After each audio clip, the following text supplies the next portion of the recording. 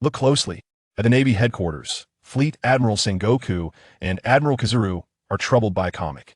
Justice over the Peach Fortress parodies the three admirals, and the character card even makes Akainu look like a meme. This comic is created by the time traveler Mo Bai, who just bound a system and received a god-level inheritance. How will he change this chaotic world? One Piece. God-level comic blows up the Navy headquarters. The three admirals are made fun of. Look closely. At the Marine headquarters in Marineford, Fleet Admiral Sengoku is holding a magazine with a complex expression, nodding and frowning at times, his fingers flipping pages in a conflicted manner. This magazine, Justice Over the Peach Fortress, which emerged from the East Blue, is a huge hit thanks to its humorous art style and strong character cards at the back, overshadowing the popular Evil Legion. Germa 66 from the North Blue in just a few months, becoming the top entertainment in all seas. Sengoku closes the magazine, takes a sip of tea, and glances at Kizaru, who is leisurely trimming his nails in the conference room. His facial muscles twitch uncontrollably. Borsellino, take a look at the Justice 3 admirals in this comic. Doesn't that character named Monkey D. Yellow Cotton look just like you? You must have offended this author, right? Kizaru puts down the nail clippers, looking aggrieved. Admiral, you're joking. I'm just a nice guy. How could I offend anyone? But after flipping through just a couple of pages, his lewd face instantly wrinkles up like a bun. The comic's Yellow Cotton transforms into a beam of light, defeating an underwater fisherman criminal in an instant, while delivering the classic line, "Speed is power." Have you ever been kicked at the speed of light? When encountering the ghost captain, he spreads his hands and exclaims, "So scary, so scary." This demeanor and tone are clearly Kizaru's own. Kizaru breaks into a cold sweat. Is this author a worm in my stomach? He even knows which leg I step out with first. He racks his brain, realizing that in the East Blue, he only knows Garp and Dragon, and both are busy chasing Luffy and running the Revolutionary Army. They must be crazy to draw a comic. What's even more outrageous is the name, Monkey D. Yellow Cotton. This dark humor is simply off the charts. Flipping further, Green Pudding becomes the Octopus Fishman Green chapter, and Akainu turns into the Starfish Red Star, with all three admirals being parroted. Kizaru complains, "So scary. This is stripping us three admirals down to our underwear." Sengoku calmly adds, "The admiral's actions are not hidden if you flip to the last page. That's the real killer move that made this comic explode." Kizaru quickly flips to the character card page and instantly sees Akainu's entry, his pupils shaking. Navy Admiral Sakazuki, user of the Magma Fruit, absolute justice, ruthless iron-blooded man, strength 5 stars, danger level maxed out, run away if encountered. The most absurd part is the final note. Report. 8 pirates have taken 2 hostages. Received. 10 pirates, 2 unarmed. Kizaru stares at that line, his mouth agape. This is not a character card. This is clearly roasting Akainu on a spit. The entire sea knows that Akainu is ruthless in his operations. With this note coming out, it solidifies his reputation of better to kill 1,000 than let one go. And he is surely going to be ridiculed to the point of social death across the entire sea. Kizaru, is this last note really going to roast Akainu on a spit? One Piece. The time traveler becomes a god through comics. Late system grants god-level inheritance. Look closely. Kizaru stares at the comic, gasping. Fleet Admiral Sengoku. Should we warn this author for making fun of us 3 admirals? Sengoku, munching on senbei, waves his hand. The 4 emperors have all been drawn. The Navy doesn't need to take it seriously. This comic is also helping us gain fans. Our recruitment numbers have increased. He then changes the subject. By the way, your previous character card has already been published. Do you want me to help you find it? Kizaru is left speechless, thinking to himself, I still can't escape public execution. The scene cuts to Lowtown in the East Blue, a place often joked about as the weakest sea because of Garp's frequent fishing expeditions, yet it is much more peaceful than other seas. In a small courtyard next to the Navy base, Mobai is focused on drawing the comic Justice Over the Peach Fortress, which is sweeping the entire sea, is his work. A year ago, Mobai crossed over to the world of One Piece, initially fantasizing about punching the 4 emperors and kicking the celestial dragons. But after hellish training, he realized he was weak as hell and could only rely on his previous lives' imagination to become a literary copyist. He fused SpongeBob with the 3 admirals to create Justice Over the Peach Fortress, which, with its humorous art style and character cards, directly crushed other contemporaneous comics, allowing him to achieve financial freedom from the royalties. Mobai values his life highly. With my small frame, even underage delinquents could pin me to the ground. For him, creation is just cloud mischief. But unexpectedly, while drawing, a voice suddenly echoed in his mind. Suitable soul detected. System binding successful. Mobai was instantly excited. The Golden Finger Daddy has finally arrived. Immediately following is the system prompt. Late by 398 days. Compensation of a discount shopping card. Newbie ability drawing in progress. Congratulations on obtaining the inheritance of the Celestial Traveler Bard. Bai was stunned and then overjoyed. Isn't this the god-level support from League of Legends? This system is a huge win. He rubbed his hands in anticipation. After all, who wouldn't want a thick golden finger to rely on? Bai was quite curious about his system. After all, who doesn't want their golden finger to be a bit thicker? One Piece. Dual system divine power bestowed by teleports to slay pirates. Look closely. The system suddenly calls out, inheritance fusion in progress. Before Bai could react, mysterious light surged from all directions, wrapping him tightly. A whisper, like stars or a sea of stars, filled his ears, and in the small room, it seemed to resonate with an epic symphony from the universe. After an unknown amount of time, Bai opened his eyes, and his pupils seemed to flow with the Milky Way. He felt the power within him and was instantly astonished. This is too explosive. Space obeys me like my left and right hands, and there's even the power of time. He hurriedly asked the system, isn't Bard only capable of controlling space? How can he also play with time? The system's cold mechanical voice explained, the game is balanced in the background. Bard is indeed an eternal and immortal existence, with both space and time attributes maxed out. Bai was instantly ecstatic. According to this background strength, doesn't that mean I'm directly taking off, standing at the pinnacle of the world? He opened a system panel, but couldn't help but complain. This panel is too lazy. Just host, 18 years old, Celestial Traveler ability, 121 influence points. It looks like a shoddy mobile game. Upon learning that influence points can be exchanged for hero inheritances and can be gained by causing mischief, he instantly understood. This is forcing me to stir up trouble on the sea. But upon seeing the marketplace prices, which were easily 5 or 6 figures, he immediately felt downcast. So, it turns out I'm the broke one. Adjusting his mindset, Bai made up his mind. I used to hide in Low Town as a literary copyist, but now that I have a system, I must go out and have some fun. He said and did, with a thought, golden light instantly coalescing, and the space before him rippled like a lake disturbed by thrown stones. Just as the teleportation portal was forming, Bai's figure directly vanished into it, looking incredibly cool. The scene shifts, the bright moon hangs high, the sea surface shines silver under the moonlight, and even in the deep night, the ocean is still lively. A giant pirate ship steadies itself on the waves, and the pirates aboard are drinking to their heart's content, making a ruckus. Drink. Keep drinking. Just join the crew. From now on, it'll be protected by the big brothers. Down this drink. Just then, the big-bearded captain sways out from the cabin, dragging several women bound tightly with iron chains, squeezing into the crowd on the deck, shouting at the top of his lungs. Listen up, you all. One Piece. Bai's divine punishment sweeps the pirates' dual system, powers crush the scene. Look closely. The big-bearded captain, seeing no one paying attention, angrily yanks on the chains he holds. The sound of the chains clashing mixed with the pained cries of the women instantly made the drunken pirates turn their heads in unison, their green eyes fixed intently on the captain. The captain proudly accepted the gazes of his subordinates and shouted at the top of his lungs, boys, we made a fortune fighting during the day. The treasure is piled high in the hold, and you've had enough fine wine and food. The main event is here, women. Let loose and enjoy. Remember, the victors deserve everything. As soon as he finished speaking, the pirates completely lost control, pouncing on the locked women like beasts. The sounds of tearing clothes, lewd howls, and desperate cries instantly erupted. At that moment, Bai stepped out of the portal and, upon witnessing this eye-burning scene, felt a rush of blood to his head. Previously, he had been a keyboard warrior during peaceful times, even criticizing Akainu while watching anime. But now, seeing the pirates' evil deeds firsthand transformed him into a justice reaper. A chilling killing intent swept across the ship in an instant, causing the pirates to tremble in fear, collapsing to the ground, their pants soaked and stinking, their mouths agape, but unable to let out even a fart, the air around them thick with tension, making it hard to breathe. Bai couldn't be bothered to waste words with this garbage. He raised his hand to control the entire scene with his time-space ability, turned around, and disappeared into the portal. Didn't want to stay in this scene for even a second longer. Once the rescued people regained their senses, cries and roars intertwined on the pirate ship, followed by a raging fire. In the end, only a few escaped on lifeboats. Some victims personally killed the pirates and resumed their lives, while others, tortured to the brink of collapse, chose to set fire and sink with the ship into the sea for them. Death was the only release. In just a few days, traverse the seas using the portal, witnessing sea creatures as long as 1,000 meters and the ugliness of this ocean.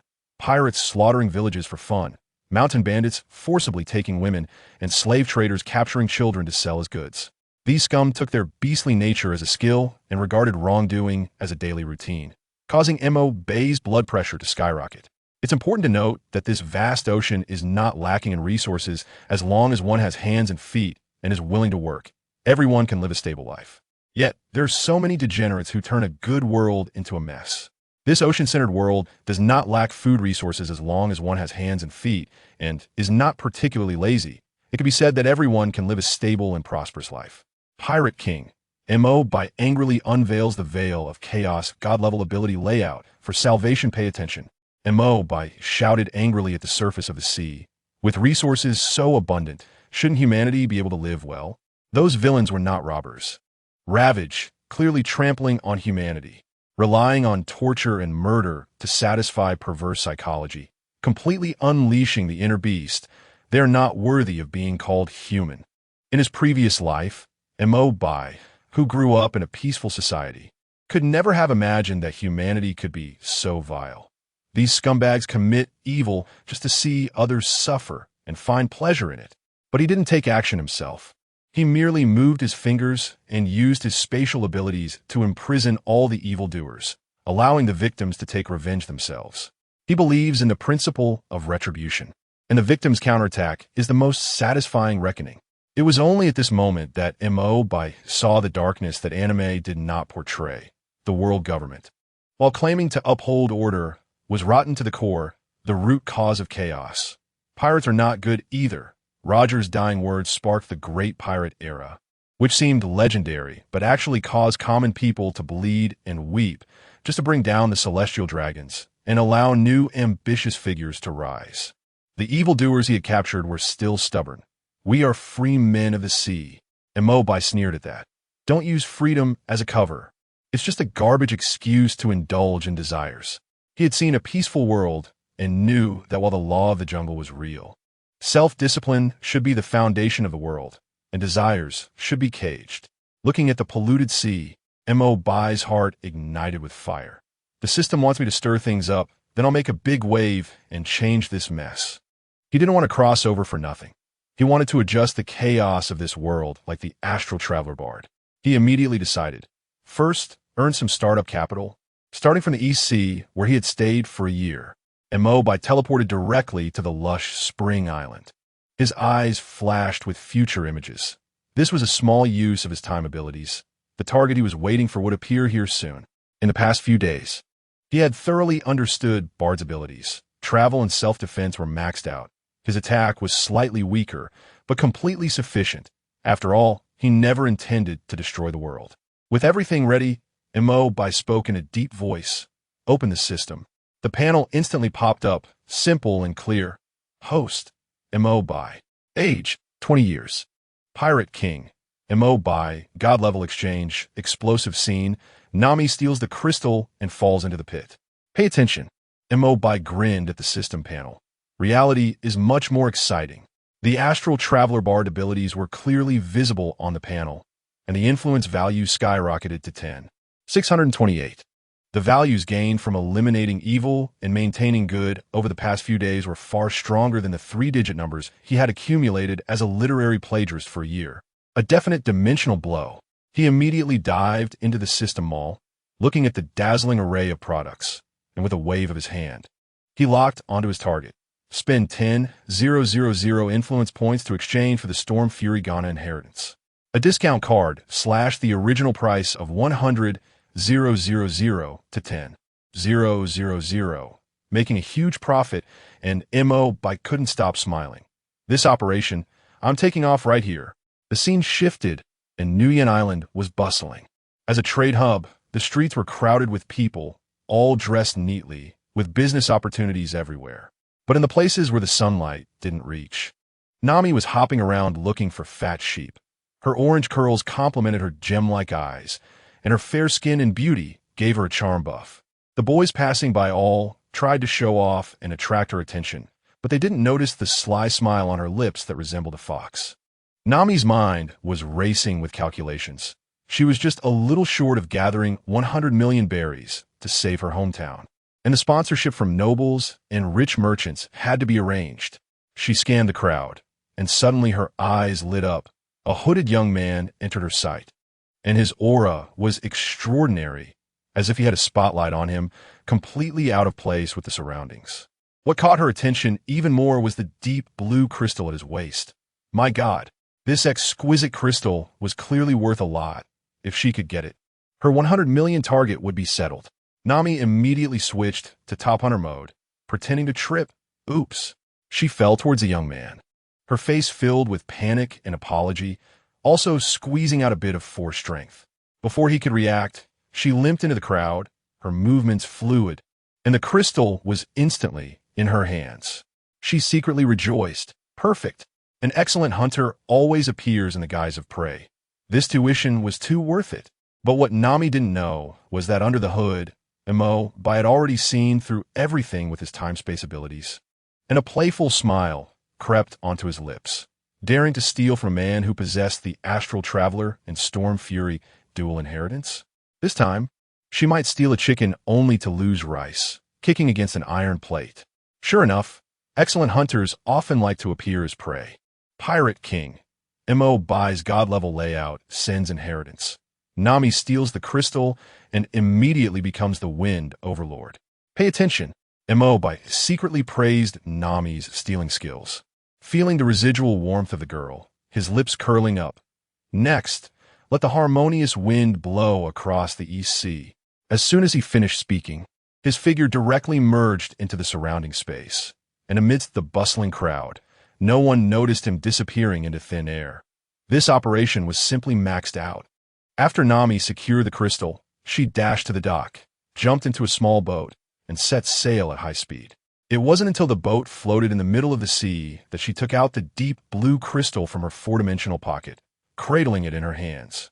Trembling with joy, 100 million berries were secured. Cocoa West Village could finally get rid of that bastard dragon. She cried tears of joy at the crystal, completely unaware that a strange glow was rising from its surface, with runes swirling and emitting wisps of light mist. Suddenly, the crystal vanished with a swoosh, transforming into a sky full of fluorescence that tightly wrapped around Nami. She was instantly stunned, frantically searching her body. My crystal? It's gone? What about my berries? Nami collapsed on the boat, crying in despair, tears filled with hopelessness. Just one step away, the hope of saving the village was gone. But she didn't notice that the fluorescence was quietly entering her body, and before long, her eyelids grew heavy, and she fell into a deep sleep.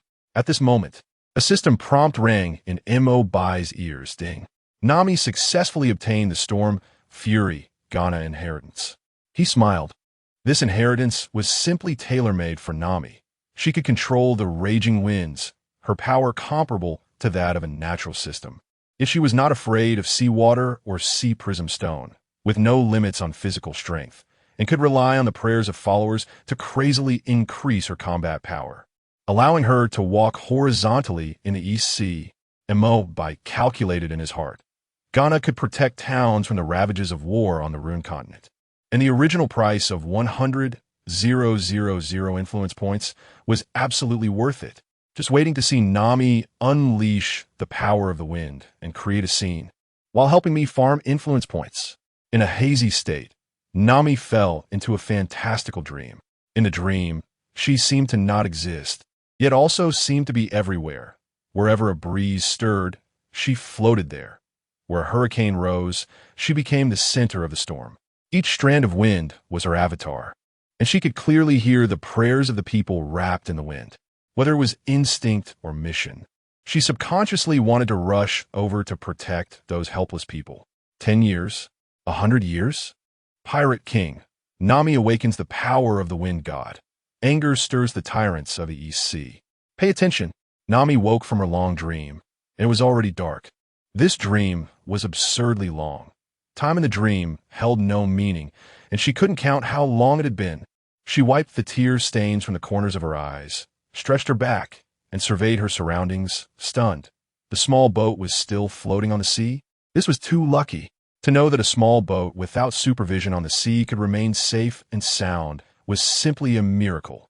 She suppressed the pain of losing the crystal, thinking that she was not far from her goal of 100 million berries, and gritted her teeth, planning to pull herself together again. Suddenly, countless voices drilled into her ears. Captain Roy is amazing. The pirates are coming. Run.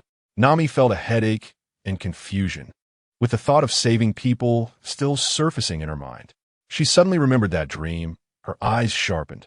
I'll find out if it's real or not. Raising her hand, she shouted, "Howl! Hurricane!" In the next second, the wind elements responded like obedient soldiers, and the sea instantly surged with monstrous waves, the hurricane howling as it swept in. Nami watched the scene before her, her heart racing to her throat. This power was too explosive. Ripping apart a large ship was like child's play. She could also feel that her senses spread across the surrounding sea, and she could control her power at will. Nami instantly realized, it must be that crystal. Thinking about stealing the crystal, she suddenly felt guilty. She previously thought it was an ordinary treasure, but she didn't expect it to be so extraordinary. That young man must be frantic, but soon she clenched her fists. Never mind that for now. I need to use this power to crush the evil dragon and protect the village. Just thinking about the evil deeds of the dragon pirates and her adoptive mother Belmir being killed made Nami's suppressed anger explode completely. In the past, she had to endure because she lacked power, but now that she had the power of the wind god, she would no longer be weak. Her eyes were filled with the determination to defeat the villains. When she had no power, she might have prayed, but with the powerful force inside her as support, Nami would no longer choose to be weak or to conform. All that remained in her heart was righteous anger. One Piece. Nami's fury returns to Kokoyasi village as she crushes the evil dragon with the power of the wind god. Pay attention. Nami's eyes were blazing with fire. To my enemy, only by taking revenge with my own hands can I resolve my 8 years of hatred. She manipulated the wind, and the small boat sped towards Kokoyasi village like an arrow released from a bow, plowing through the sea, splashing water everywhere. Just as dawn broke, Nami set foot on the land of her hometown, stunned. That was too fast. It used to take a week to travel, but now it only took a night. She looked at the rising sun and headed straight for the place filled with tears, silently chanting in her heart. Today will surely be a new beginning. The scene shifted to Fishman Island, a den of blood-sucking fishmen. Villagers who could not pay their berry each month would lose their lives, while the fishmen held power and were completely unprepared for any resistance. When Nami arrived, the fishmen were all drunk, barrels of alcohol scattered everywhere, snoring echoed through the air. She looked at this group of despicable creatures who preyed on the people, and her anger surged. Who are you? A blue-skinned fishman stood up unsteadily, recognized Nami, and waved his hand. Go notify the villagers to pay the head tax. He didn't even notice the twisted expression on Nami's face. That's enough, Nami shouted angrily, waking all the fishmen. The fishmen were furious. Are you crazy? Nami choked, but was firm. I've had enough of pretending to be weak. Today, I will settle the score for Belmir's death. The fishmen laughed out loud. Is this girl out of her mind? In a reclining chair, Arlong grinned with his jagged teeth. Looking hideous. Dare to say fishmen are maggots? Isn't it better to live obediently? As a racist, he had already decided to execute Nami cruelly. But Nami was not afraid at all. The power of the wind god within her was stirring. In the past, she had to endure because she lacked strength. But now she would show them that the so-called superior race was a joke. She wanted to crush them with absolute power and make these demons pay the price. Disgusting maggots? You dare to call the great fishmen maggots? Isn't it good to live obediently? As a pure racist, Arlong was determined to kill Nami in the most brutal way after hearing her words. One Piece. Nami punches and incapacitates Arlong. The power of the wind god blows away the fishman den. Pay attention. Arlong's eyes were fierce. Dare to defy fishmen? Even if you are useful, you must die. He would never allow humans to provoke the great fishman race, and his killing intent was at its peak. Arlong stood up from the recliner, his bloodshot eyes from a hangover looking terrifying. Dare to insult fishmen? I'll first slaughter Kokoyasi village, then tear you apart. He slowly walked towards Nami, deliberately toying with his prey, wanting her to wait for death in fear, and mocked. "Have you forgotten how pathetic humans are in front of fishmen?" As he spoke, his webbed hand reached for Nami's head. In his eyes, Nami was just an ant that could be crushed at will. But the next second, Nami suddenly made her move. Roaring, "Arlong die!" Her palm slammed out, compressing the air to its limit, and a violent storm erupted instantly. Arlong was stunned. This power? How is this possible? He wanted to dodge, but was too late. His previous arrogance had led to his downfall. Crack! The sound of bones shattering was ear-piercing as Arlong's tower-like body flew out like a cannonball, plowing a deep trench in the ground, crashing through the wall with a bang. Dust filling the air. The fishmen instantly woke up, but were all frozen in shock. Their boss Arlong was blown away. This must be a dream.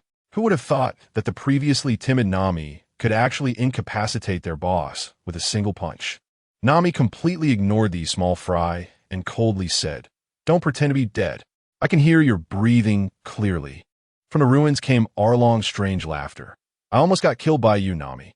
Covered in blood, he walked out with a sunken chest and a broken nose, but violently reset his chest, grinning ominously.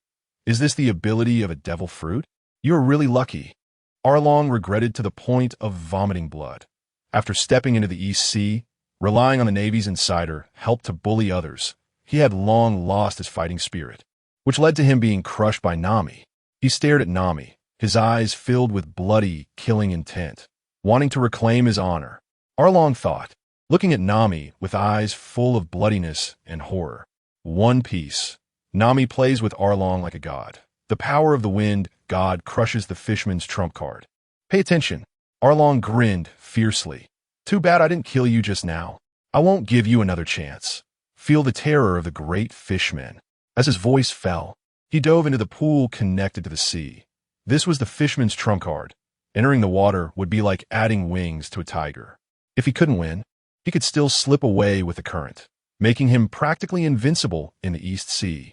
Arlong was hiding underwater, intentionally messing with her mind. "Your power is insignificant in our waters. Gaining power must come with weaknesses, and your flaw is exactly what fishmen excel at." Nami's pupils contracted on the spot. How did he know my power's weakness?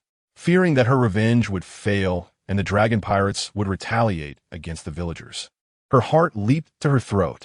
Seeing Nami flustered, Arlong seized the opportunity, bursting out of the pool with a water column, swinging his hand.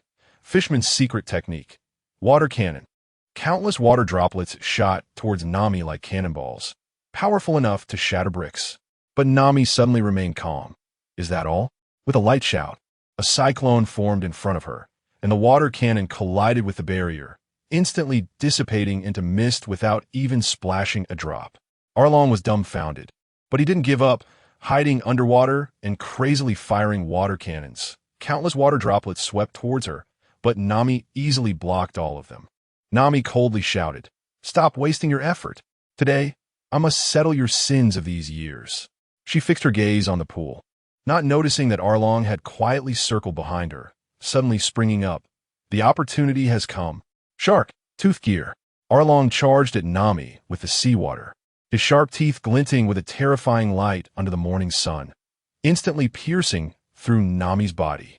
The fishmen cheered. Boss Arlong won. Nami is doomed. But the next second, Arlong froze in place, disbelief written all over his face. He had bitten nothing but air. Nami slowly turned around, the power of the wind swirling around her, a cold smile playing on her lips. "You thought you could sneak attack me? That was just an air clone." Only then did Arlong realize that he had been played the whole time. The so-called advantage of fishmen was a joke in front of the power of the wind god. Impossible. Absolutely impossible. A loud shout made the jubilant fishmen stop cheering, all looking towards their boss Arlong. One Piece. Nami unleashes the power of the wind god to slay the evil dragon. The 8-year nightmare is reset with a single key press. Pay attention. Arlong looked like he had gone mad, shaking like a sieve, staring intently at the figure torn apart by his own sharp teeth, filled with disbelief. There was nothing between his teeth. The ironclad fact hit him hard. Nami actually had the power of a natural type. It should be known that natural types are the ID card of the strong on the sea, and just awakening can crush the weak. Without Haki, how could he defeat Nami? The probability dropped to 0. Arlong's defenses broke down, screaming, "Impossible! How could you have the rarest, natural-type devil fruit?" All the arrogance he had in front of the villagers was gone, leaving only the realization that he was a small fry in a vast sea. Natural type? I don't understand, but your account should be settled. Nami stepped out from behind Arlong, counting his crimes word by word. Occupying the village, killing Belmir. All the evil you've done, every single act, is remembered. Arlong suddenly laughed menacingly. What I regret is not killing you sooner, not slaughtering the entire village. Then let Belmir pay with her life. Nami was completely enraged, and a violent storm erupted instantly, sweeping across the scene like a catastrophic disaster, plowing the ground into bottomless trenches. Before Arlong could finish his words, he was instantly turned into blood and mud by the storm, leaving no trace. The nearby fishmen were terrified, screaming and fleeing. Arlong is gone. Run. Nami cast a cold glance. No evildoer gets to escape. Except for the clueless octopus monster that never bullied the villagers. All the other fishmen were crushed by the power of the wind, without a chance to resist. 8 years of nightmare, finally over. Nami looked at the devastated fishman paradise, turned around, and bounced toward the village, the morning sun shining on her. As if she had returned to her carefree childhood. She had to hurry to tell the villagers the good news, Akin, her sister, and Belmir's grave.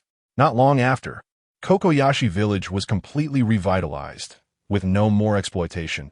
The villagers' pockets grew fuller, and every household had surplus grain, living happily. Nami also immersed herself in a pleasant life, watering the orange trees every day, greeting passing villagers, feeling an overwhelming sense of happiness. It would be even better if it weren't for the constant noisy voices ringing in her ears. One Piece, Nami's divine power in the East Sea. Pay attention. Nami was so annoyed by the noisy voices in her ears that it felt like she was in a duck pen at a market. But she was too soft-hearted, and whenever she heard someone asking for help, she rushed over to help without hesitation. Every time she saw the rescued person's smile of renewed life, even crying in gratitude towards her, Nami couldn't help but wonder. It seems not so bad. She couldn't help but think back to when. If only someone had helped me like this when the evil dragon slaughtered the village. With a shift in mindset, Nami went into overdrive. She actively filtered useful help requests, crazily developed her wind abilities, and even learned to block out useless noise.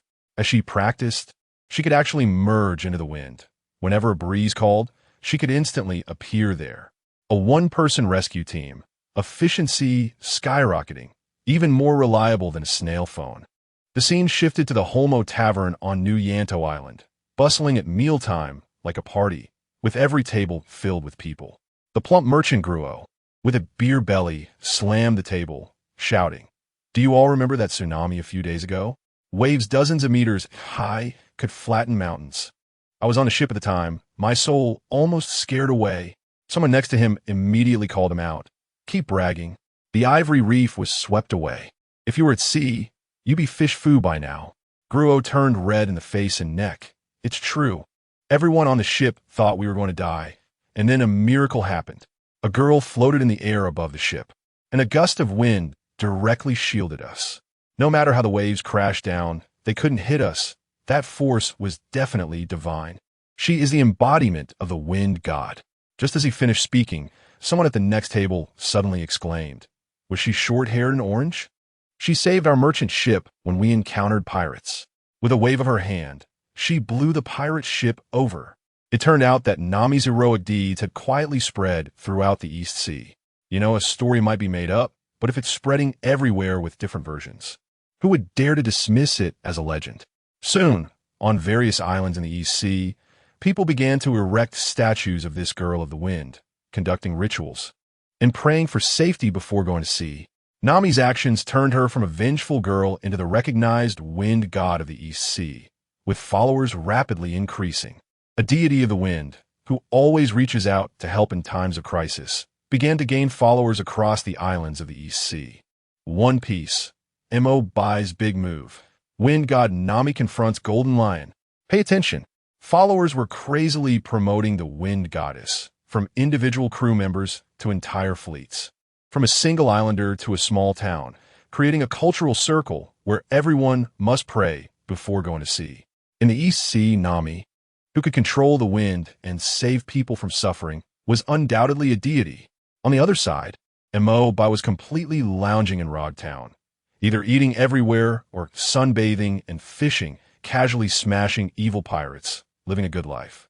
Until he heard that even Rogtown was talking about the wind goddess, he couldn't sit still, ready to make a big move. Enel woke up the transponder snail and sent out all his store drafts. In no time, the transponder snail rang, and Morgan's sharp voice exploded. Are you crazy? The Golden Lion is the only legendary pirate who escaped from prison and is hiding in the East Sea. Do you dare to publish his news? What made him even angrier was, you actually ranked that wind god girl above the Golden Lion. She's at most a rookie of the nature type. Morgan's directly threw in the towel. I won't publish this content. At most, we part ways amicably. Enel calmly retorted. Don't rush. Let me show you a photo. I guarantee you'll bite. As soon as the photo reached Morgan's hands, his pupils trembled, gripping the photograph tightly. In the image, dark clouds loomed. A cargo ship was tiny like a pen tip, and towering waves threatened to pierce the sky. Morgan's looked at the photo, his heart racing. This scene, not to mention ordinary pirates, even seasoned strongmen would kneel. He suddenly realized that this was definitely the work of that wind goddess. Previously, he thought she was a rookie, but now it seemed he was simply blind. Hearing the silence from the transponder snail, Enel smiled. Now, do you still think this content can't be published? Morgan swallowed hard, with only one thought left in his mind. If this news is published, it will definitely shake the entire sea. This was a panoramic photo taken from an ingenious angle. The image showed dark clouds gathering, and a cargo ship was only the size of a pen tip, with giant waves enough to inspire despair, seemingly trying to reach the heavens. One piece, Enel's masterful manipulation. Nami the wind god sweeps the East Sea. Pay attention. The scene in the photo directly blew the audience away. Surrounding the cargo ship was a faint blue barrier, as thin as a layer of gauze. Yet it withstood the massive waves of hundreds of millions of tons, letting the tsunami crash without letting in a single drop. You must know that in this world, tsunamis are the ultimate natural disaster. Even Whitebeard's earthquakes and Akainu's volcanic eruptions must step aside. Yet Nami single-handedly protected the entire crew right in the heart of the tsunami. This power was simply against the heavens. Morgan's face changed instantly. 1 second he was roaring that you were crazy. That girl was just a nature rookie, and in the next moment, his eyes lit up as he saw the photo, flapping his wings and shouting, "Big news! This is big news that can explode the entire sea." Immediately, he apologized like a sycophant. "Mr. Enel, publish everything. Our cooperation must be long-term." Who would dare to question Nami now? His mind was only filled with how to profit from this explosive news. The scene shifted to an East Sea cargo ship, where a sailor saw the news bird flying over, tossed out 2 coins, skillfully received the newspaper, and pulled out a comic magazine. He was a diehard fan of Pixar, following the shorts to the comics, loving the fantasy world created by the author. But when he opened it, he was stunned. Why isn't it justice over Kichibaru? The new chapter Winds of Change? But as he read on, he couldn't sit still, his heart racing to 200. The story wrote about fishermen risking their lives deep in the sea, only to be caught in a natural disaster that destroyed their ship and lives, leaving them to pin all their hopes on the wind. Later, a spirit was born from the wind, helping everyone sail smoothly, and when fishermen were in distress, they vaguely saw a girl emerge from the wind to save them. The sailor slapped his leg. Damn, isn't this exactly about the recently circulated wind goddess? The more he thought about it, the more upset he became. Pouting, is the author also getting caught up in superstition? Isn't this just the routine that the captain, that old stubborn, preaches every day? In his eyes, the so-called wind god is at most a nature-type character on par with the 3 major generals of the Baichibo, not worthy of such hype. The more he looked, the angrier he got, flipping through the magazine furiously, determined to expose this hype. With this in mind, the sailor quickly skimmed through. One piece, Power rankings ignite. The East Sea Nami's 5-star power crushes legendary pirates. Pay attention. The sailor quickly finished the comic and saw at the end that the spirit of wind was forgotten by humans and fell into a deep sleep. He finally relaxed with a face of betrayal and let out a long sigh. It really is the normal storyline. Young people nowadays don't engage in feudal superstitions. The scene abruptly cuts to Marineford, where Carp is wildly munching on Sunbae in the marshal's office, crunching loudly, completely ignoring Sengoku's increasingly dark expression. After finishing a bag of Sunbae, he cheekily rummages through Sengoku's drawer. "Hey, old buddy, refill the food." The two tugged at each other for a long time, and Carp ended up with no food, sitting up straight. "What's wrong? Your face looks like you've been struck by lightning." Sengoku slaps the newspaper and magazine in front of him. Something big is about to happen in the East Sea. Take a look. As soon as Carp heard East Sea, he instantly perked up. His grandson, who wanted to be the king of the Navy, is still there. But after flipping through the newspaper, he didn't see a trace of the East Sea, and he snorted, tossing the magazine aside. Just a bunch of bizarre stories, boring. Sengoku's mouth twitched, snatching the magazine back and flipping to the last page, pointing at the character card and growling. "Look at this. Stop waving around." Carp leaned in to take a look, and his pupils shook. Legendary pirate Lion Shiki, once a fierce character who went head-to-head with Roger and Whitebeard. Rated only 4 stars, while Nami is directly marked 5 stars, stronger than the 4 emperors and admirals. The note is even more outrageous. For 998 berries, the wind goddess will show up on site. Carp instantly understood, his expression turning serious. "You mean once this ranking comes out, Gold Lion's going to blow up?" Sengoku nodded heavily. This is clearly a slap in the face for him. The 4 emperors and admirals are rated 5 stars, and he, a legendary pirate, is only rated 4 stars, not even as good as a newcomer from the East Sea. Can he endure that? You have to know, 4 stars is at most the level of an admiral candidate, and the once mighty Gold Lion cannot bear such humiliation. Shiki is proud and arrogant. Although he's been hiding for 20 years for some unknown reason, one thing is certain. He will definitely not stay calm this time. One Piece. Power rankings explode in the East Sea. Gold Lion's fury slaughters Lowtown. Pay attention.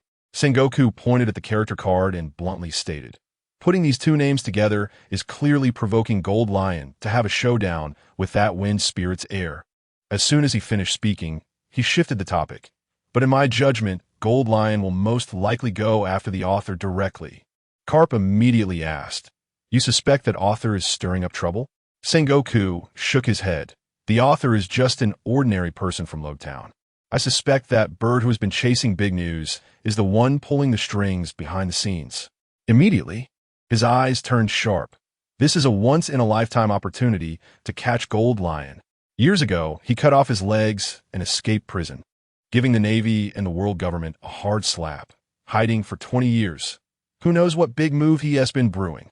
Sengoku decisively said, "Carp, you go back to the East Sea to keep an eye on the situation and have Akiji team up with you. Akainu is busy fighting the 4 emperors in the New World, and Kizuru has to stay as the headquarters firefighter.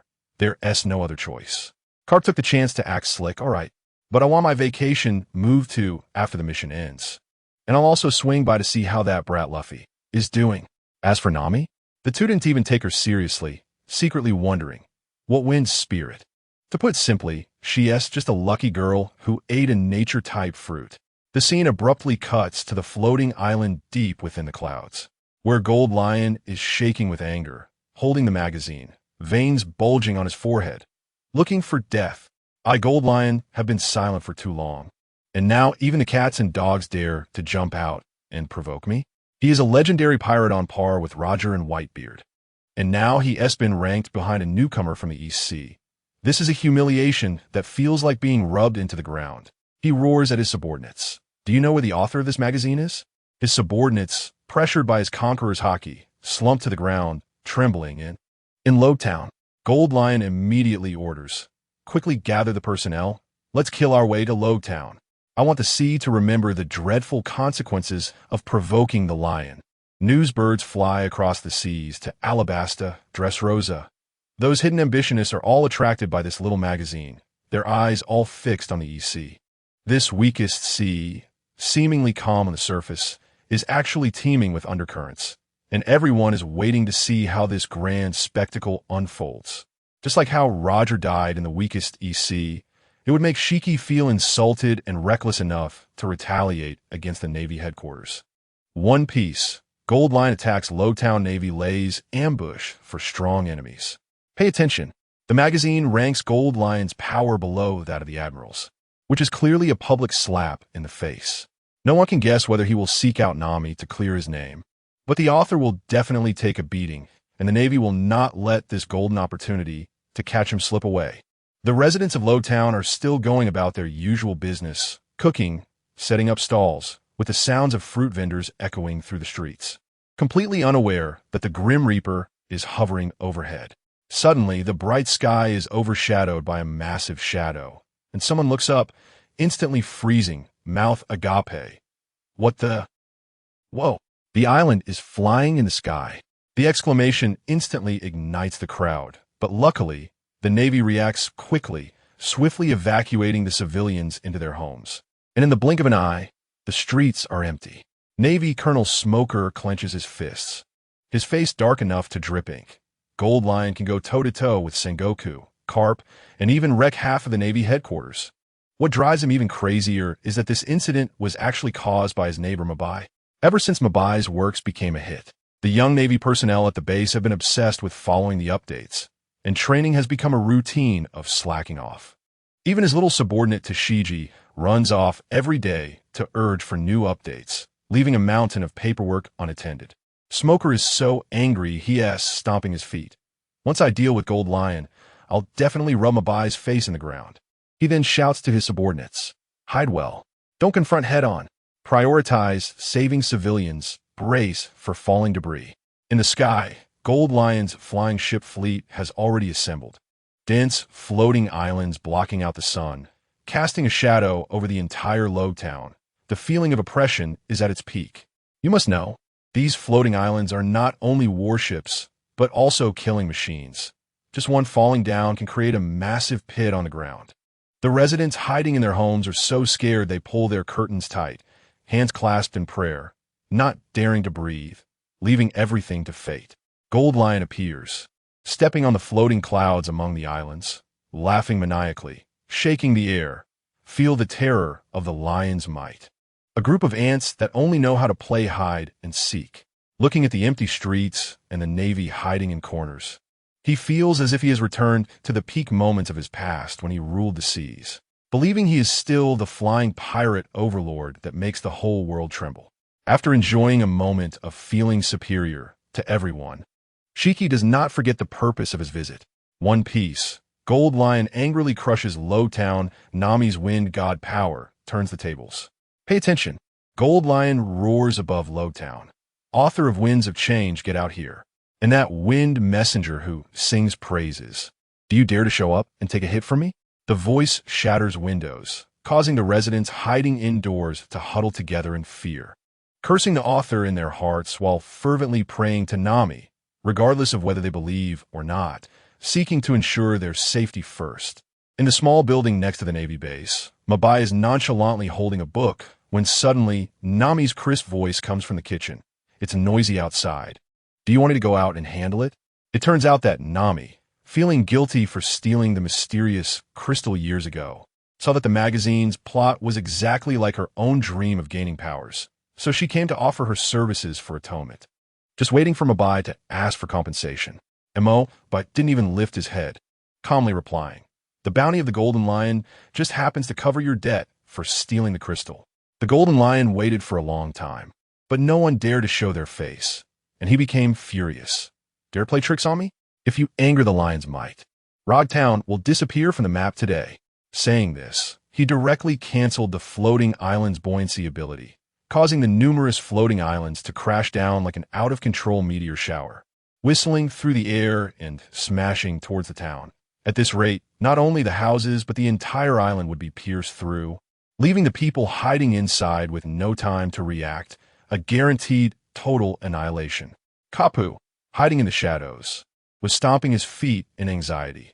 This old fox is too cunning, always floating in the sky, not giving any chance to get close. The usually lazy Akiji instantly tensed up, saying in a deep voice, "There's no time to waste. I will hold up the falling, floating islands. You handle Shiki." But before he could act, an orange figure suddenly shot up into the sky. It was Nami. With a sharp gaze, Nami raised her hand and shouted, "Hurricane, rise for me." Instantly, a fierce wind that blocked out the sun whipped up, forming a massive wind shield that firmly resisted all the crashing floating islands, not even shaking a bit. The golden lion's pupils trembled in disbelief as he roared, "This power! Impossible! How can you be this strong?" Kapu, hiding the shadows, was also dumbfounded, murmuring, "Damn, this wind ability is too explosive, far stronger than the legends. It's up to you now." "Wait, is that the natural ability user who can control the wind?" One Piece. Nami, the cooking apron battle god, seals the deal. Golden Lion gets beaten, but still talks back. "Pay attention." Kapu nodded at Akiji, and just as he turned his head, his jaw dropped in shock. Suddenly, another figure appeared in the sky, and he hurriedly stepped on the moonwalk to speed up. The newcomer was Nami, who hadn't even had time to take off her cooking apron. Looking at the whirling, floating islands crashing down, her expression was calm, completely unlike a young person. To know, Nami had been saving people in the East Blue, and her followers were everywhere. Her strength was no longer what it used to be, and this scene felt like child's play to her. She raised her hand to grasp the air, and in an instant, a fierce whirlwind whipped up around her, forming a tornado that emitted a whistling sound, directly condensing a staff in her hand. She shouted coldly, "Wine bless!" Boom! A blast rang out like the collapse of heaven and earth, deafening everyone present, their brains automatically blocking out sound. A thin, transparent barrier spread from the staff, enveloping the entire Rog Town in the blink of an eye. Immediately after, the densely packed floating islands crashed down fiercely, resulting in a scene similar to an egg hitting a rock. The barrier remained motionless, only stirring up a bit of dust that was swept away by the wild wind. The Golden Lion was completely oblivious to the failed attack, unable to sense any sound with his observation haki, and was feeling satisfied, thinking he could destroy the island with one hit. Nami immediately chased after him, calculating in her heart, "This humanoid belly is meant to pay off debts. I absolutely cannot let him escape." Kapu, still on his moonwalk, hadn't climbed too high yet, standing dumbfounded in midair. So many floating islands. At most I could shatter them with all my strength, yet she effortlessly protects the entire town. This little girl is about the same age as Luffy. After landing, he laughed heartily.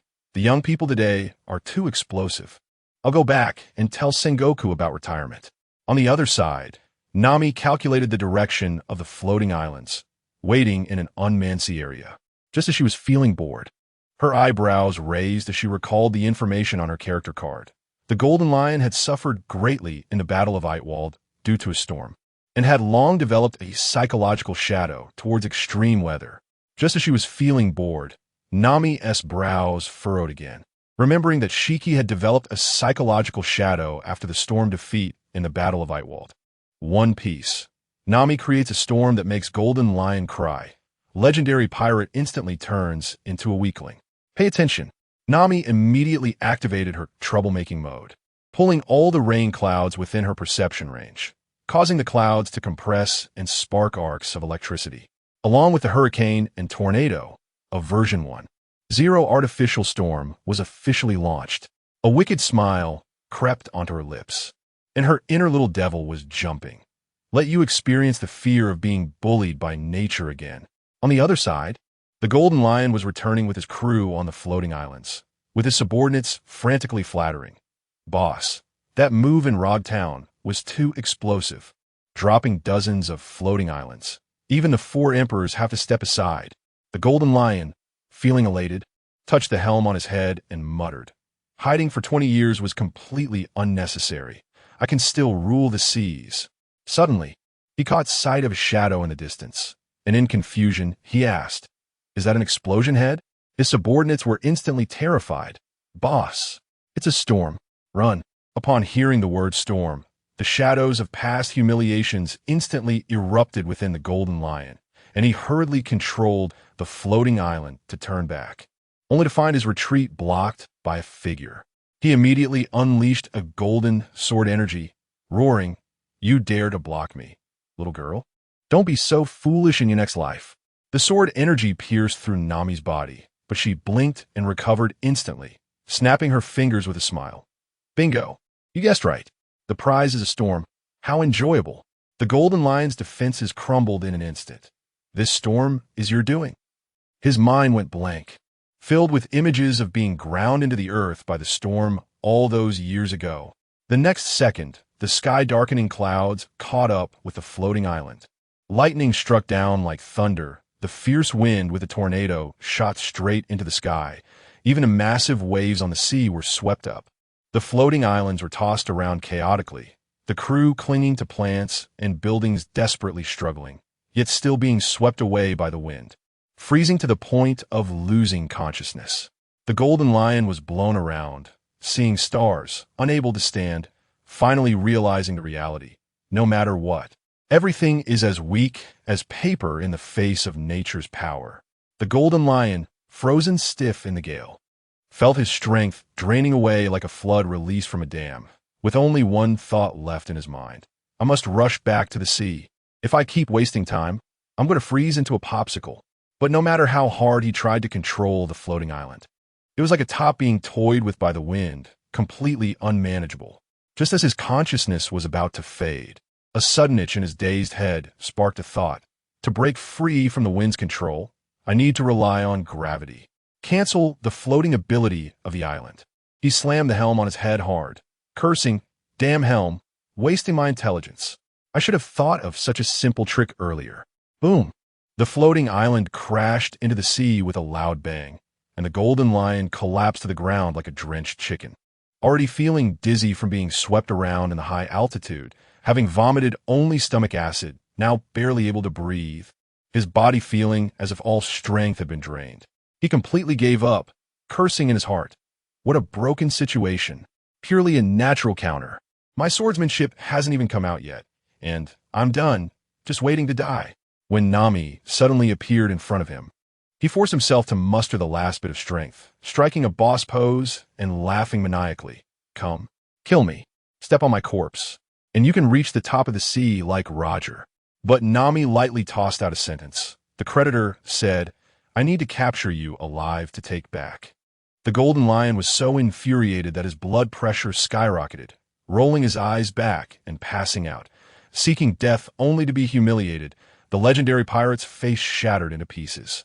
Nami grabbed the collar of the golden lion and flew back. Unable to transform into wind, she could only carry him, and along the way, many people saw her. The news of the golden lion's defeat and capture spread like wings around them. Just as she slipped into a house in Rog Town through the window, a burnt smell wafted up to her head, and M.O. Bai, expressionless, held a plate of black charcoal, saying, "Back? Go meet lunch." Nami immediately deflated, lowering her head in apology. "Sorry, I forgot to turn off the fire in my rush." Suddenly pulling the gold lion, which lay on the ground like a corpse. He brightened his eyes. "The collateral you wanted is here. The bounty is a whopping 8 billion berries." Mentioning 8 billion, Nami's eyes lit up like light bulbs. But the next second she wilted. "So much berry just gone, it hurts my heart." But thinking about using the power of that mysterious crystal to personally eliminate the Arlong pirates who killed Belmir, allowing the villagers of Cocoa Village to live stable lives. That little heartache vanished. She tugged on Moku's arm and acted cute. "Please, please, for the sake of 8 billion berries, can we go out for a nice meal today? Please, please, let's have lunch out for the sake of so many berries." One piece. Moku collects the float fruit in an instant. Nami rejects the Navy's crazy bounty. "Look out." Moku went down the steps. "Since you helped me earn money and messed it up, let's go out for lunch." After all, no one wants to taste charcoal.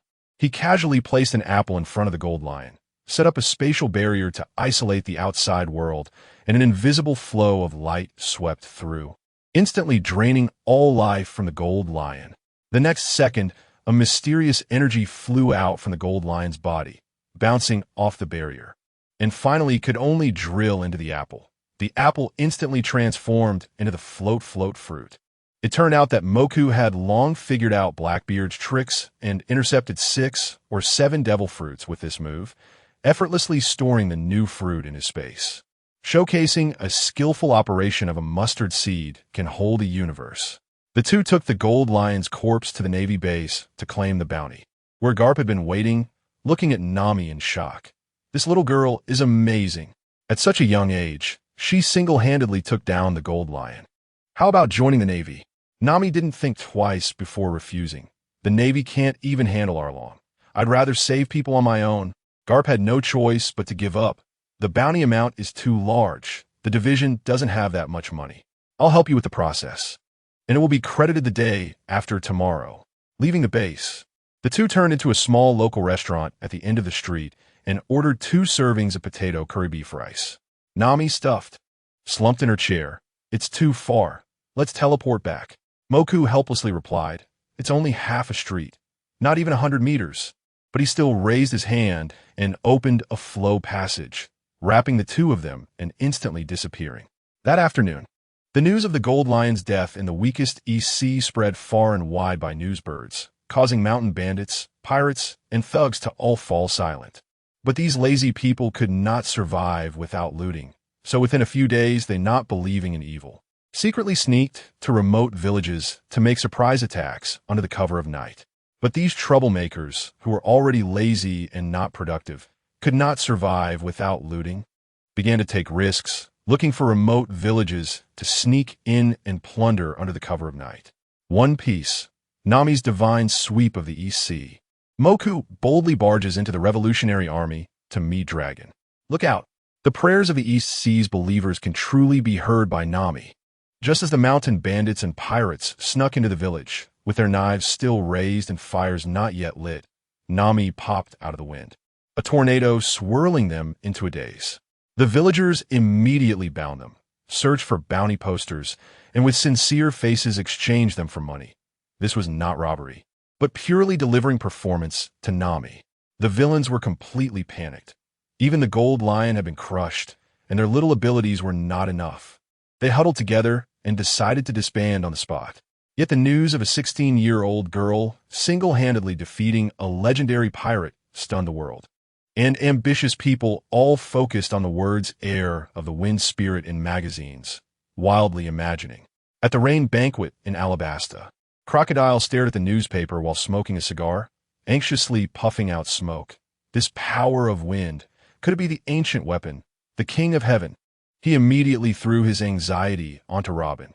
Hurry up and find the Pluto. We don't have much time left. In the new world, Dressrosa. Doflamingo laughed wildly behind his sunglasses. Those who want to sit on the divine throne forever won't be able to sit still. This world is so interesting. While chaos erupted, Moku was brewing a big move. Becoming stronger to punch people is one thing, but establishing order is the real skill. He headed straight for the Revolutionary Army's base, Baltigo, a place so hidden that even the Eye of Time couldn't find it, until surrounded by a group of fishmen. He pretended to be defeated and was captured, finally meeting Luffy's father, the leader of the Revolutionary Army, Dragon, on White Soil Island, Baltigo. This island filled with yellow sand and scattered stones is considered the greatest threat to the world government, the headquarters of the Revolutionary Army. At this moment, inside the underground fortress, Moku looked at the calm and imposing middle-aged man in front of him, his excitement hard to express. It is hard to imagine that in such a chaotic and crumbling era, someone would propose to overthrow the corrupt and evil world government, establish a harmonious, free, equal, and dream-filled new world, and form the Revolutionary Army to resist tyranny alongside nations and peoples oppressed by the world government. Such an epic-making idea emerging was naturally defined by the delusional world government, which wanted to sit on the divine throne forever as the world's most wicked criminal. One Piece. Moku detonates a strategic nuclear bomb for the revolution. Dragon immediately seeks to form a team. Look out! Moku stared at Dragon, as if seeing another world marks. The tide of liberating all humanity surged to his mind, instantly igniting his blood, and his face turned red. Dragon felt a chill down his spine, frantically overthinking. What's wrong with this kid? He can't possibly have fallen for this middle-aged uncle at first sight, right? He quickly stopped the outrageous thoughts and awkwardly broke the silence. Mr. Moku, what brings a ruthless person who dares to plan the Gold Lion's death to the Revolutionary Army? Dragon had long figured out Moku's background. The data said he was an ordinary author, but he could sneak into the Revolutionary Army's base without anyone noticing. The death of the Gold Lion was definitely orchestrated by him. After all, the Revolutionary Army's strength was still weak, and Dragon had to be careful, closely watching Moku's expression. Afraid he might cause trouble. Moku smiled and waved his hand. Don't be nervous. I mean no harm. I just heard the Revolutionary Army's declaration, got fired up, and came specifically to talk to you about the future. Saying this, he took out a small red booklet and handed it over. This is my rudimentary understanding of the revolution. Feel free to take a look. Dragon, half believing, opened it and was instantly shocked. His pupils trembled, and the booklet almost fell to the ground. It clearly explained class contradictions, mass lines, and the ultimate goals of the revolution, even detailing the pitfalls they would encounter during development and how to fill them, arranged meticulously, even more so than he, the leader, had thought. Dragon screamed in his heart. You understand the Revolutionary Army better than I do? Who is the real leader here? Instantly throwing away all caution. His gaze was even more excited than Moku's, clutching the booklet as if it were a treasure. Mr. Moku, please join us. The Revolutionary Army needs a thought leader like you. Moku straightened his back and said with full vigor, Call me comrade. Only those who fight for a common ideal deserve to be called comrades. Dragon was instantly ignited, clenching his fists and shouting, Comrade Moku. As soon as this title was spoken, Dragon felt his whole body warming up, and his mind was filled with images of working together with Moku for the revolution. But Moku suddenly changed the subject. I am indeed willing to join, but I have some more important matters to attend to and cannot stay here long. Comrade Dragon, I am very willing to join the Revolutionary Army, but I have some more important things to do, so I cannot stay here. One Piece. Moku presents a strategy for the King's Bomb. The Revolutionary Army aims to overturn the world order. Look out! Moku nodded to accept Dragon's invitation, then shifted the topic. Apart from this booklet, I came specifically to discuss the Revolutionary Army's development direction. Dragon perked up instantly, his eyes shining. Comrade Moku, please guide us. Surrounding kingdoms with village towns, islands surrounding the continent. Moku's words stunned the entire audience. And then he threw out a full set of ruthless strategies, no more being confined to one corner. First, crazily promote the Revolutionary Army's vision, creating a stark contrast with the oppressed lives of the masses to completely win them over ideologically, whether it's the Navy, conscientious pirates, or even people within the world government. Unite them all. Comrades should disguise themselves as different pirate factions, implementing overwhelming liberation in a localized manner, gradually gnawing through one village, one kingdom, one island. The more he spoke, the more passionate he became. This tactic is brilliant. First, it disperses power, making it impossible for the world government to capture everything at once. Second, it makes little noise, and they won't even notice. By the time they react, we'll have grown strong enough to confront them head-on. Dragon felt his blood boil. This strategy has low trial and error costs and is steady. It's tailor-made for the Revolutionary Army. So where do we start? Dragon eagerly asked. Casually replied, East Blue. He explained, the Four Seas are known as Paradise. All factions are focused on the chaotic new world. No one is paying attention to this. East Blue is the weakest. With inexperienced pirates and little government investment, it's perfect for honing our skills and turning it into our most solid base. The two immediately finalized every detail of the East Blue development, and a complete plan was directly put into action. After discussing development, shifted the conversation. Comrade Dragon, what do you think of the current Marine? Dragon pondered for a moment and slowly spoke. The Marines are all young people chasing justice. Most of them deserve the word justice behind them. The higher-ups are also dissatisfied with the government's commands and loathe the Celestial Dragon's evil deeds. But they have to keep an eye on the four emperors and maintain the superficial balance of the sea. They've long been exhausted, caught between the government and the pirates, and can only do their best to uphold that little bit of justice. The Marines are caught between the world government and the pirates, striving to maintain the greatest extent of justice they can. One Piece interrupts and rewrites the script. Straw Hat Crew's navigational mishaps make everyone laugh out loud. Pay attention. After hearing Dragon's analysis, instantly understood. Carp hates the celestial dragons, yet stubbornly clings to the Marine, while the Marines willingly follow the celestial dragon's commands. It's all about choosing the lesser of two evils. The pirates are a blade hanging over the people's heads. They can only compromise. He immediately asks, so, the Marines not only won't hold us back, but when we grow strong enough to threaten the government, they might even side with the Revolutionary Army? Dragon nodded. I suspect the creation of the Revolutionary Army was tacitly approved by Sengoku. The Marines have long wanted to break free from control and need us to draw the government's fire. S jaw dropped. This strategist is hiding too deep, much fiercer than in the anime. After discussing the serious matters, he declined Dragon's invitation to stay and left directly. Dragon turned around and unleashed his big move, ordering the implementation of the 3 major disciplines and 8 precautions, rapidly launching the Spark Plan. The Revolutionary Army's execution was at full throttle, and in the blink of an eye, they dispersed to various villages and towns in East Blue, wildly spreading the idea of liberation. Now Nami and the Revolutionary Army were working in tandem. Nami confronted the villains with strength, and the pirate bullies were too scared to show their faces. The Revolutionary Army struck at the root, eliminating the oppressed mindset that the people had come to accept, completely transforming East Blue, with peace just around the corner. Suddenly became curious about Luffy's crew. If I let Nami take down Arlong by herself, can the Straw Hat crew still gather their partners without a navigator? Will the adventure cool down? He opened a spatial passage to catch up with the Going Merry and was instantly stunned. Usopp's hometown's Kuro was still at Kaya's house as a butler and hadn't caused any trouble. Yet Luffy had still managed to get the Going Merry moving. The most ridiculous part was that the temporary navigator was none other than the directionally challenged Zoro. Was shaking with laughter. They're going to pass by Raftel 3 times without entering. The Straw Hat crew is probably going to circle East Blue until the end of time. He silently apologized to Luffy in his heart, but the corners of his mouth couldn't help but rise. This plot deviation was too enjoyable. It came with a comedy buff, simply hilarious. Today was Zoro's first day as a navigator.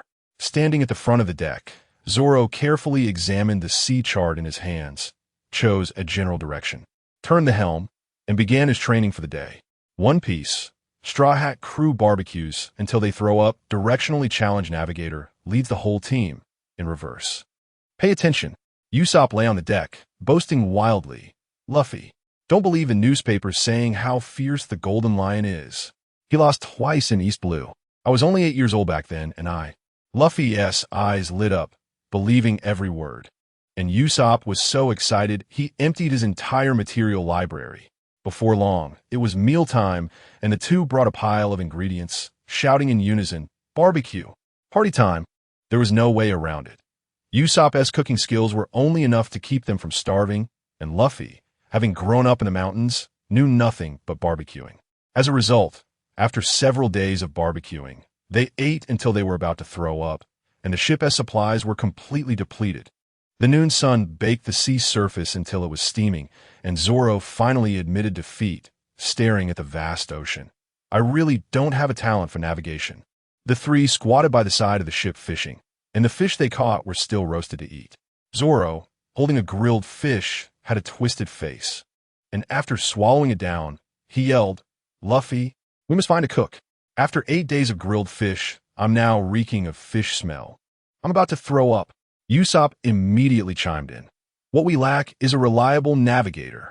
You said we'd reach the island in a day, but it's been drifting for over 10 days, and now we don't even know where we are. Luffy decisively made the call. We need both. Let us find a cook and a navigator as partners. In the afternoon, after catching enough fish for dinner, Luffy and Usopp set their sights on the ship's cannon, exchanging glances and instantly understanding each other.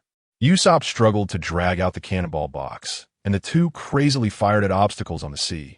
And after exhausting all the cannonballs, they were still unsatisfied and chased each other around on the deck.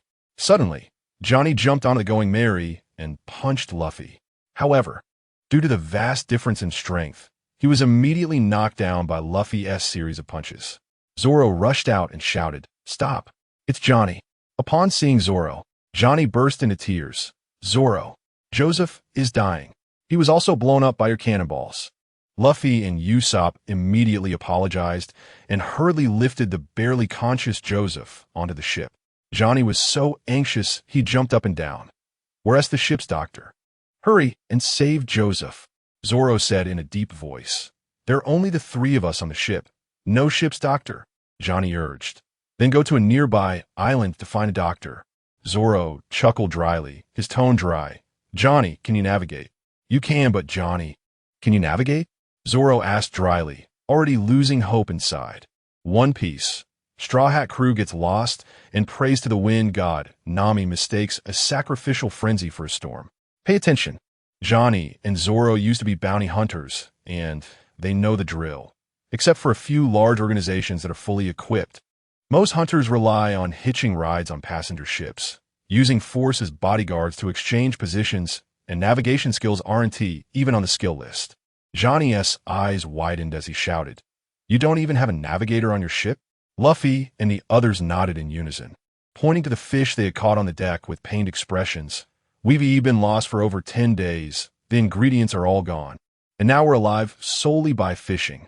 Johnny immediately knelt on the deck, feeling utterly collapsed. "Are you crazy? You dare to go to sea without knowing how to navigate?"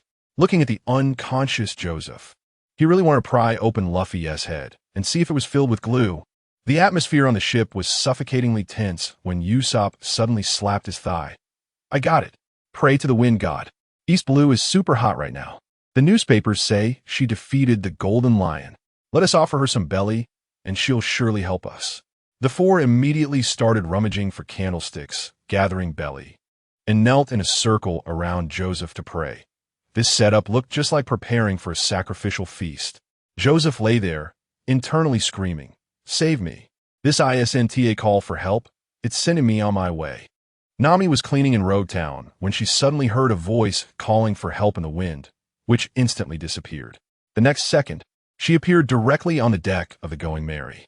She first glanced at hiding in the clouds, then swept her gaze across the deck. Corpses, belly, candlesticks, and a strange formation created by the four, instantly blowing her top. "Are you guys performing an evil sacrifice?" Her face darkened, and a hurricane suddenly rose, causing the Going Merry to sway violently, almost capsizing right there. Usopp was scared out of his wits, jumping up and crying, "Misunderstanding. It's all a huge misunderstanding. Joseph is dying. We're begging you to save him." Luffy suddenly jumped out and shouted, "I'm Luffy. I want to be the Pirate King." Usopp quickly flew over to cover his mouth, trembling as he explained, "We are pirates, but they are bounty hunters.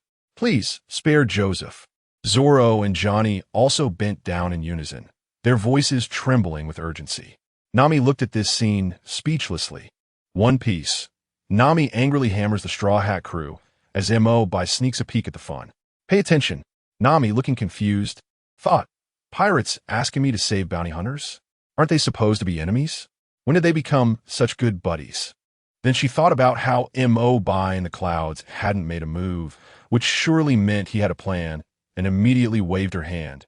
Everyone stepped back. "Let me see the patient." She approached Joseph, took a glance, and facepalmed. "A bunch of fools.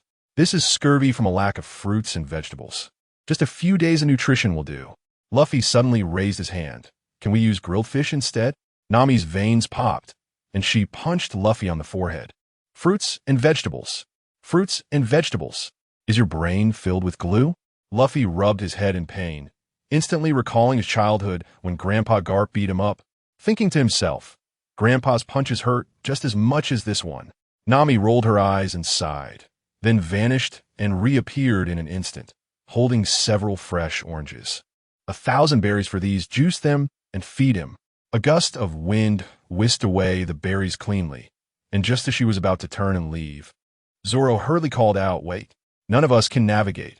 We've been lost at sea for over 10 days. Please take us to an island with a navigator and a chef." Nami glanced around the open sea, speechless. "This broken place has clear visibility. Just paddle for a bit and you'll be out." Are you really that stupid or just pretending? She was so angry that she hammered each of their heads, making them all clutch their heads and yell in pain. Idiot, don't come out and harm others. Then she waved her hand to summon a strong wind, filling the sails of the Going Merry, and it shot forward. Turning to find Mo by, Nami put her hands on her hips and complained, "You disappear every day, just to watch this group of idiots perform and have fun?" Mo by nodded with a smile. They are really interesting. They come with a comedy buff. However, a sudden image of the muscular Nami shouting and beating people popped into his head, scaring him so much that he shivered and quickly shook his head to suppress it. He cleared his throat. "All right, let us go. I've seen enough. My IQ will drop. By the way, I'll be staying in Lowtown for a few days. If you have time, want to go shopping together?" Is this the legendary date invitation? One Piece. Nami shyly accepts the invitation, and Mo by suffers a fashion show blow. Pay attention. Nami suddenly received a shopping invitation. Her cheeks flushed, her heart racing like a little deer, and she quietly replied, You set the time.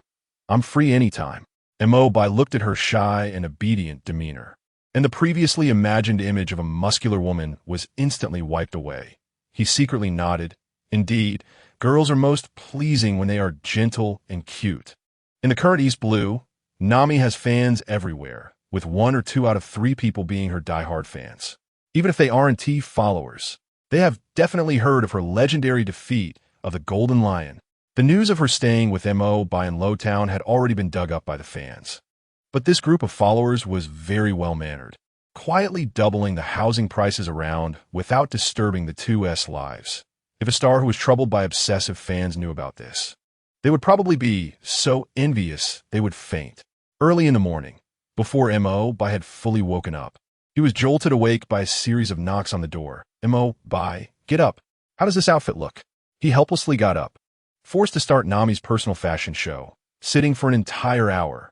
At first, he could rely on the beauty to endure, but later he became numb, thinking, why do I have to comment on every color of the same style? Then he thought about how these clothes were secretly sent overnight by the fans, costing him nothing, and recalling Nami's old clothes that faded, he could only grit his teeth and endure. Forget it. After hardship comes happiness. I want to spoil her fun. Just as Mo was about to go crazy from the aesthetic bombardment, the doorbell rang, and he felt as if he had heard heavenly music. He instantly jumped up and rushed to open the door. Dasky. Day off today. Come in. Standing at the door was a short-haired girl in a floral shirt holding a sword, his savior after his reincarnation. When he suddenly found himself at sea and couldn't swim, it was Dasky who dragged him ashore with all her strength and even treated him to dinner with her first month's Navy salary. Their bond was incredibly strong. Dasky, familiar with the place, changed into slippers and headed straight for the bookshelf to rummage through it, turning around with a frown. Where's your manuscript? I didn't rush you, and you started slacking off? Mo by instantly waved his hands in denial. No way. I'm about to retire, collaborating with Morgans. I can make a fortune from the magazine split, as long as I don't get involved in gambling or drugs. I can live comfortably for the rest of my life. One Piece. Mo by boasts of supporting his benefactor, and shopping instantly turns him into a tool person. Pay attention. Mo by raised an eyebrow, acting cool. How about it? Let this local rich guy support you. Your pocket money will definitely be more than the Navy's salary. Just then, Nami came out in her gorgeous new outfit, and he immediately pointed, look, this poor girl is being supported by me, living a good life. The moment those words came out, both Nami and Dasky had black lines on their foreheads. Nami clenched her fists, silently reminding herself that he was a creditor, suppressing the urge to beat him up. Seeing the situation was off, Mobai quickly made a serious introduction. Dasky, my good buddy. Nami, my creditor, now helping me work. Dasky gave him a sideways glance. Nami is so famous. Does she need your introduction? You're just talking nonsense. The two girls quickly became familiar, leaving Mo by behind to try on clothes. Mo by slumped on the sofa and sighed. Thank you, Dasky, for saving my life. By the time they finished choosing clothes, it was almost noon. Nami wore a white fringe long dress, playful yet elegant. Dasky wore a purple shirt paired with jeans, looking very capable. The three first went to eat, then strolled around Lowtown. Along the way, The vendors who recognized Nami frantically offered her fruits. After Nami paid, they treated the berries like treasures, hiding them close, confirming their status as fans. Bai was prepared to be a bag carrier, but suddenly remembered, I have a space ring, instantly feeling relaxed. He quickly caught up with them. The two girls shopped until the afternoon, and Bai followed behind like he had lost his soul. They didn't tea by haphazardly, just picked up some food and small toys. Passing by a jewelry store that was having an 80 off sale, Nami's eyes lit up. Let us go in and pick out accessories. Inside, the store was filled with dazzling jewelry, and the two girls were overwhelmed, while Bai slumped in the rest area, massaging his legs. So comfortable. The owner must be a man. Before long, Nami and Dasky came over with accessories, handed the shopping bags to Bai, and also passed him a black bead bracelet made of unknown material. One piece. Bai earns influence effortlessly while the Sword Princess passes down her legacy. Pay attention. Nami shook the black bead bracelet and smiled. We were the 99th customers to enter the store, and the owner gave it to us for free. Dasky and I don't like it, so we're giving it to you. Bai's eyes lit up, and he immediately took it and wore it. Feeling delighted, it's the first time a girl has given me something, regardless of whether it was free or not. This moment is amazing. After finishing at the accessory store, the three rushed to the weapon shop at Dasky's request, looking at various swords and knives until evening. And they ate takoyaki and grilled meat skewers at a street stall, ending the shopping trip perfectly. Back home, Bai summoned the system panel and looked at the nearly 300,000 influence points, raising an eyebrow. This progress is solid. Compared to personally rushing out to beat pirates for influence points, manipulating the world from behind the scenes might have slightly lower returns. But he was enjoying it. Earning while lying down is the real pleasure. Who wants to run around the EC suffering when lounging around is so much more satisfying? He stared at the map, calculating frantically.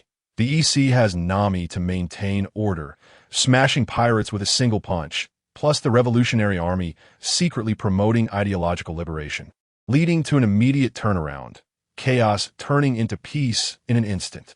The other four Cs were in disarray, with countless ruthless characters boasting bounties over 100 million. And some countries colluding with pirates to stir up trouble. Confronting them head-on was a waste of effort. He had to play the strategy of hurting 10 fingers rather than breaking one. Once the Revolutionary Army firmly grasped the EC and used the currents from Reverse Mountain to spread to other seas, they would then deploy high-end combat strength and popular support to tackle all the chaos at once. The target was instantly locked. Alabasta. This place had royal backing, with a strong voice on surrounding islands, making it the perfect launchpad for expanding hegemony. Early the next morning, Bai opened the window. The cool morning breeze instantly woke him up. He headed straight for the system mall and decisively placed an order, exchanged for the legacy of the unparalleled sword master Fiona. In the next moment, a gleaming blue steel rapier was in his hand, and as he grasped the sword, the aura of a duelist surged to its peak, his combat power skyrocketing. Holding the sword, he rushed to the naval base. Thanks to his strong relationship with Dasky, he casually greeted the guards at the entrance and easily entered. Despite being a branch, the training facilities and dormitories were fully equipped, and Dasky even had her own exclusive single dormitory, enjoying top-notch treatment. Ding ding. Arriving at Dasky's dorm, Bai rang the doorbell. The Pirate King. Bai delivers a sword. Dasky learns divine skills in an instant. Pay attention. As soon as the sky brightened, Dasky had already tidied up. Being a Navy, her self-discipline was top-notch.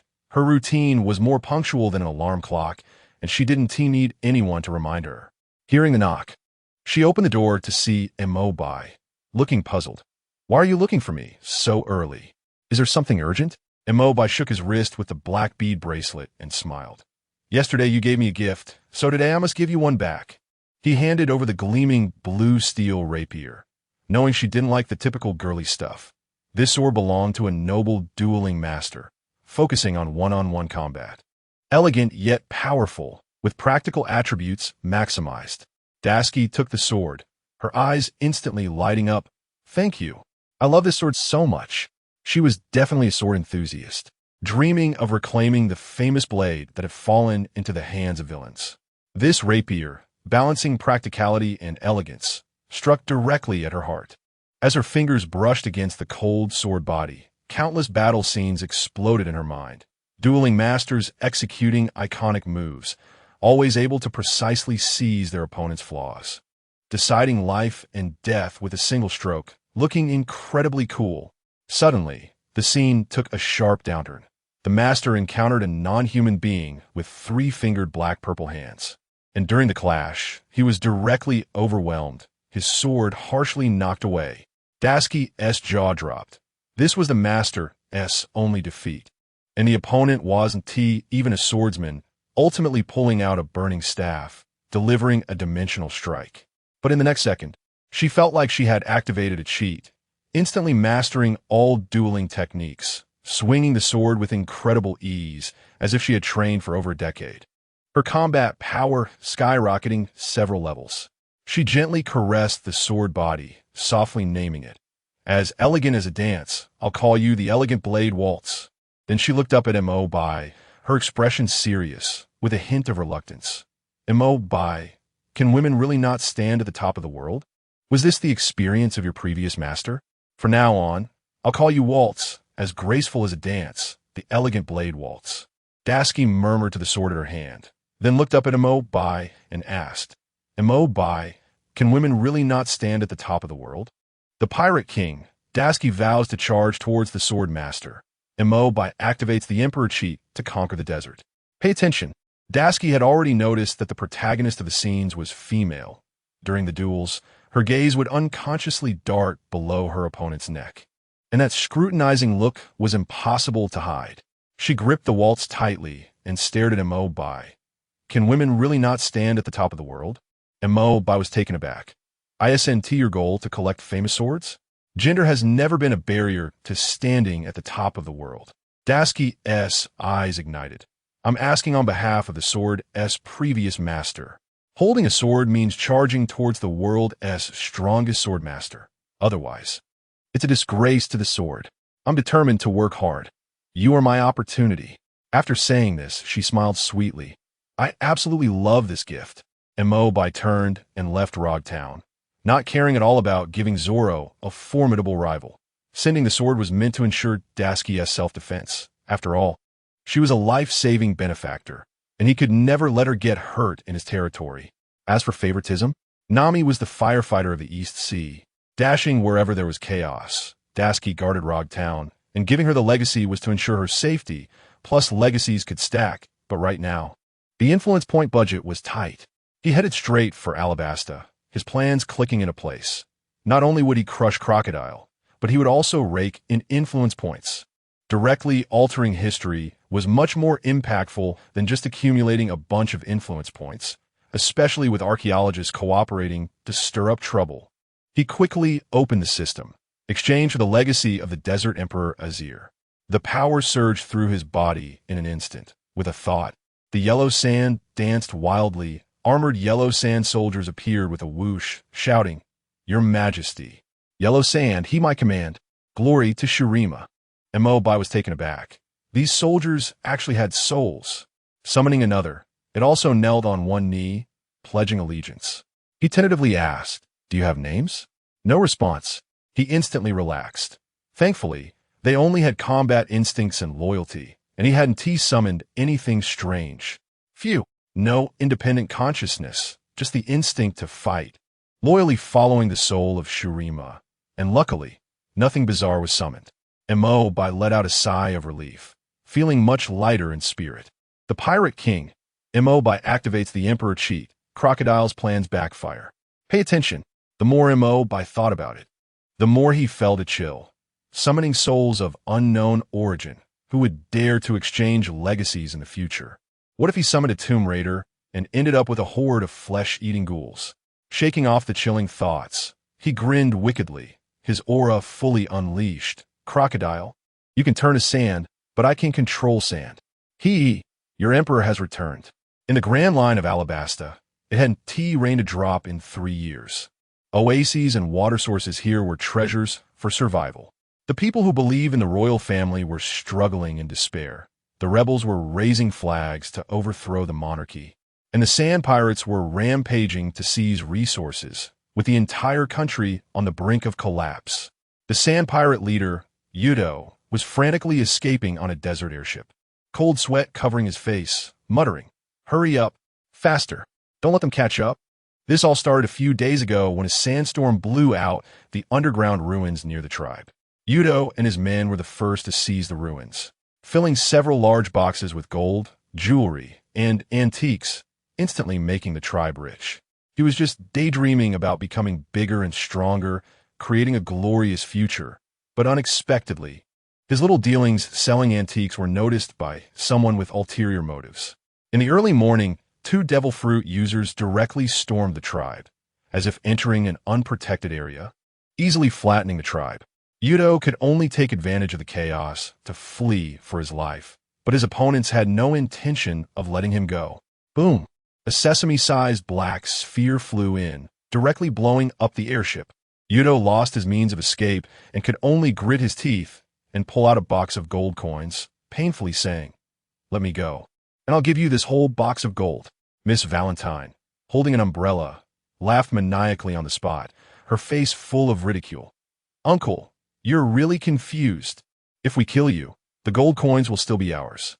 The explosive-haired Mr. Five couldn't be bothered to waste words, digging out a nose-picking bomb and flicking it. Boom! Udo was instantly blown to a charred mess. The two grabbed the box of gold coins and swaggered away, all done. The last person who knew is gone. On the other side, deep underground in the ruins, Robin stood in front of an ancient stone wall, her fingertips lightly tracing the mysterious characters above. Her eyes filled with excitement. This script is older than the ancient text from 800 years ago and has never been seen in historical records. Crocodile, who had long been impatient, urged, "Stop with that. Is there any clue about the king of the underworld?" Robin shook her head. "We need to find more materials and spend time studying to understand it." Crocodile's face fell. He was only interested in the ancient weapon, the king of the underworld, and had no interest in these historical ruins. "Wait, there's a discovery here. One Piece." Crocodile secretly acknowledges the Emperor's ascension, causing a scene. Look, just as Crocodile turned to leave the ruins, he suddenly caught a glimpse of a corner of a building emerging from the desert. And there were words in the world government's common language that he could understand. He immediately manipulated the yellow sand to sweep away the covering sand, revealing the full text. The great and immortal emperor of the desert. The people of Shurima will surely return from the grains of sand. Those hateful people persecuted your subjects, and my 127th generation descendants are incompetent, hoping that your majesty will restore the glory of the empire. Robin leaned over to take a look and gasped. Based on a generation every 30 years, this ruin is nearly 4,000 years old. Crocodile's mind exploded. I can't control sand. Isn't this the desert emperor from the prophecy? He instantly turned serious and said to Robin, "There must be a lot of Shurima ruins under the desert. Studying history is so meaningful."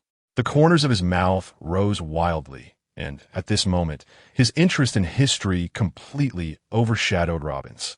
The underground ruins were absurdly large. Crocodile had the entire Baroque Works team working overtime, and after 3 days, they had only excavated 2 temples. Just as he took a breath, he anxiously asked Robin, "Is there any progress in the interpretation?" Robin pointed at the stone wall and explained, "Shurima was once the strongest empire, with small nations as vassals. And slaves didn't even have names, until Emperor Azir wanted to liberate all slaves, but was ambushed during the Ascension ceremony, and the empire sank into the ground overnight." Crocodile stared at the temple murals and asked, "Is this the Ascension ceremony?" Robin was shocked, yes. This ceremony can turn ordinary people into divine warriors, giving them super strong combat power and allowing them to live for a very long time. Crocodile's eyes lit up with excitement. "If I can control this, produce strong warriors in bulk, who needs the king of the underworld? I could crush Whitebeard and reign over the world without a doubt." He had a premonition that he had discovered something extraordinary this time. If he could master this ability to produce strong warriors in bulk, Who needed the king of the underworld? Defeating Whitebeard, he could simply reign over the world. One Piece. Crocodile's delusions of claiming the throne caused the 5 elders to panic. Look, Crocodile's eyes sparkled with wild ideas. It can make people live for a long time. Whitebeard is getting old, right? Stick with me, and I'll give you immortality. His mind soared. Pirate King, world government, celestial dragons, all can step aside. In the future, this world will only recognize me, Sand Crocodile, by the title of Sand. He clenched his fists, full of energy, and shouted to his subordinates, "Hurry up and dig. My ability senses that there are at least dozens of temple groups hidden below." He painted a grand vision for everyone. "Once I uncover the secrets of the ruins, you will all become divine warriors, with super strong combat power and the ability to live for a long time." The members of Baroque Works instantly ignited with passion, and the excavation work was in full swing. But the more temples they excavated, the harder it was to keep the news under wraps. And it was directly reported to the 5 elders. The 5 elders' conference room erupted. Damn it! This group of pirates from the 7 warlords is indeed unreliable. They dare to excavate ancient ruins. This ruin is 4,000 years old, beyond the limits of our archives, and it hides mysterious powers beyond the devil fruits. The wind god who killed the golden lion in the East Blue is not a power user. This power poses too great a threat and must be kept in our hands. After a heated discussion, the 5 elders made a decision. Remove Sand Crocodile's status as a 7 warlord. Let CP0 take action and seize the ruins. Suddenly, someone added, "Wait, let the Navy send a general over." Someone questioned, "The Navy hasn't been very obedient lately." The 5 elder holding a sword sneered, "A dog is still a dog. Does it dare to bite its master?" Everyone else immediately fell silent. That afternoon, news spread like wildfire, and the announcement of Crocodile being removed from the 7 warlords reached the seas. On Amazon Lily, the Empress gripped the newspaper, her face pale. Is this a signal to take action against the 7 warlords? Her sister quickly reassured her, "It's only targeting him." The Haven Tea said anything about abolishing the 7 warlord regulations. "We have the Kuja pirates to support us, so don't be afraid." In Dressrosa, Doflamingo glanced at the newspaper and tossed it aside, saying to Treble, "Let Virgo give it a try and see if he can get involved through Navy channels." Doflamingo thought for a moment and then spoke to Treble beside him. One Piece. Crocodile encounters obstacles while digging. Mysterious sand statues create chaos. Look, Doflamingo laughed maniacally. This is the second time I've heard about mysterious powers beyond the devil fruits. This world is getting more and more interesting. In the Alabaster Royal Palace, the Jackal Jacka ran and holding a newspaper, shouting, "King Cobra, great news. Crocodile's status as a 7 warlord has been revoked. His conspiracy is about to fail." Cobra grabbed the newspaper, and upon seeing it, his face lit up with joy. "Quickly contact Akaram and have Vivi come back immediately.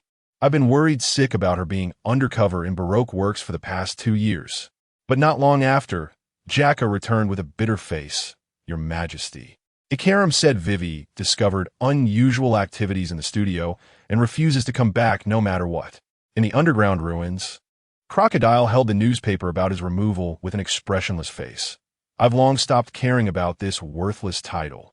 At this point, they had excavated more than 10 temples, and all clues pointed to the secrets of super strong combat power and longevity.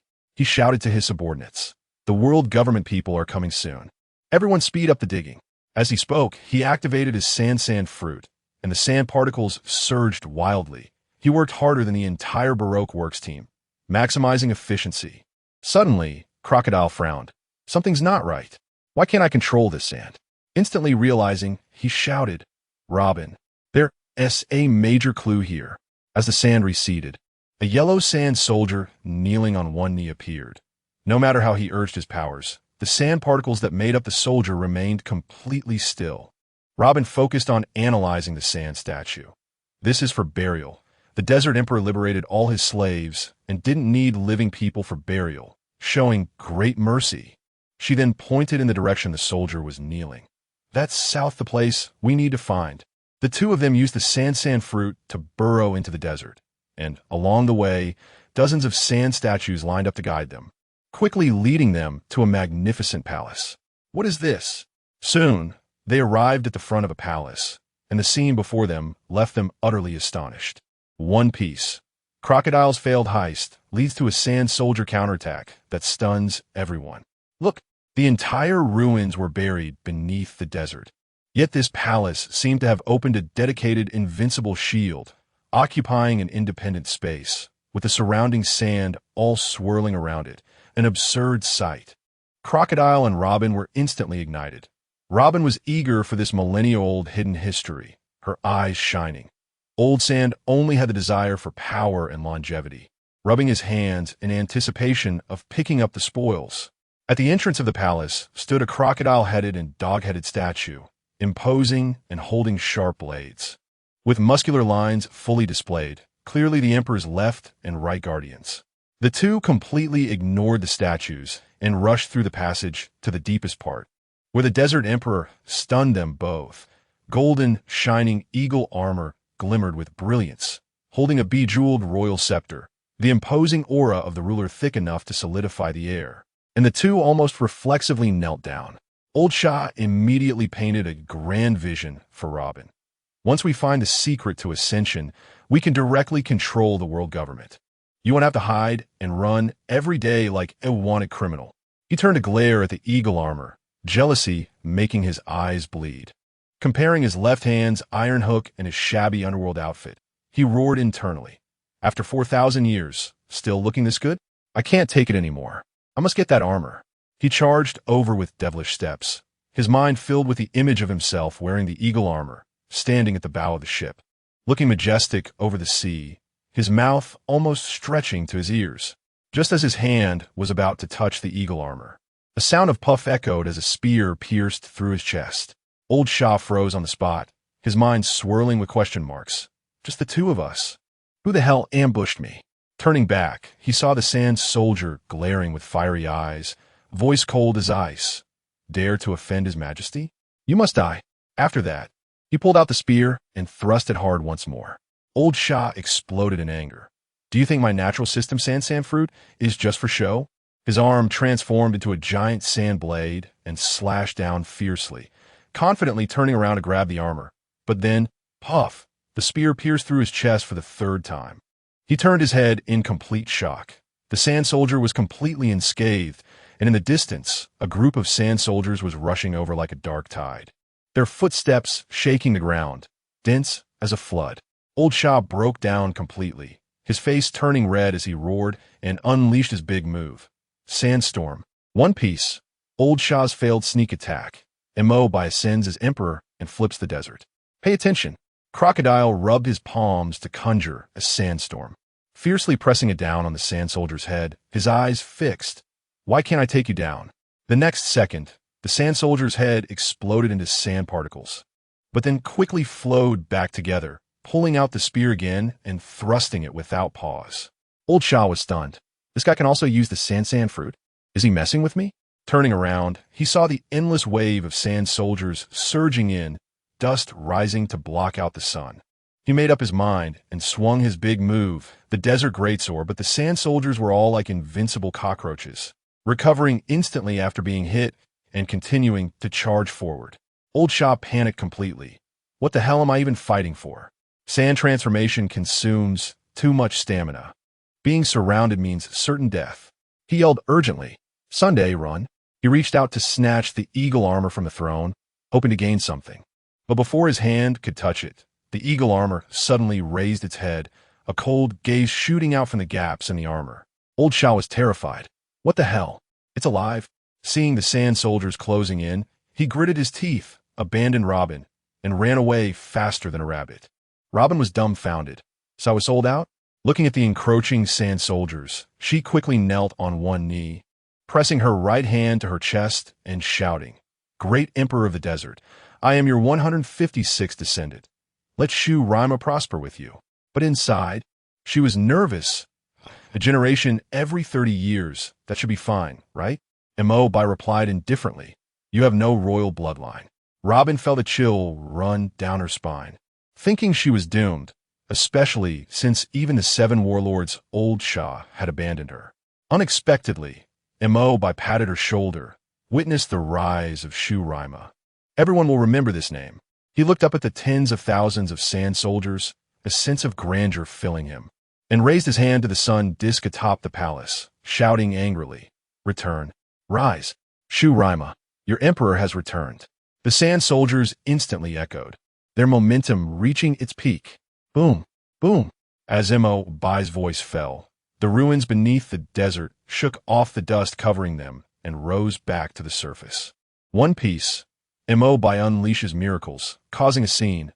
Old Shah gets surrounded and takes the blame. Pay attention. The sun disk in the palace floated in the air.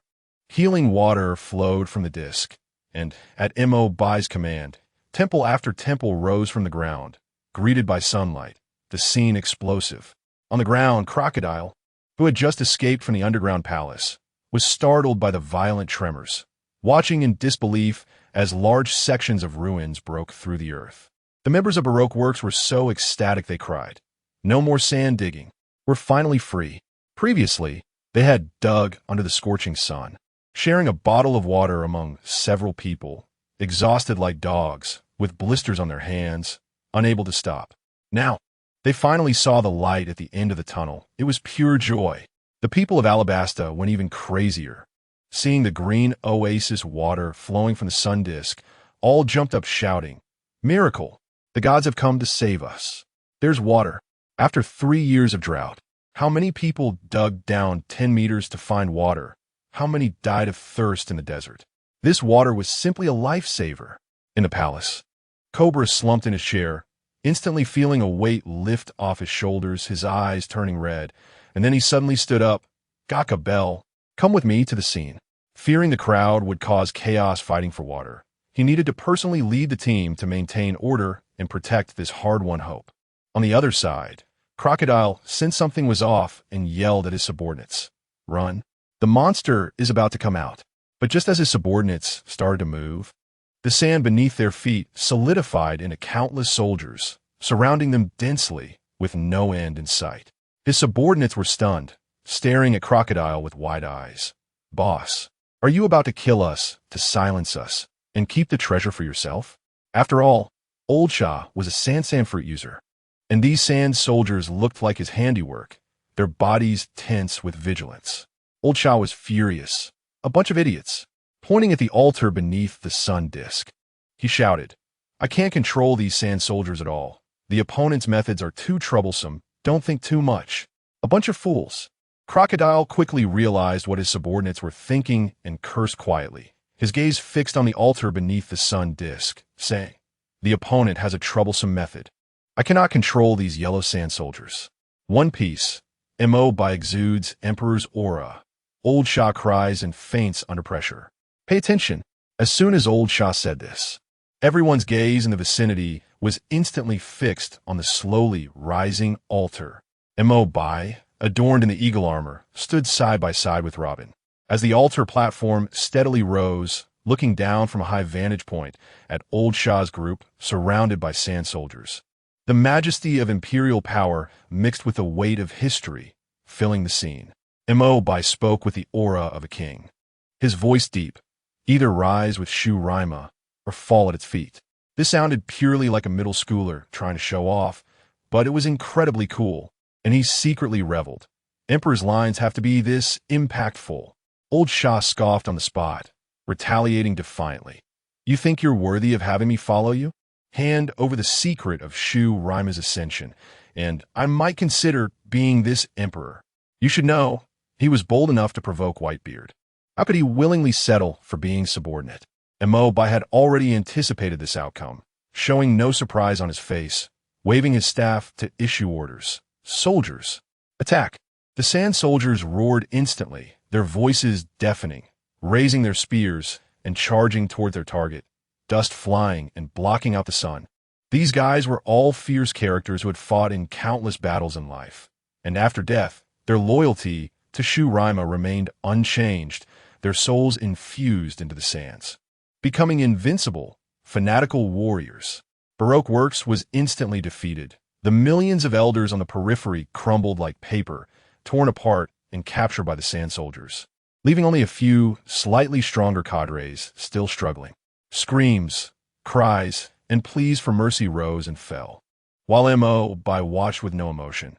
These people were merely old Shah's black gloves for profit, not worthy of sympathy. His gaze swept across the battlefield, catching sight of the stunned Miss Golden Week, and with a wave of his hand, the little girl was directly swept over by sand to his side. Bai grabbed her pigtail and tossed her to Robin. Let the kid play on the side. He calmly stood on the altar, watching the show. After all, an emperor doesn't need to personally fight. Old Shah exerted all his strength, even using arm hockey. But the sand soldiers seemed like they had invincibility activated. Not only did they have the elementalization ability of the natural system, but they also lacked the weaknesses of devil fruits. Old Shah's attacks either passed through their bodies or they quickly recovered, while the sand soldiers, with each thrust of their spears, struck with immense force, their howling sending chills down people's spines, and being hit once rendered them incapable of resistance, leaving them no choice but to surrender. The members of the Baroque works used all their skills, knives, guns, fists, and swords, but they couldn't harm the sand soldiers at all. This was a one-sided crushing. One piece. Crocodile's desperate counterattack and Bai's suppression made everyone cry. Pay attention. Mr. One stared at the densely packed sand soldiers surrounding them, then glanced at the struggling Baroque works agents, and said to Crocodile in a deep voice, "Boss, we can't escape. Don't worry about us. You should run first if you have a chance." His face showed no fear, only determination. Crocodile looked at his most capable subordinate, feeling mixed emotions. He had always used the lie of building an ideal kingdom to paint a vision for his subordinates. But the true purpose was known only to him and the vice president, yet it had earned their unwavering loyalty. He gritted his teeth and shouted, "Use water attacks. The water connected to the temple can stop the sandification. Even if it exposes our fatal weakness, we have to take a chance." His subordinates acted as if they had grasped a lifeline. Some scooped water with hats, some cupped water in their hands, and even some jumped directly into the ditch, soaking wet as they charged at the sand soldiers. But hope came quickly and was extinguished even faster. Miss Valentine poured water onto the sand soldiers, but the wet parts instantly turned back into dry sand, unaffected. Everyone was stunned. The water didn't work. This is an invincible monster. In a complete panic, they had no choice but to either surrender or get beaten into submission. Crocodile squinted his eyes, staring intently at Bai on the altar. After so long in this business, he had never been so embarrassed except for when he lost to Whitebeard. Continuing to entangle would only lead to exhaustion. To catch the thief, one must first catch the king. His body instantly sandified, stirring up a cloud of dust, and charged straight at Bai. Bai looked at him with great interest. "Not only are you not escaping, you dare to charge at me? Let me show you why I am the emperor of the desert." He raised his imperial staff and pointed, causing the sandified crocodile to crash to the ground.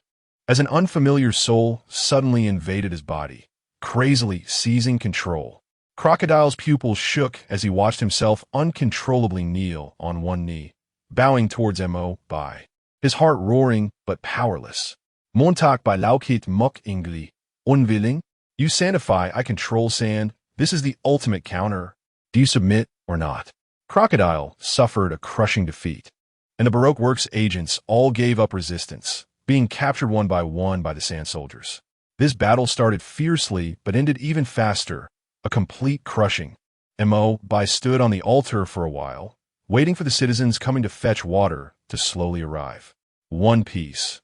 Bai's overbearing takeover Cobra tearfully relinquishes power. Pay attention. The citizens stood frozen, holding large and small buckets, surrounded by a dense array of sand soldiers, wanting to fetch water but afraid of angering the powerful. No one dared to act rashly. As more and more people gathered, King Cobra finally arrived with Bell and Jaka. Cobra pushed through the crowd to the front row, locking eyes with Bai, who was overlooking the entire scene from the altar. This was definitely the one in charge.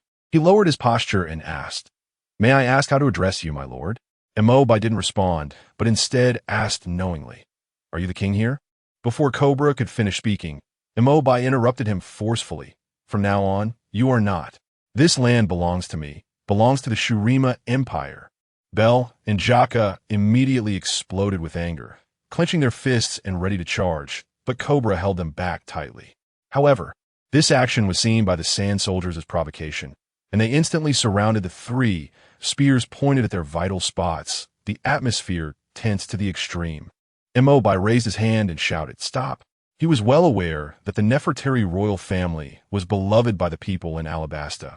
Otherwise, they would have been toppled by 3 years of drought long ago. As a usurper, it was only natural for him to be hated by the guards. He turned to the citizens, his voice passionate and authoritative, carrying an amplification buff. "From today on, you are Shurima people. Trust me, follow me, and greet your new emperor." The citizens looked at the besieged Cobra, then at the life-saving water flowing from the sun disk, their throats dry, caught in a frantic struggle between loyalty and survival. Water is life in the desert. The rebel army was the first to buckle, kneeling down. Long live the emperor! With a leader, the crowd mentality surged, and more people followed suit, like a line of dominoes. In the end, only a few gray-haired elders remained standing, eagerly looking at Cobra, waiting for him to make a decision. Mo raised an eyebrow at Cobra. "Not bad, there are still people willing to wait for you. Choose. Let your loyal subjects drink water and live, or keep the royal title and die together at the feet of Shurima." Cobra looked at the citizens desperate for water, then at the steadfast elders, his eyes instantly reddening, and he bowed deeply to everyone. "Alabasta will no longer exist from today. You are Shurima people, live well." King Cobra. "Sob, it's not your fault. How could such a natural disaster be blamed on you?" One Piece. Mo's power shocking everyone. Robin stunned by confession. Pay attention. Once Cobra made his declaration, the elderly who had previously supported the royal family all knelt down, and no one could tell whether they were kneeling for the soon-to-be fallen Alabasta or for the new emperor, Mo on the altar. Mo interrupted this emotional atmosphere. "Well done. Now, everyone go fetch water." The citizens erupted in cheers, shouting thanks to the emperor, rushing towards the temple ditch with their buckets, instantly turning the scene into a water-fetching celebration. Mo turned to the disheveled Cobra and dropped a heavy piece of news. "You are still in charge of the daily affairs of the country. Everything will remain the same until the new laws are issued." After saying that, he waved his hand and headed straight for the newly risen palace with Robin and Miss Goldenweek. Cobra was left dumbfounded, thinking crazily, "It's one thing to steal my country, but now you want me to keep working? This operation is too ridiculous. Are you playing with me?" But then he thought, the new emperor is not a tyrant. The citizens finally have water to drink, and life can get better. He immediately revived, shouting to Jaka and Bell, "Let's go back to the palace to handle state affairs." The two guards looked confused. "I feel like we're forgetting something important." Far away, Vivi shouted from afar, "It's me. Save me.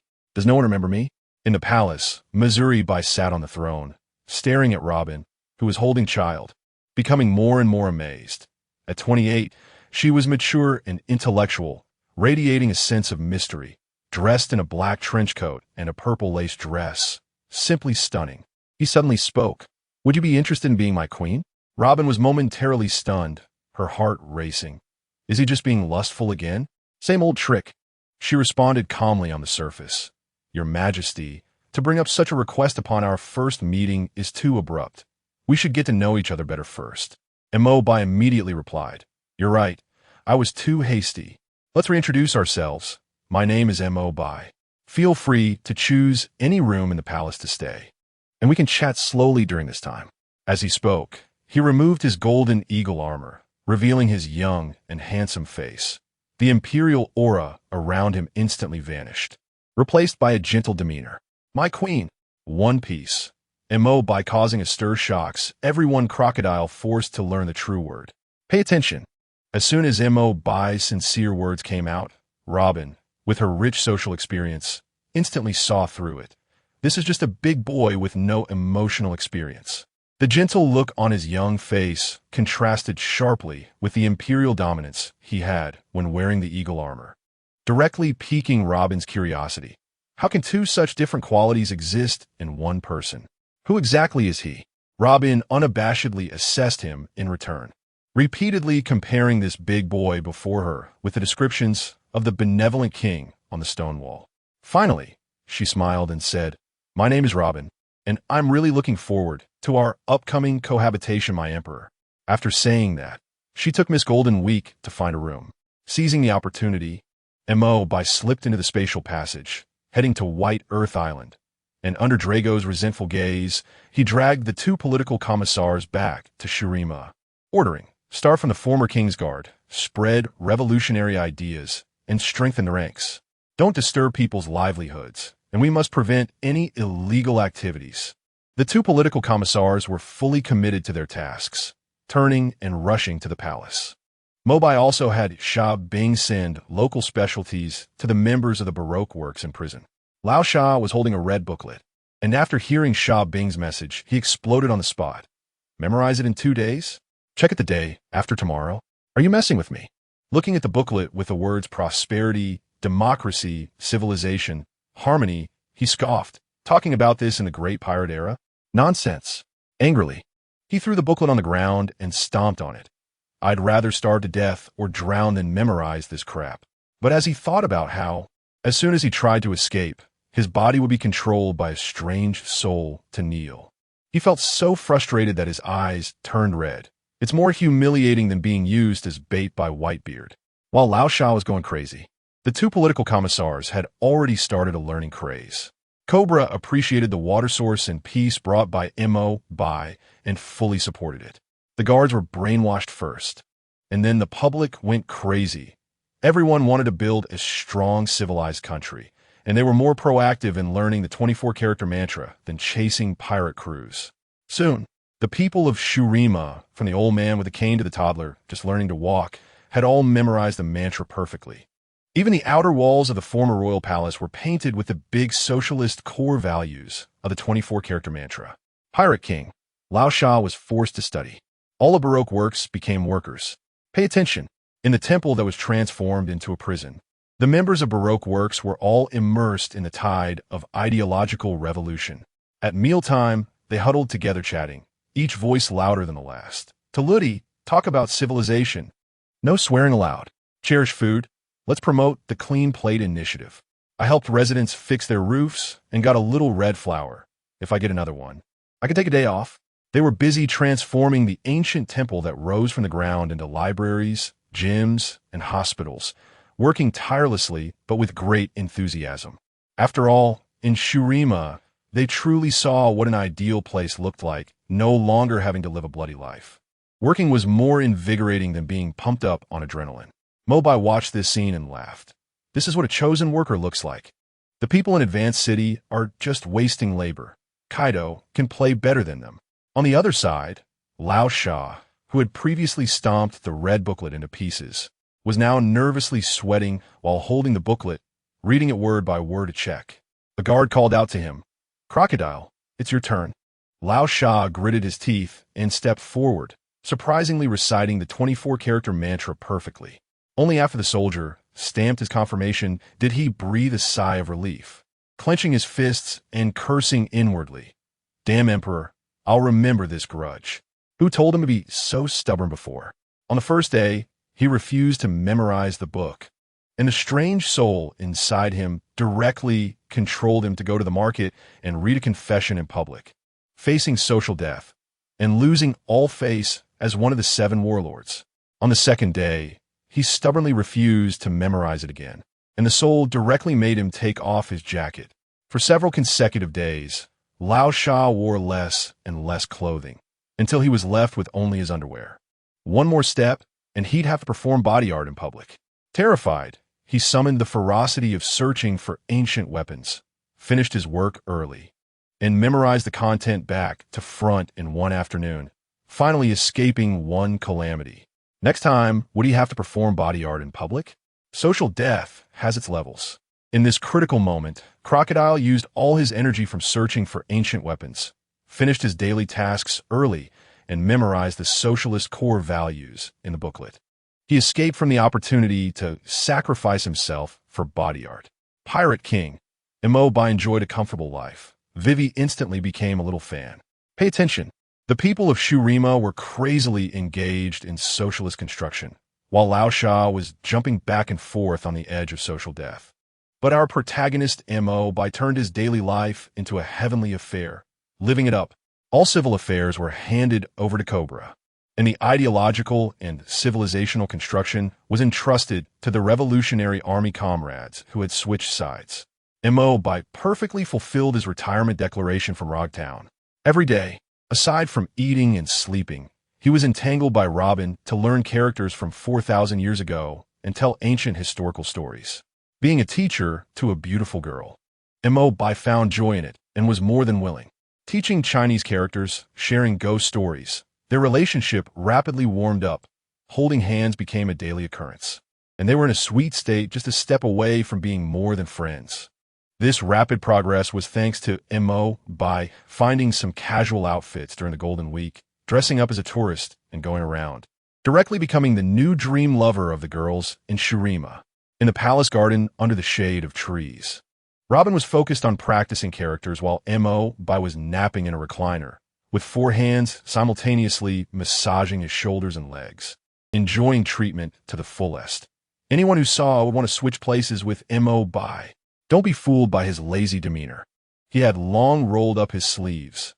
Every ancient building rising from the ground was created by him using his sand control ability, and the Chinese characters and graphic designs nearly made him go bald. He also had to use the power of time to brush up on the sense of history, truly embodying the saying that one shows off in front of others but suffers in silence. However, the rewards were exceptional. He took over an entire country, secured Robin as a future queen, earned tens of thousands of influence points, and even the statue at the palace entrance could cause a stir. Mo was awakened by Robin teasing him with a dogtail grass and smiled as he invited her to go out in the afternoon. But she refused. Robin was already enchanted by the characters and only wanted to study. He donned the eagle armor and headed straight to the government hall. Passers-by only slightly bowed as they greeted him, perfectly embodying the new ethos of equality. Just as he arrived at the entrance, Vivi rushed over in a white V-neck long dress, sweating and wearing a starstruck expression. "Your Majesty, thank you for bringing water and peace. Can we take a photo? Your socialist construction is amazing. I'm your fan." She had previously been captured and imprisoned with the members of Baroque Works until the next morning when Cobra remembered his precious daughter and took her out. Upon learning that Mo had overthrown Alabasta to establish Shurima, she thought he was a bad person like Crocodile who stole the country. Pirate King, Vivi instantly became a fan. Mo was on a roll, granting divine powers. Pay attention. Vivi heard that Mo took the country but returned the governance rights to her father, and she was stunned. What does this operation mean? I don't understand. It wasn't until Shurima started socialist construction and the people's lives visibly improved that she completely changed her mind. This is not a usurper, more reliable than the current king. While other kings exploited the people and practiced slavery, Mo brought oasis water, promoted equality for all, transformed temples into libraries, hospitals, and other facilities for the people's livelihood, and advocated core values, uplifting the public's spirit. The more Vivi thought about it, the more shocked she became. Is this really the ancient empire from 4,000 years ago? How is it more civilized than the current countries? Looking at Mo her eyes were full of admiration, and she instantly turned into a little fan asking for a photo. When taking pictures, passers-by and staff also gathered around, and a crowd enthusiastically posed for a group photo, perfectly reflecting the new ethos of equality in Shurima, creating a harmonious scene. After the group photo, Vivi accompanied Mo to meet Belle and Gaka. These two were the strongest warriors from Alabasta, now in charge of Shurima's security and military. Montak was straightforward, exuding an imposing aura. Dignity only exists on the edge of the sword. Truth only lies within the range of cannons. Hearing this made both of them feel passionate, standing tall. But in the next second, Mo shifted his tone. But your current strength is even less than that of a soldier under my command. You are nowhere near my requirements. Their faces instantly fell, like frostbitten eggplants. Before the two could finish feeling down, Mo dropped a bombshell. Shurima can grant people powers that surpass mortals. making them divine warriors. There are now 2 slots available for you. Bell and Gakka were stunned, their minds blank. Once they reacted, they nodded frantically, their voices trembling. Yes. Of course we want it. We want to protect Shurima. Their eyes shone like light bulbs, excited to the point of floating while walking. Amid their eager anticipation, Mo.Bai led them to the 2 statues at the palace entrance and stopped. Pirate King. Mo.Bai was on a roll, granting divine gear. The Navy CP0 tore off the mask. Pay attention. Mo.Bai pointed at the 2 statues in front of the palace and said emphatically, these 2 statues contain the power of ascension. Touching them can strip away mortal bones and transform you into a celestial warrior, possessing the explosive strength to protect Shurima. Gakka immediately took a liking to the left side dog-headed statue, feeling it resonated perfectly with his jackal fruit, while Bell naturally approached the right side crocodile statue. Just as he was about to make a move, Mo.Bai suddenly called for a stop. Gakka's combat power is stronger than Bell's. Bell is better at handling internal affairs. So switch statues. Although both were puzzled, they obediently exchanged statues. The moment their palms touched the statues, they were instantly lifted into the air by an invisible energy. The statues transformed into streams of golden light, wildly pouring into their bodies, creating a whirlwind that kicked up sand and stones, and a wild, domineering sense of oppression spread out. Mo.Bai raised his hand to block it, isolating this aura. Secretly pleased, Bell will take the Desert Death God's legacy, and Gakka will gain the power of the Desert Butcher. With looks and strength both on point, it's perfect. He turned around with a smirk. Everything is ready. We just wait for the world government to come knocking for a beating. Let us see who is unlucky. Meanwhile, the world government was also on the move. Dozens of naval warships followed a large ship flying the world government's flag, forming a massive fleet. After a long journey, they finally saw their destination, Saining Island. The CP0 masked man, wrapped in a cloak, confronted Akainu at the bow of the ship, speaking stiffly. There are changes in the Alabasta operation. You must cooperate with us. Akainu immediately flared up, not even turning around as he retorted. My mission is to take down Crocodile and his organization. The Navy's affairs are not for you CP0 to meddle in. The 2 were at odds, faces tearing into hostility, the atmosphere charged with tension. My task is to eliminate the former warlord Crocodile and his subordinate organization. The Navy's matters do not require your CP organization to interfere, Akainu stated, refusing to acknowledge CP0's unreasonable demands. The condescending attitude of the CP organization had already displeased him, and he had no intention of giving them any face. As a Navy admiral, Akainu had military discipline ingrained in his bones. Matters within the mission must be resolved at all costs. As for demands outside of the mission, other than crushing pirates, everything else was nonsense. He didn't even spare them a glance. The CP0 masked man exploded with rage, acting all high and mighty. Recognize your place. We are the most trusted subordinates of the celestial dragons. But Akainu was unmoved, entirely uninterested in their theatrics. The masked man, feeling humiliated, huffed and left while Akainu scoffed. Annoying, he had long been dissatisfied with the warlords of the sea. These pirates with legal plundering rights were nothing more than ants running amok in his eyes. If he couldn't handle the 4 emperors, how could he not deal with them? This time, he rushed to take down Crocodile to make a statement. The downfall of the warlords of the sea begins with you. The killing intent was palpable. Even through the screen, the world government's ships, equipped with advanced technology, outpaced ordinary vessels, reaching Saining Island in just 1 hour.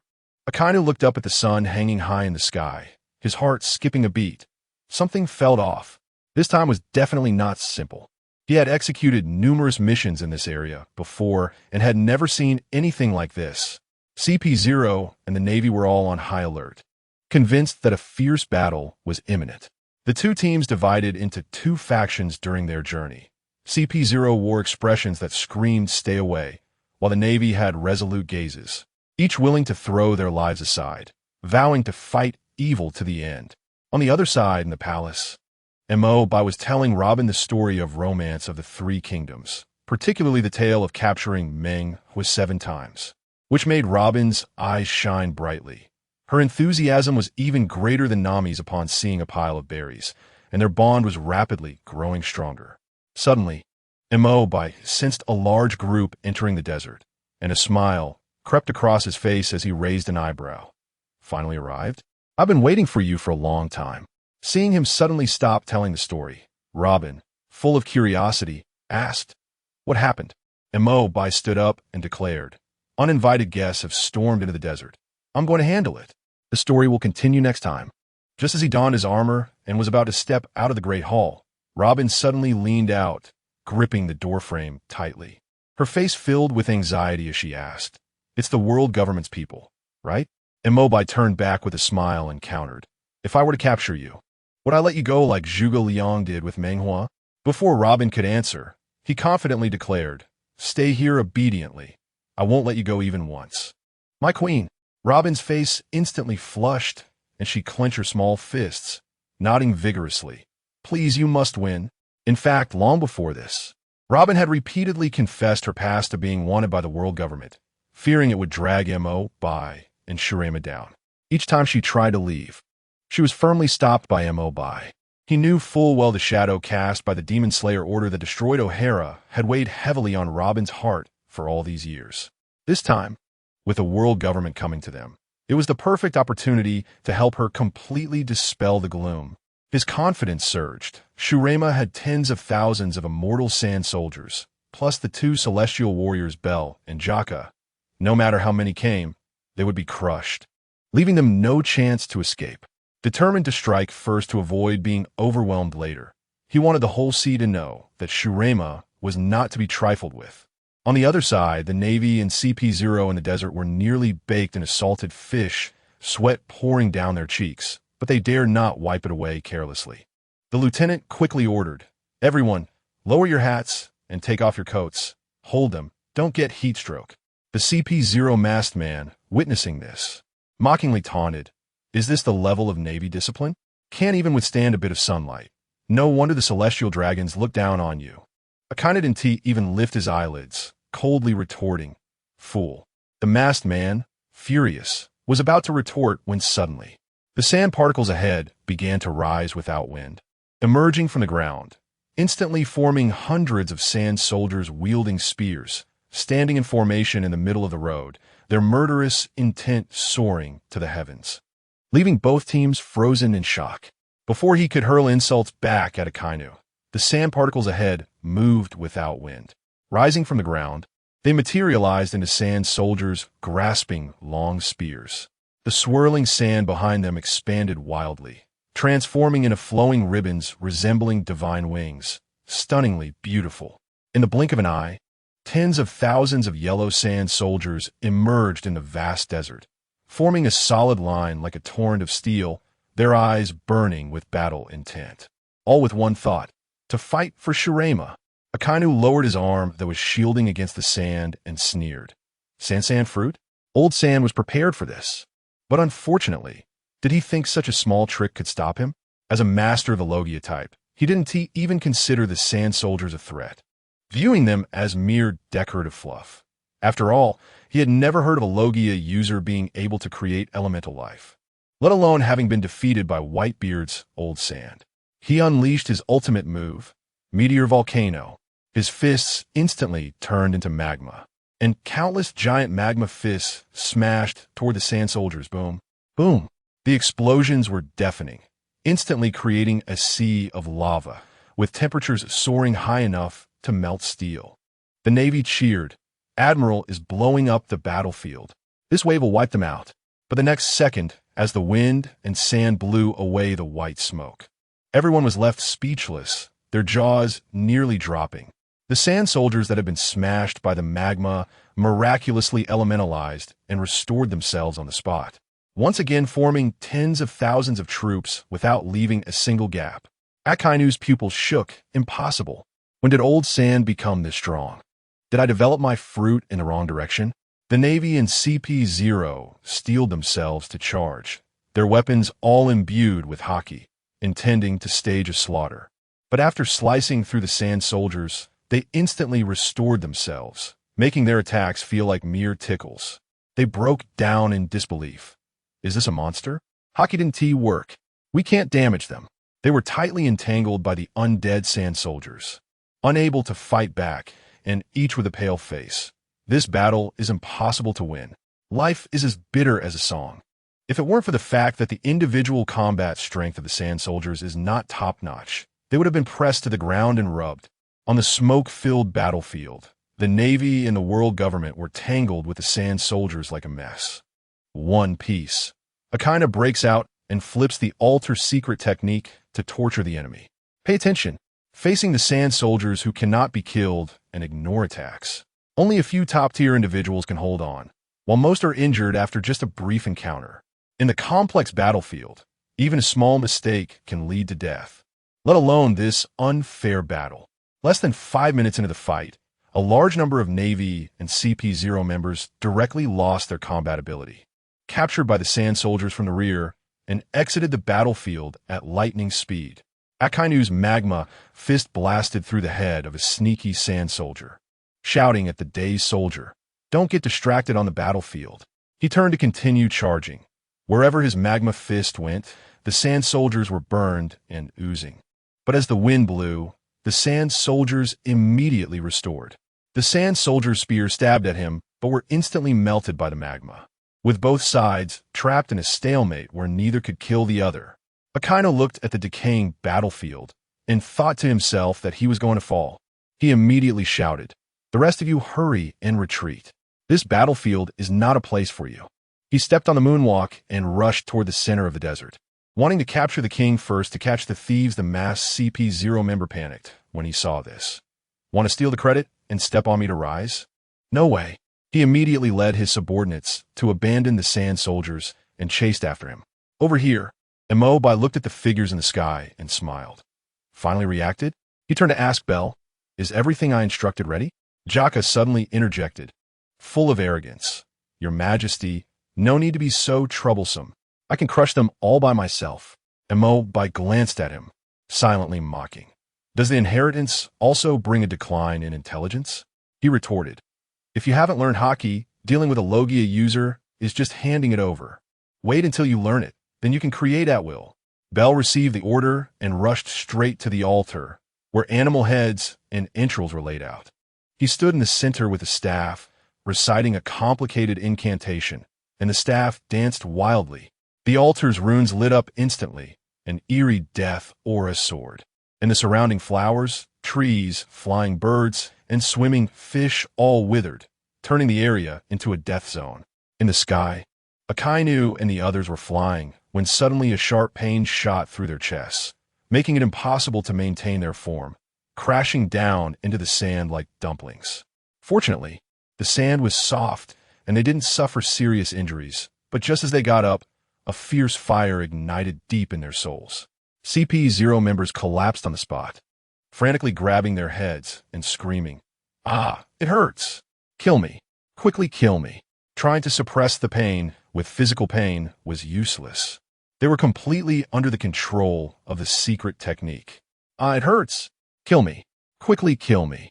CP0 members desperately grabbed their heads, yearning to suppress this inexplicable pain with physical pain, but it was futile. One Piece. Akainu suffers a soul attack. Jaka uses Haki to torture the Admiral. Pay attention. The intense pain deep in their souls struck fiercely, 1,000 times worse than the most brutal training. CP0 members' eyes bulged, cold sweat pouring down like beads from a broken string, instantly soaking their clothes, writhing on the ground in agony and grabbing their heads. Even the iron-blooded Akainu was gritting his teeth on the ground, gasping for air, his body instinctively elementalizing, but he couldn't stop the pain at all. Akainu cursed furiously in his heart. This method is too evil. It's likely he won't even see the opponent's face before falling in this damn desert. He instantly concluded that this absolutely wasn't something old Shah could pull off. There must be a big shot behind it, able to render this admiral and a group of CP0 members at the ranks of major and lieutenant generals completely powerless. The opponent definitely couldn't be hiding only on Saining Island. He gritted his teeth, wanting to retreat. This time, I can only admit defeat. I'll slip away first. Just as he was dragging his weak body to get up, Akainu's vigilance suddenly heightened, and he elementalized to dodge to the side. But he was still a step too late. Poof! A mouthful of blood spurted out as he looked down to see a claw covered in fine scales piercing through his chest, cold sweat breaking out on his back. Fortunately, I elementalized quickly. If I had used Haki, I would have been done for. Jaka retracted his claws, shaking off the remaining magma. Feeling a bit regretful. Your reaction is pretty quick, but this magma is really hot.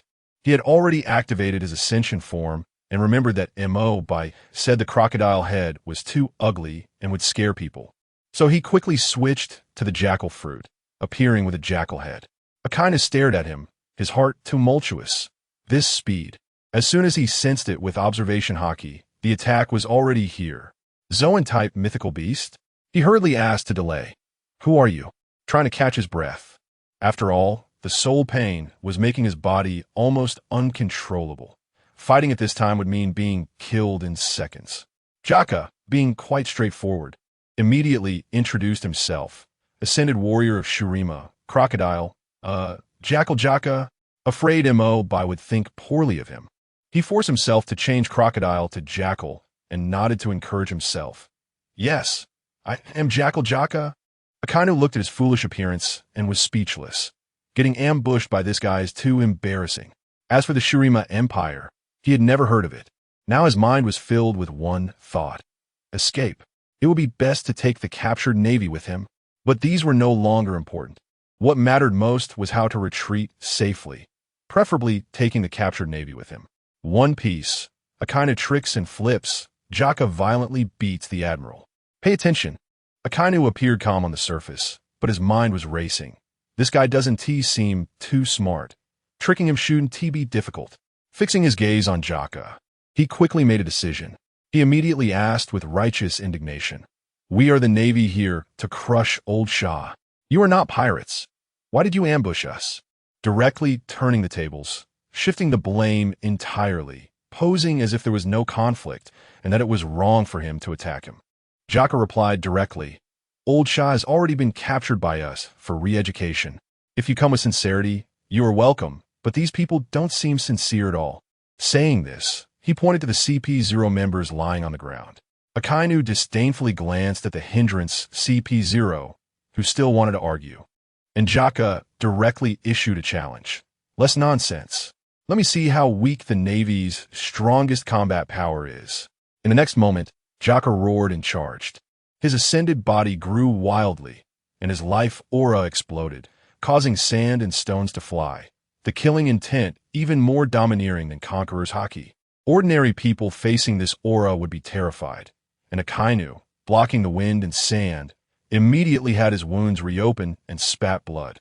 But he gritted his teeth and shouted, I cannot fall. Who will uphold justice? He immediately unleashed his ultimate move, the Hellhound, and his magma fist smashed toward Jaka, but was knocked away by Jaka's axe, landing heavily. Jaka walked out from the smoke, leaving only a gray mark on his body. Mocking, magma is just enough for me to take a hot bath. The two began to fight, the scene reaching its peak. Akainu's magma burned half the sky red, while Jaka's domain covered the sky with dust, visible to those far in the city. The CP0 members on the ground fared worse, directly being wiped out by the battle's aftermath. Akainu was tortured by the soul pain, unable to concentrate on fighting, constantly chased and beaten by Jaka, his face covered in blood, in an extremely embarrassing state. Jaka didn't even go for the kill, just knocking him away, making him roll in the sand, causing low damage but full of humiliation. BaiGets watched the battlefield from the side, unable to help but exclaim, as expected of the future marshal. His blood tank is really thick. His will is also tough, but unfortunately he is still being pressed to the ground. Akainu's will is indeed strong. Despite losing so much blood, he can still maintain combat awareness and occasionally retaliate. Although it wasn't very effective, it still showed his indomitable spirit. One piece. Akiji saves the day. Jaka brutally beats the two admirals. Pay attention. BaiGets closed his eyes to sense the movements in the desert, then raised his head to look at the battlefield not far away, raising an eyebrow and smiling. As expected, he came, a man in casual clothes. wearing an eye mask and with messy, curly hair exuding a sense of decadence, slowly approached. It's Kizaru. The O'Hara incident was a turning point in his life, and he has been secretly watching the Survivor Robin. With the world government causing trouble, he could never sit idly by. On the other side, Akainu wasn't playing with Gaka. He was clearly going all out. But Akainu could always elementalize to evade damage, and after swinging his axe for a long time, he hadn't even left a single effective wound. The more he fought, the angrier he got, his eyes turning red as he roared. Why is this guy so difficult to deal with? Suddenly, a spark of inspiration hit him. You can turn into magma. So I'll just swallow all the magma. Let's see how you avoid that.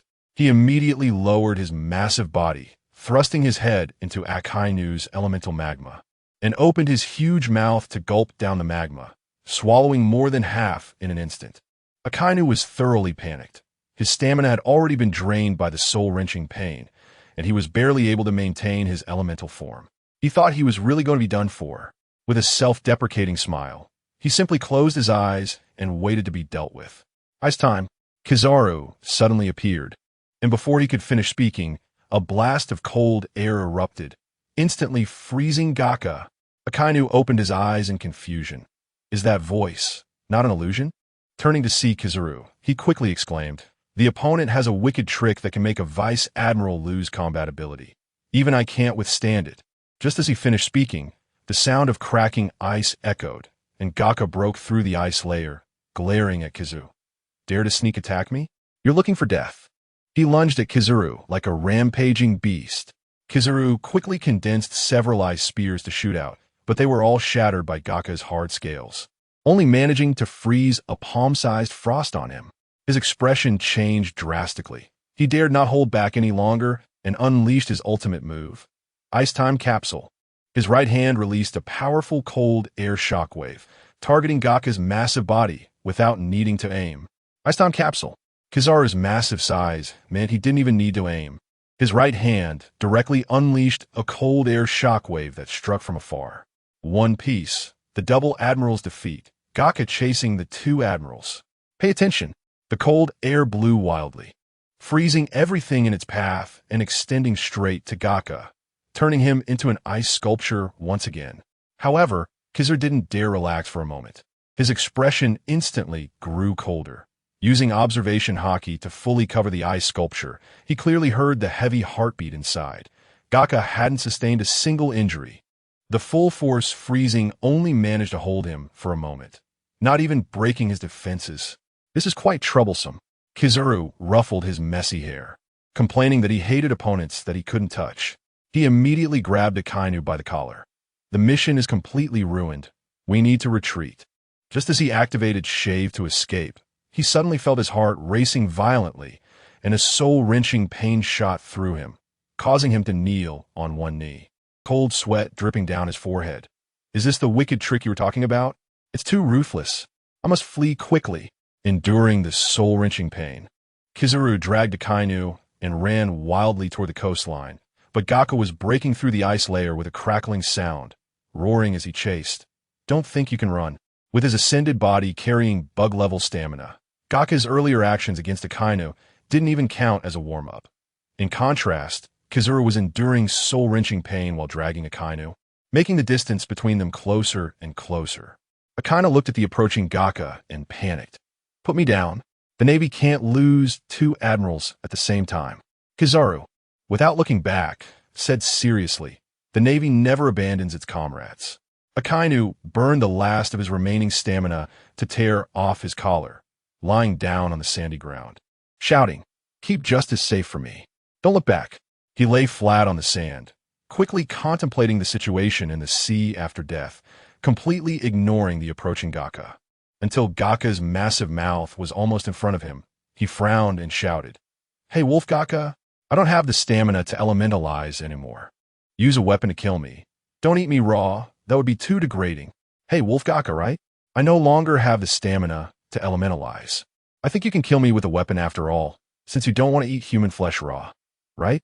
One Piece. The double admirals captured. Ascended warriors brutally beat the Navy. Pay attention. Akainu stared at Gaka, signaling. Use the crescent axe in your hand and make it quick. But Gaka had long been blinded by rage and couldn't understand this. Roaring, I will tear you to shreds. His mouth, full of sharp teeth, lunged straight at Akainu's face. At that critical moment, a giant claw covered in scales suddenly pressed down on Gaka's jaw, forcefully pinning him to the sandy ground. Calm down, Gaka. Bel appeared with an overwhelming presence, his entire body bursting with ascended power, his size instantly increasing, intertwining with Gaka's biological aura, directly achieving a terrifying suppression effect of 112. To show respect for Mo Bai, he didn't activate his fruit to transform into a falcon head, maintaining his dog head form. Akainu was stunned. Another dog-headed monster? One that I can't touch is already absurd. And now there's another? Even Big Mom wouldn't dare to take our attacks head on. Turning his head, he saw Kizaru lying at Bel's feet, and his pupils instantly trembled. You actually didn't escape? Kizaru smiled wryly and waved his hand. I just encountered him. Before I could even make a move, all my strength was drained by his methods, and I was directly captured. Akainu fell into despair. Now the Navy can only rely on the lazy yellow monkey to hold the fort? Sengoku and Garp are going to be exhausted. Kizaru collapsed on the ground, but felt more open-minded, even trying to comfort Akainu. At least this doghead is more rational than that wolfhead before, able to communicate normally. We might not necessarily die, so don't be too worried. On the other side, Gaka gradually calmed down under Bel's reassurance, and the two chatted casually. Their voice is not small. I just got the ascended power a few days ago, and I've already taken down an admiral. The legendary strongest combat power is just at this level. Isn't that so?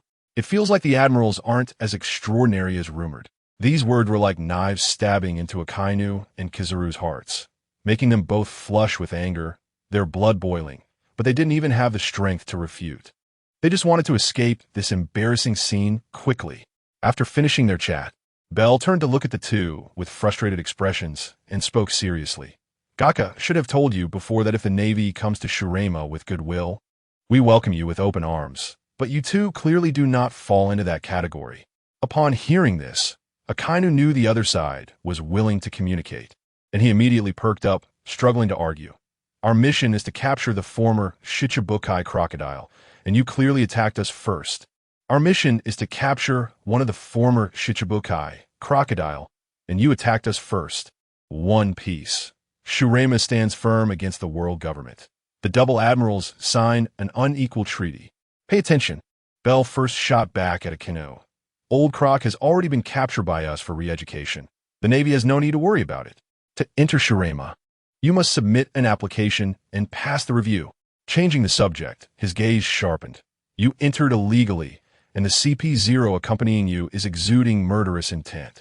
Is this a declaration of war against Shurema? Even lying on the ground, Kizaru and Akainu had to look up at him, the oppressive feeling reaching its peak. Akainu exploded in anger, his voice rising. You dare to be hostile to the world government? He was completely dumbfounded. Countries around the world are scrambling to join the world government, willing to see their nations destroyed for the sake of gold from the heavens. And yet Shurema goes against the tide. How many countries has the world government destroyed for failing to pay their heavenly gold? The deterrent power is immense. This country actually isn't afraid? Akainu was shocked, completely unable to keep up with the other side's logic. But Bel shook his head with a smile, suddenly becoming solemn, his voice rising. The world government is strong, but no one can stop the rise of Shurema. When he accepted the ascended inheritance, he had seen the army composed of thousands of ascended beings in the light curtain. Just the two of them had taken down an admiral right after gaining their ascended power. And with thousands of troops forming in the future, there was nothing that could stand in their way.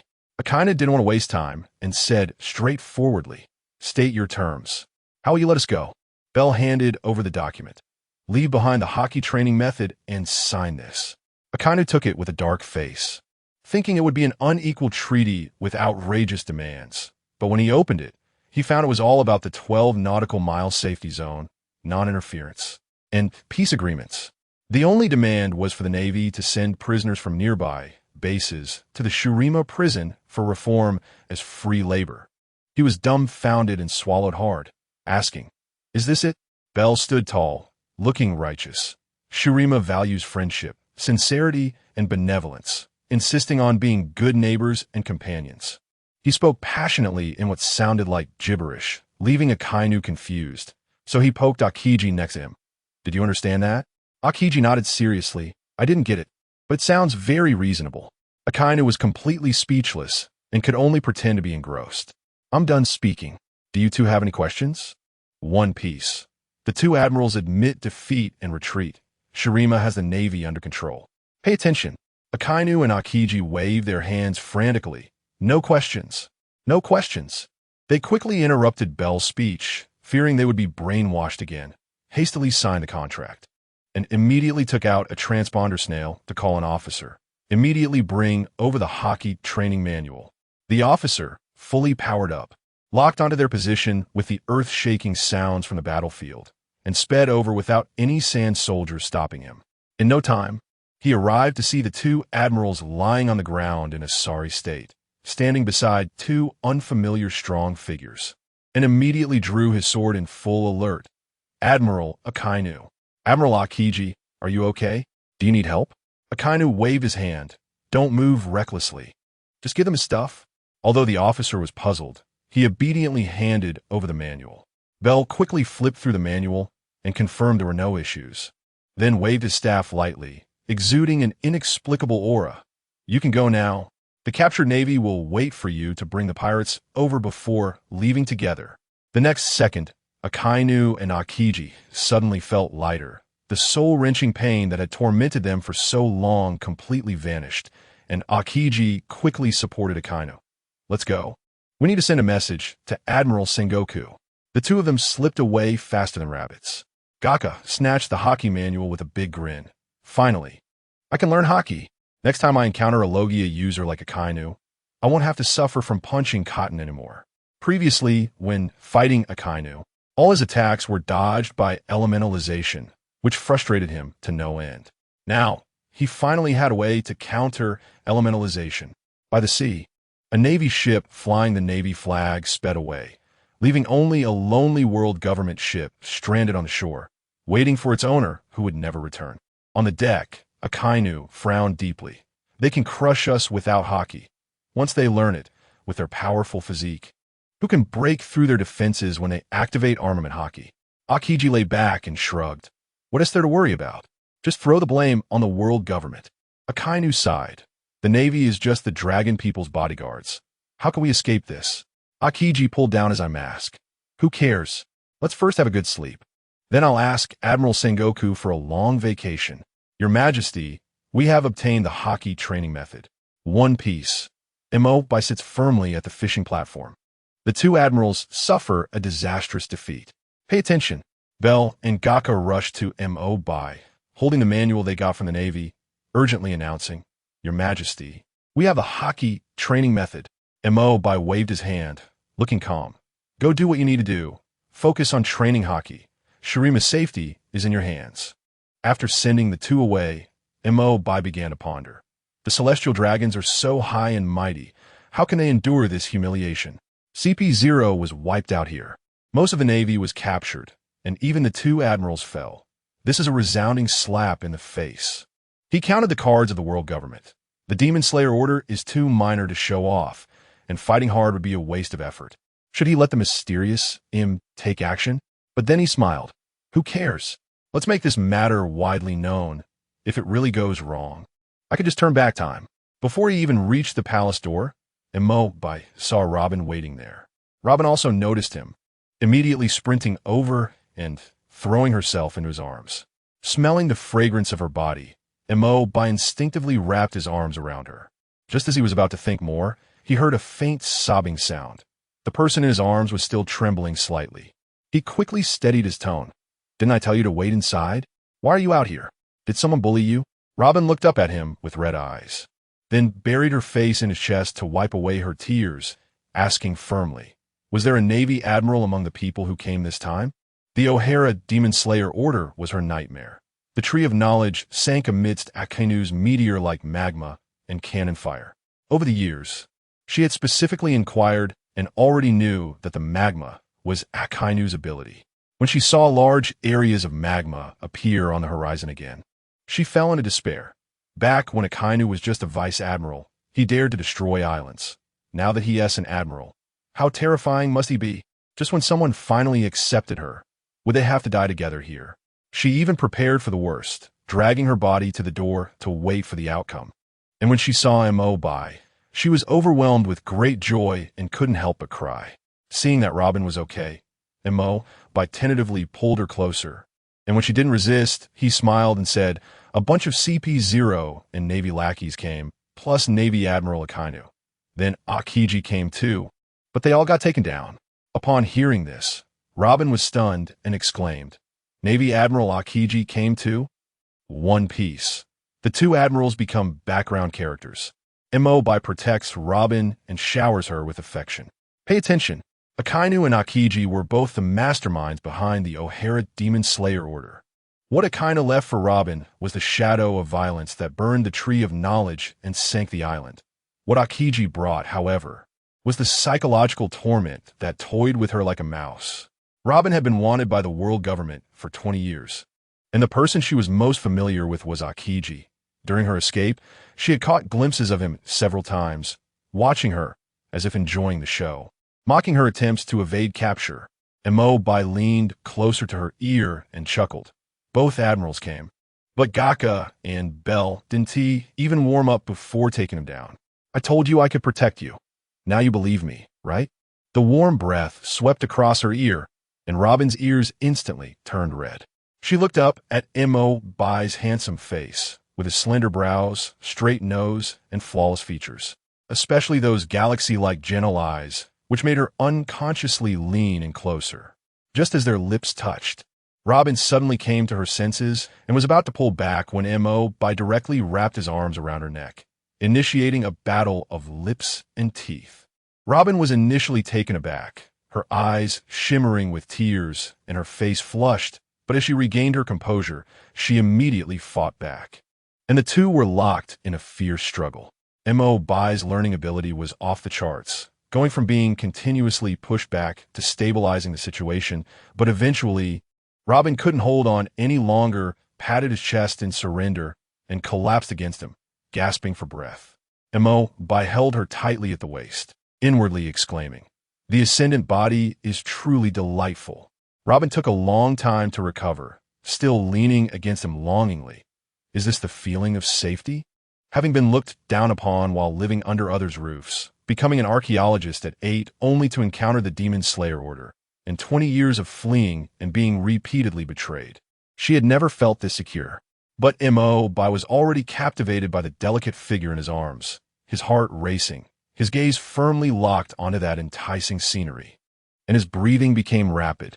Just as Robin was immersed in her sense of security, she suddenly touched something, her body stiffening, and her face turned bright red, with shyness blooming on her skin. Suddenly realizing something, her body froze, her skin radiating a shy blush. One Piece. Robin offers herself to Mo Bai. The Navy headquarters erupts in chaos. Pay attention. Robin looked up at Mo Bai, and in his starry eyes, the repressed impulse seemed ready to burst forth at any moment. She bit her reddened lips as if making up her mind, burying her hot, flushed face in Mo Bai's chest, inhaling his scent, and softly asked, "Can you ask the question from the day we first met in the palace again?" Mo Bai pretended to be clueless with a mischievous smile. "What question?" Robin rolled her eyes at him, secretly cursing his lack of understanding, and pretended to struggle to escape his embrace. Mo Bai immediately stopped joking, his expression turning serious. "All right, no more teasing, Miss Robin. Do you wish to become my princess?" Without hesitation, Robin wrapped her arms around his neck and kissed him. "I do." Mo Bai responded in kind, easily lifting Robin into a princess carry. "There's nothing on today, so let's sleep early, my princess." Robin exclaimed, "It's still daytime." But she was steadily carried into the bedroom. Inside the bedroom, Robin transformed into a female knight, beads of sweat on her forehead, raising an eyebrow provocatively. "Can't take it anymore? This time you lost." Her words ignited Mo Bai's competitive spirit, and he retaliated fiercely, employing all sorts of tactics. After all, He had experienced information overload and had seen it all. Unfamiliar with the world, Robin quickly fell into defeat, pleading for mercy, completely at his mercy. Meanwhile, the meeting room at the Marine headquarters in Marineford exploded. Sengoku sat at the head of the table, his face so serious it could drip water. Everyone is here, so I won't beat around the bush. Admiral Akainu's fleet and the world government launched a joint operation and suffered a catastrophic defeat. All CP0 members were wiped out. Not a single one returned. The rear admirals immediately erupted in chaos, discussing wildly. Are you kidding? They captured a former warlord of the sea. With an admiral personally leading the charge and CP0 assisting, how could they lose so badly? Sengoku slammed the table. Silence. I'm not so confused as to say nonsense here. Once the meeting room quieted down, he said solemnly, the opponents they encountered on St. Ting Island were not Crocodile, but a country called Shurima. I think I haven't lost my mind to say nonsense here. Once the meeting room settled, Sengoku continued, the opponents that Akainu and the others faced on St. Ting Island were not Crocodile, but a country called Shurima. The Pirate King, Shurima's combat power, is overwhelming. The Marine headquarters has collectively been thrown into disarray. Pay attention, Sengoku declared in the meeting room. Shurima is hostile to the Navy and the world government, which is why the conflict erupted. Vice Admiral Crane sat up straight, her face filled with confusion.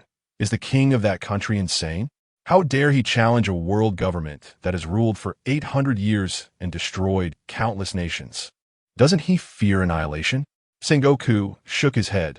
Shurima is not a soft target.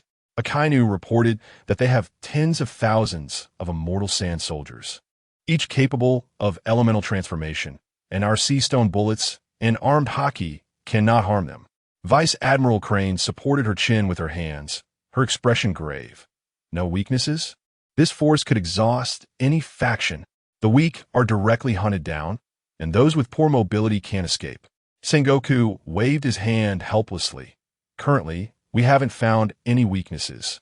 We have too little information on Shurima. Then Sengoku dropped an even bigger bombshell, swallowing hard, beads of cold sweat forming on his forehead. There are also 2 ascenders, who claim to be Zoan-type users, who can physically withstand Akainu's and Akiji's attacks, and crucially, neither of them has awakened haki. As soon as these words were spoken, the meeting room erupted into chaos. You're kidding, right? An admiral's attacks can't break their defense. They're monsters among monsters. Kizaru frowned, trying to appear serious but unable to hide his unease. How can they lose so badly without haki? They can elementalize to dodge attacks.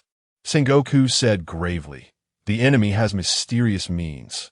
Those below the rank of Vice Admiral are directly incapacitated. And Akainu and Akiji could only retreat in disarray due to excruciating pain. Akiji even lost all his stamina during his retreat and became unable to act. The entire room fell into silence, the heavy atmosphere making it hard to breathe, tens of thousands of immortal soldiers crushing the core combat power. 2 ascenders locking down the top-tier power and mysterious means taking out the mid to low ranks. Shurima was simply a 360 invincible hexagonal warrior. Kizaru gulped nervously, thinking he was doomed. 2 admirals have fallen, and I'm the only one left? I'm going to be worked to death. I have to lead the scientific corps, take on Akainu's missions, and keep an eye on the 4 emperors of the New World, without even a long vacation like Akiji. The Pirate King, Kizaru's desperate attempts to avoid responsibility, elders seeking help and hitting walls. Pay attention. Kizaru nervously clutched his clothing, stammering.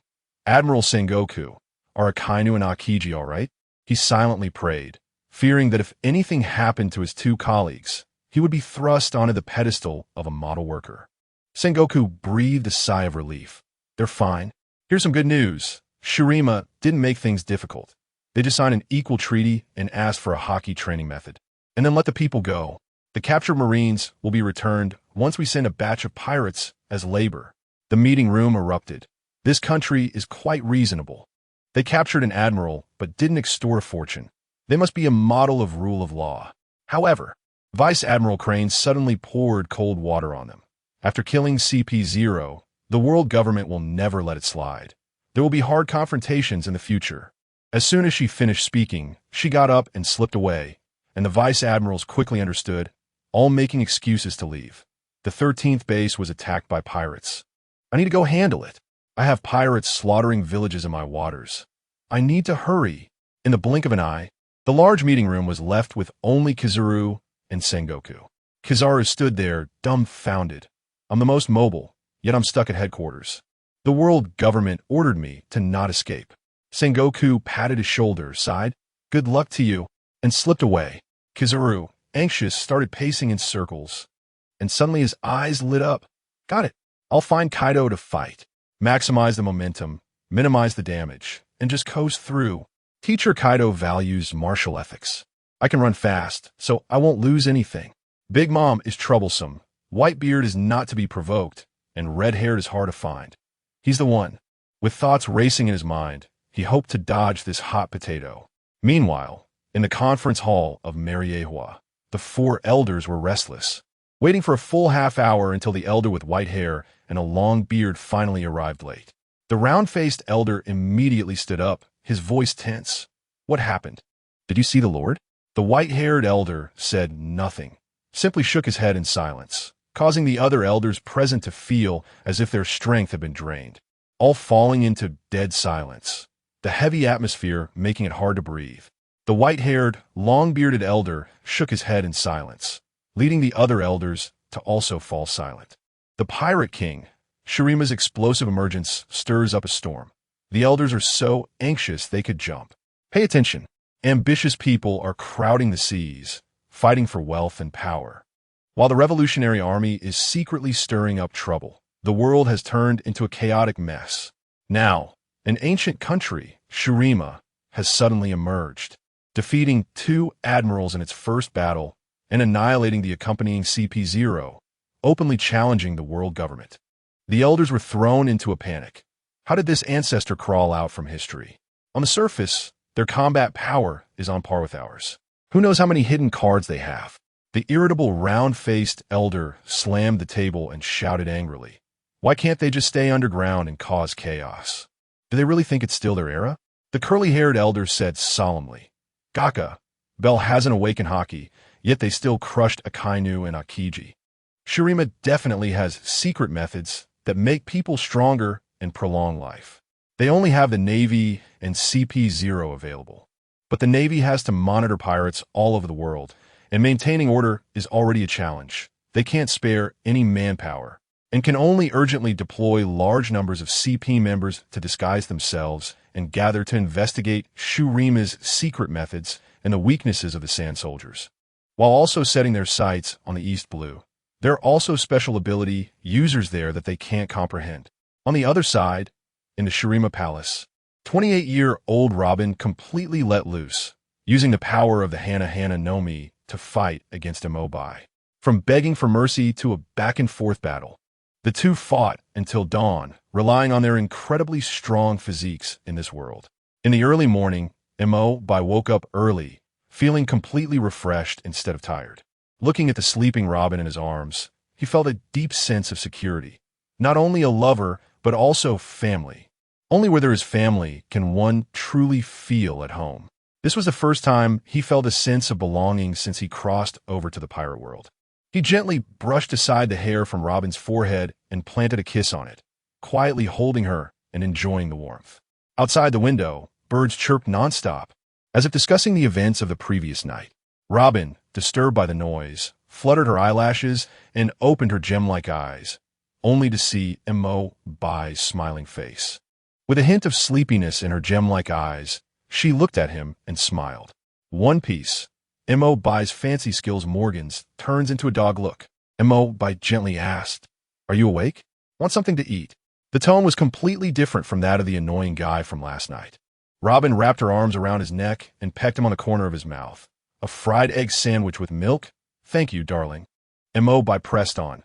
"Not enough. The meal costs 2 sweet kisses." Robin smiled and kissed him again. With a wave of his hand, a table full of delicious food was instantly set up, as if by magic. Robin leaned in to inspect and gasped. "How did you do that?" Imobai, hands on his hips, boasted. "Of course, Lord Imobai is capable of anything. Seeing him boast like a child, Robin couldn't help but laugh. And this relaxed atmosphere made her completely let go. She immediately switched to her little fangirl mode. So amazing. Can I have another slice of cheese toast? The mature and elegant woman quickly understood, ensuring he wouldn't feel awkward. After breakfast, Robin wanted to see the historical stele of the Nefertari royal tomb. So the two of them headed out. Looking at the spirited Robin, BaiGets couldn't help but click his tongue. This physique is incredible. Last night, you were begging for mercy, and this morning you're fully revived. Passing by the altar in front of the sun disk, now parade ground, BaiGets pulled Robin up and slowly lifted the platform into the air. Looking at the thriving Shurima, he boasted, "Look, this is the empire I have built for you." After dropping Robin off at the royal tomb, BaiGets turned to leave. He was not interested in the whereabouts of the god of the underworld inscribed on the stele, and he couldn't understand the ancient characters, so staying was just awkward. After leaving, he took out his transponder snail and sent a few photos to the president of the World Economic News Agency, Morgans. The transponder snail rang immediately, and Morgans exclaimed excitedly, "Brother, you are truly my real brother. Just received news from St. Ting Island, and you sent photos right away. The angles are amazing. Come be a reporter." BaiGets pulled the transponder snail away from his ear. "Stop. Don't skimp on this issue's layout. Oh, and there's a photo worth 100 million berries." Morgans exploded in anger. "Are you crazy? Do you think I'm a fool? One photo for 100 million? Is it gold-plated?" BaiGets lightly added, "It's a photo of that emperor from Shurima, one piece." BaiGets' hardcore power Morgans turns into a dog. Morgans' words suddenly choked in his throat. He swallowed hard, and his expression changed from excitement to flattery in an instant. "Good friends for life. I wish us a pleasant cooperation." Initially, BaiGets treated being the emperor of Shurima as a joke, but standing atop a high place admired by the masses, he completely put away his playful heart and took on the responsibility.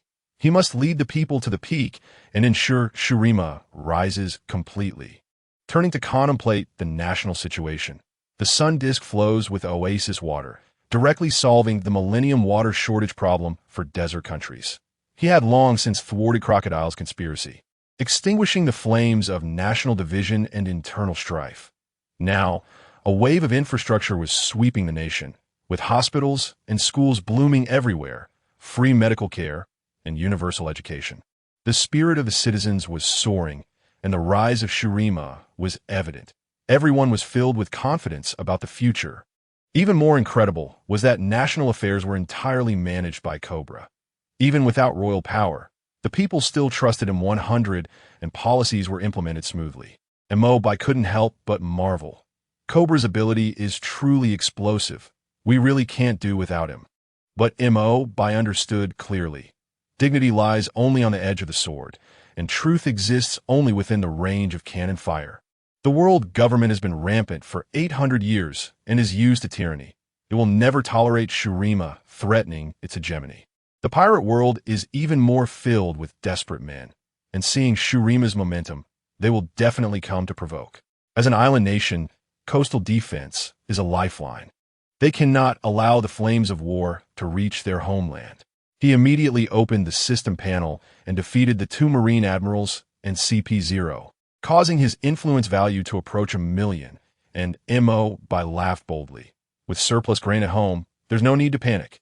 Without blinking, he fully acquired the legacy of the great inventor Heimerdinger, intending to strengthen national defense with hardcore technology. Subsequently, BaiGets rushed straight to the National Weapons Factory and found the chief designer, Richter. This guy had messy hair and a scruffy beard, a typical technical genius who didn't care about his appearance. Upon seeing BaiGets, he became nervous and could only stutter, "Your Majesty, you're looking for me?" and couldn't say anything else. BaiGets didn't beat around the bush and directly stated his request. "I need you to design a coastal cannon for me. The longer the range, the better. The baseline must reach 20 nautical miles to keep threats outside the national borders. I need you to design and build a coastal cannon with the longest range possible, but at least ensure it reaches 20 nautical miles." BaiGets stated his requirements. One piece. BaiGets' cheat power Richter exposed. Pay attention. The current maximum range for world cannons is only 12 nautical miles. The safe distance set for Akainu's contract was determined to be 12 nautical miles. But Bai was one to plan ahead, directly setting a goal for the coastal defense cannon. It must reach 20 nautical miles, keeping all threats outside the national borders. Richter was stunned upon hearing this, instantly switching to technical genius mode, pulling Bai into a lecture. Your Majesty, increasing the range is not difficult. Theoretically, we can send shells into space, but the accuracy collapses at longer distances.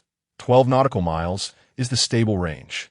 Bai felt overwhelmed, fearing he would go on forever. So he pulled out the Heimerdinger Legacy Light Orb and slapped it onto Richter. This is a task reward.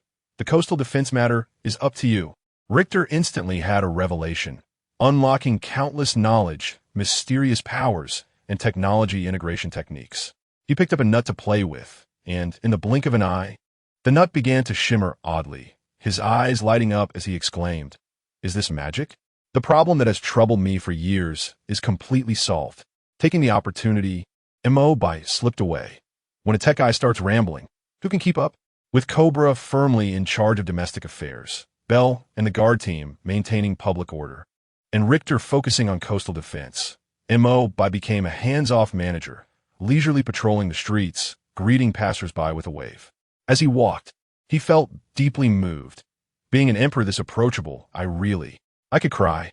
He even laughed while politely refusing various gifts offered by the enthusiastic citizens. Secretly starting to draft his autobiography titled How the Emperor Was Forged. Suddenly, he frowned and stopped, his gaze locking onto a burly man in a guard uniform with thick brows and big eyes. This guy was walking along when he suddenly broke into a flamboyant dance, his strong body striking a delicate pose, making Bai feel a chill run down his spine.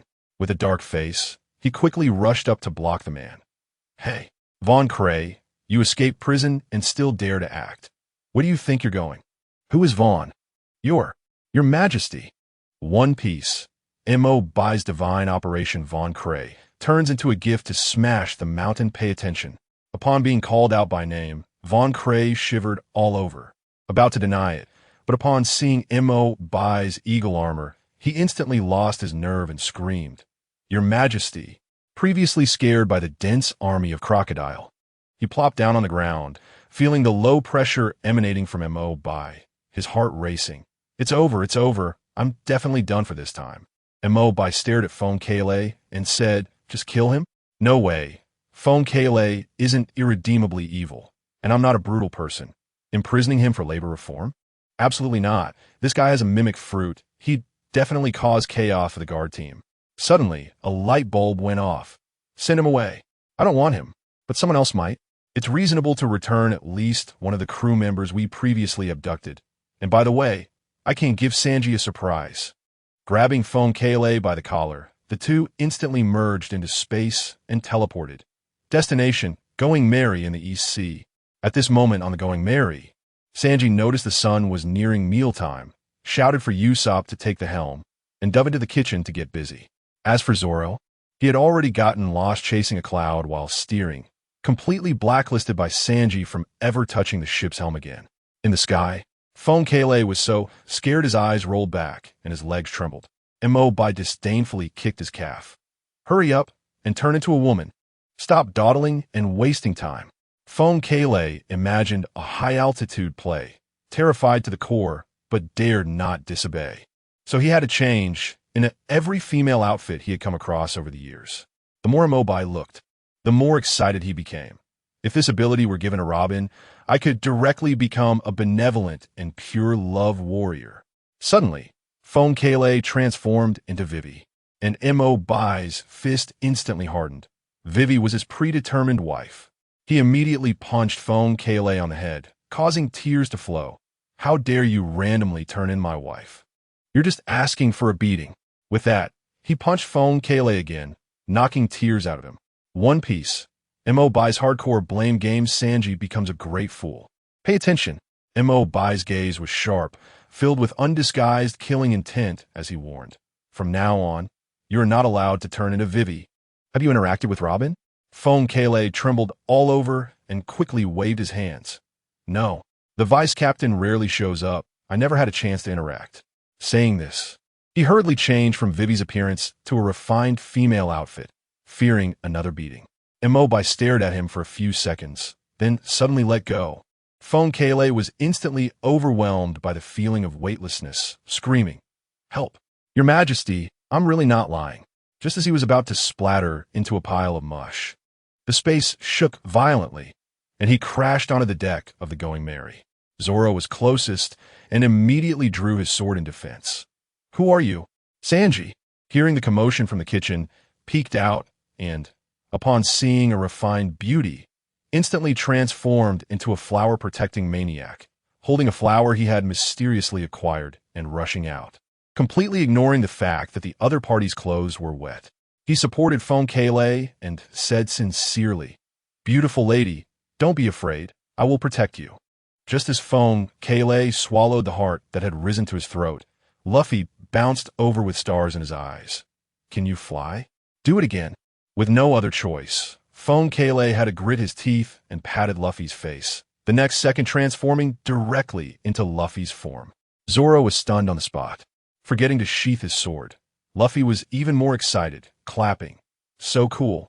Transform into another one." Phone Kale then twirled around Zoro and Usopp, mimicking their appearances, leaving everyone dumbfounded.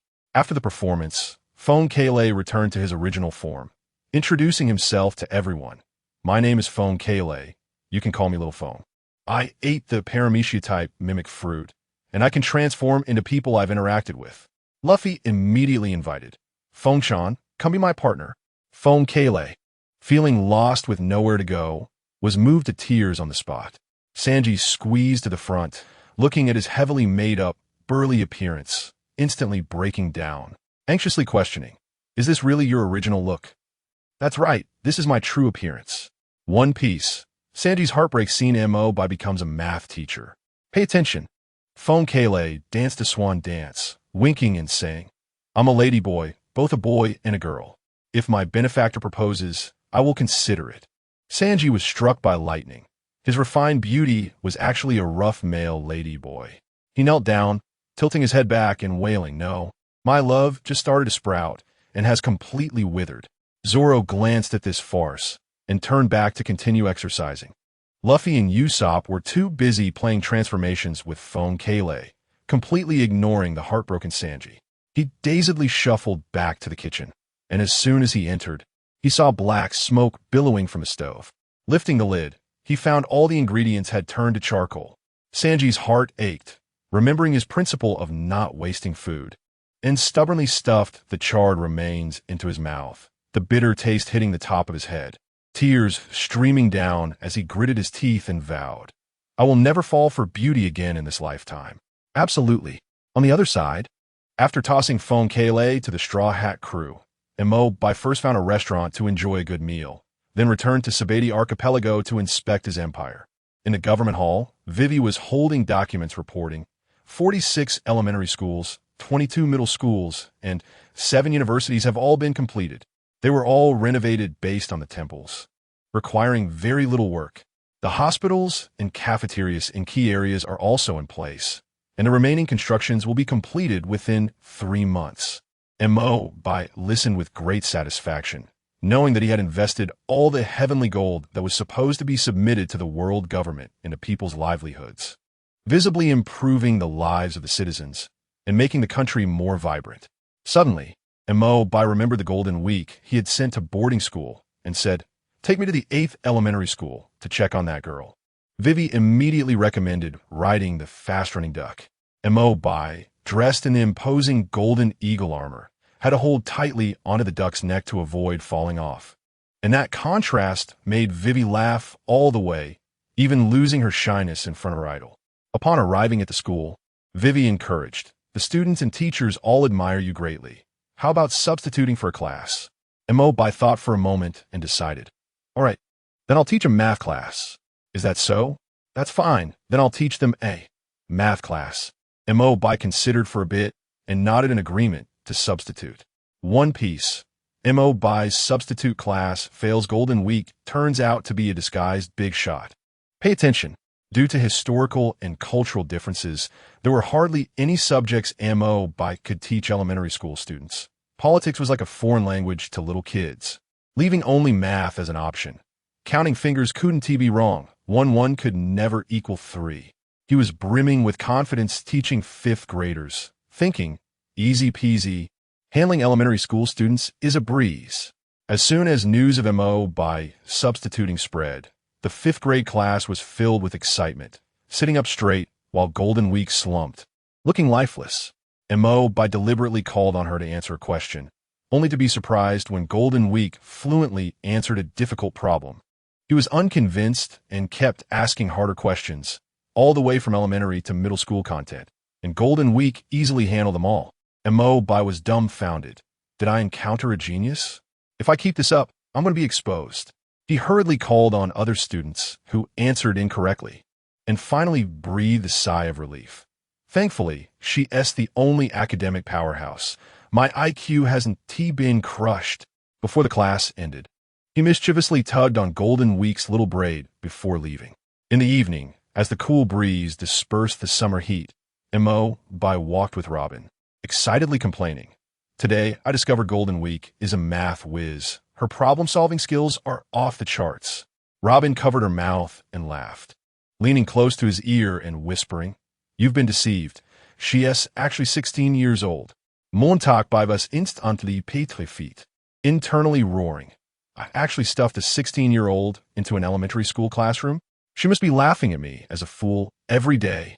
He reached out to tickle Robin, pressing her for answers. "Why didn't you tell me you knew? You helped her keep it a secret." Robin laughed and dodged. "Stop tickling. Golden Week was scared by your soldiers before and pretended to be a child to hide from you." Immediately feigned grievance, burying himself in Robin's embrace. "You all tricked me. How despicable. So despicable. Actually taking advantage of my kindness, and we have such a good relationship. Yet you helped her keep it from me." Pretended to be aggrieved, but actually buried himself in her embrace for some intimate actions. One Piece. Bai's cheat code for pampering his wife. Robin transforms into the top tier. Pay attention. Robin didn't reveal Bai's little thoughts. The two were sweet and inseparable, and this little secret move was just a flavor enhancer for their relationship. She gently patted Bai's back like soothing a child. All right, I'll tell you, we were on the same side back then." Bai rolled his eyes dramatically, suddenly realizing, together, he and Robin hadn't even defeated that little girl, Golden Week. He immediately seized the opportunity. "You can't deceive me. You must compensate me." Saying this, he pulled Robin and activated his spatial ability, instantly teleporting back to the palace. Then, he focused his mind into the system, feeling so wealthy that he didn't even look at the price and directly exchanged for the Nico inheritance. A mesmerizing, illusory flower appeared in his hand, which he handed to Robin. Robin thought it was just a romantic little magic trick and casually accepted it. But the flower suddenly merged into her body. The next second, the system notification rang, and Robin unlocked the transformation skill, Myriad Flowers. Bai quickly took out a prepared newspaper and pointed at the picture of Boa Hancock. "Quick, transform into her." Robin exploded at once, "With me by your side. You're still thinking about other women?" As soon as she finished speaking, she suddenly could clearly perceive Bai's thoughts and realized that the flower was an inheritance. Conflicted, she said, "Wouldn't it be strange to transform into someone else to do that kind of thing?" Bai hurriedly took the opportunity. "Just the two of us know. What are you afraid of?" Robin gritted her teeth and began to transform, but the Hancock she turned into looked like an AI painting with a sense of distortion. She smiled and explained, "You need to understand the target first to transform perfectly." Saying this, she switched forms to become Vivi, perfectly replicating the light pink dress and hair accessories that the other was wearing today. Bai was stunned. "You can even synchronize outfits? This skill is too impressive." Robin playfully twirled around, leaned into Bai's ear, and in an identical sweet voice to Vivi, teasingly asked, "Do you want me to do this now? To properly compensate you?" Hiss. Even the voice is exactly like Vivi's. One Piece. Bai's explosive performance, Revolutionary Army's ecstasy, Doflamingo is stunned.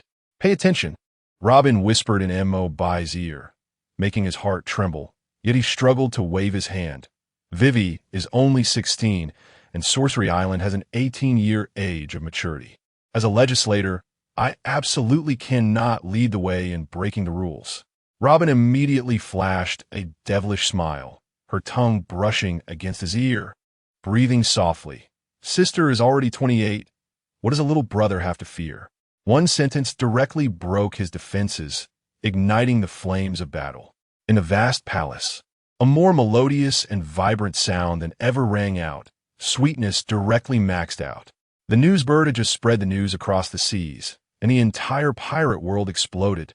The world government faced its first large-scale operation failure in Sorcery Island. At the Revolutionary Army headquarters in East Blue's Goya Kingdom, the cadre surrounded the newspaper, erupting with excitement and banging the table. The stubborn rulers who have reigned for 800 years have been publicly slapped in the face. The spring of resistance has come. Intelligence Officer Telly stared at BaiGets' heroic photo in the newspaper, his eyes wide. Is he really our comrade?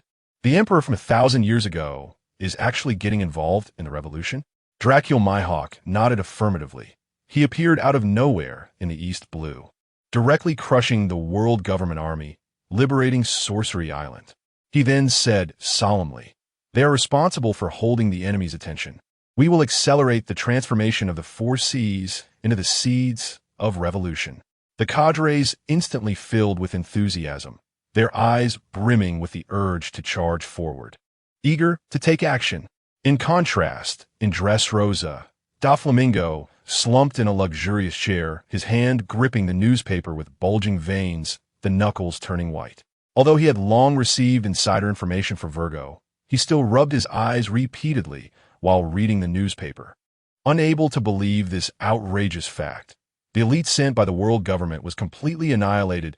2 admirals were knocked down on the spot.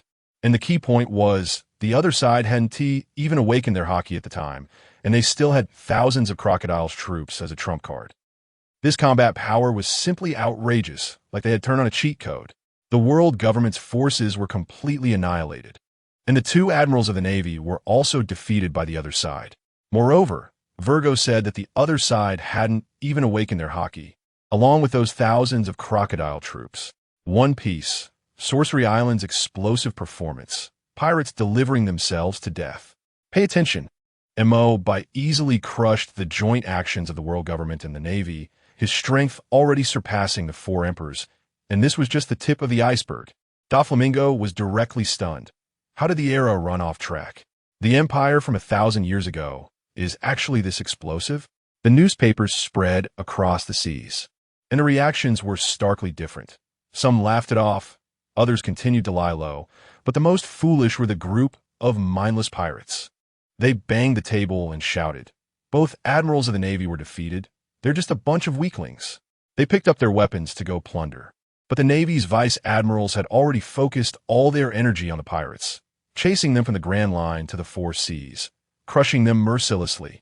The pirates were beaten to tears before realizing it wasn't that the Navy was weak, but that Sorcery Island was ridiculously strong, and we were merely trying to provoke them. Meanwhile, Pirate Shihan and Gala were still courting death. Shihan had become a meatball, nudging the tall, thin Gala like a demon.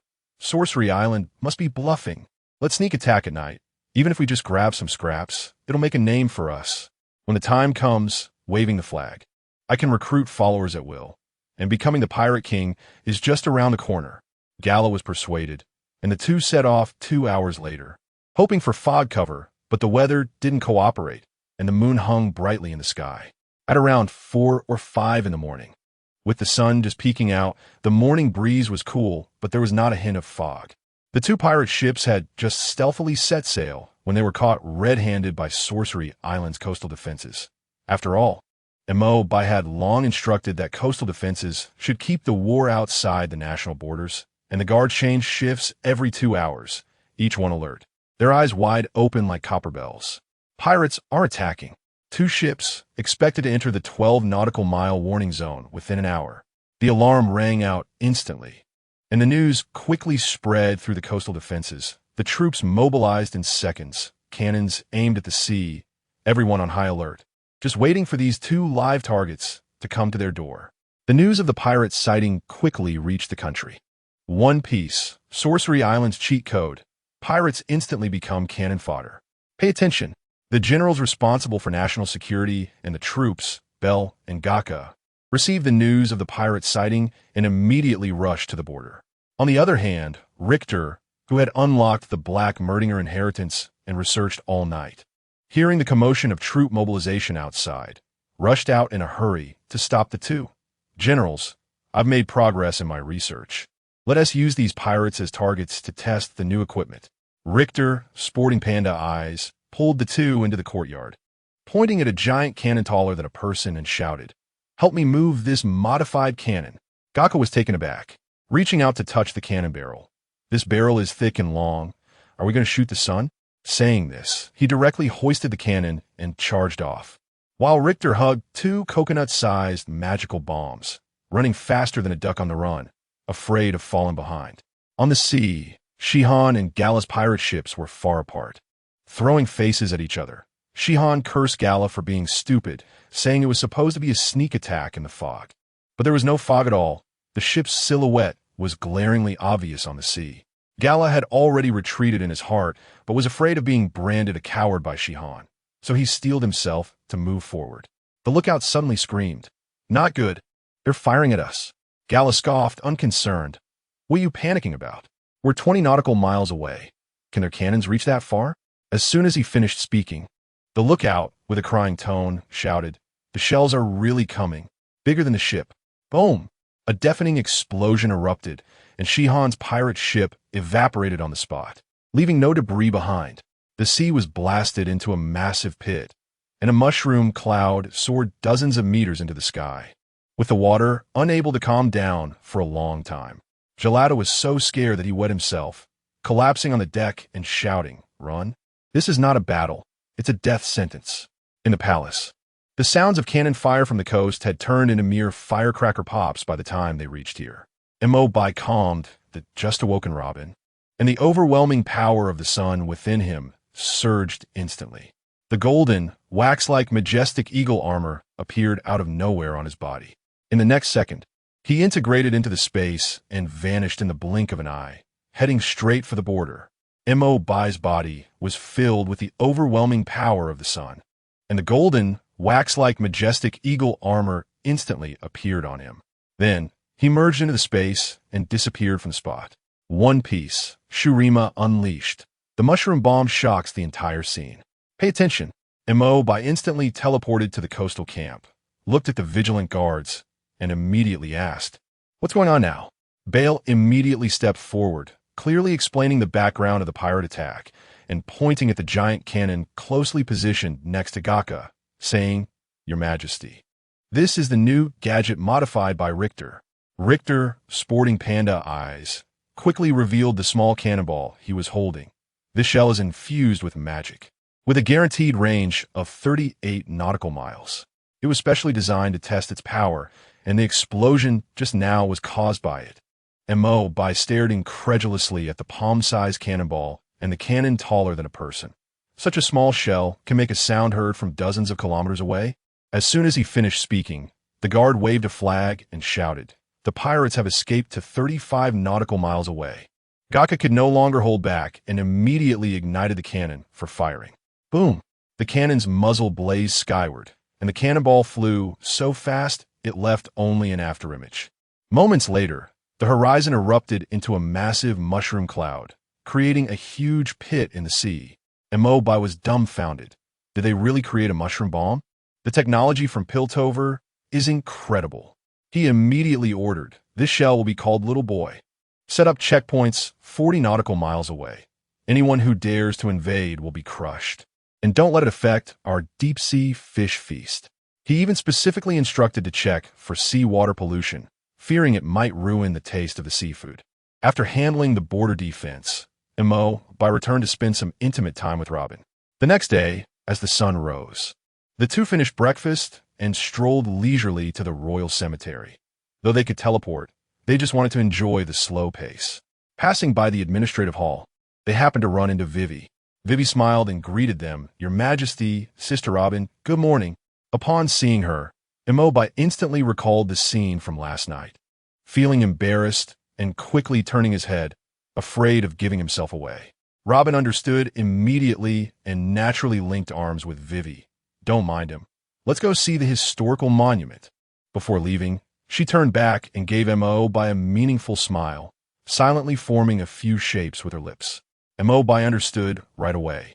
His face under the armor instantly turned red. This mature big sister is too good at flirting. I can't handle it. Sure enough, the mature big sister was a professional heartbreaker. One piece, Imobai's show-off explodes the scene. Logtown completely changes. Pay attention. After a brief interlude in Shurima's affairs, Imobai didn't linger for a moment and headed straight to Logtown to visit Nami and Dasky, embodying the image of a loving and pure warrior. He shed the majestic and domineering golden eagle armor, changed into casual clothes, and put on the black bracelets given by the two goddesses. Looking in the mirror, he raised an eyebrow. This artistic vibe is nailed down. Looking so handsome, he secretly pondered. That mature Sister Robin is so skilled at this. She surely wouldn't mind if I started a harem. No point in overthinking it now. Let's develop it slowly, take it one step at a time. Just as this thought crossed his mind, Imobai merged into the space and appeared in his home in Logtown in the blink of an eye.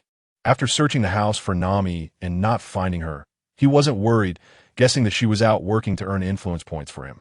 He turned and dashed towards the nearby Navy base, preparing to find Dasky. As soon as he pushed open the door, he was stunned. The green-haired punk who used to annoy everyone on the street every day now wore an armband, looking quite the part as he maintained order on the streets. Even more proactive than the regular staff. Bartolomeo, who was planning the business area in front of vendors, spotted Imobai at once, immediately greeting him and excitedly coming over. Seeing that no one was paying attention, he lowered his voice and said, "To be honest, I've always wanted to be a pirate, but with the current situation, it feels like I'd be doomed as soon as I set sail. Please design a character based on me in the manga to fulfill my dream." Imobai shook his head and refused without thinking. "Sorry, I've already earned enough for the rest of my life. I'm retired. If you really want to fulfill your dream, try writing a story yourself. You can write it however you want." Bartolomeo felt disappointed at first, but then his hope reignited. "Yeah, writing my own story. I can aim to be the Pirate King. First, I'll defeat the wind goddess Nami to avenge her ruining my dream." After thanking Imobai repeatedly, he dashed off, afraid of delaying his own creation of the Pirate King legend. Imobai watched his departing figure, feeling secretly proud. I'm just the light that illuminates the darkness. Rescuing another lost soul. How amazing. With the help of his old friendship with the gate guard of the Navy, Imobai chatted for a bit and smoothly entered the Navy base. By this time, the Navy was already on duty, and he didn't hesitate. Heading straight for Smoker's office, since Dasky was Smoker's assistant, he would surely find her there. Upon opening the door, he saw the office filled with smoke, and only Smoker was buried under a pile of documents. Imobai immediately asked, "Smoker, where's Dasky?" Smoker looked up and saw him, his brows furrowing into a knot, his face dark as if it were the bottom of a pot. He immediately began to complain. "How dare you ask? It's all because of your lousy manga. Whenever Dasky has free time, she chases after you for updates, and I'm the one stuck carrying a mountain of documents. And that golden Lion Shiki's mess is also tied to you." The more he spoke, the angrier he got, but he couldn't actually do anything. So he heavily sat back in his chair, pinching his forehead and waving his hand. "Don't bother me. Go to the training ground to find her. Go to the training ground to find her." One Piece. Imobai's explosive breakthrough. The sea stone bracelet hides a deadly move. "Pay attention." Smoker, with a dark face, said, "Ever since you gave her that sword, whenever she has free time, she rushes to the training ground to practice swordsmanship." After saying this, his expression softened a lot. He believed that practicing swordsmanship to improve combat power against pirates was 1,000 times more reliable than chasing a manga. Imobai patted the edge of Smoker's desk piled high with documents, grinning. "Use your brain more to prevent rusting. Let me help you get some exercise." As soon as his hand touched Smoker's shoulder, the latter suddenly collapsed to the ground. Both of them exploded in anger. "You were trying to scam me. You ambushed me." After exchanging glances, They realized it was a complete misunderstanding. Smoker got up and stared intently at the black bracelet on Bai's wrist. His expression serious. This is sea stone mixed in. It's important to know that sea stone can only be produced in Wano country, either through the world government or by robbing the beast pirates, making it extremely difficult to obtain. Bai shrugged. It's from the jewelry store's celebration giveaway in Logtown. Do you believe it? Suddenly realizing. Sea stone is extremely expensive and not suitable for making accessories. So clearly someone is testing whether Nami is a devil fruit user. This is bad. Someone is trying to steal and cause trouble. He didn't have time to argue with Smoker and vanished in a flash. Smoker was left dumbfounded, thinking, what kind of ordinary person is this? Even dogs wouldn't eat devil fruits.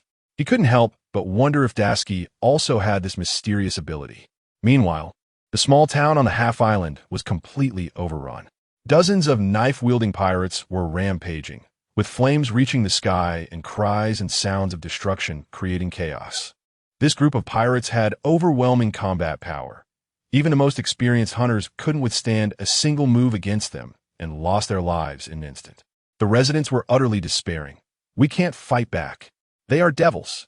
Some mothers covered their children's mouths tightly, while others knelt down, praying for the wind goddess to bring divine punishment. Just as the pirates were about to slaughter more people, a sharp shout suddenly rang out. Stop! Immediately after, a fierce wind, capable of carving knife marks on giant rocks, swept through the scene. At that moment, a sharp shout suddenly rang out in the arena, accompanied by a fierce wind that could carve knife marks on a boulder. One Piece. Bai's divine rescue as wife world government's heist goes awry. Pay attention. The arc-like wind swept through the streets, wildly sweeping like a steel knife, and the pirates searching for survivors were instantly torn apart, their flesh and blood flying, with those reacting slowly turning into broken skeletons. Nami rushed over with an angry expression, frowning at the devastation in the town since she gained her powers. The East Sea had never seen such a tragic scene. She was late this time because she had just returned from saving someone in another fire. Just as Nami was about to deal with the remaining pirates, she caught a glimpse of a pirate swinging a sword at a passerby, instantly transforming into an invisible breeze. She rushed over and saved the person just before the blade fell. Are you all right? She turned back to slice through the pirate with a wind blade. But just as she opened her mouth to ask, the man she saved suddenly smirked. Sync stamp. A half-black, half-white beam of light instantly struck Nami. I ate the sync fruit. You will mimic my every move, the man declared as he performed an extremely difficult action with his life, causing Nami's bones to crack. Even as she transformed into a breeze, she couldn't control her body. Just as the man was about to retreat with his accomplices, a loud explosion rang out. A shadow flashed by, and Nami instantly lost consciousness. The pirate ship quickly lowered its skull flag and raised the world government flag, while the CP members fantasized about rewards, thinking they had been chosen by the celestial dragons. Yet they failed to notice the slight fluctuation in the cabin space. Bai directly teleported in, raising his hand to control the entire scene with spatial power. After confirming that Nami was unharmed, he took out 2 fruits, using time power to drain the life from the CP members and sealing their abilities inside the fruits. Rule-type abilities, that's all they could do. Trying to scheme against him? Too naive. He then enveloped himself in a double realm of time and space, making him invincible, stacking defenses until he was untouchable in life. When Nami woke up and saw the world government flag outside the window, she instantly exploded with rage. They actually resorted to deadly force against civilians. How dare they act as rulers? Bai sneered, hitting the nail on the head. Relying on a group of privileged classes to uphold justice is worse than leaving it to fists. One Piece. Bai blast through Mariehua. Celestial dragons plead for mercy. Pay attention. Bai saw Nami, both angry and confused, and with a word, he teleported them away. Just as the two left, the space around the world government's ship cracked open, shattering like broken glass, and the entire ship and crew were torn to shreds, ultimately swept away by the tide, leaving not a trace behind. Back at Road Town, Nami was still feeling down.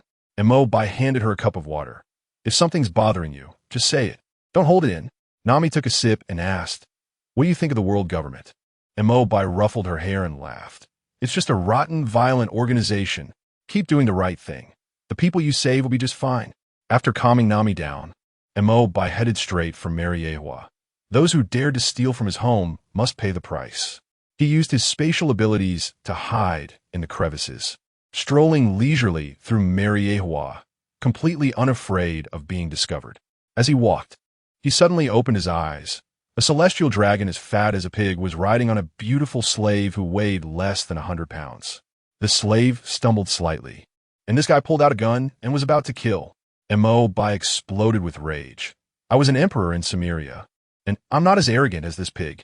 He raised his hand to save the slave, and a spatial turbulence shattered the celestial dragon and the nearby CP members, isolating all sound, leaving them utterly unaware. Thinking the slave would be retaliated against, Bai decided to do something big, opening a spatial passage to send all the saved slaves back to Samaria as laborers, while conveniently dealing with the evil celestial dragons, making them completely disappear. After a little while, he stumbled upon a magnificent treasure vault. The sea prism stone door crumpled like paper in front of him, and he passed right through. Looking at the mountain of wealth, Bai's eyes lit up. This was a huge profit. He was about to get rich. Without hesitation, Bai began to loot the treasure vault. Coins, jewels, famous swords. He didn't even look at them as he stuffed them into his ring. The quantities were counted by the pile, and he even took the shelf along with the devil fruits displayed on them. Feathers were plucked as he left nothing behind. One piece. Bai dismantles Mariehua. The 5 elders are fuming. Pay attention. Bai was crazily sweeping through the treasure vault, completely oblivious to the alarm bells ringing outside. The act of saving slaves and killing celestial dragons was caught red-handed by the patrols on duty. The guards and CP members went mad. 7 celestial dragons are gone. If we can't catch the intruder, we're all dead. This group was so anxious they were gritting their teeth, wishing they could tear the intruder into 1,000 pieces. The ruling machine of Mariehua went into overdrive. Countless surveillance snail bugs rapidly identified and pinpointed the location of the treasure vault. Treasures are disappearing into thin air. The intruder is right there. The guards and CP members rushed over, and as they pushed the door open, they were instantly dumbfounded. More than half of the vault was empty, and the last bit of treasure, gleaming with light, was visibly disappearing. They were furious on the spot. Dare to ignore us? Seeking death. They pointed guns, and the storm of kicks rained down towards the direction where the treasures had vanished, vowing to drag the intruder out. Bai's face darkened. Want to ruin my source of income? Not a chance. He raised his hand to erect a spatial barrier, blocking all attacks completely while continuing to focus on looting. It's a good deal to leave the celestial dragons completely broke. The commotion outside grew louder, and the protected celestial dragons stubbornly rushed over. Charlemagne shouted, "You killed my father? I want to see him die with my own eyes." Even his hometown has to be destroyed. The CP members beside him turned pale, desperately trying to persuade him, but couldn't stop this reckless fool. Their hearts racing. If something happens, our lives are over too. In the conference room, the 5 elders were also in an uproar. The round-faced elder slammed the table and shouted, more arrogant than Fisher Tiger. Do they really think Mariehua is a vegetable market, that they can come and go as they please? The long-bearded elder remained calm, slowly saying, "Let the knights of God handle this. We don't need to worry about such a small matter." The sword-wielding elder nodded in agreement. "We need to make a big move to warn those ambitious ones. Don't think we're easy to bully." The few exchanged glances, completely underestimating the intruder, believing the Knights of God could definitely handle it. Yes, they also needed to investigate his origins. A place that could nurture such a calamity has no value in existence. One piece. Bai slips through Mariehua. The Knights of God face instant social death. Pay attention. Charlemagne was fuming, completely ignoring the pleas of those around him. In such a hurry that he even threw away his mount, twisting his round body, cursing all the way towards the treasure vault, shouting about revenge. Just as he charged a few steps, a figure cloaked in black suddenly blocked his path. Instinctively, he pulled out his gun to kill. But upon seeing the pattern on the cloak, his hand froze, his throat gulping as he sniffled, instantly intimidated. Go back. He fled without looking back, afraid to stay another second. On the other side, guards and CP members were madly bombarding the treasure vault with C-prism stone bullets, finger guns, and storm kicks, vowing to drag the intruder out. After half a day's attack, when they finally stopped, the smoke cleared, and everyone was dumbfounded. All the attacks had been firmly blocked by a transparent wall, leaving not even a mark, while the remaining treasures were still disappearing rapidly. Someone shouted urgently, "Block the door. Even if he steals everything, he can't take it all." A group of people was busy working, shrinking the area with C-prism stone nets, while searching everywhere for non-existent accomplices, still foolishly thinking BaiGets was an invisibility user, completely unaware that he was using spatial abilities. At that moment, BaiGets had cleaned out the treasure vault, leaving not even a coin, clapping his hands and muttering, "Time to retreat. The 5 elders need a good lesson too." Ignoring the heavy encirclement outside, he vanished in a flash, escaping faster than a rabbit. Not long after, the cloaked figure that had blocked the way, a member of the Knights of God, walked into the treasury. After hearing the guards explain the situation, he became interested in the spatial barrier. Armed Haki instantly enveloped him. His fingers glowed with a black light, and he struck with a powerful finger gun. After finally producing a crisp cracking sound, he was just about to feel proud when he looked down and found that his fingers had twisted into a spiral, causing his face to turn green from the pain. The guard, who was about to compliment him, instantly shut his mouth upon seeing this, each one scared to breathe, their hearts racing. This is bad. If he holds a grudge, my life is over. In the conference room, the 5 elders were still leisurely waiting for news. The round-faced elder tapped the table, complaining that the Navy was slow to arrive, while the long-bearded elder closed his eyes to rest, completely unaware that danger was quietly approaching. This invasion was aimed directly at them from the very beginning. Recently, the situation at sea had been so chaotic, and they had heard that it was quite a feat for the Navy to dispatch even one admiral in such circumstances. One Piece, BaiGets' cheat beast, taming the 5 elders turned into livestock. Pay attention. The 5 elders were peering out the window, watching the yellow monkey, Kizaru, rushing towards them like a streak of light, making idle chatter. They complained about the Navy's newfound confidence and their lengthy absence, but in reality, they knew very well that this was just a way to vent their anger over the invasion of Mariewa. While they were chatting, BaiGets had already concealed himself in the spatial crevices around the conference room, watching the 5 old men unguarded. With a sly smile as he rubbed his hands and activated the system. Ding. The inheritance of the fairy which Lulu has been activated. This inheritance can reshape reality, summon illusions, and play transformations with ease. He raised his hand and unleashed a strange energy, penetrating his own time-space domain, accurately striking the round-faced elder, who shrank on the spot and transformed into a tail-wagging cow. BaiGets felt pleased. Who told you to have a sour face every day? Since you're a cow, go and cultivate some patience. The other 4 elders instantly exploded in anger, with the sword-wielding elder slashing out a fierce flying slash, only to miss BaiGets' shadow entirely, and instead cut the conference room in half with a loud crash, debris falling everywhere. The guards outside and CP members, hearing the loud noise, rushed over in shock. This is bad. The 5 elders have been attacked. The passing Kizaru quickly turned back, speeding towards the scene. Taking advantage of the chaos, BaiGets didn't give them any time to react and unleashed a flurry of attacks. One energy blast hit the long-bearded elder, who immediately transformed into a bleeding goat. Next, the curly-haired elder swelled into a fat pig, and the blonde elder turned into a flapping chick. In the blink of an eye, only the sword-wielding elder remained, huddled in the corner, cold sweat pouring down his bald head, his legs trembling. Where's the opponent? How do they attack? This is impossible to deal with. Kizaru arrived in a hurry, pushed the door open, and was instantly stunned. Only the sword-wielding elder and 4 livestock remained inside, his glasses nearly slipping down to the tip of his nose. What is going on? Are you preparing to hot pot? As soon as he finished speaking, BaiGets' energy surged again, and the sword-wielding elder immediately turned into a dog, even wagging his tail at Kizaru. Kizuru was so shocked that his jaw nearly dropped, tentatively looking at the livestock, and asked in a trembling voice, "5 elders? Moo. Ba. Cluck. One Piece. Mo buys mischief and lazy victory, the 5 elders in danger of being roasted. Pay attention." The only response to Kizaru was the chaotic sounds of mooing, baaing, and clucking livestock. He suddenly remembered that strange energy that had turned the 5 elders into dogs. And he was so scared that he instantly elementalized and dashed out of the conference room, his soul nearly fleeing, fearing that he would be the next to turn into livestock.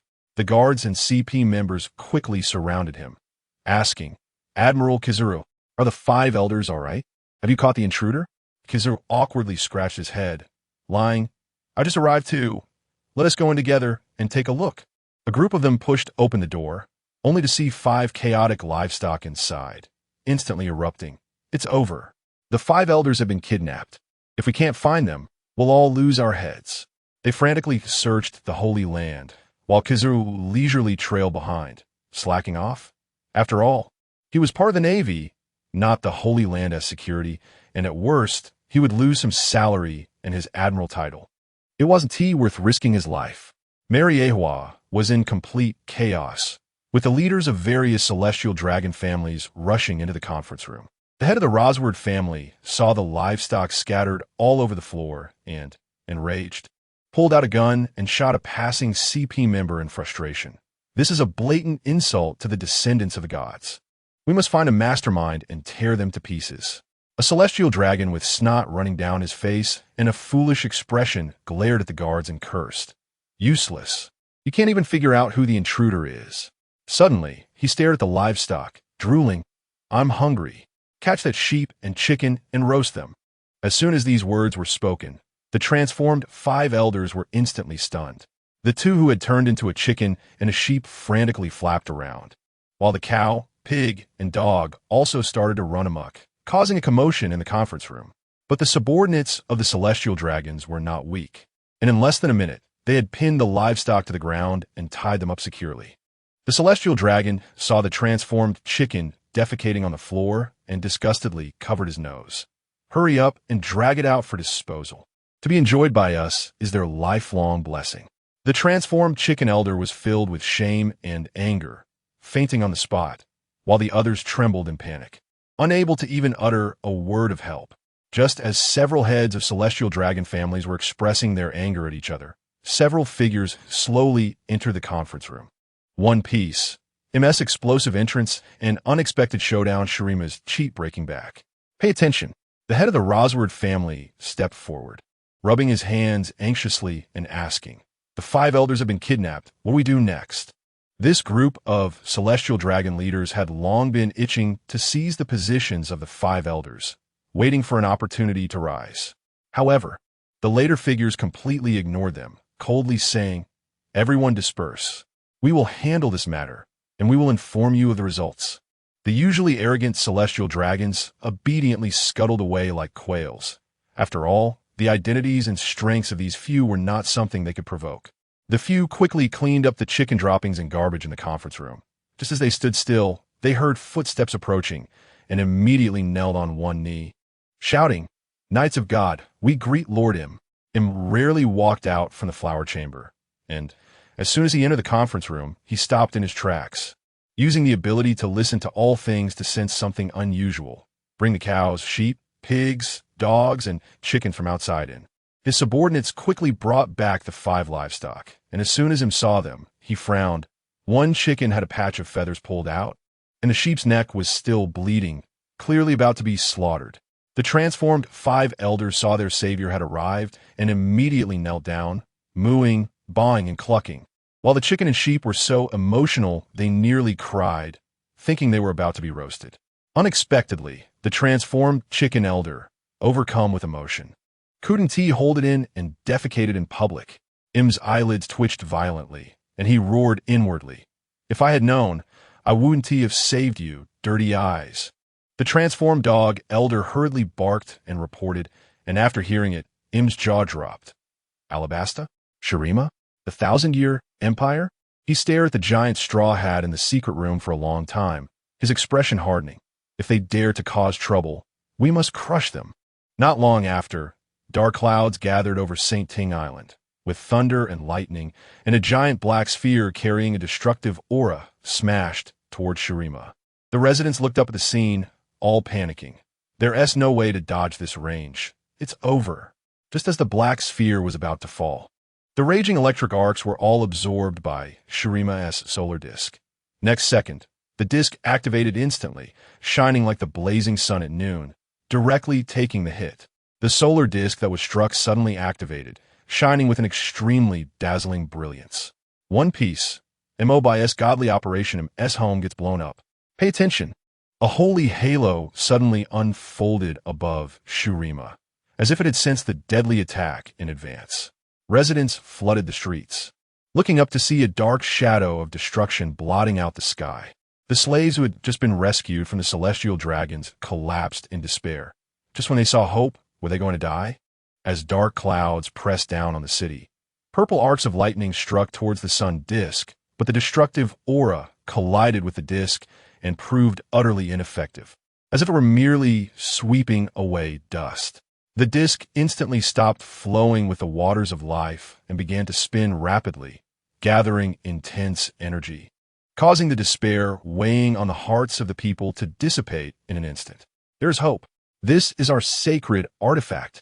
Before long, a fiery orb the size of a wheel shot up into the sky, heading towards the shadow that was hundreds of times larger than it, and the people below were filled with confidence. This was the power of the sun disk. Just as the two energies were about to collide, BaiGets suddenly appeared across space. Amused by the scene, just finished with my business, and now this? I'll send it back to you intact. He raised his hand to cover the entire area with spatial power, and in the blink of an eye, both the shadow and the light orb disappeared. The residents of Shurima were momentarily stunned, then erupted in cheers, with the tavern owner shouting, "Drinks half price, let us celebrate being alive." Meanwhile, had just returned to the flower between and felt a tightness in his chest. He rushed outside and was shocked to see his own attack and that light orb were heading straight for BaiGets. Block it. The Knights of God, and Kizaru quickly formed a barrier, but with a loud bang, a blinding light instantly engulfed everything, rendering everyone deaf and blind. The shockwave hit, and the weaker guards and CP members were directly blown away, with the buildings behind them flattened. Once the aftershock subsided, and the others landed and were left dumbfounded. Most of BaiGets had turned to ruins, with many places gouged out several meters deep, leaving only a small part barely intact. The Holy Land BaiGets, except for a small area preserved by a few people's protection during the explosion's aftermath, was mostly destroyed, with some places directly gouged out several meters deep. One Piece, BaiGets off-duty flirt with Robin. Pay attention. The Holy Land BaiGets, built over 800 years, became ruins overnight. Looked at the devastation before him, regretting it to the core, and roared inwardly. If you had this power, you should have said so earlier. I would have given you the Void Throne without a second thought. Is it necessary to blow up my home?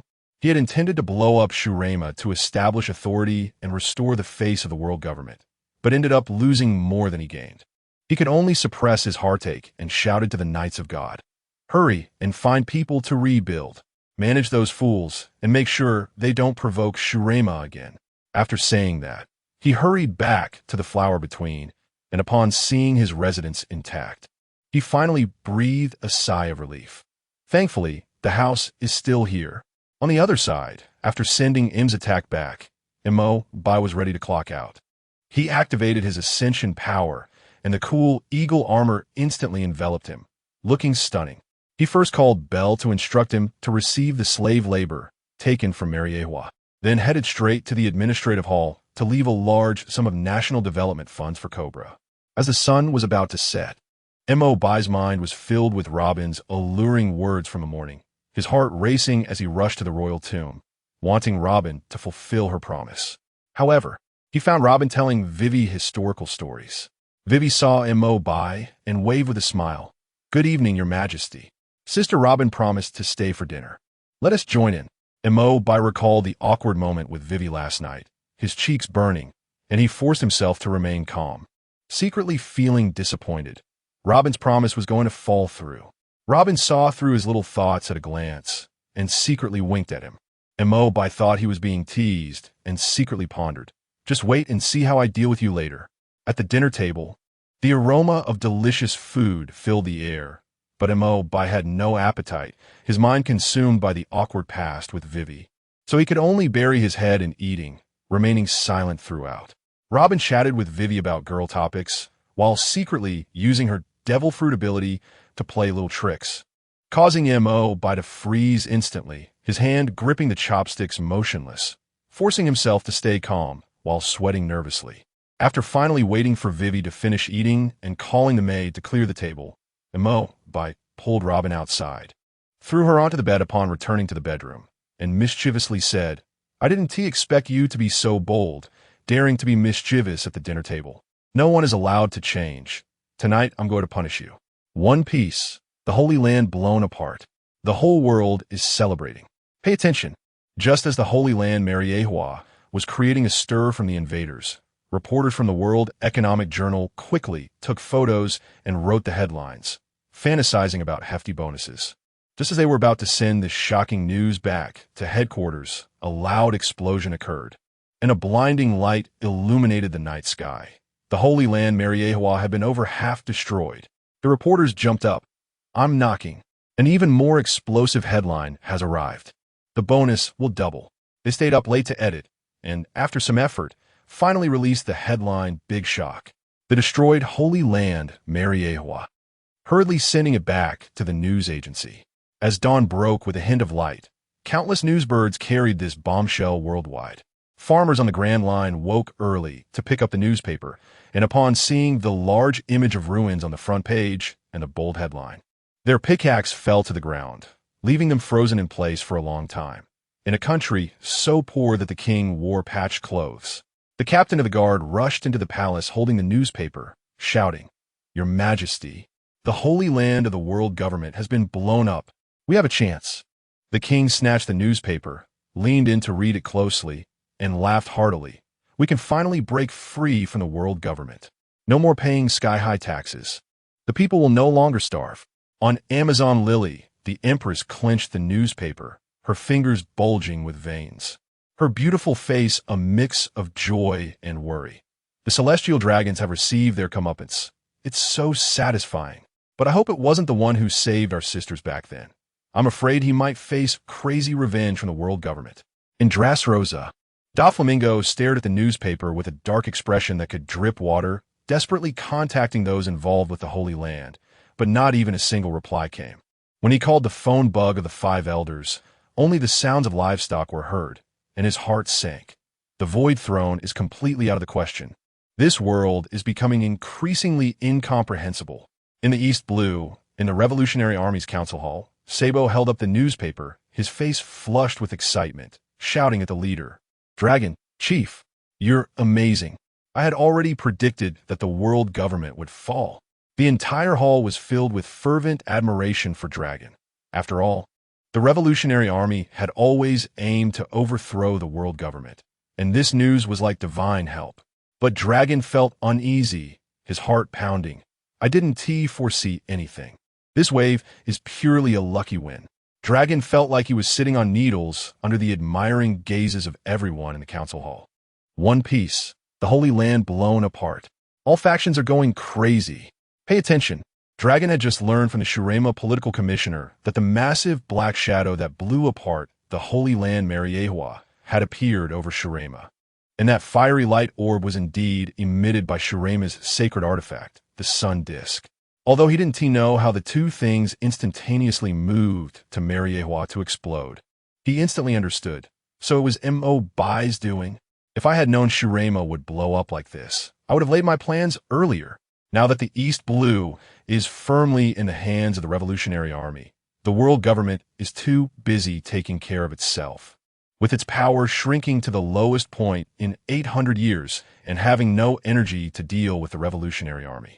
Dragon immediately made a decision in the council hall, abandoned the steady approach, launched the Blossom Everywhere plan, spreading revolutionary seeds worldwide and seizing the opportunity to do great things. The cadres were directly stirred up, each rubbing their fists, their eyes filled with anticipation for the new world. Once the news of the Holy Land being blown apart spread, the entire globe erupted. Hidden, ambitious individuals emerged. Pirates clustered to venture into the sea, not only eyeing the position of Pirate King, but even daring to covet the throne of the World King, causing chaos everywhere. Fortunately, the Navy generals, who had previously avoided conflict, turned their guns around, concentrating fire to beat down the pirates. And Sengoku seized the chance to take back the decision-making power for war from the world government, barely stabilizing the situation at sea and preventing total chaos. On the other side, the Straw Hat Pirates ship, Going Merry, finally arrived at the last stop in the East Blue, Lowtown. Usopp wrapped his arms around Luffy's neck and shouted, "This is where Pirate King Roger was born and executed, known as the town of beginnings and endings." Luffy became instantly excited and yelled that he wanted to go to the execution platform. But when he heard that the goddess Nami also lived there, he immediately wilted. After all, the only one who could knock out the Rubber Man, aside from Grandpa Carp, was Nami. He quickly put on a serious face and ordered Fong-chan, quickly lower the pirate flag, disguise the ship as an ordinary fishing boat. Before landing on the island, he gathered everyone together and repeatedly reminded them, "That woman is super terrifying and violent. We must hide our identities by supplies and slip away immediately. We mustn't let her notice us, or we'll be in big trouble. In this town, there is a super terrifying violent woman. We must conceal our identities and head to the next place right after buying what we need." Pirate King, chaos in Lowtown. Zoro gets defeated in an instant. Pay attention. The usually carefree Luffy suddenly became serious, reminding everyone to hide their identities and keep a low profile in Lowtown. The crew looked confused, but nodded in agreement. Being cautious is never wrong. Don't cause trouble. Sanji mumbled about buying more spices because Luffy eats too much, while secretly thinking, "The goddess Nami is here too. Let us run into her after shopping." As soon as he said that, Luffy suddenly reached out and pulled him back onto the ship, saying, "You stay here to watch the ship. We'll handle the shopping," dragging Usopp with him. Frankie slipped away, thinking to himself, "That was close. I almost got tricked by this perverted chef." On the other side, Zoro rushed to the weapon shop to buy swords and coincidentally bumped into the adorable Daz Bones. She tripped and dropped her glasses, and when Zoro picked them up, he got excited because she looked like a childhood friend, accidentally crushing the glasses in his hands. He was forced to take on the role of a three-sword style cleaner, resulting in an awkward and funny scene. Just when he thought he could buy his things and leave peacefully, Yerlita chased after him with a grudge. Shouting in the street, "Luffy's crew are pirates. I want revenge," instantly exposing everyone's identities. The Navy quickly surrounded them, and several of them took off running, leading to a classic chase scene. Nami heard the commotion and immediately moved to block their escape route, leaving Luffy's crew trapped. Just then, Lowtown was suddenly engulfed in lightning and thunder, with strong winds and pouring rain. Nami sensed something was off, trying to suppress the abnormal weather while searching for the mastermind behind it. Luffy and the others seized the opportunity to slip away, running into a confused Zoro, and the four of them fled together. Not long after, Daz Bones suddenly appeared from around a corner with a sword, blocking their path. Her eyes resolute, "Leave the wad Ikamanji behind. Pirates do not deserve to own famous swords. It's a desecration of the blade." Zoro's long-suppressed fighting spirit erupted instantly, and he shouted, "You guys go ahead. I'll handle this woman." He drew his newly acquired sword, Snow Walk, and charged at her. However, Daz Bones drew her sword so quickly that he barely saw the afterimage. With one thrust, she pierced him before he could even react, blood instantly appearing on the back of his hand, and the next moment, the sword tip was against his throat. "You lost." Daz Bones radiated en overwhelming aura, leaving Zoro stunned, memories flashing in his mind of when he lost to Kana as a child. Is this the 2002nd time losing to her? Zoro, just a few steps away. Luffy and the others stopped in their tracks, calling out as Luffy stretched out his arm, ready to attack Daz Bones. Pirate King. Mobai goes all out, causing trouble. Beepo turns into the Thunder God. Pay attention.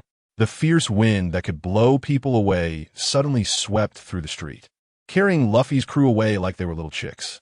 Daz Bones quickly hid behind a wall, muttering, "This must be Nami's doing. I need to ask her later." On the roof, Nami watched as Luffy's crew fled and mercilessly criticized Dragon. "I never expected the son of the Revolutionary Army leader to be such an idiot pirate." Dragon, hit where it hurts, twitched his mouth, unable to refute, and could only thank her reluctantly. "Thank you for holding back. If Luffy dares to do anything outrageous, I'll deal with him myself." Just as this storm settled, Yarlita's revenge backfired, and she was caught by Smoker. Zoro, unsatisfied with his defeat, returned to the ship and entered devil training mode, regaining the fierce spirit he had when he chased Kuna to practice swordsmanship. On the other side, Mo vented his emotions and felt refreshed, but when he saw Robin not only not tired but also full of vitality, he couldn't help but complain. This world is so unfair. Having stayed in Shurima long enough, he decided to continue causing trouble elsewhere. Looking up at the clouds in the sky and directly locking onto his next target, the Grand Line. Soon, a yellow submarine with a smiling face logo surfaced for air, and the members of the Heart Pirates were all on deck, enjoying the breeze. Beepo was sprawled out sleeping, his fur blowing wildly in the wind. Law leaned beside him, smiling as he listened to the crew chatting. And Mo suddenly flashed into existence from the space, looking at Law's tattooed hand, and almost laughed out loud at the memory of him giving a middle finger. Now he was already a wealthy troublemaker. Without hesitation, he opened the system and bought the Undying Thunder Warlord inheritance, casually tossing a Thunder rune at Beepo. Ding! Beepo obtained the Undying Thunder Warlord inheritance. As soon as the rune landed on Beepo, electricity surged through his body, his size skyrocketing, and dark clouds and storms instantly gathered here. The crew erupted in chaos, and Law tensed up. "Who has causing trouble?" Beepo, scared, cried out, "Captain, save me." But the next second, the storm suddenly dissipated, and the electricity condensed into two glowing crystals on his shoulders, reverting him back to his original size. "Huh, Pirate King." Beepo's explosive awakening Law is overjoyed and wants revenge. "Pay attention." Beepo blinked, suddenly realizing that the previous storm and thunder could be controlled by him. He jumped up and shouted at Law, "Captain, I become super strong. I can help you achieve your goals." The entire Heart Pirates crew looked dumbfounded. Just now, the thunderstorm that suddenly erupted and then dissipated was suffocating. The scene was like the apocalypse. Law quickly approached, circling Beepo 3 times. And seeing that he was only slightly torn clothes and had a crystal with lightning patterns on his chest and was not injured at all, he finally relaxed. "I can handle my own matters. Your safety is what matters most." Beepo, anxious, stomped his foot and pushed Law's hand away, shouting, "I really am super strong. Just look." As soon as he finished speaking, he mimicked the feeling from before and roared. The crystal on his chest erupted with blinding lightning. Dark clouds gathering wildly, almost pressing down to the surface of the sea, and Beepo's size soared 3 meters, 5 meters, 10 meters. The submarine shook violently. "Stop! The ship is going to break," the crew exclaimed, trying to stabilize the ship. Beepo quickly restrained himself, and the storm dissipated instantly. The lightning retracted into the crystal, returning to his original size, proudly raising his head. "Did you see that? I was lying."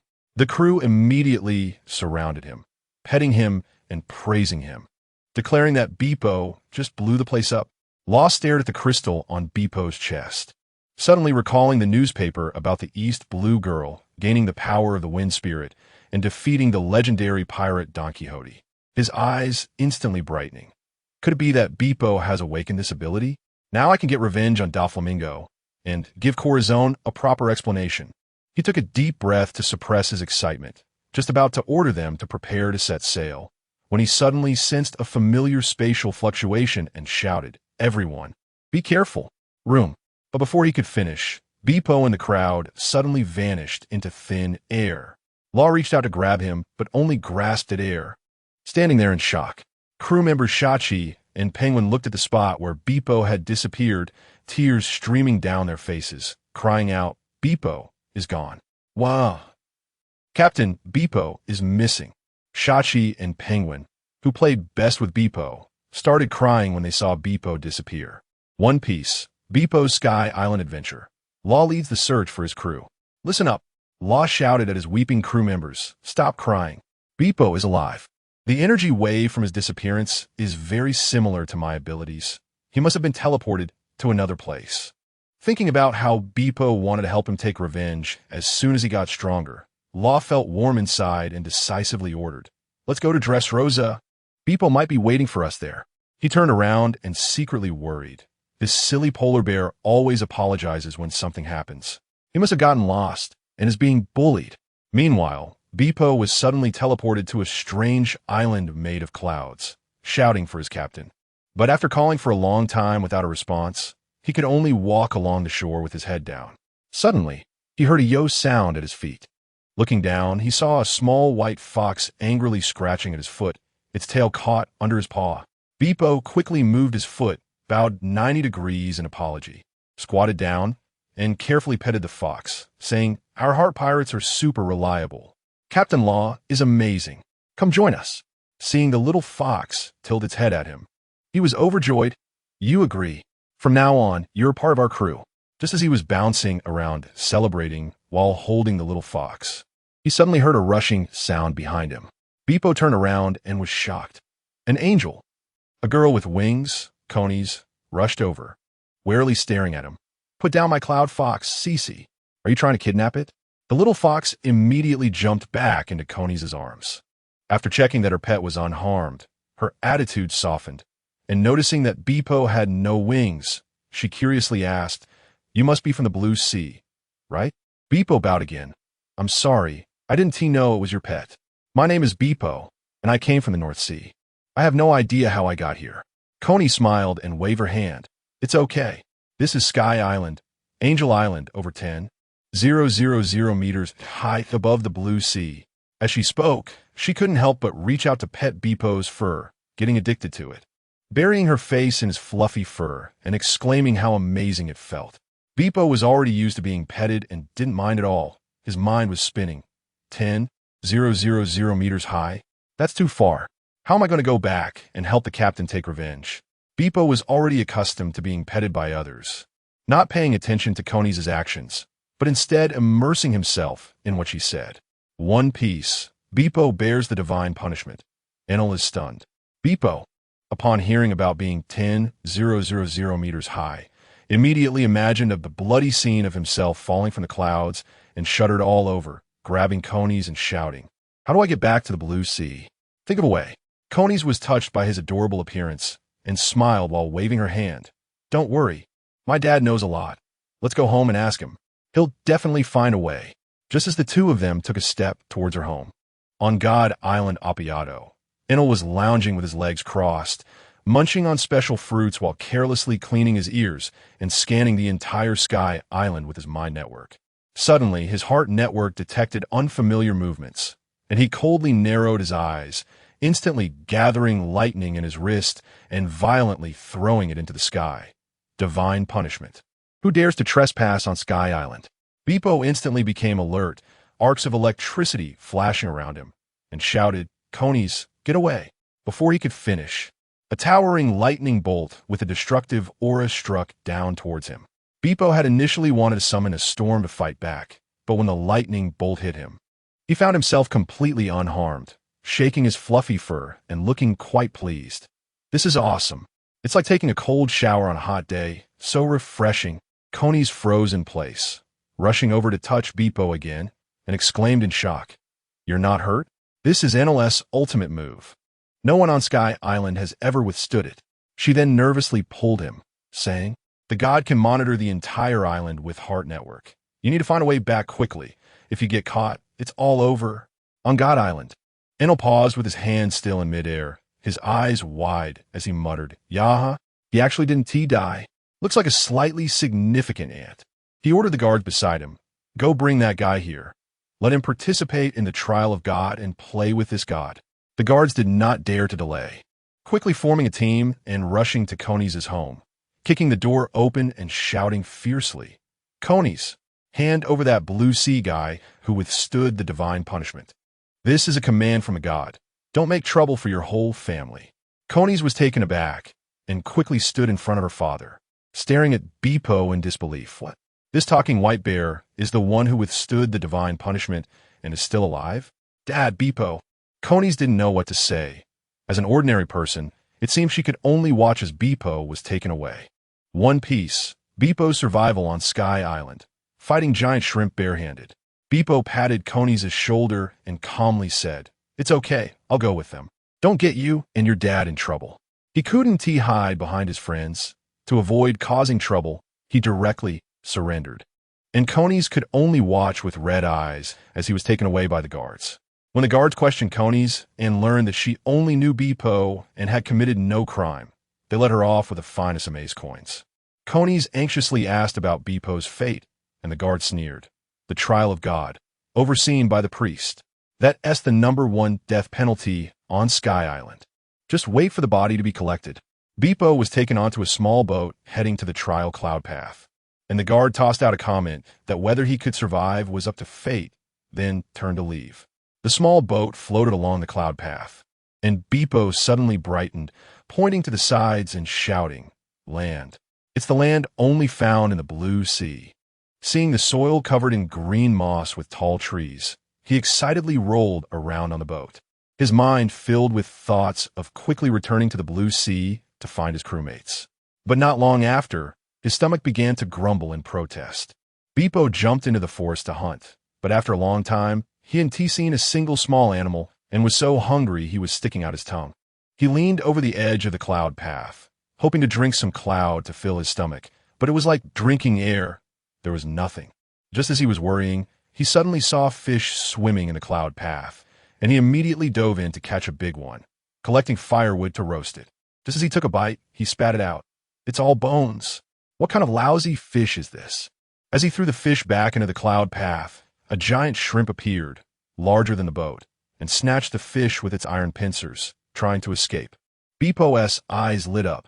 This pincers must have meat. He immediately struck a cool pose on one leg, shouted "Aha!" and pounced. Before the giant shrimp could react, a bare paw slapped down on its head with a palm, and the giant shrimp flipped over, motionless. Pong! At the moment before the shrimp sank beneath the surface, a small bare paw came down on its head.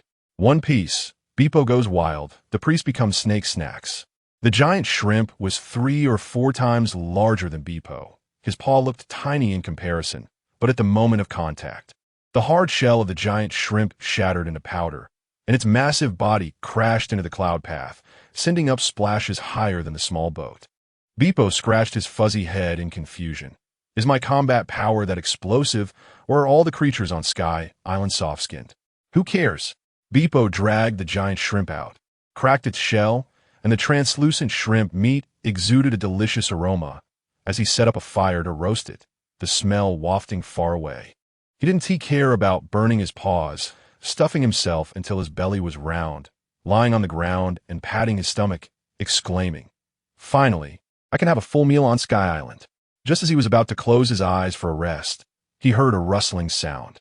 Turning around, he saw a root moving, and suddenly a giant snake's head popped out, opening its massive mouth to bite.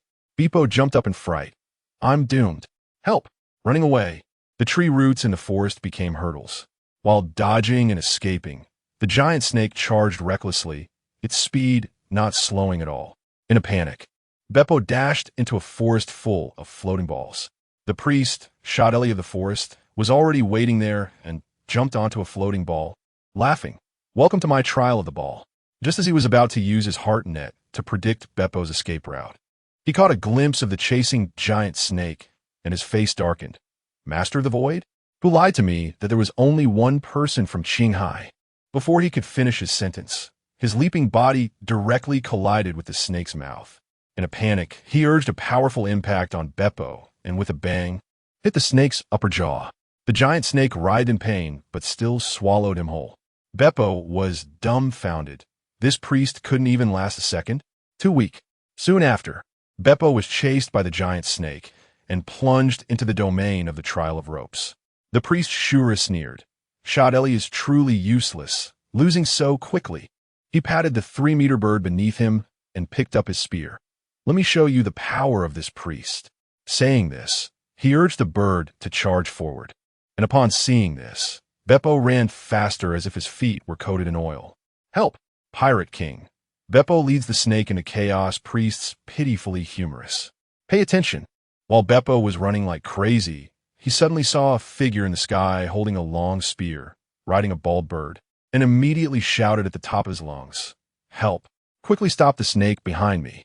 Just as Shura raised his spear to act, he caught sight of the giant snake behind Beppo in the dust and was so scared that his soul nearly flew away.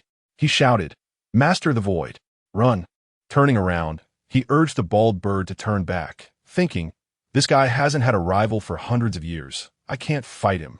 While running, Shura had a sudden idea and shouted to Beppo, "Follow me. I know someone who can deal with it." He secretly rejoiced. Among the 4 priests, only Om can pressure me. This time let him have bad luck. Beppo was so touched that he thought, except for Enel, the people of Sky Island are so kind, and that sacrifice round ball fat guy. On the other side, in the village of Cloud Hidden of the Shandian warriors, everyone sensed the movement of the Master of the Void. Wappa grabbed Aisha and asked, "What's happening outside?" Aisha closed her eyes to sense with her heart net, and opened them in shock. A priest's voice has disappeared. Wappa instantly got excited. The opportunity has come. Gather. Take back the Holy Land while they're in chaos. In no time, Beppo followed Shura into the domain of the Trial of Iron. Om, holding the cloud blade with glowing arm patterns, saw this commotion and shouted angrily, "Shura, you brought the Trial Taker and the Master of the Void to me. Are you trying to cause trouble?" Shura feigned innocence. Shadali's trial was broken through by the Master of the Void in an instant, and it chased me, so I could only seek your help. Om was half convinced. "Where is Shadali?" Shura shrugged. "I haven't seen him. Let's deal with the Master of the Void first." Beppo was charging forward when suddenly he was stopped by an invisible force, as if he had crashed into a cotton wall.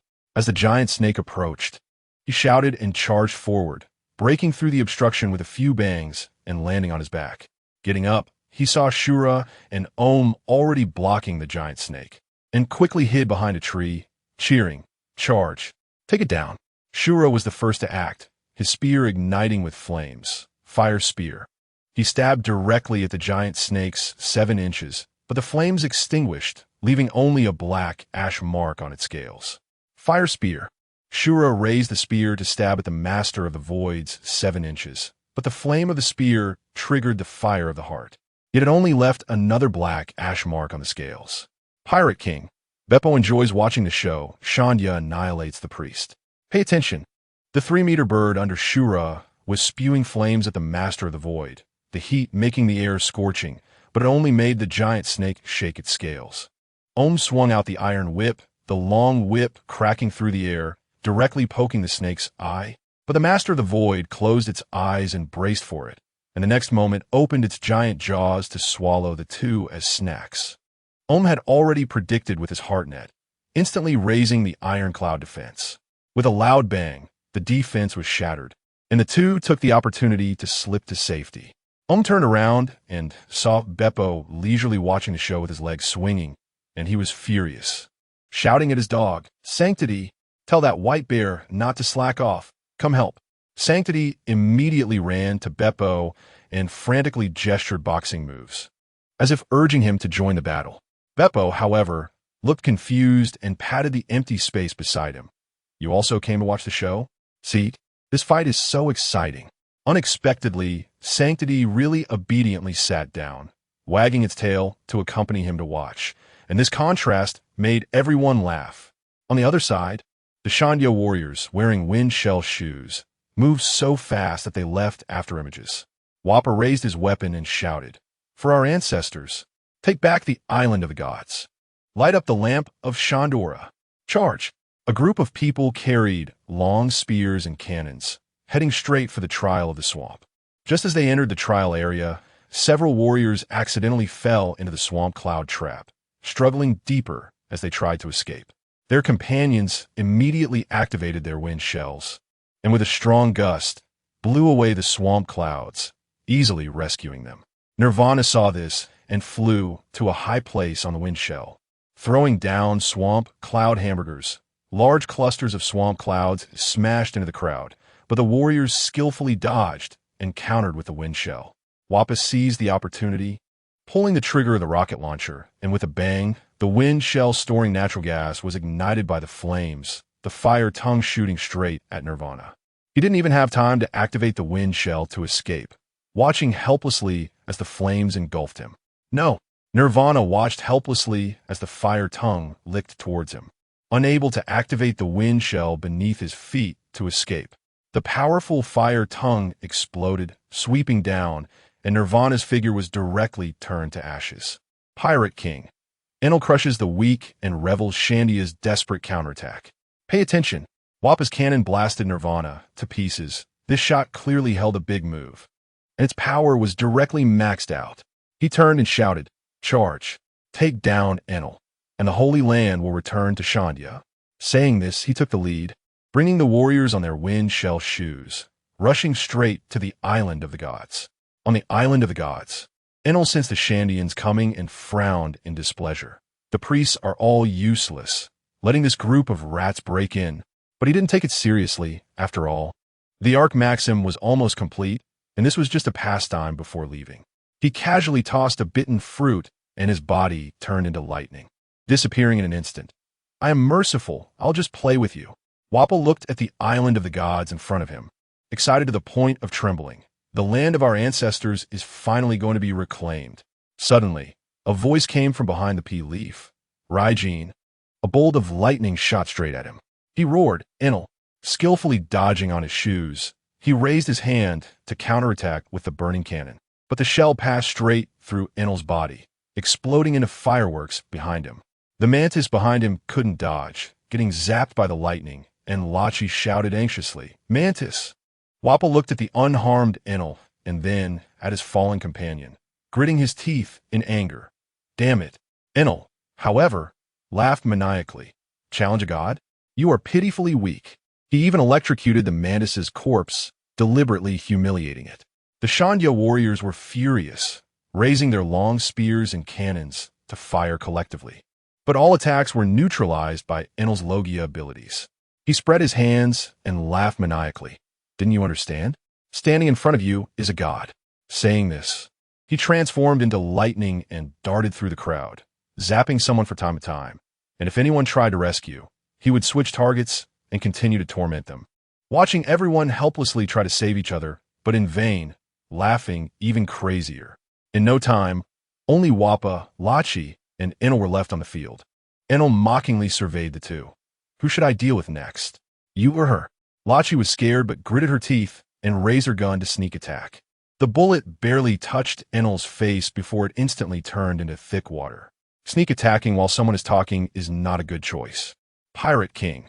Wappa sees stone counterattack. Priests pitifully trap themselves in a deadlock. Pay attention. Enel's expression turned as dark as water. "My lightning can negate all physical attacks." Interrupted and in a playful mood, he instantly teleported behind Wappa and slammed down a palm, causing dense electric currents to knock Wappa unconscious, who fell straight to the ground. Enel turned to stare at Wappa with disdain, spouting trash talk. "You're the only ant left. I've heard you're a battle demon. Weak as you are, your companions must be really unlucky." Wappa, seeing his fallen partner, realized the burning cannon was useless and immediately switched to a verbal rampage, crazily spewing harsh words. Enel was provoked and his expression darkened. A bolt of lightning struck Wappa, who was instantly charred and fell to the ground. Still not satisfied, Enel heated a golden stick with lightning metallurgy, branding it against Wappa's back, creating trails of black smoke, then lifted his foot and stomped hard on Wappa's head, grinding it down. An ant dares to desecrate a god. Unexpectedly, Wappa's vitality surged, suddenly extending his leg to block Enel with his sea, stone-infused, slippery shoes, flipping over to pin him down, panting as he aimed the bomb at Enel's heart. Enel tried to elementalize, but failed, panicking and trembling. "Let's talk this over." Wappa sneered. "Dear God, have you seen sea stone?" Pulling the trigger, a loud bang echoed as Enel's chest caved in. Just as he was about to deliver the final blow, the Horn brothers came charging in with a foul odor, shouting, "Anyone who disrespects the god will not be spared." Wappa used a wind bomb to disperse the stench and quickly loaded the burning cannon with natural gas. One shot turned the two into ashes.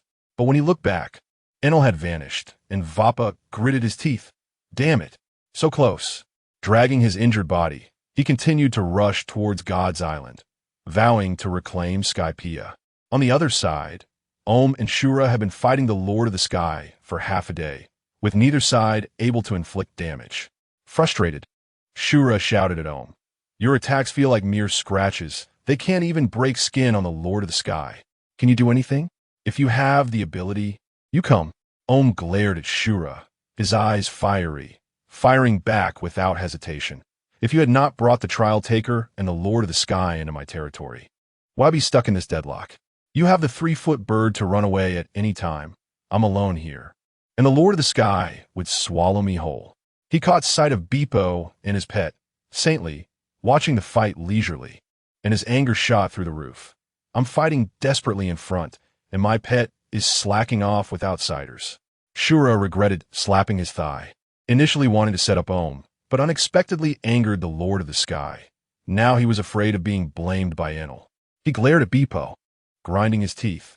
This white bear caused the trouble. Why should we bear the burden? He signaled to Om, lead the Lord of the Sky over there. The two immediately fought while retreating, shifting the battlefield towards Beepo.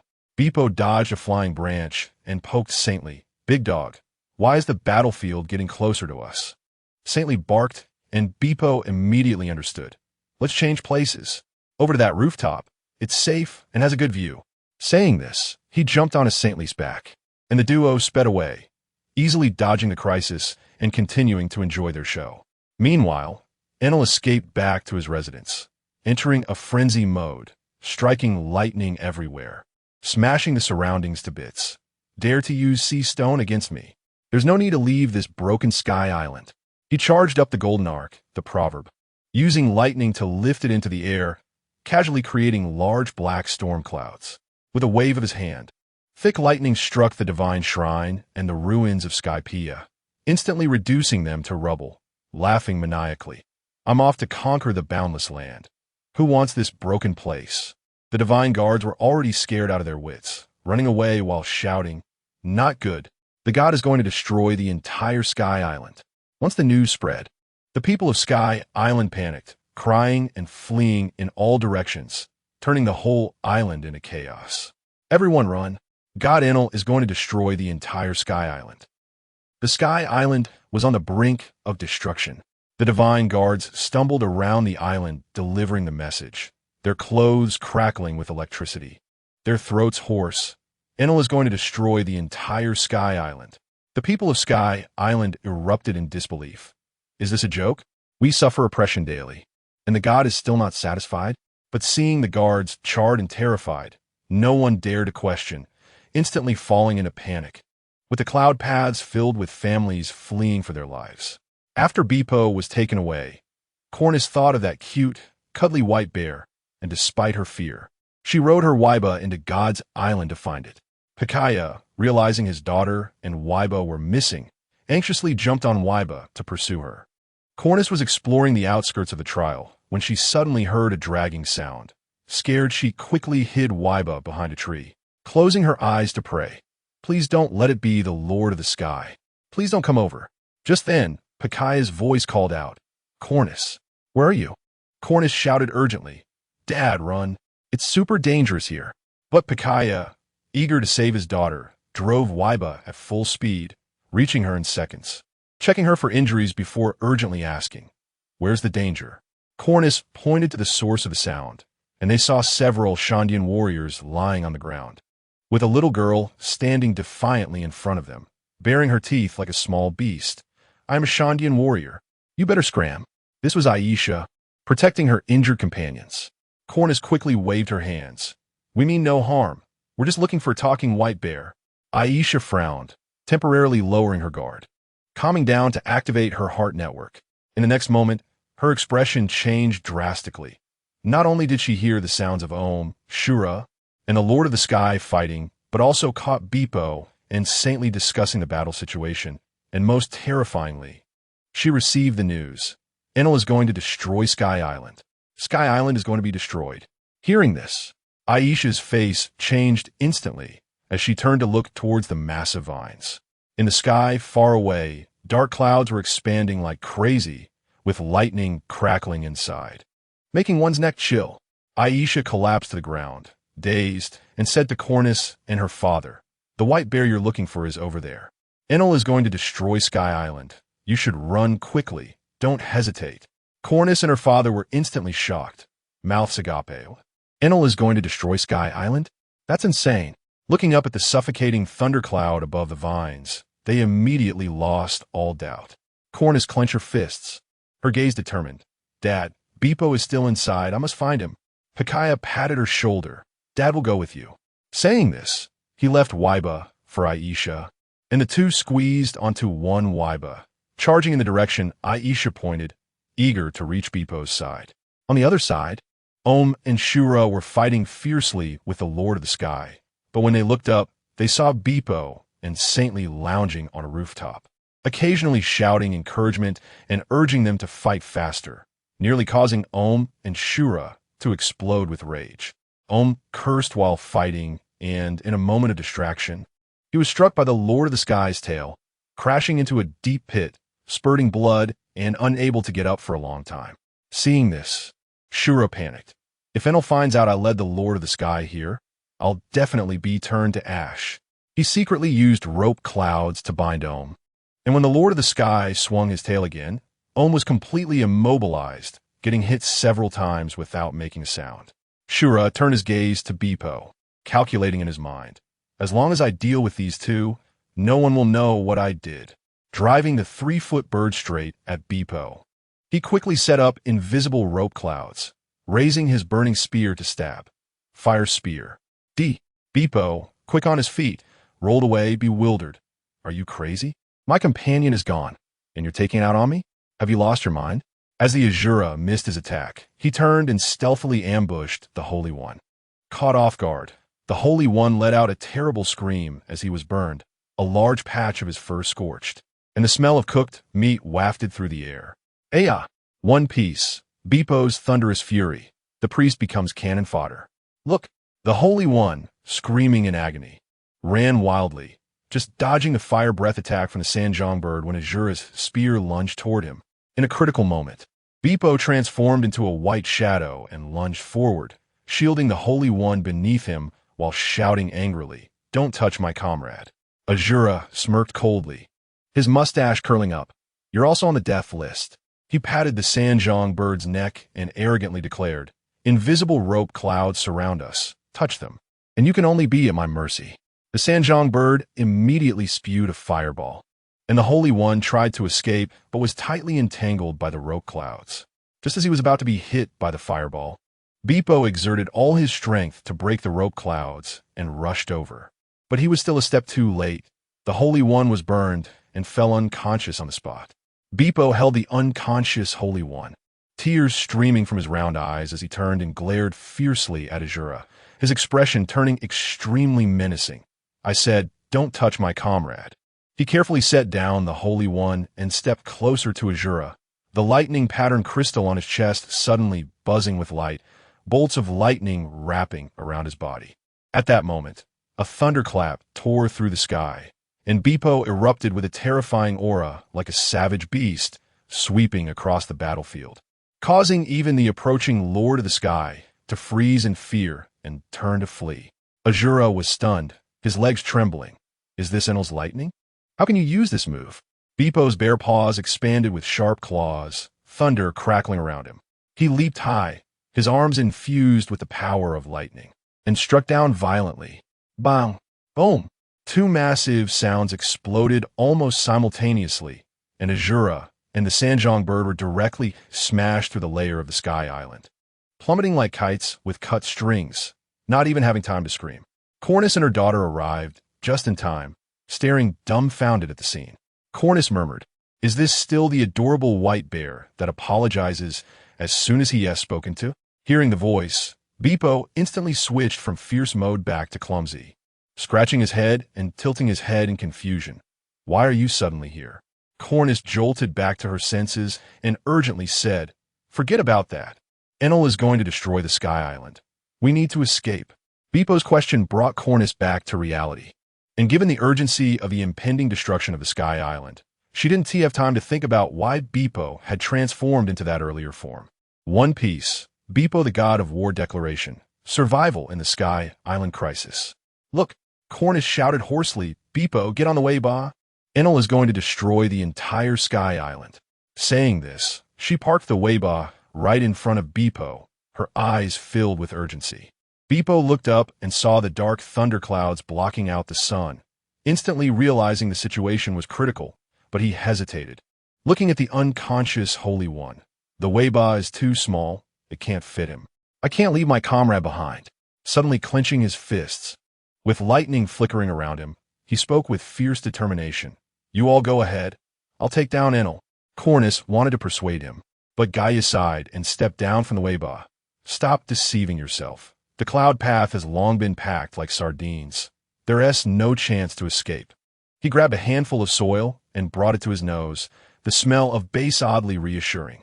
Cornus was instantly awakened, no longer tangled in the idea of escape, and went to the Holy One's side to tend to his wounds, smiling at Bepo. The hope of the Sky Island is in your hands. I'll take care of your comrade. Go and fight. Bepo nodded firmly, his fighting spirit surging. The lightning around him crackled with energy. Meanwhile, Enel piloted the Arc Maxim to the top of the vines, laughing maniacally as he touched the ancient golden bell. 400 years of the golden bell, only worthy of this god. A bolt of lightning struck down, directly severing the bell support, snatching the golden bell onto the ship.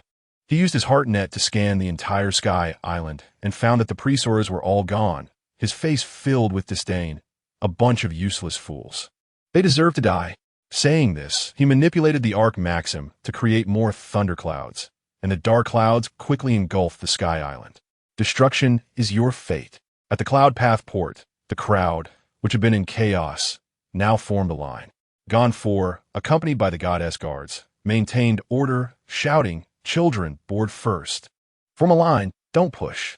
He had originally wanted to rush to confront Enel, but seeing the chaotic crowd, he decided to stay and protect Hope.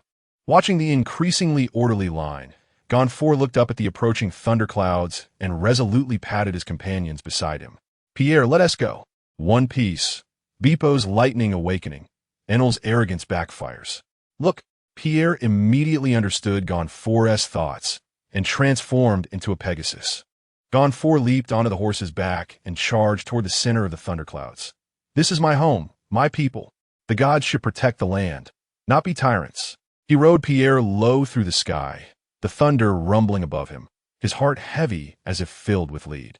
When he reached directly underneath the Arc Maxim, Gon 4 raised his gun to gather strength. The slash of the lightning burst instantly unleashed, a strike aimed at Enel, but it passed right through him. Enel yawned, disdain written all over his face. Has the old god not eaten? That attack felt like a tickle. Gon 4 immediately activated the wind shell, causing the wind to blow and Enel's explosive hair to fly wildly, his face darkening instantly. Old fool seeking death. He raised his hand and shouted out the God's judgment, a thick lightning pillar crashing down.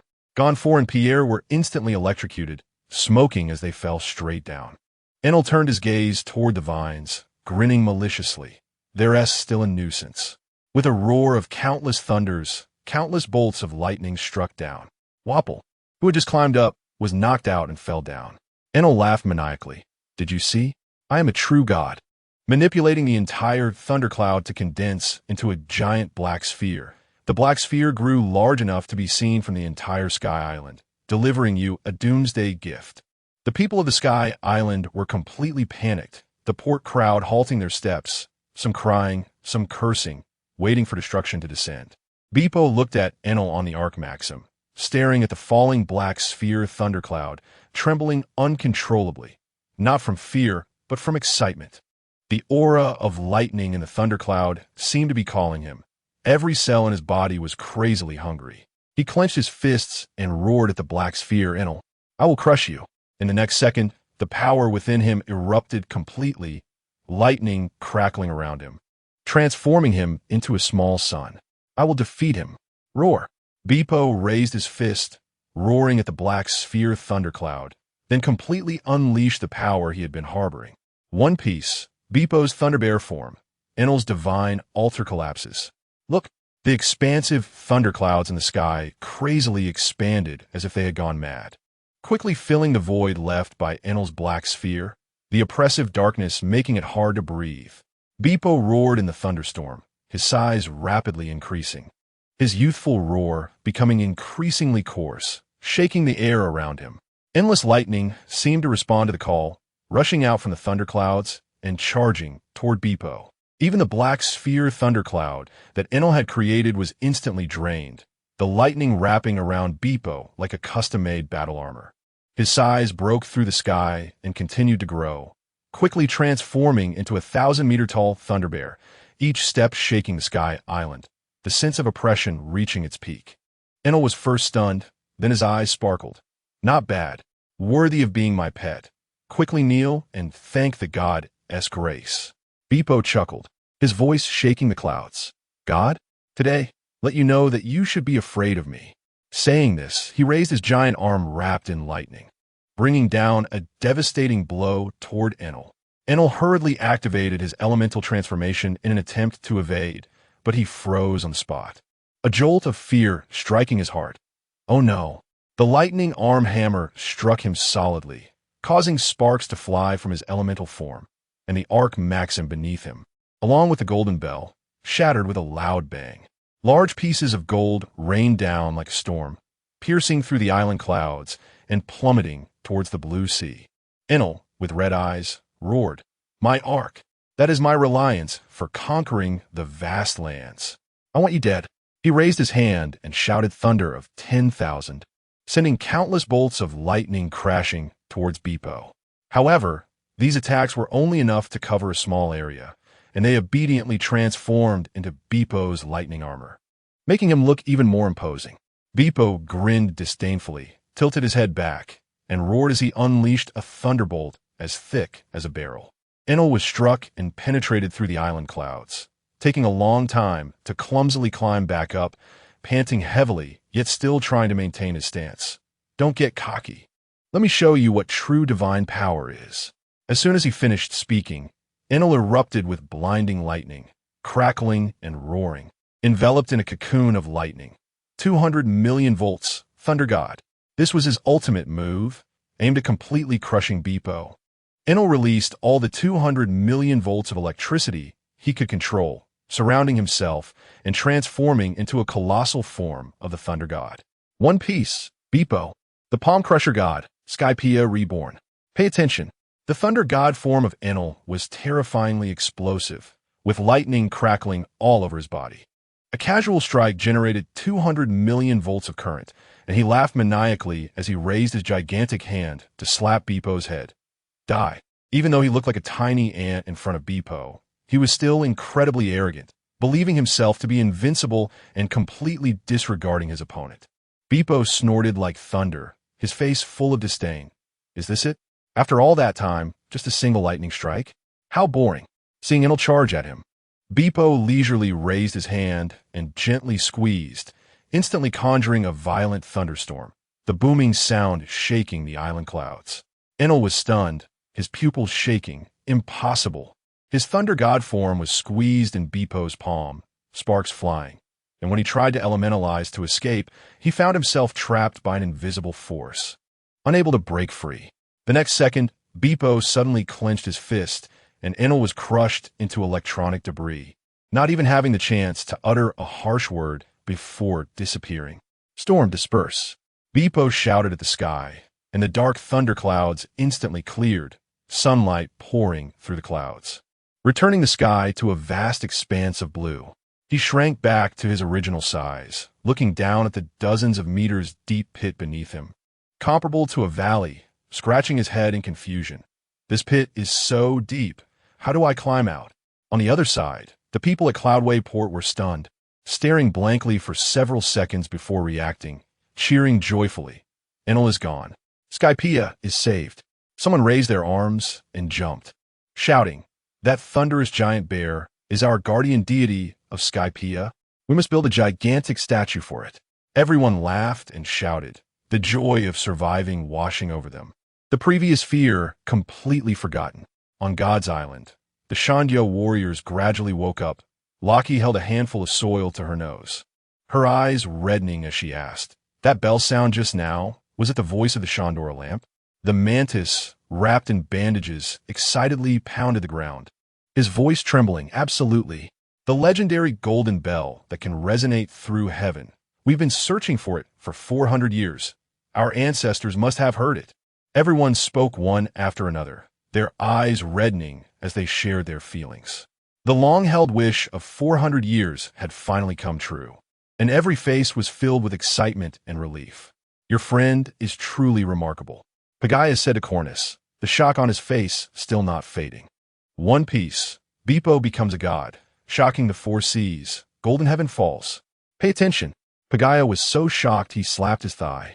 His mouth agape, that soft and cute white bear, smashed the priest Shuro with one arm. That was enough to blow the place up. How did it turn into a giant bear over 1,000 meters tall in just a moment? He stared wide-eyed, amazed, as the destructive thunder of Skypiea obediently became Beepo's armor, and Enel's attacks were less effective than a mosquito bite, directly swatted away like a fly. This is what a true god looks like. Enel is nothing. Cornus bandaged Saint with a nice nod, clapped her hands and smiled. "Stop being shocked. Let's go find Beepo. He is now the great hero who saved Skypiea. No matter how powerful he is our friend." Amidst the joy of surviving, there was a lot of concern for Beepo. At this moment, the thunderstorm of Skypiea echoed across the blue sea. The final chime of the golden bell before it shattered resonated through the thunderclouds, exploding over Gaia Island. Kulik looked up joyfully, clenching his fists and shouting, "It's the sound of the golden bell. Our ancestor Rolando is not a liar." As soon as he finished speaking, a massive golden pendulum crashed down, smashing his hut and creating a deep pit. Kulik rushed over and was stunned. The golden pendulum. The land of gold really exists. On the other side, the buggy pirate ship, flying the red-nosed clown flag, docked at a reef island. Kabeji and Moji stared at the suddenly dark sky, muttering, "The weather in the Grand Line is outrageous." Buggy shouted angrily, hands on his hips, "What are you waiting for? Hurry up and get on the island to take cover. It'll be a storm and hail soon." Just as he finished speaking, Kabeji and Moji suddenly hugged each other, pointing behind him and screaming, "Captain, something is flying over." Buggy turned around abruptly and saw a large shadow descending towards the ship. One piece of it was even about the same size as the ship. The crew went mad, fleeing to the shore, while Buggy split his body to escape. Boom! Boom! Unidentified objects crashed into the ship, dust filling the air. Buggy coughed and stood up, looking at the wrecked ship, ready to explode with anger, but suddenly froze in place. Rubbing his eyes, "This is gold?" The chunks of gold were astonishingly large, and he instantly went crazy with joy, jumping and shouting, "Guys, today is the day that Buggy the Clown becomes rich. Ha ha! Guys, opportunities are everywhere on the sea. Today is the day Buggy the Clown, strike it rich." One Piece. Beepo set sail for a new journey. Blackbeard betrays friends and faces retribution. Pay attention.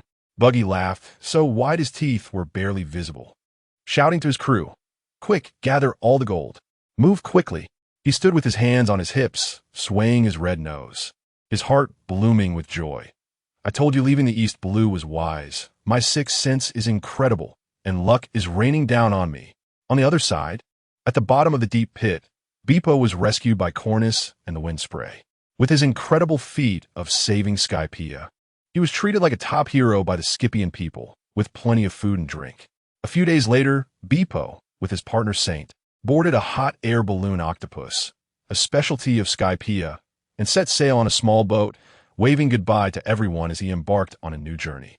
Meanwhile, Mo Bai, who secretly observed Beepo's battle with Enel, not only harvested a devil fruit, but also turned his gaze towards the New World. In the New World waters, Whitebeard's Moby Dick, a whale-shaped pirate ship, drifted under the protection of dozens of ships, with a white crescent skull flag on its sail being extremely eye-catching. After the banquet, the 4th Division Captain Sachi, the cook, had just returned to the cabin when he encountered Teach. "Why are you still awake? Had a good drink?" Sachi, tipsy, patted his shoulder, but Teach ominously replied, There's something we need to talk about alone." Sachi didn't think much of it and led him into the room. Just as he turned around, a dagger pierced through his chest, his eyes widening as he fell into a pool of blood, never understanding why his friend would stab him. Teach disregarded everything, pulled out the long-coveted dark fruit, and joyfully stuffed it into his pocket, making a hasty escape that very night. He dared not gamble with Whitebeard's wrath. Not long after, Enel silently appeared in Sachi's room, tossing a spear flickering with ghostly flames, which pierced into Sachi's chest. "Here's a revenge tag for you. Tear apart the traitor." Sachi's soul was supposed to drift toward the underworld, but was pulled back by a force, watching his own corpse as memories flooded back. Thinking of the days spent with Dad and the brothers at sea, cooking and holding banquets, and then recalling the betrayal by Teach. He clenched the spear ignited with the flames of the underworld, his eyes brimming with killing intent. "Teach, just you wait. I will make you pay with blood for your betrayal." Invited aboard by Dad to cook for the brothers on the ship, to hold banquets together. And then ultimately the piercing betrayal. "Teach." Sachi muttered the name of the traitor, instinctively gripping the spear burning with icy, ghostly fire that had mysteriously appeared on his corpse. One piece. Sachi's vengeful spirit seeks revenge. Blackbeard levels Drum Kingdom. Pay attention. The moment Sachi grasped the underworld spear, his soul solidified, transforming into a ghostly blue form shimmering with cold light. The wound on his chest felt like it was seared by raging fire, a pain that drilled to the heart, and it would never heal. He tightened his grip on the spear, his teeth grinding, and roared for the third time at Teach, his voice chilling enough to freeze the air. "Traitor! 1,000 cuts, 1 quench my hatred." As soon as he finished speaking, his spirit flickered and vanished into the darkness. The next day, under the bright sun, the pirates on the ship woke up nursing hangovers. A crew member next to Sachi rubbed his swollen head, and as he pushed open the door, he was choked by the smell of blood, and upon seeing the scene inside, he was instantly terrified. "Captain Sachi is dead. Call for help." Everyone rushed in, and upon seeing Sachi lying in a pool of blood, chaos erupted. The attack came from behind. It must be an insider on the ship. After a round of investigation, it was discovered that only Teach was missing. Ace, with red eyes and clenched fists, said, "Teach is from the 2nd Division. I must take revenge." On the other side, Blackbeard, clutching the dark fruit, fled overnight, quickly gathering Lafitte, Burgess, and others to form his own pirate crew. He waved at Lafitte. "Go, and send word to the Navy. I want to become a warlord of the sea." Lafitte flapped his wings and rushed towards a Navy base. Then Blackbeard fixed his gaze on Drum Island in the distance. Grinning wickedly, "Wapple's munch fruit looks good. Let's get it." As the ship just docked, the Drum Kingdom's guards surrounded them with guns, and the leader shouted, "Pirates are not allowed to enter. Take one more step, and we will open fire. Do these small fry dare to block the way?" Burgess rolled up his sleeves, showcasing his solid muscles, and jumped ashore. The guard immediately pulled the trigger, and bullets whizzed towards him. But Burgess withstood them all as if they were mere tickles. Burgess roared, "Shockwave elbow." With a powerful elbow strike, he slammed into the crowd, sending the guards flying. Some even crashed into the wall and fainted. He then grabbed a nearby guard and swung him around like a meteor hammer, smashing a nearby house to pieces. The remaining guards were so scared their legs turned to jelly, crying out and fleeing, "Devils! They are devils! Devils! They are devils!" One piece. Blackbeard levels Drum Kingdom. Sachi's vengeful spirit meets the soul of hatred. Pay attention. Burgess charged through the hail of bullets, smashing a group of guards with a few punches and kicks, leaving the rest terrified and fleeing for their lives. Burgess laughed maniacally. "Ha! So weak it's embarrassing." But the fleeing guards didn't get far before their faces turned black and they collapsed, unable to even groan. Van Oka adjusted his glasses. The ship's Dr.'s methods always blow the scene. Poison Q merely smiled faintly, not responding at all. Soon, the commissioner rushed into the palace in a panic. "Your Majesty, Blackbeard's pirate crew has attacked." Wapple, gnawing on the table, was instantly paralyzed with fear, shouting at Dalton, "Stop them. Buy me time to escape." After speaking, he took his confidence and rode the cable car to flee. Dalton watched his retreating figure, feeling half of his heart chill. This king actually abandoned his people. He pulled out a shovel and led his men to confront them. For the people, let us crush them. Dalton transformed into a bull-headed monster, moving so fast he left an afterimage. Burgess rolled up his sleeves. Let me handle it. His fist wrapped in hockey, he slammed it against the iron shovel. Dalton was immediately stunned, and Burgess added more force, smashing him unconscious to the ground. Blackbeard glanced over. Is there anyone who wants this ability, user? Burgess scoffed. One punch and he is down. Who would want him? The group rushed to the palace, only to find it empty. Blackbeard laughed wildly. Wapol has fled in fear. Our name is loud enough. After saying that, he led his crew away from Drum Island. Sachi's spirit followed the scent to Drum Kingdom. He didn't find Blackbeard but was drawn to a house filled with hatred. Inside, a woman stared at her husband's corpse. Her eyes hollow. My child died early due to lack of medical care, and my husband bled to death without a doctor. She hated Wapol to the core. This tyrant has destroyed the medical powerhouse, harming countless families. She wanted to pierce Wapol's chest, but felt powerless. She desperately wished to stab through his chest, to watch his life slowly fade away, his eyes dimming, but she couldn't do it. One Piece. Sachi's vengeful spirit gathers hate tyrant Wapol's downfall. Pay attention. Wapol was surrounded by guards every day. The woman was just an ordinary person, and seeking revenge was just a pipe dream. She stared at the fireplace's flames, her heart as cold as ice, taking in the chill of Drum Island, already prepared to face death. Suddenly, a ribbon-like black mist blocked the fireplace, and Sachi's glowing spirit appeared, throwing the spear. Call out the name of your enemy. The woman made eye contact with him, instantly infected by the same hatred, and blurted out, King of Drum Kingdom, Wapol, help me kill him. After saying that, she picked up the spear and stabbed it fiercely into her heart, spitting blood as she fell to the ground. The next second, her residual soul floated up, connecting with Sachi through a bond. Sachi coldly declared, Your hatred is my hatred. He absorbed her residual soul into the opening in his chest, and her spirit solidified instantly, angrily shouting, Let us take revenge together. Then she vanished into the darkness, leaving only two cold corpses in the room. On the other side, Wapol escaped Drum Island, using the Munch Munch fruit to create the White Iron King and disguising himself as a pirate to rob. He was violently consuming rare metals in the cabin, while Jess and Kromali drank alongside. Your Majesty, once the storm passes, you'll still be the boss. The three of them were drunkenly enjoying themselves when suddenly a figure appeared. The commissioner shouted, Who let you in? Jess shot 3 feathered arrows, but they all passed through. The two realized it was a glowing spirit, and they were terrified. It's a ghost. They dragged the unconscious Wapol and tried to flee. Sachi raised his hand and threw 2 underworld spears, piercing the 2 of them. Their residual souls were sucked into the spears, with the spirit flames burning brighter. Sachi walked up to Wapol, and the woman's residual soul emerged from the opening in his chest. When Wapol groggily opened his eyes, seeing the 2 spirits, he was instantly petrified, and the woman raised the spear, stabbing it violently into his heart. Wapol's eyes widened, gasping for breath, and soon he lost his life. His soul burned clean by the spirit flames.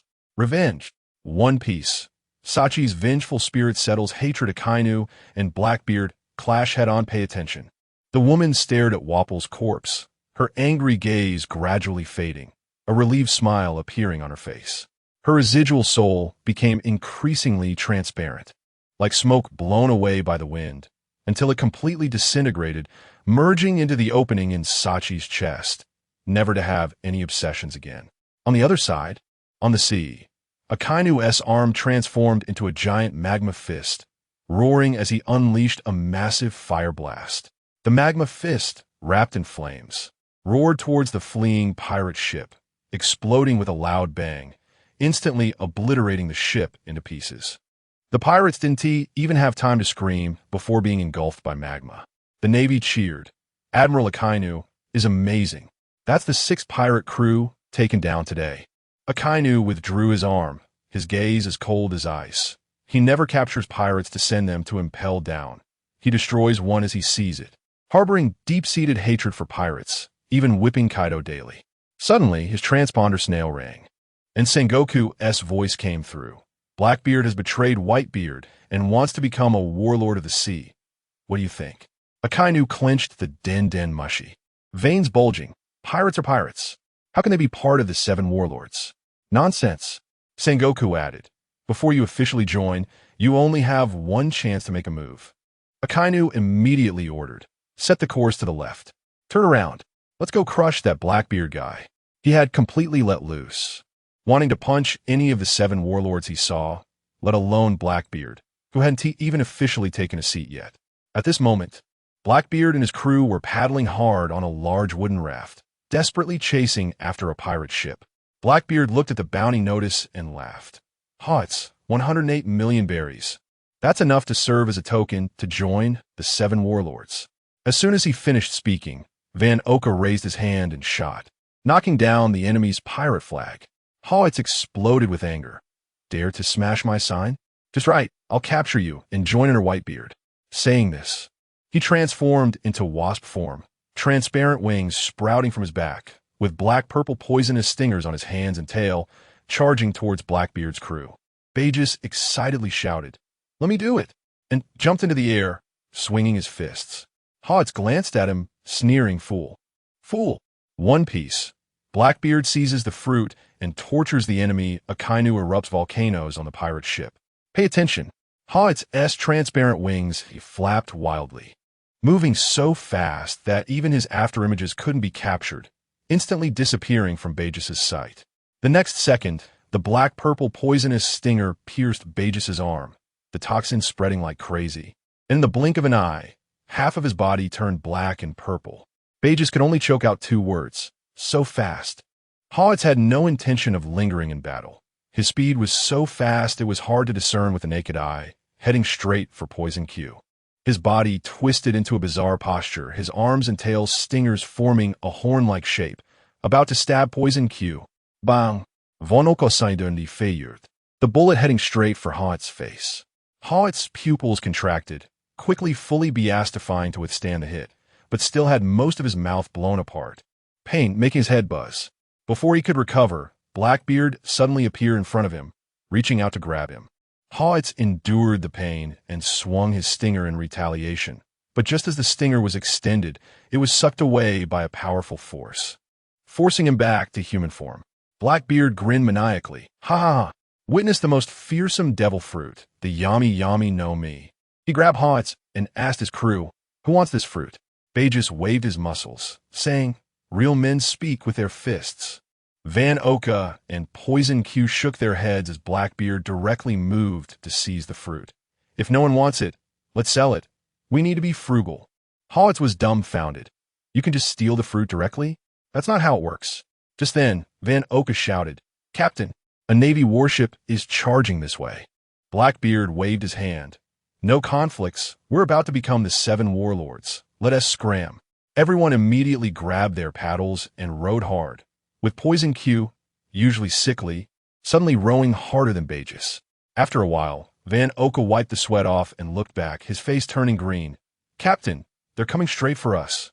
Blackbeard, tired from rowing, angrily threw down his paddle. "Looking for death by coming to us? Then let us crush them." He simply sat back on the raft to rest. On the Navy ship, soldiers rushed in. "Admiral Akainu, the enemy has stopped their ship." Akainu nodded coldly. "Call me when we get closer." To prevent Blackbeard from fleeing, he had already left lower-ranked soldiers on deck, waiting for a close-range ambush. Soon, the 2 ships met, and Akainu stepped onto the deck, staring at the pirate flag on a raft, his gaze instantly turning sharp as a blade, roaring, "Meteor volcano! Meteor volcano!" One Piece. Akainu erupts volcanoes on the pirates Blackbeard's pretentious downfall. Pay attention. Without saying a word, Akainu's fist transformed into magma. Dozens of molten fists shot into the sky, and the next second fell like meteor rain, booming and exploding, sending white smoke rising from the sea.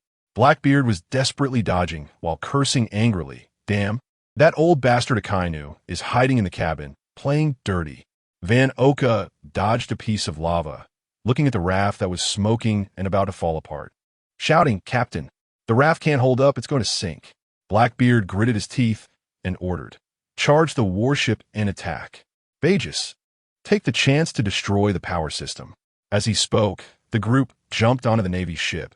Even Poison Q, usually sickly, was moving with incredible agility. As soon as they steadied themselves, Blackbeard shouted, "We're about to become the 7 warlords, so we're half colleagues. Don't go all out." Akainu scoffed. "Pirates as colleagues? Dream on, Hellhound." His magma arm instantly elongated, smashing down with flames. Blackbeard unleashed the power of the Yami Yami no Mi, darkness quickly spreading, absorbing the magma and laughing. "Ha ha, witness my power." He then swirled the magma into a tornado, smashing the Navy ship's deck into chaos. Akainu was unfazed, angrily shouting, "Great fire!" His arms merged into a giant magma fist, striking down with the force of a volcanic eruption. Blackbeard arrogantly shouted, "Useless. The Yami Yami no Mi nullifies all abilities." He then transformed into a black hole to absorb the attack, but was scalded by the magma. Spitting blood and rolling his eyes, "It hurts. Why does it hurt so much?" Akainu seized the opportunity, using Soru to dash forward, his magma arm transforming into a dog head shape, biting down with Dogbite Red Lotus, and viciously clamping onto Blackbeard's shoulder. Even with Blackbeard using Haki, his shoulders still sizzled, making a sound like roasting meat. Blackbeard was sweating profusely from the pain, howling as he activated his ability, Dark Water.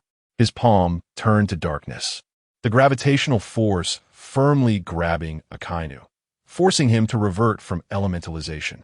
Just as Blackbeard caught his breath, Akainu sneered, "Do you really think one fruit can make you invincible? Strong people never rely on fruits."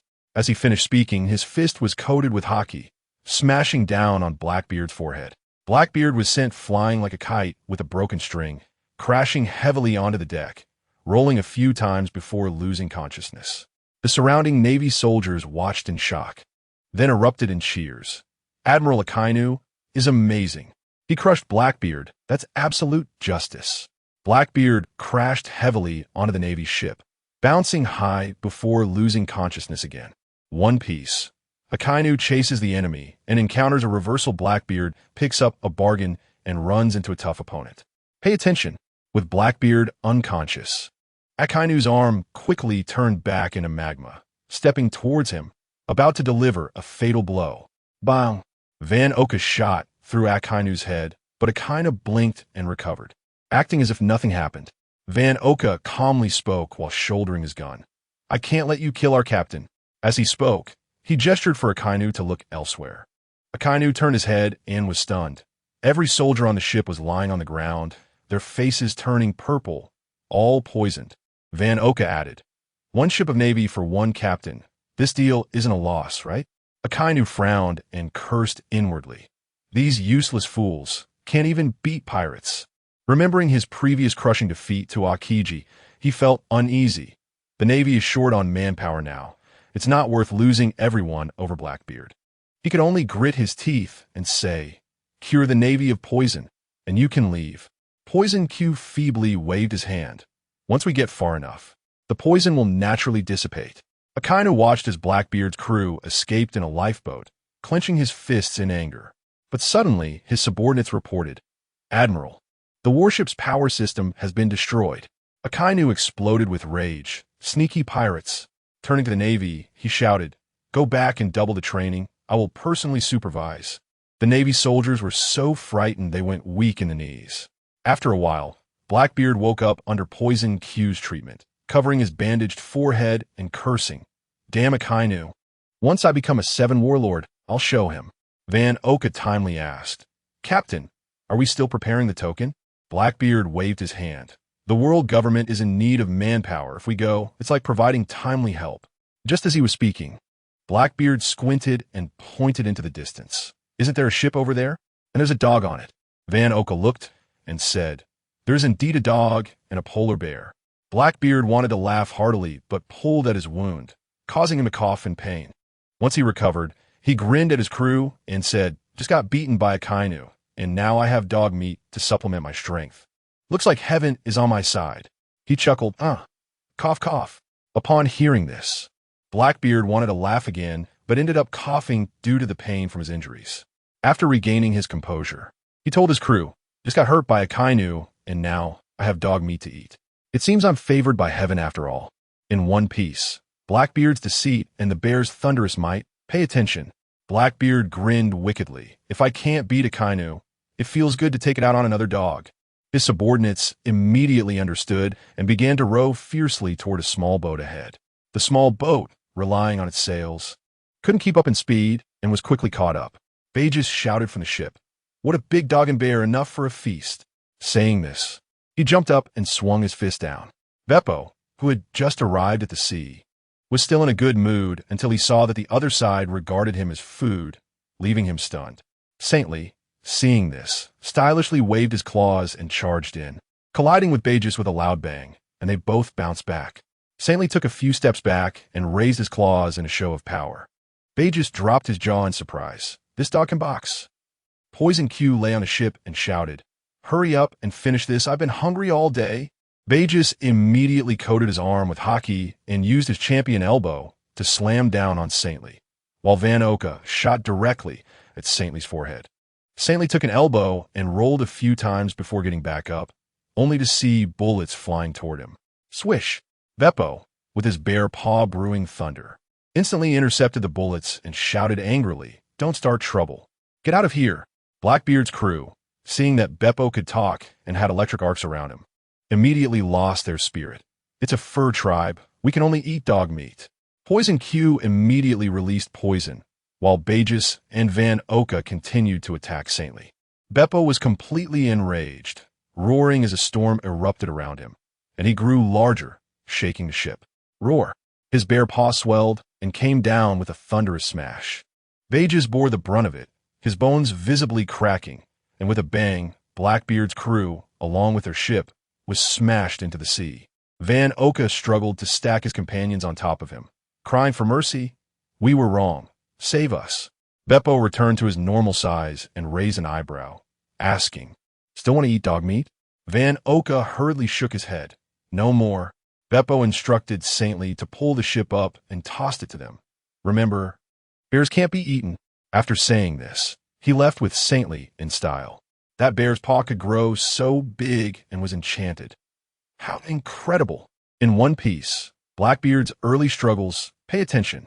Blackbeard lay weakly on the lifeboat. Just after forming his pirate crew, he got beaten up twice and felt his heart, inflated by the dark fruit, instantly drop. He looked doubtful. Could the dark fruit actually be weak? Time flew by quickly. The Navy, under Akainu's watchful eye, trained furiously, while Blackbeard, who didn't get to eat dog meat, was emo every day. Brought back the historical stone tablet from Sky Island, receiving a few days of big rewards. The Straw Hat crew went on adventures, and ship Dr. Chopper successfully joined the crew, soon arriving at the stronghold of Sphinx. Ready to start a new quest, Luffy submitted an entry application and frowned, complaining, "Why do we need to apply 2 days in advance to enter Sphinx?" A nearby merchant laughed and retorted, "You can force your way in, but you won't last more than 30 nautical miles." Luffy leaned in to ask, and the merchant, rubbing his bald head, sighed, "If you don't apply, you're considered an invader, and after 3 warnings, you'll be directly blasted by the coastal defenses." Chopper popped his head up in surprise. This rule is too overbearing. The merchant praised Chopper for being cute, but called him a raccoon, which made Chopper explode in anger. "You call me a raccoon? No matter how cute, I won't forgive you." The Straw Hat crew had no choice but to stay at the stronghold. Since Sphinx was powerful, had great security, and developed business, it wasn't boring at all. After dinner, Luffy headed to the deck to look at the stars, only to find Von Clay sulking alone in a corner. He pulled Von Clay over. "If something's wrong, just say it. We're partners."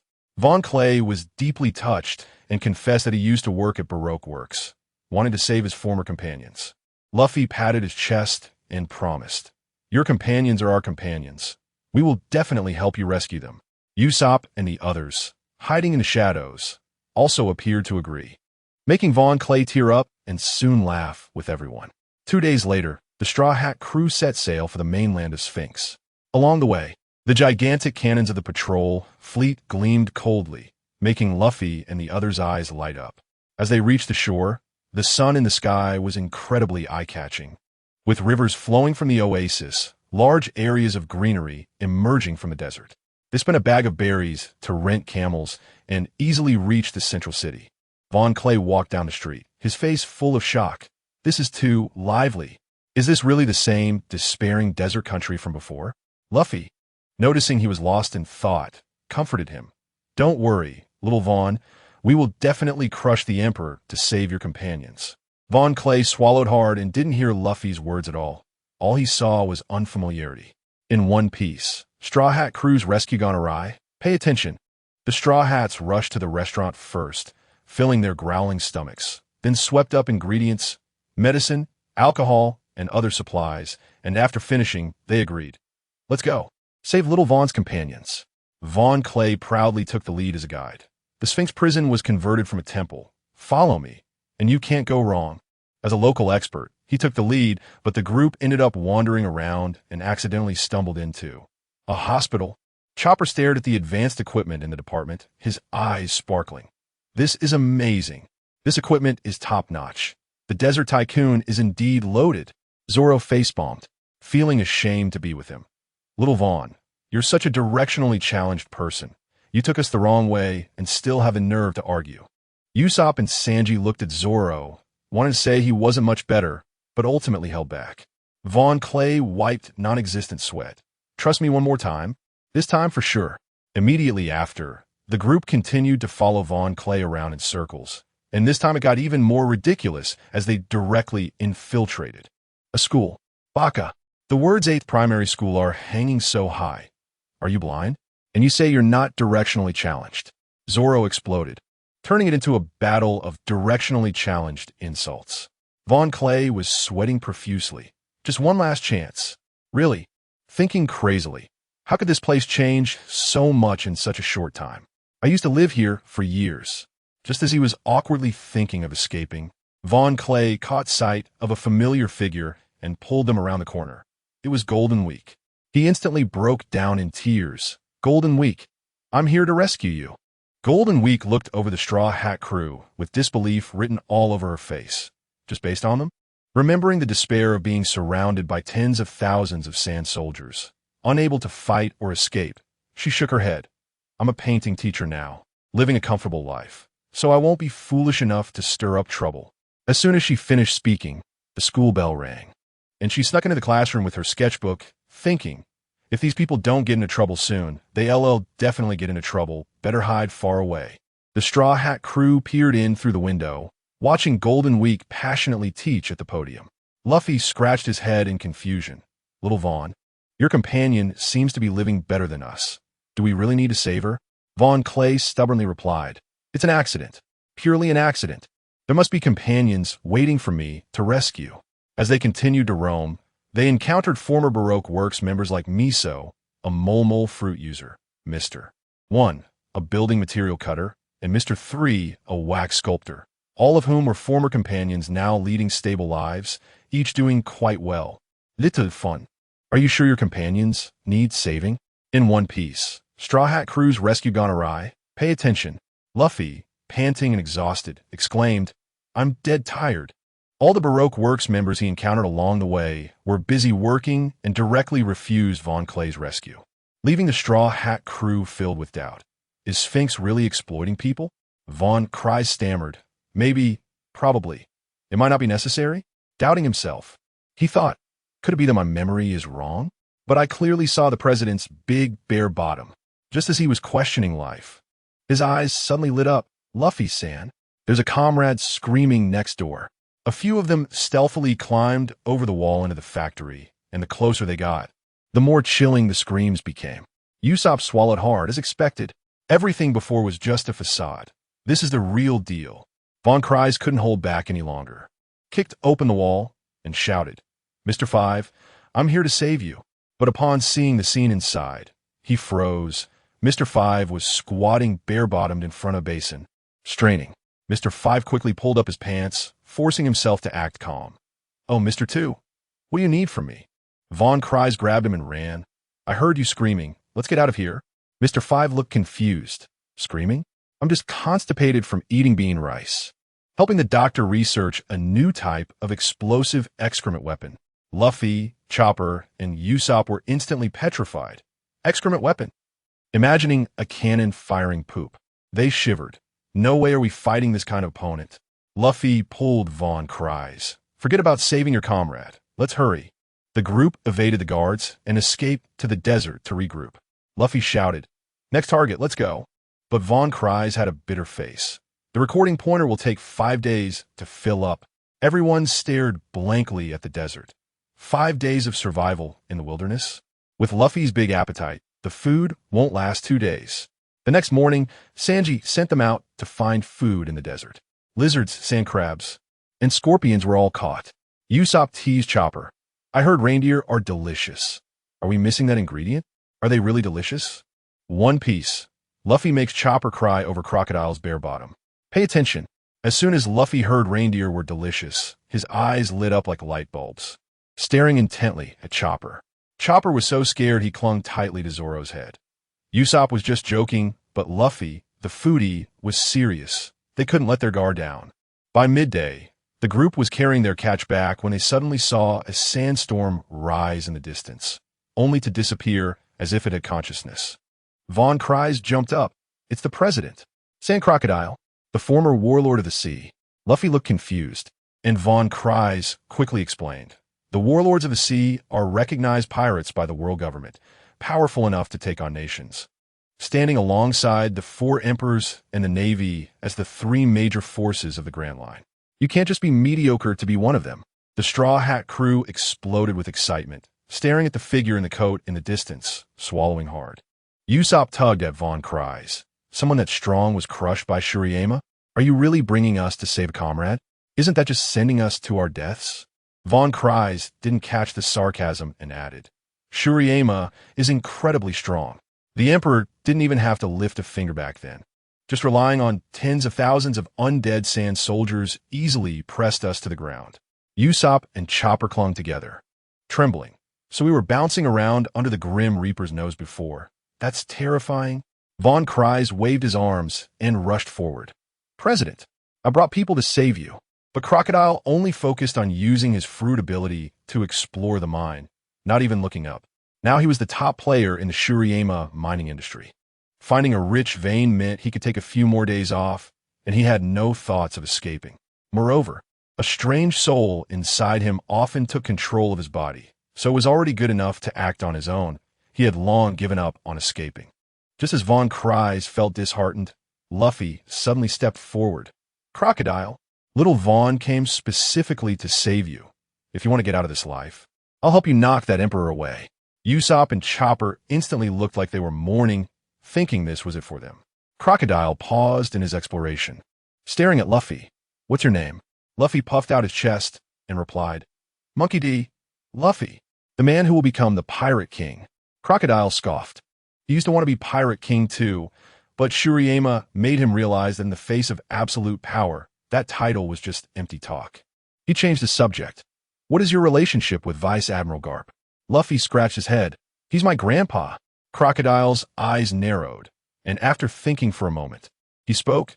"Then my freedom is in your hands, Straw Hat Kid." Crocodile's betrayal and surprise attack. Ace comes to the rescue and ignites the desert. "Pay attention."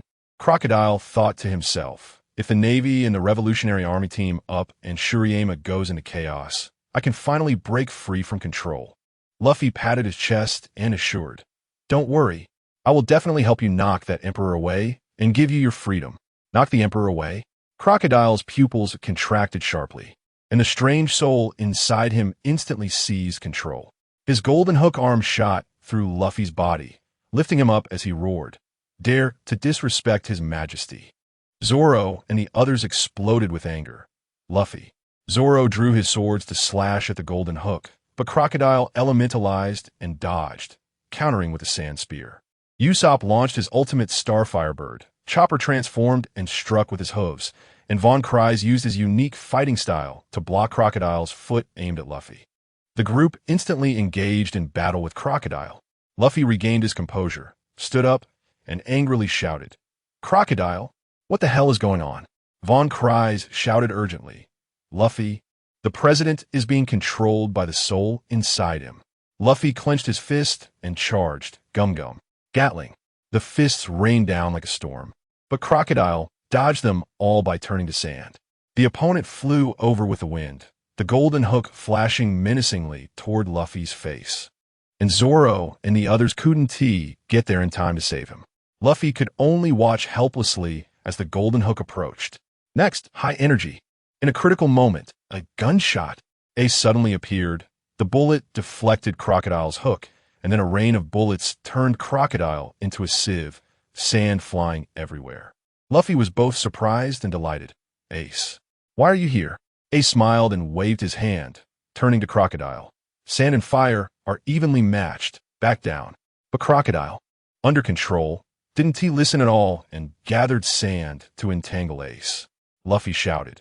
He's being controlled by the people of Shuriyama. Ace felt a heaviness in his heart. The Shuriyama that just defeated 2 admirals? This situation is too deep. He elementalized to avoid the attack and quickly tried to mediate. Let's talk this out. What trouble did Luffy get into? After all, facing Shuriyama head-on, the Straw Hat crew was likely to be wiped out on the spot. Ace. One Piece. Luffy's slip of the tongue brings disaster. The Straw Hat crew is caught in Shuriyama. Pay attention. Luffy leaned beside Ace, looking confused. Ace shook his head at him, signaling that he would handle this matter. The soul inside Crocodile shouted angrily. This kid insulted His Majesty the Emperor. According to the law, he should be sentenced to 3 years or less. Ace was instantly stunned, thinking to himself, this brother is hopeless. He doesn't even avoid speaking ill of others. This is it. The Straw Hat crew tightened their weapons, preparing to fight back, while Ace ignited flames, planning to charge out with everyone. Next, high energy. Suddenly, a fierce sandstorm rose, and everyone raised their hands to shield themselves. After the wind and sand passed, everyone stood frozen in place. A dense army of yellow sand soldiers lined up, their copper crystal armor shining blindingly in the sunlight. With sand and dust billowing like ribbons behind them, their aura overwhelming. It was unclear who swallowed hard, but the sound was particularly clear. Sweat dripped from Ace's forehead. Luffy, we can't fight these monsters. Just surrender. Each of these soldiers could elementalize and couldn't be killed. They were just the weakest base force of Shuriyama. But Luffy shook his head. I want to be the Pirate King. My dreams won't stop. With that, he swung his rubber fist and charged forward. Zoro immediately followed with his 3-sword style, and Usopp and Chopper, though scared, also dared to join in, while Ace could only smile wryly and follow. But all their attacks missed. The wounds they created were instantly filled by flowing sand, and their offensive was quickly overwhelmed, leading to an instant defeat. During transport, Sanji saw this and rushed over, kicking a handful of sand only to be captured as well, leading to a complete wipeout. Law enforcement read the verdict. Gang crime. 22 days of detention. Luffy insulted the Emperor, sentenced to 2.5 years. He looked disgusted and thought to himself, the Emperor provides free education and medical care. I really want to marry him. How dare anyone insult him? On the other hand, Mo understood everything. He always believed that good and evil are rewarded. Minor offenses can be pardoned, but serious crimes must be punished. People like Crocodile, who once harmed the country, he never intended to let go. In this life, he would just search for minerals in the desert, and when he couldn't work anymore, he'd be done for. When he can't work anymore, that's when you should be done for. One Piece. Luffy surprises his cellmates with his appetite. The Straw Hats open a restaurant to earn extra money. Pay attention. Mo beheld Robin closely, but was plotting maliciously in his heart. In the desert, Crocodile, who had just regained control of his body, was digging in the sand for minerals when he suddenly shivered and looked up at the scorching sun. Strange. Could I be catching a cold? Who would have thought that the desert country of Shurima, due to abundant water sources, had already changed significantly? Vegetation blocked the wind and sand. Crops could survive, oases were everywhere, and the high temperatures had eased. Coupled with the rich mineral resources, Crocodile became a mining expert thanks to the sand fruit, finding over a dozen mines, and the country was rolling in wealth. A month after Luffy's gang was captured, except for Luffy, who was sentenced to 2.5 years, the others were released and simply opened a restaurant in the urban area. waiting for Luffy while making money. Sanji's cooking was a hit, and the restaurant quickly gained fame, with profits expected soon. After finishing his meal, Ace pulled out a life card. I have something to do, so I'm leaving. Luffy is in your hands. He always loves to cause trouble. Sanji took it and curiously asked, and Ace explained, this is a treasure from the New World. It is immune to water and fire, and if torn in half, it can attract each other. Zoro glanced at the symbol on the life card and said to Sanji, did you see that? Luffy's grandpa is a naval hero, and his dad is the leader of the Revolutionary Army. His family background is impressive. Sanji sighed.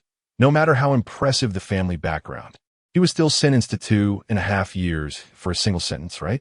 Von Clay bowed his head in apology, and Sanji directly shouted, if you know you're wrong, go wash the dishes.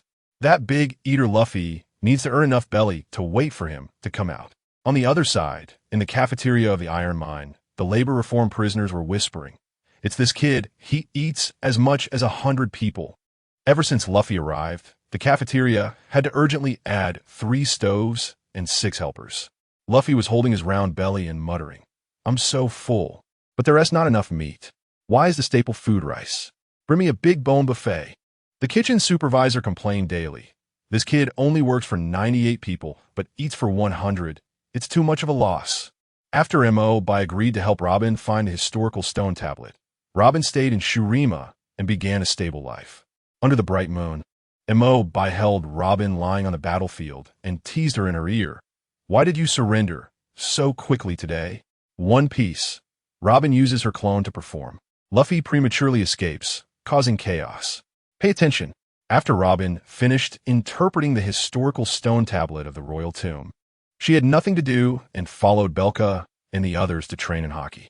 Even without actual combat, Mo knew she was progressing rapidly. Just the two of them fighting, Robin's wildness and endurance were like she had turned on a cheat mode. Mo was about to tease Robin in his arms when the bedroom door suddenly creaked open and another Robin appeared at the door. Montag was instantly stunned, jumped up and shrank into the corner, looking at the 2 Robins on the bed and at the door, his mind filled with Von Clay's heavily made-up face. Thinking, damn it, they should have sent Luffy and the others away long ago. The Robin at the door instantly understood the reason, deliberately not piercing through it, and shouted at the clone on the bed. Who are you? How dare you impersonate me? The clone on the bed flirtatiously winked. Big brother Mo wouldn't be fooled. Mo saw her pretentious demeanor and his face instantly turned green, imagining a battle scene with Von Clay, and was so angry he wanted to take action. Robin quickly crossed her arms, and the clone on the bed turned into petals and disappeared. Only then did Mo react, glaring at the smiling Robin. You almost ruined our future happiness. As he spoke, he raised his hand to punish her, but Robin hurriedly shouted, the clone's sense of touch is synchronized with mine. Mo however, didn't care and retaliated fiercely, determined in his heart. I must get rid of Von Clay. Sanji, it's all up to you. The next morning, Mo casually found a reason and ordered the expulsion of Luffy's gang from the country. The cafeteria supervisor was delighted and rushed to the iron mine to shout, Number 4396, hurry up and get lost. You must leave before noon. He had long been pained by Luffy's appetite, and this meal meant saving 100 people's worth of rations. Luffy was so excited he jumped. We can leave without waiting for the sentence to be completed? That's great.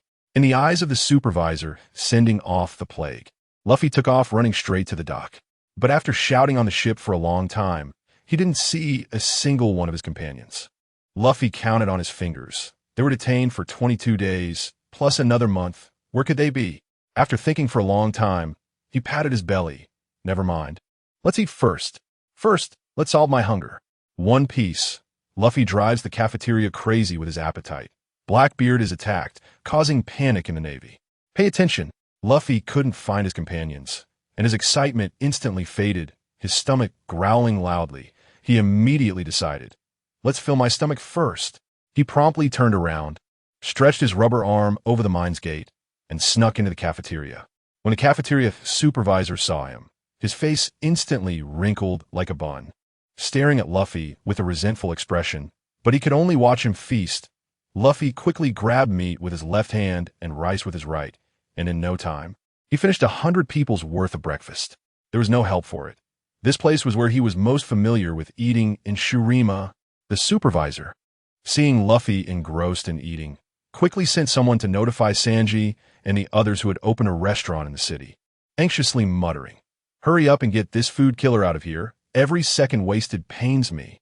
Sanji, along with Zoro, Usopp, and the others, hurried over, and looking at the mountain of empty bowls and Luffy's round belly, Sanji lit a cigarette, blowing smoke rings and teasing, "I bet it's Luffy's appetite that's too much for them to handle.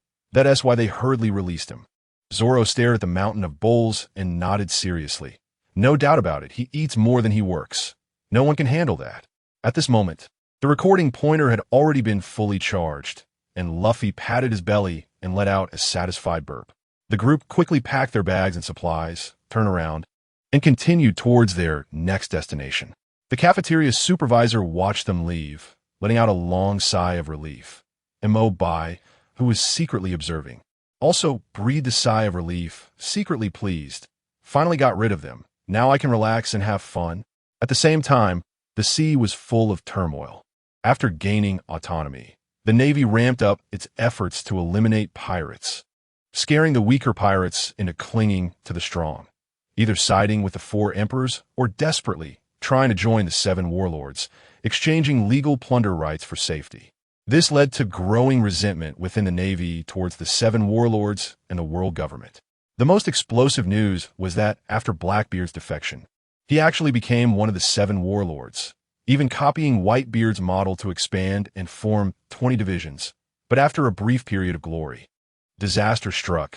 Mysterious, ruthless people started killing from the last division, and now only 5 divisions were left, with the murderer still not found.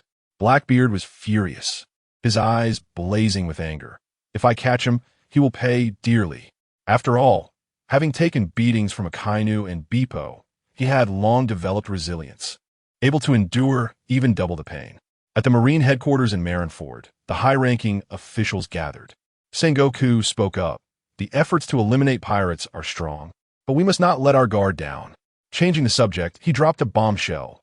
"Urgent news from the New World. Red-haired and Whitebeard have met. The meeting of 2 Emperor crews. One Piece. The meeting of the 4 Emperors shocks the Navy. Blackbeard is terrified by a ghost. Pay attention." The Navy's conference room fell silent in an instant, and the next second it erupted into chaos. Someone exclaimed, "Is this going to be a big deal?" Someone pondered, "If the 4 emperors meet and fight, it will be our opportunity." Everyone shut up.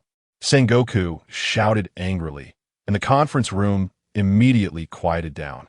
He said in a deep voice, "The situation is tilted in our favor now. We absolutely cannot lose any leverage. This meeting has one purpose. When faced with a situation, don't act impulsively, proceed steadily, and naval justice will surely reign supreme." As he spoke, his momentum surged, and he felt a secret thrill. Perhaps he could witness this day before retirement. On the other side, the 2 major emperors of the New World met as scheduled. The Conqueror's haki directly stunned the entire venue, and the clash between Griffin and Song Yun split the clouds. After a brief greeting, they sat down to chat. The red-haired's fruit was useless in front of Whitebeard. How could a father stop his son from avenging his brother? The red-haired came and went in a hurry. Not only did he not change anything, but he also lost a jar of wine. As night fell, dark clouds obscured the moon, and it was pitch black. Blackbeard was gnawing on a cherry pie, guarding the remaining 5 crew members, and this was already the 3rd day. The longer he waited, the more anxious he became, cursing inwardly, "Dare to hinder my development. If I catch you, I will crush you to dust." Suddenly, a scream pierced the air. "They're here." Blackbeard's anger flared, and he jumped up. Bang! The door was smashed open, and the entire area was instantly illuminated. An eerie feeling filled the air. Blackbeard rushed into the room where the scream came from, only to see twisted corpses all over the place, the faces of the dead filled with terror. Just as he turned around, a thick fog suddenly descended. The lights became hazy, scarier than the night. Cries echoed from all directions, and Blackbeard was bewildered, unsure of whom to save. He released his observation haki and sensed the lives of his crew disappearing one by one, yet he found no trace of outsiders. Could it really be a ghost? Blackbeard swallowed hard, sensing someone behind him. Without thinking, he turned around to attack. Dark water, but what he pulled in was poison Q.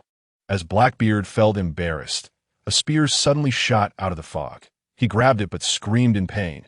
The spirit fire on the spear burned his soul. 100 times more painful than physical pain. Blackbeard quickly used the dark fruit to devour the spirit fire. But the spear suddenly transformed into black mist and vanished into the fog. The mist parted to reveal a figure holding a spear, glowing eerily. Blackbeard stared at the figure, his pupils contracting sharply, and he stammered, Chi. He had personally stabbed Saki to death. Could this ghost be Saki back from hell for revenge? Without a doubt, it was a vengeful spirit rising from hell. One Piece. Blackbeard's frantic display of power. Saki seeks revenge. On crew lookout. Poison Q, seeing Blackbeard terrified, quickly said, Captain, stay calm. You can take his attack. What are you afraid of? Blackbeard snapped back to reality. Right. If I can take it, it won't hurt me. What am I panicking for? He burst in a loud laughter, dispelling his fear, and ominously stared at Saki. I haven't killed someone twice yet. Thanks for the new experience delivered right to my door. Saying this, he clapped his hands on the ground. Dark cavern. A large expanse of darkness surged out, sucking everything in its path to pieces. Saki's voice was eerie. Teach. He leapt over the building to dodge, throwing the spear, and then formed another to continue shooting. Blackbeard, though fat, was agile, jumping and dodging while occasionally retaliating with dark energy. Saki dodged between buildings. His spiritual form was immune to physical attacks, but feared elemental damage. And Blackbeard's darkness just happened to counter him. Blackbeard grew more and more manic. Did you see that? This is the fruit ability I've always dreamed of. He boasted. I've been lurking in Whitebeard's crew for 20 years, just betting I could get this fruit. Now my era has come. Saki's eyes flashed with a fierce light, and he hurled the spear as if it were free. Blackbeard's subordinates came to assist, but their attacks all passed through Saki, unable to harm him at all. This battle could be described as all the marksmen missing their shots, and the mages failing to hit, looking lively but doing no damage. Saki was fed up, immediately shifting his target. I'll crush your subordinates first, and then deal with you. The spear instantly pierced a pirate. The other party didn't even have time to scream for help before their soul was torn apart by the spirit fire. Saki retrieved the spear. The spirit fire surged, burning the soul to ashes as nourishment, and his spiritual form glowed even brighter. He mumbled to himself, the souls willingly offered are much better nourishment. Blackbeard, on the side, was furious, watching as his subordinates were killed one by one, unable to stop it. Returning to the battlefield, after realizing he couldn't easily threaten Blackbeard, Saki shifted his target to Blackbeard's crew. Now only a few of Blackbeard's original core crew remained in the area. Teach, feel my revenge well. Saki's voice filled with hatred rang out as he condensed the spear again. This time, he aimed at the sickly-looking Poison Q among them, throwing the spear with lightning speed. Aimed directly at Poison Q. He wanted Blackbeard to become a lonely man, witnessing his ambitions crumble. You all leave first.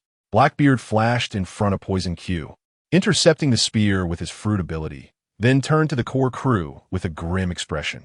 He now realized that Saki's strange form could only be touched by his dark fruit ability. All other haki and means seemed useless in the opponent's eyes. These teammates would only become the next hunted targets, dragging him down. These crew members were the foundation for realizing his ambitions. They absolutely couldn't all die here. Captain, we'll wait for you at the port. Van Oka and the others clearly understood this, and, after speaking, ran towards the port. Want to leave? Aren't you looking down on me too much? A chilling voice sounded, and countless spears blocked their path like a torrential rain of pear blossoms. So, betrayers do care about their comrades? Saki's hateful gaze swept over everyone present, and finally, with a cruel smile directed at Blackbeard, he said, Now let's play a game. One of Blackbeard's life or one of your lives. You get to choose. As the words fell, the spears surrounding them all transformed into black mist, wrapping Blackbeard and his crew within, forming a typical arena. Saki's spiritual form perched high in the black mist, watching their choice with great interest. He found it difficult to deal with Blackbeard, who possessed the dark fruit ability, but the lives of the others were already in his palm. "Captain, what should we do?"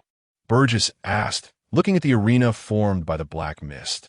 As one of the initial core members of Blackbeard's crew, he still held some loyalty to Blackbeard. The devilish officer Lafitte, Van Oka, and Poison Q also looked at Blackbeard, waiting for him to make a decision. "Huh? Do you think you can split our relationship with this? You're too naive." Blackbeard laughed at Saki, then said to his crew, "I'll take you all out of here first." Saying this, Blackbeard's hands released a wide range of darkness, the gravity sucking in the surrounding black mist, slowly expanding the arena. Watching this slow expansion and Saki's indifferent demeanor from above, Poison Q and Van Oka exchanged glances, silently choosing to attack Blackbeard at the same time. Bang! Bullets coated with hockey shot towards Blackbeard, and beside him, Poison Q also unleashed the abilities of the Sick fruit against Blackbeard. Among pirates, betrayal is filled with deceit, and their attacks posed no threat to Saki. But Blackbeard was definitely not included in that list. In the face of the chance of survival, betrayal naturally arose. As an ambitious person, having gained the dark fruit through betrayal, Blackbeard had long anticipated that some crew members would turn against him, and the dark energy released earlier had already prepared for this. As soon as Van Oka's bullet was about to touch Blackbeard, the darkness on the ground immediately came alive, swallowing it whole and continuing to spread towards the feet of the others without losing momentum. The devilish officer Lafitte, who had been smiling, did not hesitate when he saw the internal strife in the team. He spread his wings and flew towards the sky, intending to escape this crumbling team. "Oh, not following the rules of the game, as if I don't exist?" Seeing this scene, Sachi's figure suddenly vanished. The next moment, a spear pierced through Lafitte's body, and Sachi, holding the roasted pigeon that Lafitte had become, returned to his original position, continuing to watch the drama unfold. "Captain Yu." BaiGets looked in shock at the internal conflict among his comrades, and before he could react, he was pulled to the ground by the gravity of darkness, unable to move. "BaiGets, wait for me to deal with the traitors, and I will release you," Blackbeard said to the muscular BaiGets with a grim expression, his lips still curled in a smile. He was not surprised by the betrayal of his subordinates, who switched sides at the first sign of trouble.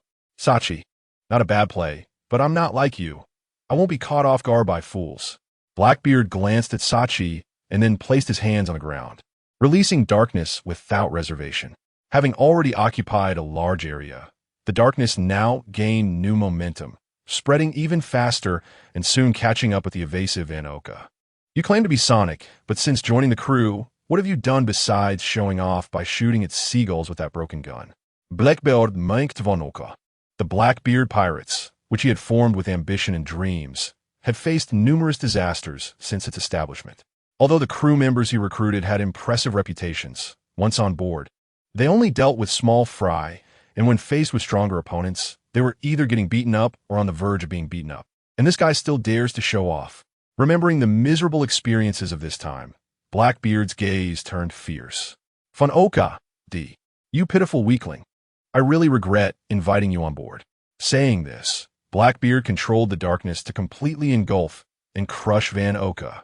"This is fate," Van Oka said flatly as he looked at the encroaching darkness through his monocular. The moment he fired at Blackbeard in rebellion, he had a premonition that this scene would occur. But compared to the alternative of having his soul torn apart, perhaps this was not a bad choice. After dealing with Van Oka, Blackbeard, who had been in a fighting state from the start, only took a few breaths before recovering again. He didn't need to rest. His extraordinary body not only gave him several times more time than an ordinary person, but also allowed his stamina to recover at an impressive rate. Or one could say that even in a fighting state, his stamina continued to recover.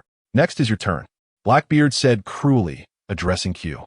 Anyone dealing with a traitor would wish to slice them into 1,000 pieces. Even Blackbeard, who was good at enduring betrayal, felt the same way. "Captain, perhaps we should first deal with our common enemy." Q, at this moment, was extremely agile, dodging the tentacles of darkness while signaling Blackbeard to deal with Sachi, who was watching the fight with great interest. "Him, I will take care of, but before that, let me send you on your way." Blackbeard glanced at Sachi, and although he was unhappy, he understood that Sachi would be difficult to handle, so he decided to deal with the betrayer Q first. Dark water. Blackbeard's hands completely transformed into darkness. Under full force, the gravitational pull was several times greater than before. Q, who was avoiding the encroaching dark tentacles from a distance, suddenly stumbled, being uncontrollably drawn towards Blackbeard due to the immense gravitational force. This is what you forced me to do. After trying and failing to escape from the gravitational capture, Q's eyes turned fierce, and invisible bacteria densely spread towards Blackbeard. "Ha, is this your trick?" Blackbeard laughed as he controlled the dark mist to engulf the evident toxic fog. But as he laughed, tears of laughter began to uncontrollably stream down his face. Equally pitiful, Blackbeard recalled the continuous defeats he had faced, gritting his teeth. The previous crew members were easily dealt with by Sachi, and the contributions of these key crew members were negligible. Thinking of this, Blackbeard's desire to find powerful crew members grew stronger. As Q was drawn into Blackbeard's hands by the gravitational force, a strange smile appeared on his face. Seeing the smile on Q's face, Blackbeard's already bad mood worsened. He was about to deal with him viciously when his expression suddenly changed. Although his fat body didn't show it, as the owner of this body, Blackbeard distinctly felt that the fat on his chest had thickened, and he felt empty below. "When did you make your move?" Blackbeard asked with a grim expression. Then he exerted all his effort to release his haki, which neutralized the effects of the female disease released by Q, allowing Blackbeard to regain his lychee. However, as soon as he stopped releasing the armament haki, his expression relaxed for just a moment before freezing again. His lychee disappeared again. "Ah, useless. Since I decided to go after you, Captain, I certainly wouldn't hold back. This time, I've removed the infectious nature of the virus, making it more rooted. Unless you maintain your armament haki at full capacity, you'll find it very difficult to keep your combat power." Q laughed as he explained, seeing Blackbeard's expression. Blackbeard's face turned pale upon hearing this. He had no descendants. Without his lychee, what rationality could he have? "Release your ability." Blackbeard gritted his teeth in hatred, grabbing Q by the neck, making his eyes roll back. Cough, cough. The next user of the disease fruit cannot undo the previous user's ability. "Only as long as I'm alive will you have a chance for lychee," Q said urgently, grabbing at the hand around his neck. Although Blackbeard was ruthless, to preserve his lychee, he had to keep Q alive. This was also his backup guarantee for his earlier decision to turn traitor. A guarantee that Blackbeard could not refuse. Hearing Q's words, even with overwhelming hatred for him, Blackbeard had no choice but to preserve his life. Use Sea Prism Stone to restrain him. Blackbeard viciously threw Q to BaiGets, who had not turned traitor. He then directed a fiery gaze at Sachi, who had watched the whole performance. Blackbeard had not forgotten that the source of all this originated from him. "Sachi, I can kill you once, I can kill you twice." After saying this, Blackbeard unleashed all his anger from indirectly losing his lychee and becoming a new human towards Sachi. The darkness seemed to spread endlessly from Blackbeard, gradually peeling away and engulfing the black mist surrounding them, forming a gladiatorial arena. Souls walking in the world are gradually ground down by time. The black mist is the most suitable environment for souls, a preservative for the soul. The good show has come to an end, and Sachi no longer maintains the black mist of the arena, letting it consume everything as he directly retracts it all. The cage disappears, and the battle between the two is set to ignite once more. Even though Blackbeard's darkness has already enveloped the entire town, Sachi's spirit is not constrained by the terrain. The sky and the underground, where darkness cannot spread, are all his territory. Thus, the battle continues to be a game of chase and evasion, a back and forth of attacks and retreats. Damn it! Sachi cursed softly as he saw another spear thrown being swallowed and crushed by the darkness. He missed his physical body immensely. If he could still use haki, perhaps Blackbeard, who possesses the dark fruit, wouldn't be so difficult to deal with. However, thinking about being able to take revenge with his soul's return to the human world made those thoughts dissipate naturally. Realizing he couldn't take down Blackbeard at the moment, Sachi turned his gaze back to his leg crew member. "If I told you to become a loner, then you better become one." A multitude of spears shot out like thunder towards the hiding BaiGets and poisoned Q, blocking out the sun. Swish! Swish! With a hurried and piercing sound, the spears descended upon them in a saturated attack. Seeing this, BaiGets grabbed the sea prism stone handcuffs that trapped Poison Q and ran towards the edge of the area. But against the speed of the spears, human effort seemed futile. No! BaiGets watched as the rain of spears grew closer, his pupils dilating. In a moment of crisis, a familiar figure flashed by. Captain! Excitement crept onto BaiGets' face. But suddenly he loosened his grip as Blackbeard dragged Poison Q away and disappeared. In the next moment, the swarm of spears rained down upon BaiGets, turning him into a sieve and pinning him firmly to the ground. His body shattered under the downpour of spears, his soul torn apart. But what hurt him more was that Captain Blackbeard had actually saved Poison Q, the one who betrayed him, instead of the ever-loyal himself. Does Lychee mean more to him than I do? He wants Lychee and not me. BaiGets, filled with deep obsession, felt his eyes dim. His soul was carried away, burned into pure energy by the spears. Poison Q watched as BaiGets was abandoned by Blackbeard, a mocking smile on his pale face. If it weren't for his own backup concerning Blackbeard's Lychee, he too would have been mercilessly discarded.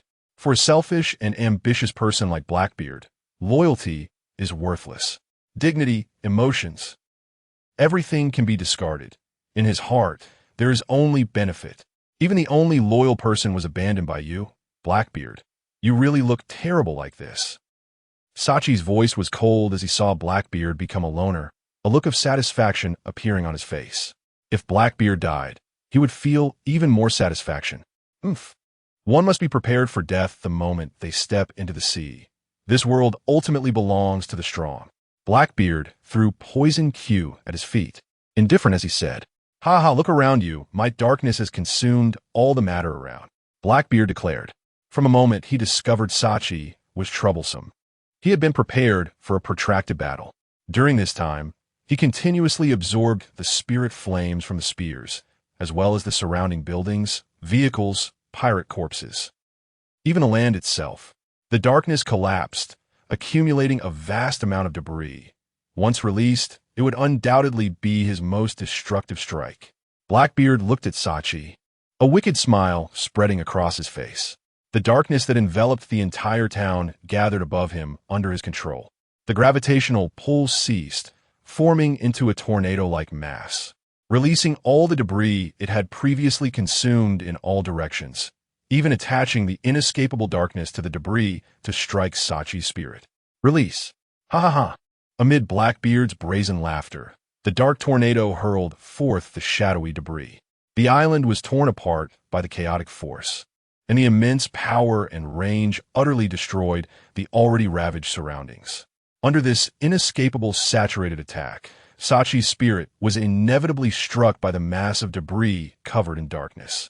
At the moment the dark debris hit, the darkness clung to Sachi's spirit as if it had a life of its own, recreating the gravitational pull that devoured and tore his solid spirit, creating several pits. Ugh! The pain that struck his soul was far more intense than that conveyed by his body. Sachi let out a painful roar, his face contorting, his already glowing spirit body appearing terrifying like a malevolent ghost. Ha ha ha! Captain Sachi, it seems you're about to be killed by me for the second time. Blackbeard laughed arrogantly as he watched Sachi in agony.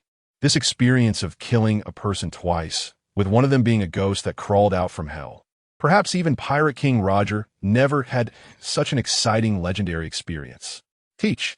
Sachi roared angrily, the voice of his spirit sounding hollow and eerie. Blackbeard's words reminded him of the moment he was backstabbed, hatred and resentment completely filling Sachi's soul, overshadowing the pain his spirit was experiencing. The ghostly light in Sachi's eyes blazed like a raging fire. Ignoring the ongoing saturated attack and the overwhelming dark debris, Sachi transformed into black mist and dissipated, only to condense before the still-laughing Blackbeard, gripping his spear burning with cold, cruel spirit fire, and fiercely stabbed at him. Sizzle! The spear tore through flesh, smoothly piercing the defenseless Blackbeard's chest, and along with it, Blackbeard's soul was also ripped apart. Blackbeard screamed in agony. His face contorted as he rolled around on the ground. The spirit fire on the spear flickered, burning through the torn soul. At that moment, he too felt the pain that struck the soul. Sweat poured down Blackbeard's forehead like rain as he hurriedly released darkness to completely wrap around the spear that had pierced through him. The agony of his soul being burned by the extreme cold fire finally ceased. But the previous tearing wound from the spear still existed, pain continuously lingering around him. Blackbeard, trembling in pain, knelt on the ground, just as he was about to rise. His eyes met Sachi's ghostly body, glowing with light. "Captain Sachi, I was bewitched by the dark fruit. It was a moment of madness that led me to kill you. Spare me." Blackbeard swallowed hard. Seeing that Sachi did not stop his actions, blurted out, "For Whitebeard's sake." "Old man." Hearing the first half of Blackbeard's plea, Sachi maintained a blank expression as he thrust down the spear, but when he heard Old Man Whitebeard, Sachi's movements paused for a moment. The image of the old man and the many brothers on the ship laughing together floated into his mind. How heartbroken would the old man be to discover his sons were killing each other? "But all of this is because of you. Teach. Anyone can plead for mercy, but not you. The betrayer is unforgivable." Thinking of this, Sachi's gaze once again firmed as he spoke. The spear in his hand continued to stab down like he was spearing fish. But the momentary pause gave Blackbeard an opportunity to react, rolling away like a lazy donkey to dodge the thrust of the spear. In the next moment, the darkness in his hand spread out and imprinted onto Sachi's spirit. Huh. Captain Sachi, you white-bearded good son truly have deep feelings, or rather, it's laughably naive. Blackbeard gasped for breath, regaining some strength before speaking. The pain constantly emanating from his soul also ignited his ferocity. Blackbeard twisted his face, maximizing the gravitational pull of the darkness in his hand, devouring and collapsing Sachi's spirit. "Yeah, it hurts so much.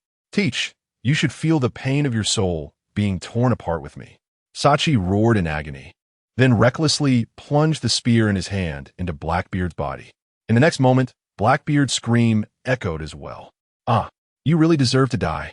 Sachi, those who have already died should just stay peacefully in hell." Blackbeard shouted while screaming. Not to be outdone, he pressed his other hand on his Sachi's spirit. "I came back from the underworld just to take you, the traitor, away. I won't die with my eyes closed." Sachi gritted his teeth, filled with hatred, and despite the pain, twisted the spear embedded in Blackbeard's body. The two tortured each other back and forth like this, and the eerie sound of their screams echoed through the pirate town that had turned into ruins.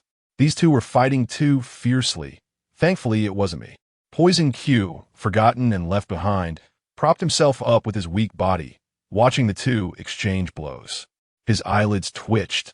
These painful-looking attacks were thankfully not aimed at him. Kidnapping Blackbeard in advance was indeed a good choice, but unfortunately, the other party was a ghost. Otherwise, if I could kidnap another pair of leeches, I'd truly be worry-free.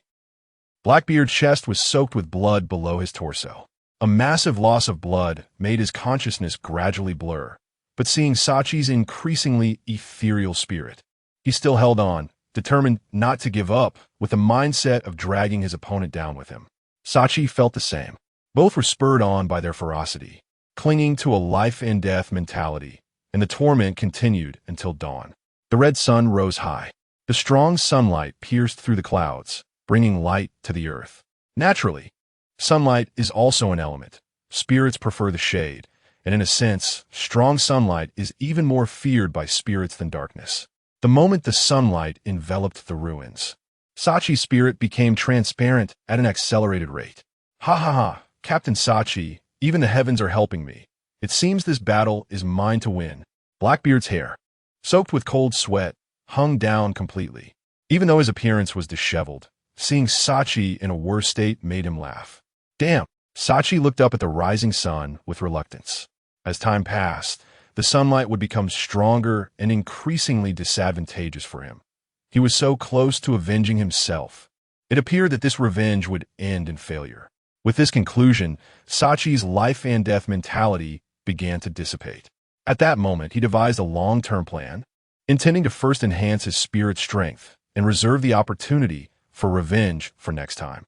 With the thought of withdrawing from battle, Sachi pulled back all the spears embedded in Blackbeard. Are you planning to give up?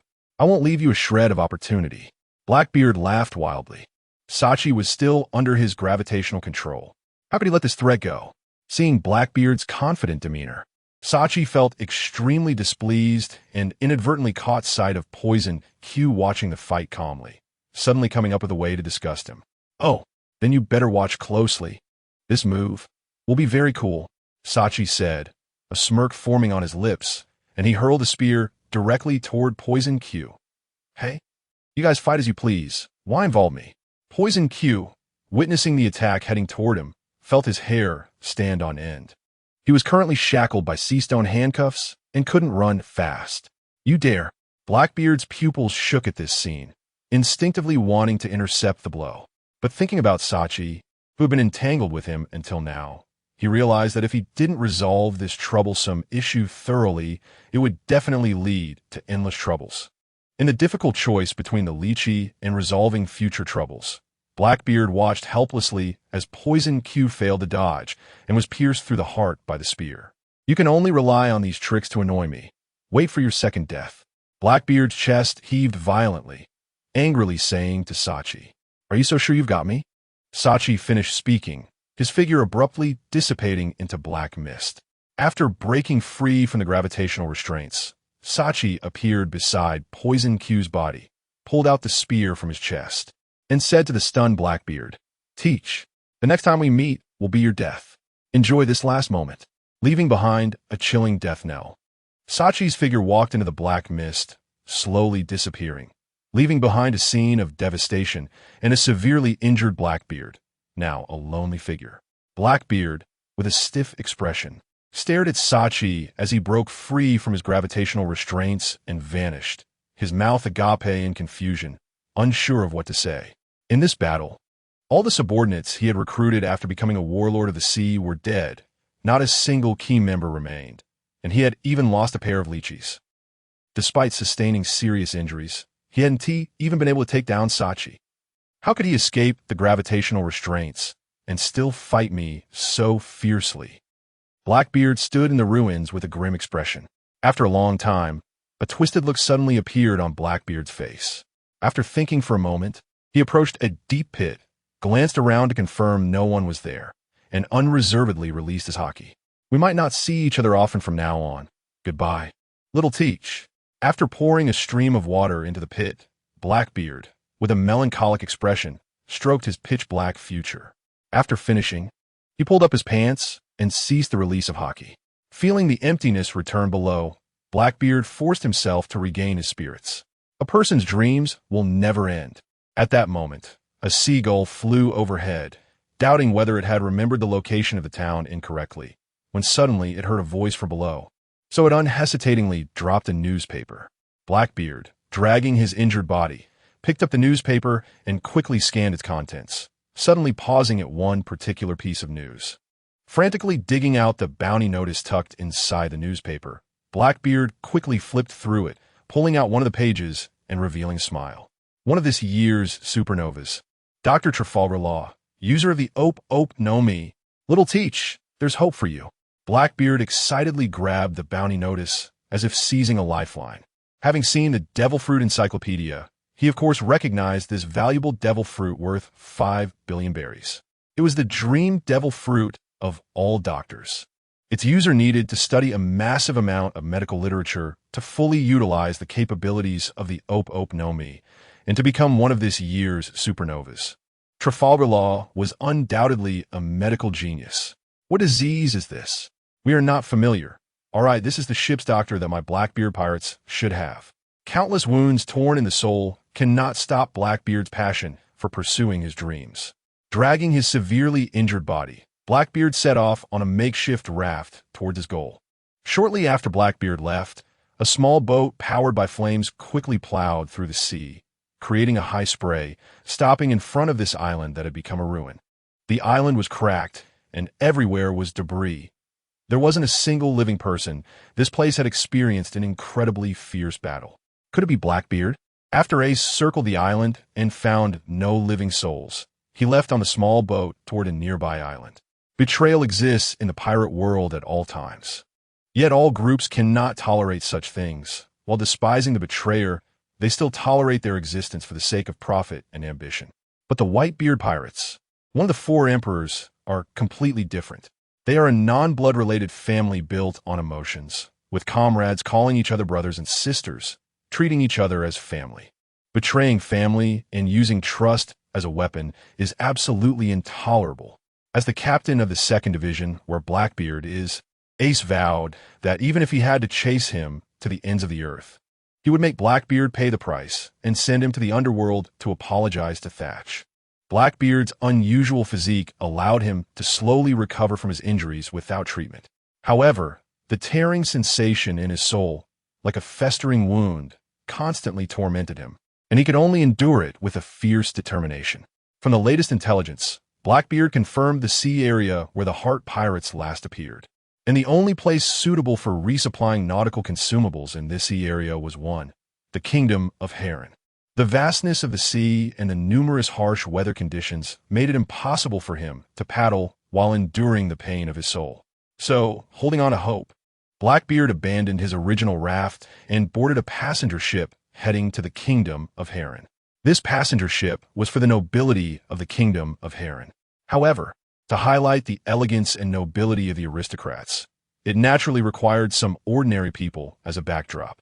Even though everyone knew this, those ordinary people, dreaming of gaining the favor of the nobles and soaring to great heights, still eagerly played the part. Blackbeard also took this opportunity to successfully board the ship, spending all his remaining savings. Fortunately, as a passenger ship specifically for nobles, even though it looked down on ordinary people, it still prepared free and abundant meals for them on the first deck to showcase the world's disparity and flaunt the wealth of the aristocrats. At this moment, Blackbeard was enjoying the free food. Did you see that fat pig down there gobbling up the food? He probably has never seen such a scene in his life. No need to think the money for one of my meals could buy dozens of such slaves.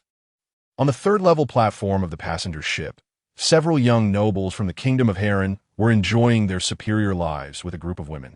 Watching the lower-class people gorge themselves on the food, they had to give these people some chance to rise. Otherwise, if they cause a ruckus, it would be very troublesome for us.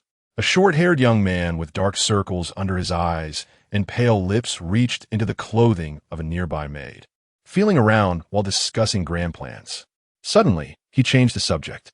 Let's play a game. This time, whoever surrenders first will marry that big black fat man as a concubine. The young man with blonde hair, wearing a mischievous smile, glanced around at his companions, already imagining the interesting scene that would unfold next. This is taking it too far. The surrounding people had dark circles under their eyes that were no less than the blonde youth's. And upon seeing Blackbeard's terrible image, they all had the intention to retreat.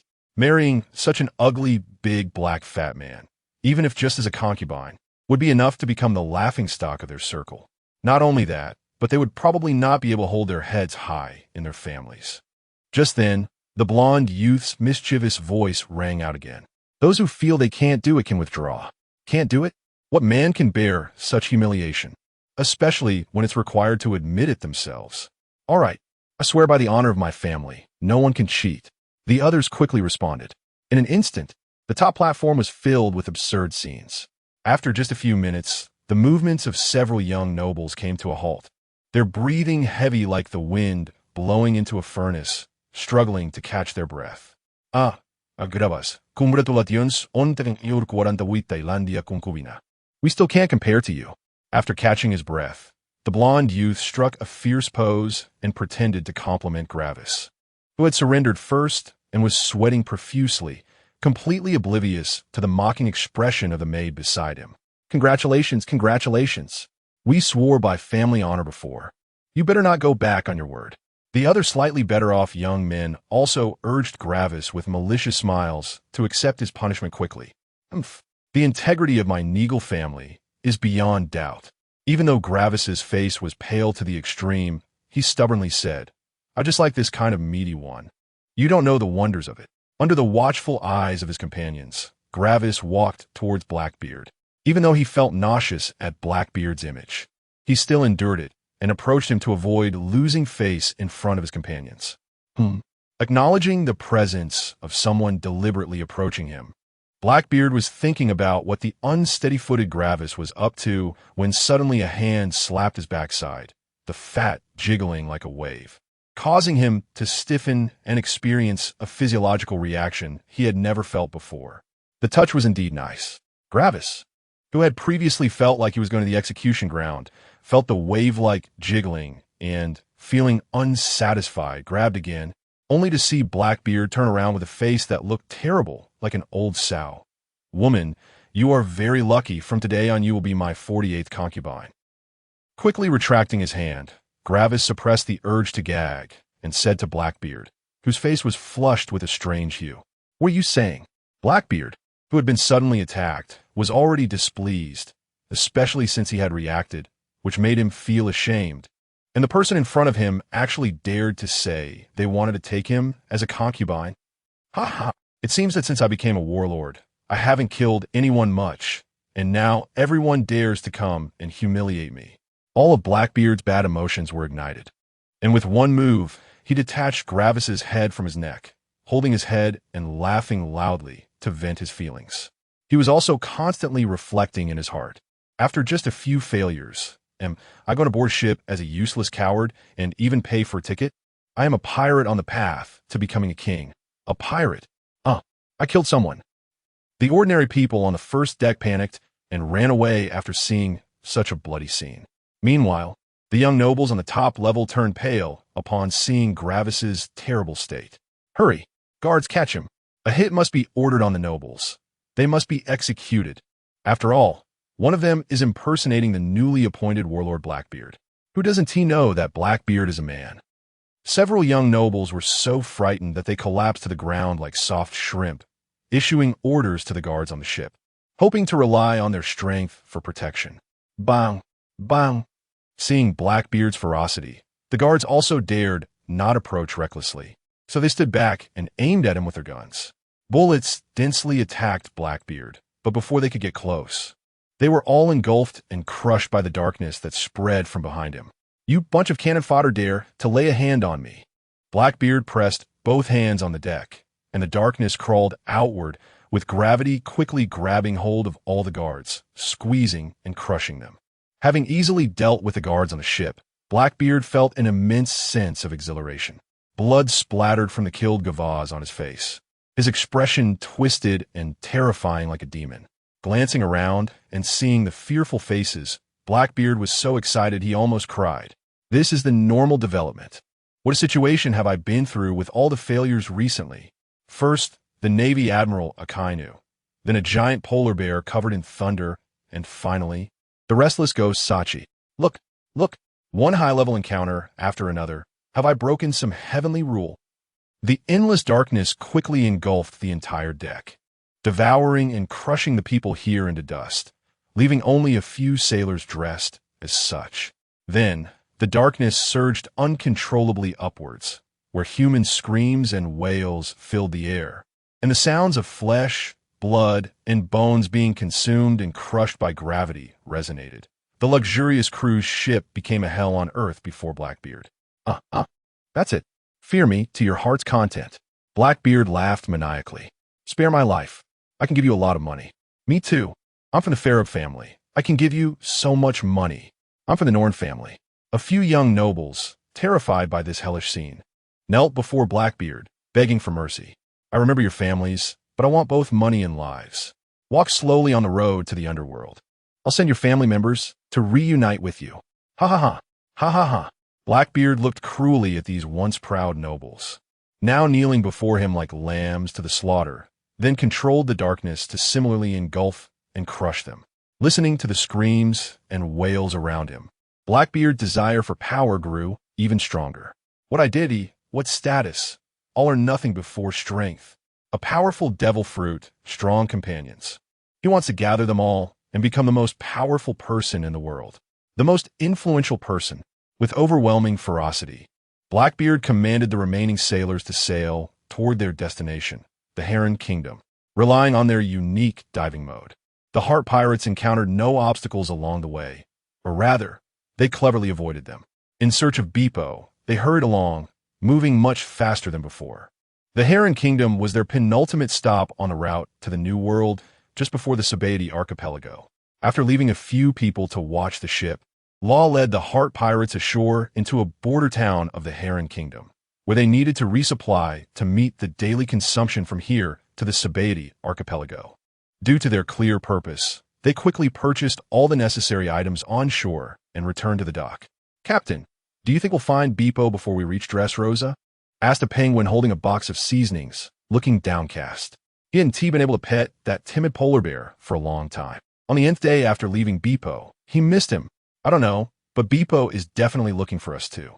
If we can't find him along the way, we will definitely reunite in Dressrosa," Law said confidently, although visibly disappointed. They had lived together since they were very young, and their bond was incredibly strong. The sea has countless miracles, and reunions are one of them. As they walked, they talked, and their conversation revolved around the only lost member of their big family, Beepo. When they returned to the dock, they saw a passenger ship blocking their own ship, and a fat, ugly black fat woman was standing on their deck, holding one of their companions. "Room." Law frantically threw down what he was holding, opened his surgical space, and then switched places with an injured companion lying on the ground. Instantly appearing beside Blackbeard, he swung his gamma knife toward him. What strong abilities! Blackbeard's observation Haki instantly captured Law's movement, and he dodged the blade. Then his palm transformed into darkness, reaching for Law with powerful gravity. Dark water. Under the powerful gravitational pull, Law was inevitably drawn toward Blackbeard, feeling the danger in his palm, but he quickly activated his ability and shifted his position again. What a troublesome ability. Blackbeard saw this scene, and a look of surprise appeared on his face. Although Law seemed quite immature now, his impressive performance, so soon after debuting, certainly qualified him to be his future right-hand man. This was the teammate he needed. After assessing Law's qualifications, Blackbeard no longer held back. His plump body moved so swiftly that there was no afterimage, directly flashing in front of Law and capturing him with the power of the dark fruit. So fast, seeing Blackbeard appear right before him, Law's pupils shook. He wanted to shift again, but found he couldn't activate his fruit ability. "No need to be so nervous. I mean you no harm. Your companions are only lightly injured. Let me introduce myself. I'm Blackbeard, one of the 7 warlords of the sea. My dark fruit is known as the most dangerous devil fruit, capable of nullifying the abilities of those who come into contact with me." Blackbeard explained to Law. Then to show his goodwill, he released his grip on Law. "One of the 7 warlords of the sea, Blackbeard?" The newspaper clearly said Blackbeard is a man, but this one before me. "All right, since I can't beat him, I'll just take him at his word for now. What do you want with me?" Law asked suspiciously, now free. Although Blackbeard clearly stated he meant no harm, cautious Law naturally didn't fully believe him. "You have great potential. How about it? Do you want to join the Blackbeard Pirates?" Blackbeard asked directly, smiling and extending his hand to invite Law. Receiving the invitation, Law looked at Blackbeard, unsure of his intentions. But considering that his and his crew's lives were now under threat, he had no choice but to choose to join him for now and see how things went later. "I'll be in your care, Captain." With a decision made, Law no longer hesitated, directly shaking Blackbeard's hand, accepting his invitation. Welcome aboard. Law, you are now the captain of the 1st Division of the Blackbeard Pirates. You won't regret your choice today, Blackbeard said with a laugh. After laughing for a while, Blackbeard turned to Law, looking somewhat awkward. "Can you use your devil fruit ability to help me restore my future?" "Future? This big, dark, fat guy impersonating Blackbeard still yearns for a future?" "I can, but you need to find the materials you want first," Law said, sweating coldly. Looking at Blackbeard's awkward expression as he adjusted his pants, Law's cold demeanor cracked and broke down. "Materials?" Upon hearing that it was possible, Blackbeard's face showed joy. But when he heard Law mention materials, he suddenly thought of another title of the Ope no Mi user, Free Modificator, realizing that Law had misunderstood him. "I'm a man.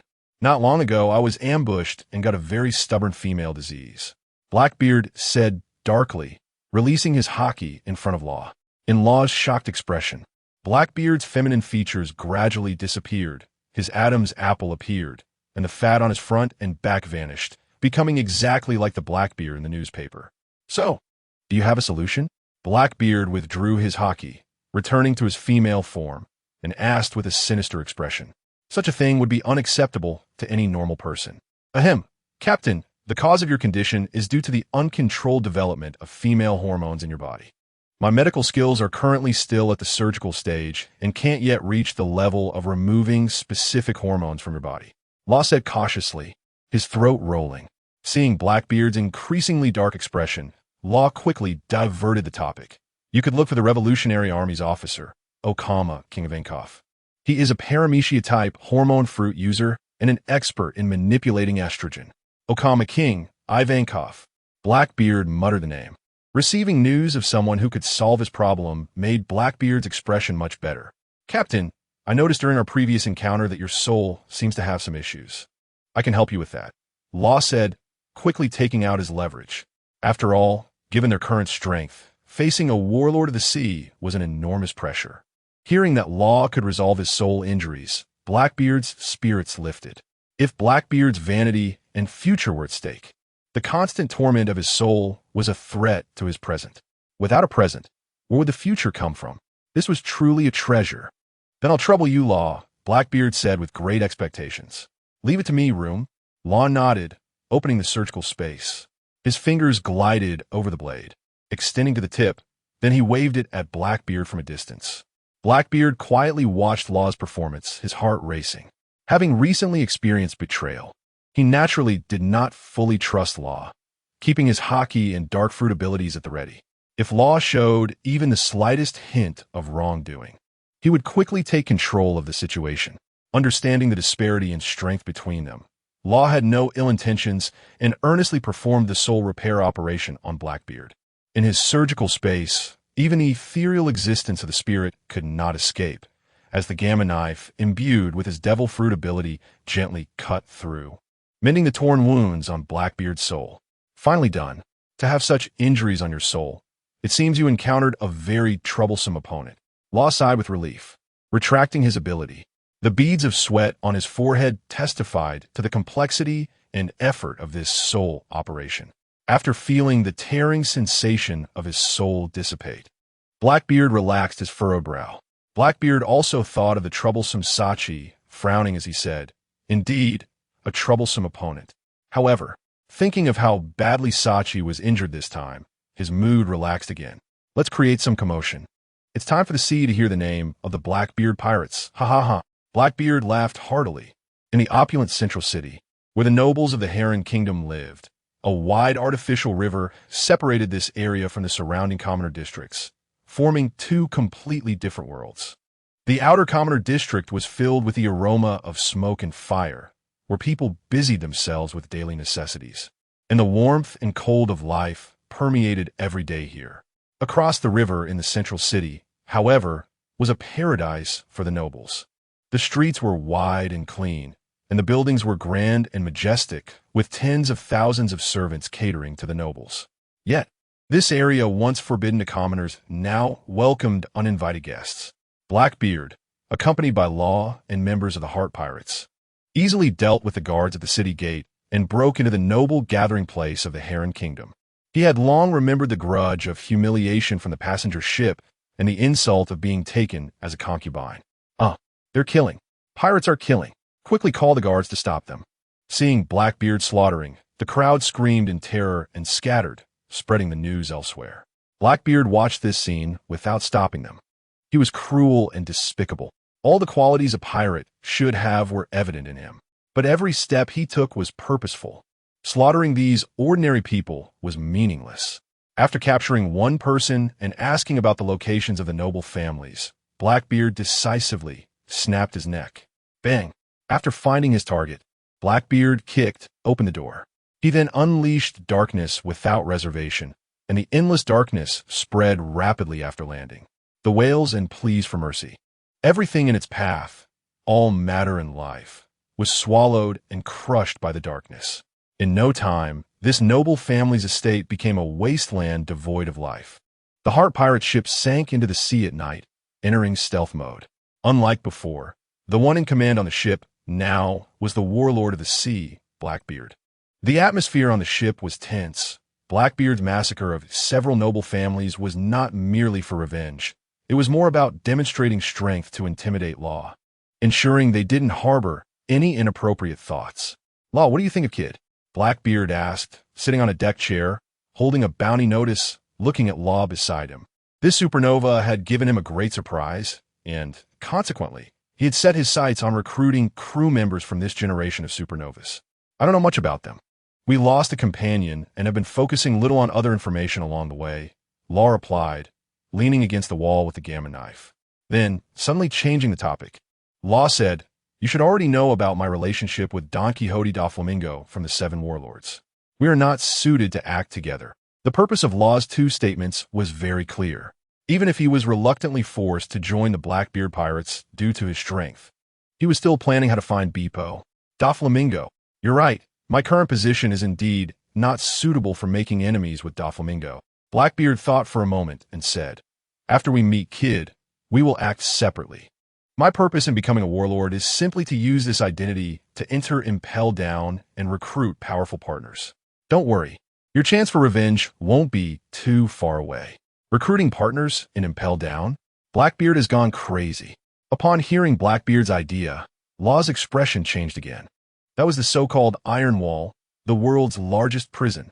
Since its establishment, only the legendary pirate Shiki the Golden Lion had escaped, and he lost 2 legs in the process. Are you serious? Law asked in shock. Ha ha. It is indeed a crazy idea, Blackbeard said with a big laugh. Suddenly, his laughter stopped, and he stared seriously at Law. It's precisely because this idea is crazy that no one could think of it. It's the most likely to succeed, isn't it? Law fell silent, not responding, as he had already made up his mind. Once he got rid of Blackbeard, he would take his crew far away from this madman. What Blackbeard Pirates 1st Division Captain? Whoever wants to stay with his death-seeking pirate crew can do so. Ha ha!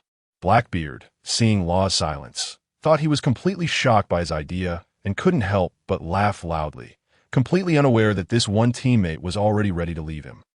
In the night, a small town in the first half of the Grand Line. Numerous severed limbs and corpses lay scattered on the streets, which had turned into ruins. My bounty should go up again. Kid, with his crimson, spiky hair and a fierce expression, looked at his handiwork and laughed excitedly. Coming from the South Blue, he had a cruel personality, and, along the way, he had caused countless killings and destruction, maintaining a significant lead in bounty among this generation of supernovas. Besides his strength, it was more due to the destruction he had caused. The reason for the massacre in this small town was simply that when he came here to eat, the shopkeeper said he came too late, and there were only ingredients left for curry udon, asking if he wanted to order that. Didn't that damn shopkeeper know that curry udon was his most hated food? Was this not specifically to disgust him? Kid, you really need to change your temper, Killer said to Kid beside him. Kid's temper had become increasingly volatile, and he didn't know what to do. Ha ha. Let's go. There's nothing to eat here anyway, Kid said with a laugh. He then led the way toward the shore, completely ignoring Killer's words. He was a pirate. Killing a few people was normal.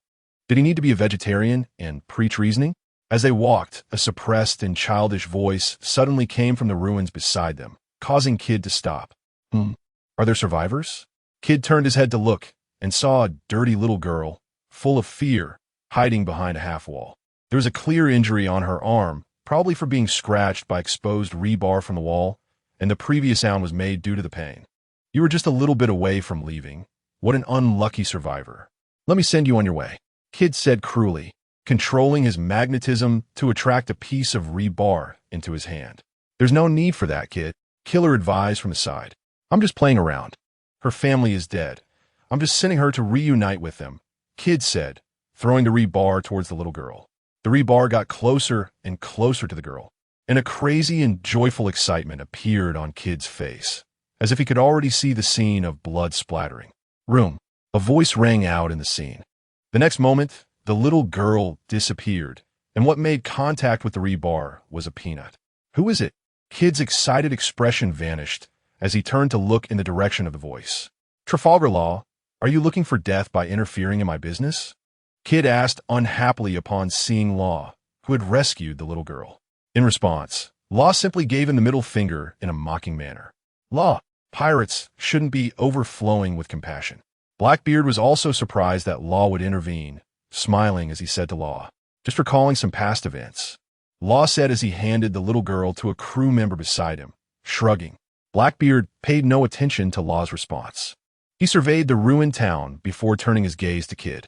Such destructive behavior was rare among supernovas with bounties exceeding 100 million, and Kid's performance naturally piqued Blackbeard's interest. "Kid, how about bringing your people to join the Blackbeard Pirates?" Blackbeard directly invited. The Blackbeard Pirates? One of the 7 warlords? Huh. Just a dog of the world government. What qualifications do they have to make me join? Kid said disdainfully in response to Blackbeard's invitation. He then activated his magnetic fruit ability, controlling the magnetism and electricity to attract all the metal items in the surrounding ruins, forming a giant mechanical arm. "Let me show you what a real pirate is," Kid shouted arrogantly as the giant mechanical arm smashed towards Blackbeard and Law's group. "If you can act, then don't talk. The last one standing has the say. That's my principle. Your temper is really volatile." Blackbeard shook his head, significantly reducing his impression of Kid. Such a brainless brute would at most serve as a lackey. If sent out to do tasks, he would likely mess things up. Blackbeard's hand turned completely to darkness as he nodded at Law. "Room." Law instantly understood Blackbeard's intention, releasing the operating space. Then threw a peanut towards Blackbeard's hand and quickly controlled Kid and the peanut to swap positions. The next moment, Kid was caught in Blackbeard's hand. The darkness made Kid's abilities disappear, and the giant mechanical arm scattered into various metal parts, starting to uncontrollably smash towards Blackbeard. Blackbeard. Seeing the scene, Blackbeard was instantly dumbfounded, quickly releasing a large area of darkness to intercept and devour the parts above him. He then looked at Kid, who had a dazed expression and hadn't realized why he was now in Blackbeard's hand, and invited again. "Do you want to bring your people to join the Blackbeard Pirates?" Blackbeard's words also brought Kid back to his senses, wanting to control the magnetism and electricity to counterattack, only to find that he couldn't use his devil fruit ability at all. "Impossible. Where's my devil fruit ability?" Kid said in disbelief. "My dark fruit ability allows me to nullify the powers of any devil fruit user I come into contact with. Let me ask you one last time. Do you want to bring your people into the Blackbeard Pirates?" Blackbeard said, his eyes already showing impatience. Making a special trip to recruit such a brainless brute is more of a loss than a gain compared to Law. Beside him, Killer suddenly noticed Kid's figure disappearing, only to be caught by Blackbeard, who controlled the spinning scythe in his hand, quickly closing in on him. "Let go of Kid," Killer shouted, his scythe spinning at high speed, slicing towards Blackbeard like a cutting machine. What captain leads to what kind of crew?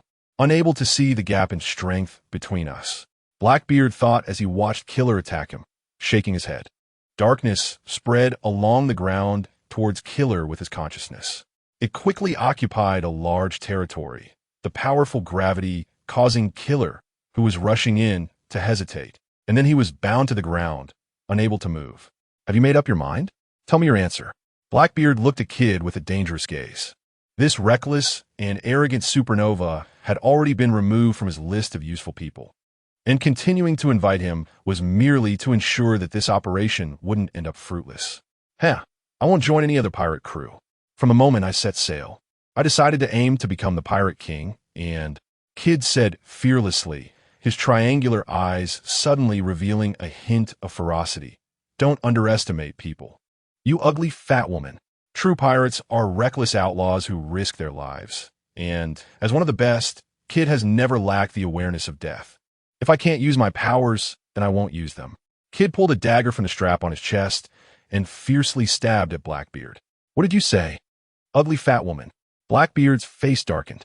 Kid's words undoubtedly pierced him deeply.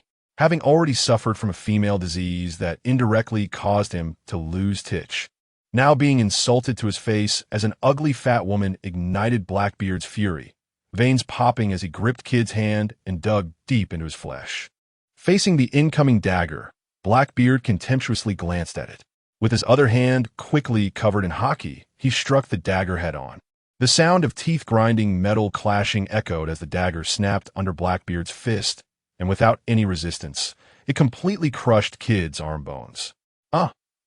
Kid let out a scream, then gritted his teeth and fell silent, only returning Blackbeard's gaze with resentment. He could fail, but he would never surrender. Why does he have such an unpleasant expression despite being so weak?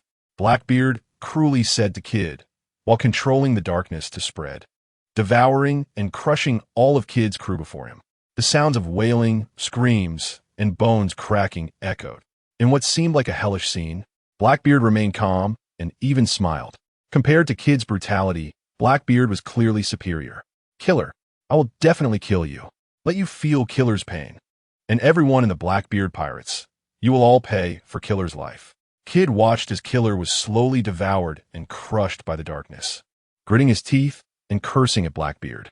However, given his limited vocabulary, he could only repeat a few phrases over and over. It was merely the powerless rage of a dying weakling. Blackbeard felt much better watching Kid's frenzied curses. He had someone from the Heart Pirates bring him a fruit. Then he plunged his arm forcefully into Kid's chest, crushing his heart with his hand. At the same time, the power of the dark fruit activated, pulling the mysterious energy within Kid that had yet to escape and attaching it to the fruit in his hand. Under the astonished gaze of everyone from the Heart Pirates, the fruit quickly transformed into the Paramecia-type magnet fruit that Kid had consumed while alive. He can strip away devil fruits. Does that mean as long as he wants, my Op no Mi is also his to take? Law stared in shock at this scene, the level of danger Blackbeard posed in his mind rising several notches. Blackbeard looked at the stunned expressions of the Heart Pirates, satisfied with their performance. With this, they wouldn't dare go against him, right? The recruitment progress should be adequate now. Law, let's part ways here. You continue looking for your lost companions. I'll notify you when there's a suitable opportunity to enter Impel Down. Blackbeard put away the magnet fruit and handed Law a transponder snail, saying, after what happened with Kid, his desire to recruit supernovas had also diminished. With so many supernovas throughout history, how many have been able to remain at the forefront of the times? Talents like Law are merely a minority. What he needed to do now was to watch the tides rise and fall on the sea, waiting for an opportunity to enter Impel Down, recruit a group of powerful partners, and then make a big haul. On the other side, the Straw Hat Pirates, having left Shuraya, arrived at Water 7 in calm waters. They encountered Uncle Kuri on Water 7, who confirmed the existence of Sky Island and wanted to go there to witness it himself. With Uncle Kuri accompanying them, they successfully boarded the ascending current and entered Sky Island without incident. Because Beppo had dealt with Enel before they arrived, the Straw Hat crew's journey to Sky Island was truly just a marvelous adventure. They saw the giant statue of the White Bear, the legendary Golden Country Xanadu, experienced the customs and culture of Angel Island, and tasted cuisine completely different from the Blue Sea. They simply and happily concluded their trip to Sky Island. While Blackbeard ended Kid's life, the Straw Hat Pirates had already entered Water 7, with the money they obtained from a few pirate encounters along the way. They wanted to repair their ship, but received the news that the Going Merry was beyond repair and had to give up for safety's sake. Usopp also left the crew and had a duel with Luffy. At this moment, Usopp, wrapped in bandages and holding a pile of planks, was trying to repair the Going Merry. He hoped to salvage this companion that had journeyed with them. Hey, stop wasting your effort here, and here. Frankie pulled Usopp, looking at the many repair marks on the Going Merry, before finally pushing him into the water, saying, "The keel is cracked. This ship is beyond saving." He didn't understand the bond between the Straw Hats and the Going Merry, but as an excellent shipwright, he couldn't let a ship destined to sink go to sea again. It was irresponsible to the lives of the guests and a great insult to the profession of a shipwright. Get away. The Going Merry will be fine. Usopp, holding back tears, pushed Frankie away. Possessed, he continued to hammer and nail, trying to fix the cracks all over the Going Merry. The Going Merry was a farewell gift from Miss Kaya, and along the way, it had become more than just a ship. It was their companion. Why? Why can't my skills be better? This way, we might be able to save the Merry and fulfill everyone's dreams together. I'm sorry to disturb you when you're so busy. Just as Frankie was about to persuade again, CP9, who had successfully obtained clues to the ancient weapon Pluton blueprints, burst through the door and stormed into the dock. What are you doing? Frankie saw his little brother being kicked away and angrily charged towards CP9 with his iron fists. Iron block, just as his fist was about to make contact with Califa. Bruno reached out to block the punch. Seeing this, Frankie immediately swung his other fist at Bruno's face, his modified steel fist instantly stunning Bruno. "Bruno, what do you want?" Frankie asked as he grabbed Bruno's head. Not understanding their CP9 identity, Frankie simply thought Bruno was an ordinary bar owner. Bruno, unwilling to back down, also grabbed Frankie's face. However, as Frankie increased his strength, he ultimately lifted Bruno up. In pain, Bruno instinctively prepared to counter with a finger gun, but was immediately stopped by his companion, who easily kicked Frankie down. After knocking Usopp unconscious upon witnessing this scene, CP9 took Frankie away, preparing to report back. Following the destruction of Mariehua, the world government was in urgent need of any means to strengthen their power, and naturally, the blueprints for the ancient weapon Pluton were among their top priorities. Meanwhile, Luffy and the others encountered the mayor, Iceberg, who had been attacked and seriously injured. "Aren't you looking for an excellent shipwright to board? If possible, take Frankie with you. He, like me, is a disciple of Shipwright Tom. Unlike me as the mayor, he has never given up on his craft and is definitely the best shipwright here." With Chopper's help, Iceberg had already treated his injuries and bandaged up, explained to Luffy and his group. Upon hearing that Frankie was also a disciple of the Shipwright Tom, who built ships for Pirate King Roger, and that he was an excellent shipwright, Luffy immediately stated that they had to take him aboard and make him their companion. After discovering the injured Usopp in the dock, they learned about Frankie being taken by CP9 and successfully infiltrated the moving sea train before it departed. Using his Devil Fruit ability to imitate, Funker successfully rescued the controlled Frankie in the carriage. Just like in the original, the Straw Hat Pirates fought against CP9. The difference was that CP9 had not yet consumed their Devil Fruits at this time. This battle took place on the moving sea train. Apart from Funker taking Nami's place to fight Califa, the Straw Hats faced off against CP9 just like in the original. Finger gun. Inside the carriage, Lucci's figure quickly disappeared and suddenly reappeared in front of Luffy, his finger gun rapidly poking and creating multiple holes in Luffy's body almost simultaneously. Storm Leg. Taking advantage of Luffy's spitting blood, Lucci executed a side kick that struck Luffy's abdomen forcefully. Bang! Luffy's body quickly flew backward, crashing through several rows of seats before stopping. "So weak. I really don't know how you nameless little guys dare to interfere with the world government's business," Lucci said, looking at Luffy, who was panting and propping himself up, speaking in a ventriloquial tone. This was the first time he encountered a pirate so eager to seek death. Lucci pointed at Luffy from a distance and then launched his finger gun. In the next moment, the air was compressed rapidly, creating an air bullet that attacked Luffy. At the critical moment, steam suddenly erupted from Luffy's body. Then he quickly vanished from the spot, dodging the attack. Indeed, the speed you can't see is the explosive power of rapidly stepping on the ground in a short time. This is a technique I imitated using my fruit ability called Second Gear. Luffy, surrounded by pink steam, said to Lucci.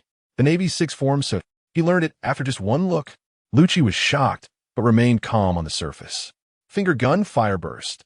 Lucci snapped his fingers at the air, the rapid friction igniting the air, sending a fiery projectile flying towards Luffy. Rubber machine gun. Luffy dodged this attack and quickly approached Lucci, unleashing a barrage of punches. Paper drawing. Lucci's figure became as thin as paper, dodging all the punches propelled by Luffy's windstorm, then closing in on Luffy. Finger gun pattern. Lucci's hands quickly formed a multitude of afterimages, stabbing towards Luffy in a torrential manner. Under the dense barrage of finger guns, Lucci's pupils shook violently as he witnessed a shocking scene that made his scalp tingle. Luffy's body, like thin paper, easily dodged all the attacks without a scratch. "Lucci, you can do it again. Are you here for a study session?" Lucci's face darkened as he was hit by Luffy's prowess, his expression becoming serious. He didn't want to drag this out any longer and decided to quickly end the battle. Lucci used Soru to rapidly close the distance to Luffy, and as Luffy attempted to evade, his legs twisted in a way that defied human anatomy, wrapping around Luffy to prevent his escape. Maximum wheel. Lucci's fist pressed against Luffy's body, then he concentrated all the strength from every cell in his body into his fists and released it all at once. Six Kings gun. Bang! The force of Lucci's attack directly pierced through Luffy's body, creating a long wave of air behind him, causing a large hole in the carriage, demonstrating the immense damage this attack inflicted on Luffy. After executing this move, Lucci, panting heavily, turned to leave Luffy and headed towards the other carriages, but at that moment, Luffy's voice came from behind again. Ugh! Luffy roared as he stood up again, turning back with a fierce expression at Lucci. Rubber, rubber. Jet machine gun. Luffy gritted his teeth and enunciated. The cells in his body similarly controlled the energy to gather in his hands. Then he unleashed a frenzied barrage towards Lucci. Unlike the previous ordinary rubber machine gun, the jet machine gun, fueled by energy from his entire body, was so fast that even the shadows of his fist disappeared. Only massive waves of air exploding in front of him. This is a derivative technique of life return. Did you really come here to learn from me? Lucci's expression went blank, his pupils contracting to the size of pinpoints. The strongest CP9 of the world government in 800 years? That must be a title meant to amuse me, right? Iron block. Amid the sound of countless waves of air exploding, Lucci hurriedly tensed all his muscles. The next moment, countless invisible fists rained down on Lucci like a storm, causing him to spit blood instantly, his consciousness gradually becoming hazy. It started off intense, and I unexpectedly saw someone learning while fighting, a freak who could master it in just one go. I need to take a nap first. On the other side, in the carriage where Zoro was, he faced a tough challenge against Kaku after not experiencing a battle with Mr. 1 and entering the Blade Steel Realm. Three-sword style, bull needle. Zoro charged forward, mimicking the sharp horns of a wild bull, delivering multiple slashes at Kaku. Iron block, no dead angle. Although Kaku could block the attacks with his sword, he deliberately used the iron block technique from the Six Styles. Clang, clang, clang. A series of metallic sounds rang out. Kaku's body flashed with a metallic gleam, effortlessly withstanding Zoro's slashes. Useless. Your attacks can't hurt me, old man, Kaku said calmly, with a hint of malice. He then wildly swung his dual swords and executed aerial kicks, keeping Zoro firmly under his rhythm, forcing him to continuously endure his attacks. Damn it, why can't my sword cut through him? The sword in his hand was the swordsman's closest partner and weapon. If he couldn't even break through his opponent's defenses, there would be no point in continuing the fight. Images flashed in Zoro's mind of Mihawk effortlessly slicing a giant ship in front of him, and the moments when their swords clashed during their battle. Mihawk's sword was so sharp, it definitely wasn't just a difference in forging techniques. There must be something I haven't noticed. While blocking Kaku's chaotic sword and kick attacks, Zoro pondered his strategy. All the details in his mind continuously alternated. Suddenly, Zoro felt the environment around him fall into silence. It was as if he had entered a god's perspective, and everything around him became clear down to the finest detail, including their internal structures that he couldn't miss. That's it. Everything has its weak points. As long as I attack those weak spots, anything can be easily cut down. Three-sword style, 108 troublesome wins. Zoro's eyes sharpened. Exiting his moment of enlightenment, a tornado-like storm of slashes interrupted Kaku's attack rhythm. Three-sword style, Tiger Hunt. Zoro's three swords charged up at different angles, delivering attacks imbued with tiger-shaped sword energy towards Kaku. No, young man, your attack, Kaku began to say as he crossed his swords to prepare for the attack. But before he could finish his sentence, a crisp sound rang out, and in the moment of contact, his two swords were cut through as easily as hot butter. How is that possible? Iron block. Kaku's expression changed, and he quickly used the iron block from the Six Styles, preparing to take this attack like before. Just as the metallic sheen flashed over his body, Zoro's attack followed closely. Whoosh! The sound of a blade piercing flesh rang out, and the three tiger-shaped sword energies easily broke through the iron block's defense, leaving wounds on Kaku's body resembling tiger claw strikes, deep enough to see the bone. Cough! Kaku spat blood and fell to the ground. A lost swordsman, your slashes are strong. Kaku accepted his defeat with ease and openness, speaking to Zoro. Demon Wind Foot, finishing touch. When Zoro defeated Kaku, Sanji also resolved the severely injured Gabra with a fiery kick. Similarly, after a fierce battle, Frankie's metal fist dealt with Bruno from the door fruit, while the easiest battle belonged to Frankie. After approaching Khalifa with the clone fruit, a series of transvestite martial arts techniques kept Khalifa suppressed from the beginning, ultimately resolving her opponent with only slightly wrinkled clothes. Soon, the few who had defeated their opponents met up in a carriage, dragging their battered bodies. Hey, Green Algae Head, I didn't expect you to have defeated your opponent too. I thought you would need my help. Seeing Zoro covered in dust, Sanji, enduring the pain in his legs, exhaled a smoke ring and said nonchalantly, "Shut up, eyebrow curl. I easily dealt with my opponent." Zoro retorted angrily. Luffy and Frankie looked at the tattered, blood-stained Zoro, who appeared to have effortlessly resolved his opponent. Not knowing what to say, Luffy-san, you guys are amazing. I just finished dealing with my opponent. At that moment, Frankie, dressed in a pristine ballet outfit with an extravagant makeup intact, albeit with slightly wrinkled clothes, approached and said happily upon seeing them. As Sanji and Zoro were arguing, they quieted down immediately upon seeing Frankie's appearance. All right, now we just need to find Chopper and Usopp. Let's go look for them. Counting heads, Luffy said with a clap of his hands. Just as he finished speaking, a loud, beastly roar suddenly echoed from the front carriage. That is, the group turned their heads to see a gigantic monster with horns on its head crashing through the carriage, causing the sea train to be cut off. And the carriage behind it slowly came to a stop without power. A few minutes earlier, the timid Chopper and Usopp were hiding under the seats in the back of the carriage. Usopp, actually everyone is waiting for you to come back after the battle ends. You should make up with Luffy. Chopper urged Usopp. Shut up. I'm only here to take revenge for what happened in the shipyard. Don't get too sentimental. Despite his true concern for their safety, Usopp, dissatisfied with Luffy's abandonment of the Going Merry, found an excuse and said with a sulky face, Usopp, actually, everyone also misses the Going Merry. Chopper wanted to continue persuading, but the next moment, a voice came from the side. Hey, there are two little mice hiding here. The headless owl pointed under the seat. Where? Let me see. The lion-like figure leaned down to look through the gap. Sure enough, he discovered Usopp and Chopper hiding underneath. You really know how to hide, but unfortunately for you, you've still been found, the lion-like figure said, extending its messy long hair towards the space under the seat. Usopp, run. We've been discovered. Chopper exclaimed in a panic. Swiftly climbing out, but just a few steps away, he heard Usopp's voice telling him to stop. Hey, monster, let me down. Usopp was hung upside down in the air by the lion-like figure's long hair. Although he was very scared, he had made progress through their adventures. Usopp took out his slingshot and shot a projectile at the lion-like figure. Bang! The projectile hit the lion-like figure's body. I've been hit. I'm going to die.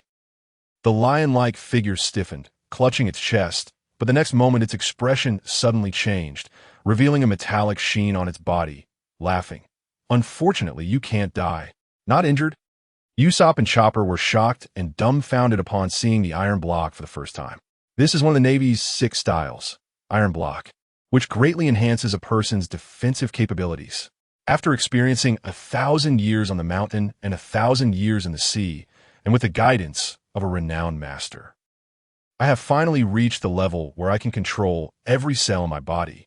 The lion, Whaley, was very pleased with their reactions and, like showing off, controlled his messy long hair to fly about, occasionally striking various poses to explain.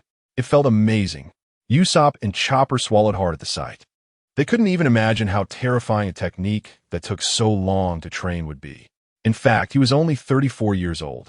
This technique was the ultimate secret of the Navy's 6 styles. Life Return, Chaba Chaba. Suddenly, the headless eagle, Inwu, spoke up, quickly zipping up his mouth in response to Whaley's dissatisfied glare, tightly covering his lips. It's fine if you know. Life Return, Lion's Finger Gun. With his secret exposed, Whaley lost his playful mood. The wildly flailing hair instantly transformed into large fingers, stabbing towards Usopp, who was hanging upside down in the air and unable to dodge. Usopp, seeing this, Chopper immediately swallowed a rumble ball to complete his transformation and rushed towards Usopp, wanting to save him before the attack landed. Your opponent is me, Chaba Chaba, Headless Eagle's random punch. However, at that moment, Inwu blocked Chopper's path. throwing punches without any technique. With this interruption, Whaley's lion's finger gun fell entirely upon the defenseless Usopp. Puff, puff, puff. The rain-like lion's finger gun struck Usopp's body, causing it to cave in repeatedly, and he lost consciousness in an instant. Yet Whaley showed no signs of stopping, continuously launching his attacks. Usopp, Chopper, witnessing this scene, immediately increased his strength. But Enwoo's defense was excellent. Even Chopper's hooves couldn't break through for a while. Get out of the way. Chopper, seeing the pool of blood forming beneath Usopp, gritted his teeth and told Enwoo blocking his path. If Whaley's attacks weren't stopped quickly, Usopp would definitely die. I can't let you pass, Chabba Chabba. Super rotating iron block ball, determined to block Chopper. Enwoo began spinning rapidly while using his iron block, crashing towards Chopper. Usopp, it has to be this way, Rumble Ball. Chopper glanced at Usopp. His eyes sharpened and took out 2 more Rumble Balls, biting them open and swallowing them. The next moment, after consuming 3 Rumble Balls that exceeded his control limits, the immense energy surged forth, overwhelming his consciousness as his body rapidly expanded, entering a berserk mode. His massive form instantly broke through the carriage, and his weight snapped the sea train in half, causing cracks to appear on the iron tracks on the sea, emitting distressing sounds. Roar! An ethereal and terrifying roar echoed through the sky. Facing the iron ball that had turned into Chopper, Enwoo was sent flying by a single slap, landing who knows where. Monster! Whaley looked at the rampaging Chopper, slowly retreating after dropping Usopp, careful not to make a sound that would alert the giant beast. But in the next moment, Chopper clenched his fist and smashed down. Iron block, steel. Whaley hurriedly used his defensive skill. Among the CP9 members, he was the only one who had mastered the iron block to the realm of steel. Bang! The enormous fist landed on Whaley's body. Even with his most confident defensive skill, he still bled and lost consciousness under Chopper's immense power. Bang! Bang!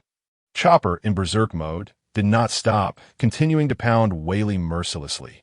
With a crack, the tracks finally couldn't withstand the pressure and broke. Ultimately, a series of carriages, along with the crowd that had come rushing, fell into the sea. As the ability users Luffy and Frankie sank into the water, they were eventually pulled out by Zoro and Sanji.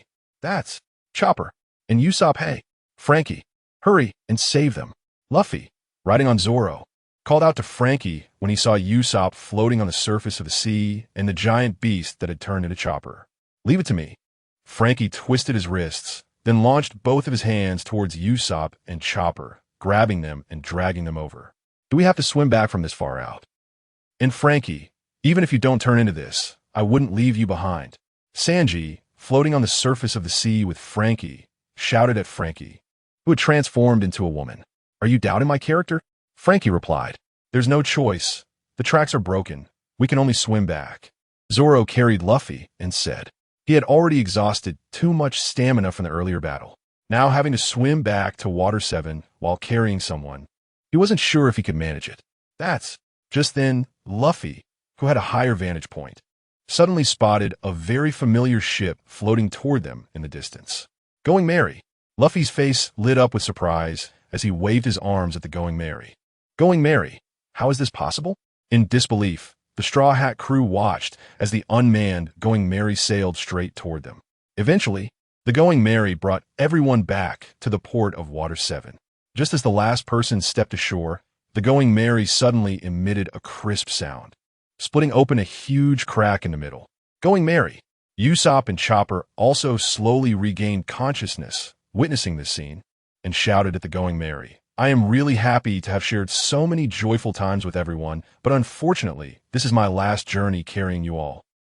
An ethereal voice echoed from nowhere, but accurately reached everyone's ears. Going Merry. Upon hearing this voice, the members of the Straw Hat pirate crew burst into tears, recalling all the adventures they had shared with the Going Merry. It is said that only ships that have experienced true companionship can give birth to ship spirits. Let it go in peace. It can no longer travel safely with you. Frankie advised Luffy and the others while looking at the Going Merry. He had remained silent since the unmanned Going Merry appeared before them. He had only heard stories about ship spirits and had never seen one in person before. This also showed the deep bond between Luffy and the Going Merry.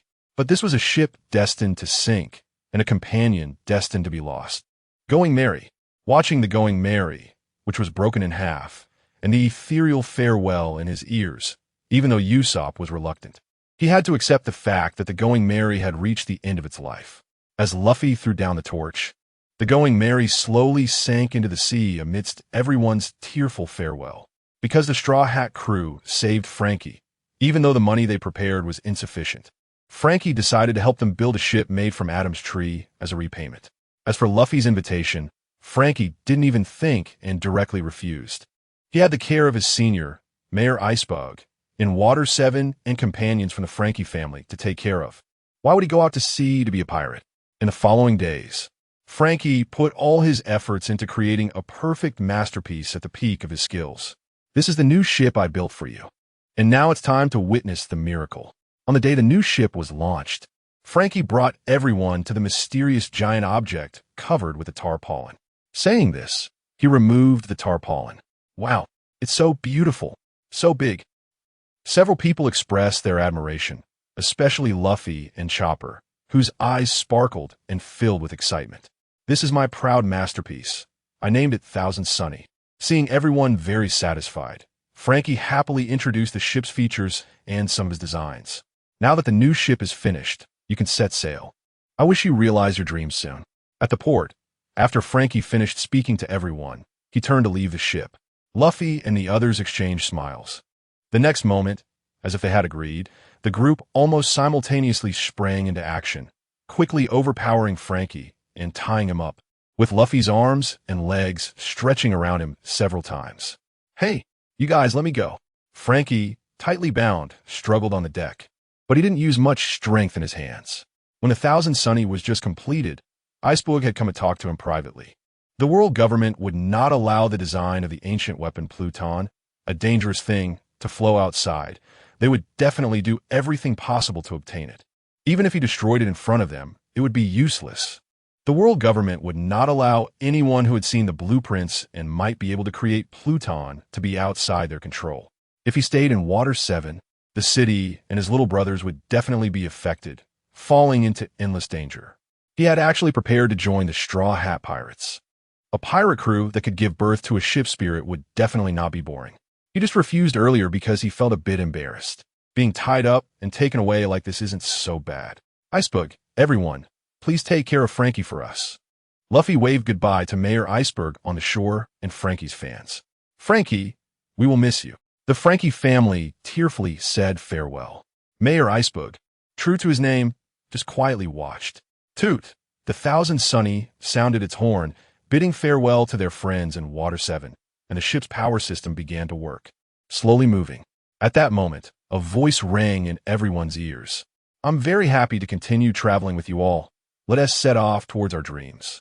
An ethereal and fleeting voice came, and an invisible shadow that no one could see quickly passed through the deck of the Thousand Sunny, gently brushing past everyone. Mary, it's Mary. Did you hear that? Usopp, who had always been troubled by the sinking of the Going Merry, immediately burst into tears upon hearing Mary's voice, confirming to everyone on the ship. We heard it too, oh. Mary. Haha, Mary, welcome back. The Straw Hat crew cried tears of joy, rolling on the deck of the Thousand Sunny, celebrating the return of their lost companion. Only Franky, who was forcibly tied up on the ship, looked at this scene thoughtfully. So the ship spirit is actually the main body? The ship is just a backup? After thinking for a moment, Franky hesitantly said to them, why don't we still call this ship Mary? I agree. Agreed, X2. Allowing Mary's ship spirit to continue accompanying the Straw Hat crew on their adventures was naturally the work of Mobai. This was his first encounter with a harmonious, mysterious creation in this world. It was like a wonderful melody that attracted people, yet it was so fragile. Just as it was about to sink with the ship, Mobai decisively acted to leave this harmonious sound. After thinking for a moment, he stirred the strong solar bloodline within him, transferring some solar energy to it, making it stronger, enabling it to have a certain level of self-protection in this world. Letting it return to the Straw Hat crew, taking 2 of their companions away, and now returning 2, this is called a fair exchange with no loss or debt. highlighting professionalism. Bai, who did all this in secret, had no need to continue paying attention to the Straw Hat crew. The ship spirit was now equivalent to his eyes placed there. He could know everything happening here without delay through the ship spirit. At this time, Bai's figure appeared elsewhere. Is this Impel Down?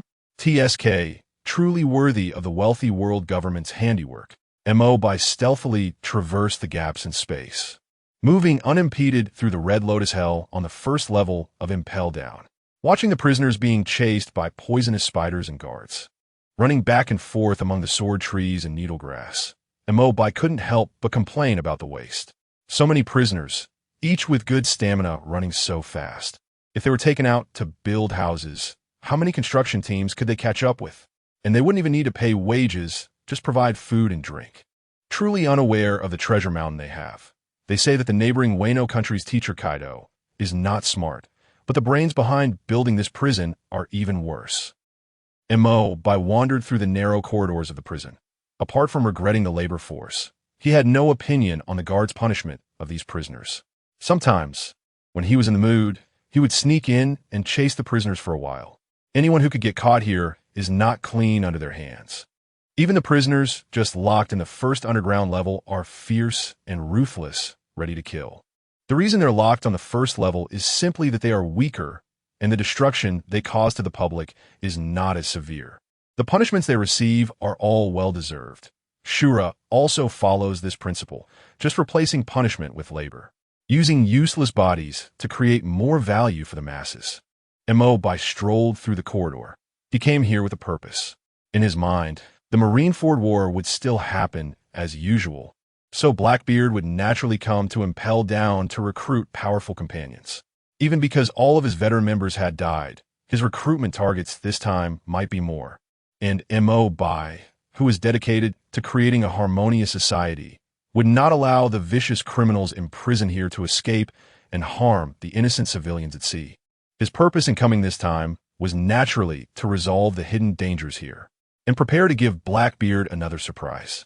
Suddenly, an unusual sound from not far away made Bai pause, and his expression became somewhat abnormal, unable to control his wandering thoughts.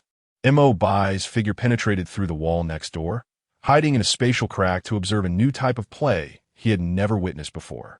A whip struck a prisoner who was bound and hanging in midair, causing him to scream in pain.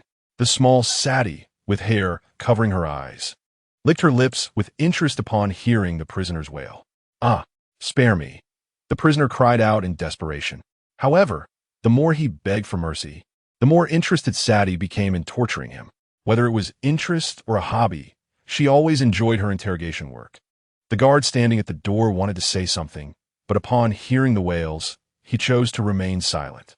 It wasn't until the prisoner fainted from the whip that Sadie reluctantly stopped. Take him away. Don't worry, I left him with a breath. He's really tough. He won't talk even now, Sadie said, noticing the guard's hesitation. The two guards at the door said nothing in response and, with their heads down, dragged the fainted prisoner away as if fleeing. Sadie is too ruthless. She didn't even ask the prisoner any questions. This is definitely intentional, just to satisfy her special preference. After running far away, Guard A dared to wipe the cold sweat from his forehead and muttered, "Maybe it was an accident." Garby defended, "You, a newcomer. What do you know? I've been here for years and have never seen Sadie ask a prisoner anything. This is definitely intentional negligence." Guard A immediately cited his experience to conclude the matter. Hearing this, Guard B immediately shrank his head and fell silent. After that, as if stimulated mentally, he trembled uncontrollably upon seeing a fellow female guard on the way. After the guards left, Sadie trembled and leaned on the table, still savoring the previous sensations. Bai, who had been tormented while observing the performance, checked to ensure the interrogation room door was locked from the inside, then revealed himself in front of Sadie. "Interested in playing? But we need to swap roles from earlier." Bai's gaze swept over the torture instruments in the interrogation room, a faint smile appearing on his lips. He lightly rubbed Sadie's jawline with his fingers and asked with interest. This kind of plot and environment was something he had never tried with Robin. Even before it started, he felt a bit excited. "Intruder." Sadie was startled upon seeing Bai suddenly appear before her. unable to comprehend how an intruder could appear here without anyone noticing. She knew she should call the guards to arrest him, but her body's reaction confused her mind, making her unable to resist, wanting to continue the unfolding drama. Oomph. What will you do? Sadie exhaled hot air, her face flushed. Such behavior and words clearly indicated her intentions. At this point, BaiGets naturally wouldn't let the opportunity pass. Sadie had many things in the interrogation room, silk clips. The variety was overwhelming. Although BaiGets had no prior experience with this kind of group, he had lived through the information explosion of the internet age. Understanding many things only required one practical experience. And now, BaiGets had the opportunity for that practice. Before long, the sounds of the original owner's screams filled the interrogation room. Looking at the fainted Sadie, who hadn't even made it to the stage, BaiGets thought for a moment and exchanged for the legacy of Soraka, the Star Child from the system. Ding! You have obtained the legacy of Soraka, the Star Child. Soraka is a wanderer from the celestial realm. She gave up her immortal divinity to protect the mortal races from their own violent instincts. She shows compassion and mercy to everyone she encounters.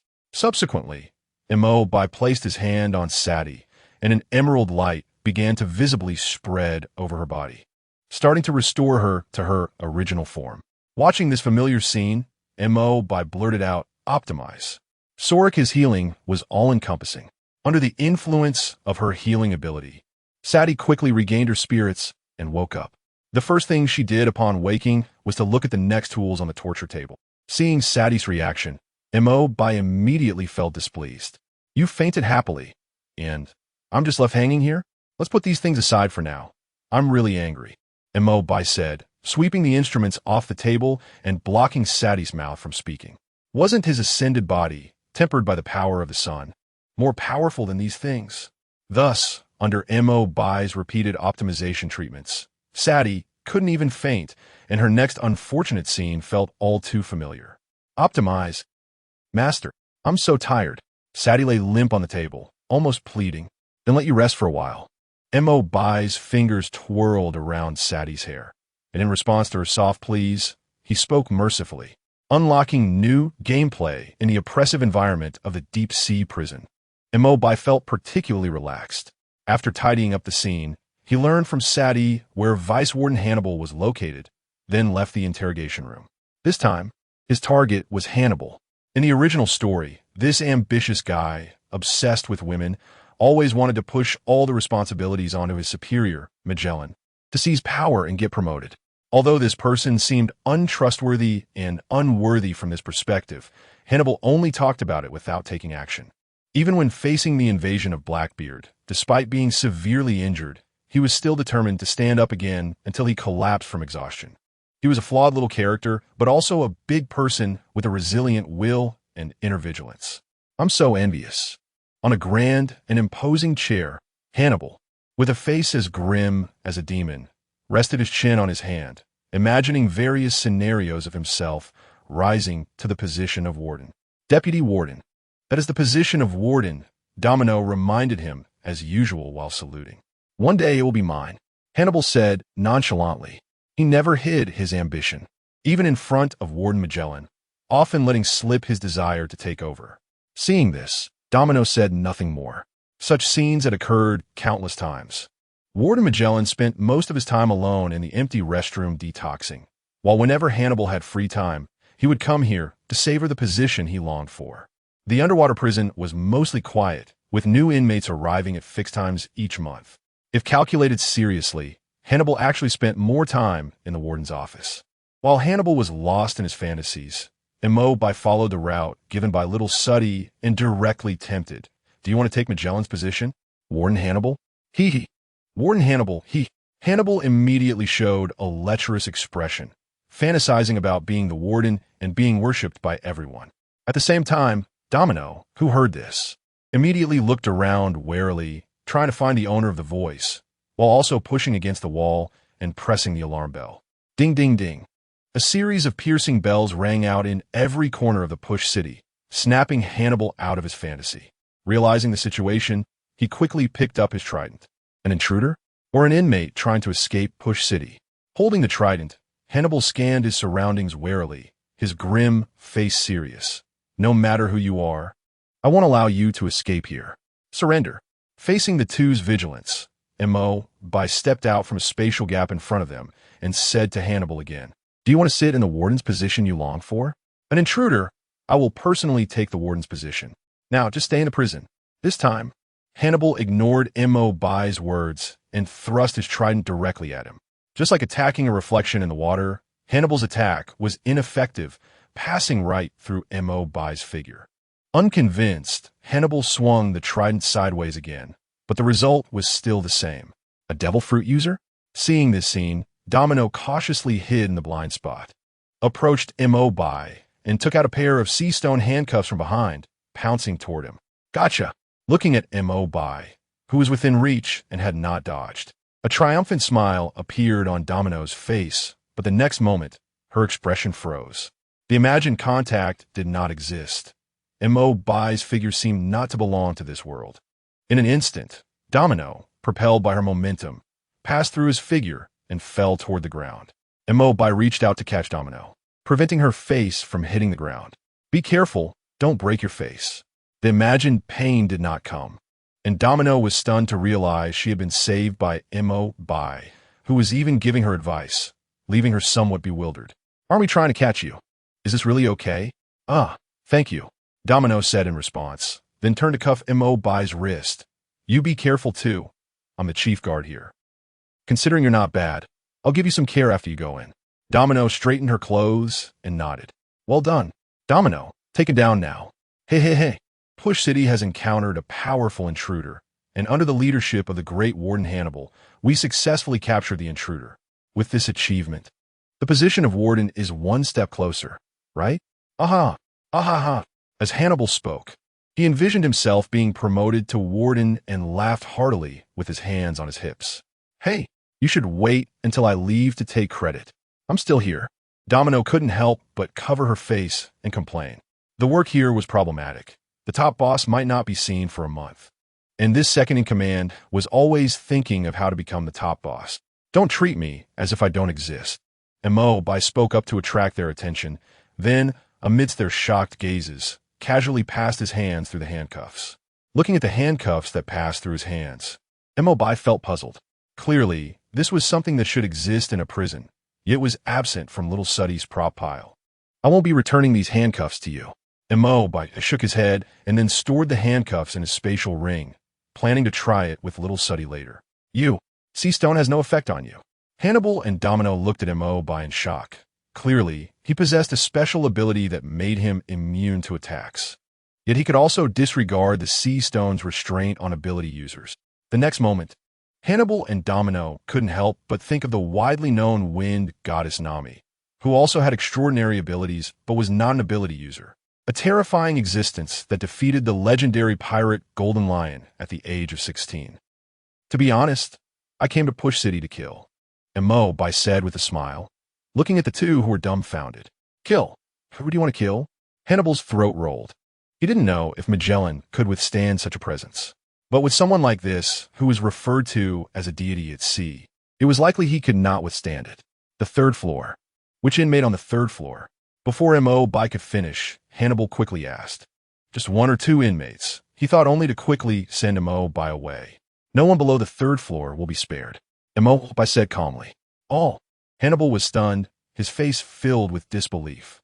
How many people were there below the third floor? Moreover, the inmates in the sixth floor infinite hell were all too vicious to be erased from history.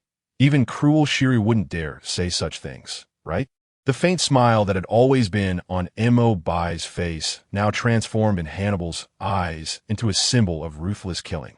Impossible. If that's the case, what is the meaning of existence for Push City? I can privately agree to give you 2 or 3 inmates from the 5th floor. Hannibal's face was furious, but he knew that all his means could not threaten BaiGets. It was better to bargain and send him away.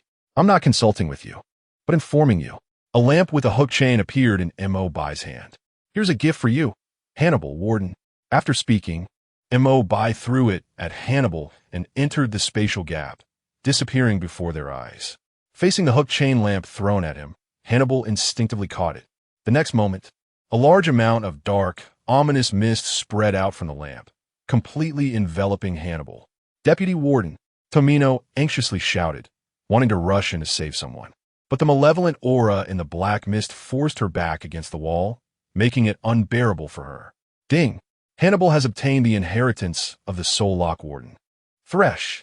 The brutal and cunning Thresh is an undead from the Shadow Isles, ambitious and tireless. He was once the keeper of countless secrets, his flesh and bones crumbling under a power that transcends life and death. Moments later, the black mist returned to the lantern and Hannibal's figure reappeared.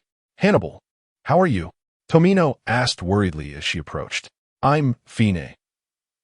Hannibal shook his head at Tomino, glanced at the chain lantern in his hand, and directly threw aside the previous weapon, the trident. "Let's go. Even if we can't stop him, we can't do nothing, can we?" Hannibal said, holding the lantern and walking out of the warden's office towards the massive elevator leading to the underground third level. He just wanted to test whether he truly possessed that kind of power. If so, then this underwater prison really has no reason to exist. He himself is a prison. There was no need to look for a passage. By directly passed through the ground. Underground level 3, the Hungry Hell. The guards here hardly give any food or warmth to the prisoners on this floor, and most of them are in a near-death state, suffering from hunger and cold. When arrived, he saw the prisoners lying helplessly on the ground, not wanting to move. "Living like this isn't meaningful. Let me send you on your way." Without hesitation, caused the space in all the cells to violently fluctuate. Crack, crack, crack. The space began to shatter into countless dense fragments. Wherever the cracks spread, any object became as fragile as a mirror, and even the structure of the cells collapsed neatly. The prisoners in the cells were directly turned into countless broken pieces under the tearing of space, with pools of blood splattering everywhere. Yet they had no strength left to scream. "Quick! An intruder has entered the third level." After dealt with all the prisoners in the cells, the guards finally arrived late. Ignoring them, directly burrowed into the ground, moving deeper down. Level 4, the Blazing Hell. Level 5, the Extreme Cold Hell. Faced no obstacles, and everywhere he passed, the prisoners became mere fragments under the tearing of space. When he passed through underground level 5, suddenly accelerated, not even glancing as he swept past. The group of half-beasts head north. In no time, arrived at the Infinite Hell on underground level 6. Those imprisoned here are remarkable monster-level individuals, either death row inmates about to be executed or sentenced to life imprisonment for being too dangerous. Moreover, because the crimes committed by the prisoners on this level exceeded the cruelty of humanity, information about this level is sealed and unknown to outsiders.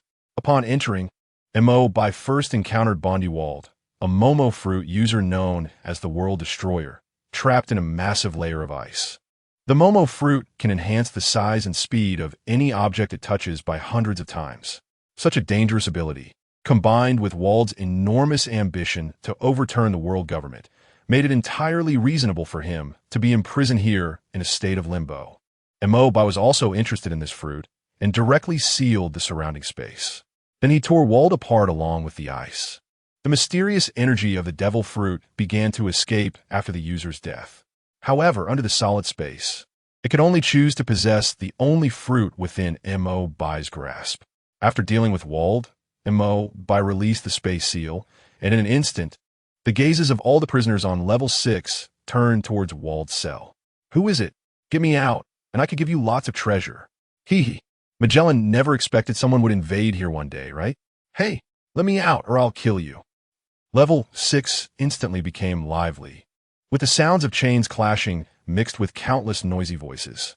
Though the intruder was unseen, such a change clearly indicated that someone had breached Impel down. By threats or temptations, the prisoners in the cells offered their own conditions, hoping to regain their freedom and return to the sea to continue their grand ambitions. Quiet. A pale female voice rang out, and level 6 fell silent. "Let me out, and I can make you captain, pushing you to become one of the top forces on the sea." Crescent Hunter Katarina Devon spoke towards Wald's cell. As the worst female criminal of the pirate era, her strength was certainly not to be underestimated, and she had the confidence to say this. You can have me too. A drunken figure with a long-nosed barrel also chimed in. He was equally confident in his strength. Thus, under Katarina Devon's opening statement, Level SIXS Infinite Hell quickly became a self-recommendation job fair.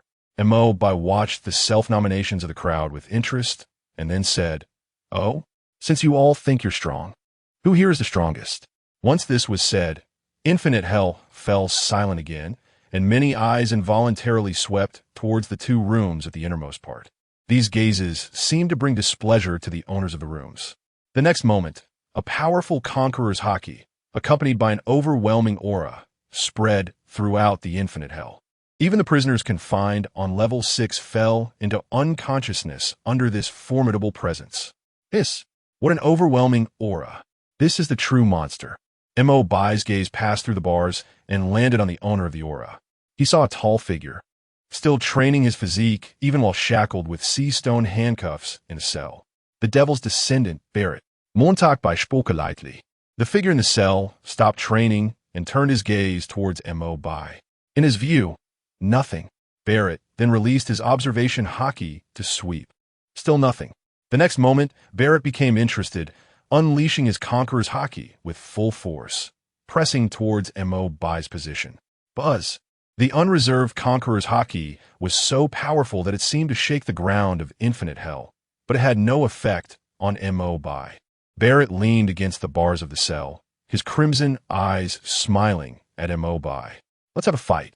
Let me see your strength." As someone who sought power above all else, Barret was naturally delighted at the prospect of fighting someone strong enough to invade, impel down, and kill. The bars of the cell groaned under the strain as Barret's excitement showed in his eyes, filled with battle intent. "Sorry, I'm not here to welcome Trash's challenge." Bai's voice echoed in Infinite Hell. "Are you crazy? How dare you provoke that monster?" Hearing this, the prisoners all held their breath, silently turning their heads to look at Barret's cell, waiting for the response of this devil's descendant. Sure enough, at that moment, the already powerful conqueror's haki became even more frenzied, and the ground began to tremble noticeably. "What did you say?" Barret slammed his arm heavily against the cell door, his booming voice echoing like thunder in the silent Infinite Hell. Then he grinned and laughed wildly. "If you have the guts, come closer, and I'll let you see the strength of the garbage you speak of." Barret's words carried an obvious provocation. This tactic is generally the most useless strategy in the treacherous pirate world. However, when both sides are extremely confident in their own strength, it can be effective. At least, no opponent he encountered in the Roger Pirates could refuse such provocation. "I think I have quite a bit of guts." As soon as Barret finished speaking, Bai's voice sounded just behind him. Barret's lips curled into a smirk, and armed haki instantly enveloped his arm as he swept it back. However, this sweeping strike did not hit anything. Barret, not believing in evil, dashed around the cell, creating chaos, but still hit nothing but air. A devil fruit user? Barret thought to himself, contemplating a countermeasure, and ultimately fixed his gaze on the sea-stone shackles on his hands. "Come out. Are you just going to hide and sneak around like this?" Infuriated by being toyed with, Barret shouted at his surroundings. "Is it possible that I haven't moved since I came in, and also the garbage I referred to isn't aimed at you?" Bai's figure appeared just a few centimeters in front of Barret, spreading his hands and saying, "I meant that everyone here is garbage. In terms of strength and character, looking for death." The moment Barret saw Bai appear in his line of sight, he didn't hesitate to use the sea-stone shackles between his hands to strangle him. Yet, Bai merely watched Barret's actions calmly, too lazy to dodge. The next moment, the shackles with a metallic sound passed through Bai's body, bringing Barret down to the ground with him. Bang! Barret managed to land with his face, quickly getting up, and when he turned to look at Bai, his expression was filled with disbelief. The other prisoners who witnessed this scene were equally shocked as they stared at Bai. "No wonder you're so fearless. Haki and sea stone can't touch you." Realizing that he couldn't threaten Bai at all, Barret stopped attacking and fixed his gaze on Bai, asking, "So, what is your purpose for being here?" "To kill. Bundivalt? He's been locked up here for many years. I really don't know what he did to offend you." Barret shook his head as he spoke, no longer paying attention to Bai's presence, preparing to continue training his body. At that moment, A hoarse voice suddenly rang out from another room. He wants to kill everyone here. As soon as this sentence was spoken, the infinite hell fell silent for a moment, then erupted into even louder noise. Are you kidding? How dare he do this? Barrett also stopped his training, glaring at Mo Bai with a hostile look. Even though he knew full well that his means could not touch the opponent, he still couldn't just sit and wait for death. Mo Bai did not refute that voice. He merely turned his gaze toward it, where an elegant old man leaned against the wall.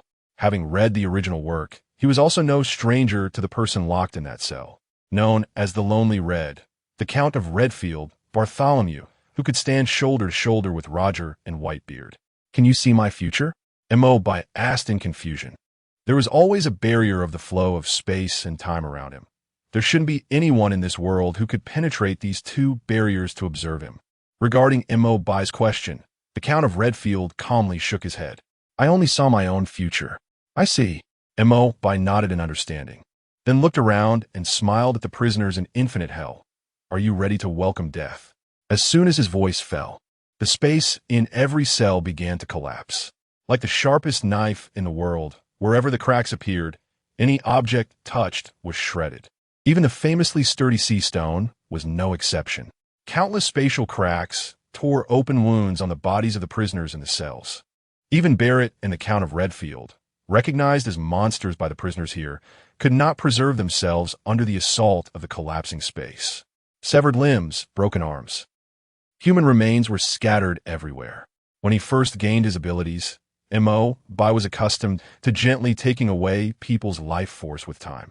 But as he gained more experience at sea, the cruelty of these evil individuals changed him. Now, when he took action, he habitually used more ruthless means to kill. Under the vast range of spatial collapse unleashed by Mo Bai, the infinite hell left no survivors, and all the cells turned into ruins. After collecting several devil fruits, Mo Bai directly left this place, which had become a hell on earth. On his way up, he fortuitously encountered Magellan and Shiryu, who were heading to the 6th level. Prisoners from the 3rd, 4th, and 5th levels have been killed. We must reach the 6th level before the murderer does. The lives of these prisoners are insignificant. However, some of their abilities are very troublesome. If they appear at sea, it will cause another storm. Magellan walked ahead with a grim expression, explaining the severity of the situation to Shiryu. When the alarm rang, he was still in the restroom. In the time it took to pull up his pants, he came out to find that prisoners in the prison had been killed across several levels. This guy has a bigger killing urge than you, Shiryu. With so many prisoners, doesn't he feel sore-eyed while killing them? Shiryu silently followed behind Magellan. After receiving this news, he hurried to the 3rd level, only to find a vast area of severed limbs and remains. All the wounds were surprisingly neat, making him, as a swordsman, feel humbled. In the subsequent 4th and 5th levels, he ran without seeing the murderer, only encountering a scene of devastation. Moreover, this person was so ruthless that he even split the cells apart. What the hell? Thinking of this, Shiryu couldn't help but shrink his neck. Although he enjoyed torturing and killing prisoners, this was the first time he had encountered a perverse guy who could slice cells into countless pieces. Warden, you know the monster's locked up on the 6th level. Even if the murderer goes there, it will be self-inflicted suffering, Shiryu said to Magellan. He usually hunted for prey between levels 3 and 5, and the monsters locked in the 6th level were not easy to deal with. The Sea Stone only restricts the troublesome devil fruit abilities, leaving people physically weak. But those locked inside are definitely not just users of abilities. There are quite a few with Conqueror's Haki. You must understand, even during routine inspections, the number of people in the entire prison who have the strength to check on prisoners at the 6th level is very few. Do not underestimate the enemy. From the fact that he can break into Impel down, you can tell he is not a simple person, Magellan said without looking back, his hands unconsciously covering his stomach. He had come out to work halfway through detoxification, definitely a model worker. The two were walking when suddenly, the sound of shattering glass echoed. Crack! Crack! The space where Shilio was located began to collapse, dense cracks spreading rapidly like a spider web, instantly cutting numerous wounds on Shilio's body. Even though he quickly used his haki, It was of no use. His arm was still severed. "Who is it? Shilio, are you okay?" Magellan shouted, as the poisonous mist began to spread around, trying to force the invader's attack to break off. "It is so painful. Wasn't it swordsmanship?" Shilio covered his severed left arm while quickly distancing himself from the shattered space cracks. However, in the next moment, he collided with an invisible wall. "What is going on?" Shilio's pupils trembled. Although there was nothing in front of him, he couldn't advance an inch. "I can't possibly die so easily here." Turning to look at the approaching space cracks, Shilio shouted with bloodshot eyes, drawing Thunderstorm with one hand and striking towards the space cracks. In Shilio's magnified gaze, the space cracks spread and collided with Thunderstorm. Crack, crack! The sound of metal shattering echoed. Thunderstorm broke into several segments, and the space cracks continued to spread towards Shilio without any hindrance. "Ah!" Shilio let out a scream, followed by continuous wails. Shilio finally experienced the pain of the criminals he had mercilessly cut to pieces. Under the cutting of the space cracks, he turned into countless pieces of human remains. After killing Shilio, the space cracks suddenly disappeared, and the surroundings were calm as if nothing had happened. "Shilio!"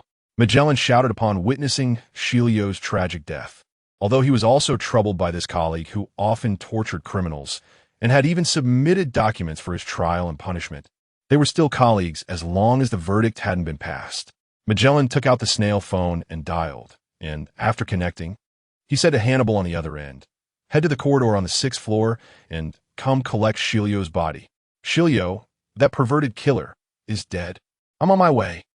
After notifying, Magellan hung up the snail phone, feeling a bit puzzled as to why Hannibal's voice seemed to carry a suppressed excitement.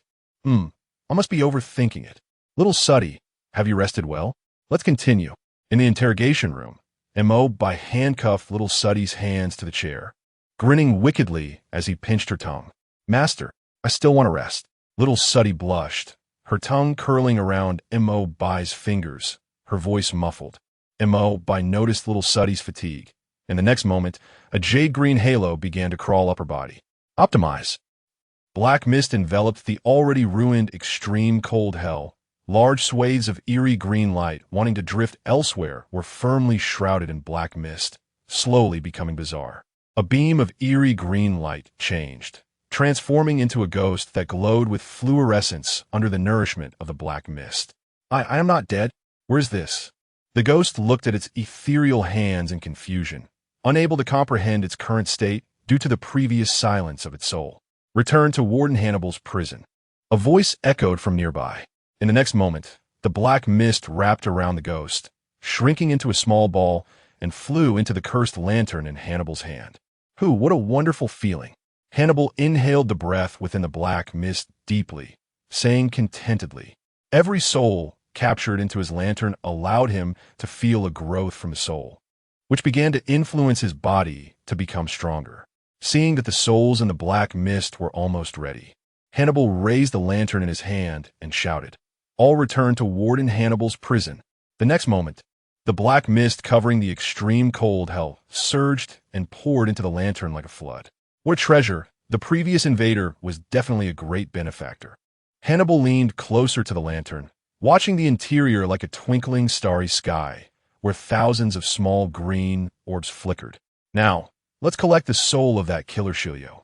I hope the criminals on the 6th floor have also been executed," Hannibal said, carrying the lantern as he walked towards the corridor on the 6th floor. "I can't wait to collect those wicked souls." While Mo was focused on optimizing and impelled down, Ace, who had been searching for Blackbeard to avenge Sachi, finally found Blackbeard at an unknown island's dock. "Teach, you remember the fate of betraying your comrades in the Whitebeard Pirates, right?" Ace sat atop the mast, looking down at Teach with undisguised disgust and hatred in his eyes. He had tracked him for several days, confirming that this ugly man was Blackbeard based on his behavior. "Captain Ace, Whitebeard's condition is deteriorating. One person cannot always stand at the top. Why not join me?" Blackbeard, seemingly oblivious to Ace's disdain, invited him. With the only member of his crew, Ro, not around, he had been in a solitary state for some time. Weak ones he looked down on, and strong ones were hard to find. Now he wanted to recruit anyone he saw with potential. "Shut up. Whitebeard is not someone you can comment on. I will take you back to Sachi's grave to kneel and bow. Ace said, his gaze sharpening, hands forming a cross shape pointed at Blackbeard. Crossfire. A flame burst from Ace's fingers, swiftly shooting towards Blackbeard. Blackbeard, fully focused, immediately dodged to the side. But Ace's flames relentlessly pursued him. So impulsive as always, Captain Ace, Blackbeard said with a laugh while dodging the flames. Then a large amount of darkness began to spread from his body, enveloping Ace in a frenzy. Blackbeard. Ace looked warily at the encroaching darkness.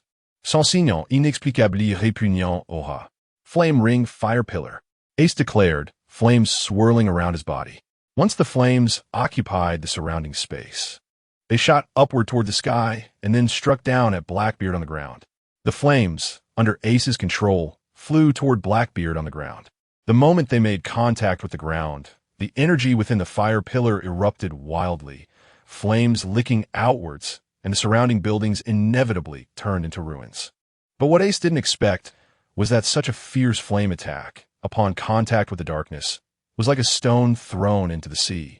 The terrifying power was absorbed and devoured by the darkness before it could explode. Ha ha! Do you understand now? Ace, this is the power I have gained. Blackbeard laughed loudly at Ace's shocked expression. Just as he was about to say something else, he noticed countless green firefly-like lights appearing around him. Before he could comprehend the situation, Ace's voice came through. Fireflies, feed a doma. Ace's hands created a large number of small fireballs resembling fireflies floating around him. As soon as he finished speaking, all the fireballs converged on Blackbeard and then erupted into a violent explosion. Ah, so hot, so hot. Blackbeard fell to the ground from the explosion, rolling in agony as the flames burned him. His body quickly released darkness, devouring the flames clinging to him, which made him feel much better. The gravitational pull of darkness could accurately absorb the bodies of those with powers. Gravity. Gasping for breath, Blackbeard stood up, his eyes fixed on Ace like a hungry wolf. In the next moment, countless tendrils of darkness sprouted behind Blackbeard, with a massive gravitational force pulling Ace's body towards him, finally catching him with one hand. You see, Ace, my body. A proud smile appeared on Blackbeard's face as he spoke to Ace. He was so fond of the dark fruit that he didn't hesitate to hide in the Whitebeard pirates for over 20 years, just with the power of this so-called most dangerous Logia type devil fruit. It could restrain all devil fruit users like Sea Prism Stone. Could it be? Ace's eyes narrowed as he understood the meaning behind Blackbeard's gaze. He then incredulously attempted to use elementalization, only to find that he indeed could not activate his powers. The next moment, Blackbeard's fist swung towards Ace, as if to flaunt his abilities, without using hockey on his fist. Bang! Ace's body bent under Blackbeard's punch, and he quickly flew towards the ruins behind him, finally crashing into a stone. Cough, cough! Ace coughed up a few mouthfuls of blood. Taking advantage of the moment when he was not touched by Blackbeard, he quickly crossed his hands. Crossfire. The flames from his hands shot straight towards Blackbeard. But before they could reach Blackbeard, they were completely devoured by the thick darkness surrounding him. Ace, I will give you one last chance. Join me in seizing the world. I have already planned the path to supremacy. Whitebeard's era is over. Blackbeard looked at the blood-stained, disheveled Ace and extended his final invitation. When Ace first set sail, he received an invitation from the 7 warlords and fought Jinbe for 5 days and nights, ultimately exhausting himself to a draw. Such strength was naturally what Blackbeard yearned for, a qualified and powerful companion. But as a clear-minded, ambitious man, he would not waste too much time on one person. If one submits to power, then they're not truly a man. I absolutely will not let my life be filled with regrets. Do you understand, idiot? Ace struggled to stand up and said to Blackbeard. He had already foreseen his failure, but he would never acknowledge someone like Blackbeard, who betrays his comrades for power. Great Flame Ring, Flame Emperor. Giant spiral flames appeared around Ace, swirling to cover a large part of the sky. At this moment, Ace's body released spiral flames, condensing all the surrounding flames into a massive fireball that resembled the sun. Ace held the giant fireball and threw it towards Blackbeard. In this era where living is victory. What a pity, Ace. Blackbeard suspected Ace was mocking him for having no future, and his expression darkened. His body began to release darkness on a large scale. Darkness and the massive fireball covered half of the sky, and the two enormous attacks turned the entire dock into ruins. As the darkness continually consumed it, the energy within the giant fireball gradually dwindled until it was completely wrapped and devoured, and Ace, having released too much flame, ultimately collapsed to the ground, captured by Blackbeard. Poor gas. D.S. Blackbeard was preparing to kill Ace, who had lost consciousness. Staring at his face, he couldn't help but think of the rumors from the Whitebeard pirates that he was the son of the Pirate King, Joel D. Roger. For this matter, Squard had even clashed with Ace, indicating that this was definitely not baseless. If he handed over the culprit who started the Great Pirate Era, the son of Pirate King Joel D. Roger, to the Navy, the world government would surely make a big show of executing him to combat the pirates flooding into the sea. This would undoubtedly attract the attention of all forces in the world and create the best opportunity for him to invade Impel Down. And Whitebeard would definitely not stand by and watch his son die, leading to a massive clash between the two sides. The Navy would also find it hard to refuse such an opportunity to eliminate one of the four emperors. If luck were on his side, he might even become the biggest behind-the-scenes winner. Ha ha ha. Captain Ace, you really have brought me a great gift. Ha ha ha. Blackbeard dragged the unconscious Ace, a joyful smile on his face. He had been waiting for this opportunity to invade Impel Down for so long, and he never expected such a big reward today. The world's strongest man, that who is said to have the power to destroy the world, the strongest paramecia, the tremor fruit. He finally saw the opportunity to obtain it. With that thought, Blackbeard took out the transponder snail he received after becoming a warlord, which allowed direct communication with the world government. Buru Buru. Buru Buru. What is it about this number? Give me a suitable reason. The transponder snail was quickly connected, and although the electronic voice was somewhat distorted, the impatience in the words was clearly conveyed. Elder Stars, I indeed have significant matters to discuss. I have captured the second-in-command of the Whitebeard pirates, Fire Fist Ace. Although he didn't understand why the transponder snail was mimicking a dog's head shape, Blackbeard still clearly expressed his intention. However, before he could finish speaking, he was interrupted impatiently from the other side. Just one Fire Fist Ace. Hand him over to the Navy directly. You need to inform us about such a trivial matter? I seriously doubt whether you can hold this position. The transponder snail was answered by a bald-headed, knife-wielding elder star, transformed into a dog. Speaking clumsily with the animal language converter newly developed by Vegapunk. Ever since he was turned into this form by mysterious invaders, his already volatile temper had worsened significantly. If it weren't for Vegapunk's new equipment, he would still be in a state of barking at everyone without being able to work. Now that he could speak, he still adhered to the principle of not showing his face unless necessary. Given the transponder snail's strong mimicry ability, he was on the verge of breaking down as soon as the call connected. No, Elder Stars. Blackbeard was immediately dumbfounded upon hearing this. He was still counting on this identity to infiltrate Impel Down. So he hurriedly explained to the transponder snail, Fire Fist Ace has another identity. He is the biological son of Pirate King Joel D. Roger. You're serious? The five elders on the phone were momentarily stunned by the news, and after realizing it, they immediately confirmed with Blackbeard. If this were true, capturing the son of Pirate King Joel D. Roger would have immense symbolic significance. It would send a message to the outside world about the world government's determination to crack down on pirates, making the countries under its rule aware that the world government should not be underestimated. It would also serve as a powerful deterrent to the pirates stirring up trouble on the seas. Look, even the bloodline of the Pirate King has been cut off. How long do you think you can cause chaos? I am certain that all the old crew members of the Whitebeard pirates are well aware of this. Blackbeard looked at Ace, who was still unconscious in his hands, his voice filled with barely suppressed excitement. You did well. I will send someone to contact you. Once Ace's identity is confirmed, the world government can agree to a reasonable request from you. The five elders on the other end of the line also spoke excitedly. From sending troops to Sabaody to later capturing Nami, who possesses mysterious powers beyond the devil fruit, to the invaders turning them into livestock at Mariewa, the Holy Land being attacked and destroyed in part, and a failure to find the Pluton blueprints. one thing after another. This news was undoubtedly the only good news he had received in a long time. While Blackbeard was contacting the world government after capturing Ace, the defeated CP9 members, under the blame of Commander Spandam, found themselves in a situation where the world government had ordered their assassination, because Lucci and the others had not consumed a devil fruit. After being defeated and their train sinking into the sea, those who woke up in time had the ability to rescue their still unconscious companions. Finally, after waiting for Bruno, who possessed the door fruit abilities, to wake up, they worked together to lift him to the surface. And Bruno used his abilities to successfully lead the other CP9 members out of their predicament. However, before they could contact Commander Spandam, they were confronted by agents from the world government's secret organization sent to capture them. After defeating them, they learned that Spandam had shifted all the blame onto them, putting them in a position of being hunted.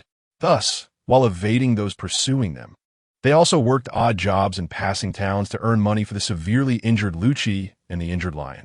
Since none of them had consumed a devil fruit, they did not perform any acts of artistry this time. All their earnings came from manual labor, hard-earned sweat, due to the need to avoid being hunted and not being able to stay in one place for long. Making money became even more challenging under the circumstances of doing odd jobs. But having trained and grown up together from a young age, the bond between CP9 members was exceptionally deep, and they never considered abandoning their companions. What should we do? Lion is too heavily injured. If we don't treat him soon, it will be very dangerous. Khalifa said worriedly, sitting by the bedside and looking at the unconscious Lion. Facing Chopper, who had consumed the third uncontrollable devil fruit and was in a rampaging state, Lion had suffered multiple broken bones and internal injuries, worse than Lucci, who had given Luffy a lesson. Medical expenses. Lucci, lying on the sickbed, murmured softly, having sustained much lighter injuries this time. They had no operating funds, and after hiding in Water 7 for 7 years, they barely managed to keep themselves fed. Now, after a defeat, they were abandoned and found themselves in a situation of being hunted, which seriously shook his faith in the justice of the world government. Yes, justice. The man who once labeled the weak as sins and had killed 500 soldiers taken hostage by pirates also had his own distorted sense of justice, advocating necessary evil and practicing dark justice. If both sides had a common goal, perhaps he could have become friends with Akainu. Wanting to unreservedly unleash justice inevitably leads one into the realm of evil. Therefore, he had always held himself to high standards regarding his actions. Under his leadership, CP9's conduct aligned with his principles. Even in the most difficult times, they would not resort to bullying the weak. Even if the target was a thug or a pirate, the looted money would remain untouched. But if this could save a companion, Lucci closed his eyes, seemingly in great anguish, and after a long time finally spoke. Let's borrow some medical expenses from the thugs. After saying this, Lucci leaned weakly against the head of the bed, as if he had lost all his spirit. Lucci. Khalifa bit her lip, her eyes moist, her gaze wavering between Lucci and Lion. They all understood Lucci's aspirations. And now, seeing him willing to sacrifice his pursuit for his companions, they didn't know whether to feel touched or saddened. Clearly, they were acting for the world government. Yet they ended up in such a situation. Go ahead. Lion can't wait much longer. Lucci urged. Khalifa nodded at his words. Just as she was about to leave, her eyes suddenly sharpened, and a figure abruptly appeared in the hospital room. Who are you? As she spoke, Khalifa had already moved to stand in front of Lucci and Lion, warily watching the suddenly appearing MO. Relax, I mean no harm. If I wanted to attack, they would already be dead. MO's gaze swept over Khalifa and then landed on Lucci, a smirk appearing on his lips. How does it feel to work for the world government? You've seen our situation. Just speak your mind. Lucci relaxed his muscles, leaning against the head of the bed, not doubting that MO meant no harm, but his eyes were filled with confusion and shock.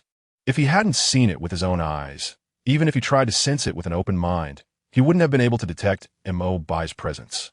Lucci even thought that if MO hadn't been willing to be seen by them, no one would have discovered his tracks, even if he had already attacked them. I want you to work for me, MO stated straightforwardly.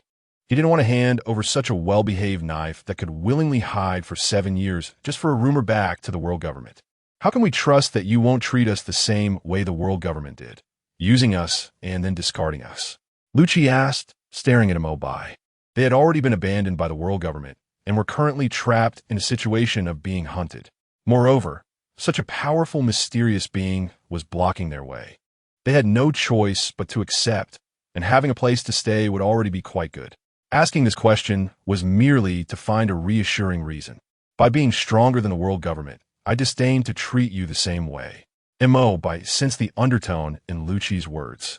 As he spoke, the emerald green halo in his hand spread throughout the hospital room, winding around the group, first showing his sincerity. The pure life energy began to take effect. First for the person keeping watch over the injured. Only Khalifa, who was relatively fatigued, felt a jolt of energy under the emerald green halo, feeling much lighter all over. Next was Lucci. The flesh and blood of his wounds rapidly healed, scabbing and falling off, until his skin was restored to a baby-like softness, with not a trace of injury visible. The sound of crack came from the unconscious lion, as his broken bones reassembled and healed at an unimaginable speed, and his injured internal organs did the same. The entire process took only a few seconds before Lion opened his eyes and regained consciousness. Where did you find the doctor? I feel completely recovered. The illness dissipated like pulling threads. After waking, the lion leaned against the wall, feeling as light as if he were running naked. He sprang up from the hospital bed like a carp and struck a theatrical pose towards Khalifa. Meanwhile, Khalifa and Lucci ignored him, their eyes wide with shock as they looked at Bai. That elusive stealth ability could be attributed to a special devil fruit power similar to Bruno's. But how could one possess such powerful healing abilities as well? The lion's near-fatal injuries healed in the blink of an eye. The legendary immortal blue flame of the mythical zoan-type phoenix fruit isn't that powerful, is it? We have seen your sincerity. What do you need us to do? Lucci asked as he got off the hospital bed. After Bai raised an eyebrow without saying a word. Lucci frowned but quickly relaxed, kneeling on one knee to show his submission, and said to Bai, "From today on, please take care of us." "Very well. You won't regret today's decision." Bai nodded, satisfied. Being able to recruit such a responsible group of workers means I can enjoy life more easily in the future. A scythe with a crimson single eye, exuding a terrifying aura like a monster, appeared in Bai's hand and was handed to Lucci, who was kneeling. They say that demonic blades only recognize masters who can conquer them and unleash their full power. I have a weapon here that is even better than a demonic blade. Do you have the courage to give it a try? A weapon? Lucci looked up at the scythe in Bai's hand, but before he could observe it closely, the crimson single eye on the scythe suddenly fixed its gaze on him. Who is worthy? A voice suddenly echoed in the hospital room, filled with darkness and hatred. The voice incited and tempted those present to fight each other. A strange thought arose in their minds. Only the last person standing could earn the favor of this weapon. The looks exchanged between the lion and Khalifa began to shift towards crimson under this influence, as hatred crazily affected their thoughts. Just then, the emerald glow that had appeared before manifested again in the room, dispelling the darkness and hatred's temptation, bringing clarity back to the two. What a terrifying weapon. Was that voice speaking? Khalifa said, her forehead damp with cold sweat, patting her chest in fear.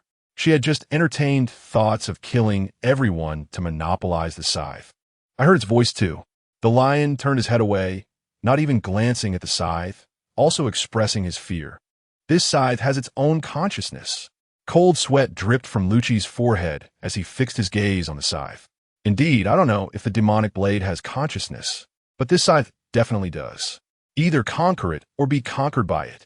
Bai looked at Lucci, waiting for his choice. A choice that could grant him the power to execute his own will. Is that so? Lucci closed his eyes, recalling the arduous training he had endured and the beliefs he had upheld. Except for the failures he encountered alongside Luffy, he was known as the strongest cold-blooded killing weapon in CP9's history, long regarded as the strongest in CP9 for 800 years. His former confidence surged back. Lucci opened his eyes, his face filled with confidence, looking steadfastly at the scythe, and said with a smile, "It's not that I am qualified to be your master, but you are qualified to be my weapon." It belongs to me, Lucci confidently declared to Mo Bai. In the next moment, without hesitation, Lucci grasped the scythe and lifted it. In an instant, the dark power within the scythe began to corrode and invade Lucci. Meanwhile, the hand that touched the scythe turned into a shadow of darkness, firmly connecting with the scythe, and his mind passively absorbed a vast array of martial skills and shadow magic. Ding! Rob Lucci has inherited the legacy of the shadow scythe Kane. Kane is a prodigy of shadow magic. His purpose in battle is to fulfill his true destiny, to one day lead the Shadow Order and establish a new era of dominance in Ionia. Kane wields a living dark weapon. With the aid of shadow magic, Lucci barely managed to control this living dark scythe. However, the corruption power within it continued to slowly erode his body and mind. Shut up. Stop the noise. Lucci slowly awakened after receiving the inheritance. The first thing he did upon waking was to use the newly mastered shadow magic to create a shadow fist and deliver several hard punches to the crimson single eye on the scythe. This guy is like a chatterbox, prattling on endlessly, and it directly affects my mind. There's no way to ignore it. Fortunately, the newly mastered shadow magic proved effective against the scythe. After a few punches, the consciousness within the scythe finally fell silent. After calming the weapon scythe with force, Lucci looked at Mo Bai. What do you need us to do? Lucci asked respectfully, bowing deeply. After receiving the inheritance, he fully understood Mo Bai's mystery and power. The shadow magic he acquired allowed him to turn into a shadow, temporarily avoiding damage like a natural-type user, without weaknesses like Sea Stone. Moreover, the scythe in his hand possessed extraordinary abilities: decay, destruction, annihilation. It was an unstoppable killing weapon. The inheritance also revealed to him that if he could completely conquer this weapon, he could learn blood magic from it, becoming a truly immortal being. This ability beyond the devil fruit naturally reminded him of the wind goddess, the ascended of Shurima. Mo Bai's strength and status in his heart now surpassed even that of the world government, and his submission was genuine. You will go to the South Sea, dealing with thugs, mountain bandits, pirates, gangs, and some undeserving nobles and royals. In short, all existences that obstruct the execution of justice will be your responsibility. Mo Bai instructed Lucci, recalling how he had once slaughtered 500 soldiers who were taken hostage. He added a reminder: you must be more careful than before. Do not fall into darkness. It will always watch you, seeking opportunities to devour you. Mo Bai pointed at the dark scythe in Lucci's hand and warned. Upon hearing this, Lucci looked at the scythe in his hand and nodded. He had gained the power to crush his former self, and the corresponding risk was that the living scythe would always look for opportunities to corrupt and erode him. As he pursued dark justice, he must be even more cautious, maintaining his light in the darkness. One wrong step, and he would face eternal damnation. When the other CP9 members who had gone out to earn money returned, Lucci informed them that Mo Bai had treated him and the lion, and that they would work for Mo Bai in the future. Then, Mo Bai opened a spatial passage to the South Sea and sent them off to their destination, with a weapon that could monitor its master at all times. Lucci's future path would surely not be narrow, right? Mo Bai bid farewell to a few members of CP9 and turned to disappear from the hospital room. What? Impel Down has been invaded? The prisoners of Infinite Hell have all been killed. The news of the invasion of Impel Down and the slaughter of all prisoners from the 3rd to the 6th level echoed like thunder in the conference room of the 5 elders of Merigios. In order to avoid affecting the already crumbling image of the world government, the 5 elders could only swallow their anger and keep the news under wraps, secretly searching for the culprit. Fortunately, good news soon followed. After the world government received Ace from Blackbeard, scouts sent out to gather information quickly returned to report, confirming that Ace is indeed Joel D. Roger, the Pirate King's son. This news jolted the 5 elders back to life. Blackbeard, you did well. You joined the 7 warlords the latest, but your contributions are no less than those of the veteran warlords. I can promise you a reasonable request. The knife-wielding 5 elder grinned at Blackbeard on the other end of the transponder snail. He no longer cared about the transponder snail's powerful mimicking ability. Blackbeard, as the only source of good news recently, made him increasingly fond of him. Even that ugly, fat face of his seemed cute now. You're joking. Serving the world government is the duty of a seven warlord. Blackbeard chuckled in flattery. Although he wanted to infiltrate Impel Down to recruit a group of powerful companions, he absolutely could not let the world government and the Navy know about this plan in advance. Otherwise, his bounty would skyrocket, making him a thorn in the side of the world government and the Navy. Even if GOLD, Roger, were to resurrect, they wouldn't care. They would only want to kill him first. If only all the other seven warlords had your awareness. Although you don't want it, you have merits, and the world government cannot refuse to reward you. The knife-wielding five elder leaned on the dog.As head, thinking of the looted, empty treasury. Said, I'll have someone send you a medal of honor for outstanding contributions to the world government. Then I'll thank you in advance. Blackbeard flattered with a smile. After the transponder snail call ended, his expression darkened. A medal? Who cares about your medal? Only a kind who would value something like that. Blackbeard scowled. His face twisted in anger. Damn, just a poor man's medal. Ace's bounty is 550 million berries, and I hand him over to you.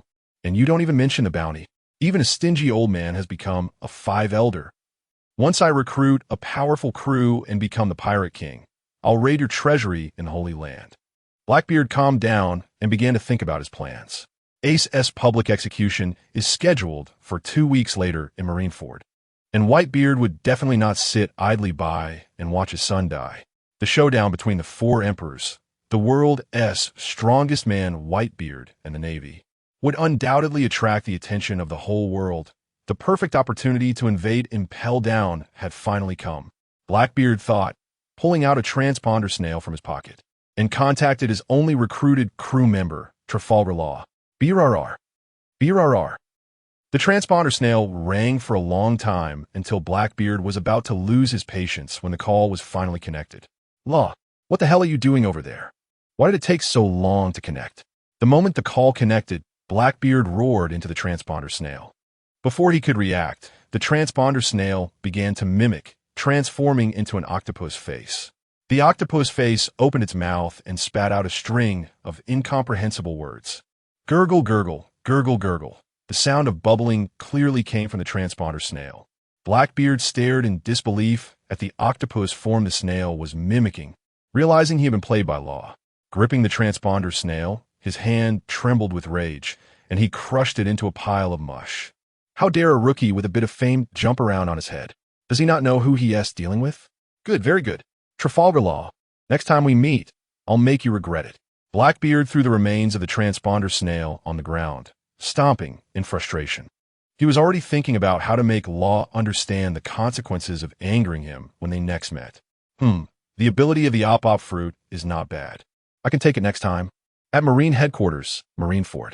Due to BaiGets invasion of Impel Down and the killing of all prisoners between the 3rd and 6th levels, the world government realized that Impel Down might not be so reliable after all. Thus, Fire Fist Ace was directly imprisoned at Marine Headquarters, under the supervision of Vice Admiral Tsuru, who has the wash fruit ability. Due to the familial relationship between Garp and Ace, in this situation, Admiral Sengoku and Vice Admiral Tsuru found it difficult to face this old friend and could only do their best to take care of Ace in daily matters. At this moment, Garp had already received the news from the world government that Ace would be executed in 2 weeks, and he sat silently in front of Ace's cell, looking at his grandson, who, although not biological, was no different from one. He felt a mix of emotions, wanting to say so much but not knowing how to start. Oh, old man. Ace looked through the bars of the cell at Garp, lowered his head, and spoke in a stuttering voice. He hadn't seen Garp for a long time. In his memory, Garp was rarely seen throughout the year. During the occasional holidays when he returned home, he treated him and Luffy with a lack of formality, often beating them up in a fit of anger. This time they met, Garp, who should have been as strong as a mountain, seemed to have lost some of his vigor. Ace, thanks to you, the Marine Headquarters know. The world government is in chaos, Garp said, recalling the scene when he sent off his rival, the Pirate King Joel.D. Roger, under similar circumstances, trying to cover his tangled heart with laughter. Kill me. Ace interrupted Garp's laughter and said, just kill me. At this moment, Ace also thought about how, once the news of his capture spread, Whitebeard would definitely come with his crew to confront the Navy, and many brothers on the ship would die as a result. given Whitebeard's frail condition due to illness. You want me to kill you? Fool, it won't change anything. Garp's body slumped a little more, and he said to himself, even if you die, Whitebeard won't let it go. We have angered the king of the sea. Though he said this, Garp knew very well in his heart. If Ace died here, Whitebeard would certainly not let it go. But at most, he would cause a ruckus in Marineford, take Ace's body, and then leave. However, if Ace were still alive, Whitebeard would fight to the death before rescuing Ace.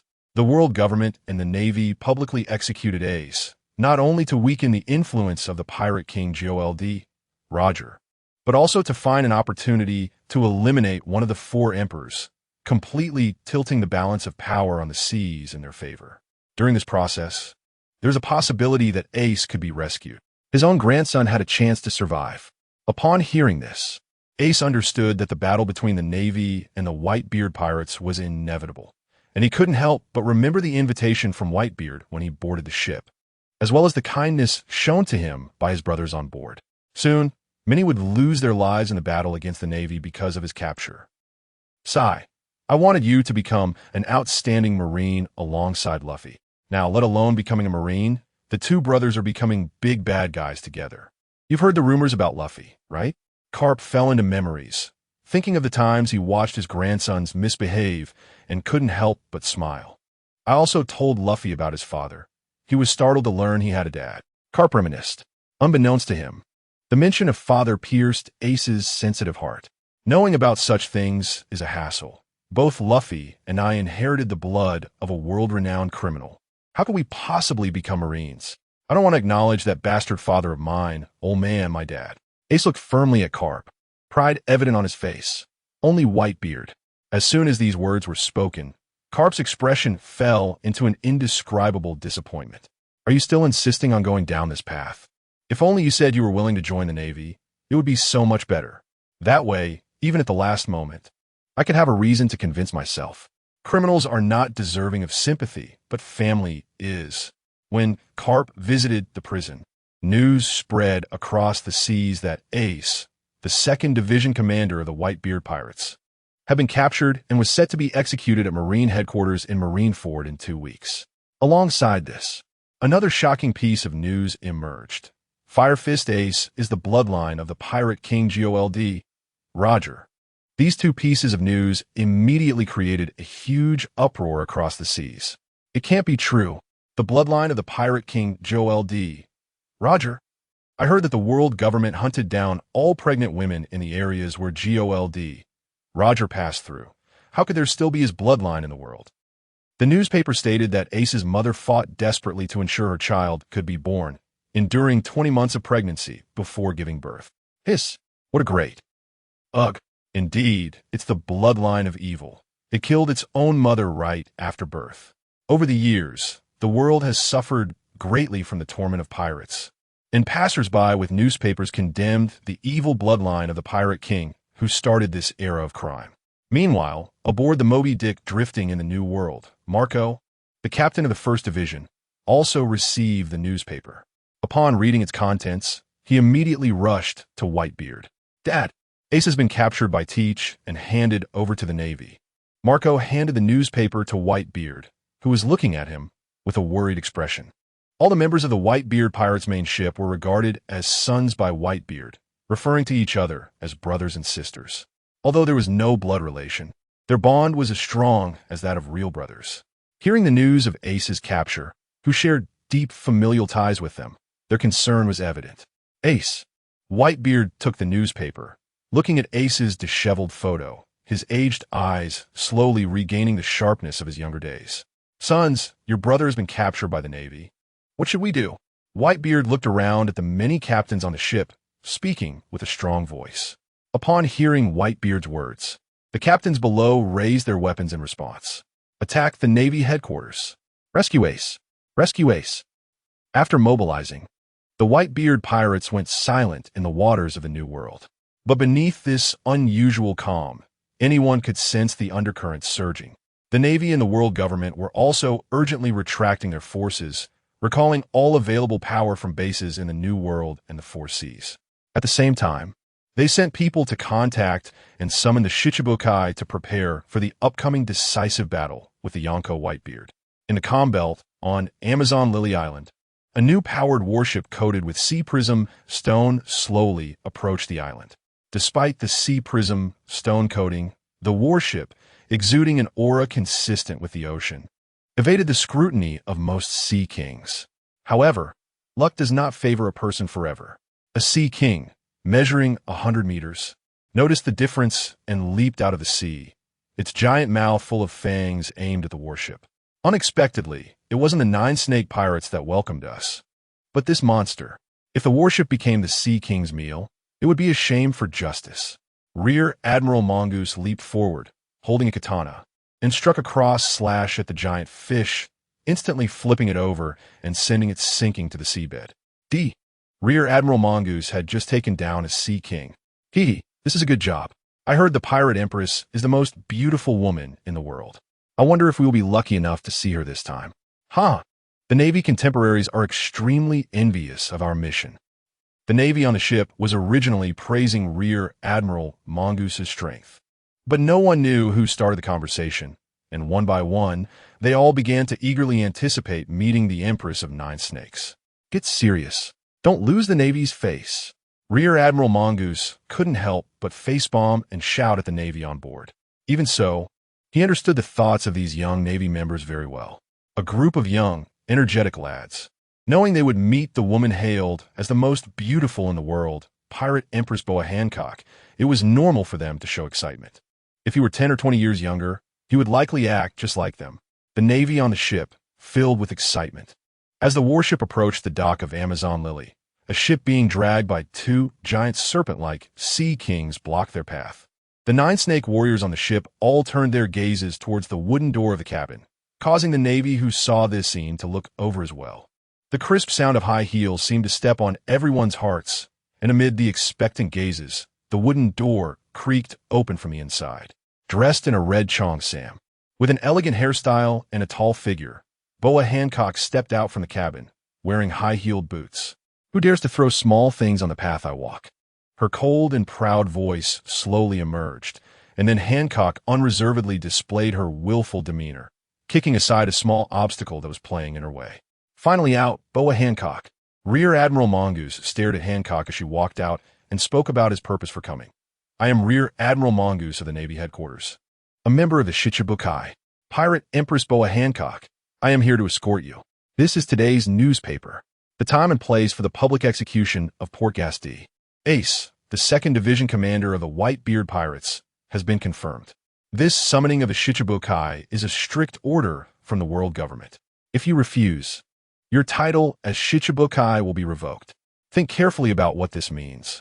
You, who have acted recklessly under the protection of the world government, will be reduced to ordinary pirates, viewed as hostile forces by the world government and the Navy. Rear Admiral Mongoose handed a newspaper to the 9-snake warriors while shouting at the Empress on the ship.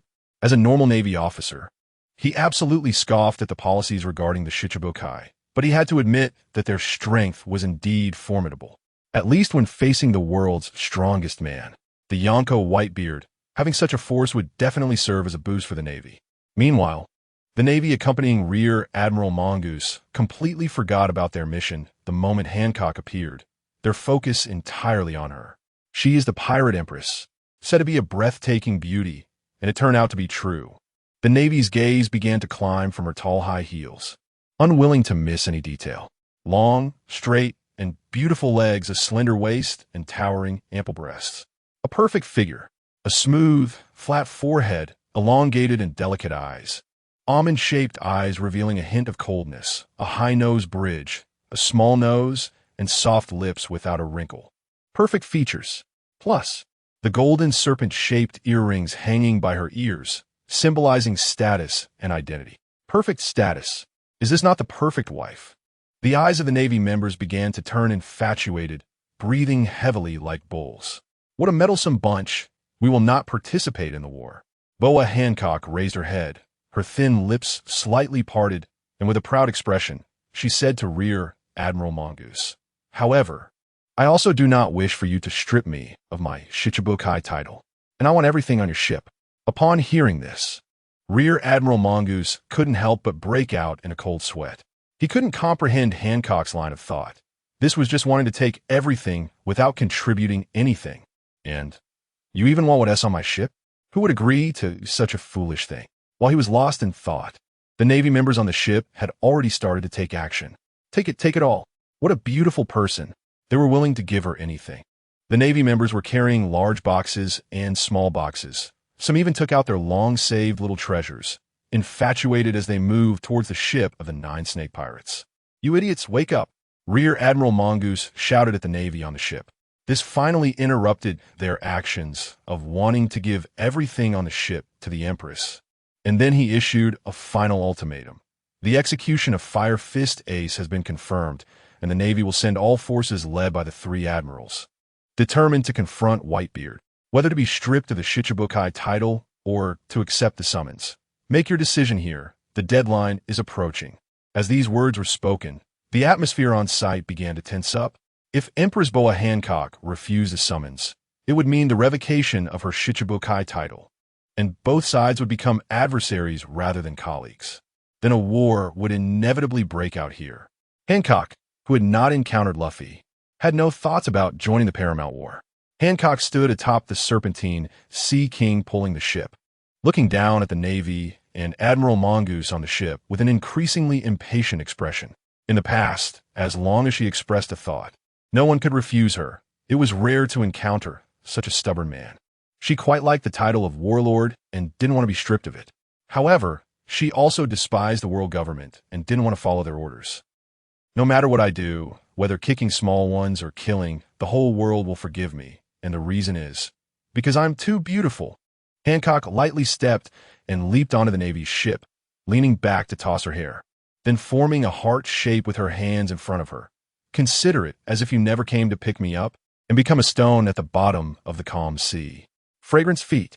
Without any hesitation, Hancock attacked Admiral Mongoose and the Navy, having no intention to join the war against Whitebeard.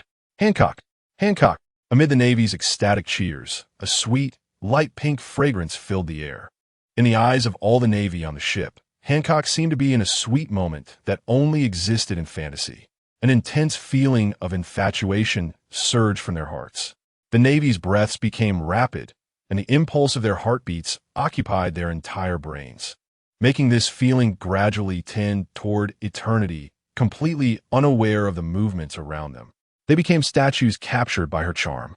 At the moment Hancock unleashed the powers of the sweet fruit, Admiral Mongoose didn't hesitate to pull out the dagger from his waist and stab it into his palm, using the pain to dispel the unavoidable biological instincts that arose in the face of Hancock. Using pain to divert attention was indeed a sign of experience. But these soldiers were doomed. Seeing that Mongoose was not petrified, Hancock admired his decisiveness and experience. However, with the idea of making them disappear into the calm belt, and with the Navy never coming to find her, wanting to escape the war and refuse to work for the world government, Hancock naturally couldn't just stop. Fragrance feet. Hancock flashed to Mongoose's front, her long, straight legs extending out from under her chi-pao, sweeping toward him. Mongoose withdrew the dagger embedded in his palm and quickly blocked Hancock's kick with it. At the moment of contact, the area where the dagger touched was petrified, then shattered. Such a troublesome ability. Mongoose felt a wave of fear upon witnessing this scene. The most terrifying aspect of the sweet fruit's ability was that its petrification could not be resisted even by Haki. Once petrified, the body would become extremely fragile and would shatter with the slightest impact. These foolish guys. Mongoose glanced at the petrified Navy and drew his katana, stepping lightly as he launched an attack on Hancock. He had no way out now, and even to protect the petrified Navy on the ship from harm, he needed to find a way to divert Hancock and change the battlefield during the conflict. Mongoose focused all his attention, maximizing the use of his observation Haki. From here on, he had to be careful. He couldn't let even a single attack hit him. Otherwise, what awaited them would be petrification and burial in the calm belt, leading to total annihilation. As the two fought, Mongoose predictably fell into a disadvantage, spending most of his time in a defensive state. But as a seasoned admiral, under sufficient concentration, he wouldn't be defeated in a short time. As Mongoose tried to change the battlefield, They slowly moved from the Navy's deck to the ship of the Kuja. Initially, during the small-scale movement, Hancock hadn't noticed. But now the battlefield had completely changed, making it difficult not to attract her attention. With her own safety at stake, did she still care about those soldiers? Hancock kicked the katana that Mongoose had raised to block her, shattering it, and stared at Mongoose, who had a shard embedded in his left lung, covering his wound and showing signs of defeat. Although they were somewhat foolish, who could guarantee clarity in youth? The future of this world ultimately belongs to the young. Cough. Mongoose coughed up blood from his lung, glanced at the petrified Navy on the deck, and struggled to stand up, holding the broken half of a sword, pointing it at Hancock. Boa Hancock, even if you are fortunate enough to retain the title of warlord this time, you will inevitably face retribution. The breath flowing from his shattered lung caused Mongoose to break out in a cold sweat, but he still strained to speak, trying to sound as strong as possible. The chaos of this world will eventually be swept away by justice. Justice, huh? I once hoped for the existence of justice. Hancock walked up to Mongoose in her high heels, her footsteps echoing, looking at this unwavering Navy man with a firm belief in justice. Resentment and anger furrowing her brow. In the dark past over a decade ago, she had also hoped that justice would come to save them. But those figures cloaked in justice never appeared. It was only when the flames ignited their hope for light again that these figures of justice showed up. And their purpose was to send them back into the abyss. How sad it is for those who pride themselves on bearing justice. This world has no justice at all. The memories of dark times made Hancock panic, instinctively venting her emotions through anger. Fragrance feet. Hancock's brow twitched as she kicked toward Mongoose's head. Mongoose remained vigilant, and, upon noticing Hancock's attack, used the broken sword to block her kick. Crack! The broken sword turned to stone upon contact, shattering under Hancock's kick, leaving only the hilt. Subsequently, Hancock's kick continued toward Mongoose's head with unrelenting force. Is it about to end? Mongoose thought as he looked at the leg approaching him. In fact, from the very beginning of the battle, he had been at a disadvantage. Even if his palm hadn't been pierced by himself, he would still not be Hancock's match. A woman with all three types of haki, observation, armament, and conqueror, combined with the bug-like ability of the sweet fruit. No one without an admiral's strength could confidently claim to defeat her. The wait for death was an agonizing process. Mongoose felt that time was passing too slowly, that the kick, which should have landed in an instant, was taking far too long to arrive. Just as he was puzzled, his gaze suddenly caught sight of a hand unexpectedly gripping Hancock's ankle. Who saved me? Mongoose looked toward the owner of the wrist. It was a young man he had never seen before, and he was mentally assessing the identity of this young man. Probably someone with a sense of justice. Right? Oh no, this is not the time to think about that. Let go. You'll be petrified. Realizing this, Mongoose frantically shouted at Mo Bai. He hoped that this savior wouldn't get taken out just as he made his entrance. Why let go? It feels nice to touch, the texture is quite good. Mo Bai looked at Mongoose and couldn't help but rub Hancock's ankle a couple of times. Despicable and lewd person. Hancock's face showed anger as she gritted her silver teeth and mocked. Don't think that not enduring my kick means you won't be petrified. Sure enough, as Hancock's words fell, the hand gripping the ankle lost sensation, and petrification spread, erasing half of the forearm. Such a domineering ability? Mo Bai looked at his petrified forearm, feeling quite surprised. From the beginning, he had been urging the solar bloodline within his body, but he didn't expect that it wouldn't stop the petrification effect. Indeed, lust is always a major obstacle for men. Just as he was about to take advantage, this happened. Young man, thank you for your help, but please leave. She is a very difficult opponent. The flying squirrel said to Mo Bai, seeing that half of his forearm had been petrified. At the same time, he felt fortunate that it hadn't been completely severed. It's good enough to keep a life. Mo Bai's petrified arm still maintained a frivolous posture, grasping Hancock's ankle. Ignoring the flying squirrel's words, Mo Bai knocked on his petrified forearm with his other intact arm, producing a thud sound. It seems the solar bloodline is not entirely useless. At least the hardness after petrification is significantly stronger than others. Mo Bai nodded in satisfaction with his hardness, then forcefully tore off the petrified forearm. Due to petrification, This forearm had completely lost sensation. Even when torn off, he didn't feel any pain. Immediately afterward, circles of emerald light appeared around the broken arm, and the stone debris at the fracture fell off, revealing a brand new, pristine arm that regrew. Such strong healing abilities. The flying squirrel watched this scene of the severed limb regrowing, his eyes fixed eagerly on Mo Bai. Such a perfect healer. If he were invited to join the Navy, wouldn't they not have to worry about injuries and battles in the future? The Admiral-level Zifa had lost an arm, greatly affecting his combat effectiveness. Even the strong red-haired Shanks lost an arm, and the world's strongest man, Whitebeard, had gradually retired from the battlefield due to injuries. One must know that in the pirate world, the greatest impact on strength is not old age or physical decline. The top concern is always injuries and disabilities. A person with powerful healing abilities is undoubtedly the most needed guarantee for all frontline combat personnel. As a man, don't look at me with such eyes. Oh, do you need healing? The flying squirrel's enthusiastic gaze made Mo Bai feel uncomfortable, and he couldn't help but speak up. But then he suddenly noticed the bleeding wound on the flying squirrel's chest. Just say it if you need it. If you need me, I won't refuse to heal you. And if you don't need me, I won't insist on healing you. As he spoke, emerald light appeared around the flying squirrel as well. The injured lung tissue quickly healed, pushing out the remaining blade fragments embedded in the flesh, and the wound quickly restored to a smooth state. The flying squirrel instantly felt refreshed, his gaze toward Mo Bai becoming even more fervent.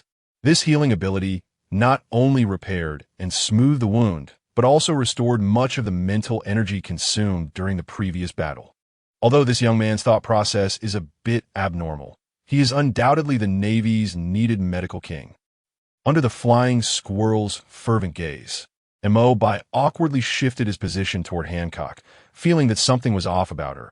On the other side, after retracting her legs, Hancock used Haki to attack several times before shattering the petrified forearm stuck to her ankle. This gave her a new understanding of Mo Bai's abnormal hardness. Who are you? Why are you blocking me? If I can't make them sink silently into the comm belt, I will either be stripped of my warlord status, plunging my country into endless turmoil, or I must join a war I don't want to. Hancock gently rubbed her forehead with a troubled expression, presenting a heart-wrenching demeanor as she looked at Mo Bai. I don't want to choose either of these options. She was extremely confident in her beauty that captivates both men and women.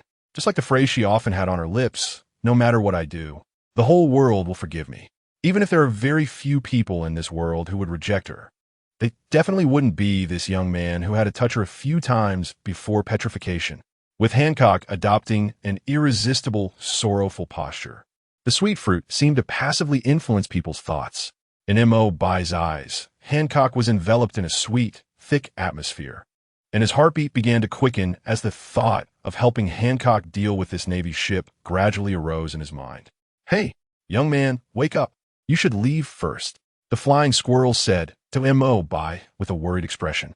He always felt that in the face of beauty, these young men seemed unable to resist temptation. Wouldn't it be a disaster if they just healed me and then started fighting me? Should I take action? Or should I take action? Don't worry. Even though I'm a lecher, I absolutely can't be a simp. Coming back to his senses, Mo Bai scratched his head in embarrassment. He couldn't just tell the flying squirrel that he really wanted to kill them just now, could he? Give me some face. Dissolve the petrification on the Navy, and let them leave. Mo Bai confidently looked at Hancock, mimicking Shank's words. Face. Such a familiar phrase. The flying squirrel looked at Hancock with eager anticipation, hoping to safely retreat with the team. As for the warlord summons, the world government can handle that themselves. Why should I give you face, you? Hancock, hearing Mo Bai's words, revealed a mocking smile. Just as she was about to say something, she saw Mo Bai's lips move silently, uttering a few words. Flying dragon's hoof. How could he know? If this matter gets out. In an instant, Hancock's expression changed dramatically, and her forehead was covered in black lines. The Conqueror's Haki surged through the area without reservation, causing some weaker crew members on the Snake Princess's ship to faint under the impact of this Haki. Sister, Sandersonia and Marigold looked at Hancock with worried expressions. They also read the message from Mo Bai's lips. The flying squirrel looked at Bai with a speechless expression. This face is not what I imagined. It seems that we're going to be in even worse trouble next. If you think this is enough to make me let them go. Hancock's face darkened, her gaze fixed on Bai as she said slowly, "Now I will bury you along with them in the calm belt." As soon as her words fell, Hancock's figure disappeared, suddenly dashing in front of Bai, launching an unstoppable attack. Zulfast! The flying squirrel broke out in a cold sweat at Hancock's speed. In his observation, Hancock's attack speed this time seemed even more ferocious than Kizaru, who was known for his light speed. Great sweet scent kick. Hancock's silver teeth ground together, her smooth and flat forehead darkening completely as she unleashed her most powerful kick at Bai. Boom! A loud noise echoed. The Snake Princess's ship violently shook, being crushed toward the seabed, ultimately unable to bear the strain and breaking apart in 2 sections from the point of Hancock's attack, marking the ship's demise. Water surged from the broken deck under immense pressure, accompanied by a large cloud of smoke. The wreckage of the ship began to take on water, and due to the size of the ship, the entire sinking process would last about an hour. All the conscious people stood nervously, watching the smoke, waiting for the final curtain to fall. Such an attack, it can't be fatal, right? The cold sweat on the face of the ferret had not been wiped away as he looked worriedly at the smoke-filled area. This young man, whom he had never met but was willing to help the Navy, was undoubtedly an exceptional candidate for the Navy. Moreover, that powerful healing ability made him a valuable asset on any ship. But under such a degree of attack, is there really hope for survival? The destructive power of Hancock's furious and fierce strike undoubtedly reached a level that could threaten both admirals and the 4 emperors. Unfortunately, Bai had already activated the time-space field after witnessing the domineering petrification ability of the sweet fruit, entering a state that could not be touched. And Hancock's fleeting attack did not hit him at all. Hancock directly passed through Bai's body, kicking the deck of the snake pirate's ship, the force carried by the kick directly severing the ship in half. In Bai's view, after Hancock destroyed her own ship, she fell straight into the sea without losing momentum. Just the kinetic energy from that kick would probably send her down several dozen meters deep. Did you forget you were a devil fruit user? Bai watched Hancock's self-destructive attack that kicked herself into the sea, the corners of his mouth twitching as he rubbed his forehead. He was somewhat relieved that he had activated the field. If that kick had hit him, his kidneys would probably have been shattered, right? Although he could heal, the kidneys still needed to be protected. My beautiful and foolish wife. Bai watched Hancock, who fell into the sea and was losing her power, and with a flash of his figure, he appeared beside her, wrapping an arm around her slender waist, and jumped through space again, their figures appearing on the wreckage of the ship, floating on the sea surface. Hancock was wrapped by Bai on one side, her body soaked in seawater, the already form-fitting qipao clinging tightly to her body, revealing her curves perfectly. Don't think that saving me means I will be grateful to you. After leaving the seawater, Hancock's strength gradually recovered, and her eyes still held a murderous intent as she looked at Bai, as if to confirm her words. The next moment, a pale pink halo spread out. Slap! Bai felt Hancock was about to activate the ability of the sweet fruit. He immediately slapped her voluptuous form to interrupt her spellcasting, then said, "Calm down.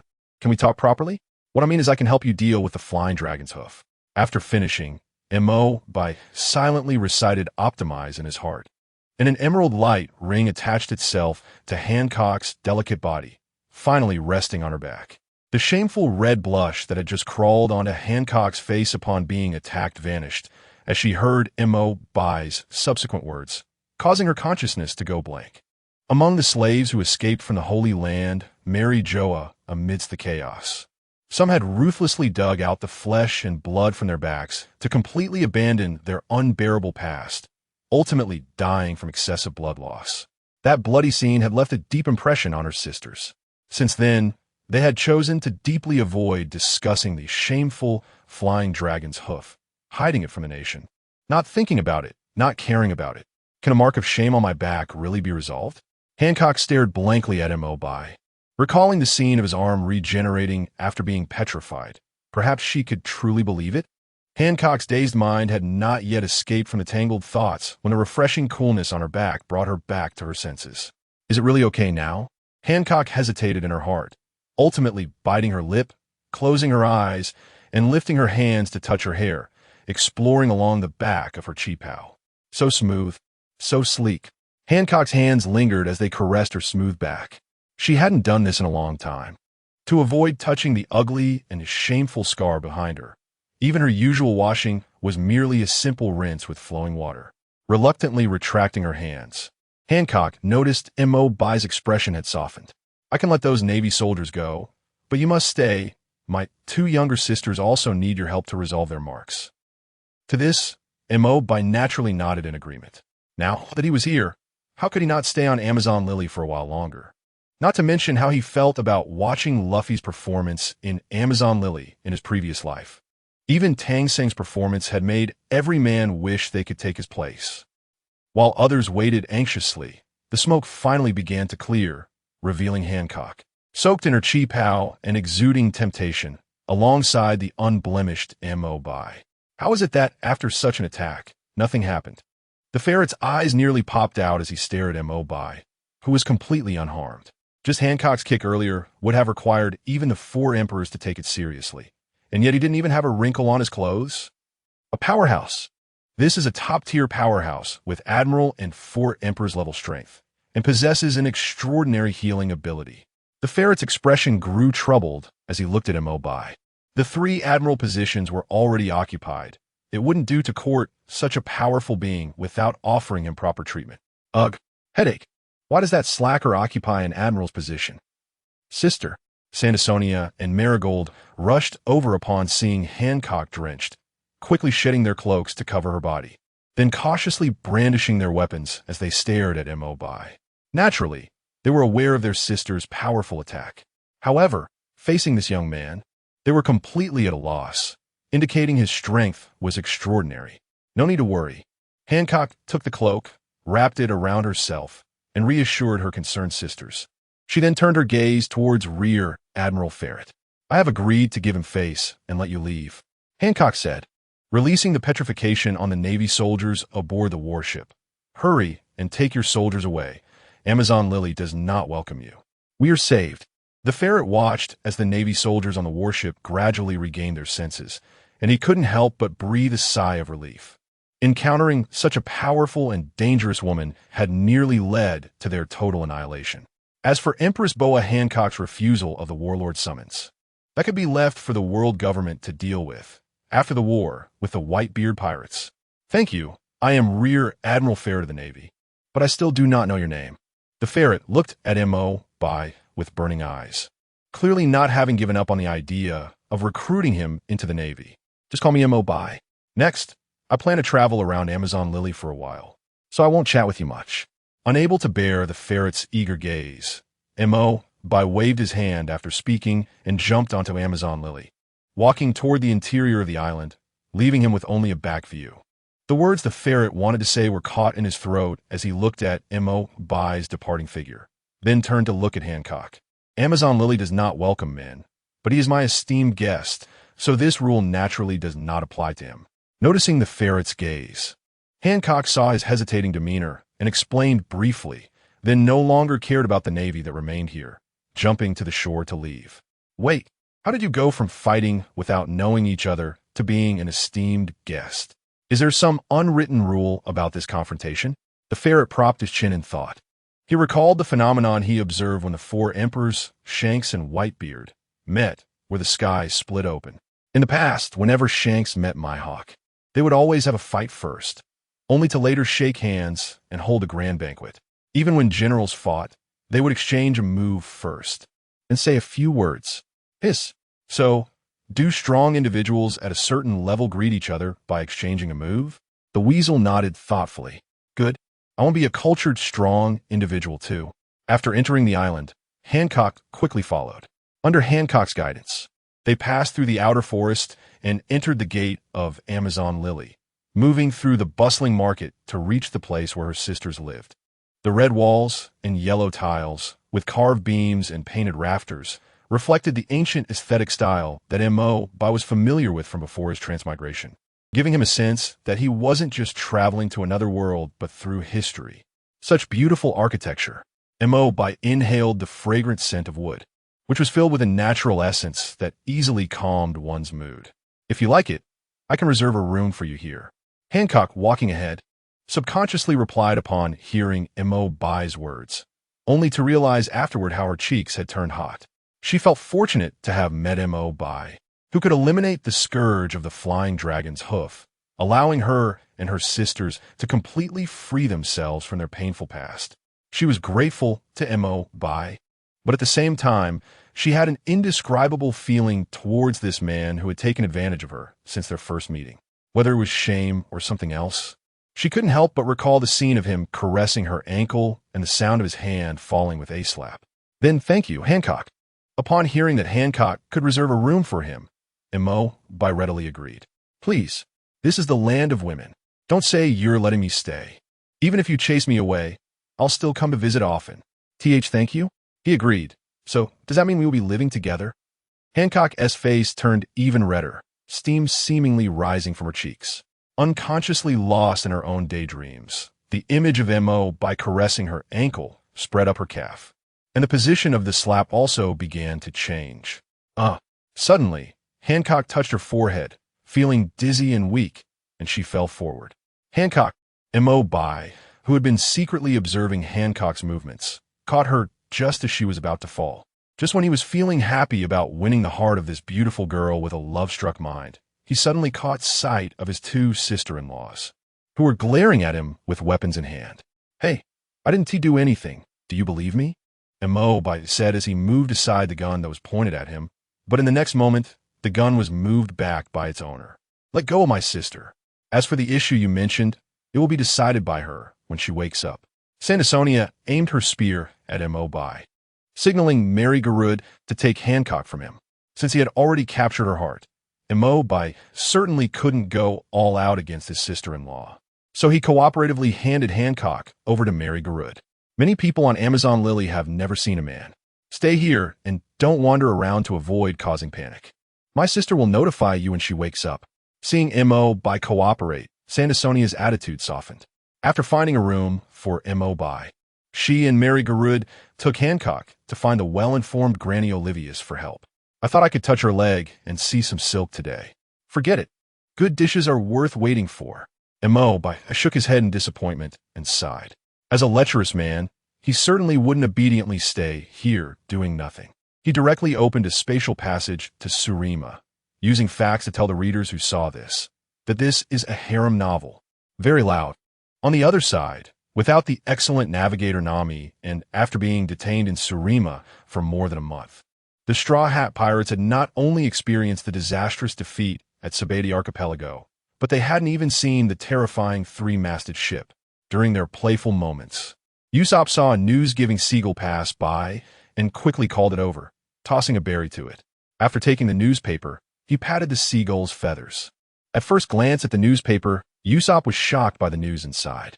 2nd Division Commander of the Whitebeard Pirates, Fire Fist Ace, captured and will be executed at Navy Headquarters, Marineford. ISNT Ace, Luffy's brother. Hey, Luffy. Usopp hurried over to where Luffy was still playing with his companions, trembling as he handed over the newspaper. He knew that once Luffy found out about this news, he would definitely rush to the battlefield at Navy Headquarters, Marineford, regardless of the consequences. Although he was scared, he had no reason to advise Luffy against saving his brother.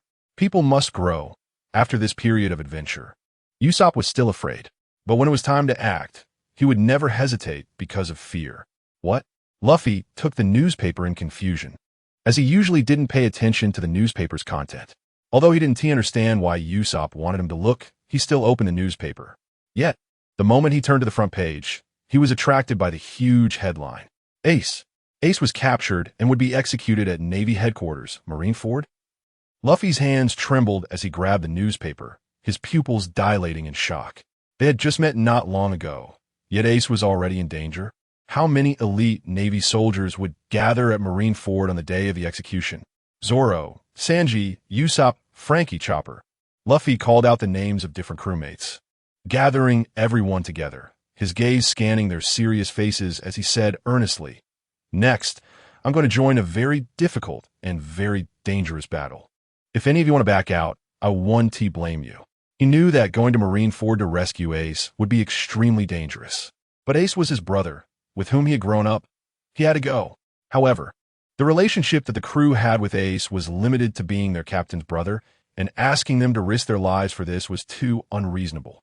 A ship only needs one will, Luffy. Zoro smirked, extending his fist towards Luffy. "Hey, do you look down on us that much?" Sanji followed suit, bumping fists. When their companions needed help, brave warriors of the sea would not back down at this moment. Usopp, though his teeth were chattering, still pushed his fist up. "I'm the same." All the crew members' fists came together, and then everyone turned their gaze to Luffy. Everyone. Luffy felt like sand had gotten into his eyes, wanting to say something but hesitating. A captain cannot hesitate and cry. Seeing this, Zoro smiled and urged him. Luffy wiped his eyes, brought his fists together with his companions, and smiled broadly. "Everyone, turn, target Marineford." Oh, under the clear sky. The pirate town below was engulfed in an eerie darkness. Thick black fog shrouded the entire town, and amidst the terrified pleading of the big-bearded pirate, Sachi ruthlessly threw his spirit fire spear into his chest. With a sound, the spear pierced through flesh, along with the big-bearded pirate's soul. It was torn apart by the spear, causing his face to twist in extreme agony, resembling a hellish demon, devoid of any humanity. The icy and searing spirit fire ignited instantly, burning his soul into pure energy and drawing it into Sachi's body. A wispy spirit emerged from Sachi's body, looking at the big-bearded pirate's contorted corpse, with a face showing both the satisfaction of revenge and gratitude dissipating into nothingness. "That should be enough, right?" Sachi muttered to himself, gazing at his nearly tangible spirit. Perhaps due to the spirit's influence, Sachi's voice still sounded cold. He had learned from the newspaper that Blackbeard had captured Ace, handed him over to the world government, and executed him at Marine headquarters in Marineford. He secretly resented himself for not dealing with Blackbeard back then, which led to all of this.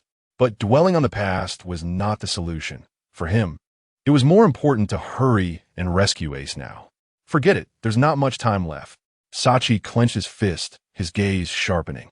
Then, the black fog in the pirate town began to slowly converge towards Sachi, revealing piles of distorted faces, obviously the corpses that had suffered extreme pain before death. Once the black fog gathered, it sank into Sachi's chest and disappeared, leaving behind an eerie spirit body glowing with a greenish light under the blazing sun. Good. With the protection of the black fog, participating in a war should be no problem. Sachi raised his head and stared at the blazing sun above. This long-awaited sunshine should have been warm, but at this moment, it felt like the first sun meeting the pure snow, filled with unspeakable pain melting away. "Ace Pops, I was hoping to take revenge with my own hands before we meet again," Sachi said, his gaze turning from warmth to coldness. "New grudges and old hatred. Let's settle them all at once, teach." Even a dead camel is bigger than a horse. Even though the world government had been weakened by a direct blow, the tall buildings built up over the years were not so easily toppled, except for Boa Hancock, who harbored extreme hatred toward the celestial dragons and did not respond to the world government summons. The rest of the 7 warlords had gathered at Marine headquarters before the great battle. Hey. Capturing the second commander of the Whitebeard pirates and designing a full-scale war against Whitebeard is quite a grand move. Doflamingo glanced at Fleet Admiral Sengoku, sitting at the head of the conference room, eventually focusing on Blackbeard, who was buried in food and drink, looking harmless. He sensed ambition from Blackbeard as well. This war began when Blackbeard captured Ace, the second commander of the Whitebeard pirates. Given the Whitebeard pirates' emphasis on family, they would never stand by and let the Navy execute Ace without taking action. The Navy also would not miss the chance to eliminate Whitebeard, one of the 4 emperors, tipping the scales of the sea completely in their favor. And this large, dark, and plump man who had lurked within the Whitebeard pirates for over 20 years while keeping a low profile certainly had grander schemes in this war. Eliminating the scum of the sea was the very purpose of the Navy's existence. It's surprising to see so many restless fellows gathered here this time. Sengoku's gaze swept over the 7 warlords present, while he secretly observed Blackbeard. He sensed something unusual about this war. However, the opportunity to eliminate a Yonko crew was right before him. If he missed this chance, he didn't know when the Navy would have to wait again to dominate the seas. Unless another Yonko crew dropped in, he could not refuse this piece of meat that was right in front of him. I've long been unhappy with Whitebeard. I spent over 20 years under him. Still just a small fry, while that guy, Ace, became a captain as soon as he boarded, claiming he treated us all like his sons. That makes me the adopted one. Ha ha ha. Blackbeard also noticed the probing gazes from the two and raised his drink for a toast, attributing his series of actions in betraying the Whitebeard pirates to unfair treatment on the ship. He was already prepared for the plan to enter Impel Down. All he had to do now was wait for the war to begin and draw all the world's attention away. No one present was truly foolish, and naturally, no one would believe Blackbeard's words. But the purpose of sitting here was to fight against the Whitebeard pirates tomorrow, and they wouldn't choose this moment to turn against Blackbeard. Hit hell. I wonder if anyone here will die in tomorrow's battle with Whitebeard. Doflamingo said with a smile, raising his goblet. His gaze swept over the crowd, and due to his sunglasses, no one noticed the look he had when he glanced at Moria, as if looking at discarded waste. His true purpose for joining this war was to help the person above him with a task. Regardless of Blackbeard's schemes, his own interests would not be harmed. The highly anticipated Marineford War, which had attracted the attention of the entire world, finally arrived as scheduled after 2 weeks of build-up. Early that morning, as the morning fog was just rising, the Navy was already on high alert at Marine headquarters, waiting for the arrival of the Whitebeard pirates. Fleet Admiral Sengoku had not rested all night, checking every deployment of the Navy, fearing there would be any loopholes. Just as he confirmed that everything was being executed perfectly according to his plan, he received an unexpected message from his subordinates. What? Blackbeard hijacked a warship and disappeared? Sengoku's voice rose a few pitches. Although he understood Blackbeard had some schemes, he did not expect that after plotting for so long to initiate a war with the Whitebeard pirates, he would leave at this moment. Refusing the summons would result in the loss of his title as a warlord of the sea. Did he just betray the Whitebeard pirates and then pull a fast one on the Navy and the world government? Are you trying to offend too many people? Forget him for now. The war with Whitebeard is more important to the Navy, Sengoku said, holding his forehead. After exhausting his brain cells for a whole night, he didn't look as relaxed as he seemed. The most important thing now was still the war against Whitebeard. As long as they could resolve the Whitebeard pirates this time, the Navy could extract a significant amount of combat power from the defenses against the 4 emperors to target weaker pirate forces that had not yet developed, thus forming a snowball advantage, completely crushing the pirates on the seas. By that time, scum like Blackbeard would only be chased by the Navy across the world. The Navy focused all its attention on the deployment situation in various places. With their minds preoccupied, Blackbeard easily hijacked a warship under the cover of night and left. After drifting at sea for a while, he watched the morning fog dissipate as the sun gradually rose, steering the stolen warship towards Impel Down. The forefront of Impel Down is a sea area filled with swirling currents. For ships to pass safely, it is essential to go through the Gate of Justice. The warship itself and the identity of the 7 warlords of the sea serve as Blackbeard's best protective charms at this moment. I am Blackbeard, one of the 7 warlords of the sea, executing a secret mission. Open the gate and let me pass. Blackbeard shouted at the soldier guarding the Gate of Justice, holding a megaphone. Wait a moment, we need to confirm with our superiors. The soldier, seeing the openly confident Blackbeard on the warship, didn't suspect anything and picked up the Den Mushi to contact his superior for confirmation on whether to let him through. Seeing this, Blackbeard certainly couldn't let him report. He took out a special Den Mushi for contacting the Gorosei and shouted at the soldier, I am currently executing a secret mission personally ordered by the Gorosei. If you don't believe me, you can contact the Gorosei yourself to confirm. But if you delay the mission or leak information that leads to its failure, all consequences will fall on you. Just like in most departments, you can do nothing, but you cannot make a mistake. Upon hearing that he would have to bear responsibility, especially for a secret mission personally ordered by his superior's superior, the soldier immediately panicked. Please wait a moment, I will open the gate now. The soldier's attitude shifted 180 degrees, and he efficiently opened the gate of justice that stood in front of Impelled Down, lowering himself to allow Blackbeard to enter. Impelled Down, here I come.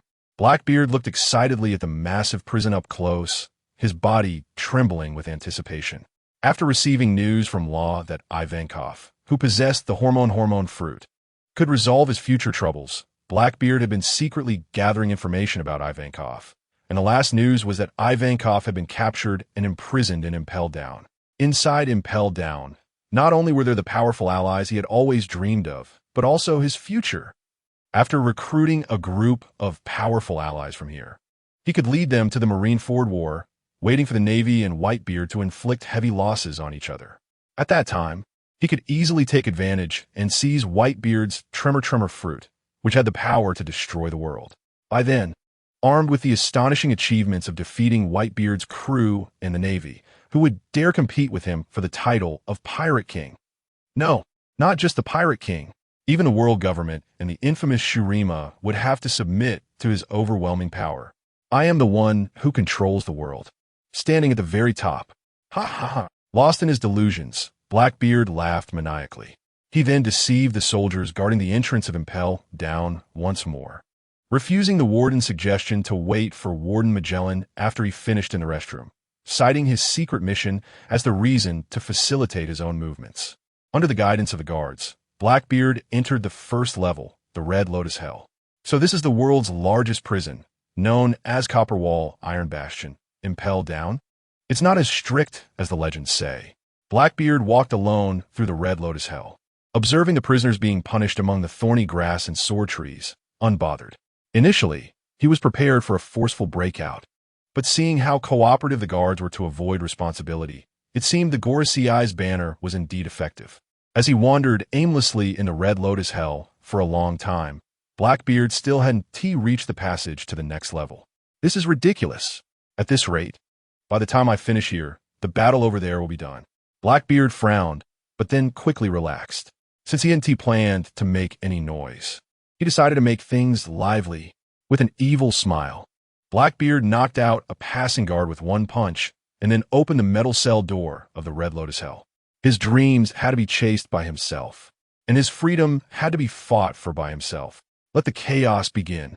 Blackbeard laughed loudly at the prisoners, then coated his fist with hockey and smashed it down onto the ground. Since he couldn't find a passage, he would just break through. With a loud boom, the floor of the first level of Red Lotus Hell was shattered, and Blackbeard leaped into the second level, the Beast Hell. He tore open several cell doors in succession, releasing the prisoners inside. Whether it's freedom or waiting for death in here, you all decide for yourselves. After giving these prisoners a motivational speech, Blackbeard smashed the floor again and jumped to the third level, the Hunger Hell. However, as soon as he entered, the surrounding silence made Blackbeard frown. Where are the people? There isn't a single prisoner on this level. Is the punishment here so terrifying that no one could survive? Observing the empty, lifeless environment, Blackbeard furrowed his brow in confusion. Forget it. Releasing the prisoners on the third level wouldn't cause much chaos anyway. The main thing was more important. After a moment of self-reassurance, Blackbeard relaxed his brow. He then smashed through the floor again, heading to the fourth level. Empty. Blackbeard sensed an unusual aura and, undeterred, broke through to the fifth level. Still empty. What the hell? 3 levels of prison are empty in a row. Is the death rate really that high? If you want to kill them, just do it directly. Why send prisoners to Impel Down for a spin? Is it because they have too much money and nowhere to spend it? So they build a prison for fun? The world government is so wealthy, and for capturing Ace, they only gave me a worthless honorary medal. I don't believe it. Those great criminals erased from history have powers that are more dangerous than the other. And the world government built such a prison just for decoration? Blackbeard's brow was furrowed more than a grandmother's rag after 30 years of cleaning, and he smashed his face down onto the ground again. Having come this far, he couldn't just give up now, right? Fortunately, this time it was indeed different from before. When Blackbeard punched down, he shattered the floor, but there were only a few centimeters of height visible, along with a slanted floor that seemed to have been deliberately manipulated by someone. Ha ha ha. I guessed right. There is definitely something wrong down there. Meanwhile, the prisoners released from the first and second levels by Blackbeard were causing chaos, quickly drawing the guards of Impel down to suppress them. However, the difficult suppression they imagined against the vicious criminals did not unfold. Deputy Warden Hannibal has become so powerful after changing his weapon recently. It just feels like the Deputy Warden has been acting strangely all alone lately.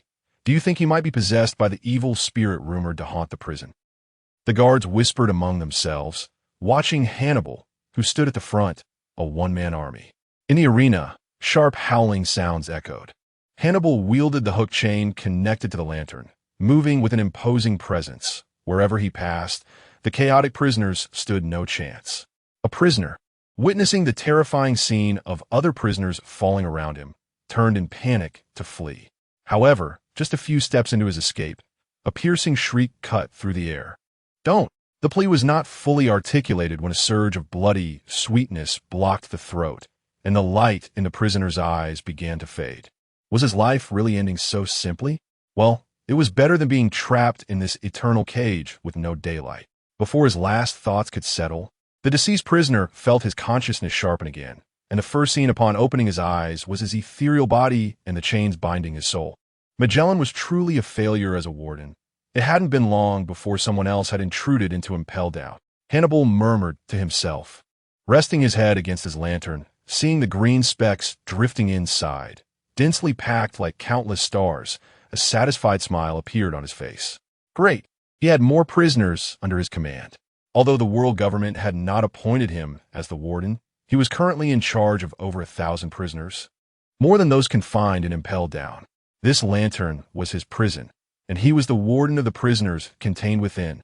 As for the warden of Impel Down, who was nearly wiped out due to the recent killings. Of course, Warden Hannibal was merciful and would not compete for a job with Magellan, that lazy donkey. You say the one invading Impel Down is Blackbeard from the 7 Warlords of the Sea? Hannibal turned to the nearby guards who were watching as cheerleaders. Yes. Vice Warden Hannibal, Blackbeard used the special snail phone to contact the 5 elders of the world government, falsely claiming he was there to carry out a secret mission assigned by them.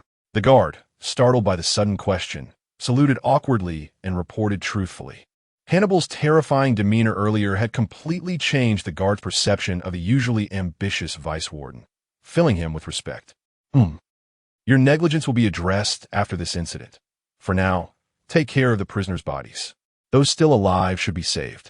It would be bad for such a large Impel Down to have not a single prisoner left, Hannibal said, suddenly sensing something off about the way the guards were looking at him. Glancing around the battlefield where he had just wreaked havoc and seeing the guards' hesitant expressions, Hannibal's face stiffened. Great, let's not wait for punishment later. Now everyone is unemployed. I'll go deal with Blackbeard. You all should get back to your duties. Hannibal wiped the non-existent cold sweat from his forehead, quickly making an excuse to leave, as Blackbeard began to dig and break through the floor. The noticeable tremors caught the attention of those in the 5-layer new human paradise. Damn, is someone invading Impel Down again? It can't be that demon who slaughtered all the prisoners on layers 3 to 6 last time, right? Lady Ivankov, what should we do? Several new humans huddled in fear, waiting for Queen Ivankov of the Paradise to make a decision. Since the last time MO came to Impel Down and eliminated all the prisoners on layers 3 to 6, they had been on high alert in the 5-layer new human paradise. The 5th layer above them was an empty haunted house, and the 6th layer below was similarly devoid of life. And the fact that the intruder could silently bypass Impel Down's guards clearly indicated that they were not using the normal passage. This meant that the intruder likely already knew about the new human paradise, but for some reason had not attacked them. Don't panic. The last intruder was stealthy, and no one noticed him during the entire process, or perhaps all those who had seen him in Impel Down were already dead. This person is definitely not the same as last time. Ivankov's face was covered in fine sweat, his serious gaze fixed on the rooftop as the tremors grew closer, indicating that the newcomer was about to appear. With frequent invasions every few days, Impel Down was becoming increasingly difficult to endure. Finally, with a loud bang, the last floorboard shattered, and through the thick smoke, a a figure appeared in their sight. "Here he comes." Ivankov and Lightning exchanged glances, then prepared themselves, ready to act at the first sign of trouble. As the smoke cleared, Blackbeard's gaze was instantly drawn to Ivankov, who stood at the forefront. The obvious smoky makeup made him immediately recognize that this was one of his targets. Was his future not saved? "Haha, finally, I found you." Blackbeard laughed wickedly, walking closer, his malicious gaze fixed on Ivankov, hands spread wide in a savior's pose, declaring, "One of my purposes for invading Impel Down is to find you and rescue you, Ivankov. Shed your identity as a revolutionary being hunted by the world government. And join me. I have already planned the path to domination." Is this guy for real? Is he really trying to recruit me in Impel Down? Ivankov rolled his eyes, exchanging a glance with Lightning, who responded with a helpless shrug. "All right, stop your performance." Ivankov had already concluded that Blackbeard was lacking in intelligence, patting him on the shoulder, interrupting his speech. "As a new human, since you have come here, I won't let you die without help. Welcome to the new human paradise, haha." Ivankov grinned broadly, his purple lip gloss exaggeratedly shining. The surrounding people of the new human paradise also forgot their fear of the intruder and responded to Queen Ivankov, welcoming their new companion Blackbeard. Lightning ignored them, using his fruit powers to repair the floorboards that Blackbeard had broken through. "Blackbeard, these people are welcoming me to join them as a freak." Amidst the chorus of welcomes, Blackbeard's dark face was filled with a dangerous aura. "Who would join your worthless paradise? And also, I'm a man." Blackbeard glared at everyone, his hands generating gravitational force, catching the unsuspecting Ivankov in his grasp. "Lady Ivankov, bastard, what are you going to do to Lady Ivankov?" The surrounding new humans, seeing their queen captured by Blackbeard, erupted in furious questioning. Lightning, who had been repairing the ceiling, also stopped his actions, his gaze fixed on Blackbeard. "Can you solve the female disease I have?" Ignoring everyone else, Blackbeard, with murderous intent in his eyes, stared at Ivankov, increasing the pressure in his grip, demanding, "Cough. Female disease? So you're not a new human after all, Blackbeard boy. Having a female disease means you have a connection with new humans. Why not reconsider?" Ivankov was caught off guard by the gravitational force, taking a few breaths to calm down, and suggested to Blackbeard, "The main cause of female disease is the excessive secretion of female hormones, making the body believe its gender is female, which leads to development in that direction. Generally, those who suffer from this disease are born with it, and it is a rare occurrence, so it's not wrong to say is a connection. I'll say it again. I, Blackbeard, am a man." Blackbeard's face twisted as he tightened his grip on Ivankov's hand, almost roaring. "Hiss! Be gentler, be gentler." Ivankov winced in pain and patted his aching hand, saying, "I am a user of the hormone fruit. Since you found me, you must have done your research. Such questions are not a problem for me. Don't be anxious about gender, Blackbeard boy." Ivankov maintained the tolerance expected of a queen, ready to activate his fruit ability. But no matter how hard he tried, he couldn't unleash it. Could it be because of him? Ivankov looked at Blackbeard in shock. This big, dark, hefty man who had developed a female disease suddenly became much more dangerous in his eyes. "Haha, you discovered it, right? This is my ability, a power that restrains all other abilities." Blackbeard was very pleased with Ivankov's shocked expression. After releasing the darkness that spread under the feet of all the new humans, he let go of Ivankov and said, "Don't try to play tricks with me. Their lives are in your hands." Blackbeard, now that Ivankov had regained his ability, he also realized the danger posed by Blackbeard's intentions. But since his new human subordinates were under Blackbeard's control, he could only reluctantly comply with his demands. This is male hormone. Once injected into your body, it will suppress the female hormones inside you, allowing you to regain your normal male identity. Ivankov's nails transformed into needle-like shapes as he introduced it to Blackbeard and then stabbed downward. As the male hormones were injected, Blackbeard's body rapidly changed. The roundness on his face gained a few angles, and the excess flesh in front of him reduced to only a bulging belly. Of course, the most important change was the return of some flesh below. The future. He had regained his future. Ha! Ha! Blackbeard pulled down his pants, looking at the little Teach that had reunited with him, tears of excitement streaming down his face. After laughing for a while, Blackbeard's gaze returned to Ivankov. You did well. Blackbeard's words were commendatory, but his eyes were filled with murderous intent. Rob's silent affection had told him that if someone wasn't willing to actively join his crew, no amount of temptation or coercion would prevent them from abandoning him at some point. Now, at this critical stage of the power struggle, Blackbeard naturally wouldn't keep someone who might betray him in the future as a companion. Fortunately, with his future restored, Ivankov had lost his value. Trash without value should be discarded. To show my gratitude, let me show you my power.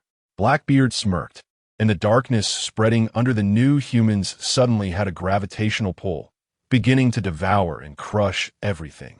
The first to be crushed were the decorative materials used for parties in the new human amusement park, which were ground to dust in an instant. Next came the stage, the stones, and the humans. The new humans here were all those rescued by Ivankov and his team from level 5. 5 of them impelled down. They wouldn't be strong, vicious criminals, and under the gravitational pull of Blackbeard's darkness, some were swallowed up to their knees in an instant. Lord Ivankov, save me. Someone help me. I'm being sucked in by these things. The cries of despair echoed throughout the new human amusement park on level 5. 5, damn it. Blackbeard. Ivankov watched as the amusement park transformed into a hellish scene in an instant, rage flooding his mind. His nails grew sharp like spikes as they pierced his face. Death wink. After his face swelled and expanded, Ivankov rapidly blinked his thick eyelashes, unleashing a massive explosive wind. Boom! The blast swept through, and Blackbeard, overconfident, was caught off guard and was blown away by the explosion. Giant Claw. Seizing the opportunity, Lightning transformed his hands into giant scissors, cutting a section of the wall and throwing it at Blackbeard. Cough! I really can't underestimate you. Blackbeard rolled like a fat donkey, dodging the wall that was thrown at him, fanning away the dust in front of him, and his expression turned serious. Let us see how this goes. Release. As soon as he spoke, the gravitational pull of the darkness that spread across the ground disappeared and shook violently. Then, in the form of a tornado, it indiscriminately poured out all the remnants that had been devoured. Bang! Bang! The indiscriminate debris attack rained down like a machine gun, wildly pouring onto everyone. Lightning used the scissors to cut a section of the wall as a barrier, blocking the debris attacking them. But the other new humans who didn't manage to take cover were clearly losing their lives under this chaotic bombardment. Do you think a mere wall can stop me? Blackbeard? Blackbeard grinned, controlling the darkness to spread over Ivankov and his group. As long as they didn't come into contact with Seastone. Even Seastone couldn't resist his dark invasion. The darkness spread, occupying a large territory around. A victorious smile spread across Blackbeard's face. But his gaze inadvertently caught sight of a corner of the darkness, where a familiar green glow appeared. No, not just one. Blackbeard's expression froze as he turned to look at the number that was uncertain, but gathered enough to illuminate the street, those green spirits. Blackbeard stared nervously at the green-tinged black mist passage. As those spirits approached, Blackbeard finally saw what they looked like. Rain, the giant battleship Katerina Devon. As Blackbeard named each one, his heart sank completely. Just one Sachi had fought him to a standstill. And if it weren't for the last favorable circumstances being on his side, forcing Sachi back, the final outcome was still uncertain. And now, these powerful monsters that had once stirred up huge waves on the sea appear before him, transformed into these hellish forms. This was completely different from what he had expected. There must be some unforeseen changes inside Impel Down that he was unaware of. They were all former powerful beings who had roamed the top of the new world. Surely they wouldn't want to remain confined in this dark prison forever, right? Now our opportunity has come. All attention outside was drawn to the battle between the Navy and the Yonko Whitebeard, and this was the perfect moment for us to escape from Impel Down. Blackbeard tried his best to utilize his oratorical skills, attempting to make these powerful green spirits aware of their common front. If luck was on his side, it would be even better if he could persuade them to join his team. What position could there be for the Yonko in the New World? All of it belongs to me, Blackbeard. Just as Blackbeard's delusions began, suddenly a flash of light struck his mind. No, If these powerful spirits truly had the strength of someone like Sachi, they should have been able to escape from impelled down long ago. Either their strength weakened after becoming spirits, or there are even more terrifying beings in impelled down, restraining their actions. Blackbeard's pupils contracted as he looked towards the back of the ghostly crew. Sure enough, behind these powerful spirits, the shadows of several monsters from the Roger era, buried in history by the world government, appeared. World Destroyer Bonnie Waldo, the solitary red-legged field, the Devil's Heir Barrett. Blackbeard looked at these strong figures from the Roger era with shock on his face. Although not everyone from older eras is necessarily stronger, these individuals, who had already become trendsetters in their time, had clearly undergone the test of time, and there wouldn't be any false pretenses about their strength. Moreover, among them, one could stand shoulder to shoulder with Roger and Whitebeard alone, while the other could already match Vice Captain Rayleigh when on the ship. Two monsters whose strength is only beneath Pirate King Roger. Two certified monsters of their respective eras. Just when Blackbeard thought these two were the most terrifying beings in Impelled Down, the ghosts suddenly parted to welcome a significant figure, as if anticipating their arrival. Could there be an even stronger monster behind them? After experiencing a series of mental shocks, Blackbeard waited, with a shattered mindset, for the grand figure to appear amidst the many ghosts' respectful welcome. Unlike the silent arrival of the ghostly crew, this grand figure's entrance was marked by very clear footsteps. In this eerie environment, the approaching footsteps sounded like the death knell ringing in their hearts, making Blackbeard and Ivankov, who was quietly observing from behind the wall barrier, uneasy. As the footsteps grew closer, the significant figure finally revealed his mysterious veil from the black mist. It was Hannibal. Ivankov, hiding in the dark, was shocked beyond measure upon seeing Hannibal's face. Over the years, they had established a non-existent five-layer paradise for newcomers in Impelled Down, and naturally, they had some understanding of the management personnel in the prison. This guy, who always fantasized about usurping power, turned out to be such a terrifying existence. The powerful criminals who had recently died in the invasion of the sixth layer, now turned into ghosts, all showed utmost respect towards Hannibal. Hiss! No wonder there was no news of invaders from Impelled Down. This is simply guarding the thieves. Wait, I seem to have grasped his handle. Hannibal, quickly deal with this Blackbeard guy. Otherwise, I will tell Magellan that you were the one who slaughtered from the third to the sixth layer not long ago. You did it just to make him take the blame and let you take the opportunity to rise. Ivankov shouted towards Hannibal from behind the barrier. He didn't care whether Hannibal would choose to kill him to silence him. The situation was already so critical that only by letting Blackbeard and Hannibal fight could they hope to escape. Ivankov, and these people. So the rumors of the evil spirits in Impelled Down were created by them? Hannibal, still puzzled about the existence of the five-layer, suddenly realized everything upon seeing Ivankov, the once missing prisoner, and quickly became aware of what he said. The last invaders were me? How come I didn't know? In confusion, Hannibal looked at the ghosts lined up on both sides, and everything clicked. But it seems I can't explain it. No, Domino also saw the invaders and can testify for me. Shut up. I will naturally deal with this intruder Blackbeard who broke into Impelled Down. As for you prisoners who were still playing in the dark during your detention, I will also bring you to justice. Hannibal roared at Ivankov, then turned to the ghost standing nearby and said, Go for it. Those who contribute more can serve as management personnel in my prison. Working under the warden will naturally be done with dedication, and I will need to rely on the warden's guidance in the future. The hunter of the Dark Moon, Katerina Devon, threw a highly lethal, flirtatious glance at Hannibal and then launched an attack on Blackbeard. The drunken king and the evil tyrant followed closely behind. Old age. Let these young people take the spotlight. The Red Count stood relaxed in place without taking action. Just as he said, old age has caused him to lose the passion of his youth. He did not resist when the others engaged in combat. After being taken into the Lantern, his daily routine became pointing out Hannibal's domineering training, thus gaining a more leisurely existence in the Lantern. He was Hannibal's golden finger grandpa. You better remain strong. Although I've only my soul left, one day I will surpass you and tear apart. Surpass everyone. Barrett glared fiercely at Hannibal, and after raising the hook chain in his hand, he reluctantly turned to look at Blackbeard.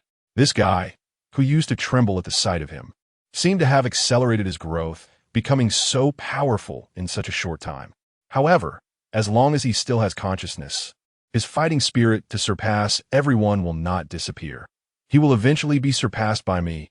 Barret looked at Blackbeard, who was dodging with darkness against the attacks of the many spirits, and a terrifying smile appeared on his face. Trusting only in his own strength, he would never stop enhancing his power under any circumstances. He was a true war maniac. Let me test the strength of this invader. These glowing spirits are bizarre products transformed from the dead under the black mist. They exist between life and death, between the material and the spiritual.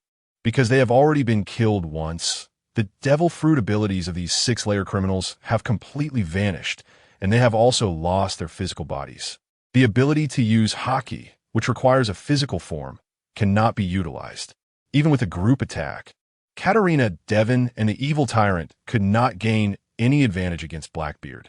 When Devil's Heir Barret was about to join the battle, Devon and the others finally breathed a sigh of relief. Get out of the way, you small fries. The Conqueror's haki, derived from mental strength and 1S aura, did not disappear with the loss of his physical body. Barret charged into the battle with an unmatched momentum. The overwhelming Conqueror's haki exerted pressure on everyone without discrimination. What a terrifying aura. Even in such a situation, he is still powerful like a monster. Devon and the others were stunned, looking at this still arrogant monster under Barret's Conqueror's haki. After being taken into the lantern, this monster still thought about enhancing his strength at all times. Occupying the densest corner of the black mist after discovering that it could nourish spirits, repeatedly refining himself until he was battered and bruised. All the souls in the lantern submitted under Hannibal's hook chain torture, and every time he made progress, he would seek out Hannibal for a challenge. This is a monster that can become strong in any environment. The little ghost that once fought back and forth against the Whitebeard pirates and Shanks. I never expected we would meet here one day. Barret's spirit was more solid than the others. Instead of dodging like Devon and the others, Barret directly ignored the darkness released from Blackbeard's fist, grinning as he threw a punch. Bang! Fists collided, creating a ripple of energy. In a stalemate where neither side was willing to back down, it seemed there was no clear winner. Haha, Barret, you don't seem as powerful as I imagined. Blackbeard felt his confidence surge as he realized he could stand toe-to-toe with Barret. This was a strong man on the Pirate King's ship, second only to Roger. And it seemed his strength was getting closer to that of top-tier powers like Roger and Whitebeard. Huh, let me see your strength. Barret ignored Blackbeard's taunts and let out a hearty laugh as he threw another punch at him. The solid spiritual fist was slowly shattering under the dark gravity. But Barret welcomed the unbearable, soul-wrenching pain, knowing that each time his spirit broke and was repaired by the dark mist, it would become more solid and powerful. The two exchanged blows, moving fluidly as if they were in an energetic youth anime. Meanwhile, the recently sidelined group, including D'As, suddenly found themselves as outsiders. Let us not interfere with their fight. Getting involved would just complicate things. There's a bunch of little rats over there. Let us catch them and report back. The group watched Barret and Blackbeard's fierce battle, with the darkness they emitted causing them to wince in pain, even from a distance. Unable to comprehend why Barret seemed completely unfazed. Thus, they turned their attention to Ivankov and the others, who were busy cutting through the wall in an attempt to escape. Spiritual bodies could be threatened by natural energy, but there were no natural ability users among Ivankov's group. Aside from the explosive waves from rapid blinking that posed a minor threat to D'As and the others, all other attempts were futile. Ultimately, Ivankov and his fellow inmates, who had been imprisoned yet enjoying life in the newcomer paradise on level 5 for years, were easily captured and shackled with sea stone cuffs before being brought before Hannibal. What did you say you would report to Magellan? Hannibal, with a devilish grin, stared at Ivankov, his eyes revealing a blatant chill. Was he going to be silenced? Ivankov, startled by Hannibal's gaze, waved his hands in panic, denying no. I was just going to tell Warden Hannibal that you're tall and mighty, full of spirit. He even threw a flirtatious wink at Hannibal. Hannibal, struck by the beauty attack, clutched his chest in pain. He hadn't intended to kill anyone, but he called to Bard.As and the others, "Quick, take them to the passage on the 5th level. These are the last prisoners of Impel Down." As he spoke, he inadvertently glanced at Bard.As' face and suddenly felt that she and Ivankov weren't that different. Both had a unique kind of ugliness. Bard.As, "There's nothing you can do here. You can go back." Without waiting for her response, Hannibal immediately put her into the lantern, secretly deciding to keep her there from now on to avoid scaring anyone. Blackbeard and Barrett were locked in a fierce battle. Although Barrett lacked a physical body, his observation haki, conqueror's haki, and combat awareness remained unaffected. While his spiritual body sustained numerous cracks, Blackbeard also took several solid punches. Because the spiritual body existed between life and death, each of Barrett's punches inflicted dual pain of body and soul upon Blackbeard. The fight was reminiscent of the battle with Sachi, with both sustaining heavy damage. During the fight, Blackbeard caught a glimpse of Hannibal using the lantern to capture Bard.As. Watching the lantern flickering with countless green lights, resembling a cosmic starry sky, Blackbeard instantly recognized its significance. He then consciously shifted the battlefield closer to Hannibal while continuing his fight with Barrett. What a thrill! With his spiritual body riddled with cracks, Barrett seized a slight opening Blackbeard intentionally exposed and landed a punch to his abdomen, sending him flying. Puff! The opportunity has come. Blackbeard, veins bulging on his forehead, spat out a mouthful of blood, realizing he was indeed heading toward Hannibal as he had envisioned, a glimmer of joy in his eyes. As he landed, a cloud of dust rose, and Blackbeard quickly got up despite the pain, rushing toward Hannibal at high speed. "I've got it." As he saw the lantern within reach, a victorious smile spread across his face. The next moment, an elderly voice echoed in his ears. "I haven't made my move, but don't act like I'm not here." The Red Count intercepted Blackbeard, kicking him in the abdomen. In the midst of Blackbeard's backward flight, Hannibal realized what he was doing and, with a dark expression, controlled the other end of the lantern's chain, sending the scythe swiftly after the retreating Blackbeard. In Blackbeard's terrified gaze, the glinting scythe descended toward his lower abdomen. No! In Blackbeard's horrified eyes, the chain, shimmering with a chilling light, sliced through, leaving a trail of blood that flashed by. Like a Klitsch movie plot, lovers were always torn apart. Just after reuniting with Blackbeard, Little Teach was completely severed from him by Hannibal's cruel hand, tossed into the air, stained with blood. Blackbeard, in the midst of his backward flight, curled up in agony, crashing to the ground and rolling helplessly. Cold sweat poured down Blackbeard's body as he trembled, clutching the remnants of Little Teach still attached to him, his hands soaked with a mix of red and yellow blood. "Damn it, you all should die." Blackbeard knelt on the ground, his eyes bloodshot with rage. Besides the unbearable physical pain, a sharp pain in his soul reminded him of a terrible truth. This time, Little Teach's departure was more complete than before. He was no longer a whole man. And indeed, it was true. The scythe in Hannibal's hand was exceptionally unique, severing not just flesh, but also a part of Blackbeard's soul. Even if Blackbeard found Trafalgar Law again and agreed to use materials to replace Little Teach, what would regrow would merely be a hollow piece of flesh, utterly without practical purpose. The situation in battle was ever-changing. When Barrett saw Blackbeard plummet to the ground and rush toward Hannibal, he realized he had been deceived. Just as he angrily pursued Blackbeard, he witnessed the Red Count kicking Blackbeard away and Hannibal harvesting Little Teach with his scythe, causing him to shudder involuntarily. As he looked at Hannibal, he felt an uncomfortable sensation in his lower abdomen. Taking advantage of someone's misfortune was not a good thing, but this was merely retribution for his own actions. Barrett approached Blackbeard and said, "This isn't a proper fight." Although he disapproved of the underhandedness, he found it even more detestable that Blackbeard had intentionally exposed an opening while plotting. "It's over. Useless scum." Barrett clenched his fist and leaped high towards Blackbeard, smashing down with an unstoppable force. Damn it! Blackbeard watched helplessly as Barrett's fist loomed larger in his vision. After just enduring unbearable pain, he could barely move, his muscles trembling like a sieve, let alone evade the attack. With a look of unwillingness in Blackbeard's eyes, Barrett's fist landed directly on his head, causing a series of intense pains that made him roll his eyes back and lose consciousness. Just as Barrett was about to strike again to finish off Blackbeard, Hannibal's sharp voice rang out at the right moment. "Stop! How many prisoners are left and impelled down? With the current number of staff, a dozen people might not even get one prisoner." Hannibal almost roared.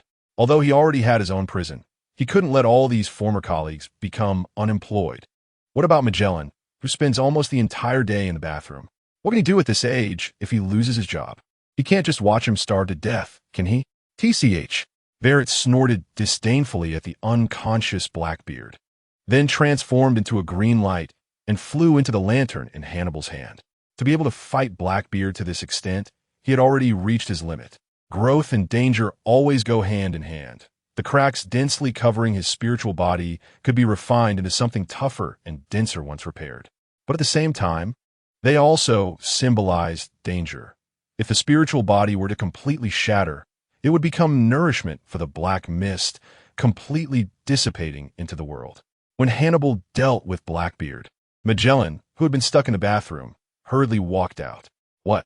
The prisoners on the first and second floors caused chaos, and Hannibal dealt with them all. Looking at the bodies of the prisoners being carried out by the guards, Magellan felt uncertain about how to react. Should he praise Hannibal? The job at Impel Down would be gone. Should he scold him? It wasn't wrong to kill the chaotic prisoners. He once dreamed of being a Navy officer, standing on the front lines of punishing evil and upholding justice.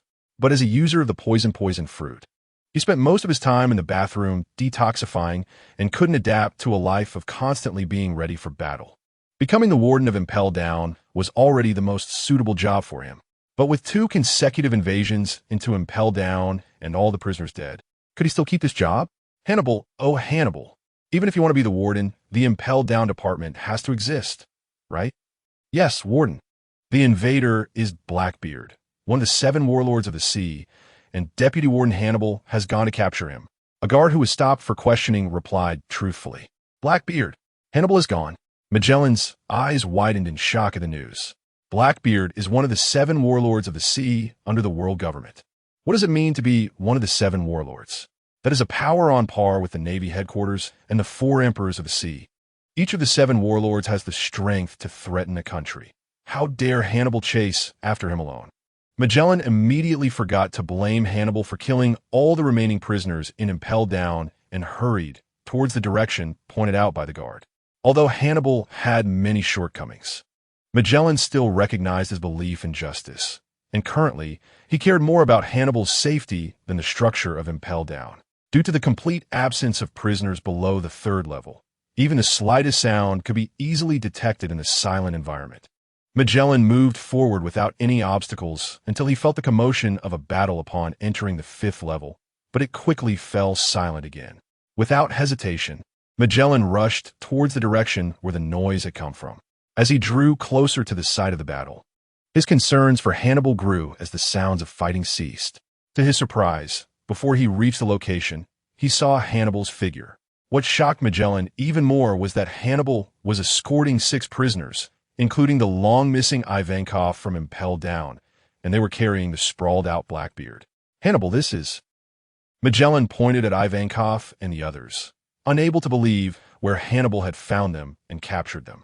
Even Blackbeard, a warlord, looked so miserable, with thick blood of red, white, and yellow seeping from his pants. Hiss. So Hannibal is this diabolical? No wonder he often says he wants to replace me as the warden of Impel Down. I must not be worthy. It's Magellan. Look at you as the warden, coming out only after capturing the invader. Why not just give up your position? Hannibal greeted Magellan with a wave. The increase in strength gave Hannibal more confidence, although he no longer cared about the position of warden. The habit of years of interacting with Magellan made such remarks feel more like a symbol of their friendship, something he couldn't change overnight. Unexpectedly, Magellan took it seriously. Nodding earnestly, the penalties for the last invasion of Impel Down have not been issued yet. I will recommend you for the position of warden of Impel Down. A soldier who does not want to be a general is not a good soldier. Among all the high-level management of Impel Down, it was precisely Hannibal, who was always daydreaming about usurping power, that Magellan valued the most, believing him to be the most suitable candidate for the next warden. I'm glad to hear you say that, Warden Hannibal, but Warden Hannibal will not steal your position. Hannibal patted Magellan on the shoulder. Do you remember the invader I mentioned to Domino last time? He left me a treasure. Saying this, Hannibal shook the lantern in his hand, and a ghostly green light flew out, transforming into a familiar ghostly figure before Magellan's eyes. Shirey of the Rain. Shirey, what is happening? Magellan looked at the spiritual form of Shirey in shock, eagerly asking. The phenomenon of a deceased person reappearing in another form was too unbelievable. Here, this treasure lantern can collect souls that have recently passed away.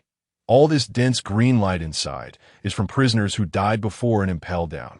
This is my prison, and impelled down is your prison, Warden Magellan. Including Blackbeard, there are a total of 7 prisoners here. Consider it my wealth left for you. But don't let them die. Hannibal patted the dazed Magellan on the face and walked ahead with his hands behind his back, leaving him with just a silhouette. Magellan looked speechlessly at Hannibal's back, feeling a mix of emotions. You have so many prisoners in that small lantern, while I have only 1, 2, 3, 4, 7 prisoners in this large impel down? So it's dozens of guards watching over just one. Huh? Also, why did the last invader leave you such a treasure? I want one too.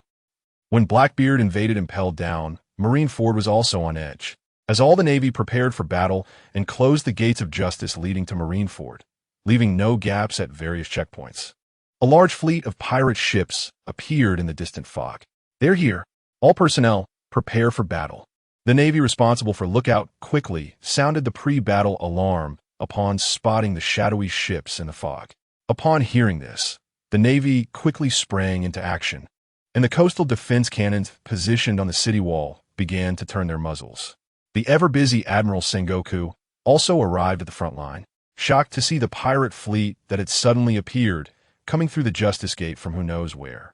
The Navy had deployed a large number of troops at every checkpoint, and the fact that these pirate ships had somehow crossed the Justice Gate and were heading straight for the Navy headquarters was truly beyond his expectations, rendering the layers of defensive forces stationed on the outskirts useless.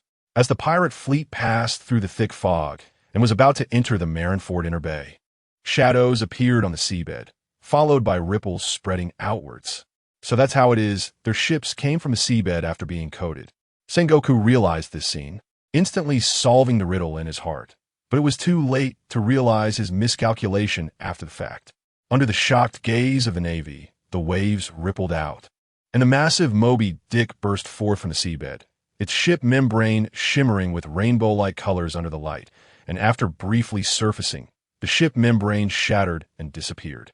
Just when it seemed that the Whitebeard pirate's shocking appearance was over, the waves in the bay continued to surge. Then, 3 pirate ships appeared in the Navy headquarters bay in the same manner. It was Marco, the captain of the 1st Division of the Whitebeard Pirates, along with. All 14 captains had arrived. The Navy watched this scene in shock. Betrayals among pirates occur from time to time. Even the mighty Yonko could not guarantee absolute loyalty from their subordinates, especially when facing the Navy headquarters, a recognized powerful opponent. The strong cohesion among the captains of the Whitebeard Pirates left even the Navy, who had been fighting directly against pirates, in awe. Has it been decades since we last met, Sengoku? Under everyone's gaze, the tall and mighty figure of Whitebeard slowly ascended to the ship's bow and asked Admiral Sengoku, "Is my dear son all right?" The man bearing the title of the world's strongest man stood there, and his calm tone, as if asking a neighbor, still made the Navy onshore tense. Bearing immense pressure, Whitebeard, Sengoku did not expect him to invade so close. The cold sweat on Sengoku's face visibly increased. It wasn't fear of Whitebeard's strength, as he and Garp had faced many pirates at sea without fear. However, in his position as the Admiral of the Navy, he had to take a higher perspective to oversee the overall situation. For a top-tier powerhouse like Whitebeard, even the aftershocks of battle exceeded what many could withstand. If a decisive battle with Whitebeard occurred at this distance, even if the Navy ultimately triumphed, it would come at a painfully high cost. If Whitebeard intended to cause more destruction, it was not impossible for the entire Marineford to sink. It should be noted that after Zephyr's family was murdered in retaliation by pirates, most of the families of the Navy's high-ranking officials were relocated to Marineford. If Marineford were to sink, the Navy would become the laughingstock of the world.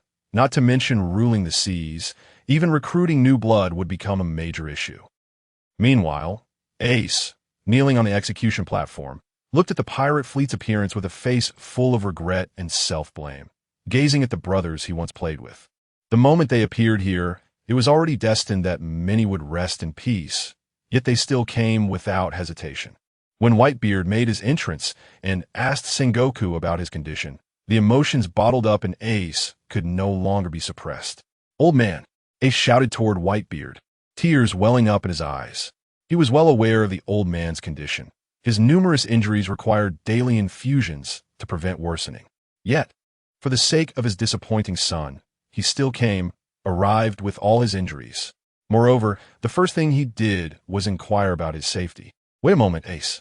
Upon hearing Ace's shout, Whitebeard also noticed the figure kneeling on the execution platform. After responding, Whitebeard clenched his fists in front of his chest and activated the Tremor Fruit's ability, hammering down the air on either side of his body. A crisp sound spread with Whitebeard's action, and the previously empty air showed visible cracks under his attack. The air cracked. The Navy on shore, witnessing a scene they had never seen before, had their jaws drop in shock. Is this really the power that humans can possess? Under Whitebeard's fists, the cracks in the air multiplied, and the calm sea began to churn restlessly.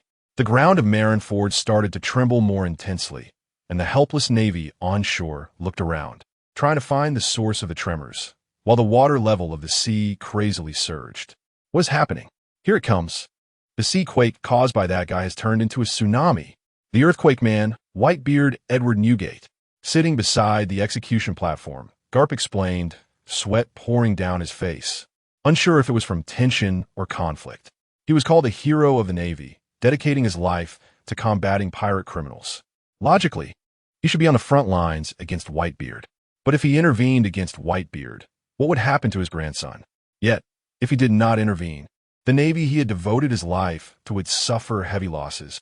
Just as Garp finished speaking, towering tsunamis, taller than the Navy headquarters, rose from the waves crashing against the harbor stone walls, heading towards Marineford. That SA tsunami. What a massive tsunami. Is this Whitebeard's power? The Navy on shore felt small and helpless under the gigantic tsunami, like a solitary boat in the ocean as the dozens of meters high waves crashed down. Just the weight of hundreds of millions of tons was enough to sink an island.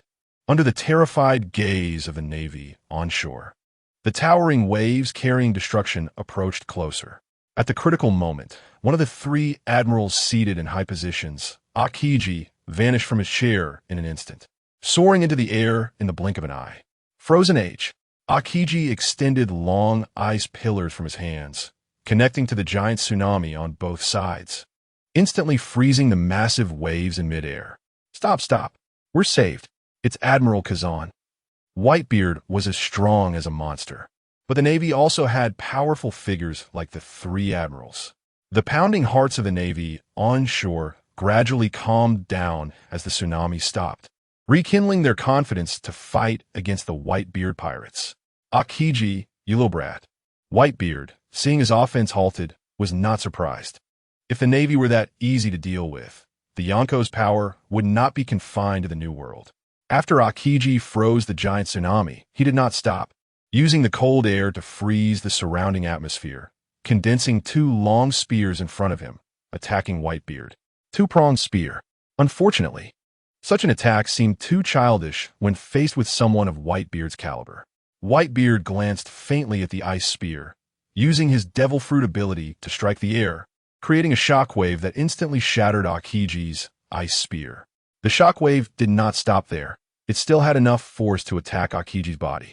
As a Marine Admiral, Akiji quickly elementalized his body to avoid the damage before the shockwave reached him, but he was still knocked down, falling into the sea. At the moment he hit the water, a large number of ice blocks appeared on the surface, and Akiji's figure emerged unscathed before everyone. The Marines on the shore became tense. Although neither side was injured in this brief encounter, the strength of both sides was already clearly apparent. Akiji's attack seemed to sound the horn for the final battle, and Kizaru appeared in the sky above the battlefield with a flash of light. Jata no Kagami. Kizaru clasped his hands in front of him, and countless light points shot down towards Whitebeard like machine gun bullets. Hey, why is it so blinding? Whitebeard squinted his eyes, holding his sword but making no move. In the next moment, a figure engulfed in blue flames flapped its wings and flew out from behind Whitebeard, blocking all of Kizaru's concentrated attacks. How can I let you disturb our captain right away? Marco, his body ablaze with flames, said to Kizaru, then performed a flip, kicking towards Kizaru midair. Mythical Zoan, Phoenix form, Marco. Oh, Kizaru looked at Marco, muttering his information, and raised his arm to block the kick. However, he was sent flying back, crashing into the Marine headquarters wall, and the explosion from the elemental light ball that hit the ground created a large hole in the wall. Shortly after, Kizaru flew out from the ruins and engaged Marco in a back-and-forth fight. No one knew if Kizaru was holding back. But with Marco being the captain of the 1st Division of the Whitebeard Pirates, it should be no problem for him to tie up a Marine admiral, right? I've long wanted to see the gap between us and the strongest in the world. Mihawk said, drawing his black blade, Yuru, and unleashing a long sword chi towards Whitebeard, which was ultimately blocked by Diamond Jozu of the Whitebeard Pirates. Kill. Save ace. Roar. Teach these Marines a lesson for daring to capture our comrades. The war horn finally sounded, and the pirates shouted as they jumped off their ships, charging across the ice towards Marineford. For the peace of the sea, for the justice behind us, we absolutely cannot retreat. Kill all the pirates. Kill these scum of the sea. Inspired by the rallying cry, both the Marines and pirates climbed onto the ice created by Akiji's Ice Age and engaged in chaotic combat on the ice. The other captains of the Whitebeard Pirates also joined the fray, cutting down several Marines before being entangled by stronger Marine vice admirals. The scene of tens of thousands of figures from both pirates and Marines clashing in chaotic battle on the ice before Marineford was enough to shock anyone. Whitebeard watched the chaotic battle on the ice, but felt far less confident than he appeared. He was well aware of his own physical condition. If the Marines' luxurious lineup fully mobilized, they would not be able to save Ace. In fact, by the end, there would be very few members of the pirate crew who could leave here alive. However, having lived so long, Whitebeard understood human nature very well. Just as he knew that the operation to rescue Ace was a trap laid by the Marines and the world government against the Whitebeard Pirates, he also would not let his son die just because it was a trap. Similarly, Garp, as Ace's grandfather who raised him since childhood, would also hesitate when faced with his grandson's life or death, no matter how strict he was about fighting pirates. And this hesitation was their hope of rescuing Ace. Garp, as a Marine hero, had connections throughout various Marine departments over the decades. Marine Admiral Sengoku, Marine Vice Admiral Tsuru, his longtime partners, the 3 Marine Admirals were his juniors, and there were many Marine Vice Admirals that could fight fiercely against pirates. But as long as someone brought Ace away from the execution platform, no, as long as they got close, most Marines would turn a blind eye out of respect for Garp. This was their chance to rescue Ace. Titch. Whitebeard scanned the chaotic battlefield, looking at the fallen pirates who could no longer rise, a hint of regret flashing in his sharp, aged eyes. If he hadn't taken in that ambitious guy, Titch, who begged for shelter back then, none of this would have happened. Satch wouldn't have died. Ace wouldn't have been captured. These sons who fought desperately to save their brother would still be on the ship, having a lively party. Whitebeard stood at the bow, unmoving, while Akainu, one of the 3 Marine admirals, remained seated, as did Sengoku on the execution platform and Garp beside him, both watching the situation. Boa Hancock, one of the 7 warlords of the sea, did not answer the call, and Blackbeard took advantage of the night to hijack a warship and escape. Jinbe also refused to participate in the war against Whitebeard due to his gratitude towards Fishman Island and was imprisoned by the Marines. Only Mihawk, Don Quixote da Flamingo, Gecko Moria, and Bartholomew Kuma were present to fight. Although they were here, they were basically just going through the motions and not prepared to help the Marines much except for Gecko Moria. From the very beginning of the war, he had attacked the pirates, secretly collecting the bodies of Marines as well, making him the most diligent among the 7 warlords. Since Mihawk's sword chi had been blocked by Diamond Jozu, he had no intention of challenging Whitebeard further, merely cutting down some low-level pirates and slacking off. The same was true for Doflamingo and Bartholomew Kuma, but what was most incomprehensible was Akiji, a Marine admiral, who, after being knocked down by Whitebeard, had been mingling with weak pirates, hardly appearing on camera. Seated in his high chair, Akainu observed Kizaru entangled with Marco, feeling increasingly unhappy. However, it was understandable that Marco could kick Kizaru away. It was reasonable that a winner couldn't be determined immediately. When he saw Akiji, he was stunned. "What the hell are you doing, Marine Admiral? I'm not saying anything if you go stop a captain of the Whitebeard pirates, but you're over here fishing in the newbie village. Come on, didn't we agree that even with an absolute advantage, we can't be arrogant and hold back? Did you all forget what Admiral Sengoku said in the pre-war meeting?" On the other side, the Straw Hat Pirates, racing against time, finally arrived at the gates of justice in front of Marineford shortly after the battle began. "Damn it! How we get past this big gate in front of us? We're so close to Marineford." Luffy frowned, looking at the large gate blocking their path. As long as they crossed this gate, they would reach Marine Headquarters Marineford in just a few minutes. And the feeling of having the destination so close yet unattainable was enough to drive anyone crazy. When they spotted the gates of justice, the Marines stationed on this defense line also discovered Luffy and his crew. Vice Admiral Guion, Weavy spotted a pirate ship ahead. The flag belongs to the Straw Hat Kid, Luffy. The lookout put down his binoculars and reported to the highest officer here, Vice Admiral Momonosuke. "Stahlhat Kit Luffy? Is he another grandson of Garp?" The Garp family never lets people rest easy. Ji Yuan took the telescope from the lookout and looked at the person on the bounty notice that Garp once pointed to with a smile, who looked exactly the same. He couldn't help but rub his forehead. The one to be executed now, Ace, is indeed Garp's grandson, and for this, the Navy has even started a war with the Yonko, Whitebeard. If Luffy goes over, once he encounters danger on the complex battlefield, the state Garp would be in, facing the potential loss of two grandsons, is unpredictable. To give Garp some face, let's use cannonballs to drive them back from a distance. Ji Yuan waved his hand helplessly, ordering his soldiers. This world still values human feelings after all. Didn't you see that even after Doflamingo lost his celestial dragon status and committed robbery of the sky's gold, he still received special treatment? While the Navy was adjusting their cannons, calculating the explosion range to stay as far away from Luffy and the others as possible, they already had a way to breach this checkpoint. "Don't worry, Luffy. When I built this ship, I equipped it with the ability to handle various situations," the shipwright Frankie said with a smile. He then opened a hidden hatch, added cola fuel, and activated the ship's booster switch. "Wind cannon," Frankie shouted, and the ship's rear boosters suddenly powered up, propelling them like angry birds. Amidst the shocked gazes of the Navy, they soared high into the air. Jumping over the Justice Gate, Ji Yuan, they flew over, the lookout reported. "No need to report that, I saw it too." Ji Yuan squinted at the pirate ship flying overhead, the golden bells of Kinaro jingling at his side. At this point, to stop them from passing, he would have to personally chop the ship in half.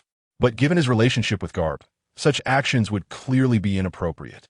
This unexpected method truly reflects the style of the Garp family. Ji Yuan took out a Din Din Mushi and dialed. After a while, the Din Din Mushi was connected. Ji Yuan, calling at this time, "Is there something going on your side?" Vice Admiral Tsuru's calm voice came from the other end, which seemed to have a magical power, easily calming people down. "It's nothing much, sister. Garp's other grandson, Straw Hat Luffy, has flown over the Justice Gate towards Marineford. Please pay attention to Garp's state," Ji Yuan replied honestly. "Flown?" After soaring over the Justice Gate, Luffy and the other ship did not stop. With Frankie pushing the booster to the limit, the ship, which should be sailing on the sea, had turned into an airship, flying hundreds of meters before landing on the sea.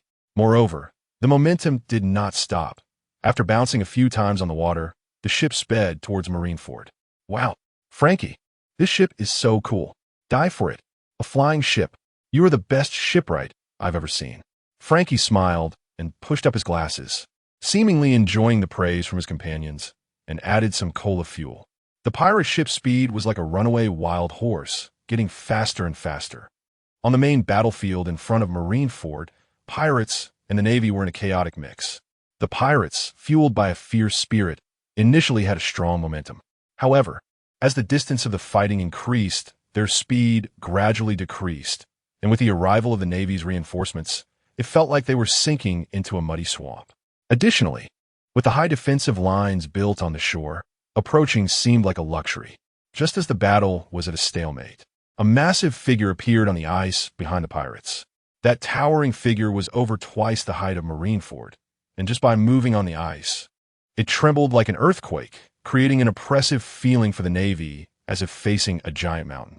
Roar! With a deep, ear-splitting roar, the giant figure stomped down, sending a group of Navy flying, revealing its distinct racial features to everyone. No wonder it's a giant. If I can get its corpse, I can create the second strongest zombie. Ahaha. Moonlight Moria looked at the massive Oz, his eyes filled with uncontrollable heat and greed. He responded to the world government's call, partly for the title of Warlord of the Sea that allows legal plundering. But more importantly, during this war, he could obtain more corpses to build his zombie army. The moment he saw Oz, he decided he must get his corpse. The giant army began to move. Upon seeing this colossal creature emerge from the pirate side, a group of giant Navy vice admirals stepped forward, their massive weapons capable of easily taking out dozens of ordinary pirates with a single swing. Don't back down. The pirates shouted slogans, raising various weapons, rallying their morale to charge at the giant Navy vice admiral. But they were simply stepped over without a glance, continuing towards the massive little Oz behind them. Stopping that guy is our job. The giant Navy vice admiral looked at the towering giant on the battlefield, who disregarded cannon fire and massive ships. With disbelief in his eyes, their giant race, standing several meters tall, had pushed the giant country to the title of the strongest nation on the sea, and joining the Navy would directly grant them the rank of vice admiral. But in front of this giant, they felt the same kind of oppression that ordinary people felt against the giants. You really brought an incredible guy. On the execution platform, Admiral Sengoku did not expect to see the nearly extinct race of giants here, and he said in surprise, Oz, no, your massive body will become a target for them. Ace, seeing his fallen comrades on the battlefield who could not get up again, was already filled with guilt. Upon seeing Oz completely ignoring the cannon fire attacks and rushing to save him recklessly, he shouted in pain. As a giant, Oz's massive body made the cannon fire feel like mosquito bites.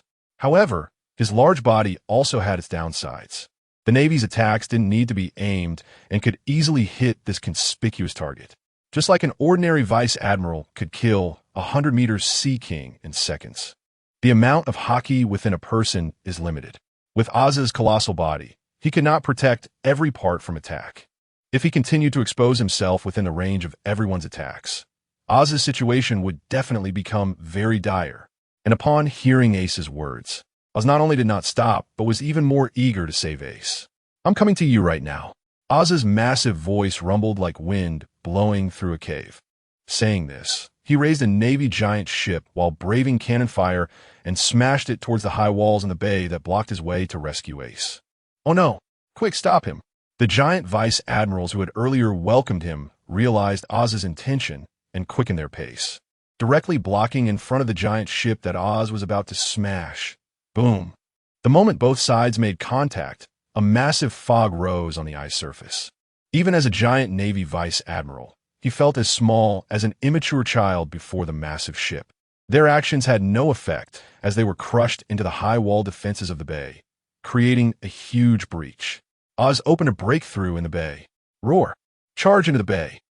Oz's achievement directly inspired the pirates who were struggling against the Navy, giving them an instantaneous boost of adrenaline. And they surged into the Navy formation, slashing and killing, forcing the Navy to retreat repeatedly. Cough.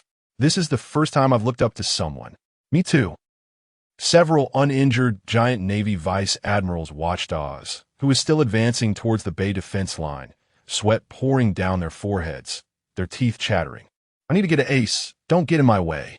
Oz also noticed the few giant Navy vice admirals blocking the breach in the bay defense line. His terrifying bloodshot eyes spoke emotionlessly. I will stop you here.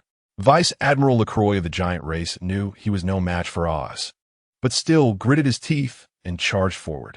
Clang! At the moment their blades met, sparks flew. Under Oz's immense power, LaCroix's sword arm was numbed. struggling to block his attacks. However, he inevitably fell into the rhythm of Oz's assault. Clang! Clang! One slash after another, Oz's attacks were chaotic, relying solely on his terrifying strength to push the giant Vice Admiral back repeatedly. Finally, with a crack, LaCroix's long sword was severed, and then, in a moment of fear, he was knocked to the ground by a slash from Little Oz.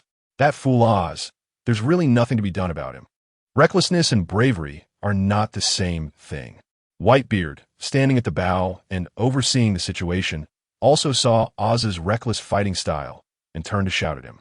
But before he could finish his words of advice, Oz responded, "Don't stop me, Dad. I want to save him, to save Ace as quickly as possible." Oz said to Whitebeard without slowing his pace. "I know." Whitebeard closed his eyes, feeling a headache, just as he, as a father, had no reason to stop Ace from pursuing Blackbeard to avenge his brother Sachi. He also had no reason to stop Oz from saving his brother. In the end, Whitebeard could only helplessly shout to the reckless pirates charging towards the bay defense line, "You guys, go help him out. Cover Oz." With the cover of a group of pirates, most of the Navy's attacks on Oz were intercepted, and no high-ranking Navy members came down to intervene, leaving no one to stop Oz's advance. Just as Oz was moving forward unimpeded and getting closer to the execution platform, the warlord Bartholomew Kuma finally made a move. Kuma spread his arms towards the sky, and the invisible atmosphere above him began to slowly compress under the power of the pawpaw fruit, eventually becoming the size of an egg when held in his palm. "I'm coming to save you now, Ace."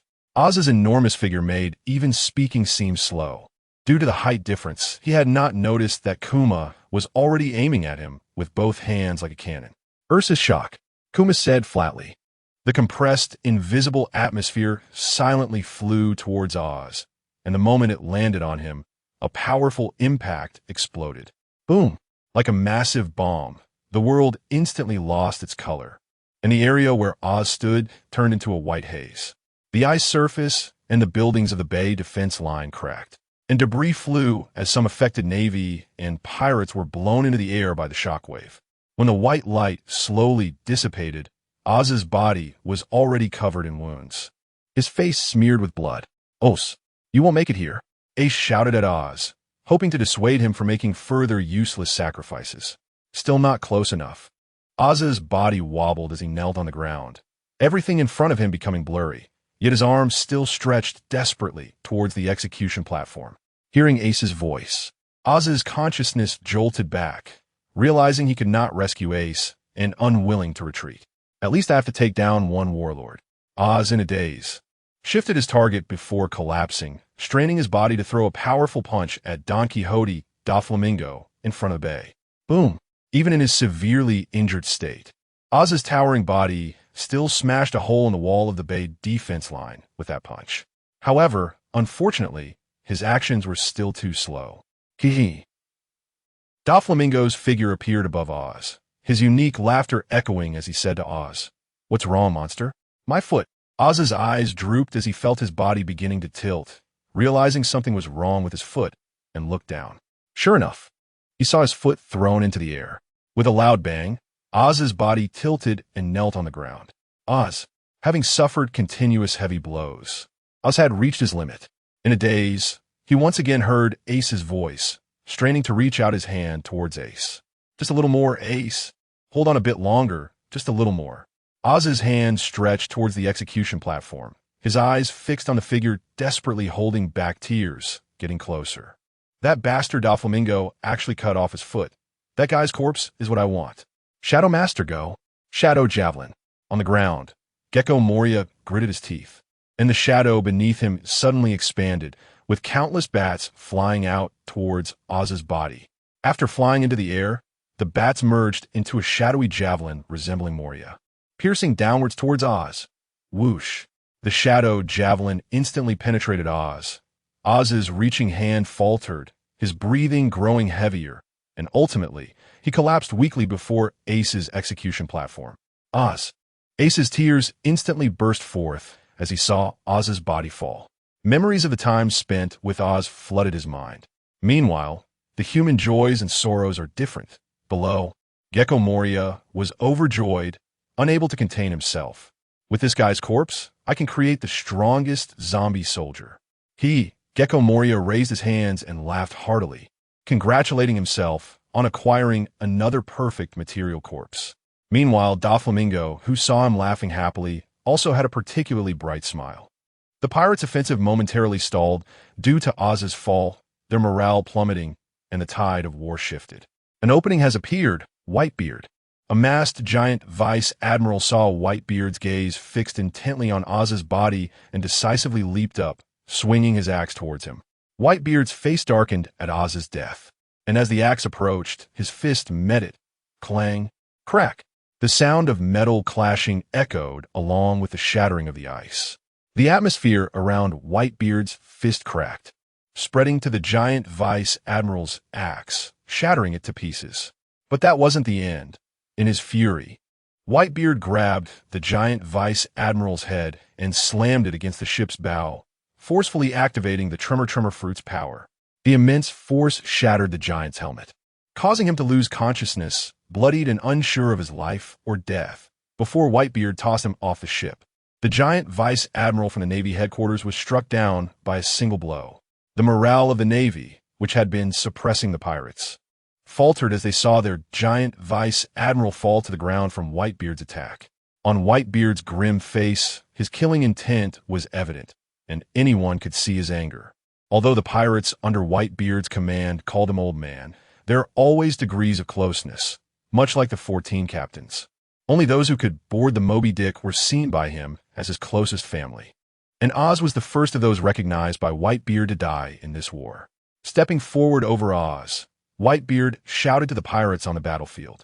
Having paid such a price, they had to achieve the goal of rescuing Ace.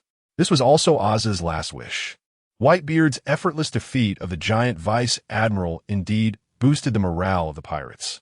Furthermore, with Oz sacrificing his life to create a breakthrough into the Navy headquarters bay, the pirates charged in, roaring.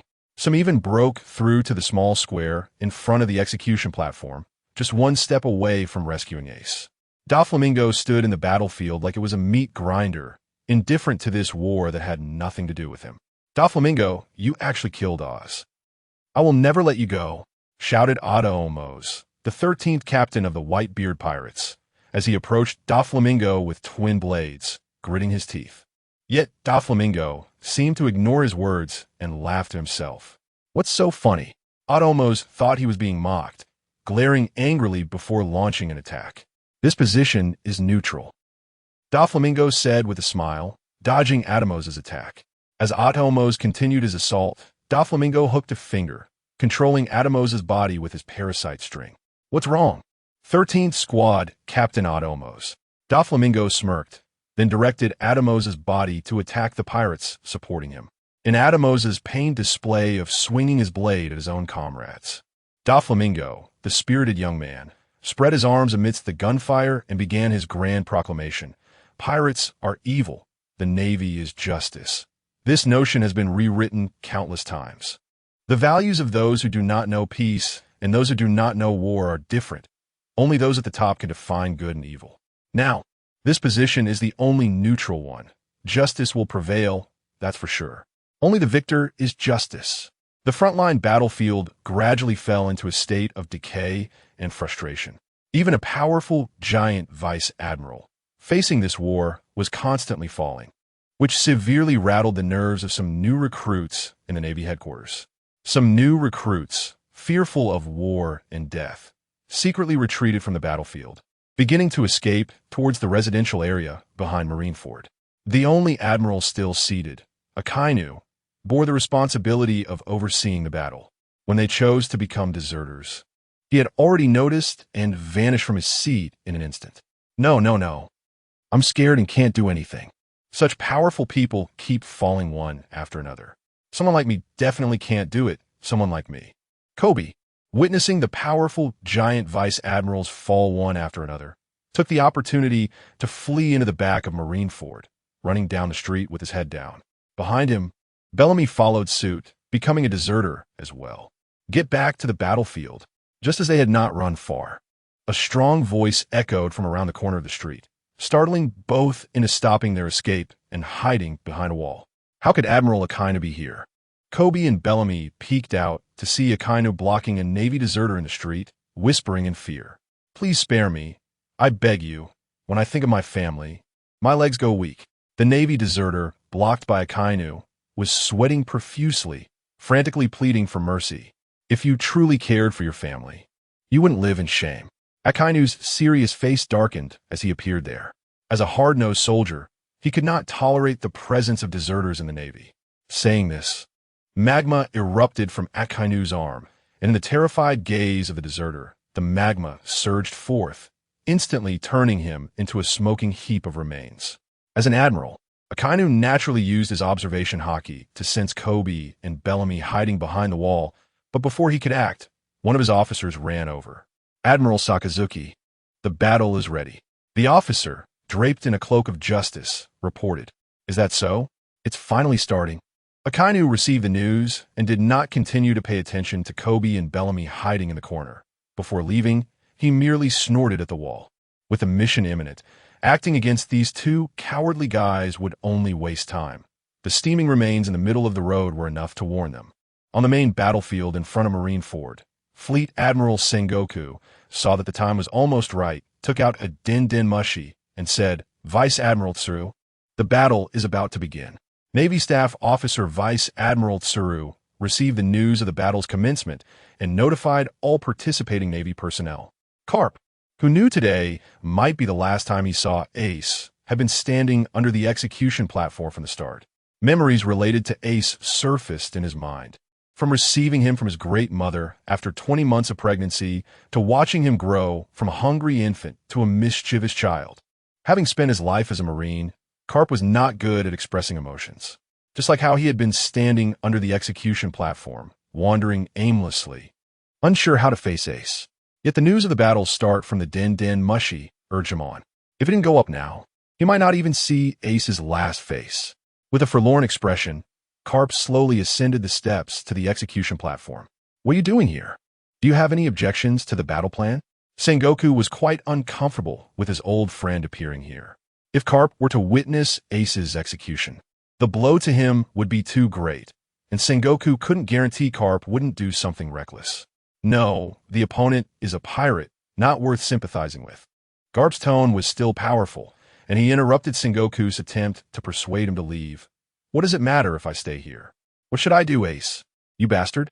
Why didn't you live as I told you, becoming a strong Marine?" Garp sat cross-legged on the execution platform. Emotions that had been suppressed for a long time could no longer be controlled, and he gritted his teeth, trembling shoulders saying.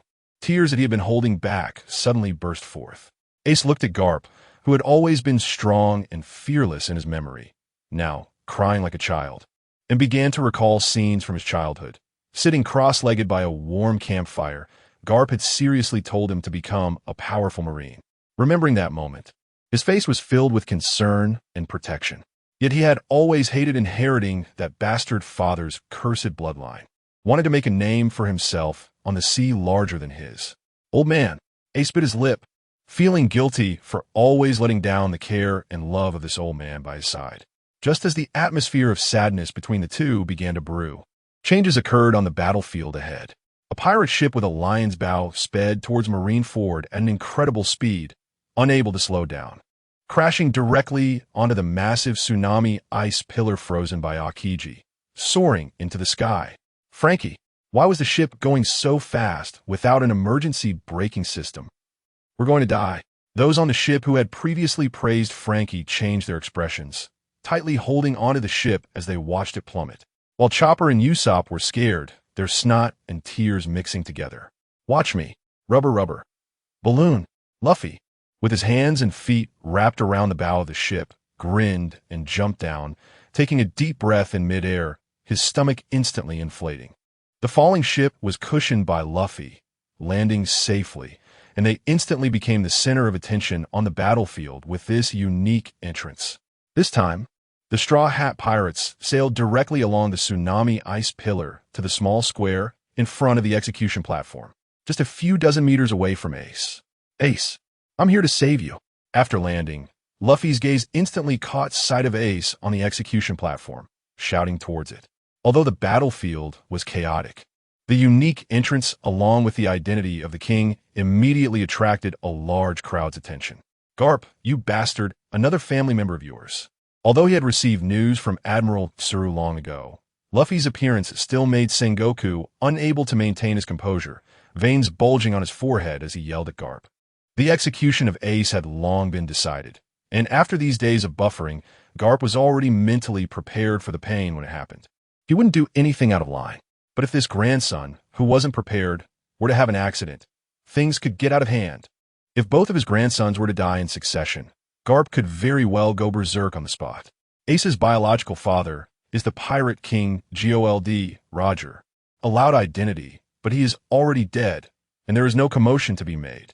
But Luffy's father, the revolutionary leader dragon, is still alive. The Navy has finally made some progress in completely eliminating pirates. They cannot provoke the revolutionary army now. Who is this King Luffy? This is clearly an ancestor. Great. I have to keep an eye on this little ancestor to prevent any accidents. Luffy. Garp also held his head in pain, very surprised by Luffy's appearance. Just watching Ace being executed was already painful enough, and now Luffy also had to face this pain? Alala. Is this another grandson of Teacher Garp? It's the Straw Hat Kid Luffy. Oh, Akiji and Kizaru, upon seeing Luffy and his crew, intentionally began to lead their opponents towards them during the fight. They didn't know what they were thinking, but their opponents clearly felt much more relaxed in dealing with them. Could it be that the admirals were running out of stamina? Hiss, am I really this strong? The pirate fighting Akiji was shocked, increasing the intensity of his attacks, already fantasizing about how to brag to his crewmates about defeating a marine admiral. The justice-hating Akainu was completely different from them. Upon seeing Luffy's appearance, the first thing that came to his mind was his identity as a pirate, followed closely by the criminal identity of his father, Dragon. Garp's grandson, the son of Revolutionary Dragon. Akainu crossed his arms over his chest, his eyes sharp and emotionless as he said, "He must be completely eradicated." Isn't that Ace's frequently mentioned brother? Marco, who was confronting Karu, also saw Luffy and, with the thought of loving the house and its crow, silently shifted in Luffy's direction. Wanted to take care of him more on the battlefield. In action, he couldn't help but marvel at the level of cooperation from Kizaru. Could this Marine Admiral have risen through connections? Suddenly appearing on the front line of the battlefield, Luffy's crew naturally caught Whitebeard's attention, with that incredibly familiar straw hat. Along with Ace frequently mentioning him, Whitebeard instantly recognized him as Garp's other grandson, the son of Revolutionary Dragon, Monkey D. Luffy. Seeing the shocked expression on Garp and the bulging veins on Sengoku, Whitebeard's long somber face finally curved into a smile again. Those two strong Marines who had been giving him headaches were now about to have their turn to worry. Everyone, cover the Straw Hat Kid Luffy as he advances. Ace, I'm coming to save you. After Luffy landed and shouted, he rushed forward with a group of companions towards the execution platform. The ordinary soldiers in front of the small square were naturally no match for them. A sweeping strike with his elongated arm could knock down several Marine soldiers. Straw Hat Kid, you can't pass here. Smoker had naturally been called to the headquarters. And upon seeing this person who had previously escaped from him because he didn't know his pirate identity easily take down a group of Marine soldiers, he immediately transformed into smoke and flew towards him with his jit. Strong right hand. Frankie extended his arm, dragging a chain and swinging it fiercely at the incoming Smoker. But Smoker evaded it with a spin, trailing smoke. After that, Smoker raised his jit mixed with sea prism stone and continued to attack Luffy. Clang! The sound of metal clashing. To come at our captain right away is looking down on us, isn't it? Zoro blocked Smoker's jit attack with one sword, a confident smile spreading across his face. But the next moment, an incredibly familiar figure rushed into his line of sight, causing the smile on his face to retract, his expression becoming serious as he drew the remaining two swords from his waist. Let's have a match, since the last time I haven't relaxed for a moment. Zoro struck his three-sword style pose and said to the approaching Daz Bones, who was running with a waltz, "Hey, idiot green algae head, don't be rude to ladies." Previously left on the ship, it was the first time Sanji saw Dasky, who still maintained his chivalrous spirit, angrily roaring at Zoro. Shut up, X2, the same words came out simultaneously from two different mouths, surprising both of them. A swordsman's duel knows no gender. So do not utter words that shame the sword in a swordsman's hand, Dasky said, shaking off the blood from the blade of Waltz. Since the battle began, the pirates who had fallen under her sword could fill a large prison cell. Just like her kind nature, she had her own understanding of justice. The pirates who fell to her were merely those who had lost their fighting ability. Let's begin our second duel, Zoro said, filled with fighting spirit, as he saw Dasky preparing as well, secretly counting in his heart. The 2003 battle. The self-indulgent pirate hunter, Rorinoa Zoro, I will not let you escape again. Dasky's eyes were sharp as she stared at Zoro. In the next moment, their figures collided in an instant. Clang, clang. Sparks flew, and the sound of metal clashing created a chaotic symphony. Waltz, being a rapier, was easy to thrust and parry, while Zoro's katana combined the advantages of a single sword. With a thick, dull back and sharp blade, coupled with his physiological strength advantage, the strengths and weaknesses of their weapons were apparent upon collision. However, after Dasky blocked several overhead slashes, her technical advantage became evident. With Waltz, she disrupted Zoro's attack rhythm with her agile and cunning swordsmanship, forcing him into a passive position where he had to block Dasky's assault. The rapier was known for its agility and versatility, and Dasky understood her own physical strengths and weaknesses. She did not focus on strength training, but instead enhanced her speed advantage, making her flexibility even more pronounced. Even if Zoro's three-sword style formed an impenetrable barrier, Dasky would still find openings to stab or thrust, leaving wounds on his body. Although the damage seemed superficial, the places Dasky targeted were strategically chosen, hitting weak points that were hard for an ordinary person to endure, even capable of directly incapacitating them. Even with Zoro's extraordinary will, as the wounds on his body increased, the signs of defeat became increasingly clear. This must be a joke. Sanji and Chopper, who were witnessing Zoro being so overwhelmed in a sword duel for the first time, were both quite surprised. Sanji, who had always bickered with Zoro, despite being annoyed with him, still recognized his swordsmanship. In Chopper's eyes, aside from being directionally challenged, Zoro had no weaknesses and was the most reassuring presence on the ship. It was hard to believe that Zoro would show such a disadvantage in front of an obscure Dasky. While Zoro and Dasky were battling, the rest of the Straw Hat Pirates took the initiative to confront Smoker, clearing a path for Luffy. Although they currently did not possess the ability to threaten Smoker, their numerical advantage and diverse attack methods made it possible to hold him off for a while. After all, Smoker's attack methods were also quite singular. Besides his jit, he relied on smoke to suffocate his opponents. Smoker was temporarily held back, but there were still many Marines in Luffy's path. And those who stood in front of the execution platform were the backbone of the Navy headquarters, officers of captain rank. Luffy was not having an easy time facing these captain-level Marines, as he struggled to sweep through them with his extended arms, finding it difficult to match his previous achievements. He had to dodge the slashes from the Marines that came at him from time to time, putting a strain on him. Luckily, his goal was simply to break through the defense of these Marines. While dodging, he threw a punch, and as long as there was even a slight opening in front of him, he could advance a bit further. However, he also acquired several wounds on his body. "Don't come over, Luffy," Ace, on the execution platform, shouted towards him as he saw the bloodied wounds on Luffy. "You should understand. We are both pirates who should sail freely on the sea. I have my adventures. I have my companions. You have no reason to interfere with my matters. A coward like you actually came to save me. Do you think I would agree? Get lost? There is nothing more humiliating than this. Hurry back, Luffy." Ace's forehead throbbed with veins as he gritted his teeth and shouted.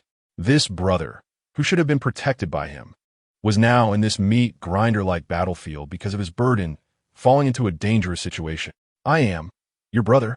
Upon hearing Ace's words, Luffy did not stop. Instead, he punched down the Marine blocking his path, accelerating his charge. His words instantly drew Ace into their memories of brotherhood. Meanwhile, Admiral Sengoku, who was overseeing the situation from the high platform, also noticed Luffy's relentless advance, causing the muscles on his face to twitch uncontrollably. Good heavens! It's one thing if the branch's officers can't stop him. After all, The situation in the Four Seas is evident, and the Navy hasn't invested too much strength over there. But what is going on with these officers from headquarters being taken down by a single punch? I've known Garp for decades. It's inappropriate to act against his grandson. You little officials are making a mess of this? Have you really understood the ways of the world? In the small square, Luffy's group found themselves in a situation where they could fight those who understood the ways of the world, but could not overcome those who did not. There was no choice. Sengoku had to step in personally and issue commands to the Marines below. Deal with them on the spot. Don't waste time here. The Navy's true opponents have yet to make their move. After saying that, he took out a wartime transponder snail, directly contacting the Marine who had the best rapport with the Kainu, who did not care about the ways of the world and was very precise in his actions. To have him personally intervene and stop Luffy. Time slowly passed, and the execution time was approaching. Two executioners holding long-handled sabers slowly ascended the execution platform, standing crossed at Ace's sides. Admiral Sengoku watched as the defensive line on the front line of the Navy was continuously breached, switched the channel on the wartime transponder snail, and said, according to the original plan, first deal with the pirates under his command, eliminate the enemies outside the encirclement. From the beginning of the battle, the Navy stationed at Marineford had only a portion of their forces. The vast surrounding sea front not only faced the first line of Whitebeard. Once breached, they would become a large pocket waiting for Marineford's battle to begin. The immense influence of the four emperors could easily destroy a nation, and their crew alone was not the only factor. The personnel serving under them could number from tens of thousands to even millions. And this time, the Navy's large-scale deployment against Whitebeard was intended to completely consume all the forces of this old four-emperor. Just as Sengoku issued the order, Kizaru relayed the command to the Marine Scientific Unit under his command, which was responsible for the encircling defense on the flank. Old man, will the warships be affected? Is that okay? Keep it to a minimum. With the reply, Weratomaru felt relieved. This was also the first time the pacifists had been thrown into such a large-scale battlefield to execute an important mission. So naturally, they had to consider everything carefully. Weratomaru turned to the group of pacifists behind him and issued the order. It's starting, go ahead. Pacifists. In the next moment, the pacifists who received the orders unleashed a blinding laser attack towards the decaying battlefield, their mouths and fists glowing with dazzling light. Explosions erupted intermittently on the battlefield, with bombardments targeting the pirates from both flanks, inflicting heavy damage on the pirates who were charging headlong into battle. The captain level and some stronger pirates could still hold their ground. However, the ordinary pirates completely became moving targets in front of the pacifist attacks. They were even willing to sacrifice their own comrades. Whitebeard watched as some severely injured Navy soldiers were also exposed to the relentless bombardment of the pacifists, understanding the Navy's determination to completely annihilate them. Do not retreat, my children. Charge into the square. Inspired by Whitebeard's words, the pirates, with blood-red eyes, began a desperate charge towards the Marineford defense line. With no way to retreat, they had to reach Ace before being encircled.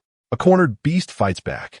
The Navy stationed at the Justice Gate also began their attack on the Whitebeard pirates, while the pacifists from the Scientific Division on both flanks started their bombardment. Before the Navy's pocket was completely sealed, the only remaining path for the Whitebeard pirates was to charge in one direction, break through the Navy's positions. The entire crew immediately retreated from the ice surface, absolutely not allowing the pirates to reach the square. Marshal Sengoku understood that the pirates had begun their desperate struggle and issued orders. The pocket was already entering the sealing phase, and the Navy's task was to defend the front line to achieve ultimate victory. Competing for positions on the ice surface at this time would only add unnecessary sacrifices. The Navy's training was fully displayed at this moment, as they retreated in groups, ensuring that each team had someone to cover and eliminate the pursuing pirates behind them. Once all the Navy had retreated from the ice battlefield, Marshal Sengoku commanded the officers beside him. When all the images are interrupted, activate the enclosing wall, and then together with Ace's execution, capture the enemy all at once. While Sengoku spoke, his gaze remained fixed on Whitebeard, who stood at the bow of the Moby Dick.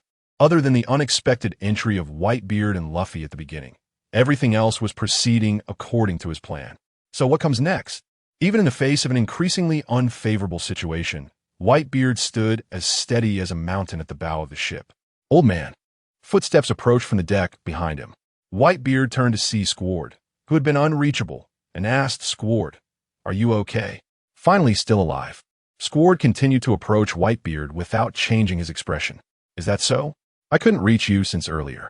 What's the situation at the bay?" Whitebeard turned his head to look back at the battlefield and asked without suspicion, "It seems our pirate crew has suffered heavy casualties. I took a shortcut to get here." "Old man, did you notice the Navy's tactics?" Squard's expression twisted as he struggled to suppress his inner rage. Unfortunately, Whitebeard did not notice this scene. "Sengoku and I have a long-standing friendship. Being ambushed from behind by the Navy is exactly what I wanted. I must strike back. We must charge there with all our might." Whitebeard spoke slowly, holding his sword, ready to fight to the bitter end. The implication of his words was that he and Admiral Sengoku were old rivals. But to the already manipulated Squard, these words took on a different meaning, reinforcing his inner resolve. "Indeed, the 43 pirate crews under your command, each of us has received your great kindness. For the sake of the Whitebeard pirates, we are willing to go through fire and water," Squard said, drawing his long knife. "This battle is to protect our family. The pirate Whitebeard will never abandon his family. It is precisely because of this that everyone follows you into this hell. Among your family, we are also one of them." With a grim face, Squard threw away the scabbard, and the long knife lunged towards the unsuspecting Whitebeard in front of him. On the opposite platform, Sengoku's eyes, reflected under the mirror lenses, calmly watched the planned scene unfold. The next moment, his expression changed as he saw something outside of the plan. Clang! Sparks flew as Squard's long knife was deflected by a ghostly green spear. Sachi, Whitebeard, who was ready to step in personally, stopped in his tracks at this scene, and just seeing it made him incredibly shocked. "Are you okay?"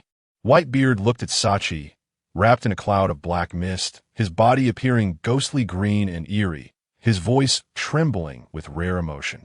Even in this world with devil fruit powers, the sight of a dead person returning was astonishing.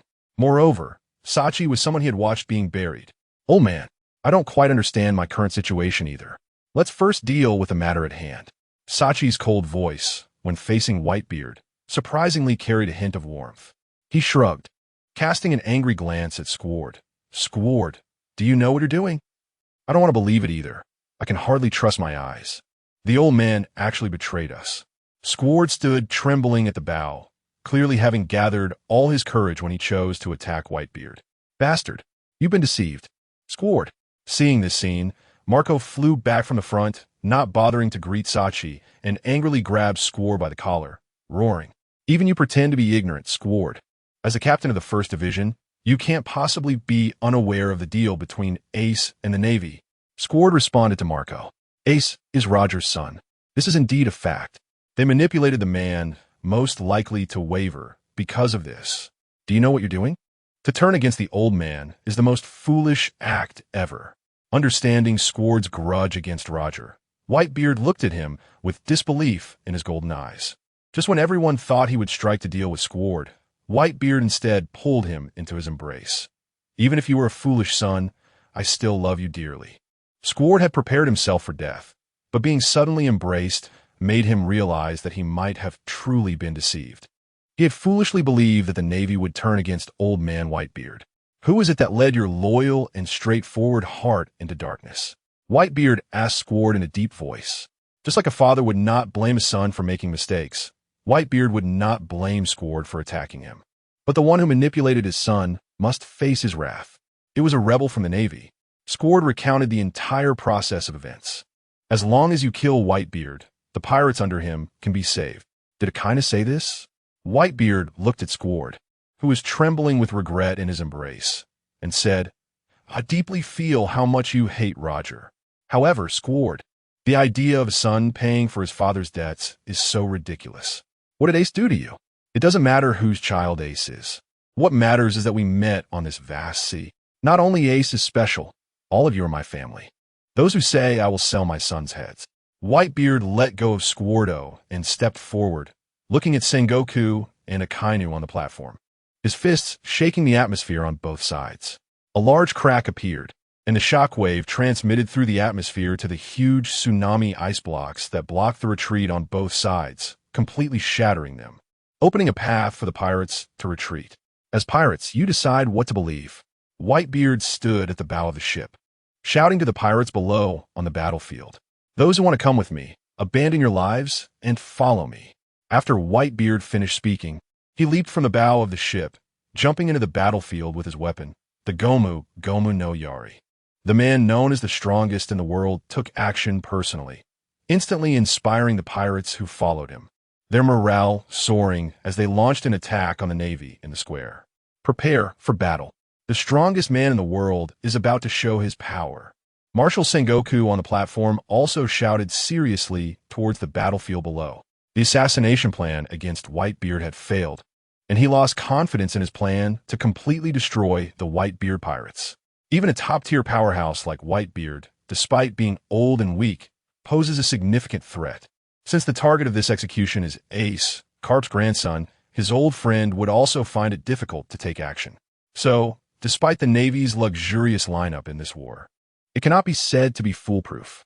Just like Luffy and his crew in the square before, they could defeat those who understood the ways of the world, but couldn't defeat those who didn't. The Navy's team is truly difficult to lead. Whitebeard leaped on a battlefield and saw that the square's defensive line could not be breached under the Navy's strict defense. He clenched his hands in the air, as if grabbing something, and pulled hard.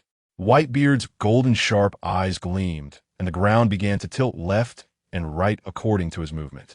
The pirates and Navy in the battlefield stood unsteadily, only able to lower their bodies to maintain balance. The Navy on the city defense above suffered even more, sliding down the tilted walls and falling into chaos. This is Luffy, who was blocked by the Weasel, was in disarray, but still managed to do several sit-ups in the dangerous battle, relying on sheer willpower to keep from falling. The sudden tilt of the ground disrupted the Navy's encirclement around him, giving him a moment to observe the situation. But this glance was alarming. The ice surface in the bay cracked everywhere, with ice blocks tilting and rising, resembling a row of giant peaks in front of Marineford. The buildings on Marineford also tilted, and the people who were staggering temporarily stopped their fighting, as the battlefield was instantly halted by this change. And this was just the power of Whitebeard's move. Luffy stared blankly at this scene. Is this really the battlefield they could get involved in? After Whitebeard's move, he did not stop, and immediately threw a punch toward the direction of the execution platform, causing the surrounding atmosphere to crack instantly. The sounds of cracking echoed continuously. With the ice surface as a backdrop, the transmission of shockwaves became even more evident. Starting from Whitebeard's front, a pitch-black crack spread on the ice surface toward the execution platform on the shore. It won't stop. Get out of the way. The Navy in the square saw the enormous shockwave and had no intention of stopping it, scattering to avoid it, and the shockwave successfully surged onto the square. Boom! The city wall barrier in front of the execution platform couldn't withstand the shockwave for even a moment, instantly clearing it away, leaving only a large area of rubble. The shockwave continued to impact the execution platform behind. Is it reaching the execution platform? Go! Destroy it. Whitebeard's strength boosted the pirates' morale to unprecedented heights, and under everyone's watch. The shockwave surged forward without obstruction, ultimately crashing into the execution platform. With a boom, the shockwave, along with rubble and debris, slammed into the execution platform, kicking up a cloud of dust. Is the execution platform all right? Did we succeed? As everyone held their breath, the dust settled, revealing the execution platform beneath, completely intact. And standing under the execution platform were 3 Marine admirals, explaining why such a powerful shockwave did not collapse the execution platform. It's all because the enclosing wall wasn't activated in time. Akiji tilted his head, looking at the immense destruction of the shockwave, wanting to say something, but was interrupted by Akainu beside him. Isn't it all because of your ice breaking? Akainu raised an eyebrow, speaking harshly. Akiji's action of freezing the tsunami was indeed without issue. Moreover, the towering tsunami ice pillars created a perfect geographical advantage for the enclosing defensive line on both sides. However, The frozen ice surface in the bay opened up a direct pathway for the pirates to the square, leading to an unexpected positional battle for the Navy. And they were even performing openly on the battlefield, knowing your relationship with Carp, but be serious against the pirates. Kizaru, at least hold back, Captain. Look at the situation of your opponent. Oh, why don't you just melt him, Sakazuki? Kizaru frowned at Akainu. Although Kizaru is often criticized as an actor, he is certainly very adept in dealing with people. Whether it is the world government's 5 elders or Marine Admiral Sengoku, he can communicate with both Akiji and Akainu. When facing the Yonko Shanks, he is always the first to surrender. When facing Luffy, he always lets him go, aiming to avoid offending anyone. Now that he spoke, Akainu stopped arguing with Akiji. What about the enclosing wall? Sengoku on the execution platform understood that he could not leave any backup after Whitebeard's action. He had to go all out, saying to the officer behind him, even if we have to stop all the machinery in the town, we must transfer all energy to the enclosing wall. Yes, execute immediately. The officer received the order and quickly left to carry out the task. Maximum power output. As the officer pushed the switch, countless prearranged mechanical gears began to operate. Blocks of steel barriers rose from beneath the bay's defensive line, elevating the ground in front of the bay to the same height as the walls behind, forming a pocket formation that trapped the pirates still on the ice surface inside. Walls. Walls. They're surrounded. What do they want to do? Look at that, the cannons are all aimed this way. Some sharp-eyed pirates pointed at the cannon barrels protruding from the shooting holes on the rising steel barriers, speaking anxiously to their companions. The previously attempted breakthrough defense line had all risen into tall steel barriers. The only direction they could escape was also being encircled by the Navy. The ordinary pirates below also realized the Navy's intention to annihilate them, but they had no way to retreat now. No, there is a way. In the place where oars died ahead, the steel barriers had not risen. What is going on? Quickly raise it. Sengoku also noticed the abnormalities here and asked the Navy below. The enclosing wall couldn't support the massive body of Oz. It was estimated that that guy's blood had penetrated into the machinery, causing a drop in power. The Navy below surrounded Oz's corpse and examined it, reaching a conclusion. Damn demon. There's nothing we can do. Let's get started, Akainu. Sengoku squinted his eyes and said seriously to Akainu. At present, a gap had appeared in the enclosing wall, and the pirates trapped inside would inevitably launch a fierce charge at this gap to break through. They could only quickly start the battle development. Hearing this, Akainu stepped forward, his 2 arms becoming molten, producing a large amount of lava that he continually shot into the sky. Meteor volcano. After a large amount of lava was shot into the sky, it quickly formed a rain of lava fists resembling meteors, falling towards the surrounded pirate positions below. The massive lava fists struck the pirate formations, forcing them to scream and scatter in panic. But Akainu's intention wasn't just that. When the lava fell onto the ice surface, the ice began to melt violently under the intense heat. Even the fortunate pirates who dodged Akainu's attack, after losing their footing on the ice, could only become lambs waiting to be slaughtered. The ice surface melted. Under the thick smoke, the pirates who had narrowly escaped the meteor rain finally realized the Navy's intention.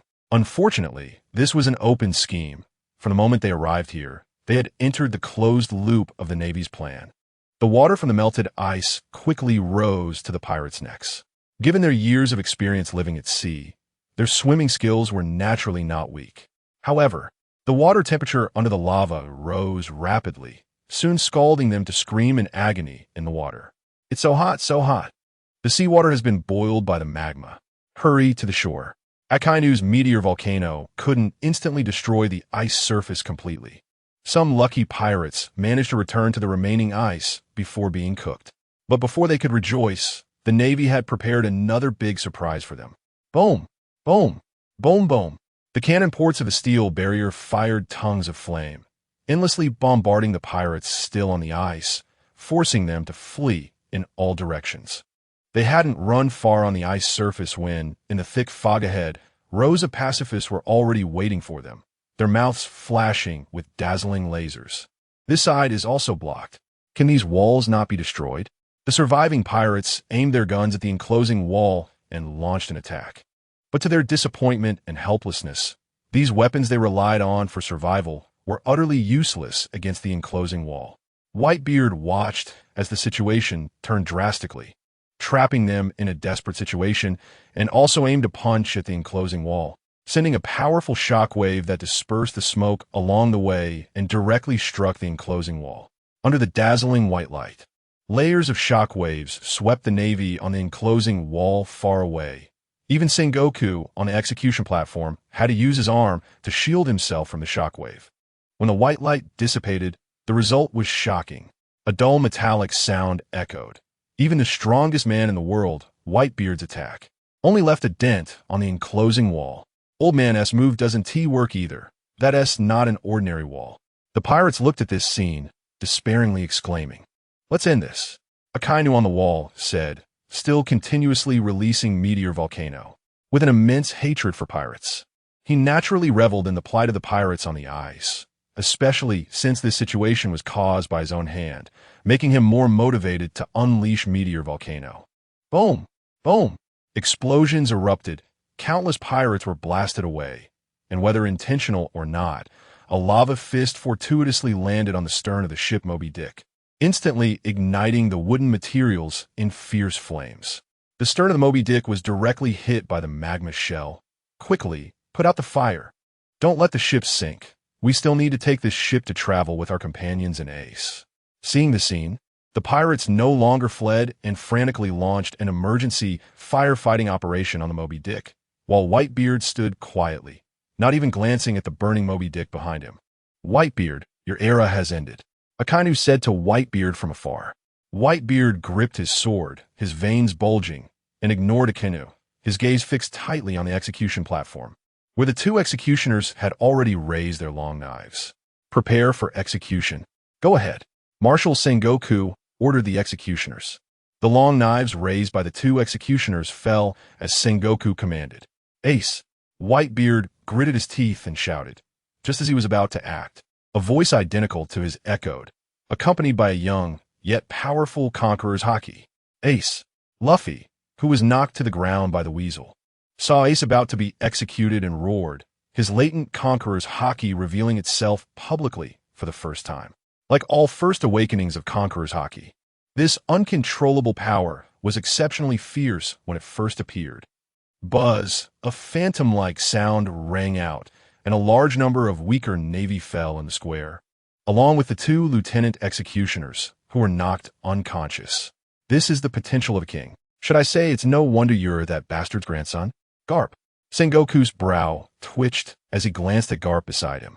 Facing the formidable enemy, the Yonko Whitebeard pirates, this bastard old friend S family still came out to stir up trouble. If it weren't for the execution being Garp's other grandson, Sengoku might have wanted to grab Garp by the collar and fight.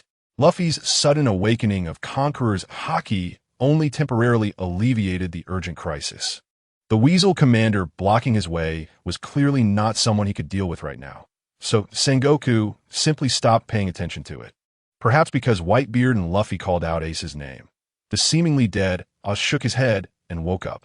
Just as Sengoku noticed this situation and was about to give orders, another Navy on the enclosing wall shouted at him with a loudspeaker. "Marshal, the pirates in the bay are exhibiting suspicious behavior." The scene shifted, and it was seen that the ice surface in the bay had completely disappeared, with large numbers of pirates floating scattered on the sea, all making their way toward the only gap where Oz was located. In the Navy's line of sight, a shadow could be seen at the center of the seabed, bubbling up with a large number of bubbles, exactly like the scene when the Whitebeard pirates first appeared.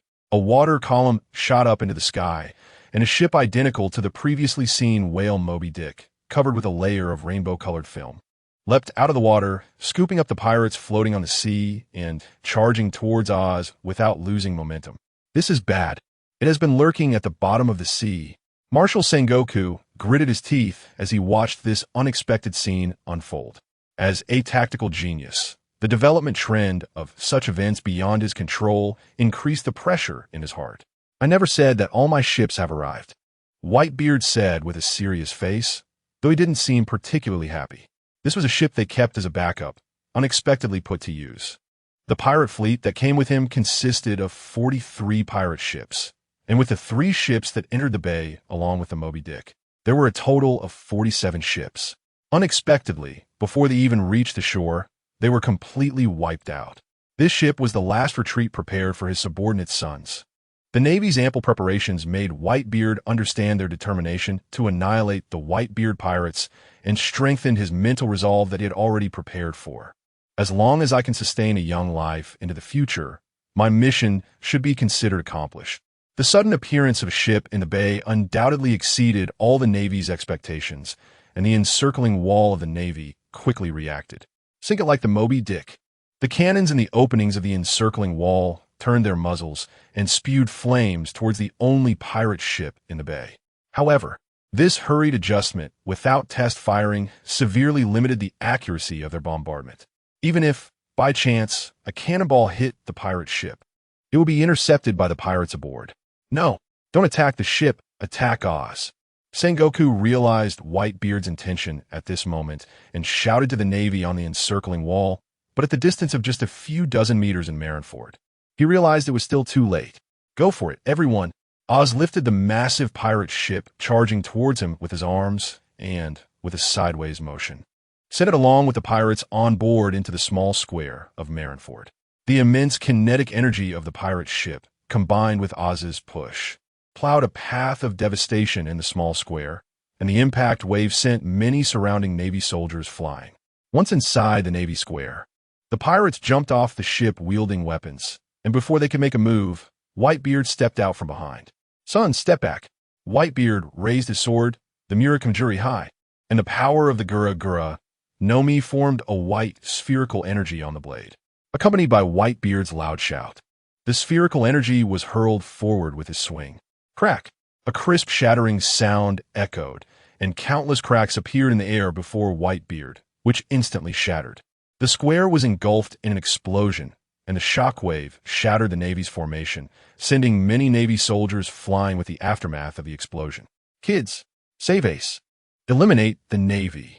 Whitebeard raised his arm and called out, and the pirates behind him responded, charging towards the Navy's formation. Don't enter my straight line range. Whitebeard said to the pirates rushing past him, as white spherical energy appeared again on the heavy blade, raised behind him, preparing to be thrown. Here it comes again. The same move as before. The Navy soldiers who had been lucky enough not to be affected previously turned pale at the sight of the spherical energy on Whitebeard's blade. As ordinary people, standing firm in front of such a monster without fleeing already showcased their courage and extraordinary conviction. There's no helping it, Akiji said seriously. Although the O'Hara incident had shaken his faith in the justice of the world government and the Navy, and this time the public execution involved the grandson of his teacher, Carp, which made him reluctant to intervene too much in this war. He could not remain indifferent while Whitebeard attacked the Navy soldiers below. Iceball. Akiji unleashed 5 ice pillars from his hands, sending them flying towards Whitebeard. In the blink of an eye, Whitebeard was frozen inside a transparent ice sphere.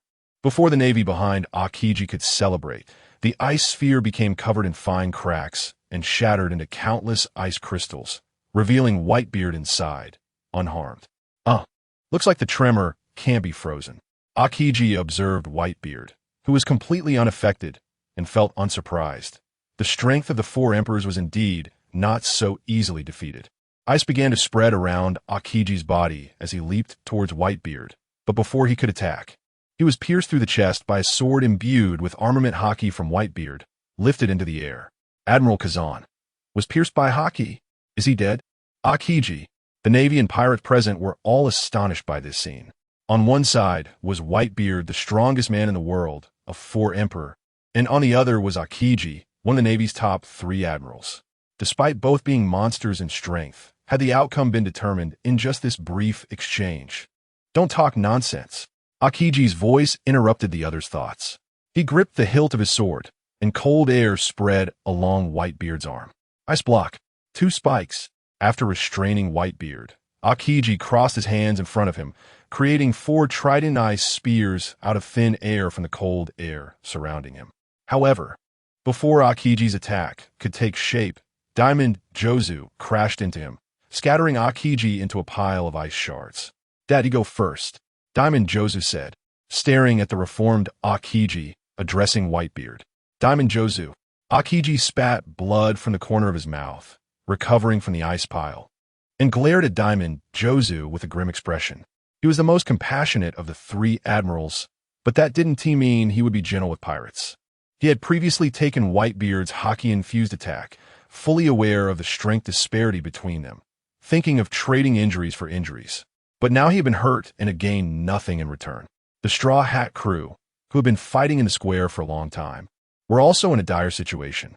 Joining the encirclement war specifically prepared by the Navy headquarters for the Four Emperors, with their current strength, they could barely hold on.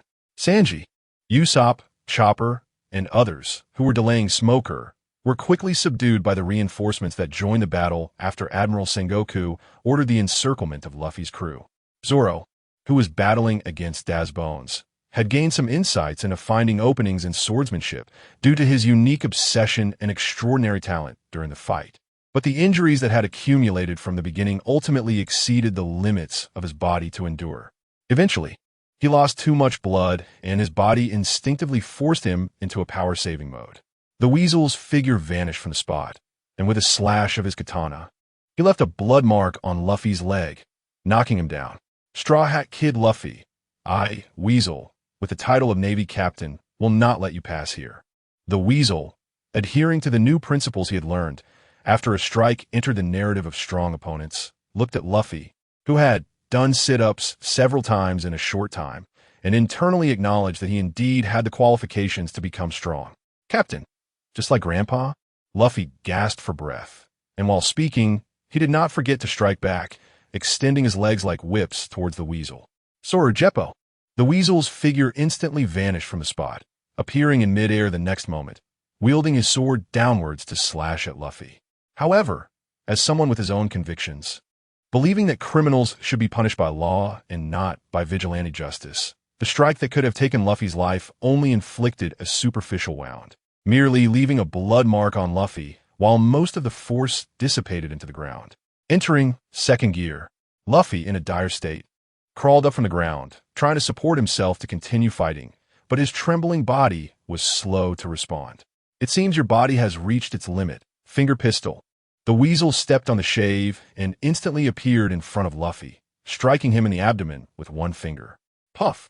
Luffy cried out in pain, spitting out a mouthful of blood, his body flying back down to the ground.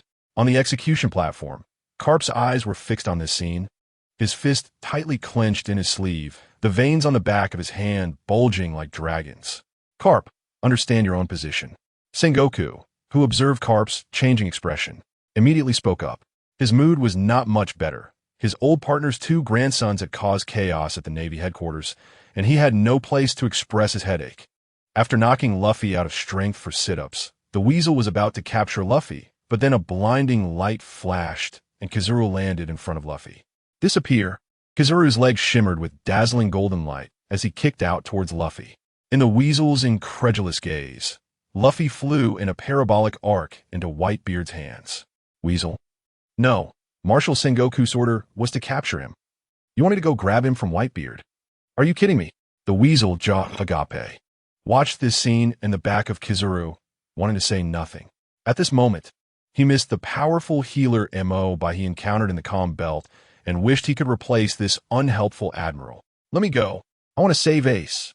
Luffy struggled in Whitebeard's hands, but the force of his struggle to escape from Whitebeard's large hand was clearly wishful thinking. He had done enough. "Heal him." Whitebeard casually tossed Luffy toward the pirates behind him. "No need, don't stop me. Ace is my only brother in this world." Luffy fell into the hands of the pirates, but quickly broke free, stumbling towards the execution platform, only to collapse weakly on the ground. Just blustering and showing off. Still wet behind the ears, but I quite like this kind of fool. Whitebeard glanced at Luffy and then at Ace on the execution platform. These two brothers really are identical. Whitebeard walked slowly toward the Navy. The white spherical energy of the Tremor fruit reappeared on Tsongyun Chia, swirling and about to strike the execution platform from below. With a boom, before the Tremor fruit energy could be thrown, Whitebeard's blade was stepped on by Akainu, and the energy exploded between the two, sending a large amount of debris flying in the area. If you keep causing such a ruckus, this island won't hold up. A kainu, with lava erupting from under his feet, stood on Songyun Xie and spoke to Whitebeard. Gururara, then you better watch over it well. Whitebeard still appeared full of vitality. His injuries would not affect the combat power of the world's strongest man in the short term. At this moment, Marco took advantage of everyone's attention being focused on Akainu and Whitebeard, quickly weaving through the crowd until he was about 10 meters from the execution platform, then transformed into a phoenix and flew up. He's flying over. What are you doing? Shoot him down. The Navy, realizing what was happening, raised their guns towards Marco in the sky. But as a Zoan-type mythical beast, the phoenix, Marco was immune to such attacks. They were nothing to him. Guns had no effect on him. This is bad. The three admirals on the ground also saw this scene, but unfortunately, Kizuru, who was known for his light speed and was the only one capable of stopping Marco in time, seemed unwilling to intervene, merely standing still and watching. Go, Captain Marco! The pirates cheered, seeing their mission about to succeed. But the next moment, the last person they expected appeared in front of Marco. Carp, sitting cross-legged on the execution platform, gritted his teeth and leaped up, appearing in front of Marco and delivering a powerful punch that slammed him to the ground. Captain Marco, that the Navy hero, Monkey D. Carp, finally appeared, the legendary Marine. The pirates' momentum faltered, their expressions grave as they looked at Carp, the man who once chased after Pirate King Gold.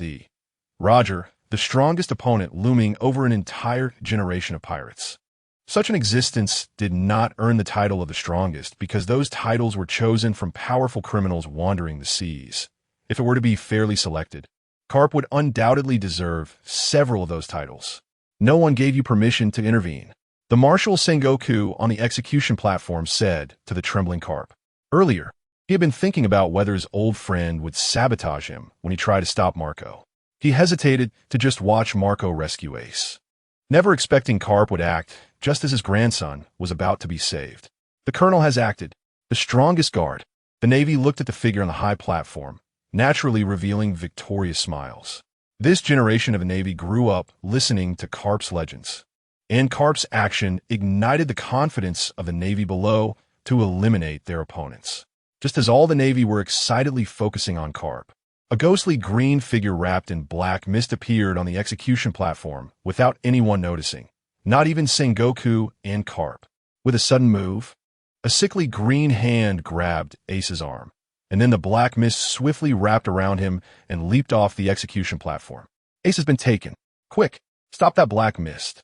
The sudden turn of events snapped Sengoku out of his surprise at Carp's intervention, and he quickly shouted to the Navy below. Sengoku's gaze was fixed on the eerie black mist. Even though the target was right in front of him, in his observation hockey perception, it still felt empty. What was that sickly green hand? Following orders, the Navy opened fire on the black mist, and the colonels, including the Weasel, also used hockey attacks against the mist. But their attacks didn't even slow it down. The black mist instantly surged into the pirate's side. Doctor, Ace has been shot. Who can unlock him? After the black mist rushed into the pirate's side, it finally stopped. As it dispersed, Sachi's ghostly green figure emerged from the mist, urgently shouting to the pirates behind him.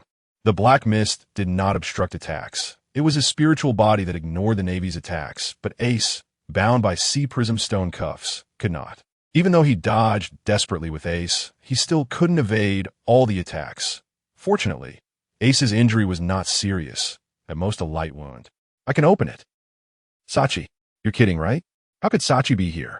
The moment Sachi's spiritual body appeared from the black mist, the members of the Whitebeard pirates were just as shocked as if they had rescued Ace. The scene where he blocked Squard's blade on the ship had only been seen by a few people.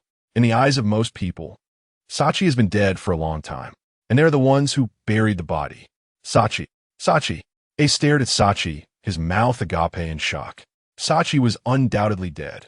Ace had been chasing Blackbeard to avenge him, which led to his capture and the start of this war. Yet, here was Sachi appearing in this strange form to save him. What kind of plot could lead to this development? Ace, don't doubt it, I am Sachi. As you can see, I have returned in this form. Sachi patted Ace's shoulder, the chilling cold touch telling Ace that what he saw was not an illusion. I appreciate your intentions, but I will avenge Blackbeard myself. Now let's consider how to get out of here.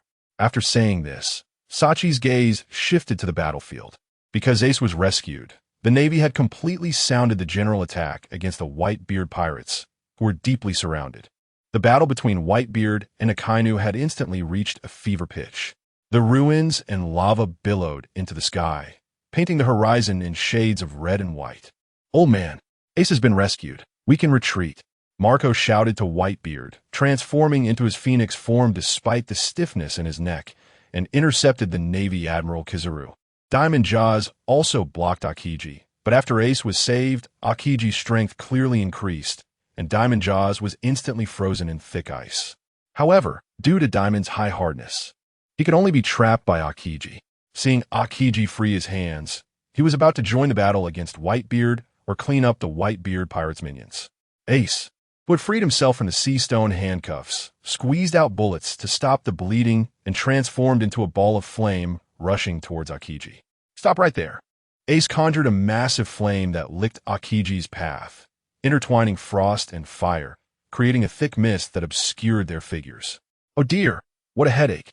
Akiji observed the blocking Ace, his demeanor once again becoming lazy as he spoke. There was no way, as Garp's student, having seen each other frequently, how could he capture the grandson after he had just been rescued? Up on the platform, Garp, after throwing that punch at Marco, suddenly appeared at the position of the three admirals, slumping down helplessly. The choice he made in that moment clearly took all his strength. In the end, he still chose to uphold the Navy's position of justice. He had thought Ace's life had ended because of his choice, but unexpectedly, he was suddenly rescued. "Ace." Garp leaned back against the chair, watching Ace grappling with Akiji below. Unsure whether it was guilt from his earlier choice or something else that made him not know how to face his grandson. Fleet Admiral Sengoku was also quite surprised by Ace's rescue, but there was no sign of tension or discomfort on his face. Perhaps from the very beginning, he had prepared to turn a blind eye to whether his old friend's grandson was rescued or not, and simply aimed at the annihilation of the Whitebeard pirates. The emotionless gaze behind Sengoku's glasses directed the Navy to strategically divide the battlefield against the Whitebeard pirates' captains using the Den Mushi.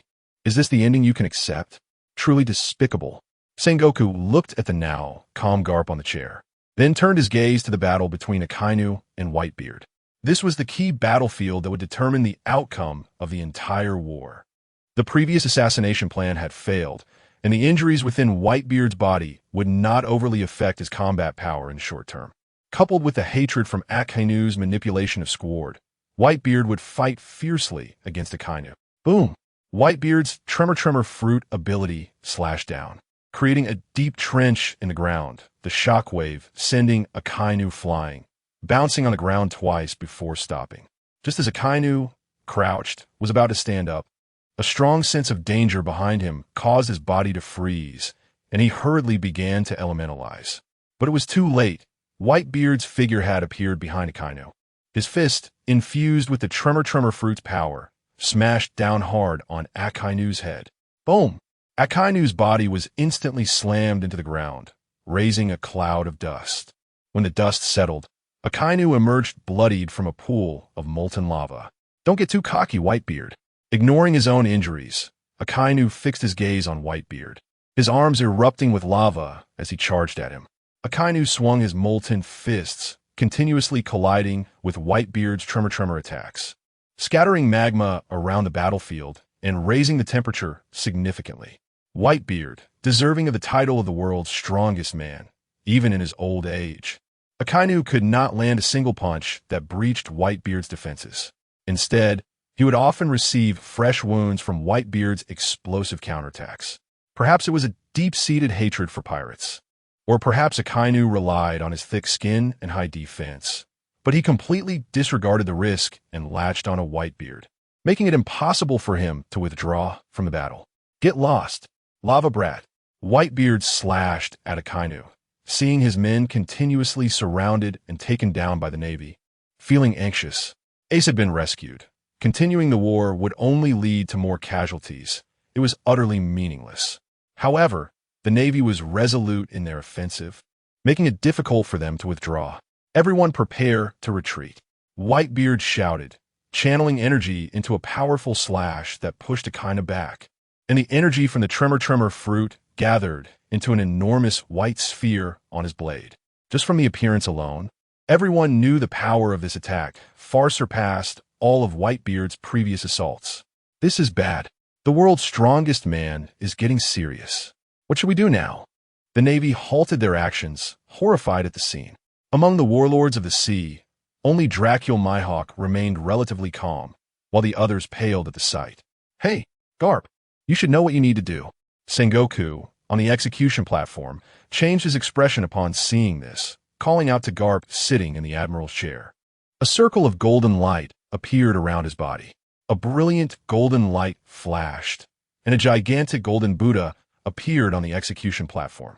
After transforming into the golden Buddha, Sengoku leaped toward Whitebeard. The tremor fruit is known as the strongest paramecia devil fruit, and in Whitebeard's hands, it absolutely has the power to easily annihilate islands.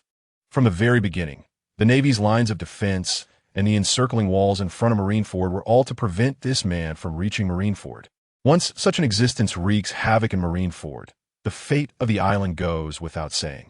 However, their unexpected entry made the frontline defenses useless. As the giant Oz pressed down on the encircling wall, due to various unforeseen circumstances, Whitebeard still managed to reach Marineford and prepared an extraordinary strike. The massive figure of Sengoku's golden Buddha flashed past, appearing before Whitebeard and before the energy on his blade could fully unleash. A huge palm with a shockwave blocked the attack. Boom! The shockwave from Whitebeard's quake and the energy from Sengoku's Junjin fruit collided, and in an instant, the two forces erupted. The shockwave swept through the battlefield, sending pirates and navy flying in all directions, while endless debris and dust made it impossible for those nearby to open their eyes. The two forces held each other in a stalemate for a moment. But Sengoku's hasty attack was the first to run out of energy, and the Tsungyun cut, carrying the white flowing mass, continued to smash down towards Marineford's ground. At the critical moment, Carp appeared in front of the sword, his dark arm wrapped in black-red lightning, catching Whitebeard's strike from below. Gah! The two different energies continuously collided between the sword and the iron fist, and the explosive airflow, illuminated by the black-red lightning, made both of their eyes shine with an excited red light. Until the energy between them was completely exhausted and vanished, the airflow swept across the entire battlefield, leaving only a handful of people standing safely. Gulalala. Sengoku, Carp, it's been a long time since we last fought. Whitebeard revealed a row of white teeth and laughed.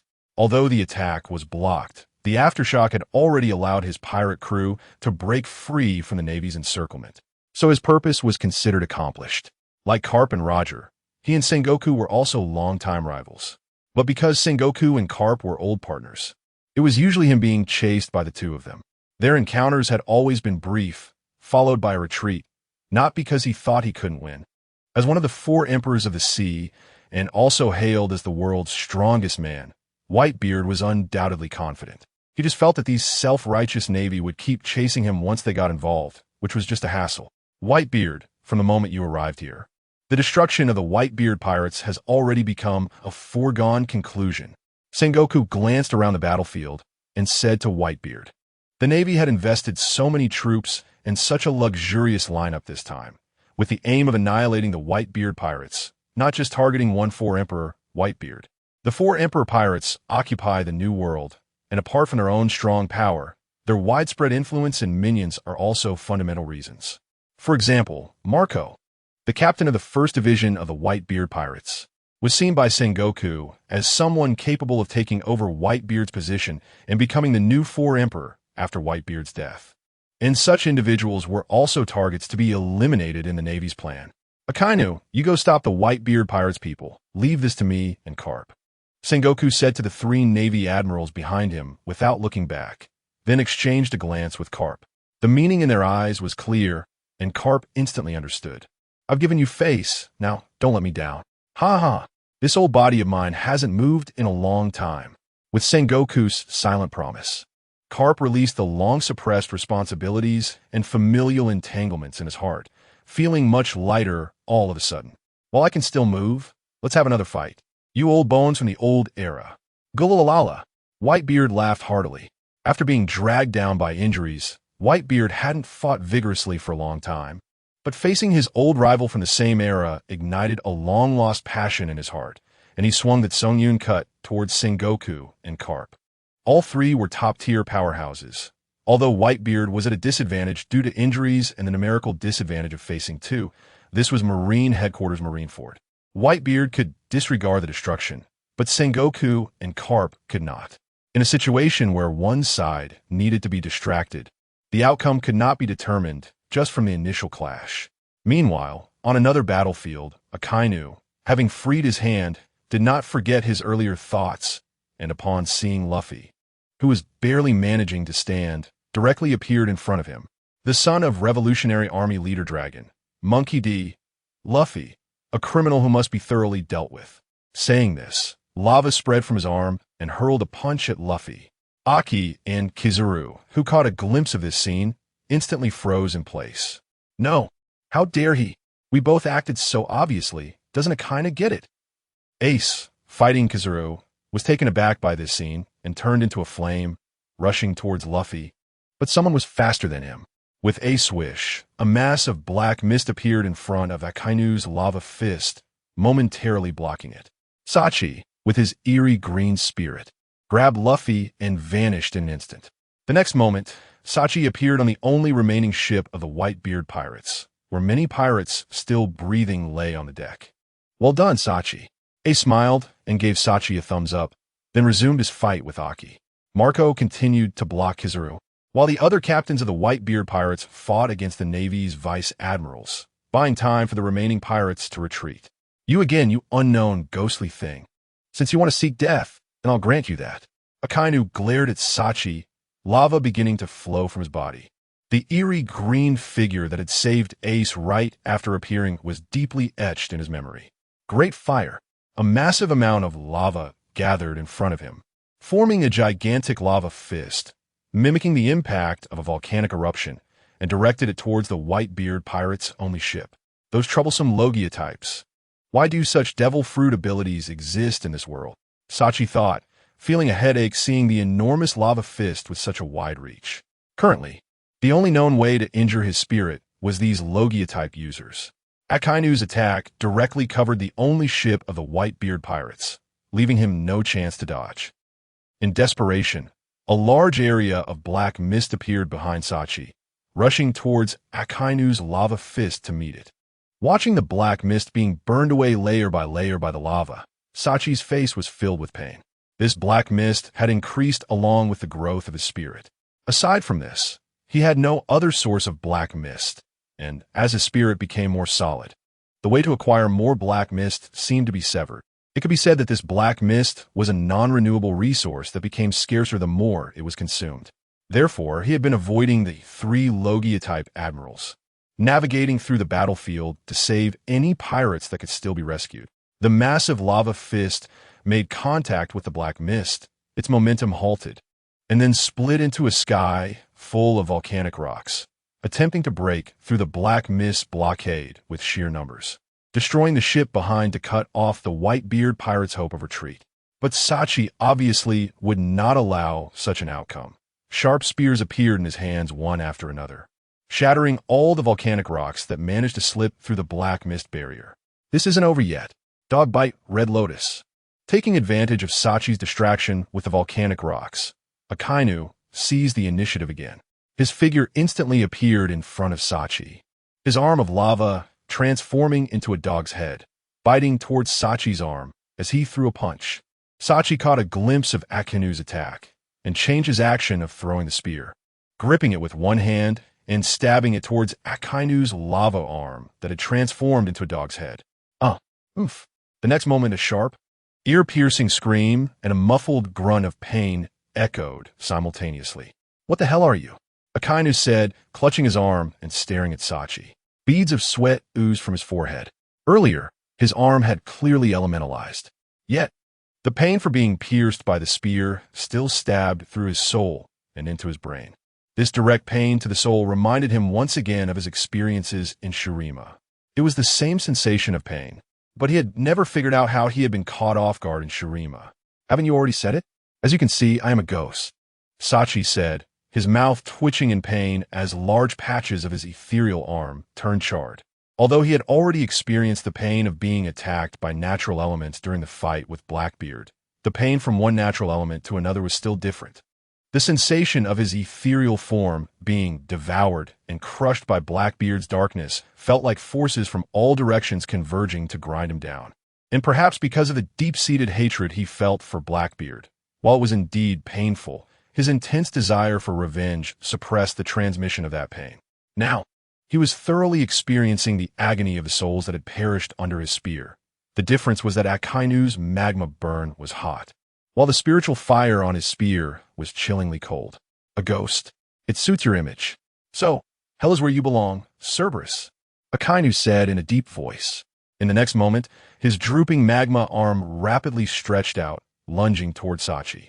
The speed of that swift attack was so quick that even someone fully focused would find it hard to evade, let alone the fact that Akainu had deliberately staged a scene of his arm being injured and powerless before suddenly attacking while speaking.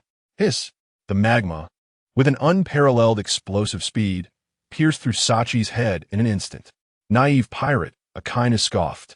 He felt no shame in using cunning tactics to claim victory. Then, a massive surge of lava erupted from his arm, heading toward Sachi's remaining headless, ethereal form to incinerate it. This strange opponent he had never encountered before had to be completely eradicated for him to feel at ease.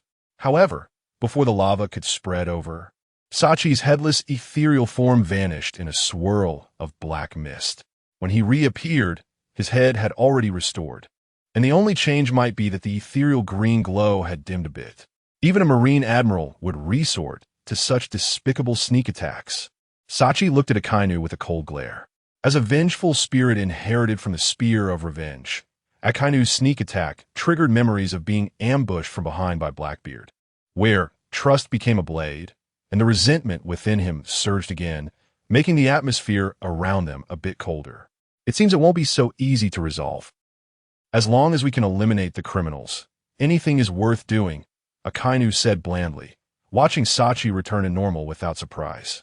The fact that the opponent had no presence in observation hockey was enough to prove that this was not a simple adversary, and the earlier pain at the soul level reaffirmed this.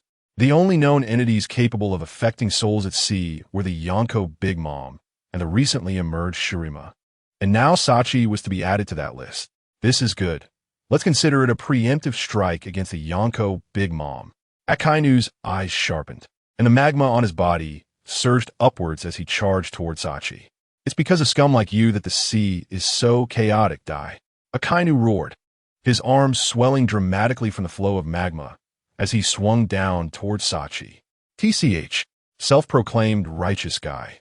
Sachi felt anger rising in his heart, baring his teeth at Akainu as he summoned black mist to form spears to meet the attack. On the other side of the battlefield, ever since Ace was rescued, Kizaru seemed to have shed his actor's guise. During his confrontation with Marco, he was no longer the one who could be kicked back dozens of meters by a single whip kick. Now, even when Marco's elbow strikes and kicks reach his nose, Kizaru could instantly transform into light particles and appear elsewhere.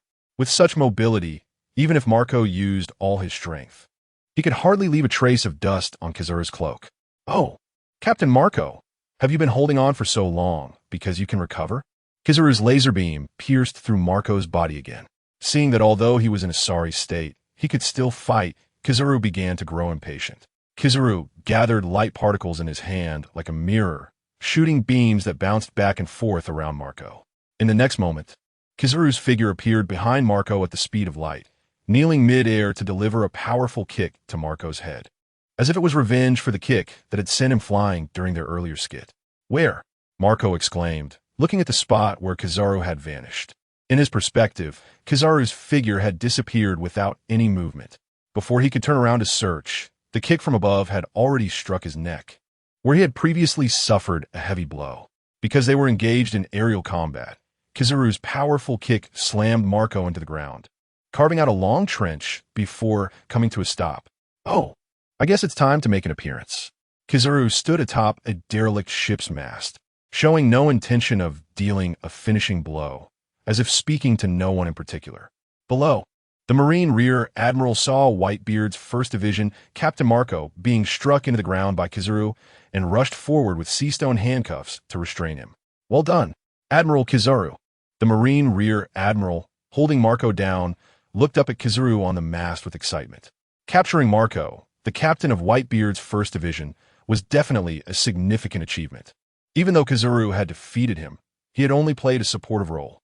But this accomplishment was surely more commendable than taking down some nameless pirates. Kizaru's adept social skills allowed him to occupy a prominent position in the entire world of One Piece. In front of the 5 elders of the world government, he was a loyal subordinate who would immediately follow orders without question. Before Sengoku, he might occasionally slack off, but that was only after completing his tasks. In front of Carp and the other Marines, he could chat with anyone, even if it was just trivial banter. But it must be acknowledged that, as an admiral, he was the most successful. Whether in the world government or the Navy, he could speak his mind without offending anyone. What was even more ridiculous was that he would still give face to pirates when necessary. As long as you had any strength or background, Kizaru would show you respect. But if you lacked strength or your background disappeared, then you could blame yourself. Kizaru glanced at Whitebeard, who was gradually falling into a disadvantage under the combined efforts of Sengoku and Carp, and immediately felt a surge of energy, turning his gaze toward the other captains of the Whitebeard pirates. With a luxurious lineup of the Marines present, there was no need to worry about being hit by Carp's iron fist, and the Whitebeard pirates had no chance of leaving unscathed. From now on, the Whitebeard pirates could forget about any favors. As Kizaru selected his target, the members of the Whitebeard pirates also noticed Marco's defeat in Kizaru's unoccupied hands. Clang! Flower Sword Vista blocked Mihawk's black sword Yoru with his twin blades, glancing at Kizaru on the mast and pushing hard, causing the two to separate. Thank you. Flower Sword Vista smiled at Mihawk. It is difficult for both sides to determine a winner in swordsmanship on the battlefield in a short time. If it weren't for the other party having the same intention, he wouldn't have been able to escape so easily from the previous push. A distracted battle is not what I expect. I hope next time we can have a quiet duel. Hawkeye Mihawk sheathed the black blade Yoru behind him, pressed down his hat brim, and smiled. He came to participate in this war just to join the fun for the title of Warlord of the Sea, with no intention of helping the world government or the Navy at all. Just as there are those in the Navy who are displeased with the existence of the Warlords of the Sea, the warlords also have no good feelings toward the Navy. A pirate is a pirate, and no one knows how long the warlord system can last. They naturally hope that the strength of the world government and the Navy will be weakened, allowing them to feel more at ease. The battle between Hawkeye Mihawk and the Flower Sword Vista was merely a result of seeing each other's superb swordsmanship and wanting to exchange a few moves. Even if there were a victor, it wouldn't be on this battlefield. As the Flower Sword Vista left the battlefield and cut down several Navy soldiers along the way while trying to rescue Marco, Kizaru on the mast also spotted him. No wonder Admiral Sengoku and the others always have objections to the world government's warlord system, Kizaru said, and a laser beam shot towards Flower Sword Vista from his fingertips. Whoosh! The dazzling light passed through the battlefield. Flower Sword Vista, who was approaching Marco, sensed a dangerous aura with his observation haki, stopped in his tracks, and slashed the incoming laser beam aside with his sword, which glimmered coldly. With a bang, the laser struck the ground beside him, kicking up a large cloud of dust and sending nearby corpses flying before they crashed down again. Oh! Captain of the Whitebeard Pirates 5th Division, Flower Sword Vista, Kizaru's leisurely voice came from behind, accompanied by a sharp sound of breaking air. What incredible speed! Vista had no time to think. His hand moved faster than his eyes, and he blocked Kizaru's kick with the sword he held behind him, the powerful force causing his feet to slide back several meters on the ground. No wonder he could defeat Captain Marco.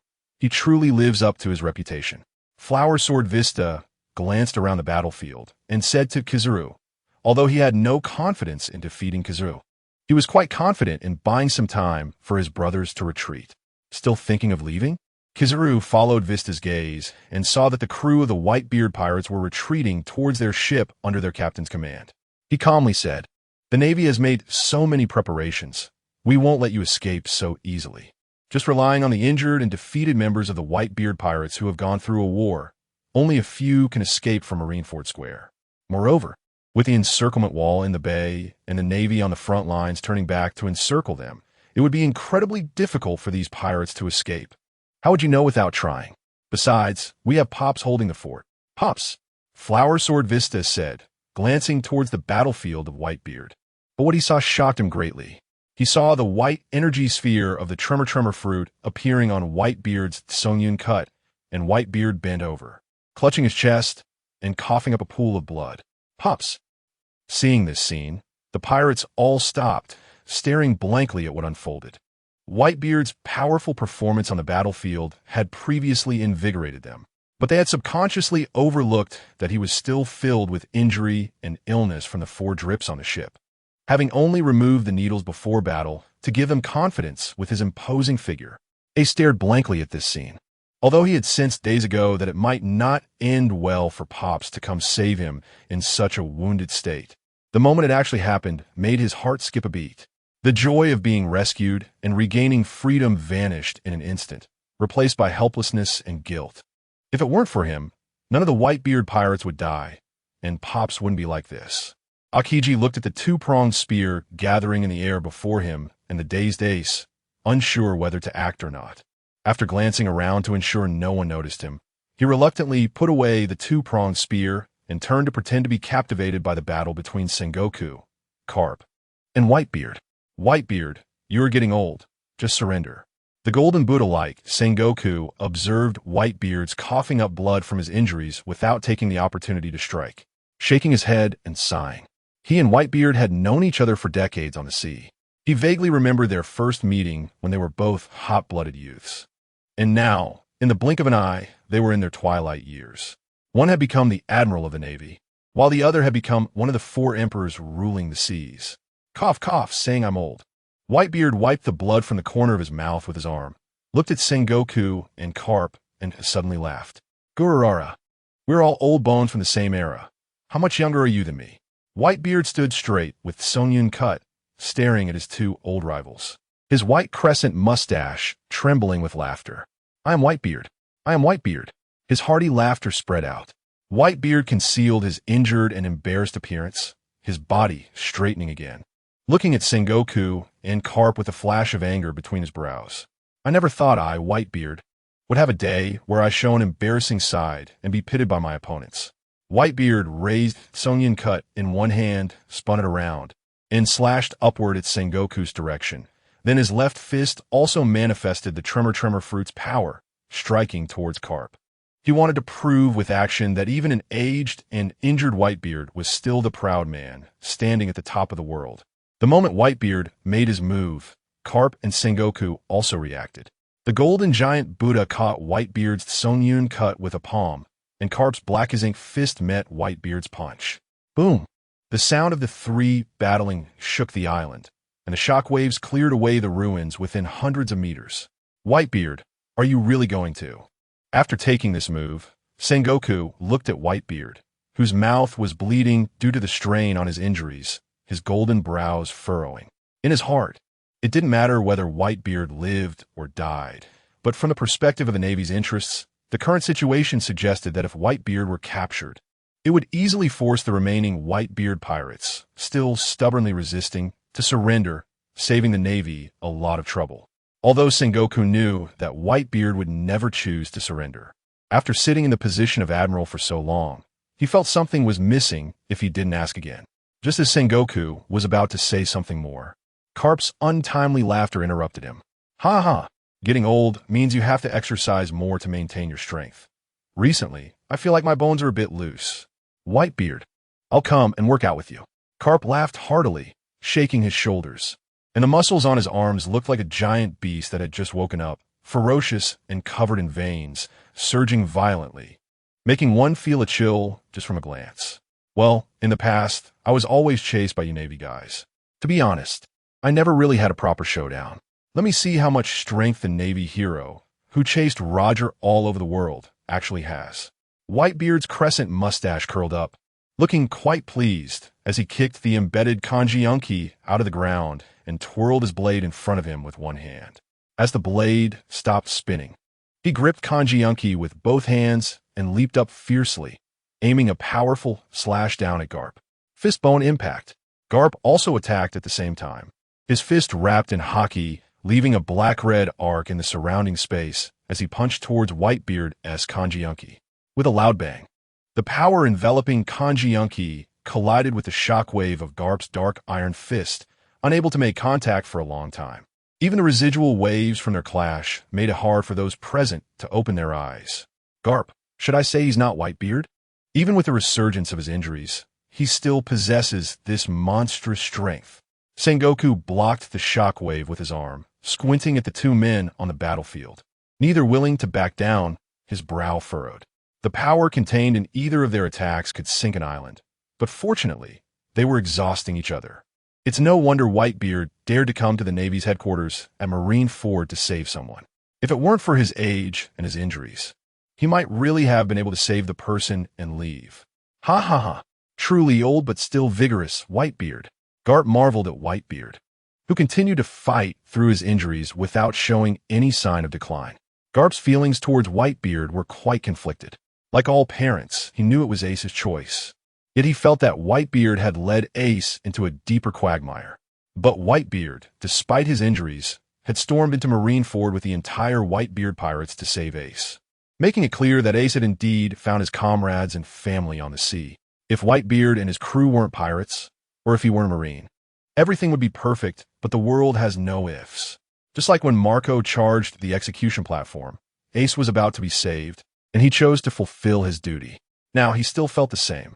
All he could do was give his grandson's father, his old rival Whitebeard, a dignified way to die. Aren't you doing well too, Garp? Whitebeard said softly. If it weren't for the blood still oozing from the corner of his mouth, revealing his injuries, one could truly believe he was as relaxed as he appeared. As they spoke, the power contained in their attacks had almost been exhausted, and the Tremor Fruit ability reappeared on Whitebeard's left fist as he clashed with Garp's punch once more. Bang! The two fists collided, and neither of them was willing to back down. Whitebeard glared fiercely at Garp, and just as he activated the Tremor Fruit's ability in his right hand, a sharp pain made his heart skip a beat. This side was slow, but Garp didn't stop. His iron fist wrapped in haki slammed into Whitebeard's abdomen. With a loud bang, Whitebeard's body bent from the heavy blow, and he flew backward at high speed. While still in midair, Whitebeard reacted quickly, using his foot to stomp into the ground, utilizing friction to stop his speed. Looks like I'm really getting old. Your iron fist reputation is indeed well-deserved.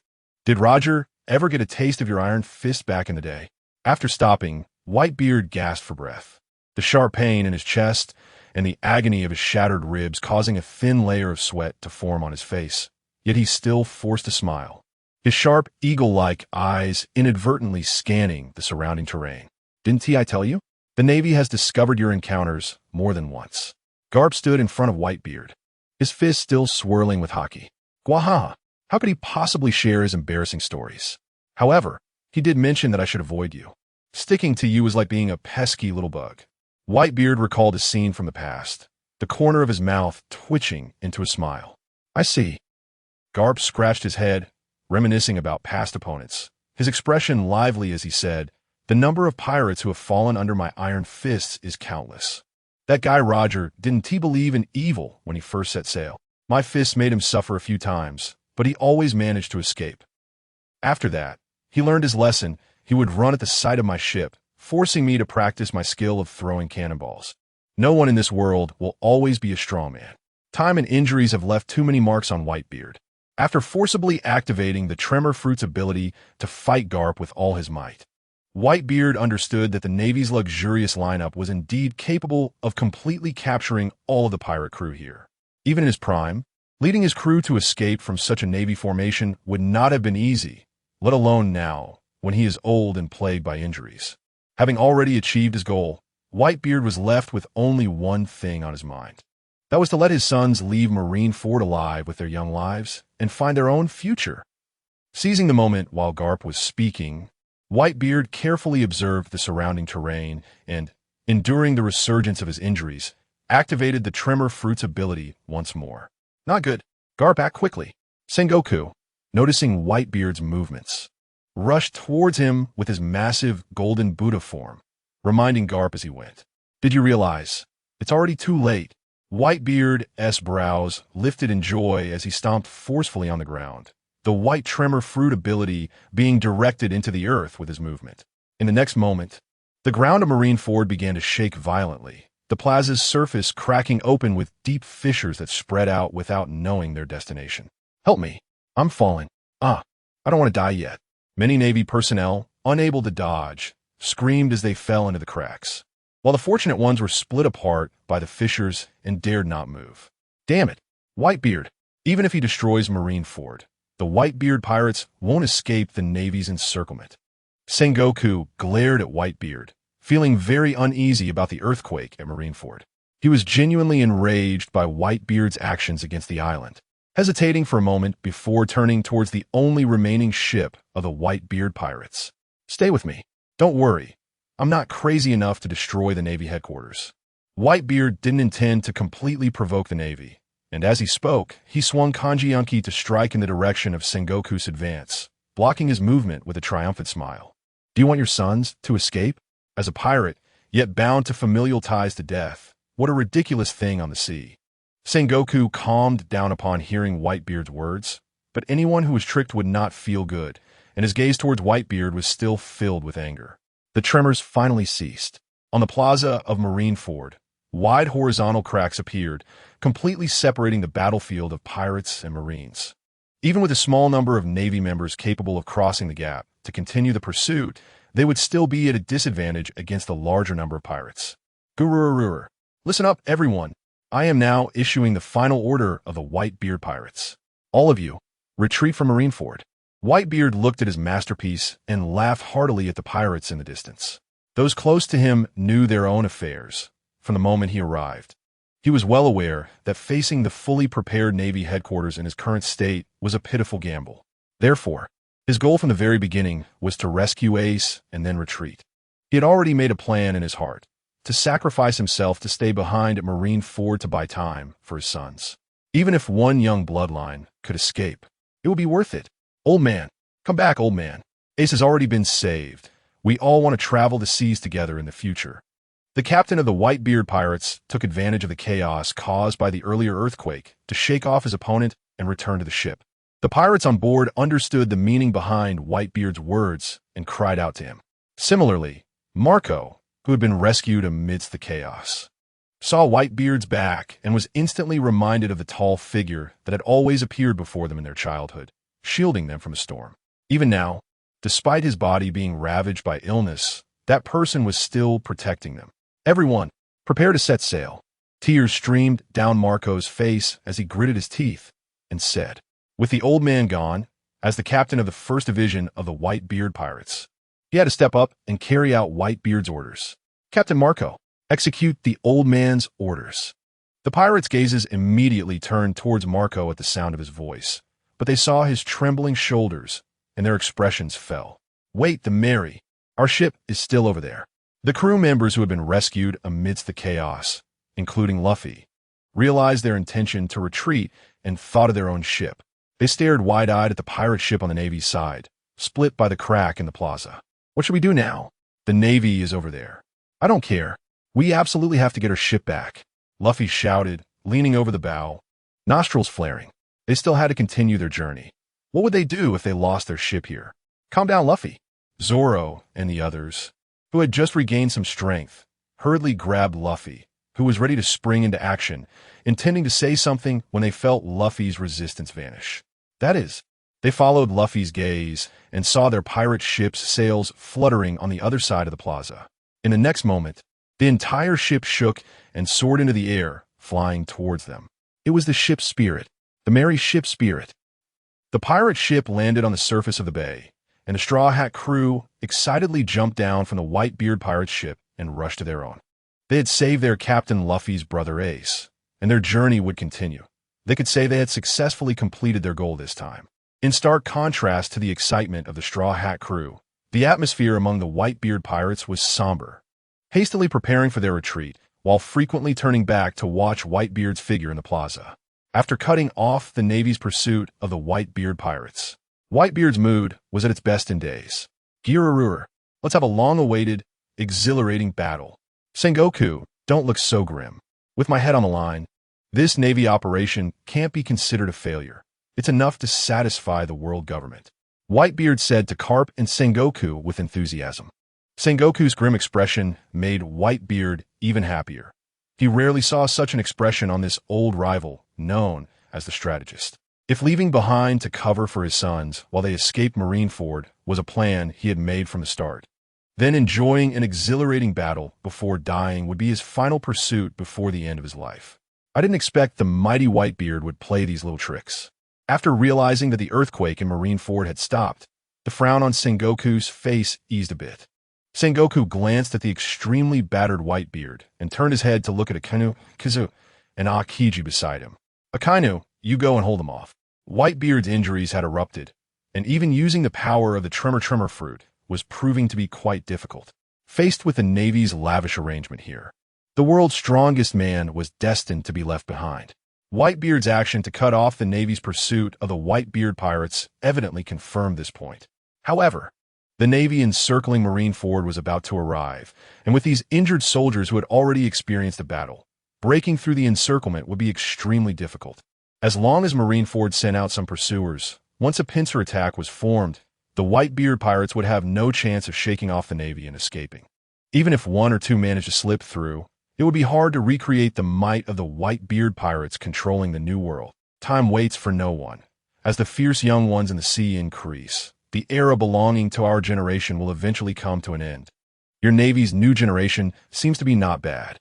Whitebeard seemed to be reminiscing, raising his eyebrows as he scanned the young Navy soldiers behind Sengoku and Carp. Even though his body had aged and was ill, the sharp look in his eyes still caused the young Navy soldiers to break out in a cold sweat. However, even so, they still tightly gripped their weapons, unwilling to take a step back. Noticing Whitebeard's gaze sweeping over the Navy soldiers behind him, Sengoku furrowed his brows. He was quite satisfied with these Navy soldiers' performance on the battlefield, although their strength was not outstanding. They showed the persistence and bravery that a Navy soldier should have when facing the infamous Whitebeard pirates on the sea. Even though he knew that Whitebeard shouldn't be inclined to attack ordinary Navy soldiers, no one could guarantee that he wouldn't make a desperate gamble, inflicting heavy damage on the Navy. You don't need to worry about the Navy. All who aspire for justice are the fresh blood of the Navy. However, from today on, the Whitebeard pirates will no longer have a next generation. Carp, it's up to you. Sengoku stepped back to the edge of the battlefield, leaving enough space, and said to Carp, then focused intently on Whitebeard to prevent him from resorting to desperate measures against the ordinary Navy soldiers. Ha, don't worry. Carp waved his hand casually at Sengoku. He approached and looked at Whitebeard, who was trying hard to adjust his condition. Sengoku was being overly cautious. I know that's why I said it on purpose. He would definitely hold back a bit to guard against future troubles. How could a fight that doesn't allow one to enjoy themselves be worthy of me? Whitebeard. Gururururu. Whitebeard laughed, causing his white mustache to tremble. After the laughter stopped, Whitebeard pulled out the sword stuck in the ground, enveloped it with haki, and charged straight at Carp. Here it comes. Carp did not dodge, throwing a haki-wrapped punch, the needle facing the wheat. With a clang, sparks flew as fist and blade clashed, creating the sound of metal striking metal. Your strength has weakened. Whitebeard. Kapu grinned as he noticed that Whitebeard's follow-through from his attack was lacking in power. He immediately increased the force behind his punch and pushed forward. Getting old. Can't keep up. Whitebeard scoffed, retracting his long knife and swinging it in a half-circle to strike at Kapu again. Clang, clang, clang. The iron fist and the long knife clashed, sparking brilliant flashes of light. You're getting slower. Kapu noticed that Whitebeard's knife swing was a beat behind, losing its previous fluidity. Taking advantage of the moment, he sidestepped and closed in on the blind spot of Whitebeard's long knife, unleashing a barrage of haki-infused punches that fell on him like a torrential downpour. Oh no! Whitebeard's pupils dilated. Even though he sensed something was off, his aging body, weakened by injuries, couldn't react in time, and he didn't even have the chance to coat himself in armament haki. Bang! Bang! Bang! The dull sounds echoed as Kapu delivered an even heavier punch. Bang! Whitebeard's abdomen caved in, and he coughed up blood while flying backward. Ha ha! After a few heavy breaths, Whitebeard expelled the blood that had been lodged in his chest, and his expression relaxed considerably. Gula-la-la-la. Refreshing. All these years on the ship, being bossed around by those sons of mine, even drinking a sip of alcohol came with a barrage of annoying chatter. Whitebeard seemed to be reminiscing or complaining, but the happiness on his face was evident. You've had your fun. Now it's my turn to show some real skills, right? Ignoring the pain in his chest, Whitebeard's gaze sharpened. As his cloak billowed, he wrapped both the Conqueror's haki and armament haki around his long knife. The black-red arcs of electricity dancing around him. Come on! Whitebeard leaped into the air, raising the Conqueror's haki-imbued long knife, enhanced by the Tremor Fruit's powers, above his shoulder and brought it down. The violent force cracked the ground even before it landed, creating fissures, and the gust of wind stirred up the sea in Marineford Bay, causing massive waves to rise. Ha ha ha ha! Now this is more like it. Kapu laughed heartily. Ever since Roger's death, he had felt a lack of drive, spending his days in a carefree state in the Navy, but seeing Whitebeard's fierce attack ignited his spirit. The powerful armament haki wrapped around his entire arm, and black-red arcs of electricity similar to Whitebeard surrounded him. After clenching his fist, he charged towards the blade of Whitebeard. The clash of titans. The attacks of Kapu and Whitebeard met head-on, but the resulting sound was not the explosive roar one might expect. If there was any phenomenon, it was the wild wind and waves sweeping over the island, tossing aside rubble, and the layers of waves crashing against the walls of the bay, towering over 10 meters.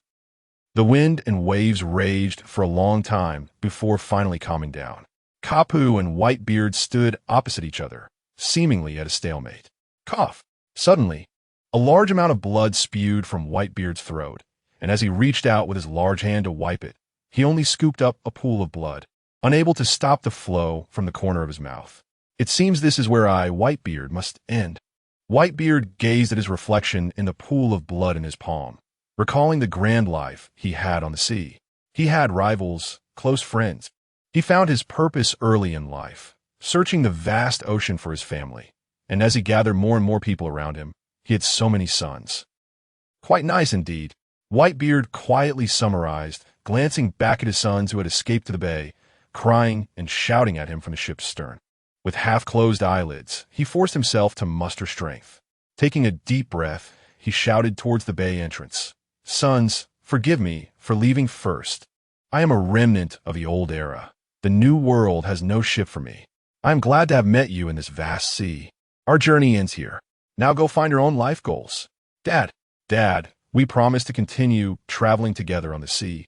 On the pirate ship at the bay, the members of the Whitebeard pirates were lying at the stern, tears streaming down their faces as they wished to hold onto something after hearing Whitebeard's parting words. Get ready to retreat, Marco said to everyone on the ship. His eyes were red and tears were still swirling in them, clearly having hastily wiped them before trying to act like the responsible one. Hey, Os, hurry up and get on the ship. Don't let Dad's sacrifice be in vain, Marco urged Oz, who was standing at the edge of the barrier and frequently looking back, as he saw the black sphere at the bay starting to fade.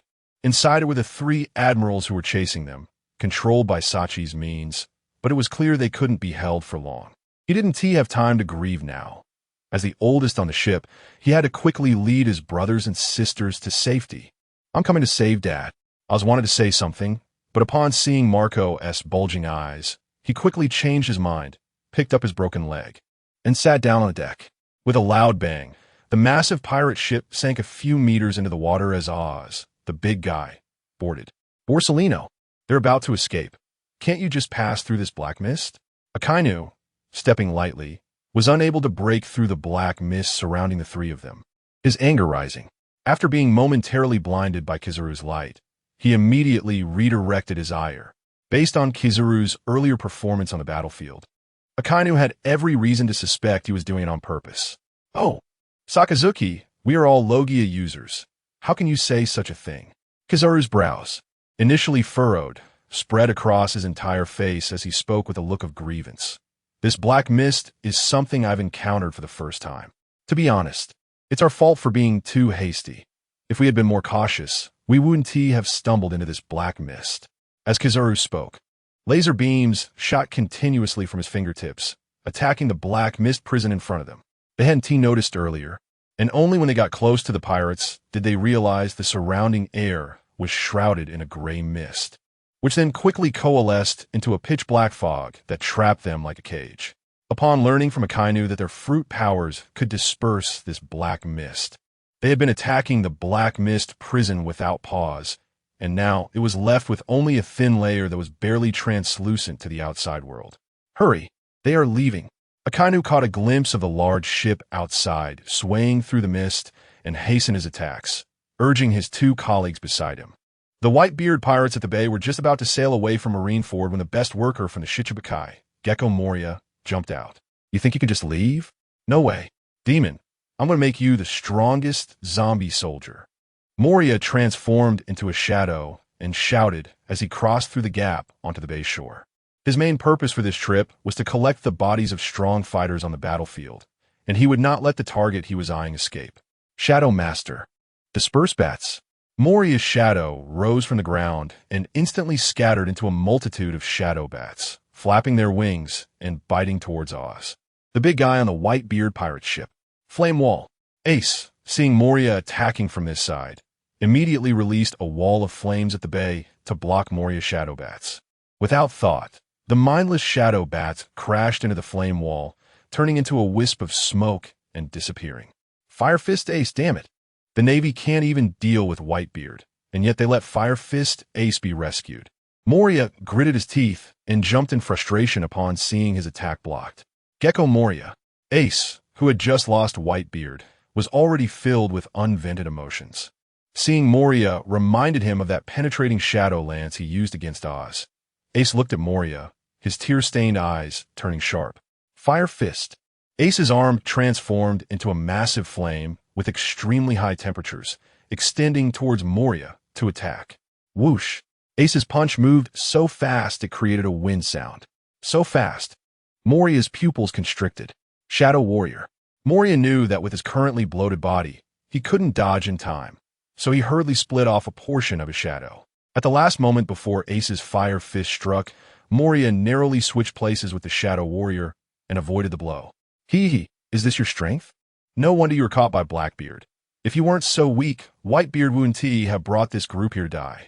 After dodging the attack, instead of panicking, Moria felt invincible with his fruit power and mocked. His taunts indeed enraged Ace and everyone in the Whitebeard Pirates. Ace, don't overthink it. The Whitebeard Pirates won't abandon any family member, no exceptions. The crew on the pirate ship first tried to hold back the dangerously rampaging Ace with a few words of persuasion before glaring angrily at Moria. Damn it! You, a dog of the world government, are not worthy to speak of Dad's name. The ship of the Whitebeard Pirates was in chaos. Flower Sword Vista raised his twin swords in front of him. In the next moment, a large number of flower petals appeared out of thin air, and a romantic atmosphere tugged at the heartstrings. But once someone stepped into it, the falling petals would reveal their deadly intent. Ace's palms began to glow, and a large number of firefly-like small fireballs scattered in the air. Captain Curiel also took out the cannon from his back, hiding his dual pistols. Under Moria's astonished expression, the Whitebeard Pirates' attacks came pouring in. The sounds of explosions and crashes filled the air. Under the barrage of attacks, Moria's plump body had no agility to speak of, and he could only use the Shadow Master as a shield in front of him. But the Whitebeard Pirates were not simple characters. Those powerful attacks and the bullets infused with hockey quickly left the Shadow Master riddled with holes. With no choice, Moria could only split off a large portion of his shadow, desperately switching bodies back and forth. But still couldn't he avoid much damage and soon became a patchwork of injuries. Large amounts of glowing flames gathered around Moria before exploding with a bang. Even though Moria had desperately tried to use the Shadow Warrior to substitute, he still ended up looking like a beggar with an onion head, unable to avoid getting severely burned. The barrage of attacks from the Whitebeard Pirates nearly formed a curtain of rain at the bay. Such dense strikes would be difficult even for a Navy admiral to withstand, let alone Moria, the severely out-of-shape, fat onion head. Moria controlled the Shadow Warrior like a ribbon wrapped around himself. Yet, even so, he was still blasted by Ace's fire, leaving him covered in soot. His already small forehead blackened like coal. Ouch, ouch, ouch. This hurts. You remnants of the Whitebeard pirates. Damn it. Why aren't those stupid Navy guys stepping in? Moria was inhaling cold air, slapping his still smoking and burned body. He glanced back at the three admirals who had yet to emerge from the black mist prison, gritting his teeth with a hint of disappointment. It was during this brief moment of turning back that a spear shot towards Moria with a sharp whistling sound. These damned remnants of the Whitebeard pirates dared to launch a sneak attack. Moria, whose observation hockey had regressed to being unreliable, still managed to accurately catch this dangerous aura and turn back in a panic. The spear was getting closer in his vision, but he had no time to react. Not even enough time to split his shadow and switch places. Not good. Moria's heart sank. Just when he felt he couldn't dodge this attack, he suddenly felt something sticky attached to his side. In the next moment, he was swiftly dragged away, avoiding the spear's strike. That was close. Thank you, Doflamingo. Moria looked at the spear embedded in the ground, touched the few thin threads stuck to his body in fear, and turned to see Doflamingo strolling casually onto the battlefield. Hee, there are too many remnants of the Whitebeard pirates. Help me keep the corpse of the demon Oz. Consider it my order. The payment will be made together with the next batch of goods. How about it? Moria said to Doflamingo. He needed a large number of corpses to create his zombie army, and aside from a small portion he had searched for and stolen, the rest naturally required a stable supplier. Doflamingo, as one of the warlords of the sea and the biggest intermediary in the underground world, naturally became this role. With the mutual interest of business dealings, Moria naturally had to return the favor by taking care of his business. The era of Whitebeard has ended, and one seat in the Emperor's throne of the sea is now vacant. The monsters of the New World will inevitably fight to the death for this position. The other emperors will not tolerate a new emperor rising to snatch the cake that has been vacated. The coming seas will usher in the darkest moments in recent years. Doflamingo did not respond to Moria's words and began to predict the situation in the New World, his pink coat trembling with his nervous laughter as it moved with his hunched shoulders. What do you think? After this war is over, some collaborations will need you to stay and discuss with me. Doflamingo looked at Moria, extending his invitation, his eyes hidden behind sunglasses full of mockery as he regarded Moria like a fool. The position of the four emperors. Upon hearing Doflamingo's words, Moria instantly realized the pattern the world would face after the fall of the Whitebeard pirates, and his interest was piqued. Despite what the world government advertised about the warlords of the sea, the four emperors, and the Navy being in a balanced power dynamic, everyone knew that the first half of the Grand Line belonged to the Navy, which had the largest power in numbers, while the second half, the New World, belonged to various powerful pirates, with the four emperors being the most untouchable existence among them. The so-called warlords of the sea claimed to be on equal footing with them, but in reality, they could only dominate their small territories like the other New World pirates, relying on the legal plundering rights granted by the world government to exist in the cracks between the Navy and the four emperors. In comparison, the allure of the four emperors seemed extremely precious. If he had been the victor in the battle against Kaido, he would already be sitting on the throne of the four emperors.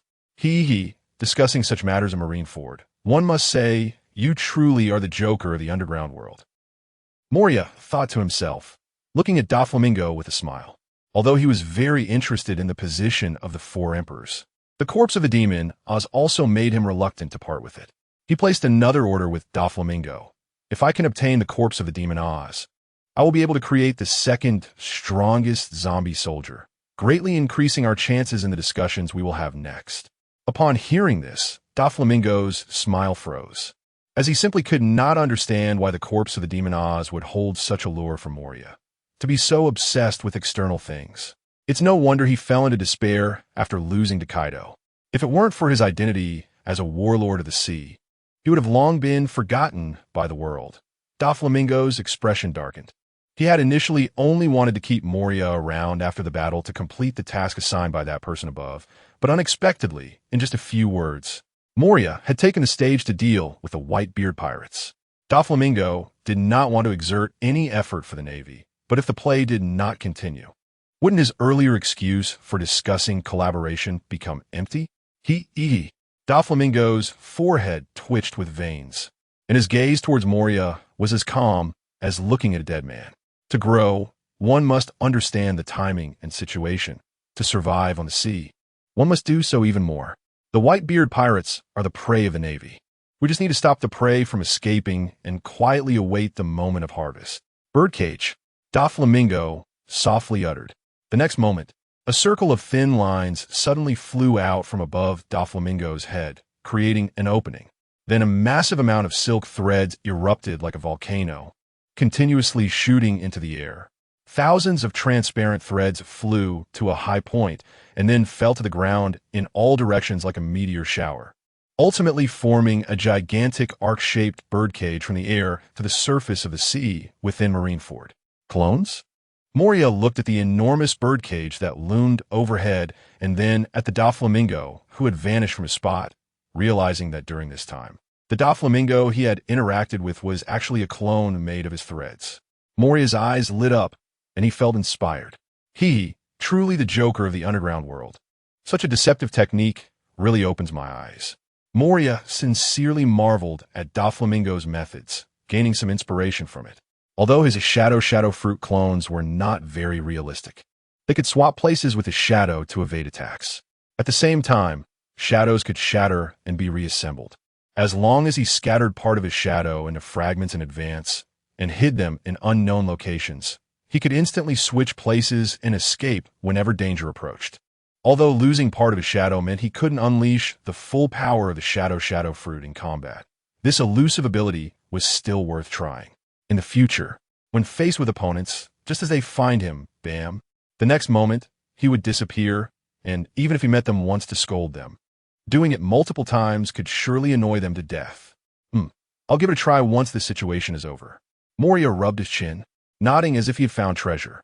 The massive birdcage took shape in the bay, and Doflamingo's actions blocked the last escape route for the Whitebeard pirates and the Straw Hat crew.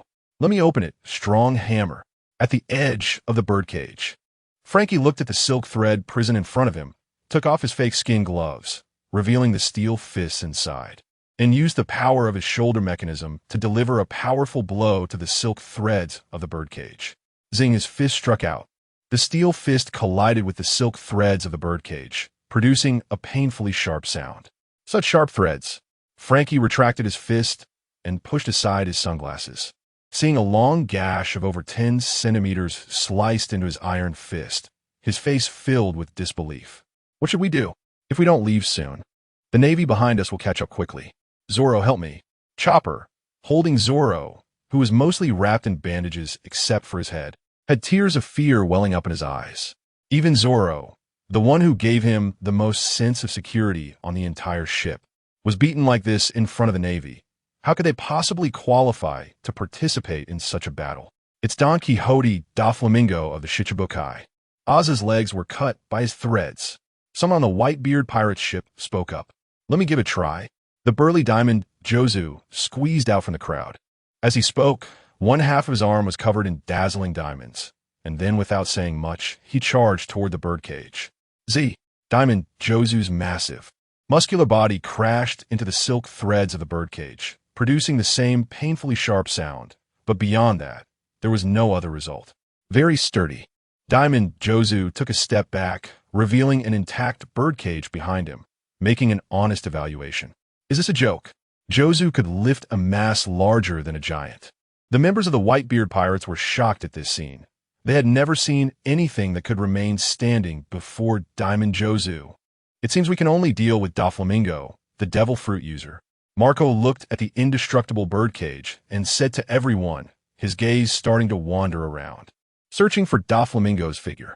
The abilities of a devil fruit user also have limitations, such as the development level of the fruit, the user's physical strength, and a range. In summary, Doflamingo must be right in Marineford, not on the surrounding walls, not found on the shore either. Under the search of many pirates, some locations were quickly ruled out. The Navy would never allow Doflamingo, a pirate, to sneak into the city alleys behind them while everyone's attention was focused on the battlefield. It can only be in the sky. Marco pondered with his chin resting, suddenly squinting and looking up along the silk threads of the birdcage. Sure enough, he spotted Doflamingo's figure in the sky, although the clouds in the sky had long been dispersed by the battle between Whitebeard and Garp. The silk threads hanging down from the birdcage provided Doflamingo with a new support point. Did you find him? Unfortunately, it was too late. He. Doflamingo sat cross-legged in midair, unperturbed as Marco looked at him, casting his gaze toward the black mist prison that trapped the three admirals, which had a similar effect to his birdcage. The originally pitch-black mist prison now only had a layer of grayish color left, with laser beams, icy blades, and molten lava flames clearly visible inside. Sure enough, in the next moment, the black mist prison was shattered, and the figures of the three admirals of the Navy reappeared on the battlefield. Oh, so terrifying. Such a large birdcage. The escape route for the Whitebeard pirates has been blocked. Kizaru looked at the birdcage with an exaggerated expression. He glanced at Doflamingo in midair, quite surprised that this man, with a terrible personality, would actually take action against the Whitebeard pirates. As an admiral who walked closest to the world government, Kizaru clearly knew Doflamingo's identity as the underground world's broker-joker. As a broker, the most important thing is to maintain a neutral position among various powers to profit. Even if it means offending people, one should only offend those they can afford to offend, preferably making it so that the other party has no chance of turning things around, thus preventing future retaliation. It seems Doflamingo also believes that the Whitebeard pirates will not rise again. Occasionally doing something good doesn't change the fact that a pirate is still a pirate. The straightforward Akainu couldn't possibly imagine Kizaru's true thoughts.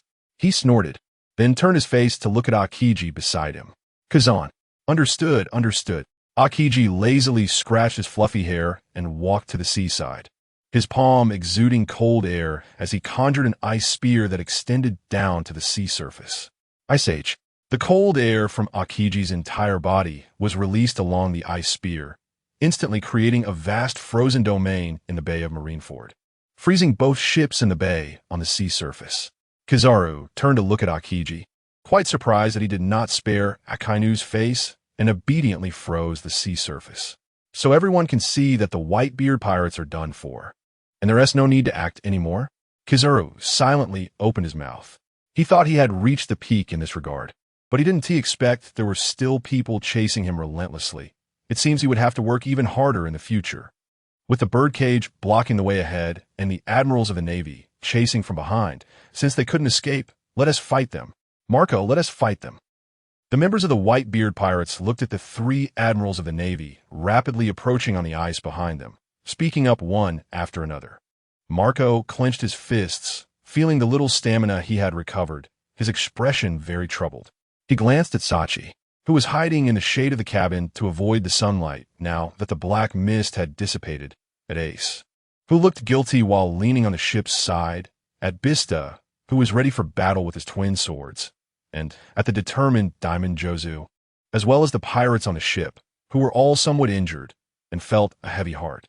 They had barely rested after the battle, and in their current state, they had no ability to fight the Navy to the death. Sachi, in a moment, we will block the three admirals of the Navy while you find an opportunity to deal with Doflamingo above. Marco said. He had previously noticed that Sachi could ignore many attacks like hockey. The only time he needed to dodge or resist was against elemental attacks, making him the most suitable to deal with Doflamingo. Marco's gaze swept over everyone on the ship, gritting his teeth and ordering. We will fight to the death to block the Navy's pursuit, and when the birdcage opens, no one is allowed to stay. Everyone must escape from Marineford without stopping for a moment. Don't let the sacrifices made by Dad go to waste. The Whitebeard pirates, blocked by the birdcage, were soon caught up by the three admirals of the Navy from behind. The battle on the ice surface in the Bay of Marineford was about to break out again. The captains of various divisions joined forces to confront the three admirals. However, the accumulated exhaustion from the previous battle meant that even with a numerical advantage, they fell into an absolute disadvantage as soon as the fight began. The admirals of the Navy, being the highest combat power of the Navy, were definitely not easy opponents to deal with, and given the physical exhaustion of Marco and the others, they could not hold out for long. The Navy was truly relentless in their pursuit. With the current state of everyone, my time is running out. Sachi's cold gaze swept across the battlefields engulfed in shadows, and he looked up at Doflamingo, who was leisurely sitting in midair with his legs crossed, watching the show. As he spoke, Sachi's figure melted into the ship's cabin behind him, completely disappearing from everyone's sight. As a soul body, moving through the material realm is just the most ordinary ability. The spiritual body does not require breathing and can also evade observation from observation haki. These abilities undoubtedly make all assassins proficient in stealth envious. Sachi stealthily advanced, his gaze fixed on Doflamingo's movements, cautiously approaching while avoiding his line of sight. Everyone praises the name of the 4 emperors of the sea, but few focus on the real master of the seas, the Navy. The Navy's reach extends to every sea. And even in the New World, where the 4 emperors hold sway, there are traces of a navy everywhere. Doflamingo watched the battle below with great interest. Although he already knew that the Navy's strength was far greater than what the world imagined, the area the Navy needed to cover was too vast. Most of the time, they could only see a small fraction of their strength. Even the pursuit of a slightly famous pirate required detailed and tight arrangements involving redeployments from various locations. This kind of overwhelming encirclement of a 4 emperors crew is indeed a rare sight in decades. Is it an illusion? Or is something unexpected about to happen? Doflamingo suddenly felt uneasy while watching the battle below, furrowing his brow as he scanned his surroundings, but nothing noteworthy occurred. Finding nothing, Doflamingo suppressed his unease and was once again drawn to the battle between the Navy admiral and the leaders of the Whitebeard pirates. He saw Marco being pierced by several laser beams. The immortal blue flames on his body could no longer be maintained, and his body, flying in the air, staggered and began to fall. Is Marco about to be defeated? Doflamingo laughed from his vantage point. Just as his gaze was drawn back to the battle below, Sachi, who had been lurking in the shadows for a long time, finally launched a silent and fierce strike from the ice surface below Doflamingo's blind spot. Here it comes, Sachi silently thought, quickly throwing the spear from his hand. Then his spiritual body transformed into dots of fluorescence and disappeared from its original position. Swish! The spear, thrown with all of Sachi's might, moved so quickly that it left a dark afterimage trailing for over 10 meters before the human eye. Doflamingo, sitting in midair, felt a sudden chill run down his spine. Before he could turn his head, the spear had already struck him from an excellent angle, piercing through his rear and inflicting incredible damage, while the icy spiritual fire attached to the wound burned and eroded his soul. Doflamingo let out a scream, feeling the dual torment of soul and body for the first time, causing sweat to instantly drench his forehead. In a panic, he instinctively unleashed his conqueror's haki. The moment the spear pierced through Doflamingo's body, Sachi's dissipated spiritual body quietly appeared behind Doflamingo to catch the spear. Doflamingo's instinctive use of conqueror's haki unexpectedly washed over Sachi. But the moment Sachi appeared, he was already bracing himself under the increasingly scorching sun, completely prepared to fight with all his might. Doflamingo's conqueror's haki had no effect on Sachi whatsoever. Useless. End your birdcage, Sachi shouted coldly, thrusting the spear with lightning speed into Doflamingo's lower back, piercing straight through. Ugh! The pain in his rear had not yet subsided when his kidney was severely damaged again, and the dual torment of soul and body made Doflamingo scream once more. His body swaying precariously in the air. With his kidney, the source of life, severely injured, Doflamingo's breathing became shallow. Even the slightest swaying motion left him gasping for breath, and he could no longer maintain the massive birdcage that consumed so much energy. The enormous cage that trapped the Whitebeard pirates and the Straw Hat crew suddenly became soft, collapsing from the sky. Achieving his goal, Sachi gripped the spear's end and pulled it out from Doflamingo's body. His black mist had nearly dissipated, and the spear had become a precious item. So it's you ghostly thing. Doflamingo, still not accustomed to having only one kidney, stared at Sachi with a pale face. Even gasping seemed to use up all his strength. As he spoke, one hand touched the wound on his back while the other rested over his kidney, controlling the fine threads to stitch up his wound. However, as the invisible threads finished sewing the wound, The tearing pain in his soul did not fade. Moreover, the repaired kidney seemed to have become a useless piece of flesh, merely for show. Realizing this, Doflamingo's pale face instantly turned pitch black, the drastic change startling Sachi. In that moment, Doflamingo looked more ghostly than Sachi. Hee. Cough. Doflamingo's face, black as ink, drooped low, and his unique low laughter gradually rose in tone. But before he could finish laughing, shallow breathing interrupted his laughter with a cough. Unable to laugh smoothly made Doflamingo's dark face turn green, and due to his gasping, a hint of blood color appeared. Instantly learning the famous intangible cultural heritage of the East, Doflamingo's gaze towards Sachi was filled with brutal bloodlust. A thick hatred that even surprised Sachi rose from him. So you're Sachi, the captain of the 4th Division of the Whitebeard Pirates? Although I don't understand why you can reappear in this form after being killed by Blackbeard, you have thoroughly angered me. Regardless of whether anyone from the Whitebeard Pirates can escape the Navy's pursuit today, the Don Quixote family will take their revenge. Your loved ones, family, and even your hometown will be engulfed in endless war from now on. As the biggest intermediary in the underground world, Doflamingo, known as Joker, leveraged his former celestial dragon privileges, operating in both the black and white markets. The businesses run by his pirate crew involve weapons, drugs, and slaves, all illegal activities that can profit from his reach, so saying these words naturally came with great confidence in making them a reality. Not only that, Doflamingo looked at Sachi's increasingly grim expression, grinning to reveal his bloodied gums, indicating for him to look towards the plaza of Marineford. There, a corpse stood upright, even in death. You say, with my former identity as a celestial dragon, if I operate a bit, can I obtain Whitebeard's corpse afterward? After Doflamingo finished speaking, he instinctively wanted to laugh, but recalling the earlier scene, the laugh that escaped his lips was abruptly stifled. Old man, Sachi, following Doflamingo's words, realized his intention to insult Whitebeard's corpse afterward, and a strong sense of hatred surged within him. Due to being a spirit, the horror of the twisted face instantly overshadowed the colorful visage of Doflamingo. I want you dead, Sachi roared with a sinister expression. Ignoring the excruciating pain from the melting heat of the relentless sun, he charged at Doflamingo with his spear.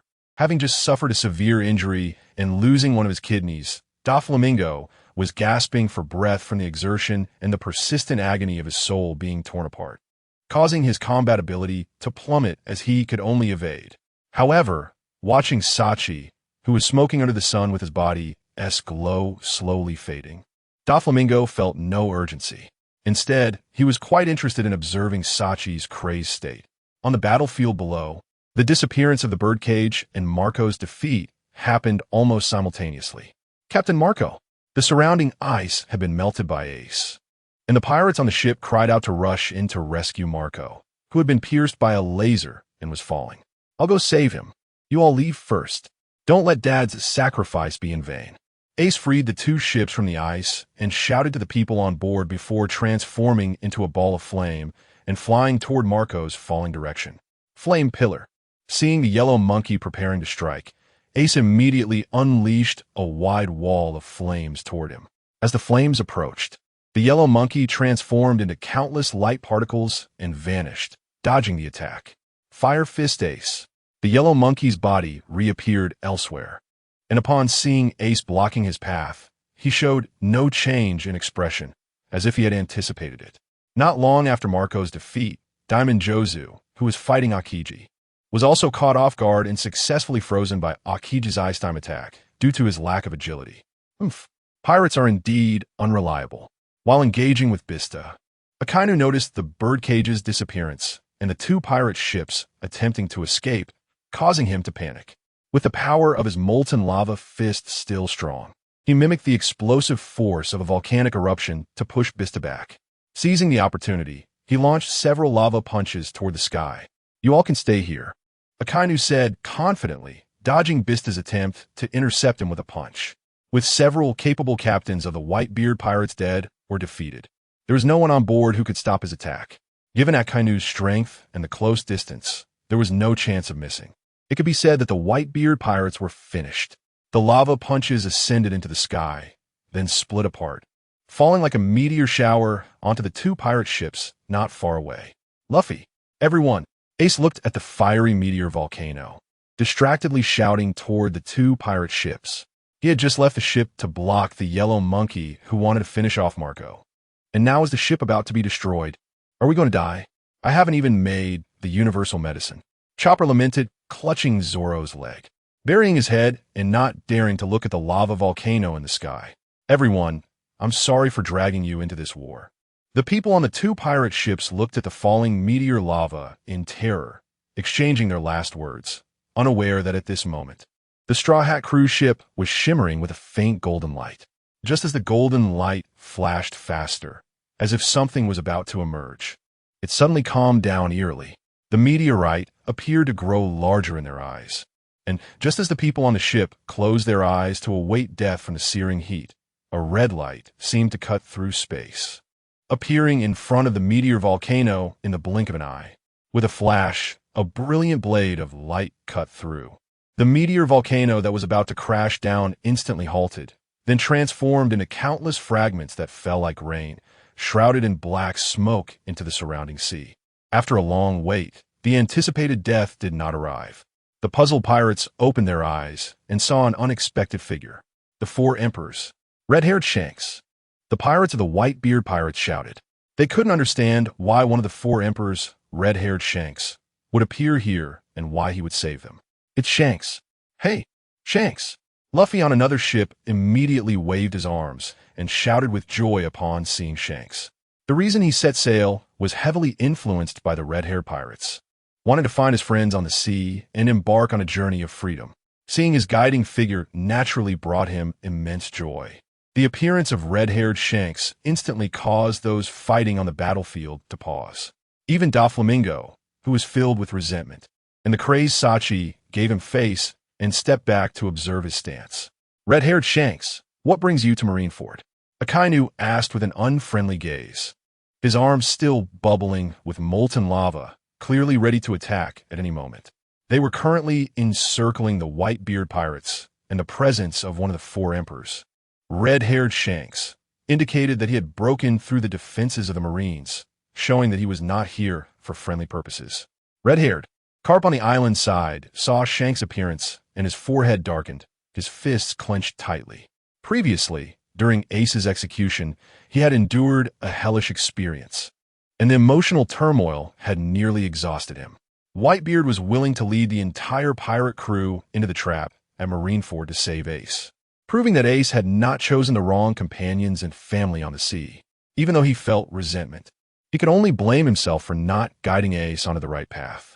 Seeing red-haired, the man who brought another grandson into the pirate life, his resentment grew uncontrollably like wild grass. The man who brought Luffy into the pirate world.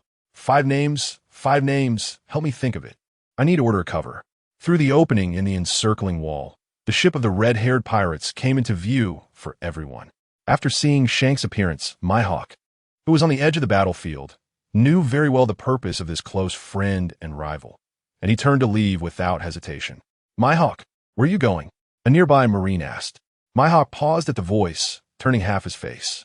Although I promised to participate in the battle with Whitebeard, Shanks is not included in the agreement. The Marines were taken aback by this statement.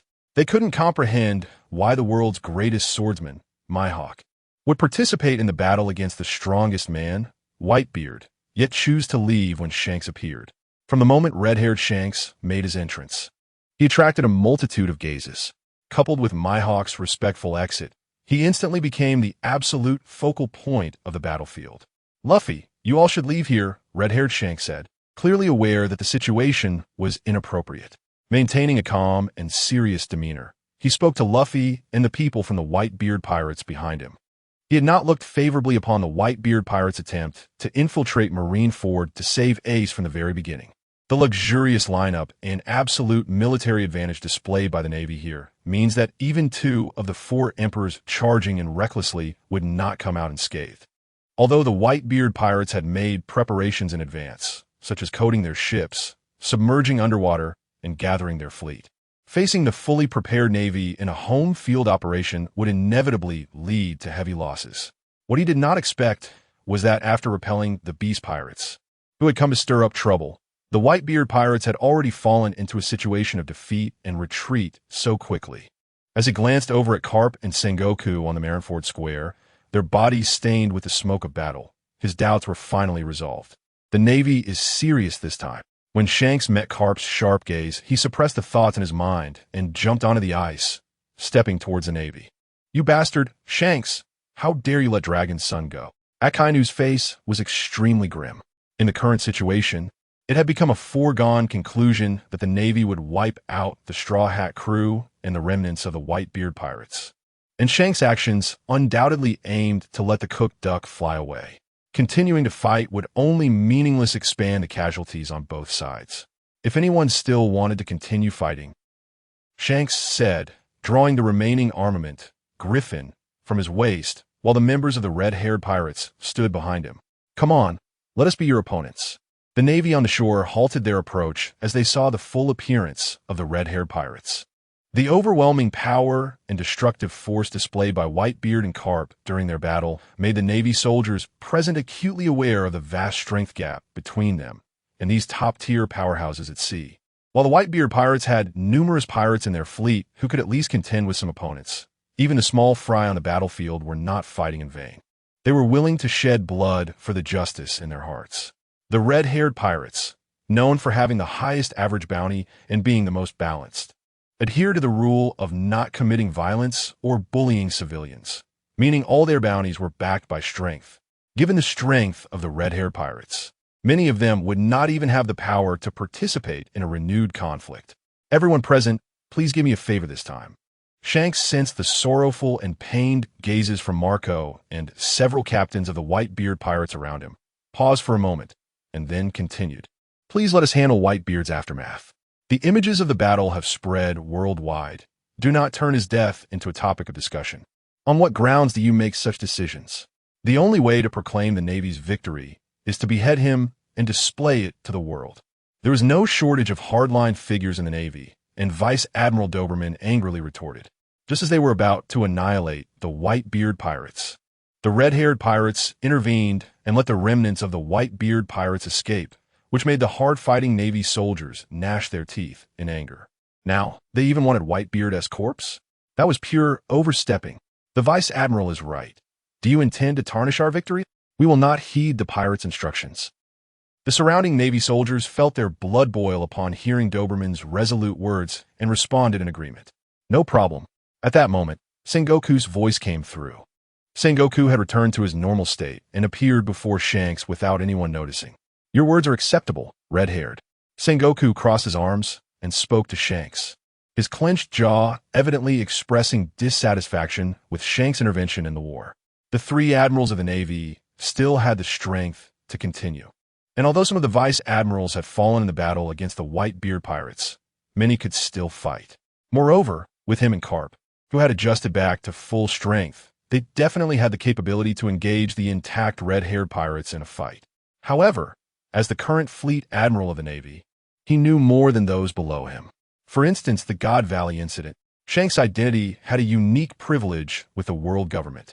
And combined with his sudden appearance on Pirate King Roger's ship after the God Valley incident, Sengoku naturally had some reasonable speculation about his identity. "Thank you," Shanks replied calmly, seemingly having anticipated Sengoku would make such a choice. "The war is over," Sengoku shouted loudly, his voice echoing across the skies of Marineford.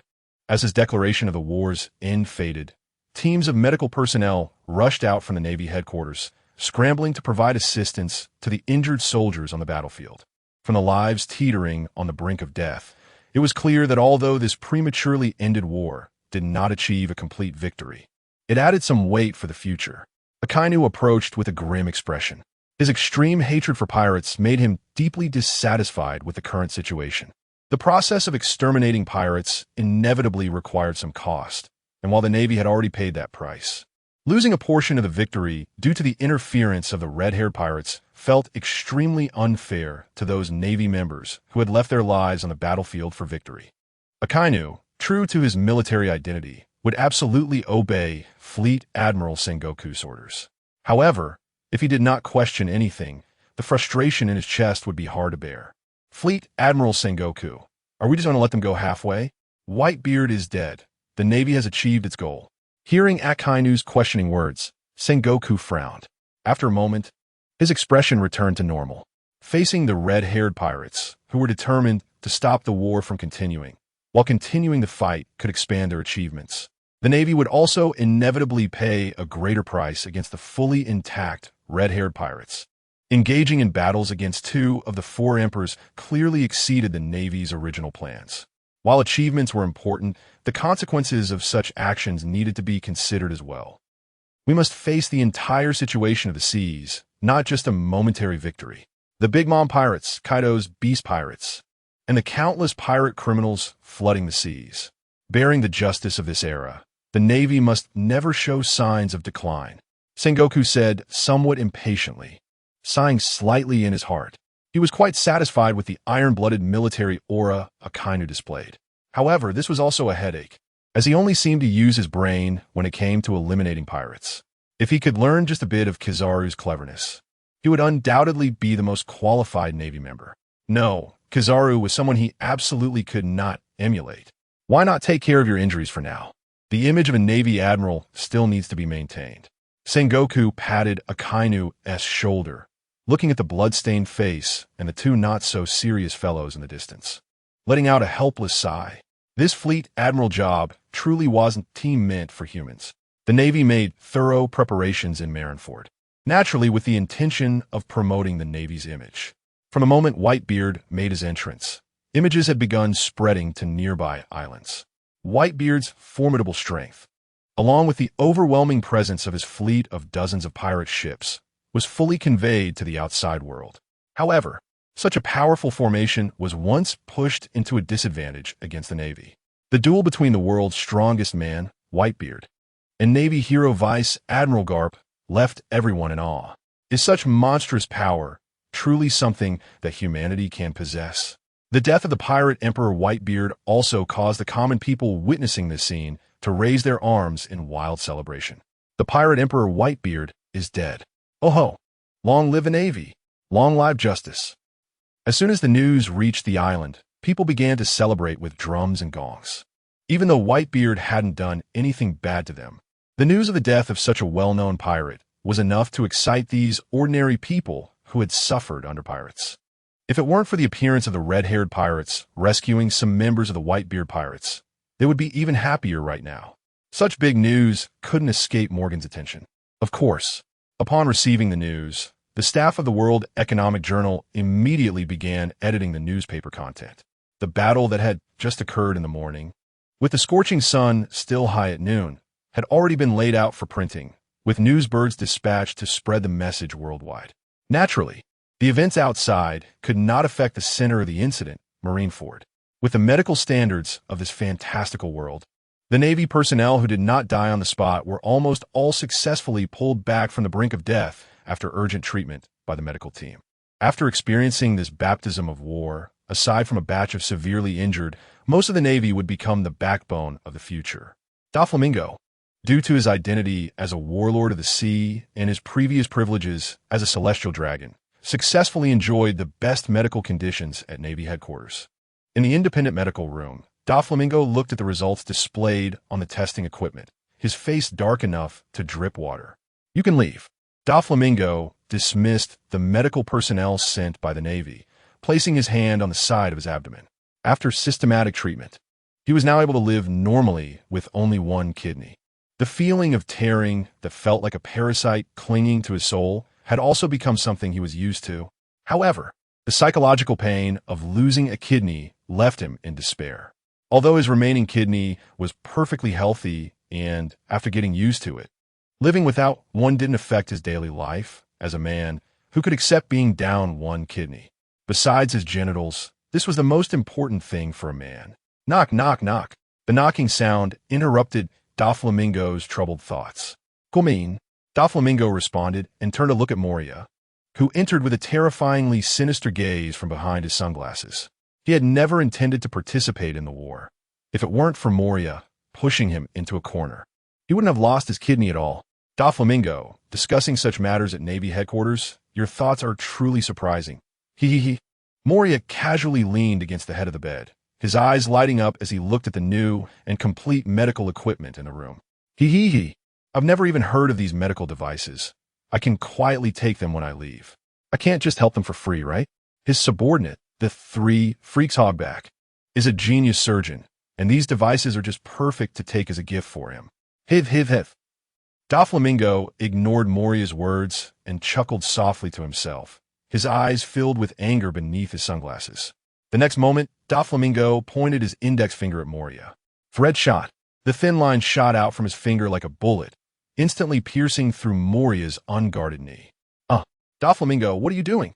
Wasn't this supposed to be about discussing the position of the 4 emperors? In pain, Moria cried out, clutching his injured leg on the hospital bed and questioning Doflamingo. The position of the 4 emperors? Doflamingo flashed to the bedside, kicked Moria down, and squatted above him, looking down at Moria. No, what we need to discuss is your position as a warlord of the sea. Moria, you no longer deserve to be a warlord. As Doflamingo spoke, to prevent Moria from escaping, he once again bent his finger to shoot a thread that pierced through Moria's other knee. Doflamingo, you bastard! Who's behind this? Sengoku. Moria, with both knees shot through, lay on the ground and raised his head to question Doflamingo. Kuma. Doflamingo's malicious words sounded like a devil's whisper in Moria's ear, making him shiver instinctively, the flesh beneath him feeling bone-chillingly cold. Doflamingo, you bastard! Moria's pupils suddenly contracted, and he unleashed a torrent of beautiful blessings accumulated over decades of vocabulary against Doflamingo. How spirited. I wonder if you will still be able to speak to me like that later.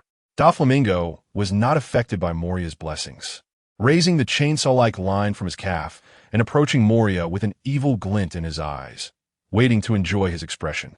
Doflamingo, you don't think you've got me cornered, do you? Moria, also angered by Doflamingo's mocking actions, had bloodshot eyes and a fierce expression as he shouted. Just you wait, Doflamingo. I will bring my zombie army to make you understand what true cruelty is. He. Moria licked his lips, revealing his sharp teeth with a grim smile, and suddenly transformed into a palm-sized shadow fragment in front of Doflamingo's astonished gaze. Sizzle. Several thin lines sliced toward Moria as he made his move. However, the shadow's replacement was instantaneous, even though Doflamingo reacted quickly enough. He still couldn't catch Moria before he escaped, leaving only penetrating cuts on the floor of the medical room. He escaped. Doflamingo's pupil shrank, and he released his observation haki, carefully searching around. He indeed harbored a desire for revenge against Moria, but more importantly, it was the task assigned by the higher-ups. Bang! After a fruitless search, Doflamingo's observation haki did not sense Moria's presence. He kicked over the medical equipment in the medical room, his face dark as he vented his emotions by smashing things. He could play both sides, and undeniably he had the capability and means, but his past identity as a celestial dragon was undoubtedly an irreplaceable card. One failure might not mean much, but it was certainly not a good start. After Moria escaped using his shadow's instantaneous movement, he cautiously dodged the Navy personnel, moving along the street while slipping away. Although he was unsure whether the news Doflamingo mentioned about being removed from the warlords was true or not, being cautious was never a mistake. As a pirate who had roamed the seas for decades, Moria naturally preferred to believe it was true. Fortunately, it seems that the Navy has not received any news from the world government. After a dark crawl, Moria finally managed to escape the Navy headquarters with the transparent man Absalom, who came to Marineford with him. Damn it, how dare he make a move against me? Doflamingo has definitely gone mad. Moria gritted his teeth as he spoke. If it weren't for the inspiration he got from seeing Doflamingo's shadow clone, and the fact that he had released several shadow boxes containing fragments of his own shadow for experimental purposes before going to find Doflamingo, he would have definitely fallen into his hands this time. At the very least, his Kuin might not be safe. As a normal man, this hatred is no less than that of a father-killing or wife-stealing revenge. Moria's hatred for Doflamingo at this moment was like a raging river, unstoppable. Master Moria, what should we do next? Absalom, the transparent man, leaned closer and respectfully asked Moria, "What to do? Let's head back to the thriller bark first." Moria's eyes turned as he thought for a moment and said, "Right now, it hasn't been confirmed whether he has been removed from the warlords of the sea. But Doflamingo, who plays both sides, has already made a move against him, which means he definitely knows something. Their next actions need to be more cautious, and retreating to their own territory would undoubtedly be much safer. By the way," Moria continued, "we can't use the supply channels from Doflamingo anymore. We need to find a new supplier." Seeing Absalom preparing to leave, Moria thought of something and called out to him, starting to check various underground forces in his mind. To obtain a large number of corpses, aside from digging up large tombs, there are only plagues or wars. And among these, the evil army Germa 66, which stirs up wars everywhere, naturally stands out. With the passage of war, those corpses that were once useless can be exchanged for money to replenish research funds, and Germa 66 would definitely not refuse such a deal. "You handle contacting Germa 66. I need a lot of goods this time. Just wait and see Doflamingo, Moria said with a smile, already imagining himself leading a large zombie army, trampling the Don Quixote family underfoot. World Government, Holy Land, Mariehua. In a conference room, 5 elders resembling livestock, each with the latest technology translator hanging around their necks, gathered around a conference table. The scene was quite comical, given the different grim faces of the 5 elders. Roger's bloodline was taken away. I think the Navy did it on purpose. They gathered all the high-ranking Navy officers and mobilized troops from various bases. In such a severely mismatched war, the executioner was rescued. This is simply a disgrace. The round-faced elder, who had turned into a cow, was still in a bad mood, his white cow head clearly showing visible anger. Don't say that. If it weren't for Shanks stepping in at the last moment, the Navy would have completely wiped out the Whitebeard pirates, and Roger's bloodline would naturally be no exception. The curly-haired elder, who had turned into a pig, seemed unable to resist the biological instinct and had become plump and relaxed, speaking on behalf of the Navy. "All right, everyone is not here to argue." The dog-like elder spoke up, resting his paws on the knife handle, striking a pose like a master swordsman. Due to his size, he could only maintain his impressive knife-wielding posture while standing on a chair. "How are the talks with Shanks going?" The knife-wielding elder turned to ask the long-bearded goat elder beside him. The long-bearded elder shook his head and said slowly, "The kid Figureland said he has no intention of getting involved in these troublesome matters and asked us not to disturb him. Damn it, the elder's sorrows are not shared, and the troubles of the world government must be resolved by themselves." At this moment, the figure of M.O. had quietly appeared at the bottom of Fishman Island, 10,000 meters deep in the sea. The news of the war above had not yet reached this relatively isolated underwater nation, and the Whitebeard pirates' flag still hung at the entrance of Fishman Island. Walking on the streets of Fishman Island, the colorful and exotic scenery around made one marvel at it being a dreamland. TSK, it really is a magical world. The light at 10,000 meters under the sea is still so good. M.O. looked up at the light pouring into the sea from unknown sources, feeling amazed. Does this mean that in this world's night, the sea floor can also see a different kind of night sky? M.O. thought, but did not forget the purpose of his visit. After discerning the direction, his figure flickered and disappeared into the surrounding space.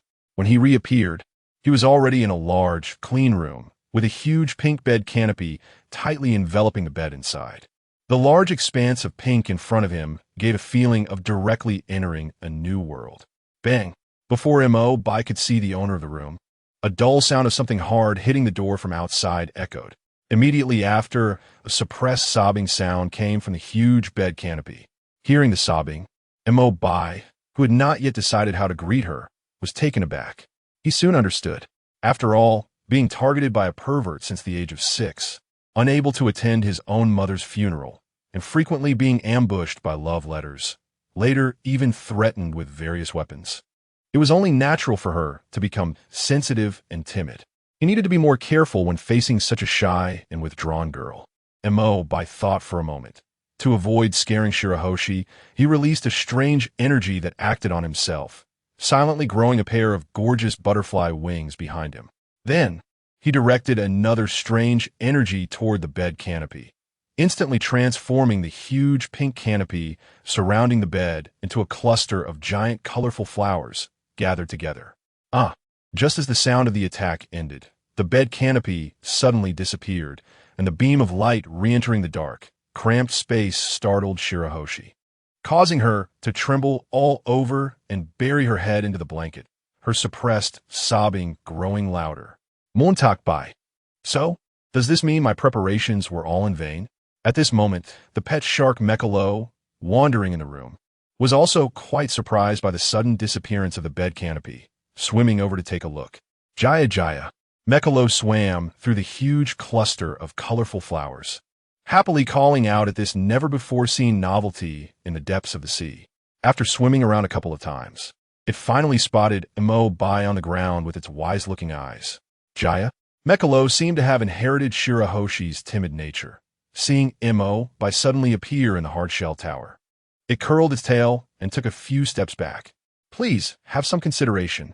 I deliberately transformed into a butterfly fairy. And you're a shark retreating in fear. What does that mean? Imo Bai's mouth twitched, feeling that such tricks might not fool the timid girl when a soft voice came through. Why you? Hello, my name is Shirahoshi. Are you the legendary spirit? Is this flower from the world outside the sea? It's so beautiful. Shirahoshi leaned on the bed, her water-blue eyes still glistening with unshed tears, but the look she gave Imo Bai was not one of fear, but rather surprise. Every civilization has its own stories passed down through generations. Bai Xing has been living alone in the hard-shell tower since she was 6 years old, and all her life experiences come from her childhood before the age of 6.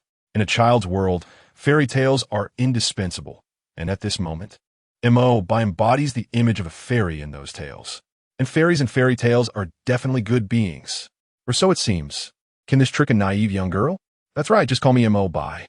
Imo Bai nodded, naturally accepting her new identity, and pointed to the colorful flowers clustered by the bedside, saying, "These are flowers from the outside world, a gift for you on our first meeting." Thank you. Lord Imo Bai Xing happily expressed her gratitude, leaning closer to the colorful cluster of flowers, which appeared much more proportionate in front of her. Bai Xing moved in closer, sniffing a few times, her brow relaxing and her blue starry eyes filled with deep joy. It smells so good, Bai Xing told Imo Bai, but her previously relaxed brow soon furrowed again. What's bothering you, Bai Xing? Imo Bai asked, noticing her change in expression. He initially thought Bai Xing would tell him about the attacks from the perverse Daikin 9, but her response surprised him. You've given me such a wonderful gift, but I don't know what to give you in return. Bai Xing's face showed her internal struggle as her gaze swept around the room. Flowers from a surface world are certainly precious treasures for the Fishman Island, and Bai Xing couldn't think of an equally valuable gift at that moment. The value of the same thing varies in different environments. If you really want to give me a gift, you can invite me to taste the local delicacies of Fishman Island. While Imo Bai marveled at Bai Xing's innocence, he spoke to her. The act of giving a gift in return truly adds points to her character. Thus, under Bai Xing's warm hospitality, Imo Bai successfully tasted a princess meal from Fishman Island. Every place has its own specialties. The deliciousness of Fishman Island's cuisine is naturally beyond words. The freshness of the meat and some unique seasonings are distinctly different from those in the surface world. It's hard to say which is better, but the novelty is definitely worth experiencing. The taste is great, Imo Bai said, patting his belly contentedly and letting out a burp. Lord Imo Bai, have you ever seen the sun? Are there animals with various furs in the outside world? Are there many flying fairies in the green forests? And are there twinkling stars in the night sky? Bai Xing asked her questions, full of yearning, after seeing Imo Bai finish eating. These are things she had heard from her mother when she was little or read in storybooks. Having spent 8 years alone in the hard-shell tower, aside from confiding her feelings to her pet shark, Maikaro, to relieve her emotions, another way she relaxed was through her imagination. Did Lord Whitebeard pass away? Bai Xing was stunned by the news of Whitebeard's death, and tears sparkled in her crystalline eyes. Although Whitebeard was a pirate, his purpose in venturing into the vast ocean was merely to find his own family. He had his own pride and looked down on bullying the weak. Instead, he would protect some of the vulnerable from being harmed. Fishman Island was a place under his protection, and naturally, Whitebeard was respected by its residents. Now, with Whitebeard's protection gone, the situation for Fishman Island was not optimistic, although BaiXing had always stayed in the hardshell tower and lacked experience. The 8 years of being entangled and attacked by Daikin 9 had made her aware that this world was not all beautiful. Didn't fairy tales also have villains like witches? Lord Mo Bai, can I really protect Fishman Island and see the outside world? BaiXing furrowed her brows, looking at the tidal collar staff in Mo Bai's hand, her nose twitching hesitantly. She did not doubt Mo Bai's word about holding the staff to gain the magical power to protect Fishman Island and freely go wherever she wished. She clearly knew she was timid and weak, and that she would uncontrollably want to cry when faced with challenges.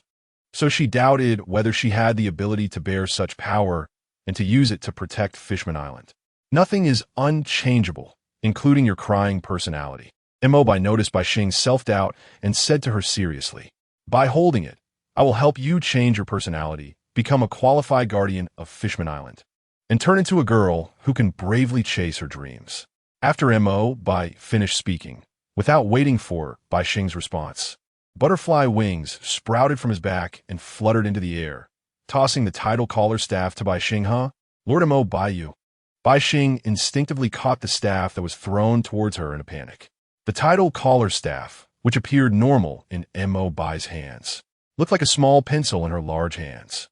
As BaiXing held the staff, unsure of what to do, the wave-like decoration at the top of the staff suddenly came to life, dancing like real ocean waves. The sound of waves crashing against the sea became clearer, gradually pulling BaiXing's consciousness into another world. Ding! BaiXing has received the legacy of tidal mermaid Nami.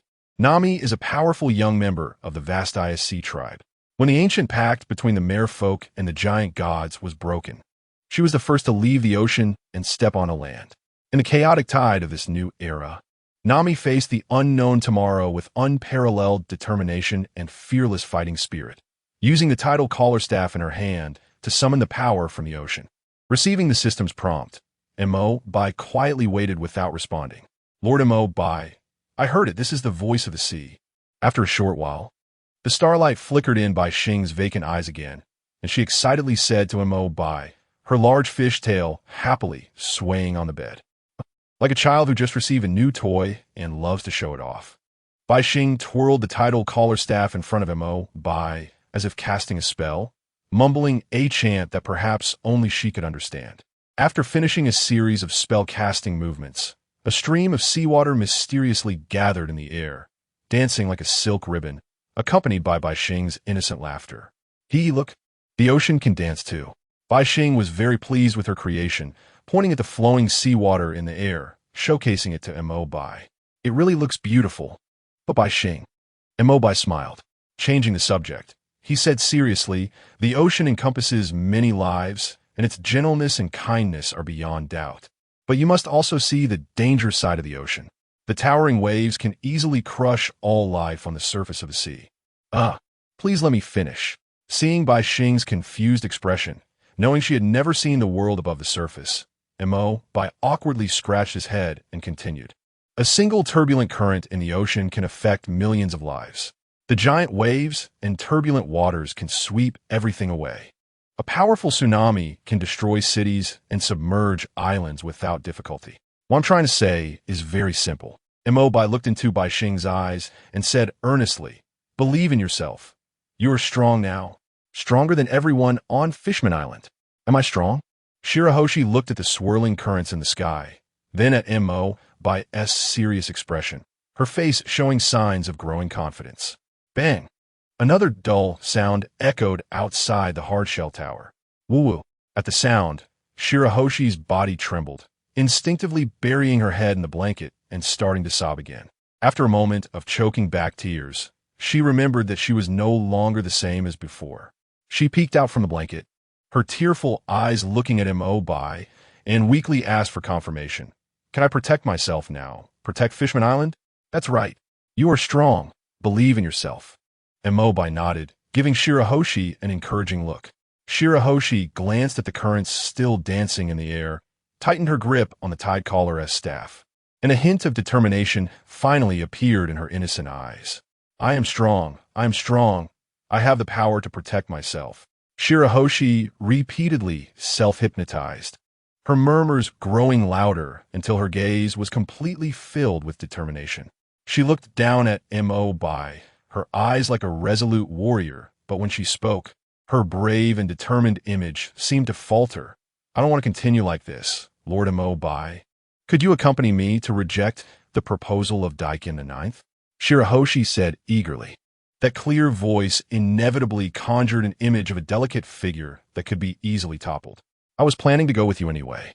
Mobai nodded and replied. Daikin the Ninth has already violated the laws of Fishman Island, and given his years of threats and intimidation, he is unlikely to give up just because you refuse his proposal. So you need to prepare yourself mentally to use your newly gained strength and possibly resort to force. Even so, the two confirmed their plan to seek out Daikin the Ninth. Since Shirahoshi didn't want King Neptune to worry about her actions, Mobai took the lead, using his powers to transport Shirahoshi and her pet shark Makera through space, quietly leaving the hardshell tower. Shirahoshi's beauty was well known on Fishman Island, and her large size made her easy to spot, so Mobai used a strange energy to transform her into a small one. 5-meter-tall, lowly mermaid. Her pet shark, Makera, also successfully upgraded to be their mount. Darling, doesn't that child look like Princess Shirahoshi? What are you talking about? Princess Shirahoshi hasn't been seen for 10 years. Wow, she really does look like her, but she is still quite different from Princess Shirahoshi. Daddy, is the one riding the shark an elf? Look, he has wings. Sure, that is fake. I'll make you one later. As pedestrians came and went, ever since Mobai and Shirahoshi appeared on the street, they could feel the subtle gazes directed at them. Mobai had gradually gotten used to being watched by passers-by since becoming the emperor of Shirima, while Shirahoshi, who had been hidden in the hardshell tower for 8 years, was the beloved princess of Fishman Island since she was very young. So she naturally didn't pay much attention to these gazes. Lord Mobai, do you know where Daikin the Ninth is? Shirahoshi, sitting sideways on the shark, turned to ask Mobai. She had worked up the courage with great difficulty, and if it leaked here, she feared she would revert to her former self again. Mobai was quite surprised by Shirahoshi's words. He had thought that Shirahoshi, coming out of the hardshell tower for the first time in 8 years, would be eager to explore the current Fishman Island, but instead, she was so eager to resolve the issue with Daikin the Ninth first. That's good. Once we resolve Daikin the Ninth, you can freely roam around Fishman Island. Mobai noticed Shirahoshi's concerns and began to sense the spatial fluctuations in the direction from which the weapons had been thrown. Space is formless and flavorless, yet it encompasses all things in the universe, like a trace left by a passing goose. The weapons Daikin the Ninth threw across the vast ocean would naturally leave some marks. Found it. Shall we go? Mobai confirmed a location outside Fishman Island, following the traces, and said to Shirahoshi. After she nodded, he disappeared with Shirahoshi and Makera. Darling, did you see that? The shark and those two people disappeared out of nowhere. It's haunting in broad daylight. We can't stay here. Let us go home. The originally bustling street suddenly cleared, and the residents, unaware of what was happening, quickly left, following the trend. The merchants stared blankly at the empty street, ultimately having no choice but to close up early. Under the sea, an inconspicuous sunken ship was the current gathering place of the Flying Dutchman pirate crew, which had a history of hundreds of years. This ship, having survived through 9 generations of captains, continued to exist in the sea due to the fact that it had always remained in the underwater world since its establishment, never leaving its place of departure. To put it simply, this was just a dream that generations of fishmen had not set sail for hundreds of years. At this moment, Daikin the Ninth, with messy hair and a beard, was sitting in a shabby wooden ship, staring obsessively at his right hand, which was gloved, while chuckling to himself. Baha. 8 years ago, he had touched Shirahoshi with this very hand, which had set him on a crazy pursuit of her. For that reason, he and T washed this hand in 8 years. Although he had persisted for 8 years without successfully proposing, his actions of throwing weapons at Shirahoshi using the ability of the target fruit had prevented her from interacting with other men. In the eyes of the possessive and jealous Daikin the Ninth, this was a success. Bahaha, Shirahoshi. Daikin the Ninth recalled Shirahoshi's ability to summon gigantic sea kings and her lovely, beautiful face from 8 years ago, and his sloppy, ugly face grew more infatuated.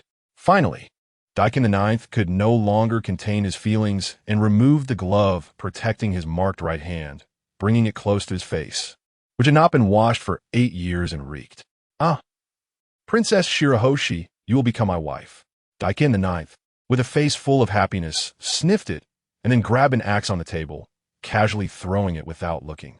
The target fruit allowed him to throw objects precisely at marked targets, and because of this, he was utterly convinced that the marked Shirahoshi could not escape his grasp and would eventually become his wife. Whoosh! The thrown axe spun around, but unlike before, it kept spinning in place. What is going on? Where's my target curse?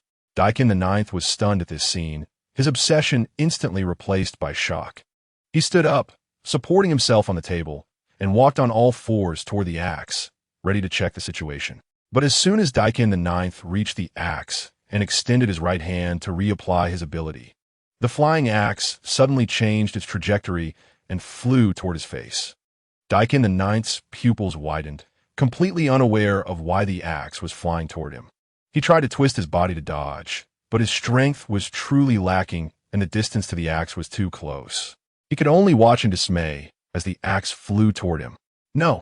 With a scream from Daikin IX, his head was split open like a watermelon, brains and blood splattering everywhere.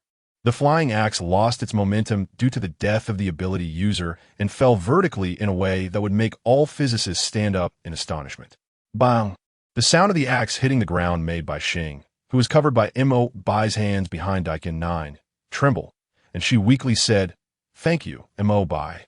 Daikin IX is dead, right?" I can hear the sound of life disappearing. As BaiXing spoke, she nestled closer into Bai's embrace. The last time she witnessed death was 10 years ago when she saw her mother attacked and killed. Now, feeling life fading before her eyes again, fear naturally arose. However, Bai covering her eyes warmed her heart, giving her a sense of security, making the image of death seem less frightening. Bai also did not expect to step out of space and immediately leave the bloody scene of Daikin IX. In order to help BaiXing escape her psychological fear, Bai took her around Fishman Island for some fun. Due to geographical factors, the entertainment facilities on Fishman Island were quite similar to the bubble culture of the Chambord Archipelago. There were bubble Ferris wheels made of resin bubbles, bubble balloons, and so on.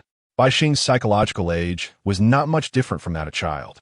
Shortly after entering the amusement park, BaiXing came out of the shadows, happily darting between various attractions. Without the threat of Daikin IX attacking at any moment, BaiXing went wild, playing as if she were making up for the happiness she had missed over the past 8 years. Her smaller size also allowed her to participate in all the entertainment projects, and she tried every ride once, as if she wanted to compensate for all the joy she had missed. Hee hee, Bai, this spinning seahorse is so much fun. BaiXing, with a bit of sweat on her fair forehead, excitedly jumped down from the stopped spinning seahorse. With a flick of her tail, the bubble balloon at her waist floated in front of Bai. "Are you having fun? Do you want to play again?" Bai asked, looking at BaiXing's innocent smile, feeling infected by her joy. "No more. It's almost time for the soldiers to deliver meals. If my father finds out I'm not there, he'll be very anxious." BaiXing's smile had not faltered for a moment since it appeared. Wiping the sweat from her forehead, she took Bai's hand and sat sideways on the back of Shark Mechalo, saying, "Bai, let's go back. Hold on tight, we're leaving." Bai nodded and opened a spatial passage leading to the hard-shell tower in front of them, taking BaiXing back to the hard-shell tower in the blink of an eye. Back at the hard-shell tower, BaiXing's excitement did not stop. She swished her tail, swimming back and forth in the hard-shell tower, looking around and feeling much brighter. Without the constant threat, BaiXing felt that everywhere was filled with a pleasant atmosphere. From now on, she no longer had to curl up alone in that small room. "Bai, it's so great to meet you." BaiXing stopped in front of a huge cluster of flowers, took a sniff of the fragrance, and smiled at Bai. "After I greet my father, can you come with me to see the world above the sea? I heard the sun outside warms you up, something any blanket can't compare to, and at night, the sky is filled with twinkling stars." BaiXing rested her chin on her hand. And when she talked about the outside world, her sapphire-like bright eyes sparkled with a beauty more radiant than the starry sky. It was like how people living inland yearn to see the sea, and those on the ground long to reach the starry sky. To experience the world beyond the sea is a dream shared by every fish person living in the depths. Of course, Enel said with a smile, ruffling BaiXing's hair. Now, that BaiXing was 5 meters tall. Her cute little head was indeed easy to handle. Rubbing her smooth hair was even more enjoyable than putting hands into grains of rice when she was younger. Thus, BaiXing's taiyaki hairstyle was soon messed up by Enel. BaiXing seemed to realize that her head was being treated like a toy by Enel, and the smile on her face puffed up like a pufferfish. Shaking her head in protest, she said in a soft voice, Enel, my hair is getting messy. Don't worry about it. I'll give you a new hairstyle, Enel said, stopping only reluctantly. Letting BaiXing's long hair down, he thought for a moment and then gathered it into a round bun at the back of her head. Very nice. Enel clapped his hands, very satisfied with his creation. If BaiXing with the long hair, taiyaki hairstyle felt like a cute princess, then BaiXing with the bun hairstyle exuded an innocent and lively vibe. Enel then released a strange energy from his hands that landed on BaiXing, transforming the petite little girl back into her original giant squid form. Before the suddenly reverted BaiXing could react, Enel flew behind her, holding the tight collar staff and using it like a hairpin to decorate her bun. BaiXing, what do you think of your new hairstyle? Enel flew in front of BaiXing, and the strange energy changed the material in front of her into a mirror. Huh?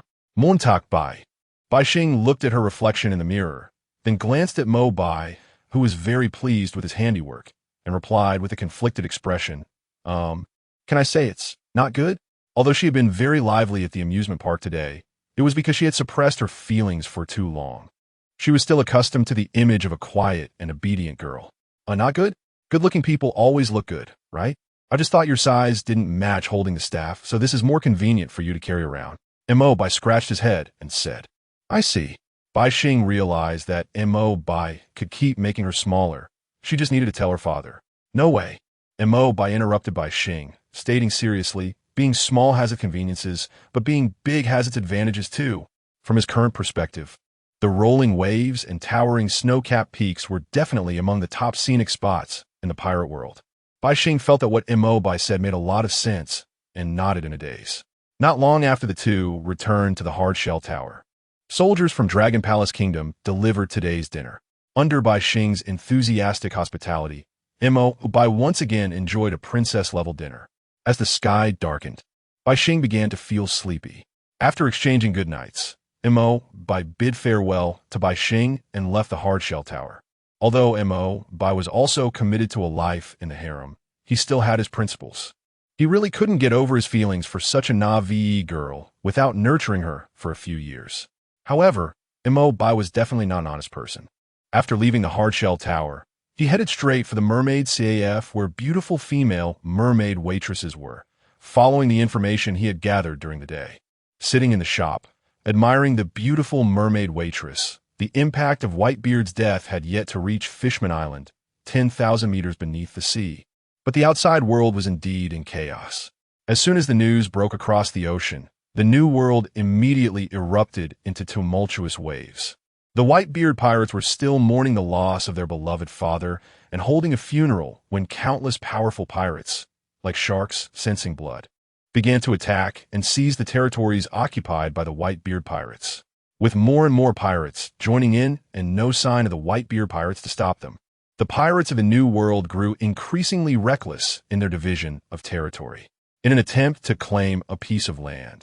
Dozens of factions deployed large fleets of pirate ships, igniting massive brawls across various seas. Those who had initially felt relieved by Whitebeard's death, believing it would deter the unruly pirates and bring about peace, soon realized that things were not as they had imagined. Unless the Navy could truly march into the fray, these pirates would feel no fear. These so-called free pirates were driven solely by ambition and profit. On an island near Whitebeard's hometown, the flag of the Whitebeard pirates, filled with the scent of gunpowder, was planted into a tall gravestone, which was surrounded by heaps of flowers. Behind the gravestone, various weapons were stuck into the ground. These were the weapons of the members of the Whitebeard pirates who had died in Marineford. It symbolized that, even in death, they would follow Whitebeard, the father who had sheltered them through storms. In front of the grave, the survivors of the Whitebeard pirates knelt in rows, paying tribute to the deceased Whitebeard. Kneeling at the front was Ace, who had been rescued. "Ace, get up. Dad wouldn't he want to see you like this?" "Not eating or drinking," Marco said, kneeling and bowing his head several times before the grave, then turning to Ace. Ace had been kneeling there for 4 or 5 days without eating anything. If this continued, his health would surely deteriorate. "Marco, it's all my fault. It's because of me that Dad took everyone to Marine headquarters.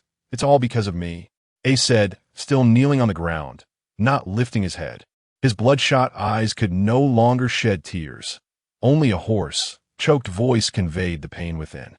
During the battle at Marineford, he had cried over Whitebeard's death, but his thoughts were consumed by Whitebeard's last words and the brothers who had come to rescue him, focusing solely on stopping the Marine admirals so that more could escape. He had no time to express his guilt and sorrow. It wasn't until the war was over that all his emotions came flooding out. He wished he had died when Blackbeard captured him, wished he had died at Marine headquarters. His guilt made him feel unworthy to look at the brothers on the ship. If it weren't for his rescue, everyone wouldn't have died. "Ace." Marco firmly grabbed Ace's shoulders, shaking him to stand up. He stared intently into Ace's bloodshot, pained eyes and said, "Dad and everyone died saving you, so you can't waste your body like this. You're not just wasting yourself. You're wasting Dad's efforts and all the brothers who died at Marine headquarters." Marco shouted at Ace, forcefully lifting him from the ground. As Ace stood, his knees weakened from kneeling for so long, and he nearly fell again. The others rushed to support him, but Aizu appeared quickly at his side, helping Ace lean against him. "Everyone." Ace looked up at the crowd surrounding him, his bloodshot eyes squinting as he lowered his head, his throat choking out a hoarse sound. "I'm sorry. A family doesn't need to say these things. But Ace, by wasting your body like this, you're letting everyone down." A large group surrounded Ace, each person offering words of comfort. No one felt it was wrong for so many to sacrifice themselves to save Ace, nor did anyone question if it was worth it. They were a group bound together by familial ties in the vast sea, and for their loved ones, anything was worth doing. Just then, a pirate from the crew stumbled over, clearly in a panic, indicating there was important news to report. "Captain Marco, pirates from all over the New World have started a massive brawl to seize our territory. Just now, the Beast Pirates also attacked our territory," the crew member reported, looking at Marco. "Captain Marco, what should we do? Is it going to turn chaotic? The Navy has killed the least ambitious among us. Let the remaining ones deal with their own headaches." Marco scratched his disheveled hair, looking rather dispirited. "Next, I plan to help Dad protect his hometown. Well, I suppose I can act as a doctor. I won't starve to death. What about you guys?" Marco asked. Having been taken in by Whitebeard since he was young, he inherited Whitebeard's character, lacking great ambition. He had no interest in the positions and wealth that others fought over to the point of bloodshed. "I want to go back home and take a look. It's been a few years since I last went back. I have no attachments. Anyone who wants to continue traveling the seas, let us team up." A group of captains gathered together, discussing their various plans. Some were tired of conflict and wanted to retire for a quiet life, while others sought different meanings in life. Among them, there were many who wanted to continue traveling the seas. "I want to carry Whitebeard's flag and sit on the Pirate King's throne." At that moment, a hoarse voice made everyone turn to look at its owner. "I want to let Whitebeard's flag fly in the skies of this era, so everyone remembers the name of Whitebeard," Ace said firmly as he noticed everyone was looking at him. After being taken in by Whitebeard as his son, he was awed by Whitebeard's spirit. He had once thought of ways to attack and kill Whitebeard, but ended up realizing that, regardless of the risks, Ace wanted to continue traveling together. Ace's words resonated with everyone, and apart from a few captains like Marco who had different plans, the rest responded enthusiastically, intending to travel with Ace. "Yes, everyone, the Whitebeard pirate flag will definitely fly in the skies of this era." Ace clenched his fists and raised them above his head, speaking with determination. "After this battle, we suffered heavy losses and swarms of pirates are eager to take a bite. At this time, it is impossible for us to protect all our territories. The urgent task is to concentrate our existing forces, and we can abandon the unimportant branches and leaves to try to hold on to some important places. Only when those pirates have fought among themselves for a while will it be the most suitable time for us to act. Ace and several captains who are preparing to continue their journey at sea sit on the ground, analyzing the situation they currently face. The four emperors of the sea are indeed the undisputed overlords of the New World, but there are definitely not a few powerful pirates occupying their own territories. Every year, countless people venture into the sea, and those who can enter the New World, a sea of strong contenders, all have some skills. The living four emperors can still intimidate them, making them afraid to act rashly. But now that Whitebeard is dead, a position among the four emperors has opened up, and those hungry hyenas are swarming in. Their madness is such that even the three living four emperors would find it difficult to easily stop them. You're right, Ace. The Whitebeard pirates indeed need to temporarily lower their flags and restrain their brilliance. Marco listened to Ace's analysis, a lazy and calm smile appearing on his face. The now mature Ace gives a reliable impression, making Marco, as the elder, feel much more at ease about Ace and their upcoming adventure. At Marine Headquarters, Marineford. After several days of reconstruction, the deep cracks in the trenches of Marine Headquarters have mostly been repaired. The debris from the buildings has also been cleared away. Compared to before, many places are now empty, but it does not affect the daily training and activities of the Marines at all. Admiral Sengoku sits alone in his office. Even the usually present Kizaru, who would drop by to trim his nails and drink tea, is not here. The reason is that both the world government and the Navy miscalculated the impact of Whitebeard's death. They thought that eliminating a pirate emperor who had stood on the sea for decades would severely undermine the arrogance of the pirates. But unexpectedly, those pirates not only did not become afraid, but instead intensified their pursuit of fame and fortune. The New World was the first to be thrown into chaos by this group of pirates. Before the Navy could react, the West Sea, North Sea, aside from the quiet East Sea, new waves of pirates have erupted all over the sea. With such widespread chaos, the Navy, as the law enforcers on the sea, has naturally become busy. Not to mention that all the latest technology and pacifism has been deployed. Even Kizu, who usually serves as an emergency backup, has inevitably had his vacation canceled and is now rushing around everywhere. Even so, in the face of the entire chaotic sea, the Navy's strength remains inadequate. The sea is too vast, and the Navy's strength is still too weak to uphold justice. Sengoku frowned as he sat at his desk, the bloodshot veins in his eyes nearly filling his eye sockets. Sengoku looked at the mountain of documents piled up before him with a headache. Just a few days ago, his once black hair was now overtaken by gray. Every day, various Navy branch bases send large batches of reports on pirate movements, and if counted by each base, adding up all the Navy bases on the sea could form a mountain. What he has on his desk is still the pile from 2 days ago that he hasn't finished processing. I'm already 77 years old, and every day I have to sit here reading documents from morning till evening. I can't stay in this position of Marine Admiral for even a day longer. This is simply torture. Sengoku roared in frustration, running his fingers through his hair and staring blankly at the ceiling. Just this simple action made his spine emit several creaking sounds. At that moment, the phone snail on the desk rang. Brew brew. This is Marine Headquarters Marineford. I am Admiral Sengoku. What is the matter? Sengoku's irritable mood instantly calmed down as he picked up the phone snail, frowning as he asked. Admiral Sengoku, this is to notify the Navy about the appointment of the warlords of the sea. Boa Hancock has refused to respond to the world government summons and has been stripped of her title as a warlord of the sea. Blackbeard was captured during the war while invading Impel Down and has also been stripped of his title.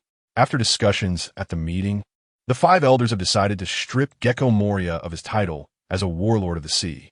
The world government intends to deepen ties with the Ryugu Kingdom and has invited it to join as a member state of the world government, and has retained Jinbi's title as a warlord of the sea, with the detention deadline effective immediately. The world government staff on the other end of the phone said, their tone no longer carrying the previous arrogant superiority, which eased Sengoku's irritable mood considerably.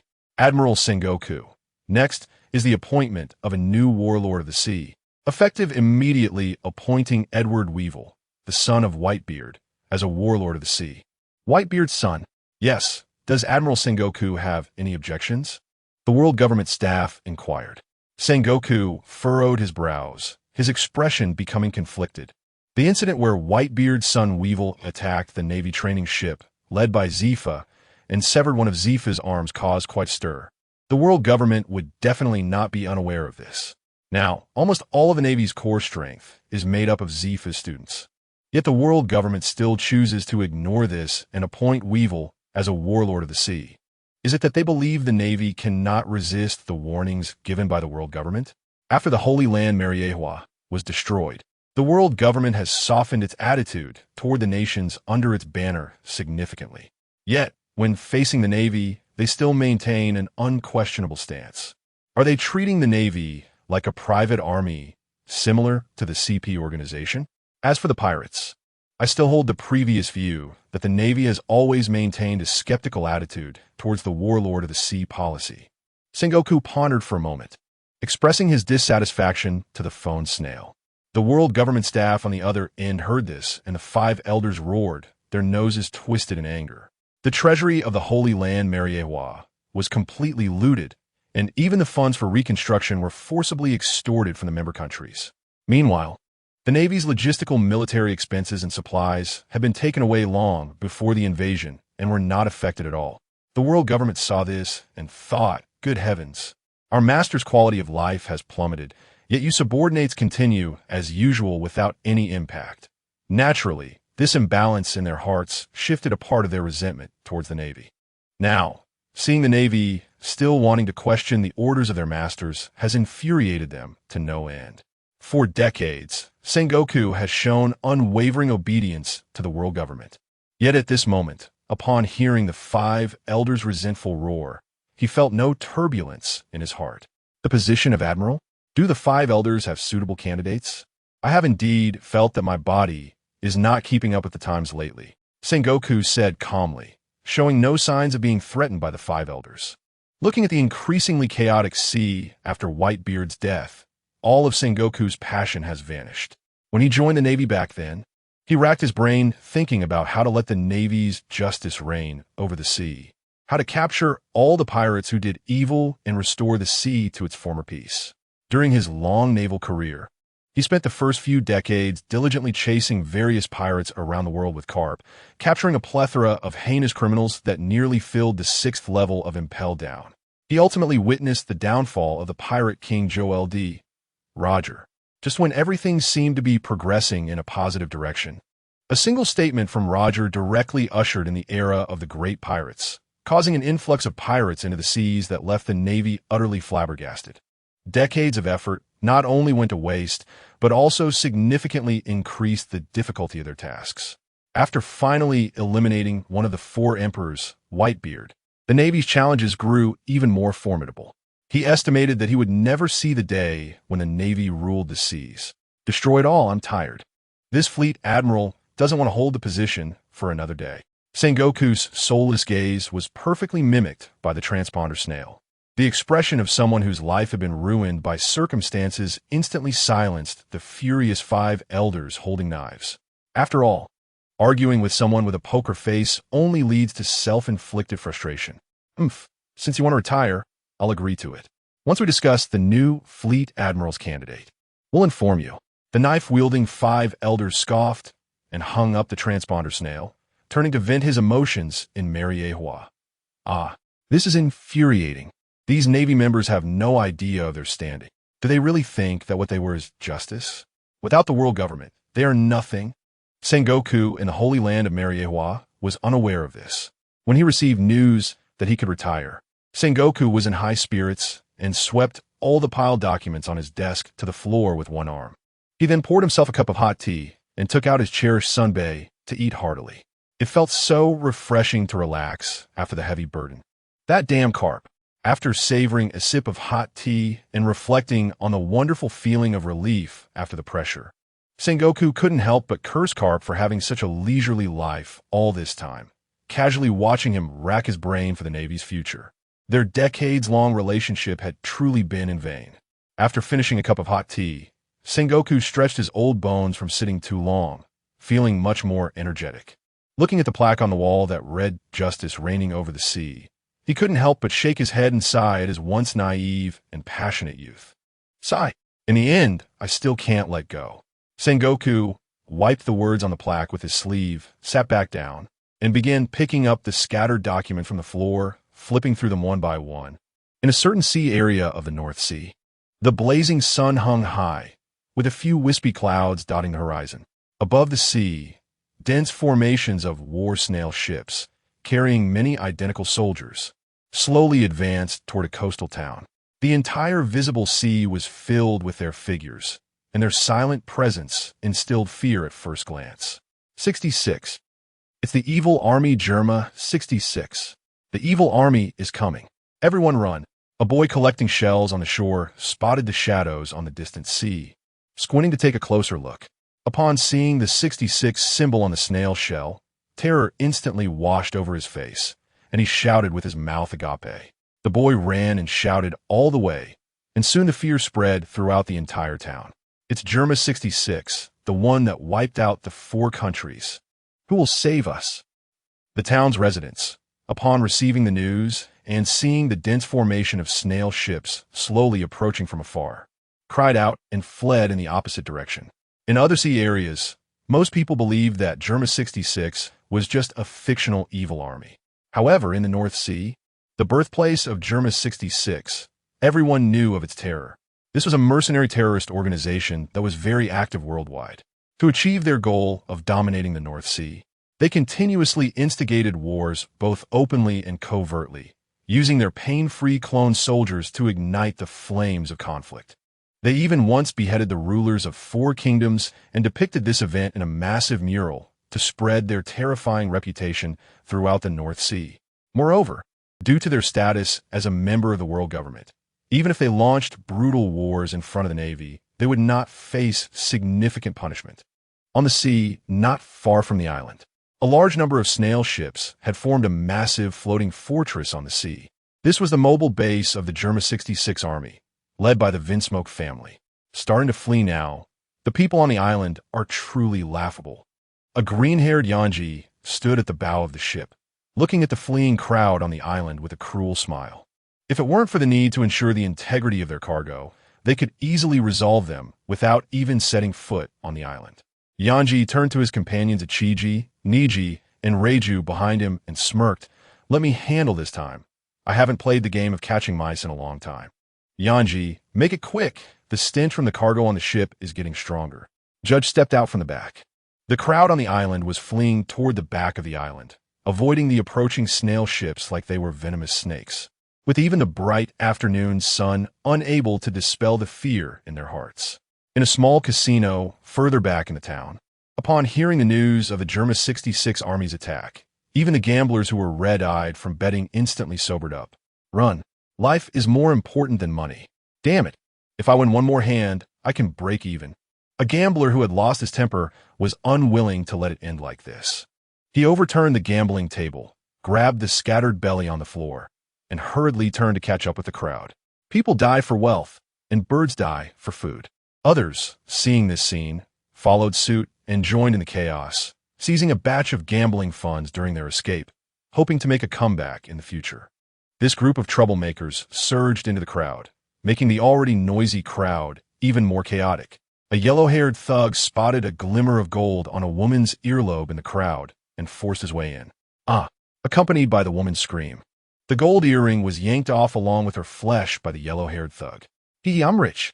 It's definitely gold." The yellow-haired thug snatched the woman's earring, disregarding the bits of flesh on it, and bit into it, the soft yet firm texture instantly making his eyes shine with excitement as he turned his gaze to the woman's other earlobe.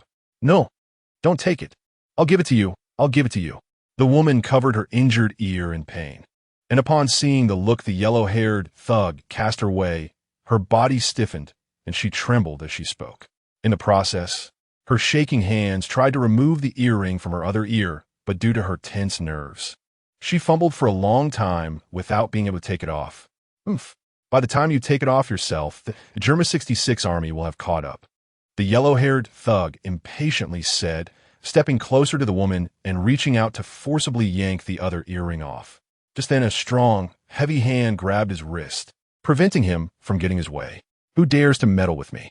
The yellow-haired thug turned to see who it was, and before he could utter a curse, he recognized the man standing before him, dressed in a purple bathrobe and leaning on a blind cane.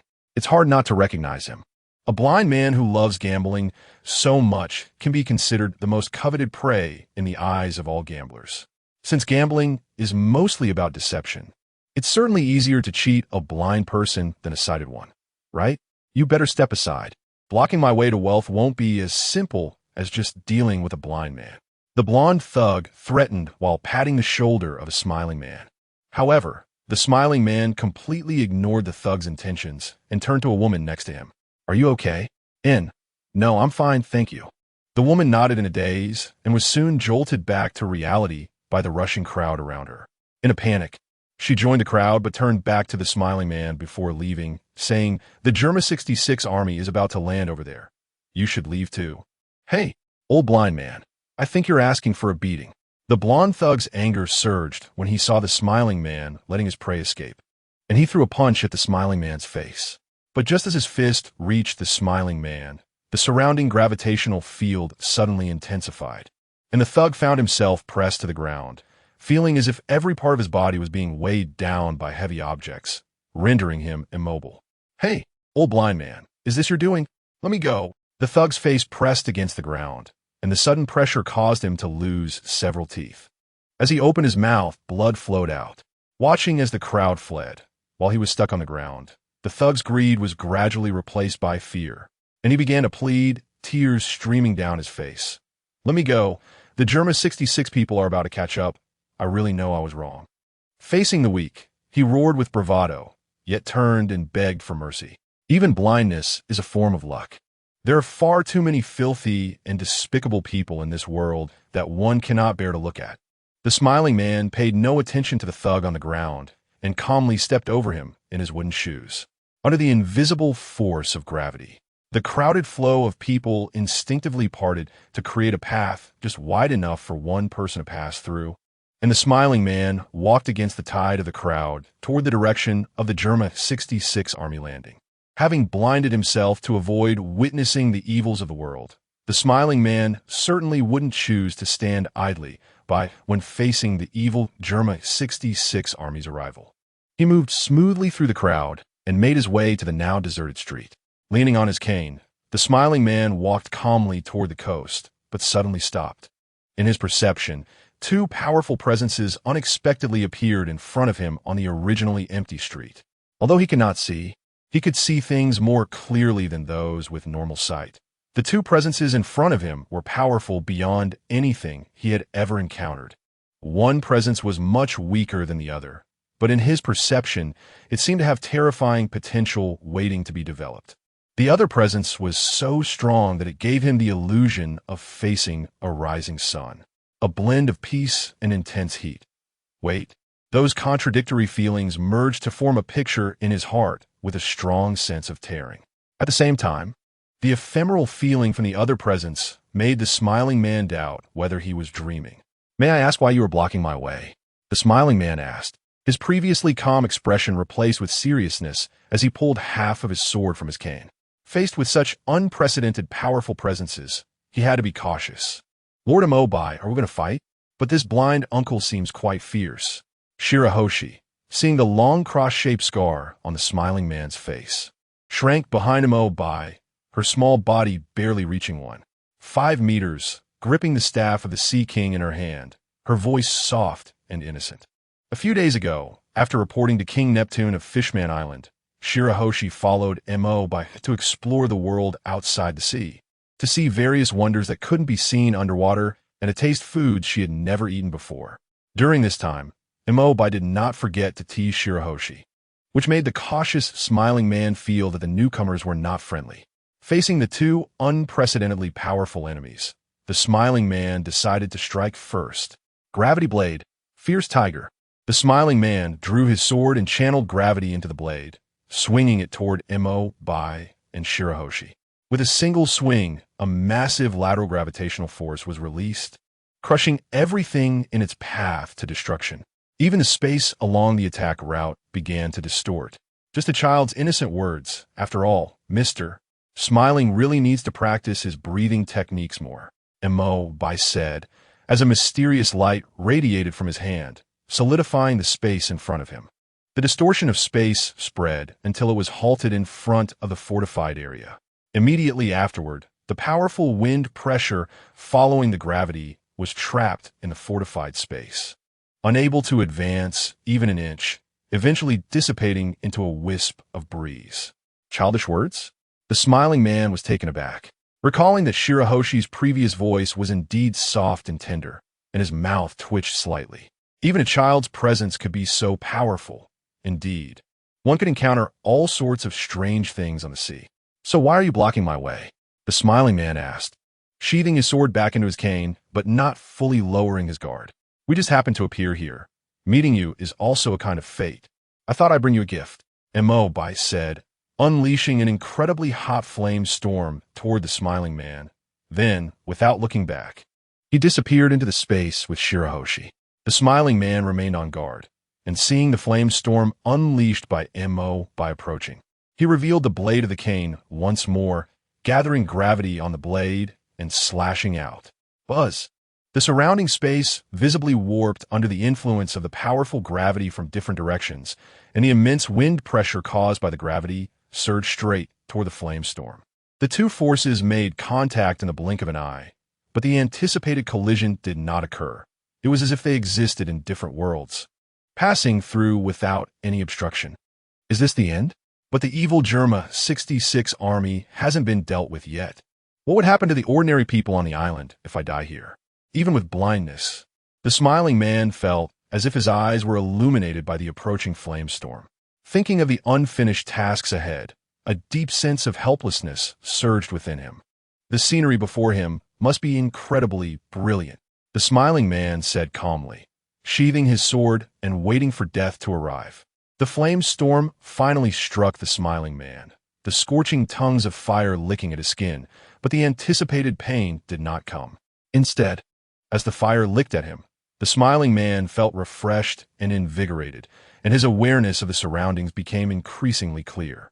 The ruins from the destruction caused by his earlier attack, the potholes in the ground, even the remaining veins of a few withered leaves on the ground. As the fiery tongues of flame engulfed him, the smiling man's body trembled violently. His consciousness was pulled into another world, where a sacred giant dragon, wrapped in a flame storm and stretching for miles, stared intently at him, the overwhelming force standing at the pinnacle of life, causing his soul to tremble. The great dragon's eyes, shining like the sun and moon, were fixed on him, as if a moment had passed, or perhaps a century. The dragon seemed to have seen enough of the tiny ants below, covering its sun and moon-like eyes with its eyelids. Immediately, the entire mental world turned pitch black, and the consciousness of the smiling figure was kicked out. Yet a certain connection was established between him and the dragon. Is that so?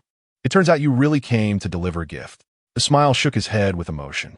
He then released his perception, instantly enveloping the recently landed snail ship in the distance. The enhanced perception allowed him to see the clone soldiers on the snail ship clearly. He could even see the irises in their pupils vividly in his mind. A mysterious power beyond the devil fruit. Indeed, my luck has always been good. An exaggerated expression spread across the smile's face. Although he was a seasoned gambler who had engraved the word gamble into his life, he was not a bad person, and he had always upheld his own beliefs. He wanted to change the rules of this world, to distinguish good and evil based on the human heart, to differentiate what belonged to the majority of ordinary people from the bad, rather than the rules set by certain privileged classes. Good and evil cannot be defined. It all depends on the human heart as the scale. Now that he possessed the power to realize his ideals, his ever-calm heart leaped with joy. With a stronger perception, the blind cane in his hand lost half of its purpose, and he ran directly toward the shore.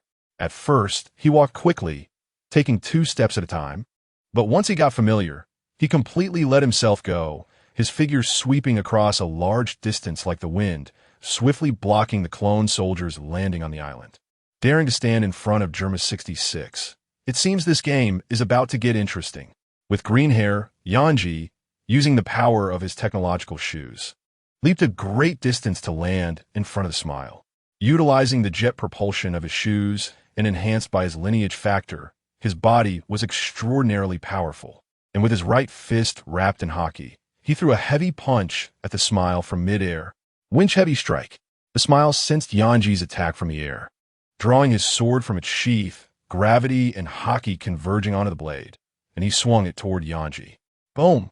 The powerful gravity and slash were unleashed simultaneously, and Yanji, suspended in mid-air by his technological shoes, was instantly swept sideways by the horizontal gravity. The gravity, strong enough to distort space, knocked down all the clone soldiers landing on the coast, and entire rows of snail ships were obliterated by this tremendous force. But that wasn't all. Following was the powerful wind pressure generated by the gravity distortion. The wind pressure carved a trench in the ground like a cannonball, heading straight for the massive, moving castle of the Vinsmoke family on the sea. Capture the thief, first capture the king, with the smile's strength. Yanji was hardly concerned for him, or rather, there were very few people in the North Sea who could catch his eye. Well, to be precise, no one caught his eye.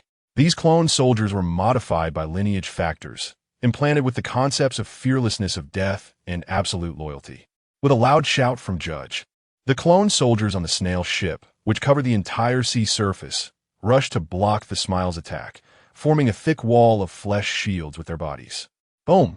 The powerful wind pressure slammed into the wall of flesh shields, and large numbers of clone soldiers were sent flying into the air, falling like rain. After breaking through most of the wall, the wind pressure lost its momentum and disappeared into nothingness. Standing in front of Germa, "Did you think your life was too long?" Judge said arrogantly, his gaze sweeping over his children, signaling them to take action. The smile's strength was indeed formidable, a tough opponent that no one wanted to offend easily. But now that they had crossed paths, Judge would not hesitate. Ichiji and Niji were also successes modified by lineage factors. Emotionless, upon receiving Judge's command, they used the technological shoes under their feet to demonstrate their super jumping ability, leaping into the air, and then their shoes propelled them toward the smile on the shore.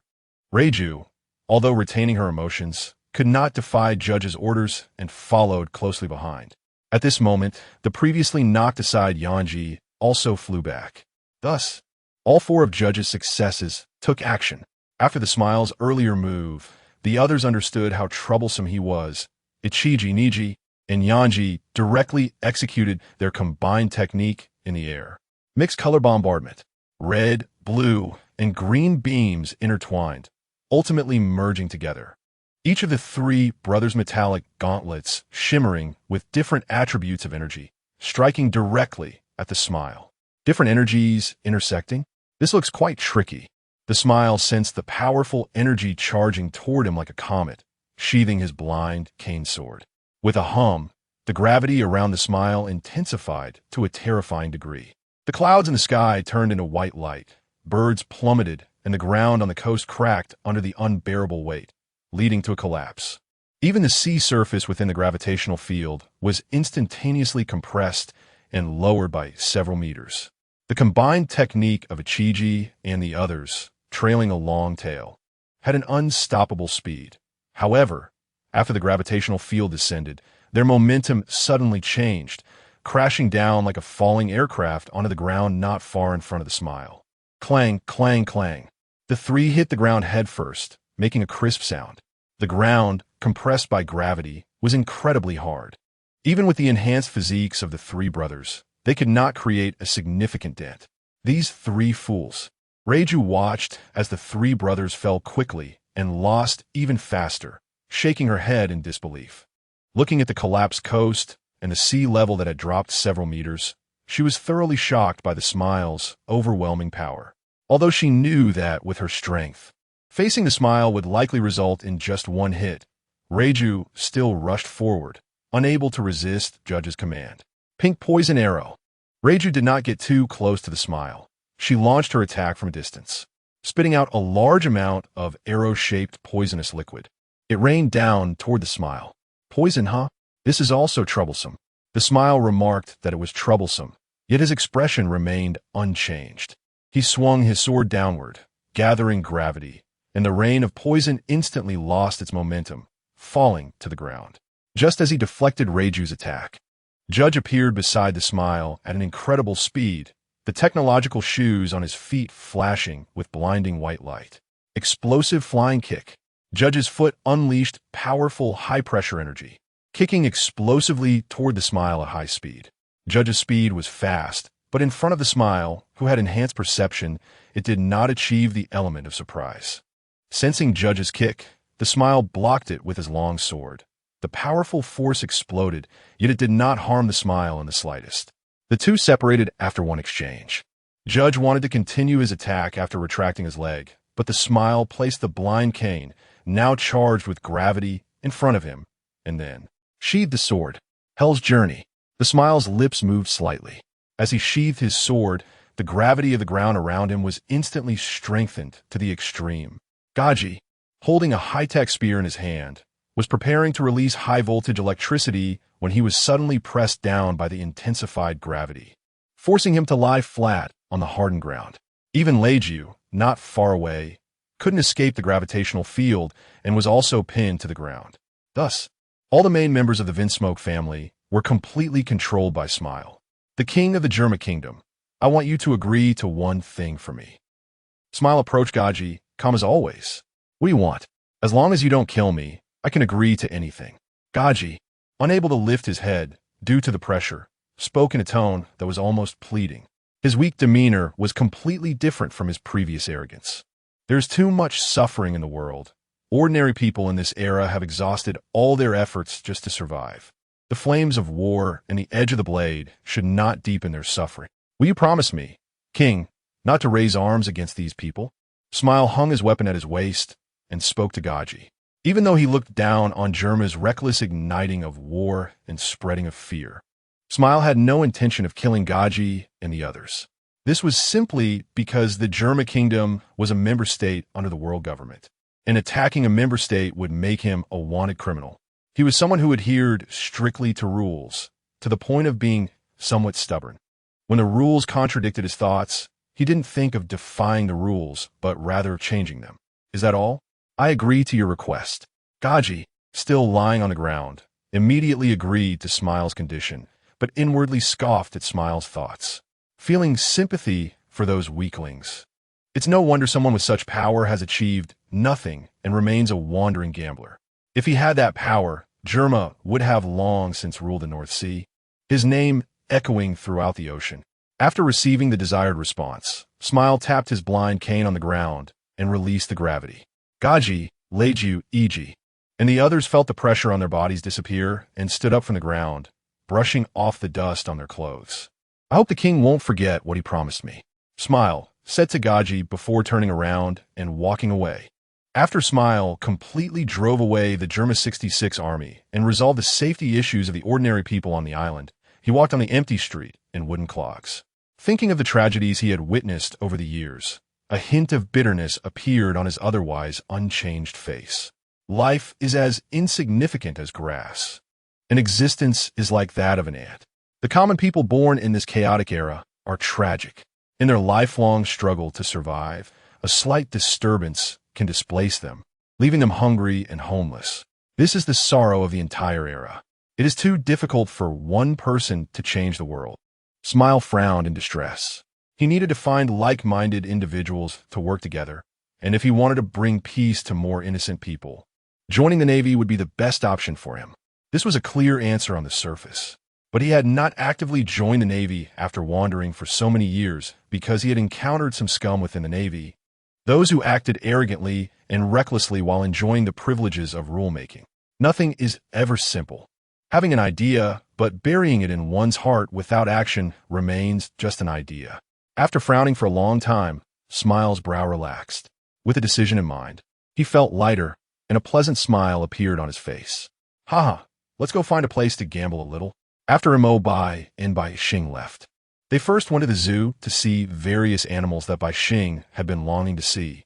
There were many marvelous animals that were quite different from those in Mo Bai's world before he traveled.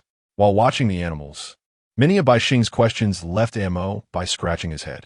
Thus, the image of Mo Bai as someone who could do anything in front of BaiXing was quietly labeled with a full tag. After finishing at the zoo, they simply found a restaurant to fill their stomachs, and it was time for the little lowly growth plan. Just as Mo Bai put down his chopsticks and hadn't yet started looking for practice targets with BaiXing, he noticed several vague gazes gathering around BaiXing. At that moment, the wooden door creaked as it closed from the outside, leaving only the dim light filtering through the windows in the restaurant. Hee.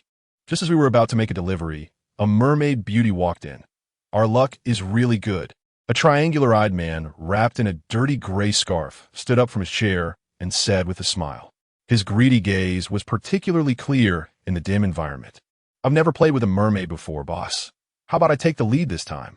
The plump restaurant owner, with a beer belly, walked out from the kitchen at the back and was immediately captivated by BaiXing's beauty, panting heavily upon seeing her. Idiot! A short-haired middle-aged woman pretending to be the boss's wife slapped the fat man's face, causing the flesh on his face to jiggle violently. Female mermaids are very valuable, especially those as beautiful as her. She might be worth more than the batch of goods in the back of the kitchen combined. We must ensure her perfection, the short-haired middle-aged woman said through gritted teeth, her gaze fixed on BaiXing's exquisite face, filled with greed, strong jealousy, and a hint of hidden madness. Her dark skin and prominent cheekbones made her cheeks appear gaunt. Due to her own appearance, she had often received strange looks from others. Gradually, she began to feel jealousy whenever she saw beautiful women.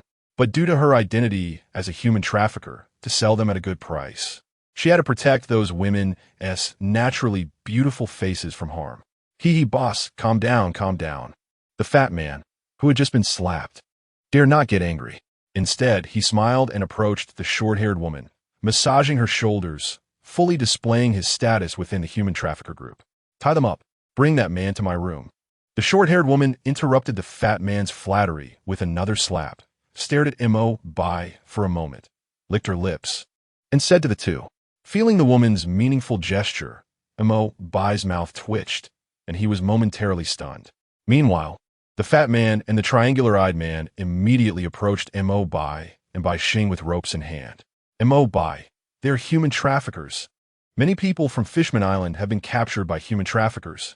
BaiXing clutched the wailing tide rod in her small hand. Her water-blue eyes filled with fear and anger. She was terrified of the imminent danger and furious at the suffering caused by evil people. Hee, mermaid little sister. You might as well give up on resisting. We've added something to your food, the fat man said to BaiXing, waving the rope in his hand with an exaggerated, lecherous expression. Although the boss said to maintain the mermaid's perfection, isn't it okay to have a little fun? Hee. Added something? And Mo Bai was taken aback upon hearing this, feeling his body and realizing that the food he had eaten had long been digested by his powerful physique. The added substance was far from enough to affect him. However, BaiXing might not be the same. Her physique might let the effect take a little longer to kick in. Thinking of this, a jade-green light appeared in Mo Bai's hand, imprinting onto BaiXing. In BaiXing's bewildered gaze, the sinful light of optimization actually wrapped around the 14-year-old girl. He's an ability user? The emerald light in Mo Bai's hand was particularly striking in the dim room. The fat man and the man in the headscarf took a step back in terror and turned to the short-haired woman, saying, So what if he's an ability user? Our stuff can even take down an elephant. Get him. Kill him. The short-haired woman was also quite surprised, but after reacting, a strong killing intent flashed in her eyes. She became the leader of the group precisely because of her decisiveness and ruthlessness. Hearing this, the fat man and the man in the headscarf immediately drew their daggers and charged at the two. All right, BaiXing, you handle them. After removing the drugs from BaiXing's body, Mo Bai rubbed her head and said, Lord Mo Bai, I. BaiXing looked at the three people in front of her. Her palm gripping the tide collar's staff was sweaty, and her face was filled with tension. In the training over the past few days, she had eliminated quite a few enemies, and controlling the seawater had become smoother. But all of that had been from a distance with her eyes closed, using the skill tidal wave. This was the first time she faced the enemy so closely, directly. Don't be afraid, I'm watching. Just treat them like moving wooden stakes. Enel said. A towering wave suddenly rose from thin air, continuously crashing toward the three human traffickers. Run, run! The fat man and the man in the headscarf, seeing the wave coming, immediately changed their greedy and fierce expressions, dropping their daggers and fleeing backward. The short-haired woman was even quicker, moving to escape the moment the change occurred. But the wave had already formed, and its speed was beyond their comparison. They had barely taken 2 steps when the crashing waves caught up to them. The relentless sea tide swept the 3 of them in, continuing to slam against the walls of the restaurant. Water is soft, yet it can carry fallen leaves. Water is tough, yet it can crush mountains. Even with only a few meters high, once the waves surged, the potential energy they carried was in the thousands of pounds, effortlessly smashing the walls of the small restaurant. Once the walls crumbled, the momentum of the waves paused, and the water surged out onto the street through the broken walls. In just a few seconds, the water level on the street had risen above their calves. The sudden change startled the pedestrians on the street, who disregarded their shoes and socks, scattering in all directions through the water. Some even flailed their limbs, swimming away. In the dark basement behind the restaurant's kitchen, a dozen or so young men and women were either sitting or lying on piles of hay, bound by ropes. The sound of rushing water and the crashing walls accurately reached their ears, making their already precarious situation even more terrifying. But their tightly bound hands and feet prevented them from doing anything, and the tape over their mouths silenced their fear. The unknown was the most terrifying. Every moment in this situation felt infinitely long to them. Tick-tock. Seawater seeped through the cracks in the basement, dripping onto the ground. The crisp sound in this quiet environment was like a death knell, making them even more anxious. Just as everyone was immersed in what seemed like endless fear, bang! The sound of something heavy being lifted drowned out the dripping water. They all recognized that familiar sound. It was the sound of the large iron cover above the basement being lifted, coupled with the human traffickers' blatant remarks over the past 2 days. The young men and women understood that it was time for their batch of goods to be handed over. Everyone looked desperately towards their fate. But to their surprise, the figure that appeared at the entrance of the basement was not one of the fierce human traffickers, but a very cute and beautiful youthful face. The pink long hair made the newcomer even more adorable, and the water-blue eyes sparkled like treasures of the sea. Lord Enel, there's so many people down here. BaiXing saw the crowd in the basement, her water-blue eyes instantly shining with excitement, and she said to Enel beside her, her clear voice filled with joy. Fighting crime and such righteous acts are dreams that every innocent and kind-hearted child has. BaiXing was overjoyed to know that she had saved so many people after dealing with the human traffickers. It meant she was doing the right thing. If bad people are not dealt with, they will harm good people. So when it's time to act, one must not hesitate. Enel praised the excited BaiXing, habitually reaching out to ruffle her hair. Then with a flash of their figures, they appeared in the basement. The people in the basement then saw BaiXing in her entirety, instantly captivated by the fishtail on her lower body, staring wide-eyed at her. Some residents of Fishman Island, driven by a yearning for the outside world, ventured out of the sea to explore. But their numbers were too scarce compared to the vast ocean. Most ordinary people would never see one in their lifetime. Naturally, many considered them merely legends of the sea. The usually timid BaiXing, under the collective gaze of these people, surprisingly did not feel scared at all. Instead, she held her little face high, radiating confidence as if receiving praise. I'll help you untie the ropes. Don't be nervous, BaiXing said softly, walking up to help them untie their ropes. Doing good deeds is something that brings joy, and BaiXing was naturally very proactive. Moreover, there was a more important factor influencing her. Her mother, Princess Eg, had always worked towards changing the future of Fishman Island to create a world where humans and mermaids could coexist. Untying the ropes should have been a process of multiplying 1 into 2 and 2 into 4. However, due to BaiXing's identity as a mermaid and her excessive cuteness, everyone rejected the offer of help from those who had already been untied, lining up to wait for BaiXing to help them, which extended the time significantly. Is your name BaiXing? What a beautiful name, and you're very pretty too. Thank you, BaiXing. It's my first time meeting a mermaid. Little Sister by Xing is so cute. The enthusiastic reactions from the crowd nearly overwhelmed by Xing. After experiencing a treatment akin to a celebrity signing event, Bai Xing finally untied the last person. Seeing that Bai Xing was done, it was finally Mo Bai's turn to step in. After simply inquiring about everyone's hometowns, Mo Bai waved his hand and opened spatial passages to various places, which naturally elicited unanimous gasps of amazement from the crowd. You must be careful from now on. Don't let bad people catch you again. Goodbye. Bai Xing waved her arms, bidding farewell to each person entering the spatial passage. Once the last person disappeared into the passage, Bai Xing lowered her arms, but her bright eyes never dimmed. Originally, Bai Xing had only wanted to step out of Fishman Island to see the world she had only heard of in stories, but never seen. After this experience, she found a new goal for herself and saw the hope of success. Every group has its good and bad. As long as there is goodwill and mutual contact and understanding over time, the so-called barrier between humans and mermaids can surely be broken. At that time, the residents of Fishman Island could freely emerge from the sea to bask in the sun, and interested humans could happily explore the depths of the ocean. Lord Mo Bai, do you think humans and mermaids can coexist peacefully? Bai Xing asked Mo Bai, her little face filled with certainty, her water-bright eyes shining with fervor. Confidence finally appeared on the face of this timid child. Of course, that's fine, Mo Bai said affirmatively, not wanting to undermine Bai Xing's confidence. He casually twisted his collection and looked at Bai Xing seriously. Change means I've made up my mind, Lord Mo Bai. My mother said that we will stand together under the sun. Bai Xing replied, her fervent gaze unwavering. Apart from the 8 years in the Shell Tower, the most significant influence on her life was the late Princess E.G. That gentle, strong, and loving woman dedicated her life to promoting the idea of letting go of hatred and fighting for a better future for the children of Fishman Island. Now, Bai Xing resolutely took on her mother's dream. I believe in you. To achieve this dream, you need strength, so you must work even harder from now on. In response to Bai Xing's choice, Mo Bai had nothing but support to offer. He then took Bai Xing to the seabed.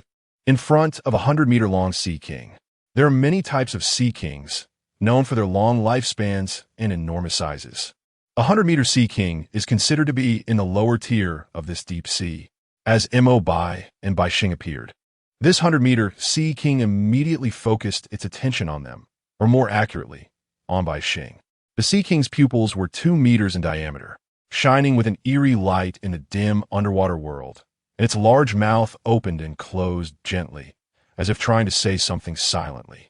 Bai Xing, can you communicate with the Sea King in front of you? Mo Bai asked. The power of the Tide Caller is not considered top tier within the Alliance, but circumstances create heroes.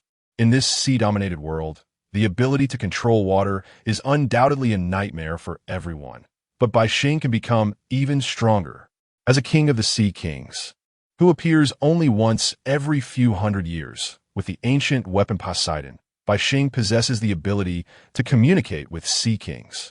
When she can control the waters to create massive waves, if she calls upon a group of super giant Sea Kings measuring 5,000 meters to ride the waves.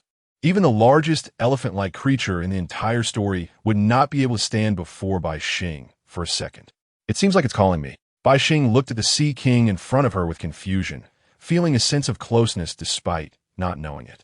With newfound strength and confidence, Bai Xing's timid personality faded away as she swam directly in front of the Sea King, gently stroking its smooth skin. Bai Xing concentrated, keenly sensing the faint sounds coming from her ears, and as she focused her energy, the unique frequency of the Sea King's voice became clearer. King, this child says I am their king, and they have been waiting for hundreds of years.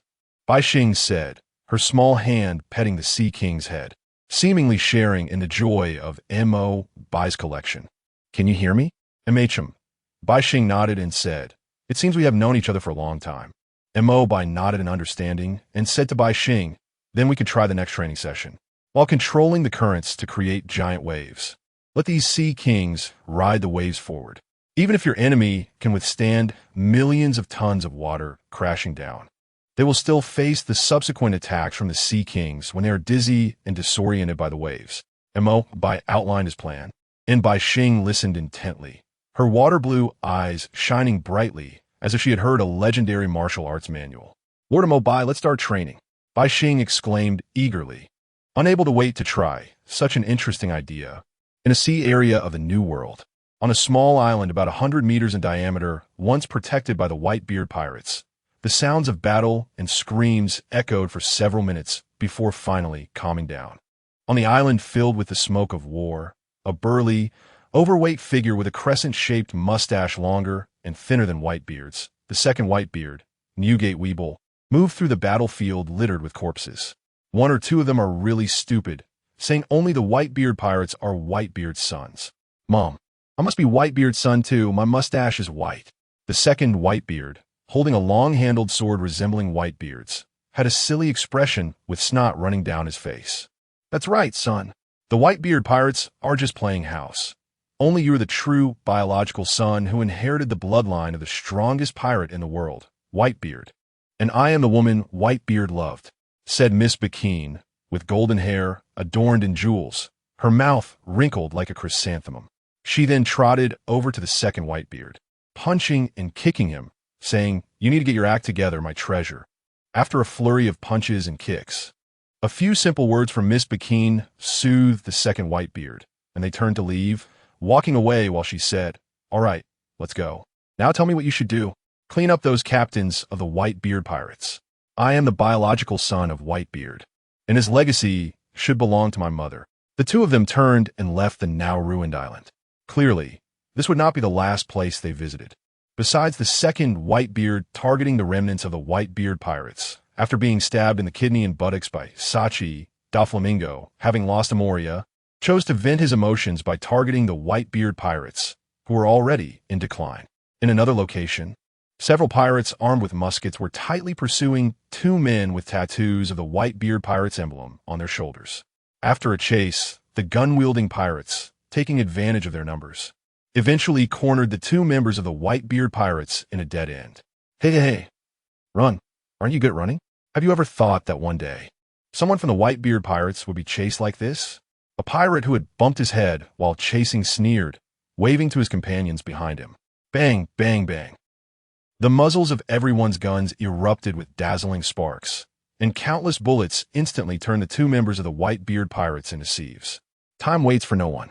I never expected the Whitebeard pirates would have a day of becoming the underdogs. The corpse of an ordinary member of the Whitebeard pirates is worth 50 million berries. The Don Quixote family is really wealthy.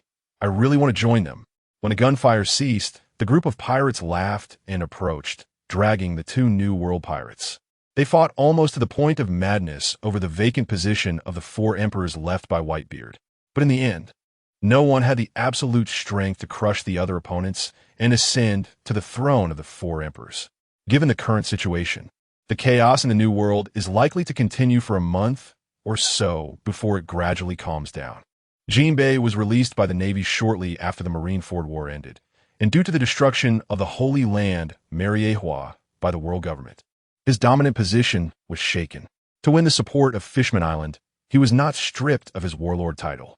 After learning about Whitebeard's death, Jinbei immediately went to Whitebeard's grave to pay tribute to this benefactor who once protected Fishman Island. Jinbei is chivalrous and responsible, and it is precisely because he has received the protection of Whitebeard over Fishman Island that he firmly refuses to oppose the Whitebeard pirates during the Marineford War. Shortly after, Jinbei begins to consider the future of Fishman Island in his heart. Fishman Island is located in the deep sea, 10,000 meters underwater, where the residents long for the sunlight above the surface.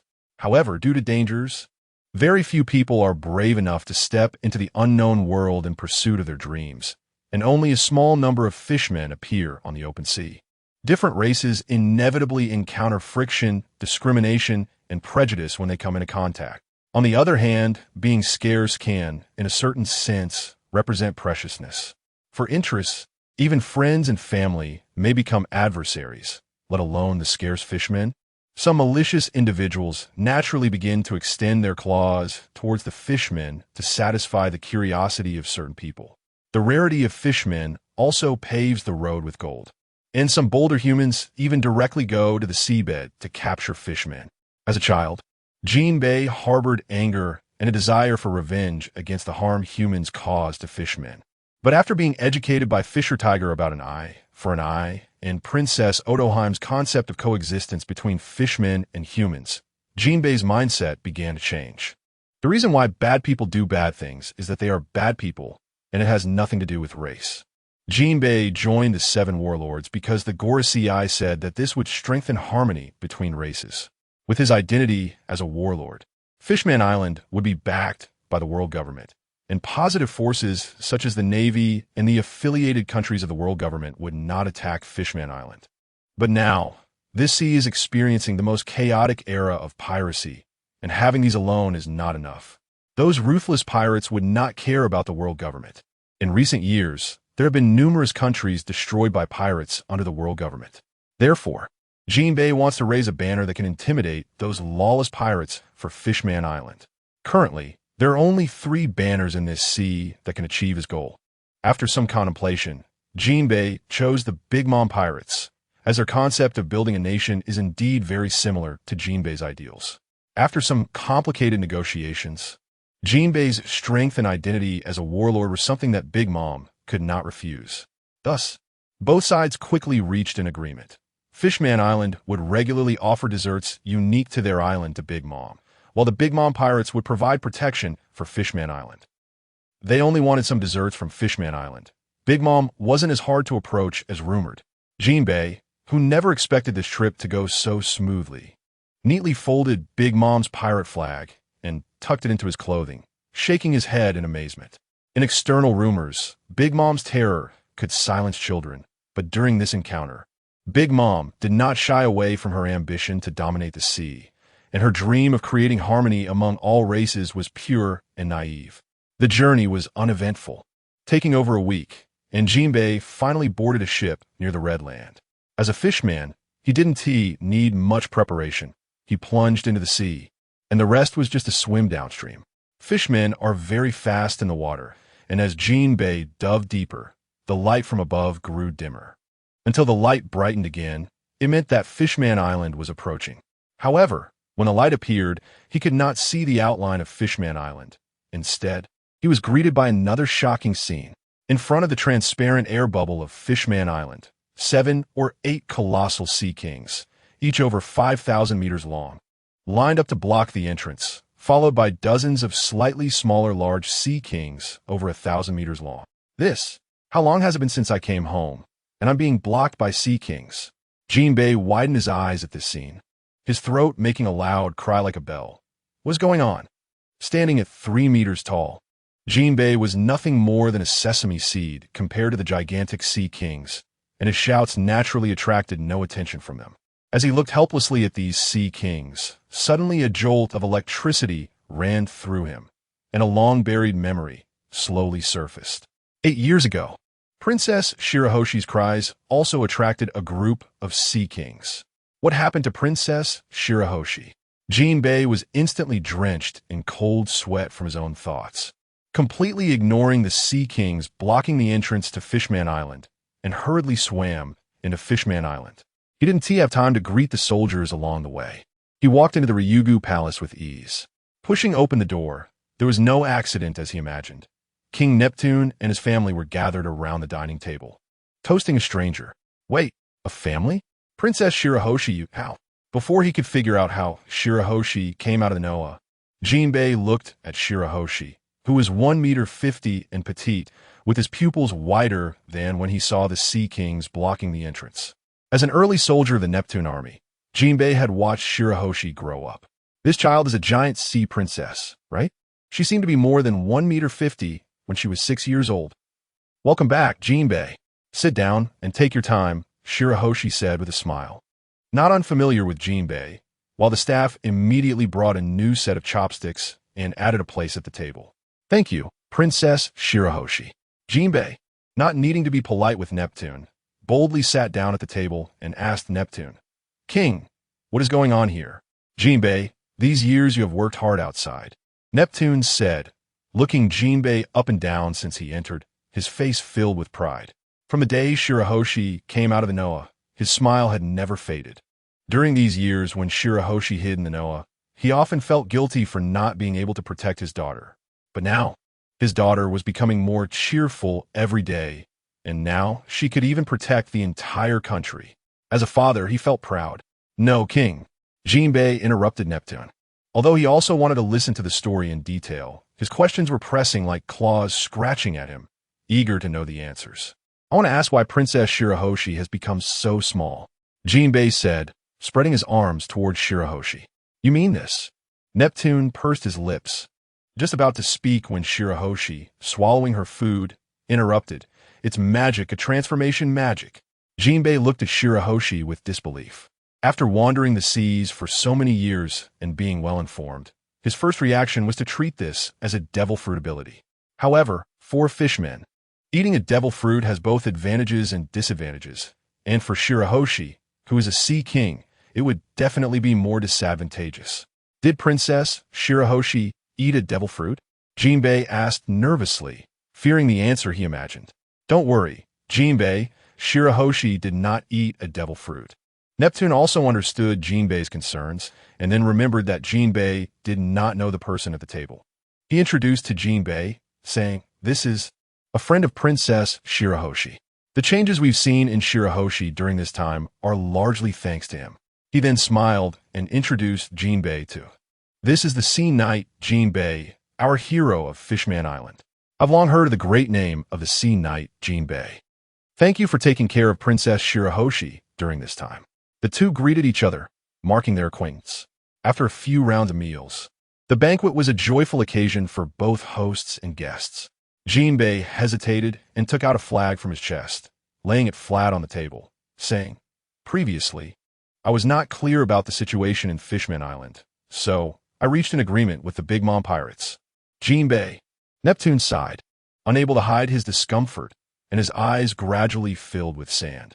The power of Fishman Island is not weak, but in this chaotic era of pirates, it cannot withstand too many storms.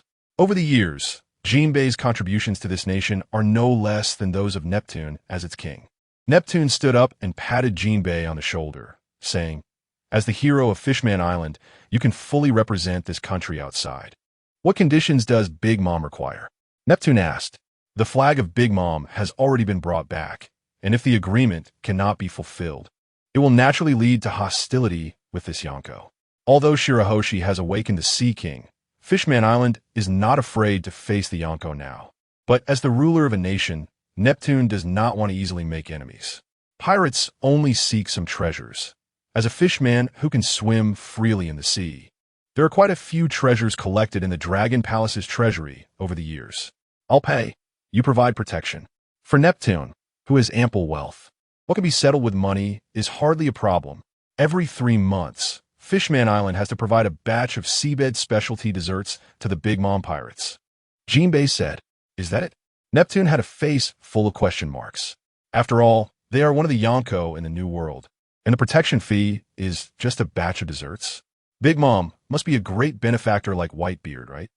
In the New World, in a certain sea area, smoke signals rise and sunken ships abound.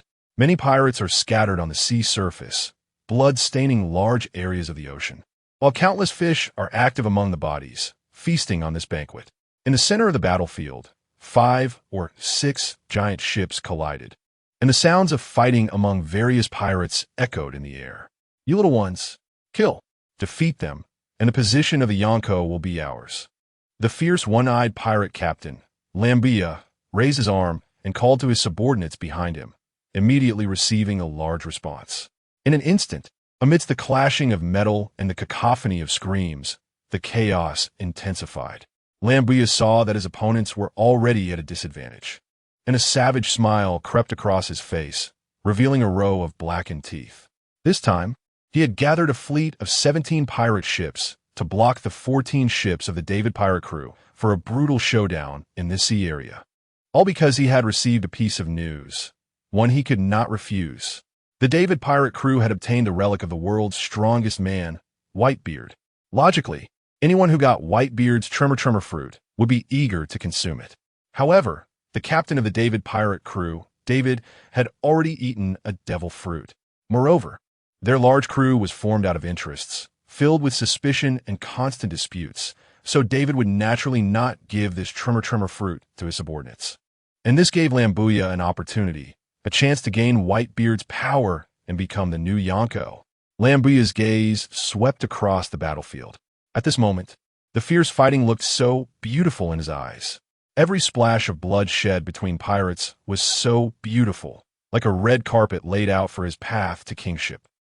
Not far from this sea area, on a small island, a strange Navy warship was hiding its entire body in the natural bay, sheltered from the wind. It was called strange because its flag was different from other Navy ships, displaying an upside-down Navy emblem, with the skull representing pirates pierced by a golden-handled long sword. Zifa-sensei, it seems the battle across the way is about to end. More than 30 ships have dwindled to just 3. How deep is the grudge among these pirates? A man in his 30s, dressed in peculiar attire, put down his telescope and said to a one-armed old man equipped with a metal prosthetic behind him, "For these vicious criminals, this was just a simple segment of their daily lives. They wouldn't settle down until they completely closed their eyes." Zifa, with short purple hair, spoke up, his upturned triangle sunglasses accentuating his heroic demeanor. As time passed, the sounds of fighting among the pirates gradually quieted down. By sheer advantage in numbers, Lambuya ultimately forced the David pirate crew to lose all resistance. Heh. Lambuya's laughter gradually turned manic, as the large pool of corpses and blood at his feet resembled a long carpet for his ascension. "David, it has been proven that there can only be one head wolf in a team. Your pirate fleet is not weak, but did you see it during the battle? In a life-and-death struggle, you were still wary of each other. You fell without grievance." Lambuya pointed at the heavily injured David leaning against the ship's board, his face full of delight as he spoke. The reputation of David's elite pirate fleet was generally considered superior to his own, and he had always thought so too. When there were conflicts of interest with the David pirate crew, he often took the initiative to bow his head and retreat. If it weren't for this time learning of the trimmer fruit in David's possession, he wouldn't have had the determination to confront the David pirate crew. Now, the reality was that he had defeated the David pirate crew, which had a greater reputation than his own, and he would also obtain the trimmer fruit of the world's strongest man, Whitebeard. Bah, Lambuya, you only took advantage of a surprise attack. Even so, you have so few left. David, a rough man with mismatched eyes and a big beard, saw Lambuya flaunting himself, and he spat a mixture of yellow mucus directly into Lambuya's mouth, which was open from laughter. With an unamused glance at the few pirates still able to stand, he scoffed, saying, "If we really set up a formation of fight, your little shrimp soldiers would have sunk to the sea to feed the fish by now." Lambuya was disgusted after tasting the thick phlegm, and his face instantly turned as ugly as if someone had killed his mother. "David, I was originally thinking of giving you a decent death, but it seems you've taken it for granted." Lambuya spat, gripping the thick cleaver still dripping with blood, with a cruel, bloodthirsty smile on his face. The bloody methods of pirates are definitely more brutal than one can imagine. Those who lick blood from the tip of a knife naturally study the act of killing thoroughly. Various cruel torture devices are their specialties. To torment a person for a month, that person cannot die a minute earlier. David looked at the cruel smile on Lambuya's face, and his heart couldn't help but tremble. He is not a good person and is no stranger to torturing pirates. In fact, many have died from his tortures. However, torturing others and being tortured are two different things. Even a psychologically twisted and cruel pirate would not willingly want to be tortured. "Huh, I want to do as you wish. Look at this." David took out a devil fruit from a small box at his waist, a smirk forming at the corner of his mouth. "You must have ambushed us to get this tremor fruit, right?" Tremor fruit. The moment Lambuya saw the tremor fruit in David's hand, his thoughts were completely captivated by it, and his expression turned frenzied once again. "Ha ha ha! The tremor fruit is indeed here.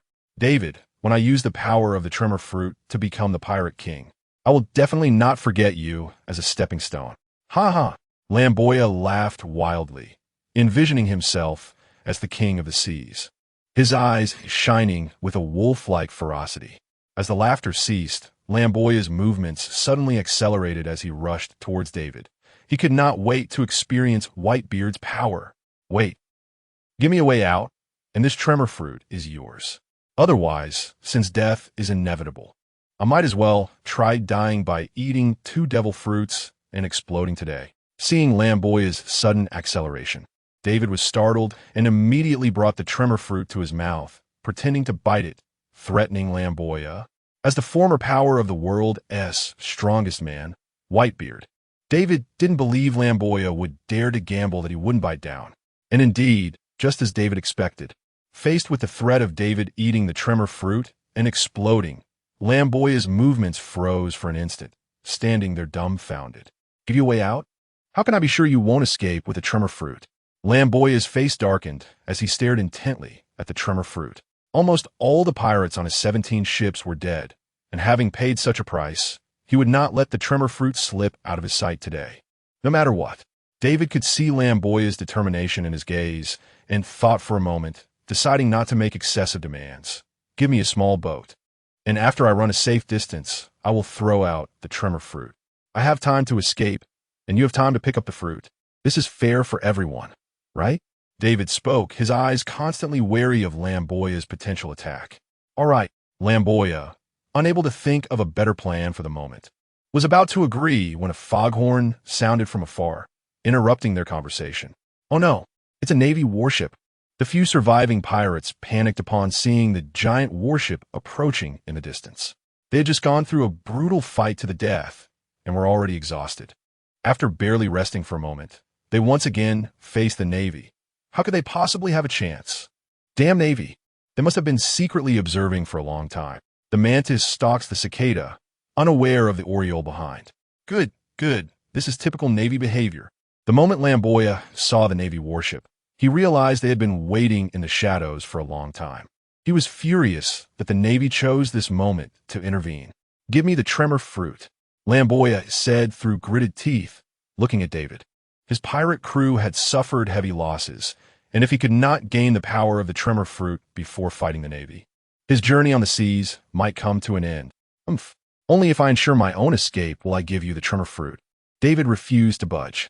He had previously consumed a very ordinary, useless fruit, and all his strength came from hard work. He posed little threat to the world, but had committed many evil deeds. David's heart raced, but he showed no signs on the surface. After realizing he could keep his life, he began to calculate more. For example, revenge. His grand fleet was everything he had built over decades of struggling on the seas.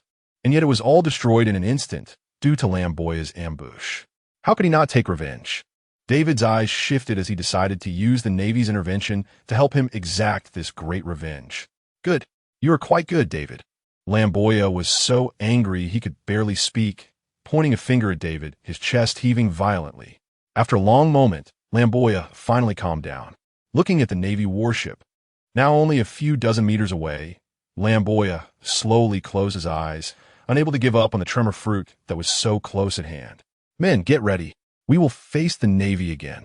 As long as we win, the path to becoming kings will be smooth, and there will be no obstacles before us. People die for wealth, birds die for food. Lamboya opened his eyes, filled with a determination to never return until he succeeded, raising his arms to inspire the remaining few pirates. Boss, the injured pirates, who had just gone through a battle, wanted to say something, but under Lamboya's threatening gaze, they swallowed hard and fell silent. A distance of a few dozen meters was nothing for the giant warship. Just as Lamboya finished his pre-battle encouragement, the Navy ship crashed into their pirate ship without losing speed. The violent shaking caused the already injured pirates to stagger across the deck, and some corpses fell into the sea as the ship's boards broke apart. A few pirates quickly reacted, using their weapons to stab into the deck to maintain their balance. Did you think you scum would run away upon hearing the foghorn? Is it because your pirate ship is broken? Zephyr jumped down from the bow of the warship onto the still floating wreckage of the pirate ship, surveying the bloody battlefield, and said to Lamboya, who stood at the forefront, I never expected the cautious Lamboya, known for his meticulousness, would engage in such a brutal battle with David's grand fleet in this sea area. Zephyr, have we waited long enough for both sides to suffer? The Navy really lives up to its reputation for not engaging in losing deals. Lamboya glared at Zephyr with intense hatred. The Navy had intervened just as he was about to reap the fruits of victory, causing his anger to surge to the point where he felt like it would explode from his eyes. You've already retreated to the back, but you still can't sit still and remain active in the seas. Leave your remaining arm here too. As soon as Lamboya finished speaking, he shouted loudly. The thick-backed blade in his hand, infused with haki, charged towards Zephyr, the remaining blood on the blade, making it seem as if it was weeping. Humph, I don't know how many like you I've eliminated. Zephyr scoffed, his massive mechanical arm sweeping horizontally. Although Zephyr was aging, as a former highest combat power of the Navy, his strength was more than enough to deal with a pirate who had only made a name for himself in the New World. Clang! Brilliant sparks flew as the two clashed. The immense force spread from the iron wall crusher, nearly making Lamboya's blade fly out of his hand with a single blow. Immediately, Lamboya fell completely into Zephyr's attack rhythm, forced to endure the hammer blows of Zephyr's iron arms. When Zephyr struck, the Enel Navy personnel did not just stand by and watch. Although their ranks were not high, they were undoubtedly elite within the Navy, and faced with the pirates who had already endured a brutal battle, they swiftly overpowered their opponents. Clang, clang, clang. The sounds of metal striking against metal echoed continuously. As the powerful swings of the hammer continued, Zephyr's breath became somewhat unsteady. Feeling his breathing grow increasingly labored, Zephyr sent Lamboya flying with a powerful iron arm strike.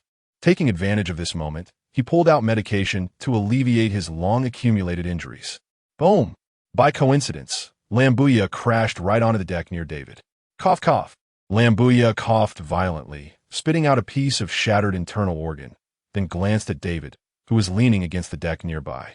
After a brief encounter with Zephyr, he realized the disparity in strength between them and understood the terrifying power of those standing at the top of the sea.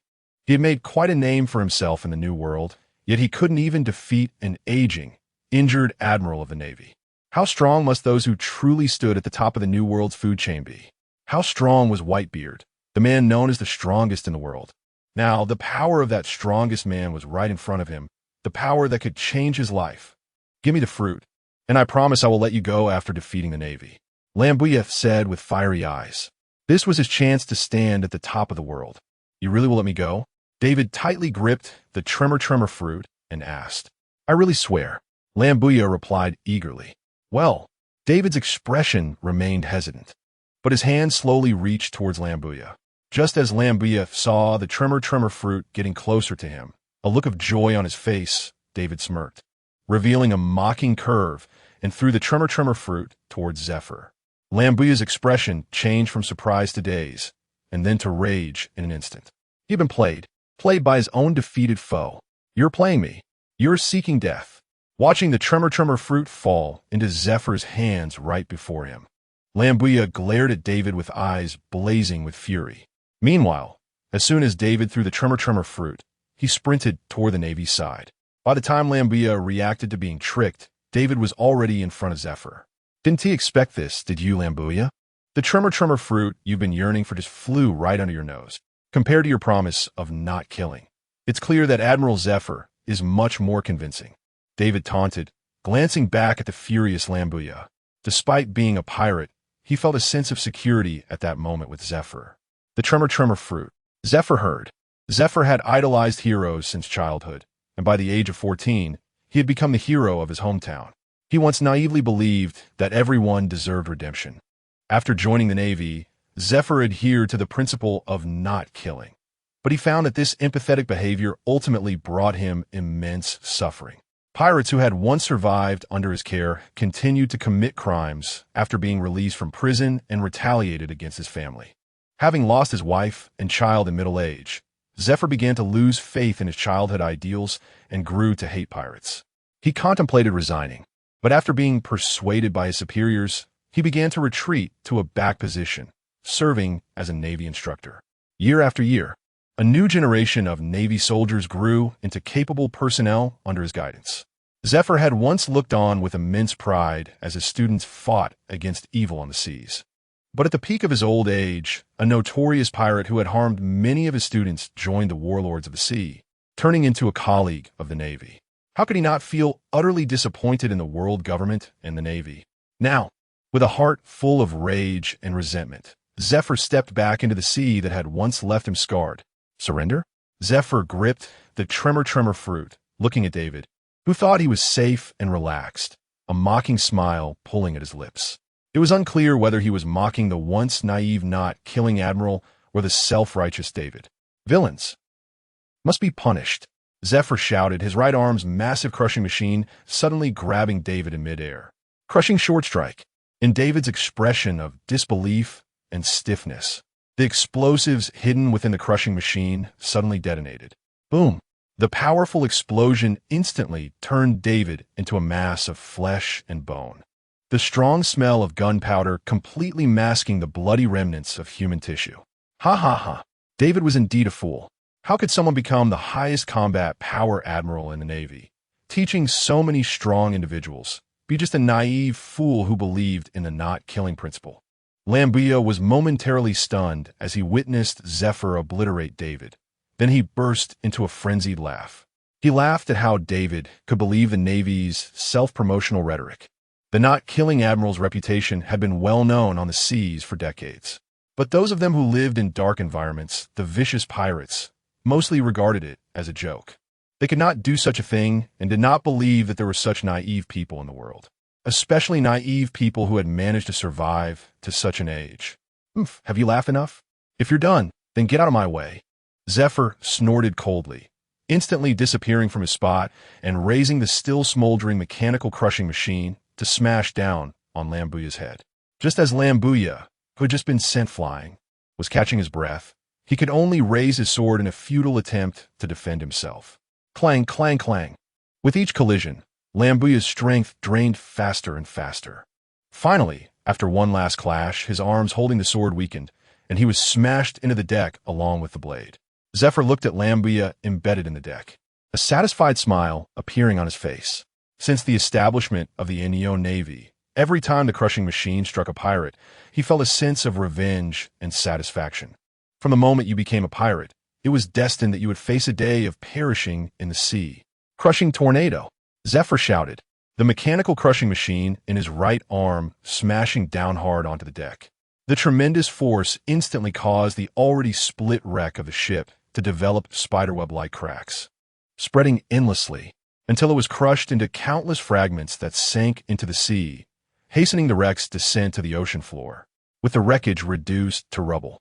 Lambuya had no chance of surviving under Zephyr's hand. However, due to his profound hatred for pirates, Zephyr, for caution's sake, used the sea stone bullets in the crushing machine to shoot any pirate corpses floating on the sea a final round. Then he ignited a fire to set ablaze the wreckage still bobbing on the water. And when all the pirate ships had burned to ashes and completely sunk beneath the waves, Zephyr led his team to wrap up. On the warship, Zephyr sat in front of the table in his room. Even with sunglasses on, it was clear that his eyes were fixated on the tremor fruit in his hand. He was hesitating about whether to eat this devil fruit. Whitebeard had already shown him through his actions that their generation was aging. But just like Whitebeard, who knew his physical condition yet still chose to storm the Marine headquarters at Marineford to save Ace, Zephyr would not give up his determination to eliminate all the pirates in the world just because of his old age. He needed power. Immense power. But the tremor fruit alone was definitely not enough for him to achieve his goals with this broken old body. Should he leave it for his students for the future, or consume it himself to forcefully play the hero with this old body? Zephyr stared at the tremor fruit, his gaze under the sunglasses flickering uncertainly. Just as he was struggling to make a decision, a ripple suddenly spread through the space in front of him, and a young figure stepped out from it. The other party had an ethereal quality that seemed detached from the world, and the pair of bright eyes, as if they contained an entire galaxy, instantly calmed Zephyr's mood as soon as he saw them. Who are you? Zephyr furrowed his brow, but quickly relaxed, speaking plainly as he gestured with his chin for Mo to sit down and chat slowly. He leaned back in his chair, entirely trusting his weight against the backrest. Decades of life experience allowed him to determine at first glance that the newcomer bore no ill will. As one grows older, it becomes hard to remain still. Since the other party meant no harm, he could naturally relax and converse with him. You can call me Mo. Mr. Zephyr. Strength is a person's confidence. And Mo sat down casually in the chair next to Zephyr, pouring himself a cup of hot tea from the teapot on the small table. He did not expect that the robust and upright Zephyr would be so approachable. Shouldn't instructors be fierce? Mo. That name sounds somewhat familiar. Zephyr couldn't recall where he had heard it before, nodded, and asked, is it the world government or the Marines that sent you as a negotiator? He had left the Marines to form the Enel Marines as a challenge to the world government and the Marines. Is that so? Zephyr's expression momentarily fell. He had thought that after decades of diligent service in the Navy, the world government and the Navy would send someone to comfort him as soon as he left. With the connections he had built over the years, he believed that if they revoked the warlord status of Whitebeard too, he might just grit his teeth and pretend this incident never happened. However, in the past few days, it seemed as if he had been forgotten by everyone. Zephyr quickly snapped out of his daze, poured himself a cup of hot tea, took a small sip, and asked Mo. Did you come to find me because of some trouble you need help with? If it's about pirates causing chaos, it would be easier to find a local navy. Zephyr looked at Mo. With confusion. He felt a tightness in his heart for this unique and out-of-place junior. From Mo. He seemed to see what a person living in a peaceful world should look like. Come to see the once heroes. Heroes should not fade away. Mo. Looked at Zephyr, who was dressed in black light armor, and said seriously, aside from the fairy tale heroes from my childhood who have a happy ending, reality is filled with the dark loneliness of heroes as one grows up. Such endings do not do justice to the heroes who should shine. Now, Mo. Had the ability to change Zephyr's ending, to change his lamentable fate. Heroes. Hearing the role he played in his childhood from Mo. Zephyr's pupils contracted, instantly pulled back into the memories of the past. It was his naive thoughts back then that later caused the death of his family. What heroes? Just a self-righteous little brat. If you want to talk about these things, you might as well read some unrealistic fairy tale books. Zephyr frowned and said to Mo. When his family was killed by the pirate he had let go, he wavered in his past beliefs, naturally unwilling to talk too much about these matters. Zephyr's sudden rise in tone startled those outside the door. Except for Zhuoxiu, who had other tasks, the beautiful woman with sea-blue wavy hair Ein and that guy Binzi pushed the door open and entered directly. Seeing the strangers in the room, Ein and Binzi quickly positioned themselves in front of Zephyr, watching Mo. Warily. Teacher Zephyr, are you okay? Ein asked worriedly, pulling Zephyr, while the strangely dressed Binzi was fully focused on guarding against Mo. I'm fine, I just got a bit emotional and raised my voice. Step back. He means no harm. Zephyr shook his head. Seeing his students so concerned for him warmed his heart, and at the same time, he felt even more hatred towards Whitebeard too, who had harmed so many of his students. Upon hearing this, Ein and Binzi obediently stood behind Zephyr, one on each side, but their eyes were filled with confusion as they glanced at Mo. They had been guarding the door out of concern for teacher Zephyr's health, but they hadn't noticed how he had entered. All right, Mo. If you have something to say, hurry up. If not, then don't disturb this old man. In the end, children are still their own kin. Although Zephyr liked the peaceful aura of Mo. He lost the desire to chat more with him after his two students came in, saying with a face full of impatience. Mo. Naturally noticed the obvious hint to leave, downing his tea in one go. He stood up and looked at the tremor fruit in Zephyr's hand, sighing. I never expected Whitebeard's tremor fruit would appear here. In the original storyline, the tremor fruit would be obtained by Blackbeard, but Blackbeard had been tricked by Mo. All the way to Impel Down, so this fruit naturally fell into the open. Of course, the main reason the tremor fruit ended up here was that the scumbag Mo. Was busy accompanying his idiot beautiful wife. A stroke of luck spoils. Zephyr was very pleased that Mo. Showed no greed upon seeing the tremor fruit. He smiled and tossed the tremor fruit in his hand, asking what's wrong. Don't you want to grab it? This was once the power of the world's strongest man, Whitebeard. Even if sold, it would be worth a fortune. Mr. Zephyr, do you want me to do that? Mo. Replied, stretching out his hand. In the next moment, the tremor fruit which was still in Zephyr's hand, was instantly grabbed by Mo Bai. Zephyr, who was still in the act of tossing and catching, was momentarily stunned, while Ein and Binzi behind him also stared blankly at the Tremor fruit in Mo Bai's hand. Before they could say anything, the Tremor fruit was thrown back into Zephyr's hands. "All right, it's getting late. We should deal with some serious matters." As Mo Bai spoke, an emerald light appeared in his hand and spread up Zephyr's body. Teacher Zephyr, X2 Ein and Binzi were shocked and were about to attack Mo Bai when Zephyr called out to them to stop. "Hold on. Mo Bai means no harm," Zephyr said to the two, then closed his eyes to carefully feel the changes within his body.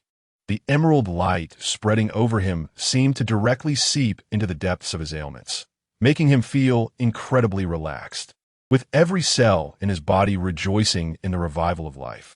Ein and Binzi stood there looking at Zephyr with worry 1 second, 2 seconds. Their expressions slowly shifted from concern to shock. In their view, first, the scars exposed on Zephyr's body visibly disappeared, and his skin became smooth and unblemished. This wasn't the end. The right arm that had been equipped with a mechanical prosthesis began to visibly grow back. In just a short moment, the right arm that Zephyr had lost while protecting his students reappeared intact on his shoulder, forcing the original mechanical arm to fall to the ground. When Mo Bai stopped, the over 70-year-old Zephyr looked as if he were in his prime due to the infusion of life energy. "Hey, Ein, pinch me, see if I'm dreaming." Binzi's eyes were wide as saucers, and he patted Ein beside him. "You're not dreaming. I saw it too," Ein replied without turning her head. Her eyes fixed on Mo Bai, wanting to ask some questions but fearing the answers she might receive. At sea, some special devil fruits indeed possess astonishing abilities, just like her retro fruit can allow her to. Mo Bai saw Ein's hesitant expression and understood her thoughts, but simply smiled without answering. Any words would not compare to the reality before their eyes. As the emerald light disappeared, Zephyr quickly opened his eyes. He felt completely relaxed now, and the previously subtle pains in his ailments had all subsided.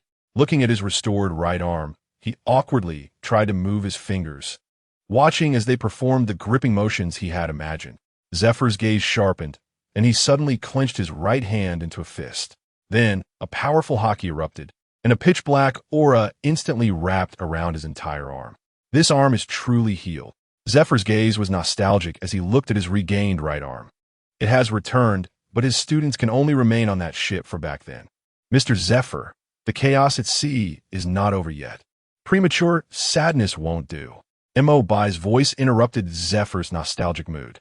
As a result, a sphere of light appeared in Mo Bai's hand and flew towards Zefa, quickly merging into his body. Ding! Zefa has obtained the legacy of the arm wrestling master Seti. After the war with Noxus ended, the underground kingdom of Ionia gradually rose, and Seti stood out, becoming a local overlord. After defeating all the local fighters, Seti, relying on his bravery and strength, took control of the fighting arena where he had once fought bloodily. As the white light entered his body, Zefa was momentarily stunned, then felt his blood roaring within him, filled with endless power.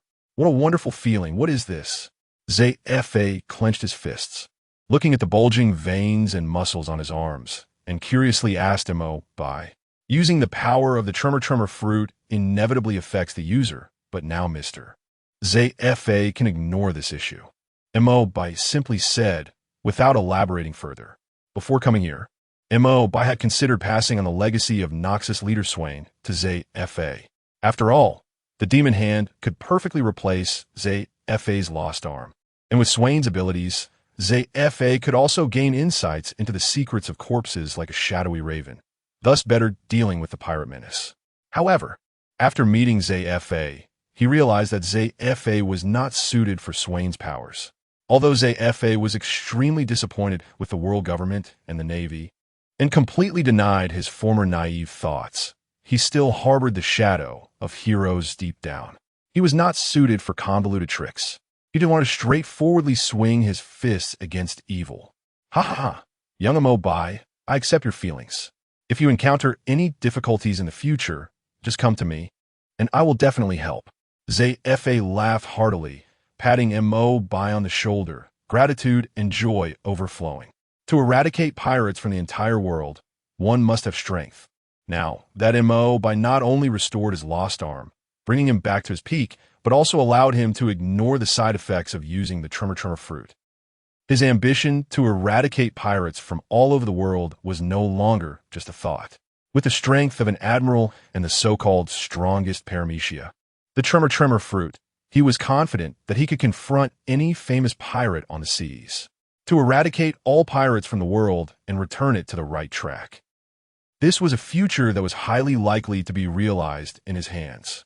I hope Mr. ZFA doesn't find me troublesome. Mobai smiled politely. With his strength, he naturally wouldn't have a day where he needed to trouble ZFA. But in terms of human relationships, everyone understands, except for Akainu. Having finished the tasks of this trip, Mobai opened a spatial passage in front of him, preparing to leave, but accidentally caught sight of a rather unsightly scene. Under the vibrant, youthful hot pants of Ein, her long, straight, slender, beautiful legs were marred by a scar from a cross-shaped knife, ruining what should have been a work of art. Miss Ein, hello, my name is Mobai. Mobai stepped forward to greet her. You know me?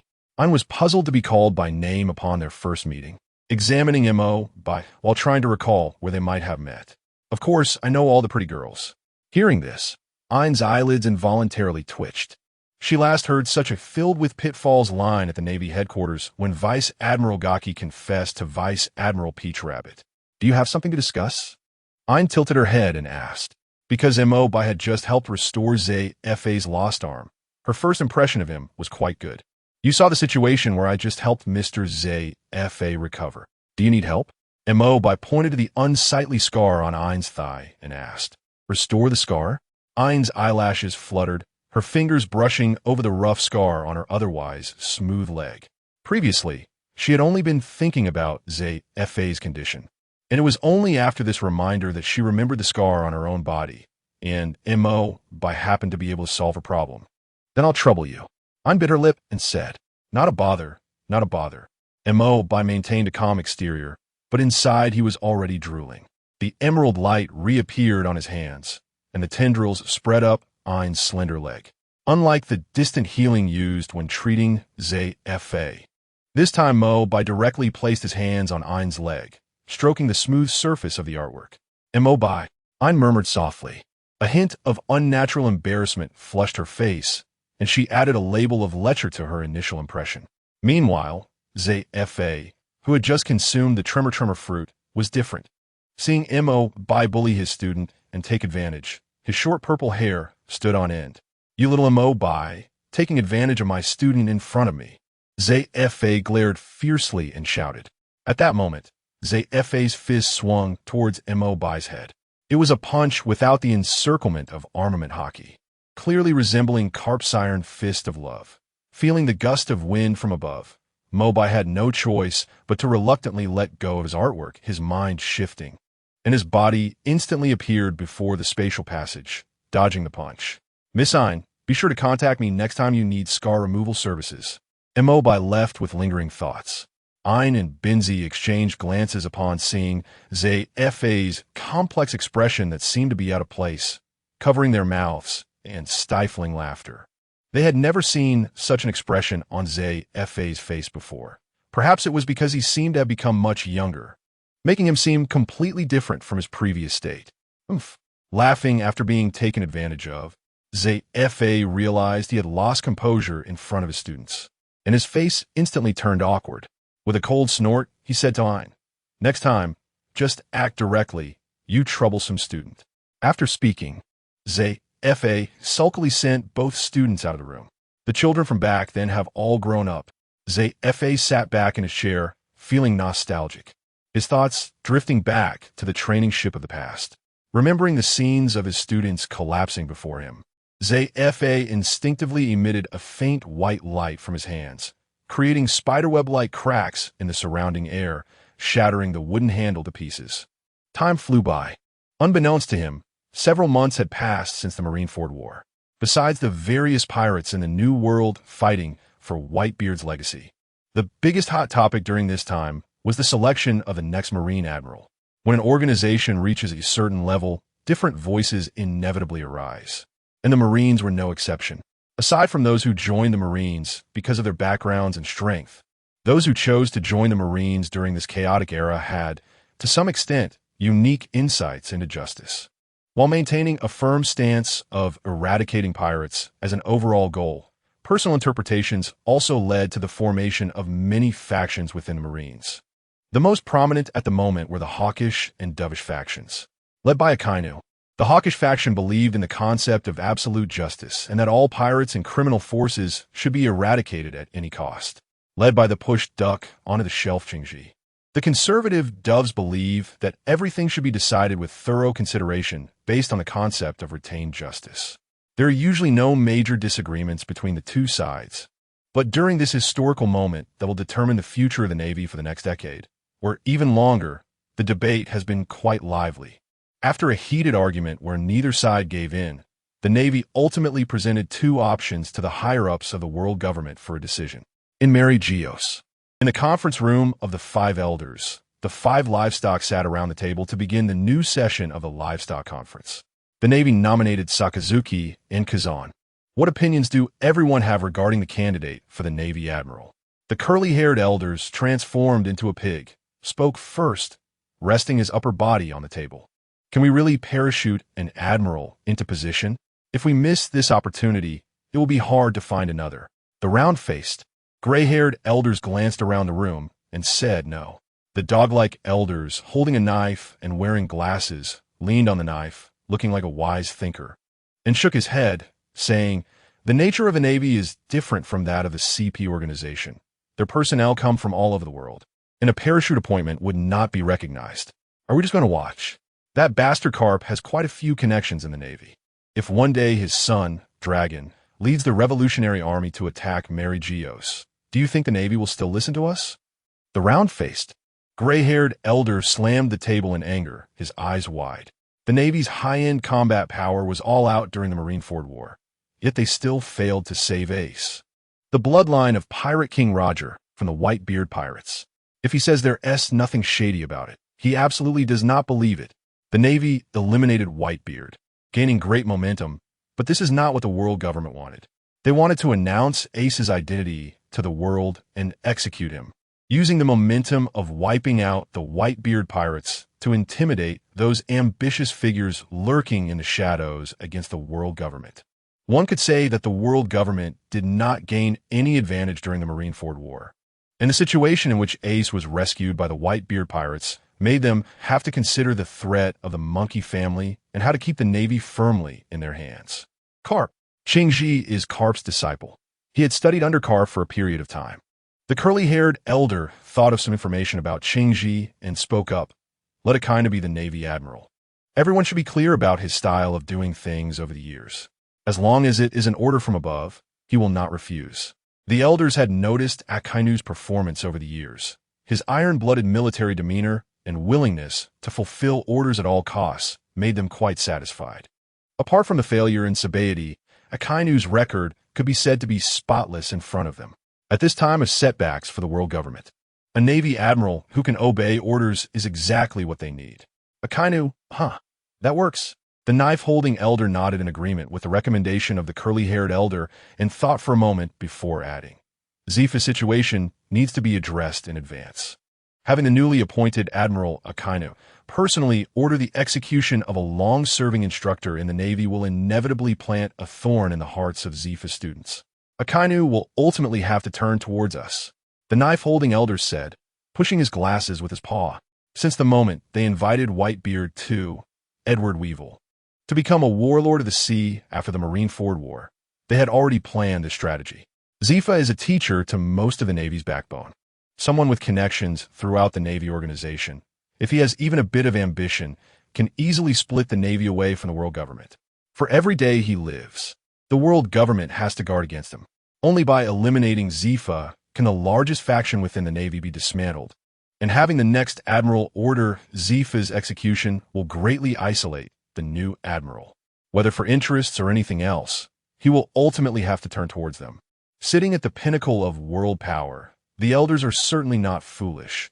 The previous opponents were all small characters who could be easily crushed with a finger, so they naturally did not need to think too much about them. Let's do it this way.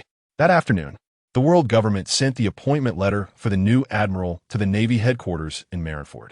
Such efficiency left everyone who was still watching in shock.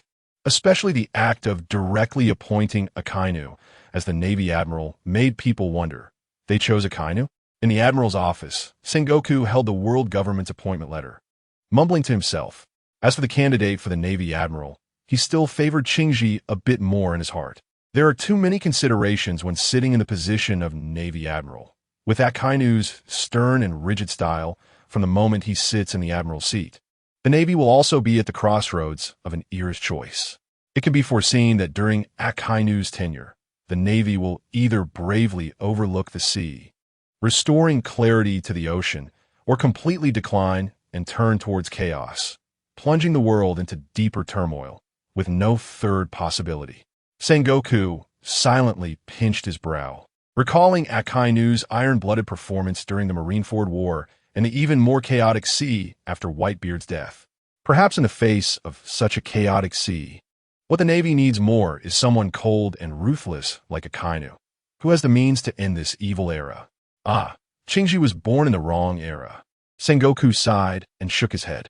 Qingji's sense of justice actually aligns more with the choices of most people, but that reserved justice is not suitable for this darkest and most chaotic time.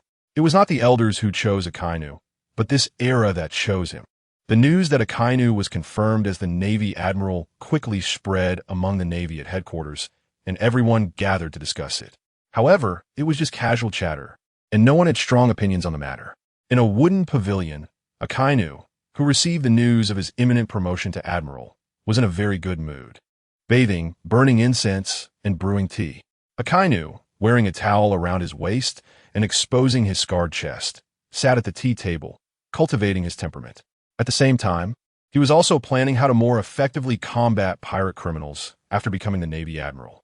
Akainu deeply despised the Navy's weak and submissive image in recent years. During the time he joined the Navy, Sengoku had not yet been promoted to admiral. At that time, Carp was chasing after Pirate King Roger all over the world, and when he finally gained strength, the Navy had to avoid the four Emperor's powers unless absolutely necessary, trying not to provoke them. This was just too frustrating. Now, he could finally unleash his ambitions. Just as Akainu finished a bowl of hot tea, he heard footsteps coming from outside the door. Looking in the direction of the sound, it was none other than Qingji, who had just missed out on the position of admiral. The position of admiral is mine. If you're not convinced, we can settle it with our fists. Akainu put down the tea bowl and said to Qingji. They had known each other for decades, and before the O'Hara incident, Akainu had always viewed Qingji positively, and their relationship was quite good. After experiencing the divergence caused by the O'Hara incident, the once-spirited Akiji began to languish, leaving the steadfast Akainu indifferent towards him, and from then on, the two went their separate ways. Later, during the journey to Shurima, the bond between these two troubled brothers experienced a slight thaw. Although their relationship was not particularly good, it had improved significantly compared to their previous estrangement. They still did not acknowledge each other's ideologies, but at least they were willing to take the time to understand one another. Akiji scratched his tousled hair, sitting cross-legged opposite Akainu, and said, I'm not interested in the headache-inducing position of Fleet Admiral. Aren't you going to pour a cup of tea for your guest? That's better than being lazy. Akainu huffed discontentedly, pouring Akiji a bowl of tea while filling his own cup. What do you want? Akainu asked, sitting upright, contrasting sharply with Akiji's slouched posture. Akiji sipped his tea, putting away his relaxed demeanor, and became serious, looking at Akainu as he said, When you sit in the position of Fleet Admiral, you need to consider the bigger picture. The desire for quick success often leads to irreversible consequences. Akiji spoke these words precisely because he understood Akainu. The Navy is indeed the undisputed ruler of the sea. However, the scale is so vast that once attacked by pirates, this ruler can instantly become a mere turtle's eight. You don't need to worry about that. I have more experience dealing with pirates than you do, Akainu interrupted Akiji confidently. After decades of fighting against pirates, he understood the matter of exterminating pirates far better than Akiji, who often took breaks. I wish you success, Akiji nodded, looking at the confident Akainu with eyes full of pity before getting up to leave. due to Sengoku's eagerness to retire. The appointment process for the fleet admiral was unusually swift. That evening, the appointment ceremony for Akainu began in the small square of Marineford. After a brief opening speech, Sengoku, under the watchful eyes of the entire Navy, saw Akainu take his seat on the throne that symbolized the fleet admiral. The entire ceremony lasted less than an hour, and Akainu was moved into the admiral's office that very night. Just as Akainu was daydreaming about leading the Navy into a new chapter of justice, he stepped into the admiral's office and was instantly dumbfounded. Was that pile of documents taller than a person in illusion? Akainu rubbed his eyes, stepped back onto his left foot, looked at the sign that read Admiral's Office, and took a deep breath. This time, he stepped in with his right foot. Entering the office, the towering stack of documents still loomed before him. This was not an illusion. Akainu stared blankly at the unfamiliar office. It had been so clean when he visited Sengoku before. Looking at the dim light filtering through the window, the position of the highest admiral transformed in his eyes into a dark prison. Akainu let out a long breath, dragging his reluctant feet to sit at the desk, silently picking up the top file. Several pirate usurpations have occurred in the West Sea, suspected to have a larger mastermind behind them, requesting support from headquarters, Navy Branch 092. Akainu glanced at the thick stack of documents on the desk, the enthusiasm in his eyes fading significantly as he understood Sengoku's difficulties. No wonder Garp could chase after Pirate King Roger around the world without a care. The news of Akainu becoming fleet admiral was just a momentary excitement. In this chaotic sea, fresh events were happening every moment, especially now, as various pirates were vying for the vacant Yonko position left by Whitebeard's death. In this vast ocean, strength is always the most important.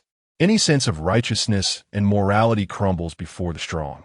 In the great chaos where pirates were showcasing their abilities, the one most likely to inherit Whitebeard's Yonko position was undoubtedly Edward Weevil, who had consistently targeted the Whitebeard pirates.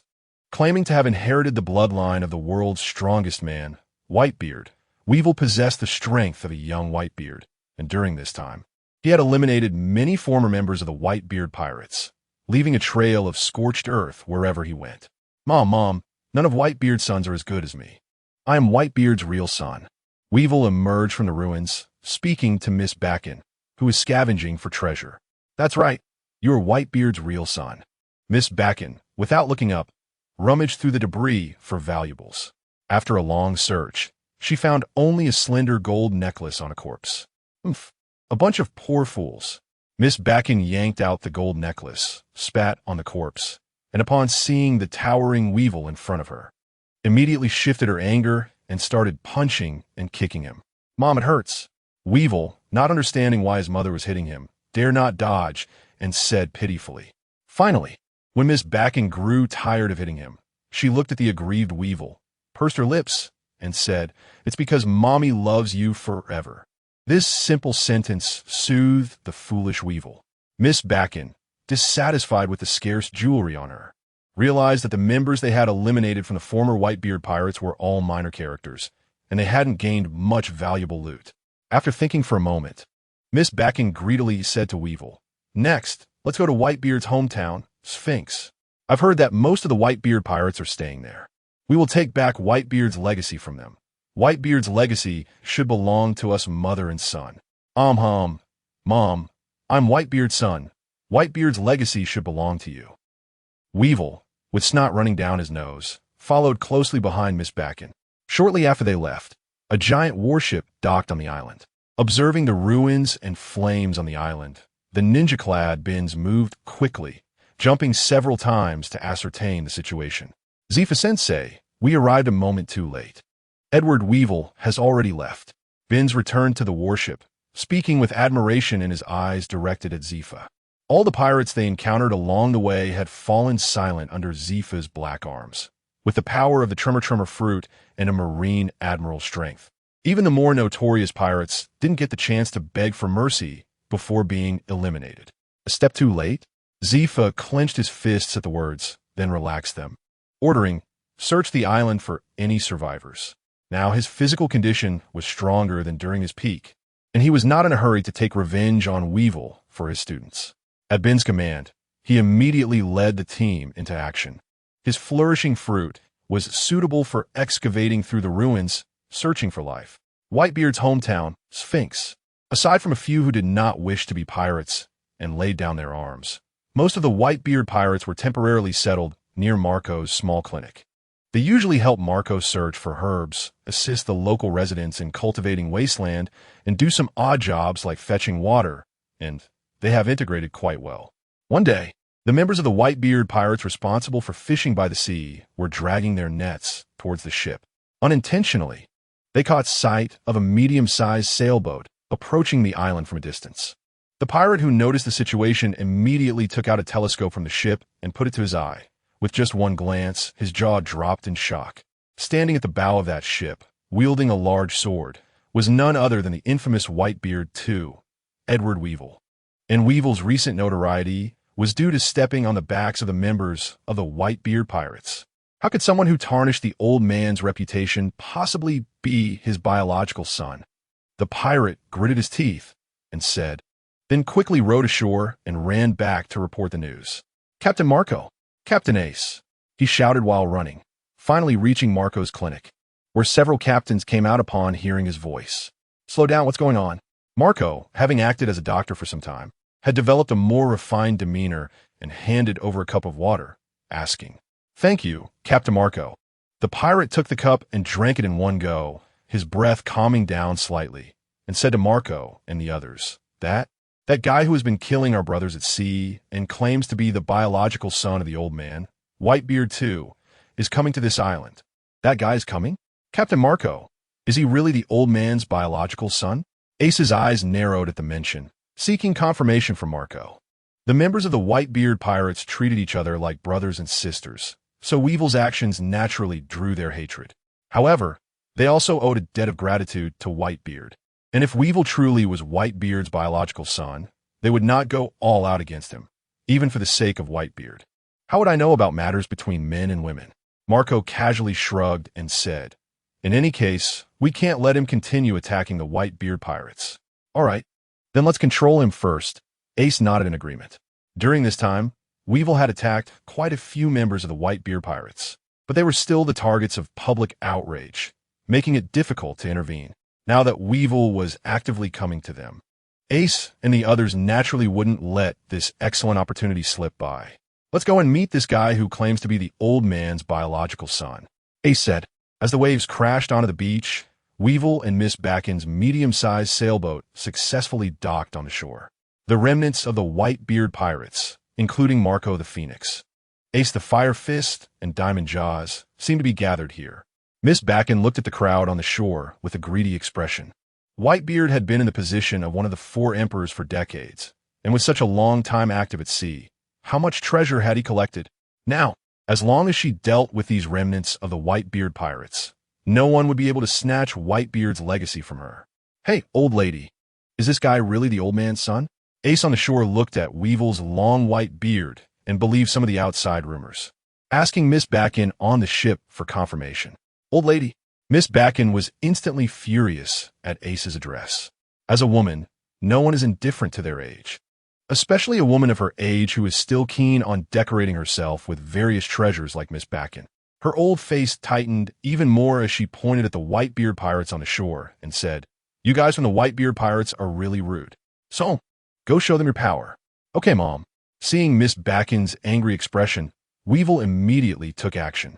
With his eyes wide open like a bull, he jumped off the ship with a large sword in hand, landing in front of the Whitebeard pirates. You dare to make Mom angry, Weevil roared, spinning the large sword in his hand and swinging it violently towards the crowd in front of him. Let me handle this. A deep voice sounded. Jaws stepped forward from the crowd, his burly body instantly covered in a dazzling layer of diamond, charging head-on towards Weevil's large sword without flinching. Bang! Weevil's large sword clashed with Jaws, producing a loud noise. Neither of them was willing to back down, locked in a stalemate. Weevil, surprised by the resistance, looked at Diamond Jaws in front of him. With the strength of Whitebeard in his youth, he rarely encountered anyone who could withstand his attacks at sea. I am Whitebeard's biological son, Weevil yelled again, suddenly increasing the force in his hand, pressing down on the sword, pushing Jaws back a few steps. How was this possible? Captain Jaws could lift a giant peak. The members of the Whitebeard pirates looked on in disbelief as they saw Jaws struggling in the contest of strength. Jaws was the strongest among the Whitebeard pirates, second only to Whitebeard himself. This guy is indeed strong. Ace looked at Weevil with a serious expression. Initially thinking he was just a figurehead riding on Whitebeard's name, he didn't expect his strength to be formidable. Let's all attack together. We can't allow any mistakes in the old man's hometown, Ace said to Marco and Vista. Upon hearing this, Marco and the others nodded in agreement. If this weren't Whitebeard's hometown, they might have engaged Weevil in a fair fight. But since Weevil came here to fight, they couldn't be blamed for not adhering to the rules of combat. As Weevil used his tremendous strength to push Jaws into a disadvantageous position, he was preparing to defeat him in one go when the members of the Whitebeard pirates around him began to take action. The fastest among them was Marco, who could fly. The moment he decided to strike, he transformed into his hybrid form. His arms became wings of eternal flames, burning with blue fire. As he swiftly swooped down, Phoenix Stamp, Marco's bird claw-like feet intertwined to form a seal, releasing a powerful shockwave towards Weevil. Although Weevil was simple-minded, he was still quite skilled in combat. The moment he sensed the attack from the surrounding members of the Whitebeard pirates with his observation hockey, he pushed Jaws back with one sword. Facing Marco's rapid attack, Weevil immediately raised his sword to block. With a loud bang, because Weevil reacted too hastily, he was able to withstand Marco's Phoenix Stamp, but was inevitably forced back a distance. Following that, the sounds of gunfire erupted as some members of the Whitebeard pirates opened fire, instantly engulfing Weevil's figure in a cloud of smoke. After a round of ammunition was fired, the smoke lingered, and Weevil's voice suddenly came from within. "Mom, it hurts so much." Weevil's innocent and aggrieved cries could be heard through the smoke. Noticing that there was no sign of weakness in his voice, Ace and Vista exchanged glances and simultaneously took action. Firefly, Fire Dama. In front of Ace, countless small green glowing fireballs spread out from his hands. As the sound fell, the surrounding fireballs instantly gathered towards the smoke. Rose Dance. Vista leaped into the air, simultaneously wielding his twin swords and scattering a large number of red rose petals down into the smoke below. The attacks from both of them almost landed in the smoke at the same time. Boom! The red rose petals, accompanied by the green glowing fireballs, exploded the black ash smoke, revealing a battered and disheveled Weevil inside. "Mom, it hurts! It hurts!" Weevil screamed, rolling on the ground in an attempt to extinguish the flames clinging to his body. Miss Backen, seeing Weevil being overwhelmed by the Whitebeard pirates, couldn't help but panic. Wasn't it said that the Whitebeard pirates had already been defeated by the Navy and could not pose a threat anymore? How could they still have such strength? A storm surged in Miss Backen's heart, but on the surface, she calmly shouted to Weevil, "My dear son, if you defeat them, the whole world will know you are Whitebeard's only biological son. They have taken the inheritance left to us by your father. Go, take back what belongs to us." The flames clinging to Weevil's body were almost extinguished, and upon hearing Miss Backen's words, the pain in his body was completely overshadowed by the anger in his chest. "That's right. I am Whitebeard's only son. I will kill all of you bastards who stole what should have belonged to us," Weevil shouted, his eyes blazing with fury. "Damn it! What do you mean the remnants of the Whitebeard pirates have become a non-factor after Whitebeard's death? The Navy never speaks the truth." Miss Backen, with a grim expression, rowed the boat furiously, cursing under her breath. The reason she dared to attack the Whitebeard pirates with Weevil so recklessly after Whitebeard's death was not only because she coveted the treasure left behind by Whitebeard, but also because the staff she interacted with when invited to become a warlord of the sea had inadvertently leaked the news that the Whitebeard pirates had become a scattered mess. She had thought that with Weevil inheriting Whitebeard's youthful power, he could easily deal with the remnants of the Whitebeard pirates. But unexpectedly, reality slapped her in the face. Their strength was still formidable, and perhaps with just one powerful leader, they could instantly reassemble a Yonko-level pirate crew. "There's only this left. How miserable my remaining life will be." Miss Backen thought of the treasures collected on the ship, a hint of desolation appearing on her face. She could now change into a complete set of different jewelry every few days. But after losing Weevil as a powerful aid, the quality of her life would undoubtedly plummet. She feared that she wouldn't be able to afford new jewelry for the rest of her life. How could she live such a poor life? But at least she managed to escape. Miss Bakken sighed as she looked at the sea, just as she was feeling relieved about escaping from Sphinx. A shadow suddenly blocked the sunlight above her. Miss Bakken instinctively looked up and saw Marco transforming into his phoenix form, hovering tightly above her head. The Phoenix Marco! Miss Bakken exclaimed in shock, her hands gripping the boat oars faster. Despite being just a little old lady, she managed to maneuver a medium-sized sailboat across the sea with a paddle over a meter long in a seemingly defiance of physics. Hey, Miss Bakken, stop. You can't escape. Marco only needed to flap his wings gently to keep up with Miss Bakken's rowing speed. Watching the busy old lady below, Marco advised her. But Miss Bakken did not think so. Having commanded Weevil to run rampant on the sea for so many years, she understood pirates all too well. The inhumane torture methods they employed were something even a pervert couldn't withstand, let alone an old lady like her. So, Miss Bakken rowed even faster. Thus, Marco followed Miss Bakken above her head for over 10 minutes until the little old lady's strength was finally exhausted, her arms shaking like noodles. I'm not running anymore. I'm not running anymore. Miss Bakken weakly sat on the deck, panting heavily. What a hassle. It would have been better if you had done this sooner, Marco said, grabbing Miss Bakken's shoulders with his claws, just as he was about to take her back to the island to discuss how to deal with her. Miss Bakken suddenly let out a pig-like scream and started flailing her arms. Bring me the jewels on the ship. That's all my savings over the years. Miss Bakken kicked and screamed, and given her potential connection to Whitebeard, Marco had no choice but to pinch his nose and tie up Miss Bakken, rowing back to Sphinx with her and her treasures. After controlling Miss Bakken and Weevil, the members of the Whitebeard pirates gathered to discuss how to deal with them. So, what's the verdict? Did you find out anything? Is Weevil really Dad's biological son? Ace asked Marco, who had just returned after questioning Miss Bakken. It's still the same as before. Miss Bakken insists that Dad once loved her, and Weevil is the product of their love. But that idiot Weevil couldn't provide any useful information, Marco said, hands in his pockets, wearing a helpless expression.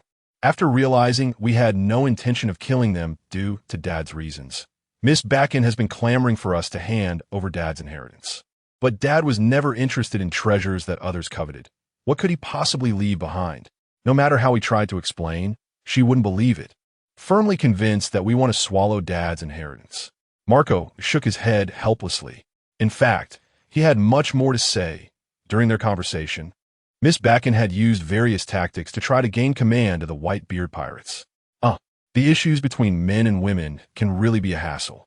Dad left behind this mess. Ace said, since we can't reason with them, we definitely can't let them go free. Just based on Miss Bakken's stubbornness. If she doesn't get Whitebeard's inheritance, letting them go would only lead to them continuing to attack the Whitebeard pirates in the dark. The key is that Whitebeard has always been searching for familial bonds at sea. How could he have left behind any inheritance? Let's find a couple of devil fruits for them to eat and look for a pair of sea prism stone handcuffs to control them. Ace rested his head on his hand and thought for a moment. No problem. I'll have the people below gather information on devil fruits.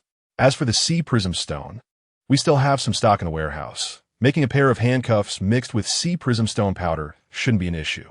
Josa nodded in response. Given Miss Bakken's restless demeanor, they indeed couldn't feel at ease without controlling them, and Weevil's strength was considerable. Once trouble arose, it would definitely not be small. Using the combination of devil fruits and sea prism stone's weakening buff package was indeed a good plan. Then it settled. Ace clapped his hands, confirming the method to deal with the two. As night deepened, the stars and moon hid behind the clouds. In the dark woodshed, Weevil was snoring softly. Damn it, what kind of son of a Whitebeard treats me like this? Miss Bakken grumbled quietly, venting her dissatisfaction, when she saw that the Whitebeard pirates didn't go hard on them. Miss Bakken guessed that they still held some feelings for Whitebeard. She had initially hoped to gain a voice within the Whitebeard pirates by leveraging her identity as Whitebeard's lover. But that Marco guy didn't give her a shred of opportunity, ignoring her no matter what she said. Slap! A series of slaps landed, waking Weevil from his sleep. and with his mouth taped shut, he could only let out helpless whimpers. Once the tape was removed, Miss Bakken said, "You can speak now, but don't say anything without my command, understood?" Seeing Weevil nod, Miss Bakken removed the tape from his mouth and said, "You can break free now. Do you really think these chains can hold you? They're nothing but a bunch of hopeless fools." Weevil possessed the strength of Whitebeard in his youth, and these chains were as weak as limp noodles before him. Following Miss Bakken's command, Weevil strained his muscles and pushed hard, instantly breaking several segments of the chains that bound his body, causing them to fall onto the pile of straw. Miss Bakken looked at Weevil and nodded in satisfaction. Although he looked dirty and a bit disheveled, he had clearly recovered significantly. If she couldn't obtain it, she'd destroy it. Since the Whitebeard pirates were preventing her from taking the reins, she couldn't be blamed for going all out. A vicious glint flashed in Miss Bakken's eyes as she took out a special snail phone that could directly contact the Gorosei and dialed it. Blah blah. After a busy signal, the snail phone was quickly connected. "What's going on at this hour? You better give me a reasonable explanation." The furious voice of one of the Gorosei, disturbed from a sweet dream, came through, clearly in a bad mood. If it weren't for Miss Bakken wrapping the snail phone in her clothing in time, she would have surely attracted some attention. "Dear Gorosei, please calm down. I have important matters to report," Miss Bakken said with a very low attitude, fawning. And her obsession with Whitebeard's inheritance was evident. She was a person driven nearly mad by money and power. "I have successfully infiltrated Whitebeard's homeland, Sphinx. The remnants of the Whitebeard pirates are all here. To prevent them from escaping, I asked that the Gorosei send some support." Even though she was communicating through the snail phone, Miss Bakken maintained a submissive demeanor. This was the world government's stronghold. Even a little favor would be enough for her to live luxuriously in the future. The remnants of the Whitebeard pirates? The Gorosei, on the other end, paused upon hearing this. They invited Weevil to become a warlord, not only to separate the Navy from Zifa, but also to drive out this influential figure in the Navy. And they valued Weevil's strength and identity. The establishment of the warlords was meant to balance the increasingly chaotic situation at sea. Weevil's strength was formidable, and being Whitebeard's biological son gave him a legitimate opportunity to inherit Whitebeard's fortune, especially since it was Miss Bakken, a vain person, who was capable of commanding the simpleton. Those with desires are the easiest to control, and the Gorosei had their eyes on Miss Bakken's greedy nature, which is why they had inadvertently revealed the riches left behind by Whitebeard when inviting them to become warlords. Now this net could be cast. Sphinx's location was not favorable. Even sending troops from the nearest Navy base would require a day of sailing. "When will you start acting?" the Gorosei asked with a frown. Sphinx was within the territory Whitebeard controlled during his life. Before the Marines' final battle with the Whitebeard pirates, the Navy had always adhered to a strategy of not provoking the four emperors. They only established observation points far outside the four emperors' territories, which meant there were currently no troops available for support. "We will act in 1 hour," Miss Bakken replied fiercely. Though it was called stealth, the reality was that they had already been captured and had only temporarily escaped. Once dawn arrived, the Whitebeard pirates would certainly discover them. The Gorosei, on the other end, fell silent for a moment before replying, "If it's in 1 hour, only Admiral Kazuru can make it. Deploy an admiral for support. You must completely eliminate the Whitebeard pirates. I hope you won't let the world government down." After the Gorosei finished speaking, they hung up the snail phone. The Navy's highest combat power, Admiral Kazuru, upon hearing the support being sent by the Gorosei, Miss Bakken's face immediately broke into an ecstatic smile. The Navy was undoubtedly the ruler of the seas, and an admiral, as the Navy's highest combat power, was a top-tier character on the sea. With an admiral and Weevil, who possessed the strength of Whitebeard in his youth, how could the Whitebeard pirates possibly resist? At Marine Headquarters, Marineford, since Whitebeard's death, the increasingly chaotic seas had multiplied the tasks of everyone in the Navy several times over.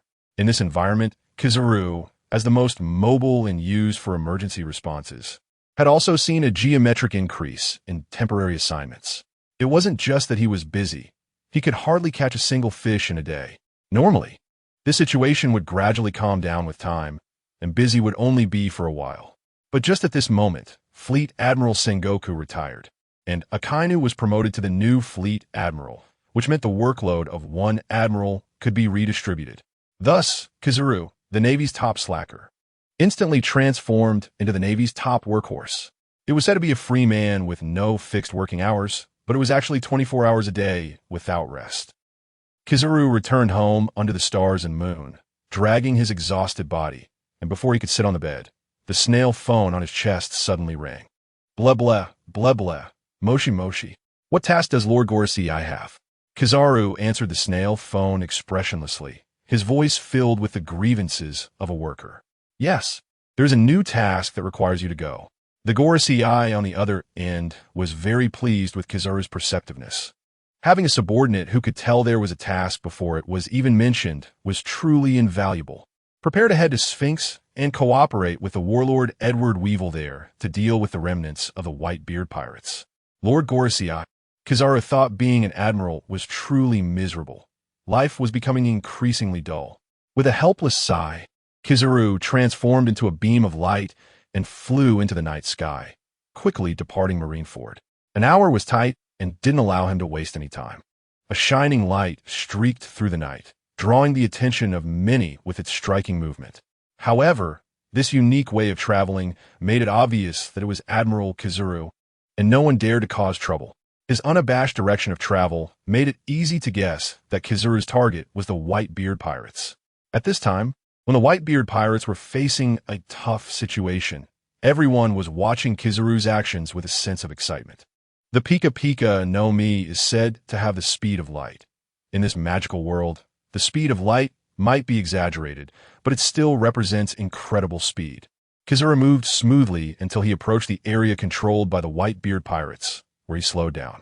The mission was to cooperate with the warlord of the sea, Weevil, and if he went in so conspicuously, he would become the main force. Arriving early, he could take a break. Kizaru pulled out his wristwatch, checked the time, sighed in relief, and stretched lazily, relaxing. Although he had been busy lately, he still needed to steal some time for himself.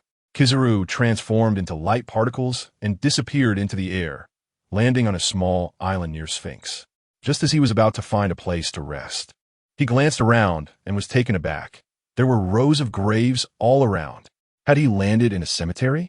Whitebeard's grave. Kizaru looked around and saw the distinctive weapon, the TK embedded in a gravestone at the front of the cemetery, along with the cape that proved the identity of the grave's owner. If Akainu, who held a deep hatred for pirates, were to come here, he would undoubtedly cause destruction, but Kizaru clearly had no such intention. It was too much trouble. I'll borrow your grave to rest for a bit. Forgive me, Kizaru mumbled softly as he walked up to the grave. In this cemetery, others had dirt mounds, but Whitebeard's grave was made of stone. Naturally, he would choose the best place to rest. Kizaru brushed off the dust from the ground, leaned against the gravestone, and dozed off. The night was when insects were most active. It seemed that even the heavens were against Kizaru.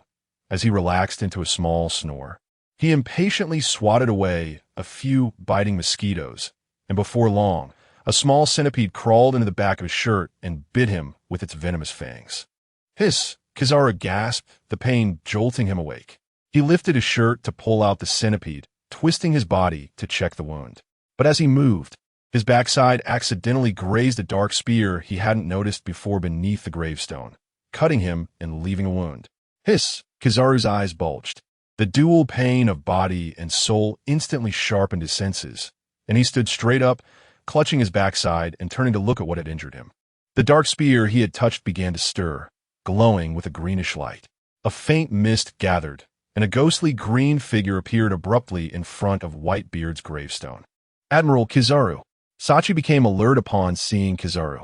An admiral appearing silently in the dead of night could only mean trouble. But this was Whitebeard's grave.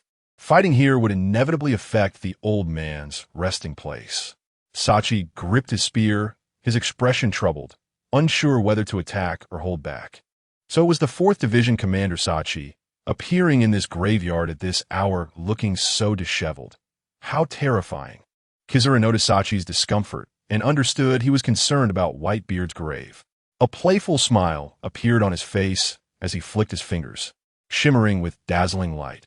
If you can't handle it, The unfortunate one will be the gravestone behind you. Damn! Sachi gritted his teeth, glaring at Kizaru. As he watched the attack brewing on Kizaru's finger, he prepared to take it head-on, but just then, a large fire suddenly erupted on Sphinx Island. Had it already begun? Kizaru glanced at his wristwatch, shaking his head regretfully at Sachi. What a pity. Then Kizaru abandoned his attack midway and transformed into light, flying towards Sphinx. This guy. Sachi sighed in relief, watching Kizaru's receding figure, unsure how to describe his terrible personality. Looking at the flames engulfing Sphinx, Sachi gripped his spear and hurried after Kizaru. Whitebeard's grave was important, but so was his hometown. Sphinx. It's on fire. Quick, put out. Someone is killing. In the sky of flames, countless figures moved, and the noisy shouts shattered the night's tranquility. Many villagers grabbed their buckets and joined the firefighting efforts. But Weevil stood with a large knife, dealing with the villagers who rushed out to help and the members of the Whitebeard pirates. Meanwhile, Miss Bakken deftly darted among the houses, setting fires and escalating the chaos, making the inferno burn even more fiercely. Damn, it's Miss Bakken and Weevil. They VE come out to create trouble. They VE brought chaos to Dad's hometown. It's unforgivable. The members of the Whitebeard pirates were instantly filled with rage upon seeing this scene. They had agreed to protect Dad's hometown, but now such a scene unfolded. How could the loyal Whitebeard pirates tolerate this? Ace, I'll go help the injured villagers. You guys deal with Miss Bakken and Weevil. We can't let them continue destroying. After Marco finished speaking, he spread his wings to look for injured villagers. Jozu and I will stop Weevil. Vista, you capture Miss Bakken. Everyone else, go put out the fire. Ace commanded, then headed toward Weevil's location with Jozu. As they walked, the burning buildings on either side made Ace's expression increasingly grim. Dad Whitebeard had died at Marine Ford to save him. With the brothers' encouragement on the ship, he had emerged from his guilt. Shut up, you fakes. I am Whitebeard's real son. Hearing Ace's words, Weevil immediately roared in anger. Not very bright. Weevil was obsessed with following Miss Bakken's orders, but his identity as Whitebeard's biological son was what he cared about the most. In a fit of rage, Weevil's large knife was enveloped in hockey as he swung forcefully at Ace, who stood in his way. Fire Fist. Faced with such a powerful strike, Ace's arm transformed into a massive flame of extremely high temperature, extending his arm and meeting Weevil's large knife with a flaming punch. Boom! The shockwave from the flaming punch collided with the wind pressure generated by the large knife. Although Weevil claimed to possess Whitebeard's strength from his youth, he only had raw power. His hockey and swordsmanship were lacking, and the force of his attack was merely equal to Ace's due to his outstanding strength. The collision generated wind pressure that swept Ace's flames toward the surrounding buildings, and seeing this, Ace's expression changed. He retracted his flames, dodging backward. Boom!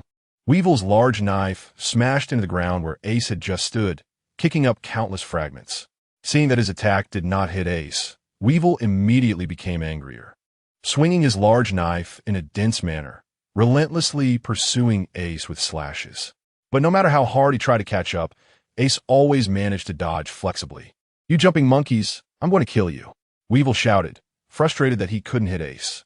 His eyes gradually turned crimson as he completely entered a berserk state, wildly swinging his large knife and destroying everything around him to vent his anger. Ace, wary of the destruction Weevil was causing, realized he couldn't let him continue and shouted to Jozu, "Change the battlefield, force him to the shore." Jozu nodded in understanding. In the next moment, Jozu's robust body was covered in shining diamonds, and he charged towards the rampaging Weevil with unstoppable force. With a loud bang, while Weevil was still recovering from his last swing, Jozu collided with his stomach. Weevil was sent flying back several meters, and before he could land, Ace was already waiting for him at the predicted landing spot. Flame Pillar.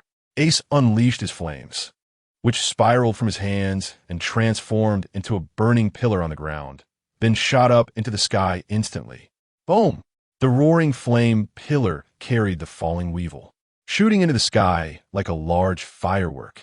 It's your turn, Ace shouted to Jozu, looking at Weevil in free fall. Don't worry. Jozu nodded, took a running start, and leaped, colliding with Weevil at the same height, his diamond-covered arm hitting Weevil's body hard. Weevil's free fall was abruptly halted, and under Jozu's impact, he flew in a parabolic arc towards the beach. "Nice teamwork, Jozu," Ace said, patting Jozu's shoulder. In response to the praise, the honest Jozu could only smile shyly. The two then did not linger and chased after Weevil, following his parabolic trajectory. Running on the ground was clearly much slower than flying. By the time Ace and Jozu reached the shore, Weevil, who had endured a smooth combo, was already standing ready, facing Marine Admiral Kizuru. What Ace and the others couldn't understand was that Weevil, as a warlord of the sea, was gripping his large knife and staring intently at Kizuru, ready for a fight. "Edward Weevil, didn't Miss Backen tell you? My mission this time is to assist you in eliminating the remnants of the Whitebeard pirates," Kizaru said, frowning at Weevil when he saw Ace and Jozu appear. It was hard to believe that he had almost been cut down by this brainless ally Weevil on his way here. What kind of mission was this? "So you're the reinforcements Mom mentioned?" Weevil said, leaning closer to closely observe the admiral he had fought before, nodding blankly. "Then I'll leave them to you. I'm going to find Mom." After saying that, Weevil began to move towards the burning village. "Kizaru, I'm the reinforcements. You guys are the main force to eliminate the Whitebeard pirates." Just as Kizuru was doubting life, Ace's arm suddenly erupted with a large flame, creating a massive wall of fire in Weevil's path, blocking his way. "We won't let you leave while we are still here," Ace said to Weevil, glancing at Kizuru for a moment before saying to Jozu, "Be careful, just hold Kizuru for now.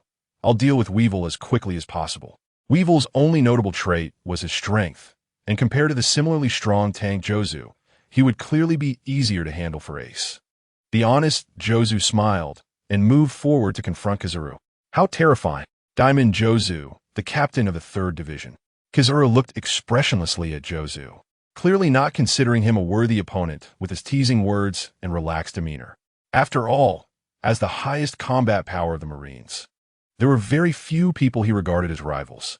You're going to find it even more terrifying next." Jozu grinned and coldly snorted, his body covered in a layer of diamond armor, and he charged towards Kizuru with his strong, robust arms. Kizuru, aware of Jozu's terrifying defensive power, had no intention of making useless attacks, dissipating into light particles and easily darting around Jozu with his incredible mobility. While playing with Jozu, Kizuru could leisurely watch the battle between Ace and Weevil, calmly observing the fight. It seemed that Weevil was on par with Ace on the surface, but he was occasionally sustaining injuries, which did not stir Kizuru's heart. When he received this mission, Kizuru had anticipated such an outcome. He had tested and reported Weevil's strength assessment to the world government. Having the power of a young Whitebeard was indeed strong, but the outcome of battles often required a comprehensive approach. After Ace created a firewall that isolated the battlefield to the coastline, he could finally unleash his full power. With a series of large-scale attacks, Weevil's body was scorched and burned by the flames. Mirror flame. Ace's eyes were cold as he unleashed a massive wave of flames, transforming into a giant wall of fire that directly attacked Weevil. The vast attack range covered all possible escape routes for Weevil, leaving him with no way to dodge. Weevil's strength was very monotonous. Aside from a large knife similar to Whitebeard's, he had only developed a decent mastery of armament hockey and observation hockey, lacking any swordsmanship skills, relying solely on brute force. Facing the massive wall of fire coming at him, Weevil's eyes widened as he could only grip his large knife and use his brute force to create wind pressure in an attempt to block Ace's attack. The powerful wind pressure did indeed momentarily halt the firewall, but against the still powerful flames, the wind pressure was ultimately like a mantis trying to stop a chariot. The wind helps the fire, and the fire aids the wind. The indomitable flames would only burn more fiercely. Once the wind pressure disappeared under Weevil's bulging eyes, the firewall, accompanied by a howling wind, surged forward and completely engulfed him. Mom, it's so hot. It's so hot." Weevil's miserable cries echoed from the scorching sea of flames, like a demon in hell enduring torture, sending chills down one's spine. By the time the firewall dissipated, Weevil was already lying on the beach, emitting faint wisps of black smoke. As Kizaru saw Weevil fall, he was just about to think about going home for a nap when he suddenly sensed something in observation hockey and turned to look at the distant sea. The Marines? Meanwhile, Ace, who had dealt with Weevil, also looked over shortly after Kizaru turned his head. In the distance, a clearly marked Marine warship was approaching Sphinx, causing Ace's expression to become grave in an instant. If it was just one Marine admiral coming, they would only be tense for a while, treating it as a temporary special mission. But if another fully equipped warship is added, the Navy's goal this time is clearly to engage in full-scale war with them. Kizaru looked at the distant warship, filled with doubts. The Gorus EI had already stated in the transponder snail that he was the only reinforcement for this mission. But what was the warship in front of him? Just as the warship approached Sphinx, Sachi's ghostly green figure finally arrived, landing on the shore. Ace, quickly organize everyone to evacuate. Admiral Zifa is on that warship.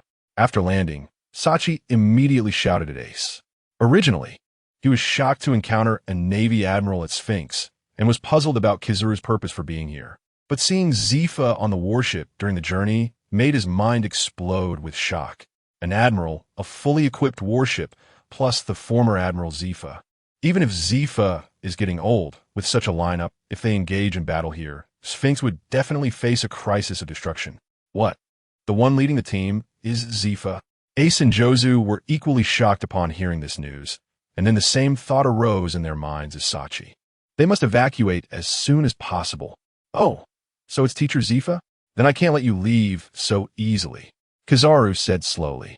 Adhering to the ambiguous justice, he often chooses to give up when the mission is about to succeed. But he also has things he is passionate about, such as catchphrases and pre-battle banter. The person leading on that warship is Zifa, who often lectures him, and they're the least compatible. If he doesn't show off a bit, wouldn't that be like a rich man not returning home, walking in fine clothes at night? Moreover, if he lets the pirates go right in front of him, Zifa's lectures would be even more incessant later. Headache trouble. Yada no Kagami. Kizaru's expression became slightly serious as he placed his hands in front of his chest and unleashed countless dazzling light bullets towards the three in front of him. The light bullets fell like a rain curtain, instantly illuminating the area as bright as day. Finally going to use his true strength. Ace and the others looked solemnly at the sky of light bullets. In their previous encounters with Kizaru, he had always maintained a casual demeanor, seemingly indifferent to everything. Regardless of who he faced, as long as they stood opposite Kizaru, they could fight to a standstill for a while. They all knew he was hiding his strength. Could what they see now be his true power? Miroka no one.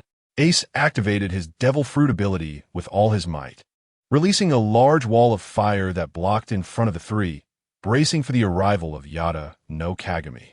Boom, boom, boom. The endless light bullets fell onto the fire wall, instantly distorting it beyond recognition. Occasionally, light bullets that landed extremely close took advantage of the gaps created by the front bullets to penetrate the fire wall, exploding on the beach behind. Quick, go organize everyone to evacuate. Ace gritted his teeth as he watched the fire wall, which had instantly become riddled with holes, while supplementing the fire with flames. He spoke to Jozu and Sachi. If Kizaru's Yada no Kagami lands without obstruction, its terrifying destructive power might be as strong as his most powerful move. The Great Flame Ring, Flame Emperor, capable of destroying a city. Even if they ultimately cannot avoid fighting the Navy, it absolutely cannot happen on the land of Sphinx. Ace you, Captain Marco. Jozu and Sachi were about to say something when they suddenly saw Marco flying towards them and shouted in response. The Phoenix Marco. Kizaru murmured as he saw Marco's figure, redirecting the light bullets to attack Marco in the sky. Marco didn't pause at all. He rushed towards Kizaru's Yada no Kagami, using the inertia of his high-speed flight to deliver a powerful kick. Crane Claw. With tremendous inertia, Marco's sharp bird claw kicked straight toward Kizaru's face. A kick, huh? The bird claw magnified in Kizaru's reflective lenses, and at that critical moment, Kizaru's body suddenly transformed into light particles and vanished, reappearing behind Marco, faster than the speed of light. Sachi looked gravely at Kizaru. This teleportation-like extreme speed is enough to give any opponent a headache. If his black mist hadn't been exhausted during the previous Marineford War, he could have limited the opponent's evasion space on the battlefield. But now, relying solely on extreme speed, Kizaru could easily block them here. Don't sneak attack. Getting hit by your spear is not ordinary dangerous, Kizaru said slowly, his squinted eyes focused entirely on the spear in Sachi's hand. The dual pain from a wound that had been unintentionally cut earlier still throbbed in his body and soul. His strength as an admiral wasn't something he had from the beginning. Even with his so-called light-speed capabilities, he had inevitably sustained many injuries throughout his decades in the Navy. But this kind of direct strike to the soul, a chilling pain, was something he had never experienced before. That kind of pain that makes the soul tremble is something no one would want to try again after experiencing it once. The Enel Navy warship. The flames and explosions on the coast naturally caught the attention of Zifa and his group, who were following closely behind Weevil. Kizaru actually appeared here so late. Must be executing some nonsense task for the world government. Zifa stood at the bow of the ship, looking at the obvious explosions of light on the shore, disdainfully snorting. Among all his former students, Kizaru was the one he got along with the least. Ever since Kizaru ate that fruit said to have lightspeed capabilities, he seemed to have slacked off completely, often goofing off during training and only half listening to his lectures. Yet Kizaru, thanks to the ability of the Pika Pika Nomi, still ranked among the top in strength among his peers, which made it seem like his teaching was ineffective, making Zifa particularly displeased with Kizaru and often lecturing him whenever they met. Teacher Zifa, Kizaru might be executing a Navy mission, Left Shio said, although they had followed Zifa to leave the Navy and establish the current Enel Navy. Their feelings towards the original Navy were merely disappointment at their inability to meet expectations, including Zifa. Even if they had opinions, their targets were the world government that enacted the Shichibukai policy, just like their current goal of eliminating pirates worldwide. In their hearts, they saw no difference between themselves and the Navy. They were still eliminating pirates, and Kizaru was still their senior. It would be better for Teacher Zifa to have fewer disputes with Kizaru because, right now, Zifa truly had the ability to smash his senior's head. I know him too well. He decrossed through the chaotic seas of pirate battles to Sphinx at midnight. If this is a Navy mission, he would have pushed it away at the first opportunity. Besides those old men in the world government, no one could make him come here at midnight to execute a task, Zifa said, curling his lips. The lazy yellow monkey who always cuts corners during training is given tasks during his break, so the person issuing commands doesn't need to guess. Zuishio immediately fell silent upon hearing this and could only silently pray in his heart. He hoped that when they met later, Senior Huang Yuan would definitely adjust his attitude. Being seen in the poor visibility of the night means that the warship is very close to Sphinx, and with the latest power device on board, its speed is already fast. While speaking, the warship had already docked. Huang Yuan tilted his head to dodge Ace's fire fist, then countered Marco's kick with an elbow strike. Just as Sachi's spear was about to stab him, his figure transformed into light particles and vanished, reappearing on the other side. A brilliant laser was about to shoot from Huang Yuan's finger when a strong voice rang out from behind him. Huang Yuan, I should have warned you not to rely too much on the power of the Pika Pika Nomi. Zephyr jumped down from the warship and immediately started lecturing Huang Yuan. Still as strict as before, Zephyr, old man. Huang Yuan said slowly, turning his head to see Zephyr, and the words he had wanted to say were swallowed back down. You're Zephyr-sensei? Huang Yuan swallowed hard, looking at Zephyr with disbelief. This person, who looks healthier and younger than me by at least 10 years, is still Zephyr-sensei. Being so shrewd, staying too long in the incompetent Navy will make one foolish. Zephyr grinned at Huang Yuan with a hint of sarcasm.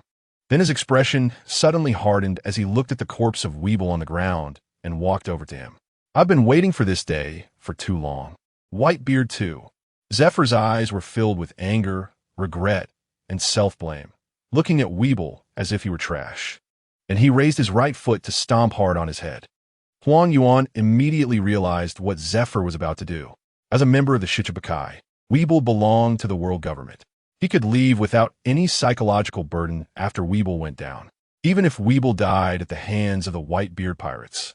It had nothing to do with him, but he absolutely could not die at Zephyr's hands. Killing a Shichibukai means declaring war on the world government. It also means that Zephyr would stand in opposition to the Navy. Do you understand the significance of killing a Shichibukai, Zephyr-sensei? Huang Yuan's figure flashed and intercepted Zephyr's foot. His expression serious as he spoke to Zephyr. Even if he didn't get along with Zephyr, he didn't want to see a day where they were at odds, facing each other with weapons. I certainly understand better than you what it means, Zephyr said with indignation. The world government that grants pirates the legal right to plunder is so hypocritical, while the Navy, shouting about justice, can still sit back and let it happen. So utterly incompetent and dispirited. Zephyr looked at Huang Yuan with a face full of disappointment. Zephyr-sensei, no matter what you say as your student, I will do my best to stop you from walking down a path that leads to certain death, Huang Yuan said, feeling a headache as he looked at Zephyr, regretting it deeply. He had only thought that Zephyr would deal with the Whitebeard pirates after he arrived, momentarily forgetting the deep hatred between Whitebeard 2 and him. What a mess. Stop me? Zephyr found this amusing, a smile curling at the corner of his mouth. It seems there's a problem within the Navy. We must prevent them from fighting here, A said, looking at the brawl between Zephyr and Huang Yuan, pressing his hand against his forehead, feeling quite a headache. If you want to have an internal conflict, do it somewhere else. Running here in the middle of the night and sinking the island. Who are we supposed to reason with? Isn't this just bullying the honest people? Zephyr and Weeble have a grudge. Let us find a chance to deal with Weeble and see if we can send them on their way. Honest man Joseph said, his eyes lighting up as he stared at Weeble's corpse. Previously, they had hesitated to go all out because Weeble might be the biological son of their father. But when Weeble destroyed their father's hometown, that hesitation was completely torn apart. If he dies, it has nothing to do with them. Idiot. Marco looked at Jozu with disdain. Sachi smiled and explained to the puzzled Jozu, are you saying that without Weeble, will they join forces against us? Upon hearing Sachi's explanation, honest man Jozu suddenly realized. Ace looked at the three people present. Sachi's spirit was elusive and wouldn't pose a safety concern. If things went smoothly, Marco could take him and leave directly, and Jozu's sturdy physique might become a burden at this time. Ace said to Jozu, you go back and organize the brothers to evacuate. We will find a way to handle things here. The moment Zephyr decided to strike, both of his arms were already enveloped in black armament hockey, and he threw a hook punch at Huang Yuan. It seemed that, as a teacher to a student, Zephyr didn't immediately use the power of the Gura no Mi. And facing Zephyr, Huang Yuan also chose not to evade the attack with speed. Instead, he swept his hands and used his devil fruit ability to create a light sword, swinging it towards Zephyr's hook punch. Clang, clang, clang. In the blink of an eye, the two had clashed more than 10 times. The shockwaves from their collisions created deep pits on the beach, and sand flew everywhere. Zephyr-sensei's arms are recovering quite well. After one clash, the two separated, and Huang Yuan said, pointing his fingertip at Zephyr to shoot a laser. At first, he thought that Zephyr's recovery was merely superficial, and that a simple exchange would make Zephyr realize reality and not walk down an irreversible path was enough. But through these exchanges, every time he thought he could handle Zephyr's power, he was instead suppressed by Zephyr. It was the same after several consecutive increases. The power Zephyr displayed was not the performance of something superficial. Every attack was heavy and powerful, absolutely the strength he should have in his prime. TSK. Becoming a Marine Admiral in a dispirited Navy. Are you a bit too full of yourself? Zephyr smashed the incoming laser with a punch and said, during our exchanges, I've also noticed that you are holding back. This is clearly looking down on me, as a frog at the bottom of the well. Don't think you could just hold back. Zephyr roared, stomping the ground and lunging at Huang Yuan. In the instant he got close, a ball of white energy appeared on his arm wrapped in hockey, and the atmosphere around them began to crack. This is the Gura no Mi. Ace and the others, who were waiting for the right moment while restricting the shockwave, turned their heads in surprise, their expressions complex as they looked at Zephyr. The appearance of the Gura no Mi's power inevitably reminded them of their father, Whitebeard, especially since this was the hometown of their father. As the main character in this scenario, Huang Yuan's pupils suddenly constricted, and he felt a surge of panic. But the light sword in his hand had already swung out, leaving him no time to retract or reconsider. Crack! At the moment of collision, Huang Yuan's light sword shattered. Zephyr's fist struck Huang Yuan's head, which had only transformed halfway into an element. Boom! Under the immense power, Kizaru's body was sent flying backwards into the air, and, after traveling a considerable distance, he transformed into light particles and returned to the shore. Not only did he recover his arm, but he also obtained the powers of the Tremor fruit. I really envy your luck, Zifa-sensei. Kizaru, looking disheveled with blood all over his head and exposing his mouth with half a tooth missing, said. At that moment, he finally experienced the pain of a Kainu being struck in the head by Whitebeard. Are you still going to say anything to stop me? Zephyr, seeing Kizaru's sorry state, said with a smile. Kizaru, who possessed light speed and understood the times, hadn't been this disheveled in over a decade. If Zifa-sensei knew that this would put him at odds with the world government and still insisted on it, as a student, I could only pretend not to see. Kizaru raised both hands, signaling his unique ceasefire sign. That really fits your personality. Zifa, accustomed to Kizaru's actions, said with annoyance. Ignoring the people present, Zifa walked in front of Weevil, his right fist enveloped with haki and the powers of the Tremor fruit, and punched down at the face that had appeared countless times in his dreams. Boom! Weevil, losing consciousness, had his head instantly smashed by Zifa's attack, with murky red and white mixtures splattering everywhere. He's dead. Zifa quietly looked at Weevil's headless corpse, his chest heaving violently. He had seen this scene countless times in his dreams, and now it had finally come true. The murderer who had killed so many of his students was finally dead at his hands. With the great revenge accomplished, Zifa's pent-up emotions dissipated.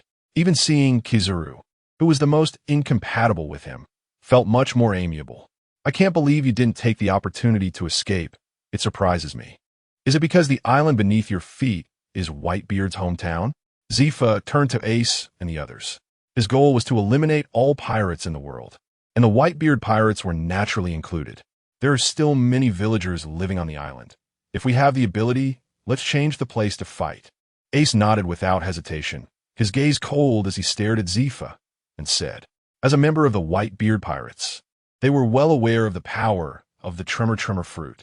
The tremors could easily trigger earthquakes, tsunamis, and other terrifying natural disasters, and even induce volcanic eruptions at suitable locations during earthquakes. The flames in the towns had long been extinguished with everyone's efforts. The arsonist, Miss Bakken, was unsurprisingly captured and subsequently beaten to death by villagers who had lost their loved ones in the fire. Although Jozu was the first to leave the shore, he wasn't particularly fast compared to his strong physique. Before he could return to the town to issue the evacuation order, Marco had already grabbed Ace's shoulder and flown back to the village ahead of him. Captain Marco and Captain Ace are back. Die for it. That explosion of lasers earlier must have been Admiral Kizaru, right? I didn't expect Captain Marco and Captain Ace to repel the Admiral so quickly. The surrounding pirates cheered excitedly upon seeing Marco and Ace return. The commotion from that side was quite significant, especially since Kizaru's fruit powers couldn't be hidden at night. People from a distance knew that Admiral Kizaru had arrived. Marco had gone over to provide support because he had seen the commotion caused by the laser beams and worried about it.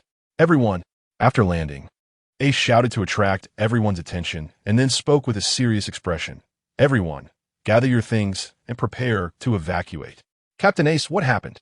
The surrounding pirates also saw something was wrong from Ace's face, stopping their cheers to inquire. Former Admiral Zifa is here. He not only restored his disabled right arm, but also regained his physical condition back to its peak. Ace provided information that left everyone around in disbelief. The phenomenon of regrowing lost limbs is extremely rare in the pirate world, especially with such long-standing injuries that have been disabled for over a decade. And yet he restored his peak condition? Before they could voice their doubts, Ace's next words left them all dumbfounded. Zifa has obtained the powers of the Tremor fruit. Ace frowned and said seriously, what? Is it Dad's Tremor fruit power? How could this be? Why would Dad's powers end up in the hands of the Marines? The surrounding pirates looked at Marco in shock, hoping this was just a joke. That's right. Zifa has indeed used the powers of the Tremor fruit. We wouldn't mistake it. Under everyone's gaze, Marco nodded seriously, confirming the truth of this matter. The atmosphere around them immediately fell silent, when suddenly one pirate realized and exclaimed, "Doesn't that mean Zifa can cause earthquakes to sink Sphinx? Dad's hometown being destroyed by the powers of the Tremor fruit absolutely cannot happen. We must stop Zifa. Yes, stop Zifa. Protect Sphinx." The pirates shouted passionately. Quiet. Ace, feeling a bit of a headache from the noisy commotion, frowned and interrupted the frenzied atmosphere, saying, "Zifa doesn't want to involve the civilians of Sphinx either. We agreed to have our battlefield 20 nautical miles west in an hour." Ace paused here, suddenly raising his voice to shout, "Brothers, the Marines are giving us this much face. Tell me, what should we do?" Hearing that Zifa wouldn't threaten them with Dad's hometown, but instead proposed a different battlefield, the surrounding pirates fell silent. During the Marineford War, the Marines had used every means necessary to deal with them, sparing no expense. At that time, those who couldn't evacuate in time were also submerged in the artillery fire. Shocked by Zifa's different demeanor from other Marines, the pirates on site erupted with even greater momentum. "Ha ha ha! We can't let them look down on us, the Whitebeard pirates.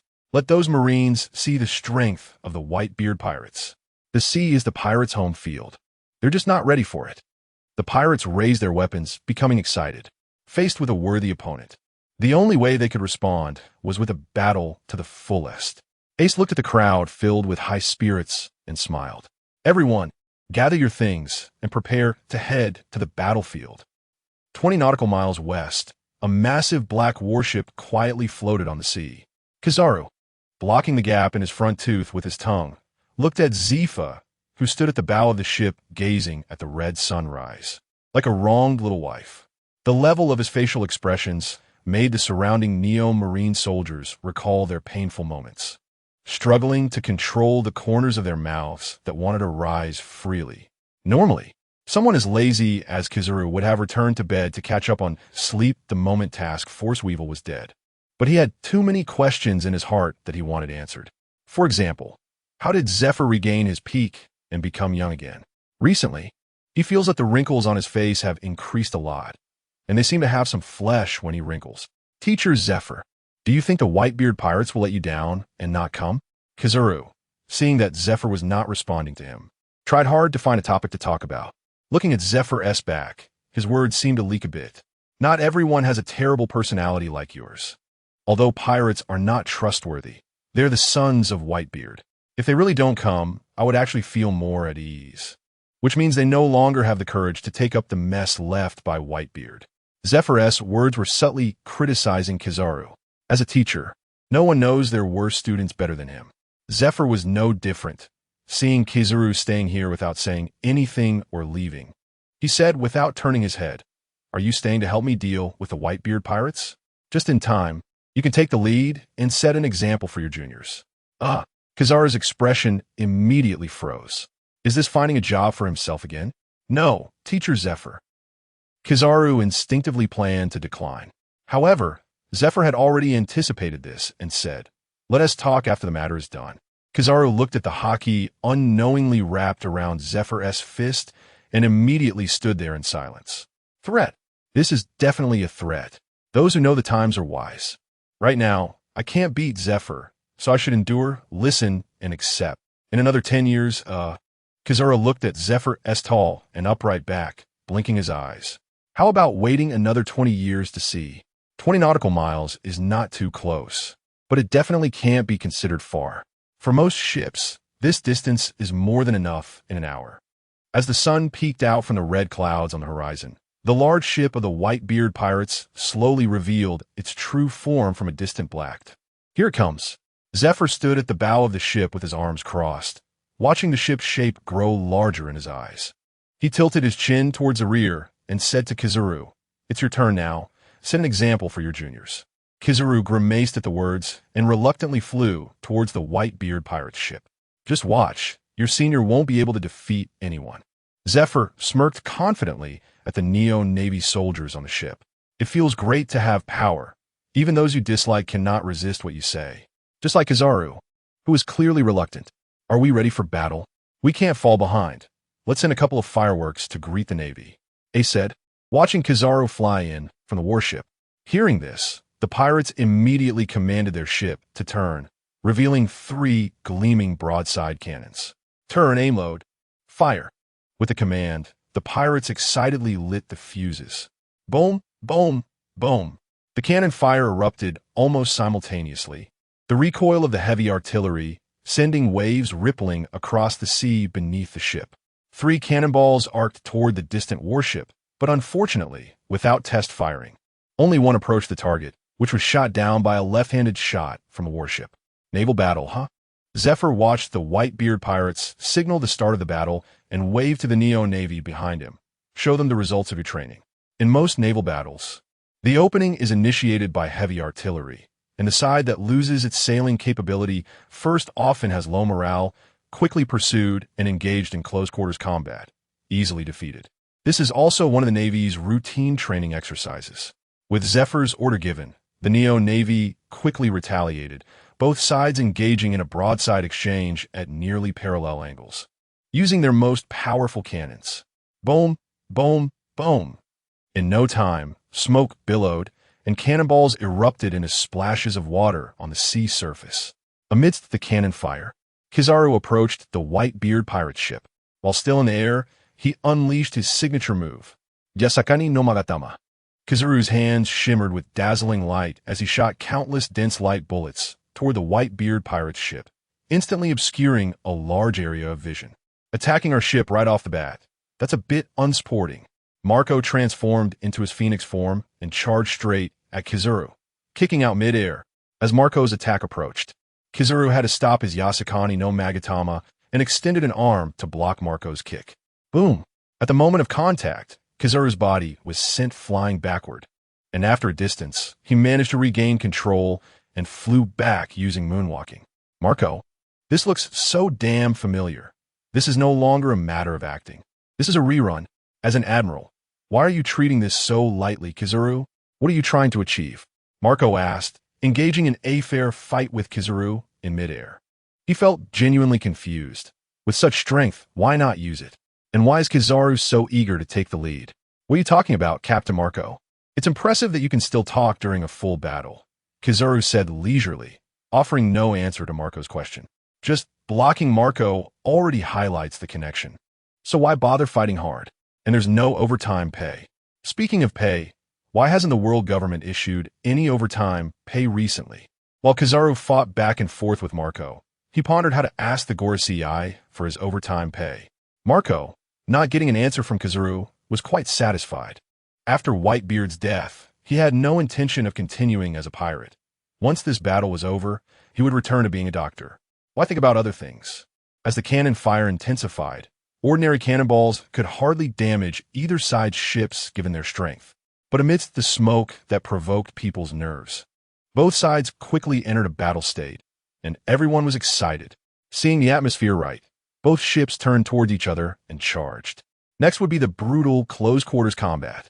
Attack. Let the Navy see our might. Kill. The Whitebeard pirates raised their weapons, faces filled with excitement, waiting for the upcoming bloodbath. Advance. It's time to test your training results, Zephyr shouted, lowering his crossed arms and sharpening his gaze. As the two ships collided, the soldiers on both sides began to engage in fierce combat. The strongest, Zephyr and Ace, merely observed the battlefield, not in a hurry to strike. In this world, the outcome of a war is often determined by the battlefield's high-end combat power. But all those with foresight would pay special attention to the situation on the battlefield below. The benefits of training and growth are something every faction cannot forsake. After all, after reaching a certain level, there has never been an instance in this world where, even if your stamina is exhausted, you could kill us all. Due to the emotional build-up from the earlier cannon fire, both sides had already entered a heated phase at the moment of contact. The strength of the pirates who survived the Marineford War was naturally not weak. But the Neo Navy was also composed of the Navy's elite, and with the devil fruit powers, the likes of Ein and Binz, who were quite troublesome for Luffy and his crew 2 years into their training in the original story.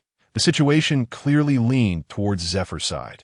Seeing his student's excellent performance, Zephyr couldn't help but smile and said to Ace and the others across from him, "Seeing them fight makes me a bit eager. Let's not just watch." As soon as he finished speaking, Zephyr stomped hard on the ground, using the thrust to turn his figure into a shadow, rapidly crossing the battlefield. "Let me see your strength, Carp's grandson." Zephyr laughed heartily, his fists enveloped in hockey, striking at Ace. "As you wish." Ace grinned defiantly. His arm transformed into flames, stretching out towards Zephyr's fist. Fire Fist. With a loud bang, Ace's Fire Fist collided with Zephyr's fist as expected. So strong, feeling the force coming from Zephyr's hand. The smile on Ace's face vanished instantly.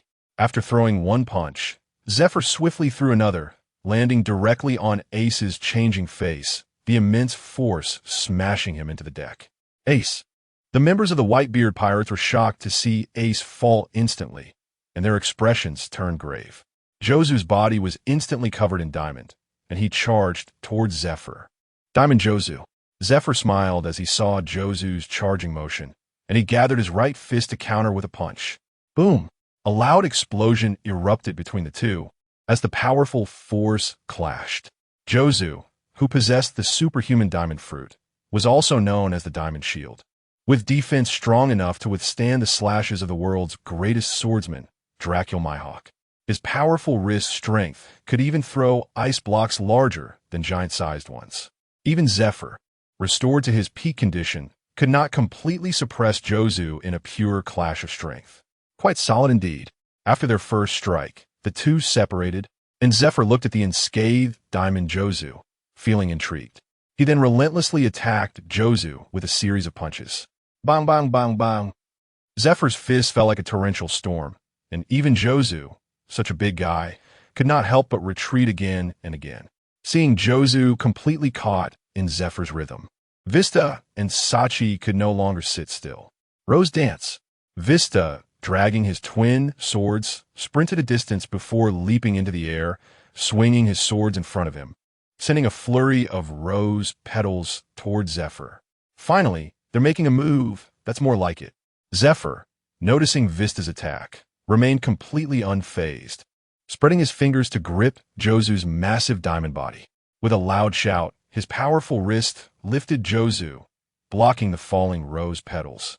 As the rose petals landed on Jozu, what seemed to be a beautiful scene revealed its brewing danger at the moment of contact. Clink, clink. The crisp and pleasant sound hinted at the deadly intent hidden in the flower dance. While Zephyr was lifting Jozu's body to block Vista's attack, a very dangerous aura suddenly intruded into his observation hockey. Sachi's figure appeared behind Zephyr, holding a spear aimed directly at his back. A back attack is not a good choice. Zephyr forcefully tossed Jozu's body upward. He then turned around, clashing his hockey-wrapped fist against the spear. Zzz. A tooth-grinding sound rang out as the fist and spear tip collided, sending dazzling sparks flying. Subsequently, Sachi's elusive form was knocked back by Zephyr's fist. After landing a hit, Zephyr did not stop. Glancing at Jozu, who was still falling, he forcefully stomped the ground, leaping into the air. He caught Jozu's diamond body again and smiled at him, saying, "I wonder if your defense can withstand the power of the Tremor fruit?" What? Jozu's pupils dilated in shock, but no matter how he struggled, Zephyr's wrist remained tightly locked around him. In the next moment, a pale white, flowing mass representing the Tremor fruit appeared in Zephyr's hand. It was directly injected into Jozu's body, causing intense vibrations that made Jozu's diamond body emit a sound of strain. Jozu, Ace, crawling out from the wreckage on the deck, shouted in worry at the sight. The rest of the Whitebeard Pirates also looked at Jozu with concern, fully aware of the Tremor fruit's terrifying power. This is just the beginning. Zephyr's sharp gaze was fixed on the Whitebeard Pirates, and he grinned. With the acceleration of free fall, his hands gripping Jozu's body forcefully drove down toward the ship below. Smash it! With Zephyr's thunderous shout, Jozu's massive frame, carrying immense force, crashed into the Whitebeard pirate ship. Boom! At the moment of contact, the deck shattered like dry twigs, creating a massive breach as Jozu's body punctured through the ship's hull, plunging into the sea. Before the Whitebeard pirates could rush to rescue. The energy from the tremor fruit wrapped around Jozu erupted. The sea began to heave violently, waves crashing against the ship, and in the blink of an eye, towering waves several meters high surged up. Even though their ship was large enough in this vast ocean, it was just a drop in the bucket. The forces of nature will always surpass human capability. A tsunami is coming. The ship is going to capsize. Just when it rains, it pours. The members of the Whitebeard pirates struggled to find balance on the swaying deck, but the pit created by the impact was already flooding with water. The rising waves instantly knocked them down, sweeping them into the sea to drift with the current. The Neo-Navy ship connected to the dock also shook violently in the tsunami. If it weren't for Binz's quick reaction, using vines to help the Navy soldiers stabilize themselves, many would have also been swept away by the waves. Teacher Zephyr, we can't continue fighting in this situation. I've organized the soldiers to return to the ship. Zhuoxiu stepped lightly to Zephyr's side, reporting, "Well done. Once you gather the troops, get them away from here." Zephyr, standing in midair on Moonwalk, looked at the swaying ships in the tsunami, feeling helpless. The power of the tremor fruit was indeed formidable. But such power could cause natural disasters that affected his own people as well. What is the point of training soldiers if they end up dying at your own hands? In the tsunami, the damaged ship of the Whitebeard pirates quickly sank beneath the waves. Many pirates struggled on the surface, but more were swept into the depths, disappearing with the chaotic currents. The Yellow Monkey and Marco, still fighting in the sky, had already separated at the first sign of the tsunami. Seeing this scene, the Yellow Monkey couldn't help but shrink his neck when glancing at Zephyr. It seems that Zephyr had held back with that previous punch. Meanwhile, Marco looked grimly at the chaotic sea, desperately searching for Ace and the others. But as he searched, Marco's heart grew increasingly anxious. Ace and the others vanished from the surface of the sea. How could this happen? Marco muttered in a daze, feeling as if all the bones in his body had been pulled out. Just a moment ago, they were all excitedly shouting to protect Sphinx, but in the blink of an eye, they were facing doom. As a pirate, one must be prepared to be buried in the sea. Let me send you on your way. Zephyr looked at Marco, whose eyes were devoid of light, shaking his head and then, using Moonwalk, punch him on the head. Marco seemed completely oblivious to the punch, his entire focus on the surface of the sea, hoping to spot Ace and the others. Just as the fist was about to land on Marco, his eyes suddenly lit up, regaining their shine. At the same time, a shadow shot out of the sea, creating a splash. Swish! A dark spear shot out of the water at lightning speed, aimed at Zephyr's back, forcing him to halt his attack on Marco. Sensing the dangerous aura behind him, Zephyr abandoned his attack on Marco, turning to deliver a heavy punch toward the spear. ZZ, the tooth-grinding sound echoed again as the punch, wrapped in hockey and the power of the tremor fruit, instantly sent the spear flying back. Sachi's figure gathered in the trajectory of the spear's return, catching it deftly. Falling into the sea, yet still so spirited, it turns out he is not a power user. Zephyr looked up and down at Sachi's eerie green spirit. He had heard the news about Sachi being killed by Blackbeard and thought that Sachi's resurrection in the form of a malevolent spirit was some special devil fruit ability.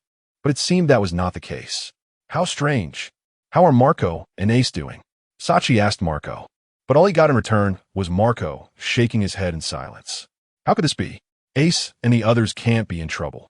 Sachi frantically scanned the surface of the sea below, muttering incessantly. Memories of times spent with Ace and the others flashed through his mind. It seems that the Whitebeard pirates are left with only you two. I will send you down to reunite. Zephyr said after finding nothing. Sachi's gaze shifted to Zephyr. His expression instantly twisted in hatred, and with his eerie green, glowing body, he looked like a demon from hell. It's you. It's all because of you. If it weren't for you, Ace and the others wouldn't have come to harm. Sachi roared in a hoarse, cold voice. Gripping his spear, he charged at Zephyr, overwhelming hatred instantly taking over all his thoughts. All pirates should be exterminated. This is your fate. Zephyr laughed loudly, his fist wrapped in hockey and the power of the tremor fruit smashing towards Sachi's spear. ZZZ. Yet again, the familiar sound of teeth grinding. To prevent Sachi's body from being blown away again, this time Zephyr directly gripped the spear with his other hand and, taking the opportunity to get close, threw a punch. Bang! The sound of the air breaking rang out, and the smile on Zephyr's face froze instantly. His fist passed through Sachi's spirit without causing any harm. However, a cold yet burning strange sensation came from the hand gripping the spear. Hee, you've realized it, haven't you? You can't kill me at all. Sachi laughed maniacally. He tugged at the spear a couple of times, and when he found he couldn't break free from Zephyr's grasp, he simply abandoned the spear and bit down on Zephyr's arm. Zephyr was startled and immediately wrapped his entire arm with Haki. Seeing Zephyr's reaction, Sachi remained unfazed. His spear was between the material and the spirit, which was why Zephyr could hold it, but his spirit was not. Sachi completely ignored the defense of Haki and bit down. Hiss! Pain that struck at his soul shot through Zephyr's arm, and he gasped, pulling away from Sachi. What are you? Zephyr looked at his seemingly unharmed arm, his expression serious as he asked. This ability that could not be touched and ignore defenses was indeed hard to guard against. If the Navy had such means, Kaido, who loves to take risks, wouldn't he know how many times he would have reincarnated? Zephyr, teacher, he is a ghost. Kizaru interjected. Shut up. Do you think I need you to point out something so obvious?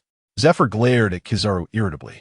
No, Zephyr-sensei, I mean that natural-type attacks can hit him. Kizaru shrank his neck, touching the wound on his but that had been cut earlier, glaring at Sachi with unkind eyes. Clearly just a small wound. Yet the pain had lingered like a persistent curse. Compared to pretending to spar with Marco, fighting against Sachi, who had a bit of a grudge, was obviously more motivating. Then I'll leave him to you. Zephyr was quite surprised that Kizaru would take the initiative to take on a task. Unable to understand, he could only feel relieved to hand this troublesome opponent over to Kizaru, a student he was not fond of. Tasked with a mission, Kizaru immediately began to act, raising his finger to shoot a laser beam at Sachi. Sachi cautiously watched the incoming laser, sidestepping to avoid it. Then, with a wave of his hand, the spear in Zephyr's hand instantly transformed into a cloud of black mist and flew back into his hand. Die for me. Sachi raised his spear and relentlessly charged at Zephyr. His hatred for Zephyr had evidently reached the same level as Blackbeard, who had killed him. Your opponent is me. Kizaru's figure appeared in front of Sachi in the blink of an eye, speaking leisurely as he lifted his particle-turned leg and struck at Sachi. Boom! The light particle struck Sachi's spirit, and a look of pain instantly appeared on Sachi's eerie green face as he was sent flying backward by the force. Kizaru, you Navy scum should die too. Sachi shouted with a twisted expression, the scenes from the Marineford War swirling in his mind. Whitebeard's death. The tragic deaths of his brothers and sisters on the ship. In an instant, various images flooded Sachi's mind, causing him to completely lose his sanity. You all deserve to die. Sachi wildly stabbed at Kizaru with his spear, but facing the so-called light-speed Kizaru, such attacks were utterly ineffective. It seems he has completely gone mad. Kizaru remarked leisurely as he fired lasers from his fingertips, seeing Sachi's reckless attacks without any attempt to evade. He then continued to inflict more damage on Sachi's spirit. Sachi. Marco looked worriedly at the out-of-control Sachi, spreading his wings to support him, but Zephyr had already blocked his path. Instead of worrying about him, you should worry about yourself. Zephyr stared at Marco, his voice devoid of emotion. His goal was to eradicate all pirates in the world. Notions of empathy for pirates did not exist. Zephyr. Marco looked at Zephyr, his fist tightening, his gaze gradually turning from sorrow to sharpness. Good eyes, this is the look a pirate should have. Are you prepared to be exterminated? Zephyr grinned. Only battles where opponents take each other seriously have value. Phoenix Punch. In his human beast form, Marco's eyes sharpened, and he immediately launched an attack at Zephyr. A powerful shockwave sweeping forth. Today, the Whitebeard pirates will become history. Zephyr met the shockwave with a punch. Before the shockwave even reached Zephyr, it was shattered by the energy of the Tremor fruit. Then, Zephyr's hockey-wrapped fist directly smashed down on Marco's head. Boom! The undying blue flames sparks scattered, and Marco performed a 360 aerial Thomas spin before plummeting straight into the sea. Marco. Sachi was instantly awakened, as he saw Marco fall into the sea. First, it was Whitebeard, then his brothers and sisters on the ship, and finally Ace and the others. Among the few people in the Whitebeard pirates who had a good relationship with him, only Marco was still unharmed, and he could not let anything happen to him in front of his eyes. Sachi gritted his teeth and took the laser beam shot from Kizuru behind him head-on, his body rapidly plunging into the sea. After using a spear to hook Marco's collar and drag him out of the water, Sachi no longer had the desire to fight. He took Marco and ran towards the distance. It was too late to think about running now. Zephyr caught up with the two from behind. Knowing that his attacks would not work on Sachi, he directly locked onto Marco, who was soaked in seawater and had not yet regained his strength. A dark arm wrapped around an energy ball that could shatter the atmosphere, striking forward from a distance. Sachi sensed the commotion behind him, stopped, and turned to look, instantly shocked to the point of nearly bursting his eyes. The shockwave had a wide range, although his spiritual form was not afraid. If Marco was hit while weak, he would definitely die here. Sachi looked at the incoming shockwave and Marco hanging from the spear, gradually coming to a decision in his heart. Marco, I will hold them off. You must survive, find Ace and the others, and also, the previous place was too lonely. Remember to help dig out my remains and move them next to Dad and the others.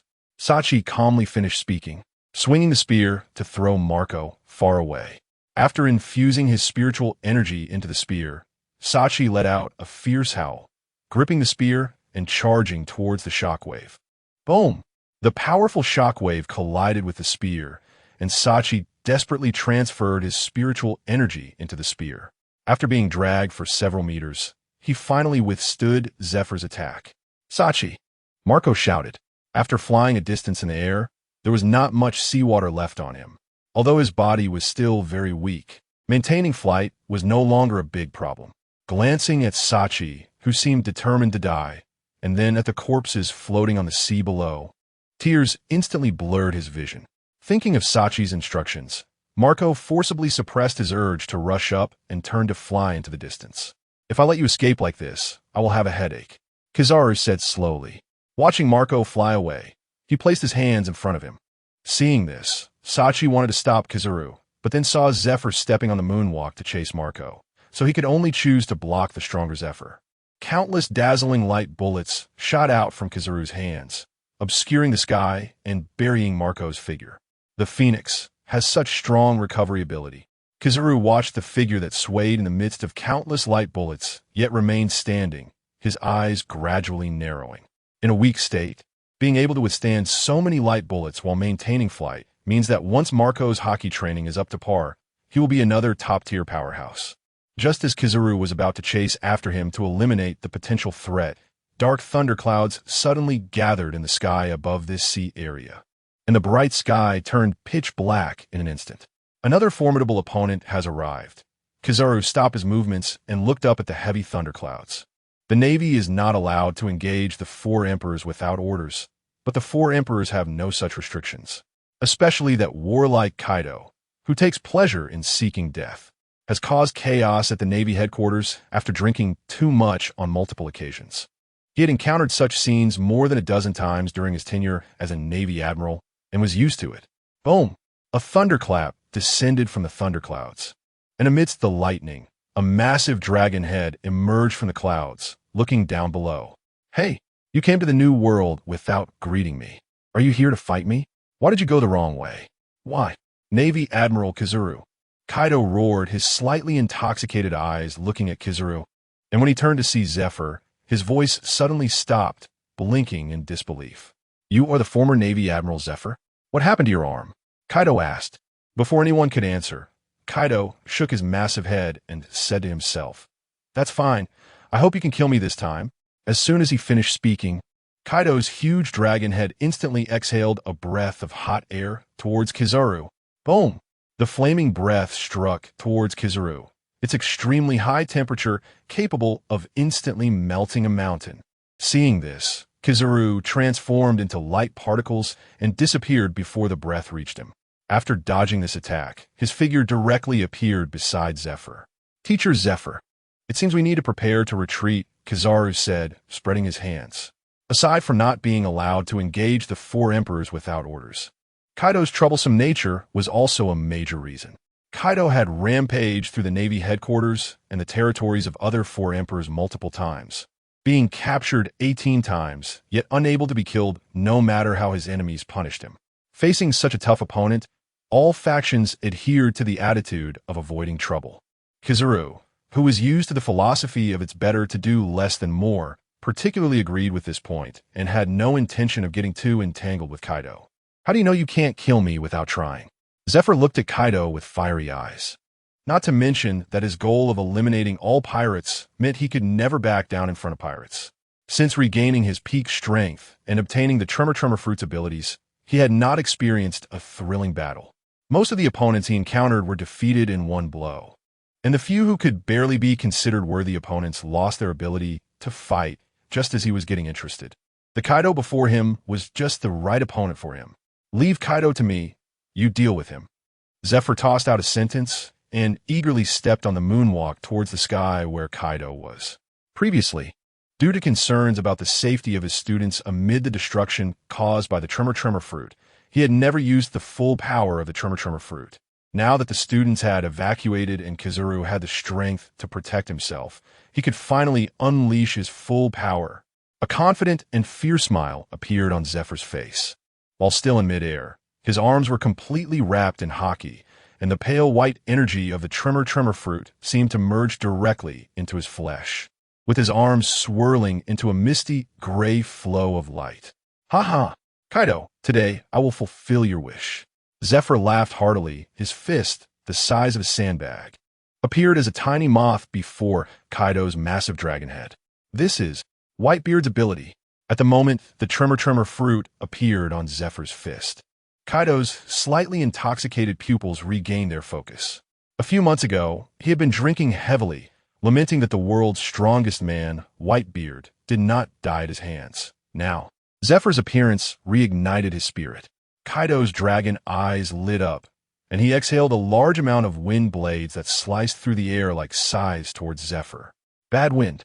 The gray flow of light from his arms tore through the sky, and wherever it passed, the atmosphere shattered. Kaido's wind blades did not even touch Zephyr before being dispersed. So strong. Kaido, seeing this scene, not only was not shocked, but instead revealed a look of delight. He was never afraid of powerful opponents. As long as no one could kill him, those stronger than him would be chased down. The fist of gray mist grew larger in his eyes, ultimately smashing into his nose. Bang!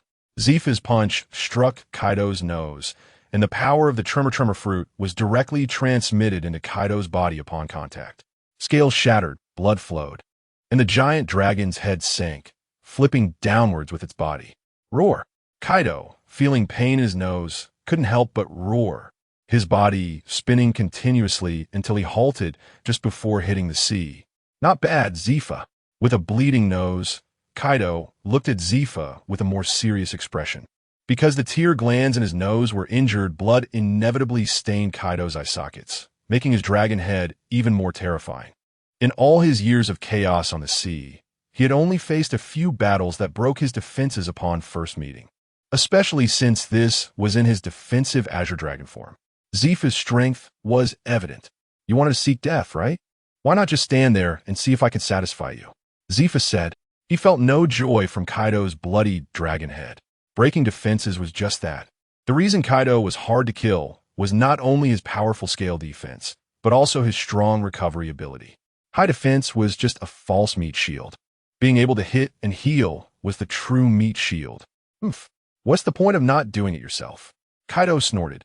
His massive dragon body began to rotate like a top. As Kaido spun, the sound of howling winds began to fill the air. In no time, several large tornadoes formed around Kaido, howling towards Zifa. Catastrophic level tornadoes. Under the assault of the large tornadoes, Zifa's body was uncontrollably swept by the violent winds, dancing erratically in the air with the tornadoes. Indeed, a monstrous existence. Thankfully, the warships had already retreated.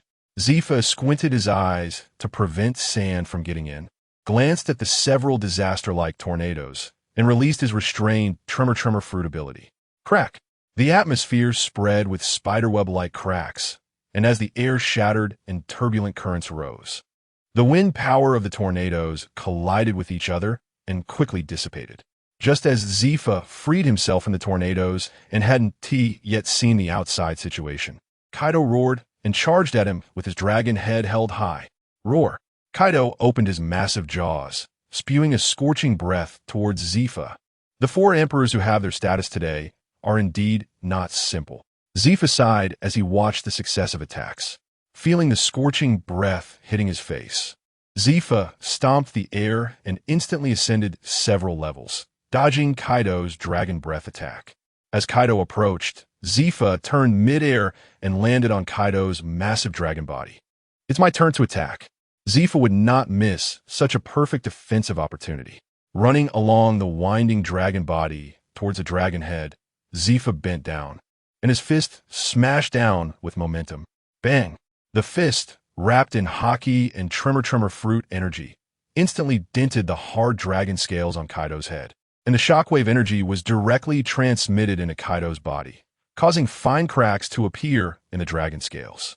Arg! Roar! Kaido let out a wretched scream as his massive body sank down, but quickly halted again. Bang, bang, bang! Zifa did not stop there. His fists rained down like a storm on a single point, causing the dragon scales to shatter, and blood poured down from Kaido's dragon head. I wonder if the dragon blood from the devil fruit ability will benefit the fish and shrimp below. Roar! Damn it! Come down! Kaido roared angrily. While swinging his head, his body spiraled in the air, attempting to shake Zifa off. Being ridden like this was an absolute humiliation, especially with Zifa in the attack blind spot above him, forcing him to passively take the hits.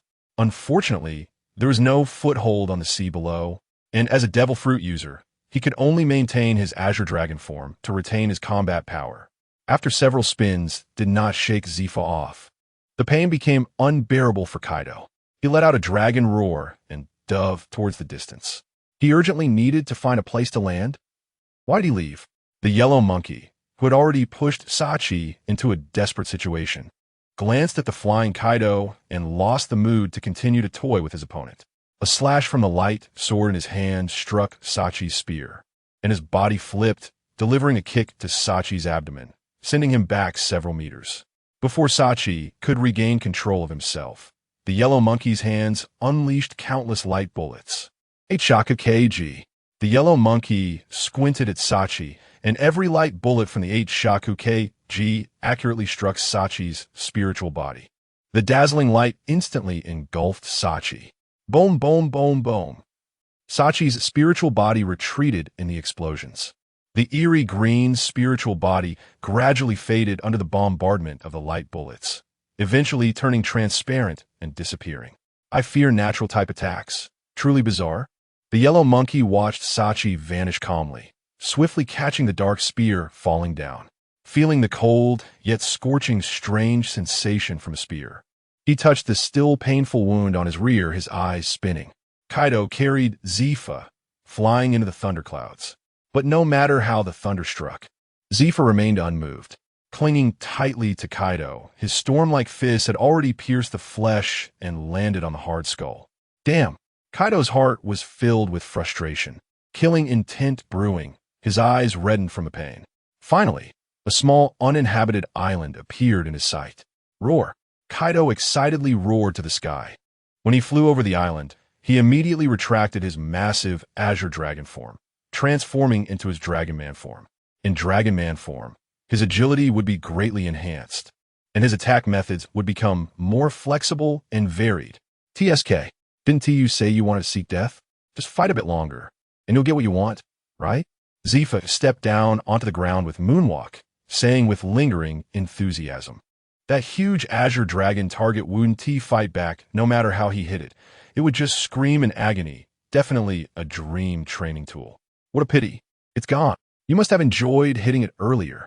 In Dragon Man form, Kaido wiped the blood and flesh from his forehead, veins bulging. His gaze icy as he stared at Zifa.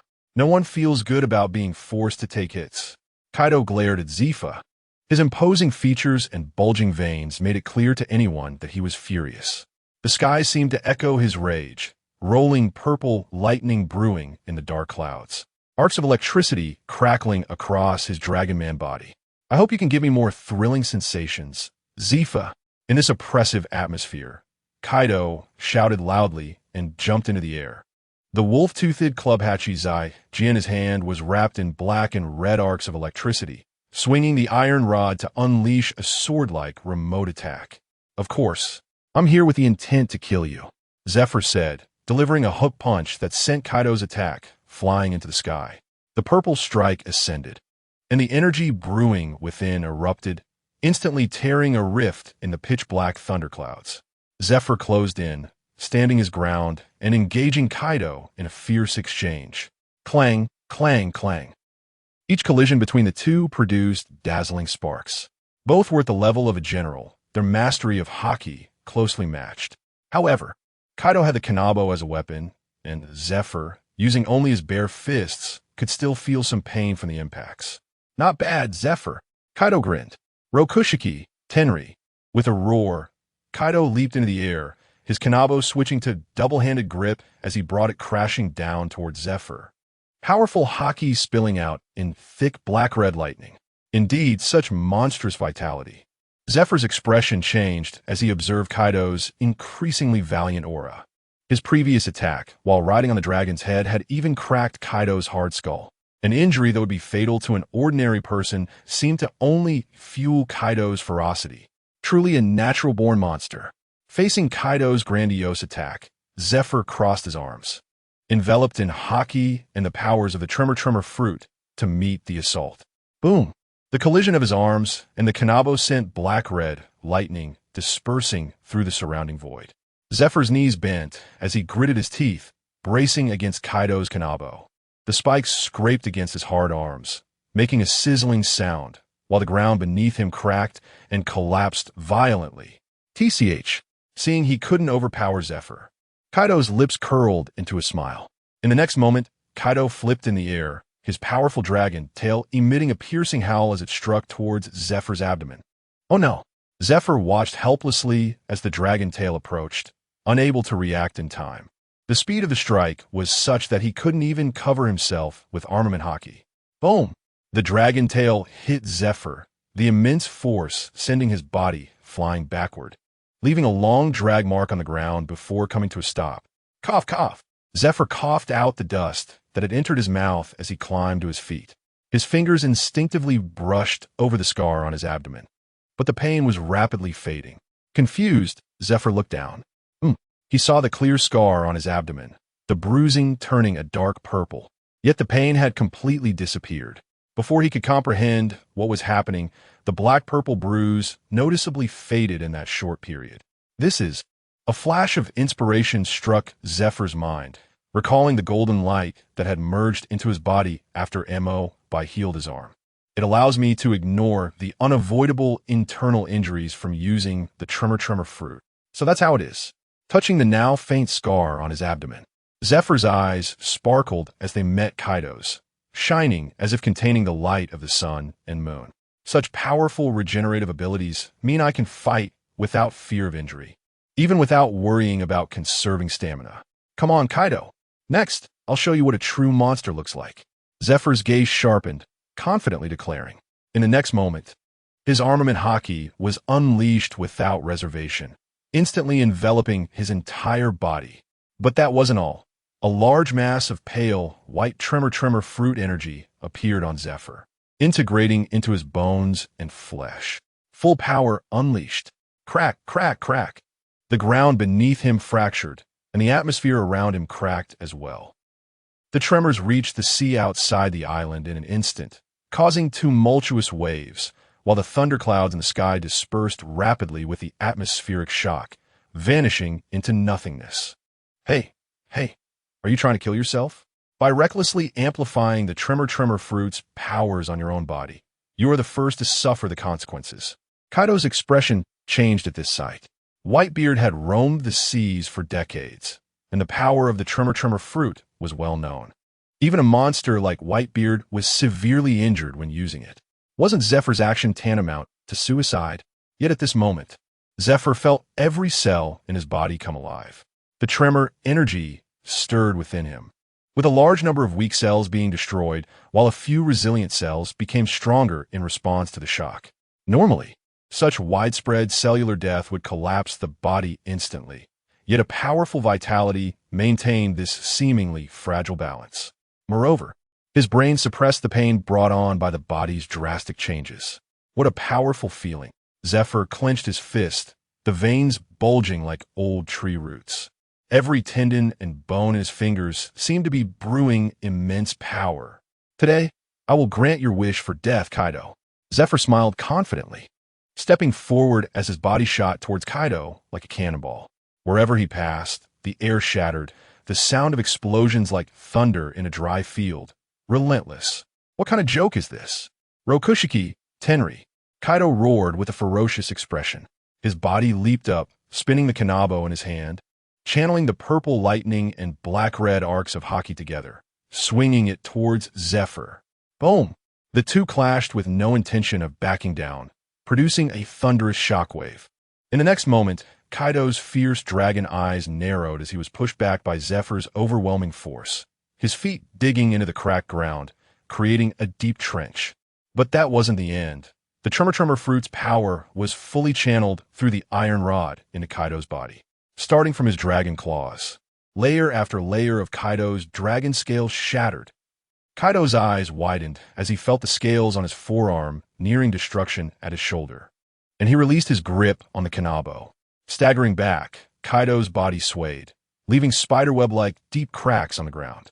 After retreating more than 10 meters, his body finally stopped shaking. Kaido's arm, stripped of its scales, hung down limply as he looked up in shock at Zephyr. He had actually broken through his defenses in their exchange. This was something even the so-called strongest man in the world, Whitebeard, had never accomplished. Kaido's fierce jaws opened and closed as he tried to say something. But Zephyr didn't give him the chance to speak. His body flew in rapidly, delivering a punch to Kaido's jaw.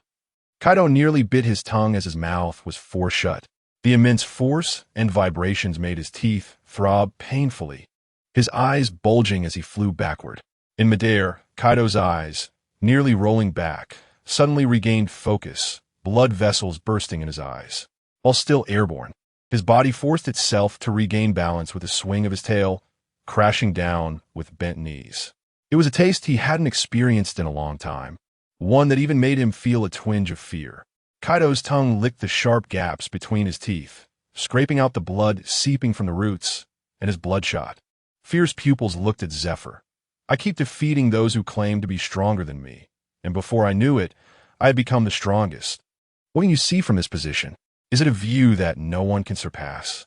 After speaking flatly, Kaido took down the gourd hanging at his waist, pulled out the stopper, and drank it all in one go.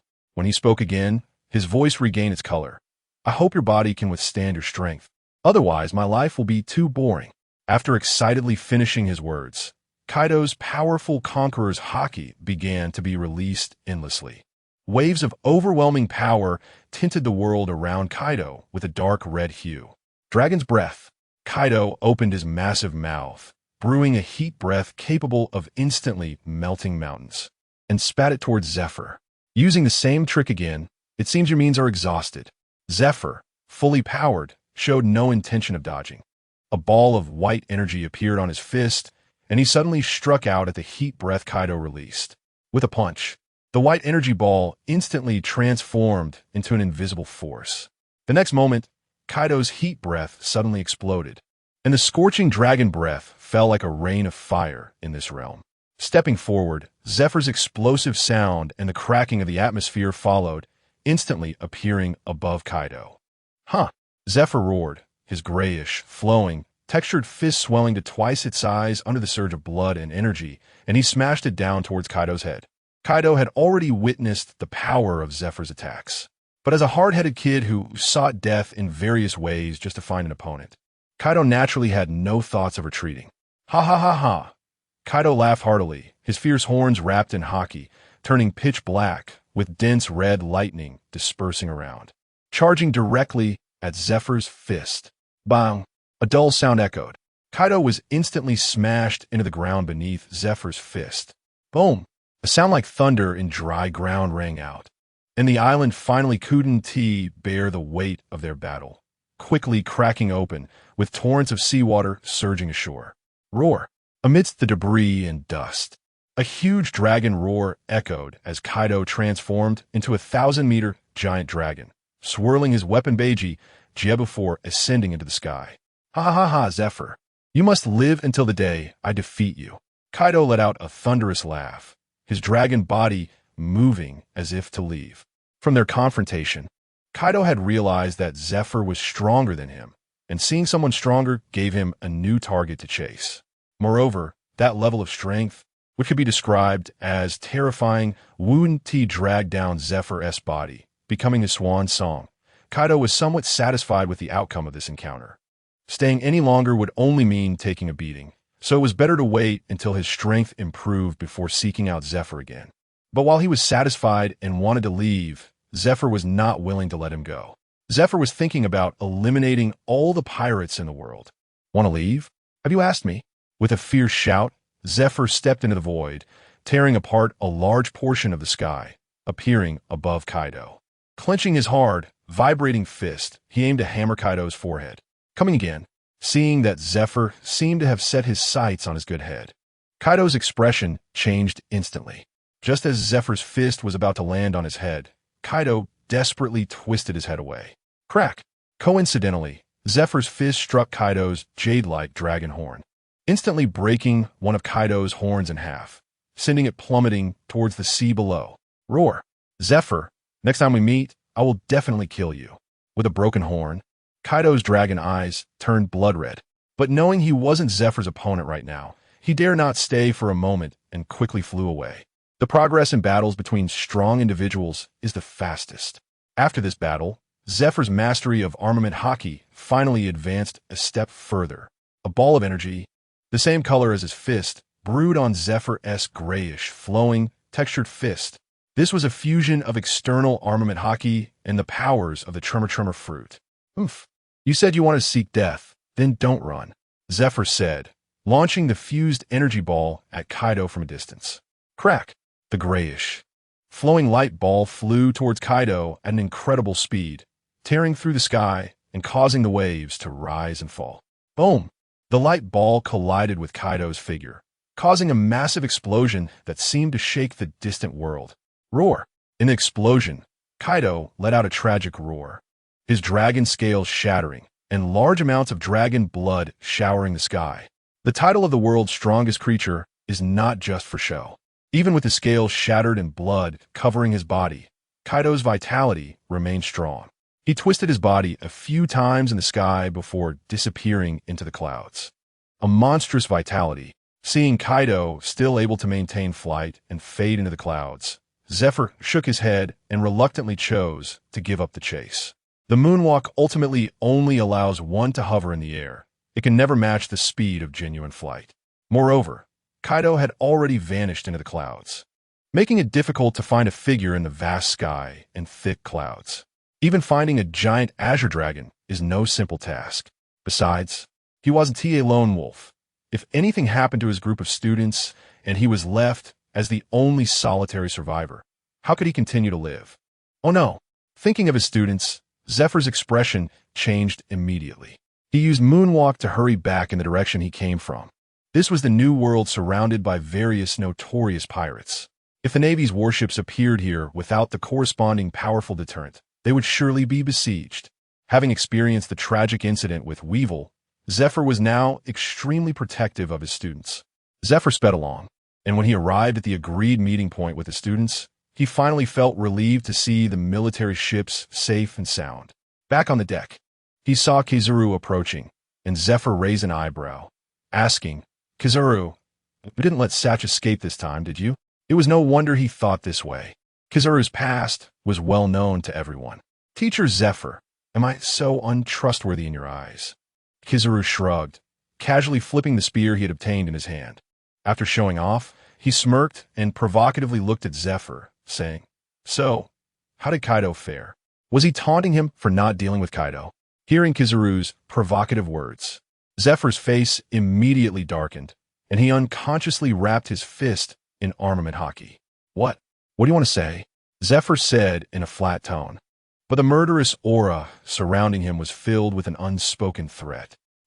Sensing the ominous aura, Kizaru shrank his neck, quickly placing his hands behind his back, standing straight like an honest person. Seeing this, Zephyr couldn't help but laugh in anger. If he had this kind of strength when he was teaching Kizaru back in the day, Kizaru probably wouldn't have had any rebellious phase and would have turned into the person he is today. All right, put away that pretentious act. Zephyr retracted the armament Haki wrapped around him and waved his hand, saying, "Speak up. What's the problem with staying here?" He knew the yellow ape too well. If there were no issues, this guy would have gone home to lie down and sleep long ago. Could he be kind enough to stay and help? That would be wishful thinking. And indeed, as soon as Zephyr opened his mouth, the yellow ape immediately changed his demeanor. The yellow ape approached Zephyr, rubbing his hands together like a fly, and said obsequiously, "Teacher Zephyr, has I made progress in developing her devil fruit abilities? You see, I've been so busy lately that I can hardly keep my feet on the ground, and my face is so haggard that I could squash a fly with a yawn. Do you think I could give me a little of that too?" The yellow ape looked at Zephyr's face, which seemed to have regained decades of youth, with envy in his eyes. He had never felt age anxiety before, but seeing Zephyr, who was over 70 and looked younger than him, inevitably made those thoughts arise. Unfortunately, every time he tried to approach him privately, he was met with a guarded rejection and refused to communicate. Could I be blamed for looking lecherous? There was no choice. The yellow ape had to take a roundabout route to discuss this matter with Zephyr. Zephyr looked at the yellow ape expressionlessly. That lecherous face seemed to have aged prematurely in his 20s, full of wrinkles, right? Also, when did you start caring about your image? Ein's devil fruit abilities were still the same, unrelated to my changes. Zephyr shook his head in silence. An old man in his 70s couldn't understand the thoughts of a young man in his 50s. Then can you reveal a little to me, Teacher Zephyr? The yellow ape felt dejected upon hearing this, and then began to probe the reason behind Zephyr's changes. Something that could make a person younger without affecting combat strength is something that not only women can't refuse, but even a big man like him can't refuse. If it's meant to be, you will encounter it. Zephyr shook his head, refusing the yellow ape's inquiry. The fact that Mo helped him restore his arm, returning him to his peak and granting him that kind of powerful vitality was already something he couldn't repay. He naturally wouldn't want to trouble Mo by. Not getting the answer he wanted, the yellow ape prepared to leave with his head drooping. Before he could move, Zephyr called out to him from behind. "Wait."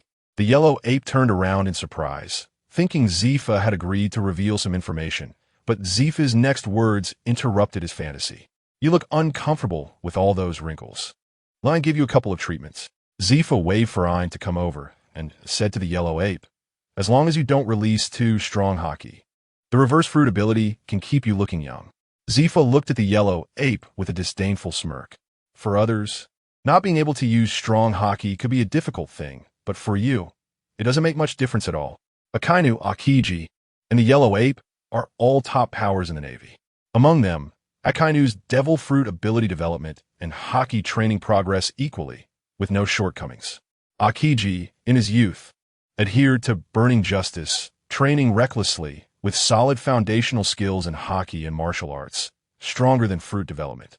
Only the yellow ape, after acquiring the so-called Lightspeed Pika Pika no Mi, became overly reliant on the devil fruit's abilities and became exceptionally lazy in training. The strength of fruit development far exceeds the basics of Haki and martial arts. And for him, Haki is more of a decorative role. The yellow ape looked at Zephyr in silence, speechless. After thinking for a moment, the yellow ape felt Zephyr's words made sense and willingly accepted his suggestion. After being regressed by Ein by 24 years, the 32-year-old yellow ape looked much more spirited. Feeling the changes in his body, the yellow ape was very satisfied. But when his fingers touched the still obvious wrinkles on his face, he was instantly stunned. The yellow ape stared blankly at Zephyr, swallowed hard, and said awkwardly, "Teacher Zephyr, I think I could go for another round. I would look more mature at 20. As Zephyr delved deeper into the new world, Moria, who had been waiting for months, finally completed a rather unpleasant deal with the Vinsmoke family. What a complete bastard. They still claim to be a killing family. What a bunch of nonsense, Evil Legion. The quality of the corpses they sent was so poor that none were worth mentioning.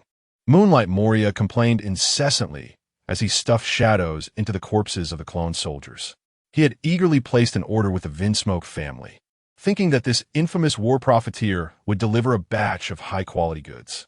But to his surprise, apart from a few ordinary corpses, the rest were all biotechnological clone soldiers. Although clone soldiers are stronger than ordinary humans, their main strength lies in their absolute loyalty and lack of pain perception. This is no help at all in making zombies. As materials for creating zombies, the life experiences of these clone soldiers were even less autonomous than ordinary people. You have to know that when the Vinsmoke family ignited wars around the world, the corpses were worthless byproducts of war. He spent a fortune buying these useless scraps that meant nothing to the Vinsmoke family, and what he got in return were these tasteless products. Enduring his impatience, Moria finally completed the last zombie soldier. Looking at the densely packed zombie soldiers almost filling his view, Moria's resentment dissipated, replaced by a strong sense of accomplishment. This would be his capital for revenge against Don Quixote da Flamingo, paving his path to kingship. With so many zombie soldiers, Doflamingo will definitely be shocked when he sees them, right? Moria looked at his zombie soldiers, feeling a surge of ambition. Tens of thousands of zombie soldiers. This is an army capable of destroying a country. Standing high above, overlooking all his possessions, Moria waved his cloak, turned around, and was about to issue orders to the three weirdos in front of him when suddenly a thought struck him, and the pain of losing his companions resurfaced in his mind. To be alive is to lose, Moria murmured. His gaze suddenly sharpened and became resolute as he said to the three weirdos, "You three stay here." Lord Moria, the transparent man, Absalom, was about to say something, but his words were interrupted by a sob from next to him. "Will Lord Moria encounter some danger this time? Please don't leave us, boo-hoo." Perona, with one arm clutching a teddy bear, wiped her tears and cried loudly. She had been rescued by Moria when she was young and regarded him as a father figure. Now seeing Moria preparing to abandon them, she naturally couldn't accept it. "Don't worry, Perona. I'm leaving you behind because I have a more important task for you." Moria spread his fingers and grinned. The shadow beneath him stood up under his control, splitting into several black shadow boxes that were handed over to the three strange men. "Whenever danger arises, I will instantly swap positions with my shadow and body. The area shrouded in thick fog has yet to be fully explored by anyone, ensuring absolute safety. You're responsible for hiding the shadow boxes on the abandoned floating ship in the foggy area. My safety is in your hands." Ha. After assigning the task to the three strange men, Moria burst into a big laugh. Having escaped from Doflamingo's trap using shadow clones last time, he has indeed embarked on a path of survival. Now he has left countless shadow boxes in many places. Most people only have one chance to make mistakes in their lives. But now, he has countless opportunities for trial and error. Who else is qualified to compete with him for the throne of Pirate King? Ha. In the rapidly changing current environment, fresh events happen every moment. Very few people are aware of Moria's revenge against Doflamingo. It remains to be seen how long it will take to create a significant uproar. Meanwhile, the most talked about news is undoubtedly the complete disappearance of the white beard pirates from the seas, sparking endless discussions among countless people. Great! The white beard pirates have finally been wiped out by the Navy. I hope the Navy continues to press on and eliminate the remaining pirates. In the near future, our children will surely live in a peaceful era, in taverns and bustling markets. The general public's views on the extermination of the white beard pirates are mostly similar, celebrating that they are one step closer to a bright future. The Straw Hat crew, who did not pause their journey, crossed Fishman Island in the months following the Marineford War and arrived in the second half of the Grand Line as New World. The Straw Hat ship floated quietly on the surface of a New World sea. On board, Usopp, who had just received the newspaper, was instantly stunned upon seeing the headline. Then his expression changed dramatically as he shouted, "Luffy! Luffy!" Usopp yelled as he rushed to Luffy, who was fishing at the side of the ship. "What's wrong, Usopp?" Luffy asked, boredly shaking his fishing rod that had not caught anything, turning his head to ask, "Luffy, look at the newspaper." Usopp pulled Luffy down from the edge of the ship, took a deep breath, and solemnly shoved the newspaper into Luffy's hands. Luffy took the newspaper with a puzzled expression, and upon seeing the contents of the front page, his mind shook, and his expression changed instantly. How could this be? Ace! Ace! He! Luffy's pupils dilated, his mouth agape in disbelief as he knelt down on the deck, his knees giving way. Tears the size of beans instantly burst forth. Luffy, what's wrong? Zoro, hearing the commotion, came down the stairs, picked up the newspaper from the ground, and upon seeing its contents, his expression also changed. During the Marineford War, they witnessed the strength of the Whitebeard pirates. But how could such a powerful pirate crew end so quickly after losing Whitebeard? Where would their journey end, being far weaker than the Whitebeard pirates? Zoro calmed his racing thoughts for a moment, focused on the newspaper, and finally found a silver lining, saying to Luffy, Luffy, your brother is very likely still alive. Your brother, as the 2nd Division commander of the Whitebeard pirates. If he were dead, the Navy would certainly make a big deal out of it. Right now, no news is the best news. The various pirate factions in the New World, who had been fighting each other, were shocked upon receiving this news, quickly halting their conflicts. This was definitely not a trivial matter. What they valued was not the remnants of the Whitebeard pirates being wiped out by the Navy, but the fact that the Navy had actually penetrated the New World waters, surrounded by pirates. It should be noted that the latter half of the New World has been controlled by various pirates for decades, and this was the Navy's first bold incursion into their territory. What does the Navy want to do? Are they not afraid of being attacked by us en masse? The Navy has sent us a signal of war. We must unite against the Navy. As the chaos in the New World subsided, the pirates reached an unprecedented consensus to resist the comprehensive war that the Navy might initiate. Although it was evident to the discerning eye that they each had their own agendas, the immense momentum of their unity instantly awakened everyone's impractical fantasies. Now, it is the most chaotic era of great pirates on the sea. Navy headquarters, Marineford. In the foggy office of the Admiral, Akainu, who had never smoked, became a seasoned smoking buddy of Smoker due to the overwhelming pile of documents after becoming Admiral. The voices of various pirates in the New World uniting against the Navy also stirred up a commotion within the Navy. Reports of attacks on isolated bases in the New World, which serve as lookout posts, continued to emerge, making Akainu feel increasingly helpless. Akainu set down a document he had just reviewed, rubbed his weary forehead, straightened up to stretch his muscles, and heard a series of cracking sounds from his joints. Thinking of the nationwide conscription proposal he submitted a month ago, Akainu couldn't help but sigh. The efficiency of the world government. I wonder if they will agree. Holy Land, Mariewa. The chain reaction triggered by Zephyr's deep incursion into the New World to eliminate the Whitebeard pirates forced the 5 elders to convene a meeting to discuss countermeasures. In the conference room, the thunderous arguments of the 5 elders could be heard from outside. How dare Zephyr? Edward Weevil, the son of Whitebeard, is a member of the Shichibukai invited by the world government. He is openly defying the world government. The furious round-faced, mustached elder's anger was clearly visible on his grayish-white face, his thick lips spewing spittle as he spoke. As he complained, it became clear that what truly angered him was not the increasingly chaotic situation at sea, but Zephyr's actions against the Shichibukai under the world government. The legal right of the Shichibukai to plunder was granted by the world government, and no force under the world government is allowed to act against the Shichibukai. Zephyr's actions undoubtedly slapped them in the face. Alright, this incident gives us a reason to issue a bounty on Zephyr. What we need to discuss now is not the issue of Zephyr. The knife-wielding elder interrupted the round-faced elder's complaints by tapping the knife handle on the ground. And when the conference room quieted down, he looked around and asked, "What are everyone's thoughts on the current situation where various pirates are attacking Navy bases in the New World?" These matters should naturally be the Navy's concern. The world government does not support them for nothing.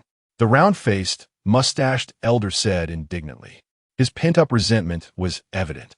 Yet even grazing grass could not change his hot temper. What he said was not wrong, but we also cannot just watch the Navy suffer heavy losses. The long-bearded elder with the appearance of a goat analyzed calmly. Shurima has been progressing rapidly, and the surrounding seas are now entirely under its control. Transformed into an iron barrel, We can't gather any information from within Shurima due to its powerful military influence. Neighboring nations are rushing to establish diplomatic relations with it. And even 2 former member states of the world government have chosen to withdraw from the world government and align themselves with Shurima. Our position is facing unprecedented challenges, and the power of the world government cannot withstand losses. We must preserve the strength of the Navy. The long-bearded elder lowered his head, contemplating countermeasures, his goat hooves tapping on the conference table. Suddenly, he raised his head and said, "What do you think of the conscription plan proposed by Akainu earlier? A global conscription?" After the long-bearded elder's reminder, the other elders also recalled Akainu's proposal from a month ago. This method could indeed alleviate the Navy's exhaustion in dealing with various pirates. But the recruits from around the world would inevitably be a mixed bag. Would this put the Navy beyond their control? Sure enough, someone asked this question the next moment. The Navy's current execution of the world government's orders is already unsatisfactory. If global conscription strengthens the Navy's power, could it lead to the Navy completely going out of control? The curly-haired elder furrowed his brow, voicing his concerns. After all, the Navy's personnel are not brainwashed from childhood by the world government. Most who join the Navy are passionate individuals with a sense of justice. In recent years, the Navy has made mistakes in executing the world government's tasks 9 times out of 10. Aside from dealing with pirates, which they can manage somewhat, other tasks are truly hard to speak of. Don't worry. Strengthening the Navy's power is also strengthening our own. For those ordinary people, military orders are like mountains. As long as we can keep the higher-ups of the Navy under our control, the Navy will never escape the leash around its neck. The knife-bearing elder spoke earnestly, but suddenly thought of his current image, and his face turned green. After a while of facial twitching, he calmed his mixed emotions and continued. The chaos in the New World is not a problem either. We can release the news of Zephyr betraying the Navy and killing the warlord Weevil, and shift the blame for the Whitebeard pirates' issues onto Zephyr. Once the pirates in the New World realize it's a farce, the chaos will quickly settle down. What? Have you considered the consequences of doing this? The round-faced elder with a mustache slammed the table in anger, his large eyes blazing as he stared at the knife-bearing elder, indignantly saying, "If the former admiral of the Navy openly rebels against the world government's policies and the news of killing a warlord spreads, it will be a slap in the face for us in front of the whole world." Just as the round-faced elder said, the news of Weevil being killed by Zephyr has not yet spread precisely because they suppressed it to protect the dignity of the world government. Now, they want to actively release such a face-slapping message? The Holy Land, Mariehua, has already been destroyed once. Is there still a need to consider face? As long as the world government can maintain the highest power, even if we 5 go out looking like this, the necessary flattery will still not diminish in the slightest. The knife-bearing elder scoffed. This world is ultimately about power. As long as they can remain at the pinnacle of world authority, what is bad can be spun into good. Everyone present is as clever as a fox, and they all understand this principle. Soon, the world government agreed to Akainu's request for conscription and used all its channels to assist in promoting the Navy's global conscription plan. When Akainu first received this news, he was still excited, his mind racing with thoughts of how to make a big impact after the conscription. However, upon seeing the wanted notice for Zephyr that came with the approval documents for the conscription plan, his excited expression instantly faded. Zephyr-sensei killed Weevil. Akainu looked at the content of the wanted notice, his mind shaking. Like most of the Navy, he also wished to eliminate the warlords as soon as possible. But as a typical iron-blooded soldier, obedience to orders outweighed his personal thoughts. His first feeling about Zephyr killing Weevil was one of relief. However, killing a warlord also meant becoming an enemy of the world government. The Navy, as a force under the world government, naturally stands opposed to Zephyr. One side is his teacher, the other side is the orders from his superiors. Akainu's fingers tightened around the document. The burning cigarette hanging from his mouth quickly consumed. After a long time, as the butt of the cigarette burned down, Akainu spat out the ash that fell into his mouth along with some saliva. He exhaled a long plume of smoke and called for the soldier on duty at the door, handing him the document. "Take the new wanted notice to the communication room for distribution." "Yes, Admiral." The duty soldier stood straight and saluted, taking the wanted notice and turning to exit the Admiral's office. It wasn't until he ran to the communication room that the duty soldier finally exhaled, his tense body relaxing.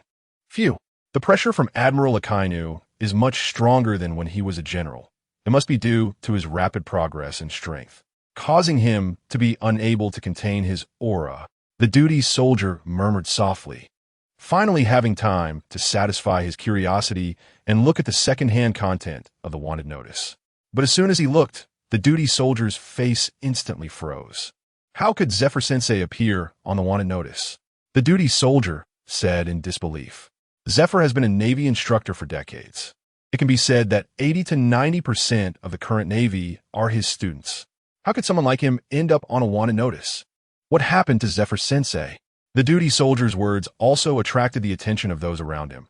A large crowd quickly gathered. Upon seeing the content, everyone transformed into the same expression as the duty soldier before. The communication room first fell silent, then erupted into even louder commotion. This must be a fake wanted notice, right? Who played this prank? Putting Zephyr-sensei, who has devoted his life to fighting criminals, on a wanted notice is absolutely an insult. If I find out who did this, I'll definitely smash his head. The Navy in the communication room surrounded the duty soldier, their eyes filled with fury, clearly determined to get to the bottom of the matter. Calm down everyone, let's talk this out.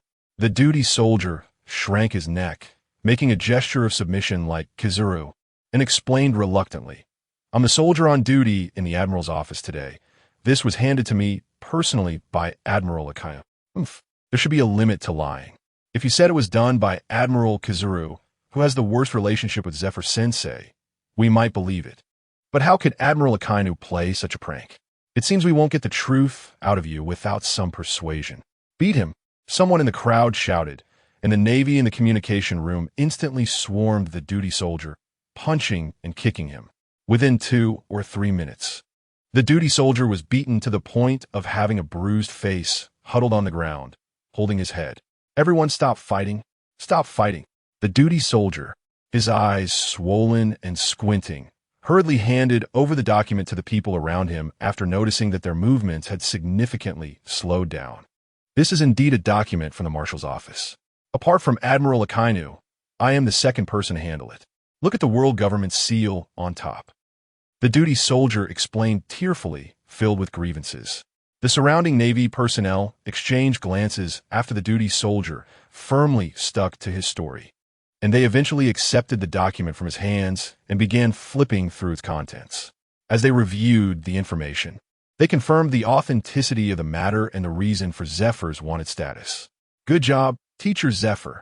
A pirate who had attacked a Navy rookie training ship can still be invited to become one of the 7 warlords of the sea, proving that these warlords are nothing but scum. A Navy officer, after reading the wanted notice, felt completely enlightened. Pirates are pirates. What kind of justification is legal plundering? It's simply a trampling of justice. But soon, his mood sank again. How could Zephyr, who dedicated his life to the cause of justice, be wanted for punishing evil? Is the so-called justice really what they believe it to be? News of Zephyr being wanted by the world government quickly spread across the seas, causing the various powerful pirates in the New World, who had initially united to resist the Navy, to fall apart instantly. Those who could make a name for themselves in the ocean were all cunning foxes, fearing that Zephyr was a suspected enemy scheme thrown out by the Navy. They chose to observe for the time being, halting their previous chaotic conquests. Before people could even rest their eyes, the Navy immediately launched the World Conscription Plan, declaring, no qualifications needed, only strength counts. The highest rank can be directly appointed as a Navy Admiral. This recruitment announcement instantly sparked discussions. That SA position of Navy Admiral. As long as one has strength, they can be appointed directly. In an instant, many capable individuals who had been limited by their conscience and lived rather unremarkable lives rushed to various Navy bases to enlist. In the North Sea, at a Navy branch base, the middle-aged base commander searched through the town's casinos with the World Conscription Notice in hand and finally found his target in a tavern. Mr. Yisio, what are you doing here? I searched all the casinos in town, but couldn't find you. The base commander called for the bartender to order a rum, sat down next to Yisio, and complained. Colonel, just call me by my name. I'm just a Navy second lieutenant now. Yisio tossed 3 dice in his hand, turned to the base commander with a smile, and said, I'm just here to gamble for a drink, not to break any discipline. Hey, I'm not here to talk about that. The base commander took a sip of rum, shook the recruitment notice in his hand, and then began to read beside Yisio. Approved by the world government. Starting today, the Navy launches a 3-month world conscription plan. This is a golden opportunity to be directly appointed as a Navy admiral. The base commander shook his head, sighing. Such a status is something he could only aspire to. After a lifetime of hard work, becoming a branch-based commander is probably his peak moment in life. So are you interested? I've seen your strength, and am envious. The base commander nudged Yisio's shoulder, smilingly asking, who could know how shocked he was the first time he saw Yisio in action? That meteorite fell from the sky, and the pirate crew, with a bounty of several hundred million, was instantly reduced to mere scraps floating on the sea. The speed of eliminating pirates was even faster than a dream. Having someone so powerful under him made the base commander feel both delighted and guilty, as if he was letting a treasure gather dust. Dragons soaring across the seas, phoenix singing in the skies. His achievements would only increase like this. But compared to letting the gem gather dust in his hands, Yisio's strength clearly deserved to go to broader horizons. Therefore, after seeing the world conscription news, he immediately sought out Yisio. After listening to the base commander's words, Yisio was also quite tempted. If he wanted to change the rules, he had to reach a suitable height, and the world conscription was a great opportunity laid out before him. However, Colonel, I've already joined the Navy. Can I still participate in the conscription? Yisio frowned, voicing his doubts. Of course you can. Recently, Allied forces at various bases have been extremely busy, and your title only appears on our branch's list. It hasn't yet been submitted to headquarters. The base commander patted Yisio on the shoulder, cautiously looking around before seriously saying, only our brothers at this base know about this. When you get promoted, don't forget to help us out. Yisio was not someone who was rigid and unadaptable. With the base commander's support, he re-entered the world conscription with the identity of an ordinary person. Recruitment activities across various locations were in full swing, with a number of people signing up at Navy bases reaching a historical high in nearly a decade. The conscription involved local competitions among applicants, with the strongest proceeding to higher bases to continue competing. After determining the top candidates from various regions, they would gather at Navy headquarters for the final competition. The competitive scenes in various places were extraordinarily grand, with exciting battles occurring frequently on the martial arts stage, making people eager to guess who would ultimately take the top spot. However, in the North Sea, everyone participating in the world conscription was not thinking about competing for first place. Anyone who witnessed a meteorite falling from the sky would inevitably tremble in fear. And this was merely a casual strike from that person. The Navy had recently invested almost all its energy into the world conscription. In the absence of particularly severe incidents, the Navy across various locations maintained regular patrols without specifically pursuing pirates. This naturally had no impact on the powerful pirates. However, for those weak pirates who were often hungry or whose minds were not focused on plunder, this was truly a grand celebration. They either raided some small villages on remote islands or hijacked a few weak merchant ships, which allowed them to change their previously impoverished lives and hold several grand banquets. In a certain sea area of a new world, the buggy pirate crew was heading straight toward a small island only a few dozen meters wide. They had fled to the Grand Line the moment they sensed trouble after Nami defeated the Golden Lion and began calming the chaos caused by pirates in the East Sea. Upon arriving at the Grand Line, Buggy seemed to awaken something remarkable. Not only did tons of gold fall from the sky during the day, but even casually going ashore to buy supplies led to finding ancient treasure maps. They spent a few months searching for treasures in such a mundane manner, during which they also defeated several pirate crews that attempted to engage in black market dealings using the powerful buggy ball. Just when they thought they could carefree and happily search for treasures at sea, the once silent Surima, who had defeated the world government and navy in one battle, suddenly began to wildly expand his influence after 2 months of silence. Not only did he incorporate the vast sea areas around him into his territory, but he also expanded outward at a frenzied pace. Countless iron giants of the Shurima Empire patrol day and night in the waters they control, driving away pirate crews that disturb the peace of the local civilians.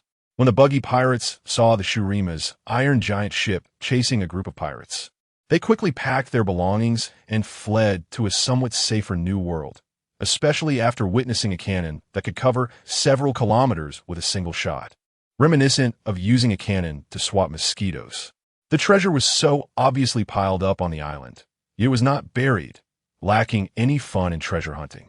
On the pirate ship, Buggy, wearing a hat adorned with various gold and jewels, threw down the treasure map in dissatisfaction. It was just that this remote reef island saw little traffic. Otherwise, such glaring treasures would have been long gone by the time he found them. Looking through a golden telescope at the boxes of gleaming treasures displayed on a small, inconspicuous island in the vast sea, Buggy felt no excitement. What he enjoyed was the thrill of exploration and treasure hunting, not the treasures themselves. He had no interest in wealth. Captain Buggy, after this, we must build a bigger pirate ship, and we need to find a way to get rid of some worthless jewelry and such. Our kitchen can hardly hold any food anymore, said the first mate Machi with a troubled expression, while his pet Lion Shiki, donned in golden armor, nodded in agreement. They were too rich now. Not only was the captain's cabin filled with treasures, but every crew member's bedroom was also piled high with various valuables. Even Ricky's lion's den was full. When they walked into the kitchen, they were met with dazzling gold.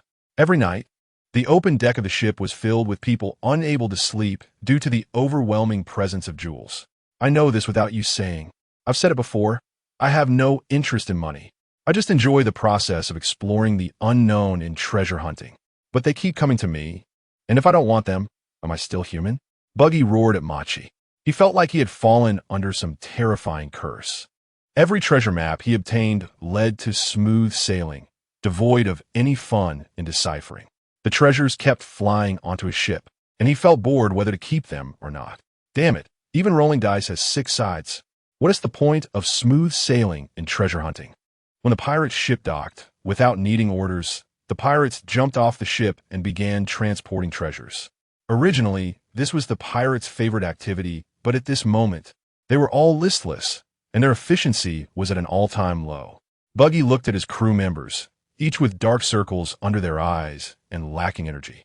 After contemplating for a moment, he stuffed a handful of treasure maps into his pocket and frowned, saying, "After we clear out the treasures on the island, let us find a place to sell everything on the ship. Each person will get 100 million berries, and we'll pause treasure hunting to rest for a while." 100 million berries was definitely not a small amount. The crew, usually excited about splitting money, didn't seem overly happy at the prospect of such a large sum. They had become somewhat immune to wealth, and instead expressed great enthusiasm for Buggy's suggestion to pause treasure hunting and rest. Long live Captain Buggy. Once we sell the stuff on the ship, we can lie on soft beds. I haven't slept well in over half a month. Only over half a month? You've only been sleepless for the past few windy days on deck, right? I haven't slept well for months, relying on daytime naps. The pirates complained, their spirits visibly lifted as they began transporting treasure chests in pairs. One pirate, while lifting a large chest of treasure with a companion, suddenly tripped over something as he was about to board the ship and stumbled, landing on the ground with a thud. The chest fell, and jewels and coins scattered everywhere. Ouch! The pirate rubbed his twisted ankle, then, along with his companion, began gathering the scattered jewels. After checking to ensure no treasures were left behind, he finally had the time to investigate what had tripped him. The pirate looked curiously at the white, jade-like fragment protruding from the beach, unsure of what creature it belonged to. Such a seemingly valuable item shouldn't be left here. It must have been washed ashore by the waves. The pirate muttered to himself, digging the fragment out of the sand and placing it on top of the treasure. The treasure on this deserted island weighed only a few thousand pounds, and under the united effort of the buggy pirates, it was cleared away in less than 10 minutes. Afterwards, the buggy pirates, full of energy, found a direction on the sea chart, heading straight for the nearest underground trading market. After 2 hours of sailing, the buggy pirates docked at a bustling port. "Captain Buggy, there are too many people outside. Should we wait until dark to start trading?" Kabeji looked at the throngs of people at the dock, rushed into the glittering cabin and said to Buggy, "Black market dealings among pirates are very common, and revealing the huge treasure on the ship in such a busy area would make them targets in an instant. Like a cake everyone wants to take a bite out of." "You're not wrong, Kabeji. As expected from our chief strategist, let's do it your way." Buggy nodded at Kabeji. He then tossed Kabeji a pure gold dagger encrusted with gems, instructing, "Take some men down to find a generous merchant and arrange a trading time for tonight. Don't forget to buy some food and drink on your way back." Kabeji nodded, took the thrown pure gold dagger and tucked it into his sleeve, then turned to leave. In the evening, the Buggy pirates held a simple banquet on the ship, and before they knew it, night had fallen. As the trading time approached, the dock was still brightly lit. Although the crowd was much smaller than during the day, it still felt lively. "Captain Buggy, it seems we can't conduct the trade secretly." Kabeji and Machi leaned closer to Buggy, looking at the bustling scene at the dock, their expressions serious. "Don't worry, as your captain, I must always be fully prepared," Buggy said, puffing out his chest and putting his hands on his hips. He then pulled Kabeji and Machi closer and lowered his voice. "I've ordered the cannons on the ship to be loaded with buggy balls. If anything goes wrong, this dock, along with the town behind it, will be blown to smithereens." Buggy's face revealed a sinister smile, causing Kabeji and Machi to instinctively shrink their necks. He was no saint. If the other side wanted to play dirty, they shouldn't blame him for being ruthless. "Captain Buggy, the other party is here." At this moment, a pirate from the Buggy pirates ran over and shouted, "Let's go greet our guests." Buggy instantly returned to normal, smiling as he said. He then led Kabeji and Machi to the deck to meet the trading party. A middle-aged man dressed like a shrewd merchant, wearing single-frame glasses and sporting a small mustache, approached them. "Thank you all for supporting the Haidun Trading Association's business. I am Gaslow, the head of the branch." Gaslow immediately recognized the person in charge on the ship and greeted Buggy with a friendly smile. "No need for small talk. This deal is much larger than you can imagine. How prepared are you financially?" Buggy frowned as he asked. Perhaps it was a habit, but he always felt that the other party's smile was aimed at his red nose. "The Haidun Trading Association is backed by the king of loan sharks in the underground world, Dufeld. I believe you need not worry about our financial capacity," Gaslow said arrogantly, lifting his chin. "The underground world is a mix of fish and dragons, and being backed by one of the 6 kings of the underground world. Even if he was just a branch manager of the Haidun Trading Association, his status was something most people had to look up to." Buggy nodded at this. He had heard of the 6 kings of the underground world. Loan sharks were indeed one of the most profitable businesses, so the Haidun Trading Association, backed by the loan shark king Dufeld, would not be short on money. "Come on, let me show you the goods we are ready to sell," Buggy said to Gaslow, then led the way into the cabin. Gaslow followed behind Buggy, and as soon as he stepped into the cabin, he was immediately dazzled by the piles of gold and silver treasures stacked along the sides of the path. 1 box, 2 boxes. Gaslow's calm expression instantly disappeared. As they walked along, with the number of treasure chests increasing, the greedy light in Gaslow's eyes grew stronger. He initially thought these were just some inconspicuous pirates who had struck it rich and were eager to sell, but it turned out they were not just a little wealthy. They had stumbled upon a treasure trove. As they toured room after room, Gaslow's heart raced faster and faster, and he lost count of how many treasure chests filled with dazzling gold he had seen. Even the crew's quarters were filled with treasures, and the kitchen storage, which should have held food, was also filled with treasures. What kind of windfall had these pirates received? Gaslow's heart nearly jumped out of his throat. In these times, where pirates roamed the seas in the New World, there were no good people to be seen. The Haidun Trading Association, backed by the Loan Shark King, had also committed many black market deals. Naturally, the Haidun Trading Association was not a business that followed trading rules. The only reason they would follow the rules was either the profit was too small to bother with, or they couldn't afford to offend someone. Now, the potential profit had made even this manager unable to resist. No, even if the Loan Shark King, Dufeld himself, came, he would be tempted by these treasures. Gaslow was about to press the communication signal hidden in his sleeve to call for help to take this juicy piece of meat when a pirate from the Buggy Pirates opened the lid of a treasure chest and let him inspect the treasure himself. Upon seeing the very first item on top, his heart instantly sank. It was that white, jade-like fragment. The fragment. Gaslow fell to the ground, his forehead instantly soaked with cold sweat. Pointing at the fragment on top of the treasure, he looked fearfully at Buggy and stammered, "In the underground world, I am very well informed. I saw a photo of the four Emperors Kaido with a broken horn not long ago. The layers and position of that broken horn completely match the one in front of me. That's right, it is a broken horn." Buggy looked at the terrified Gaslow in confusion and frowned. "The total value of the treasures on the ship is no less than 8 billion berries. I wonder how you want to trade?" But this simple frown in Gaslow's eyes was no less than a natural disaster. Before him stood a ruthless figure who had even broken a horn off the four Emperors Kaido. He, a mere branch manager, was in no position to encounter such a ruthless person. "What do you want for the trade?" Gaslow said cautiously, his teeth chattering, fearful that he might inadvertently provoke this ruthless figure. "Let's make a one-time deal to avoid future troubles." Buggy frowned again. He couldn't figure out why the once proud Gaslow had suddenly become like this. Could it be that he was taken aback by my kingly aura? Buggy scratched his head, utterly baffled. "This," Gaslow whispered, "can we first trade half? This is already the maximum we can handle in our Chamber of Commerce." His face was pale as he stared at Buggy, fearing that his words might anger the formidable figure in front of him. 8 billion berries was nearly equivalent to the bounties of 2 of the 4 emperors, definitely not a small sum. Even with the backing of the usury king, Duffeld, the Hayden Chamber of Commerce couldn't come up with such a massive cash flow in a short time. Even taking half of the goods would require emptying out all the cash flow from his affiliated branch and possibly pledging many items to some well-connected partners in town to raise enough berries. "Half, huh?"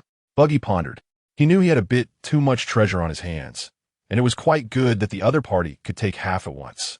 "It's inconvenient for us to set sail with these items. Help me contact some trading partners. All the cargo on the ship needs to be sold here," Buggy said, his expression suddenly turning fierce. With his red nose and clown makeup, he resembled a paranoid killer. "Trading must follow the rules. If I find out you're playing any tricks, your town will be sent flying into the sky." Buggy leaned in close to Gaslow, his voice dark and terrifying. Although he didn't understand why Gaslow's attitude had changed so quickly, he was very familiar with the expression on Gaslow's face. It was one of fear and terror. Buggy couldn't comprehend why Gaslow was so afraid of him. But as long as it ensured a smooth transaction, he didn't need to think too much about it. I'll do as you say." Gaslow, frightened, sat down on the ground and nodded repeatedly. He had no doubts about Buggy's threat to send the entire town into the sky. After all, this was a man who had broken one of Kaido's horns. Destroying a town was surely as easy as drinking water, right? "Well, go get it done," Buggy said with satisfaction, putting away his intimidating expression and turning to leave Gaslow with a silhouette that made him ponder. Hearing Buggy's words, Gaslow felt as if a spring breeze had washed over him, and he quickly rolled and crawled off Buggy's ship. Not daring to stay even a moment, he ran back to the Hayton Chamber of Commerce, and upon seeing the familiar environment, he finally felt a little relieved. After casually sipping some cold, stale tea, Gaslow hurriedly summoned the staff in the chamber. "Take a few people with my ID to the slave resource auction on E Street to borrow some cash.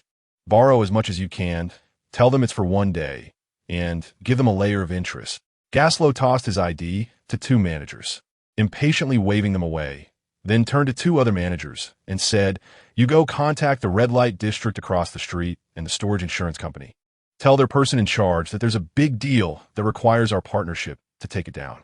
Have them prepare cash for me to discuss in person." Gaslow counted the local powers and dispatched all the managers before finally exhaling a long sigh of relief. Thus, after Gaslow contacted a large number of people and clarified the entire situation, he finally gathered enough to handle Buggy's treasure worth 8 billion berries. During the transaction, the group that Gaslow contacted also noticed the exquisite broken horn. They all became as respectful and fearful as Gaslow when facing Buggy. After emptying the treasures from his ship, they all refused to take the broken horn, leaving it with Buggy's pirate crew. What a joke. If one day Kaido came raging at them with a club, how wrong would they be? In this way, a massive treasure transaction worth the bounties of 2 of the 4 emperors was completed amicably between both parties. On the Night Sea, the pirate ship of Buggy's crew which had originally been heavily loaded, sped up significantly as it departed. The crew members, too, were invigorated, as if they had shed a heavy burden. 8 billion berries sounded like a lot, but once packed in boxes, compared to the previously heavy and glaring gold and silver treasures, not only was the weight significantly reduced, but it also occupied much less space. The treasure that had once filled almost all the rooms in the ship's hold was now only enough to fill the ship's storage after being converted into berries. The piles of treasures that had been hard and suffocating in each crew member's room were replaced with a decent-sized leather suitcase. They finally had beds to sleep in. Accustomed to the dazzling jewels, the dull-colored banknotes in the boxes looked even more precious in the eyes of Buggy's crew. "Kids, tell me, what do you want to do?" Buggy stood at the bow, watching his subordinates on deck. His cape fluttered in the sea breeze, making him appear extraordinary. "Party! Party!" The crew of Buggy's pirates shouted, raising their arms. Having struck it rich and being able to sleep in beds, such a worthy occasion naturally called for a grand celebration. "Yoshi!" Buggy waved his arm and shouted loudly, about the chef preparing a feast. "Nobody goes home until we're drunk tonight." As soon as he finished speaking, a group from the kitchen filled with smiles brought out tables of food and drinks, showing no signs of resentment despite being the only ones busy on the ship. With everyone in the kitchen, each receiving 100 million berries today, they were determined to follow Captain Buggy for the rest of their lives. Not long after, once the food and drinks were ready, Buggy's pirate crew began an incredibly grand celebration party. Meanwhile, as Buggy's pirate crew celebrated, the underground world was already ignited by a piece of news. To meet Buggy's demand to clear the cargo payment, Gaslow had contacted everyone he could reach, and during the transaction, all these people had seen that exquisite broken horn. That was the broken horn of the 4 Emperor Kaido. Those who were qualified to be contacted by Gaslow were naturally seasoned individuals in the underground world, and behind these people stood no small-time players. Once they saw that broken horn, it was destined for this news to spread to the ears of everyone with a name in the underground world. The one who broke a horn off of 4 Emperor Kaido had been found. That same night, all the members' information of Buggy's pirate crew was thoroughly investigated by the underground world.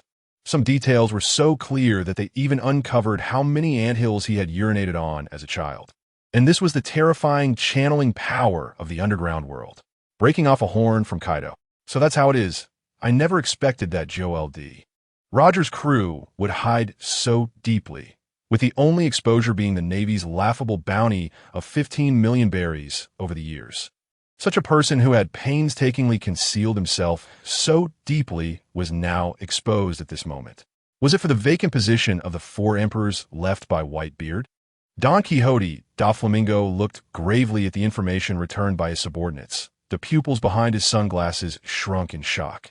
From the moment he lost his celestial dragon status and had nothing, he established the Don Quixote family in the North Sea and has come to where he is now. On the surface, he is one of the 7 warlords of the sea invited by the world government. But secretly, he is also one of the largest intermediaries in the underground world. Such achievements have always made him very satisfied with his abilities and confident that he will eventually sit on an empty throne, becoming the only king of this world.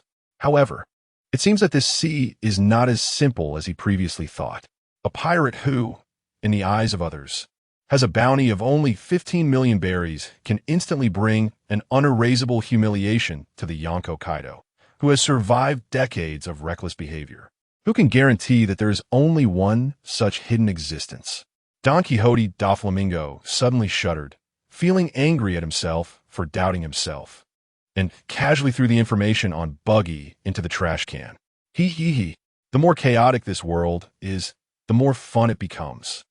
What? They found the one who interrupted the horns on Yonko Kaido's head. The former pirate king Joe LD, Roger's crew member, the clown Buggy, who has a bounty of only 15 million berries. The Navy really made a huge mistake this time, mistaking a tiger for Morgans. The president of the World Economic News was not at all affected by the waking up grumpiness for being disturbed at night. He instantly flipped over, disregarding his shoes, and rushed to the brightly lit work area with a snail phone in hand. Big news. Big news. Everyone wake up. Tomorrow's newspaper will definitely sell like hotcakes. Morgans waved his wings and shouted loudly. He then began directing numerous journalists to work overtime to edit the news content. The journalists sitting in front of Morgan's were all talented individuals, and as soon as they received such explosive information, their brilliant ideas began to flow from their minds like a fountain. After more than 10 minutes of busy writing and drawing, several high-quality short autobiographies of Buggy, which even he didn't know, were vividly presented on paper. "Boss, what should we use as a catchy title?" A literary man wearing thick glasses approached Morgan's and asked. "Of course, we need a truly explosive title. One of the protagonists has caused a ruckus at the Navy headquarters and in the territories of other Yonko multiple times, and has survived execution dozens of times." Morgan's exclaimed with an exaggerated expression, holding the several autobiographies his subordinates created about Buggy. Morgan's thought for a moment and said, "Tomorrow's newspaper headline will be Is the New Yonko Here? The man who trampled the world's strongest creature." To leave such humiliation on the decades-crazed Kaido, Buggy's strength must definitely rank at the top of the Yonko. Who knows? Buggy might take over the title of the strongest man in the world from Whitebeard. We need to print more copies of tomorrow's newspaper. Perhaps this is the moment of history turning point, and we are witnessing history. Morgan's became more and more excited, already imagining the shocked expressions of people when they saw the news in the newspaper the next morning. Thus, after Morgan's confirmed the layout, the World Economic News began printing the latest edition of the newspaper in a high-end suite in the red light district. Stussy, the queen of Joy Street, naturally learned about this news from her subordinates. After spending some effort to collect all the information on the members of Buggy's pirate crew, Stussy first analyzed it herself and, after reaching a conclusion, dialed a small white snail phone. "Elders, I apologize for disturbing you so late." After connecting, Stussy held the snail phone and respectfully spoke. Although she is one of the 6 kings with a noble identity in the underground world, her true identity is an intelligence officer of CP0. And when facing the true high-ranking officials of the world government like the elders, respect is essential. "Speak." The elders on the other end spoke succinctly. Their voice did not have the violent fluctuations as when they were disturbed by Blackbeard. Although CP0 and the warlords of the sea are both under the world government, the dogs they raise are of different importance, and CP0, which has been nurtured from a young age, is evidently more trusted and favored by the elders. "Elders, I received information from below that they have found the one who interrupted Kaido's horns." Stussy's voice flowed slowly, and at this point, she finally piqued the elder's interest on the other end of the snail phone. "Oh, who is it?" The elder's voice had a fluctuation for the first time as they inquired curiously. "The captain of the Buggy Pirates, the clown Buggy, a pirate with a bounty of only 15 million berries. His true identity is a crew member of the former pirate king Joel D. Roger." Stussy replied respectfully. "What?" The elders on the other end raised their voice sharply, and the snail phone mimicked their furious reprimand. "What is the Navy doing? How can such a dangerous person have a bounty record of only 15 million berries? If it weren't for this incident, would the Navy only realize his hidden strength when Buggy becomes the pirate king?" Even though Stussy knew that the elders were not cursing at her, she hurriedly knelt on one knee when they were angry. Finally, after about a scolding, the elders' anger gradually receded, and after a moment of silence, they asked Stussy, "Do you know their location?" "In a remote sea area within the former Whitebeard Pirates territory. I have already instructed people to closely monitor their movements." Stussy nodded and replied, "You send someone to extend an invitation to the warlords of the sea. Regardless of whether they agree or not, do not provoke them for now." The elders ordered. The current situation faced by the world government is quite unfavorable. Not only is the entire sea in chaos due to pirates, but the Shura also carved out a large area of the sea in the first half of the Grand Line where they could not gather intelligence. A few days ago, some CP intelligence officers in the East Sea even reported they have seen the long-lost revolutionary army in all countries that have experienced changes in kingship in the past year. This calamity came in waves, and they're facing a troublesome autumn that directly threatens the power and status of the world government, leaving them no time to care about the chaos at sea. The banquet of the Buggy Pirates last night was absolutely luxurious, with rare delicacies that ordinary royal nobles seldom see being served in unlimited quantities at their banquet. The feast was enjoyable and lasted until late at night. The triumphant Buggy and his crew were all drunk, stumbling back to their rooms to have a heartfelt reunion with their warm beds. Only a group responsible for cleaning up the mess and two paws holding broken horns as chew toys, the Lion Shiki, who was on guard, remained behind. Thus, they slept deeply until the sun was high, and the Buggy pirate ship finally regained its usual vitality. Bathed in the sunlight streaming through the window, Buggy gradually shook off the drunkenness in his mind. He opened the door and walked to the bow of the ship to blow the damp, salty sea breeze. And Buggy felt a jolt of energy, fully waking up from his hangover. Before he could inquire about what the kitchen had prepared for lunch, a terrified scream came from the lookout. "Captain Buggy, it's bad. A ship flying the world government flag is approaching us from the flank." The lookout's throat rolled as he shouted in panic. "At the speed they're showing, we won't be able to shake them off." "What?" Buggy roared angrily. "What are you doing up there, lookout? Why did you only just spot them?" His good mood, which had been looking forward to several days of wild partying, was instantly shattered by this news. Buggy's upper body split and flew up to the lookout, snatching the telescope from the lookout's hands and putting it to his eyes.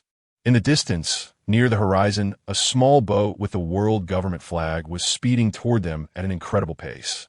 Under normal circumstances, they would easily be able to escape at this distance, but the issue lay in the other party's unreasonable speed. It was as if the power of a steel giant ship had been packed into that small boat, making it fly across the sea while kicking up two high waves behind it. The target was clearly them.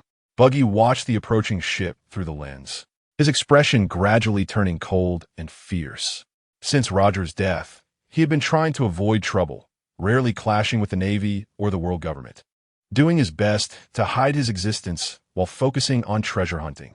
But the ship before him had clearly set its sights on them, and Buggy, who had never had contact with the world government, certainly didn't think they were coming with good intentions.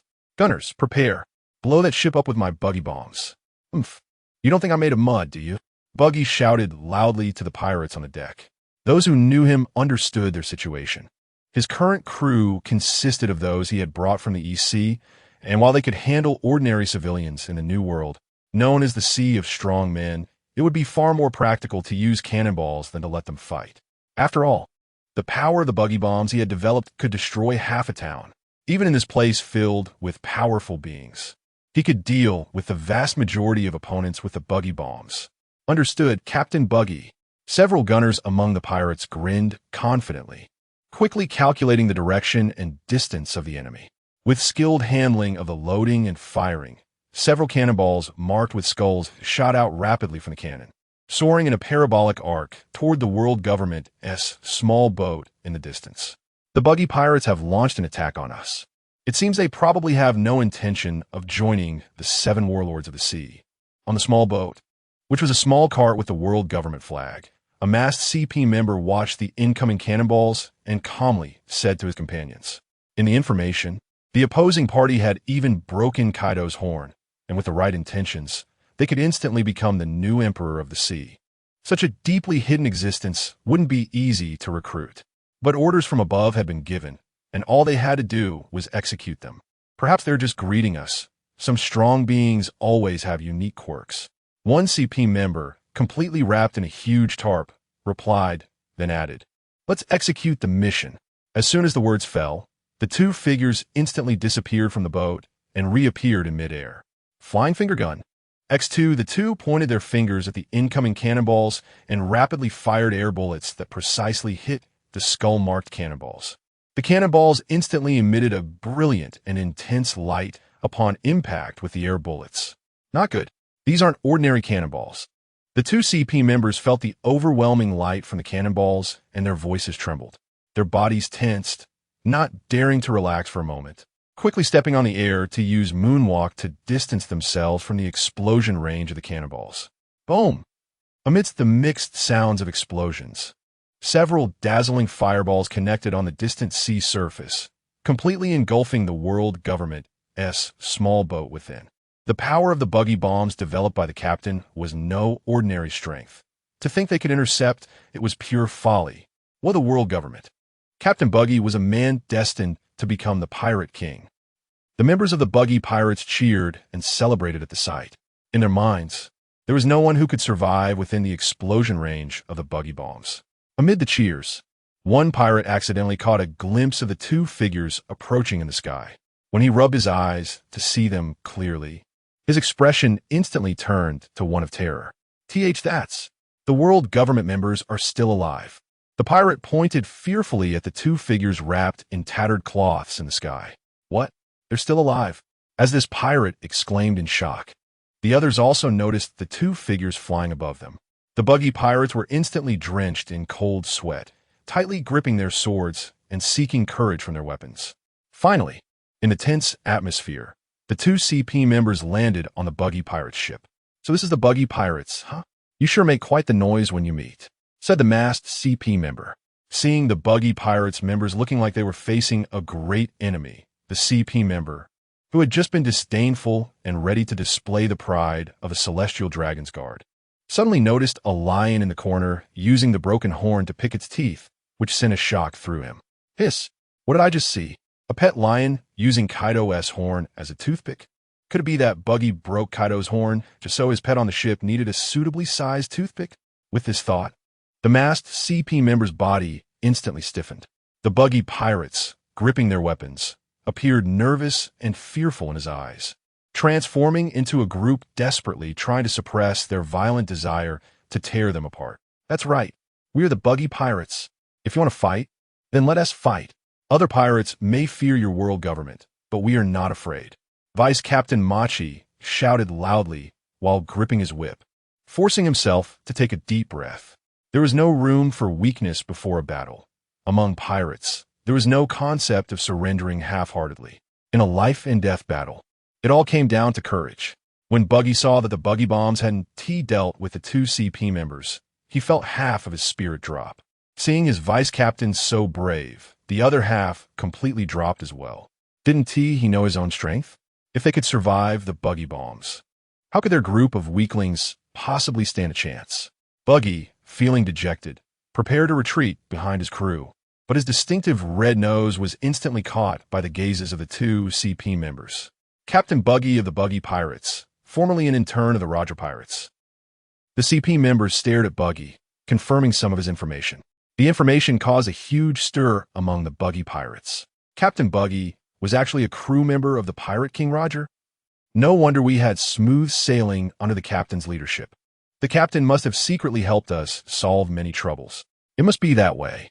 Captain Buggy always likes to stay in his room, claiming to study the treasure map's route, but it's all just an excuse. Captain Buggy truly cares about us. The crew of the Buggy Pirates exchanged words enthusiastically, instantly elevating Buggy to a height even he himself was unaware of. Captain Buggy. The members of the Buggy Pirates looked at Buggy with adoration, their fervor almost palpable. Even if Buggy asked them to die, they probably wouldn't refuse. With the crew's compliments lifting him to such heights, Buggy sniffed, filled with self-doubt. He wanted to explain, but couldn't refuse the worshipful gazes of his crew. If he didn't explain, many matters had nothing to do with him. What if one day it got exposed? That would be quite embarrassing, wouldn't it? In this extreme hesitation, Buggy chose not to acknowledge or refute, directing his gaze to the two CP members. Yes, I'm a former crew member of the Pirate King Roger. I never expected that after hiding for so long, you would finally discover me. Buggy put on a strong facade, attempting to intimidate the CP members, and casually said, "The cannon fire earlier was just my subordinates saying hello to you. Well, I'm still in a good mood. It's not too late for you to leave now." Buggy crossed his arms and looked at the two CP members with disdain. "We are here on behalf of the world government to invite you to join the warlords of the sea, regardless of whether you agree or not. The world government has no ill intentions towards you."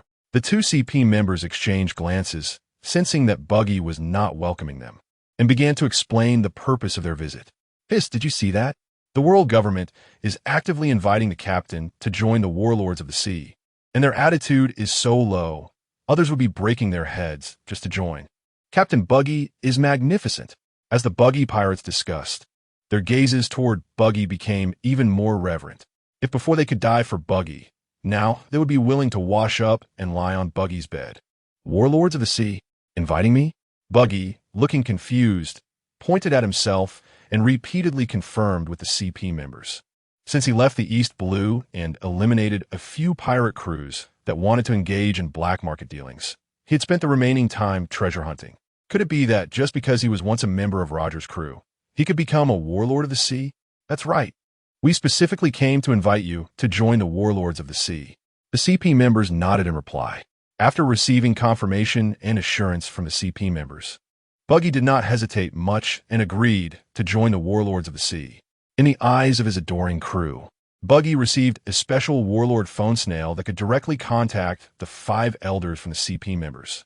After sending off the 2 CP members, the Buggy pirates naturally kicked off another wild party. Last night's banquet was to celebrate their fortune, and now it was to celebrate Captain Buggy's promotion. Ha ha ha! Captain Buggy has joined the Warlords of the Sea. We can now be considered a legitimate pirate crew. Legal plundering rights. No more running from the Navy, and we could take a stroll in front of the Navy base. The members of the Buggy pirates were toasting and drinking joyfully, while only the kitchen staff remained busy on the ship. Since they had just experienced a hangover, the crew did not drink to drunkenness. The strong liquor was merely a decoration for the atmosphere. A party that replaced lunch finally ended after more than 3 hours of revelry. Buggy stood at the edge of the ship, enjoying the sea breeze while sobering up, thinking about how he had become a warlord of the sea, something countless pirates longed for, almost like a dream. Before he could figure it all out, the head chef found him during this lull. Captain Buggy, the consumption of ingredients during the banquet was too great. Under normal circumstances, the supplies on the ship should last for 2 more days. The head chef lowered his head slightly, looking at Buggy's majestic figure as if he were a deity. He had originally been the chef of a family restaurant in a remote village in the East Blue, and after his business failed, he joined a pirate crew to make a living. He never expected that joining this pirate crew would turn out to be the best decision of his life. Captain Buggy, with his excellent leadership skills, had kept them safe while sailing on the seas.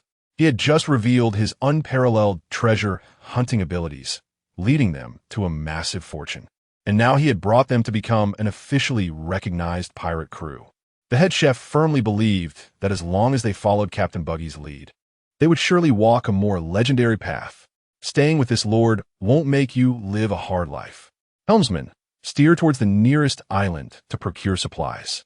Buggy shouted with enthusiasm, 1 foot on the ship's edge. The evening banquet will go on. Drink to your heart's content. The one thing Buggy lacked the least is money. He had previously sold treasures worth 8 billion berries. Considering what he had given to the crew, he still held nearly 5 billion berries. On the Buggy pirate ship, there were no big eaters like Luffy, and even a lavish banquet could not consume 100 million berries, so Buggy truly didn't lack money. Amidst the festivities, the Buggy pirates docked at a bustling trade island. Before they could disembark and stock up, the workers at the dock, upon seeing the red-nosed pirate flag flying from Buggy's ship, pointed at them and screamed in terror. The Buggy pirates! It's the Buggy pirates! What? The Buggy pirates have arrived? Is that the pirate crew of the Great Buggy from the newspaper? The lively dock instantly became even more lively, with a large number of pirates coming to resupply surrounding them, eager to catch a glimpse of the new Yonko Buggy's magnificent stature. Well, if they could take this opportunity to become a pirate crew under the new Yonko, that would be even better.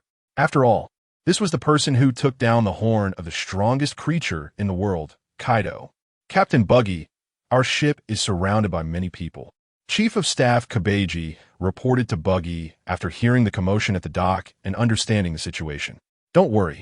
It must be that my becoming a warlord of the sea has been publicized by the world government.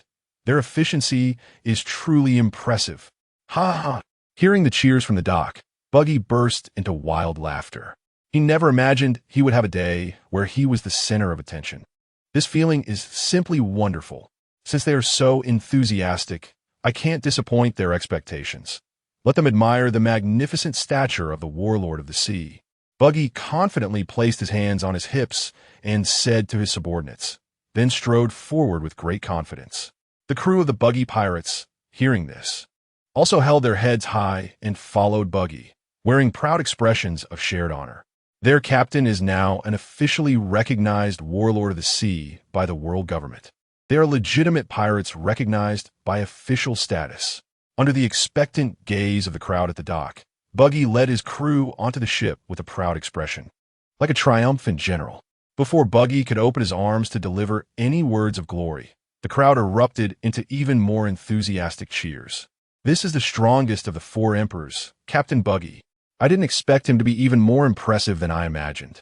Captain Buggy, let me and my crew join you. I've admired you for a long time. For Emperor Buggy.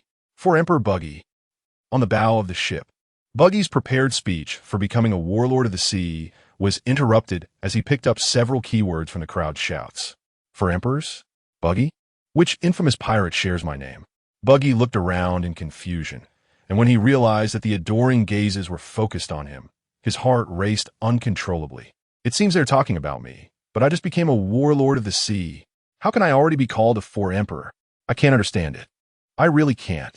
Feeling elated by the crowd's adoration, Buggy decided not to ponder the reasons and stood on the bow, laughing heartily. "Ha ha! Recently, I've been in a great mood. Since you all are so enthusiastic, I will reluctantly agree to let you join the Buggy Pirates." Buggy laughed so hard that he nearly fell over, his eyes glancing at the strong-looking pirates on the dock, his heart racing with excitement. This is the new world, known as the Sea of the Strong. Every pirate capable of being here is not weak, and having so many people actively wanting to join his crew is definitely a huge gain. The pirates below, who heard Buggy's response, were also unable to contain their excitement. They had indeed made it to the new world as strong individuals, but the key was that everyone here had their own skills. A wolf in a flock of sheep is a fierce predator, but in the new world, with a strong gather, they might just be a small prey. Buggy is a top-tier powerhouse who can rival Kaido, and the Buggy Pirates becoming a four-emperor crew is a done deal. Choosing to invest now is definitely not a loss. After joining the Buggy Pirates, they will also become the top predators in the new world. "Captain Buggy, from now on, we will follow you. Long live Captain Buggy. Long live the Buggy Pirates." The pirates at the dock began to cheer and celebrate their bright future. At this moment, a few sharp-eyed individuals suddenly spotted the proud Lion Shiki sitting on the deck, not far from Buggy. Around its neck hung a crystal-like broken horn. Hiss, hanging from its neck. That broken horn must be for that lion to sharpen its teeth, right? No wonder it was able to break Kaido's horn. Using Kaido's horn as a pet's chew toy is such an insult. Captain Buggy is confident and unafraid of Kaido's revenge. Truly, Captain Buggy. A few people spoke in turn, and as their gazes turned to Buggy, their admiration grew immensely. Their voices were not quiet, and more people around noticed the broken horn on Shiki's neck, and their gazes toward Buggy became fervent. A captain who can disdain another four-emperor like this is worth following for a lifetime. Buggy on the bow naturally heard the discussions of those in the front row, and he was instantly struck as if by lightning. His joyful expression completely frozen on his face. Kaido's horn. Buggy turned to look at the broken horn hanging around Shiki's neck, and the image slowly overlapped with that of Emperor Kaido. Hiss. No wonder the other party's attitude changed so quickly during the transaction with Gallows. At that moment, a gust of wind swept through the dock. A newspaper danced in the wind and flew to Buggy's side. Buggy grabbed the newspaper. A glance revealed a headline that read, "The new four-emperor has emerged. The man who crushes the world's strongest creature." Below the title was a large portrait of Buggy that almost occupied the entire page. It all makes sense now. Buggy's face, which was filled with smiles, suddenly streamed with two wide tears. "Captain Buggy, why are you crying?" First Mate Machi asked in confusion upon seeing the tears on Buggy's face. Buggy still wore a smile, though it seemed somewhat forced, and he replied, "Just some wind and sang out of my eyes." The pirates below, who were happily celebrating how easily they could join the four-emperor crew, fell silent upon seeing Buggy smiling while crying. Just as everyone was puzzled about why Buggy was crying, someone in the crowd suddenly clarified for everyone. Captain Buggy must be welcoming us with tears of joy. Instantly, everyone understood, and they were all moved by Captain Buggy's sincere heart, shedding tears that drowned the entire dock. So that's how it is. Boo-hoo. Captain Buggy is truly moving. I vow to follow Captain Buggy to the end. Me too. Time at sea always passes unbelievably quickly. While Buggy was in pain and joy, the Navy's 3-month world recruitment finally came to an end.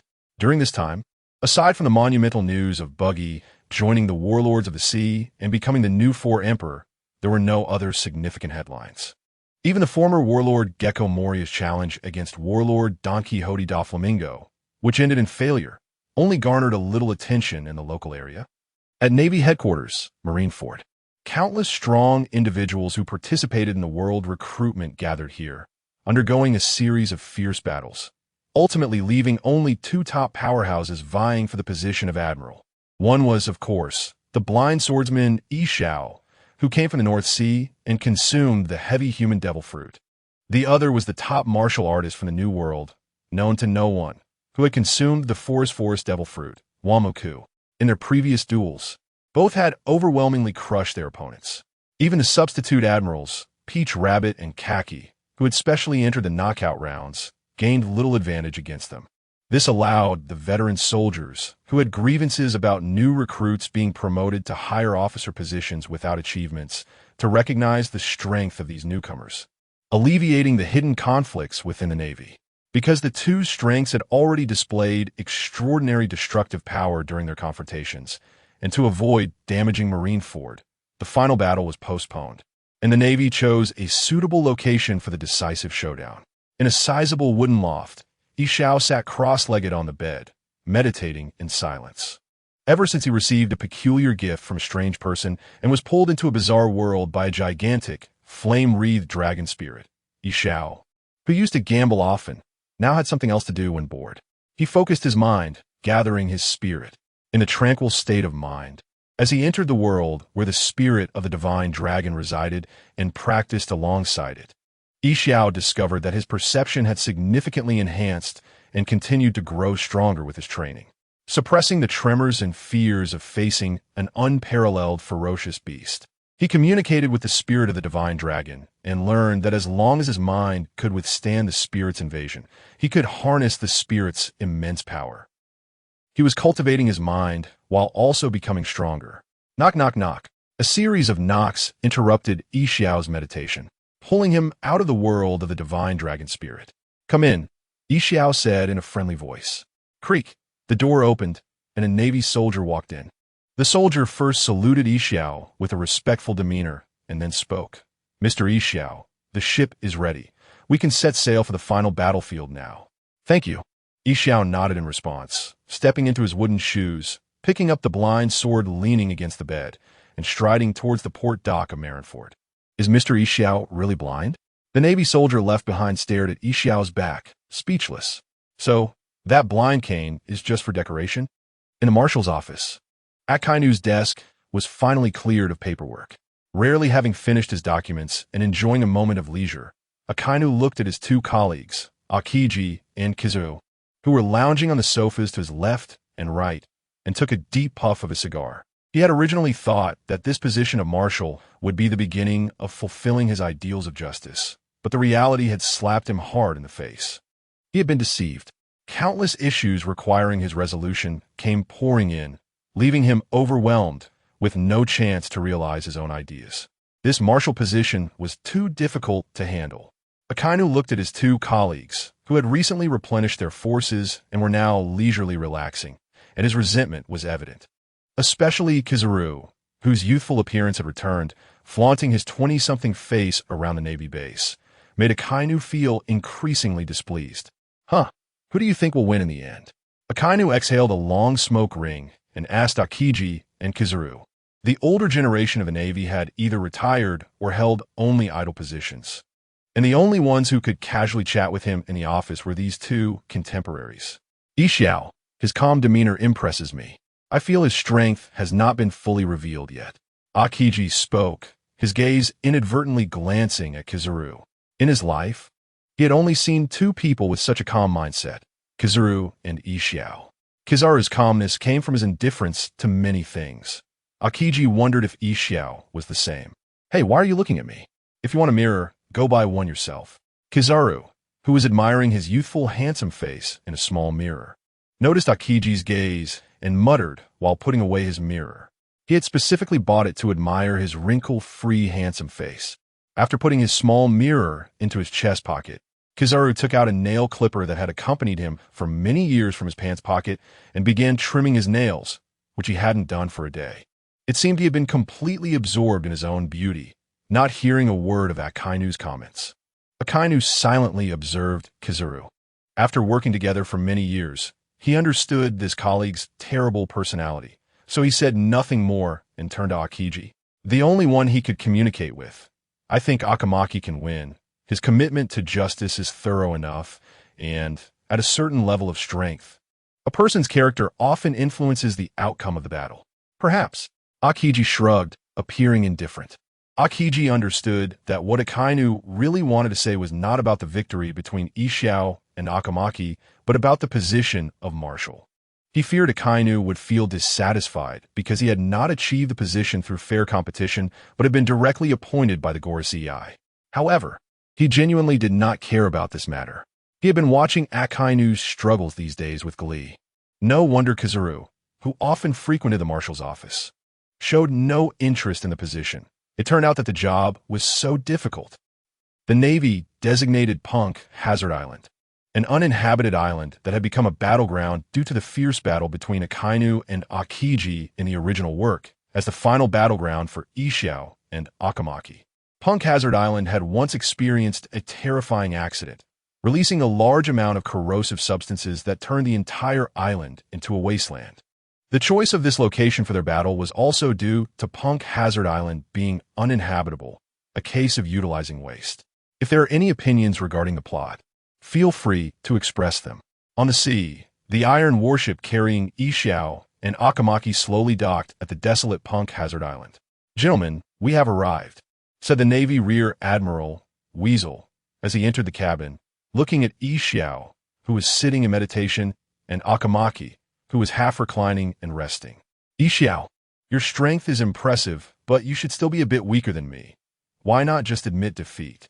"Competing is too troublesome," Akamaki said, yawning as he opened his sleepy eyes. He had previously witnessed Ishiao easily defeating his opponents, showcasing his formidable strength.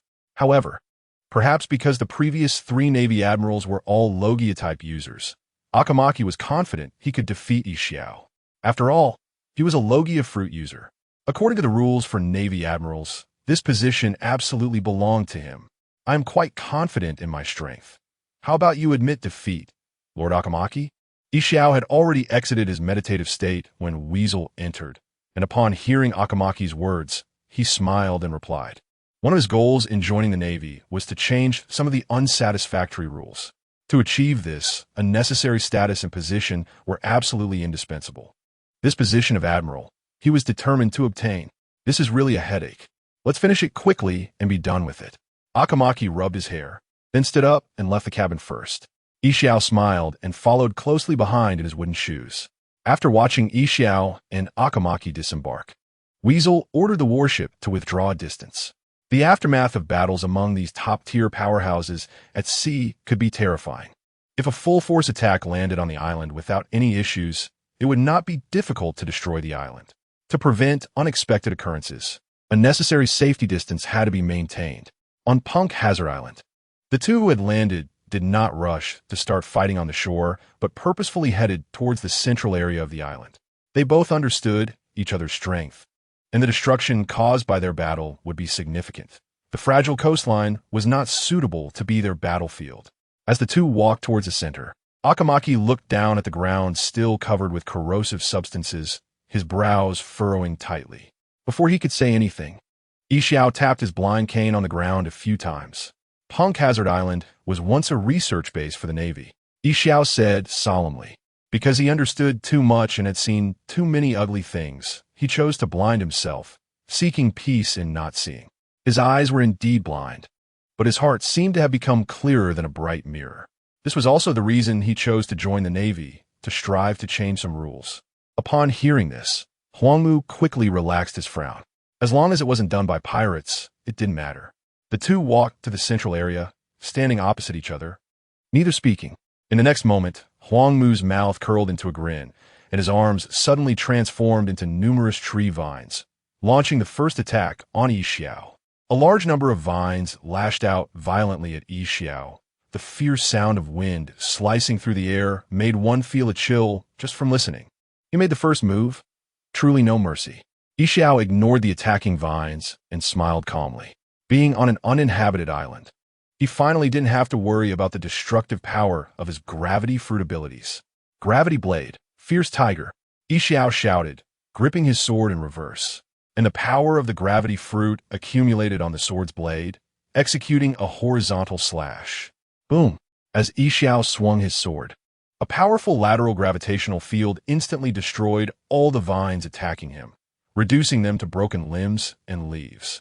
The immense wind pressure caused by the gravity followed, flying towards Huangmu's previous position, stronger than before during the battle at Marineford, had he not used his full strength until now. Huangmu's expression changed slightly. His arms transformed into vines rooting into the ground, birthing a treeman, his body merging with it. Boom! Boom! The powerful wind pressure swept through, directly scattering the numerous trees Huangmu had created. It continued to rush to Huangmu's previous position, sending a huge treeman there flying before the wind pressure finally dissipated. Yixiao's sword struck down, yet he still couldn't sense Huangmu's figure, and the scattered branches on the ground began to take root one by one.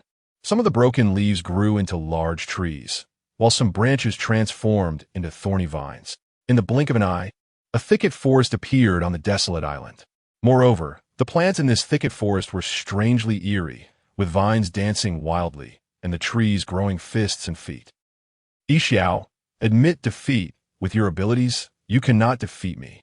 Huangmu's body merged with a newly grown towering tree, a large tree stump sprouting a face, speaking to Yixiao, who was surrounded. His forest fruit was far less aggressive compared to Akainu's magma fruit, Akiji's ice fruit, or Kizuru's light fruit.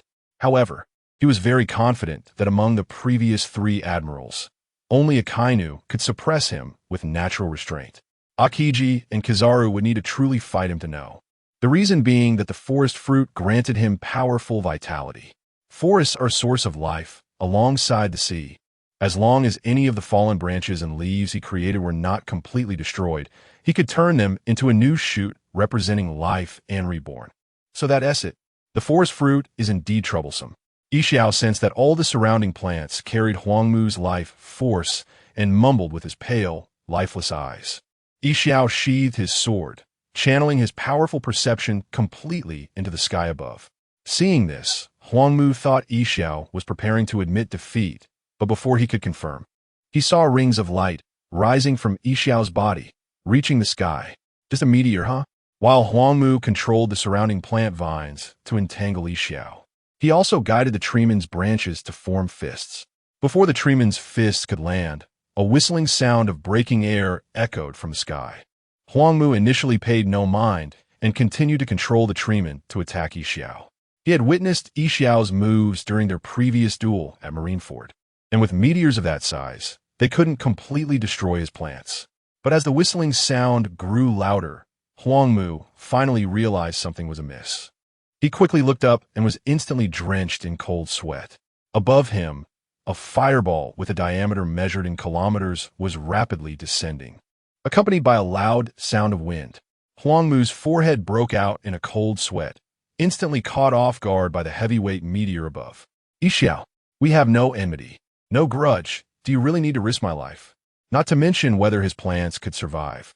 Such a massive meteor, which looked like it could cover half the island from hundreds of meters high, would create a catastrophic splash if it fell with gravitational acceleration, right? With such visible speed, they wouldn't even have time to escape. What kind of enmity is this? Huangmu's heart raced with curses, but he was unwilling to just sit and wait for death. Forbidden Hate Forest. Huangmu gritted his teeth, controlling the huge treeman to root its stems deep into the ground. At the same time, under the infusion of the source of life, the treeman's body continued to grow larger. Countless branches transformed into giant palms raised towards the sky, hoping to alleviate the meteor's descent speed and reduce the damage caused upon impact. After doing everything he could, Huangmu's huge tree face looked down at Yixiao, who remained calm and did nothing, feeling his heart sink after being caught off guard once again. What are you staring at? You should come help with the mess you created instead of just wanting a calm way to die, right? Huangmu cursed loudly. Had he known that Yixiao, who seemed kind, was actually a madman who would unleash devastating moves of the slightest disagreement, he would have never pursued the position of admiral. Fighting for life, he might lose. If you feel you can't withstand this move, you can admit defeat, Yixiao said lightly, showing no signs of panic at the impending meteor. His mental perception had become incredibly powerful, allowing him to easily capture some of the meteors deeper in the sky. Those meteors could be guided to the ground with just a bit of pull, requiring little effort. Madman, even at this time, you're still concerned about the admiral position. Fine. I admit defeat, come help. Whether we live or die today depends on whether we can slow this big guy's fall. Huangmu spoke rapidly, regretting fiercely fighting Yixiao for the admiral position. If there were a medicine for regret in this world, he would definitely down 3 bottles in one go. Then I thank you for your concession, Yixiao said with a calm smile. Then, his mind entered the world where the dragon spirit resided. Guiding the meteor from the sky required little effort, but he couldn't deal with the rapidly descending meteor that had already been pulled by gravity. When Yixiao exited the spiritual world, the world in his eyes had transformed into one made of endless chaotic flames. This was the dragon flame. Due to his strong mental power, the dragon power he could harness was stronger than that of the inheritor, Li Qing. Having already admitted defeat, Huangmu waited for a long time without seeing Yixiao make a move, his mood teetering on the edge of a breakdown. Before he could turn around to curse, Yixiao's calm voice came from behind. Lord Huangmu, leave this to me, you can step back for now. Yixiao, are you crazy? You. Huangmu was venting his bad emotions, but when he saw Yixiao, his voice suddenly fell silent, and his heart seemed to stop beating as if it had encountered an unparalleled beast. From the flame storm surrounding Yixiao, he could distinctly feel an unprecedented sense of fear. It was a tremor brought about by an absolute crushing power on the level of life. Yixiao ignored the stunned Huangmu and looked up at the meteorite getting closer in the sky, taking a long breath. Calm down, concentrate. In the next moment, with a roar, Yixiao stomped his foot on the ground, the immense force even causing a localized tremor. Yixiao's figure, propelled by the reaction force, swiftly tore through the sky. The swirling flames storm around him, condensing into the shape of a fiery dragon at high speed. Roar! As he approached the meteorite, accompanied by a dragon's roar, Yixiao transformed into a golden fist under the flames and struck down on the massive meteorite with a diameter measured in kilometers. Boom! A thunderous explosion, and the fist, which seemed insignificant compared to the gigantic meteorite, smashed it into countless fragments. Zero. Is this for real? Huangmu gaped up at the sky, watching the falling fragments and the figure wreathed in flames above. He was speechless. With this kind of power, you're here to compete for the position of general? You could just go up and punch Admiral Akina by the collar. No, half a punch to avoid killing him. Wouldn't that directly make you the new appointee? A purple halo rose into the sky, and under the influence of gravity, Yixiao transformed into a fire dragon-like shadow, rapidly descending to the ground, returning to his ordinary appearance. Lord Huangmu, I want to be polite about the position of general, Yixiao said casually, as if the earlier punch that shattered the sky-blocking meteorite was effortless. This relaxed demeanor made Huangmu acutely aware of Yixiao's strength. Yutter, indeed, only someone with greater strength deserves to sit in the position of general, Huangmu said with cold sweat, fearing that Yixiao would hold a grudge over his earlier outburst. If that punch landed on him, it would probably shatter his very source of life. Wait, a punch? So what's that blind stick of yours really for? Huangmu's gaze was fixed on the blind stick hanging at Yixiao's waist, his mind filled with confusion. On a naval warship some distance from the shore, Rear Admiral Squirrel and others were quietly waiting for the two to decide the final outcome. According to past experience, battles between such powerful beings would take at least 3 to 5 days to determine a winner if no one intervened. So, it was actually a decent leisurely task for their navy to anchor in this sea area for a while. At lunchtime, Rear Admiral Squirrel sat on the deck eating hot pot and singing. Just as he was enjoying his meal, a fireball more dazzling than the sun suddenly appeared in the sky above the distant island, accompanied by the sound of whistling wind as it rapidly descended. That was Mr. Yixiao's attack. I saw it at the naval headquarters, but this time it's much stronger than before. Such a large meteorite. Thankfully, Admiral Akinu had the foresight to choose a different battlefield for them, Otherwise, the naval headquarters would be in trouble. The naval officers began to chatter among themselves. From their perspective, the events they encountered were: the attack of the Major General is terrifying. The attack of the Colonel is terrifying. The attack of the Admiral is terrifying. Only Rear Admiral Squirrel, upon seeing the gigantic meteorite with a diameter measured in kilometers, understood the horror it represented. "We're doomed," Rear Admiral Squirrel exclaimed. Rising in terror, "All hands, full speed ahead. Immediately evacuate this area." Such a massive meteorite falling could directly sink that island. The ensuing disaster would trigger an earthquake, a tsunami. Damn it, we've run this far, and I didn't expect to still be affected. Can you all be a bit more careful during your battle?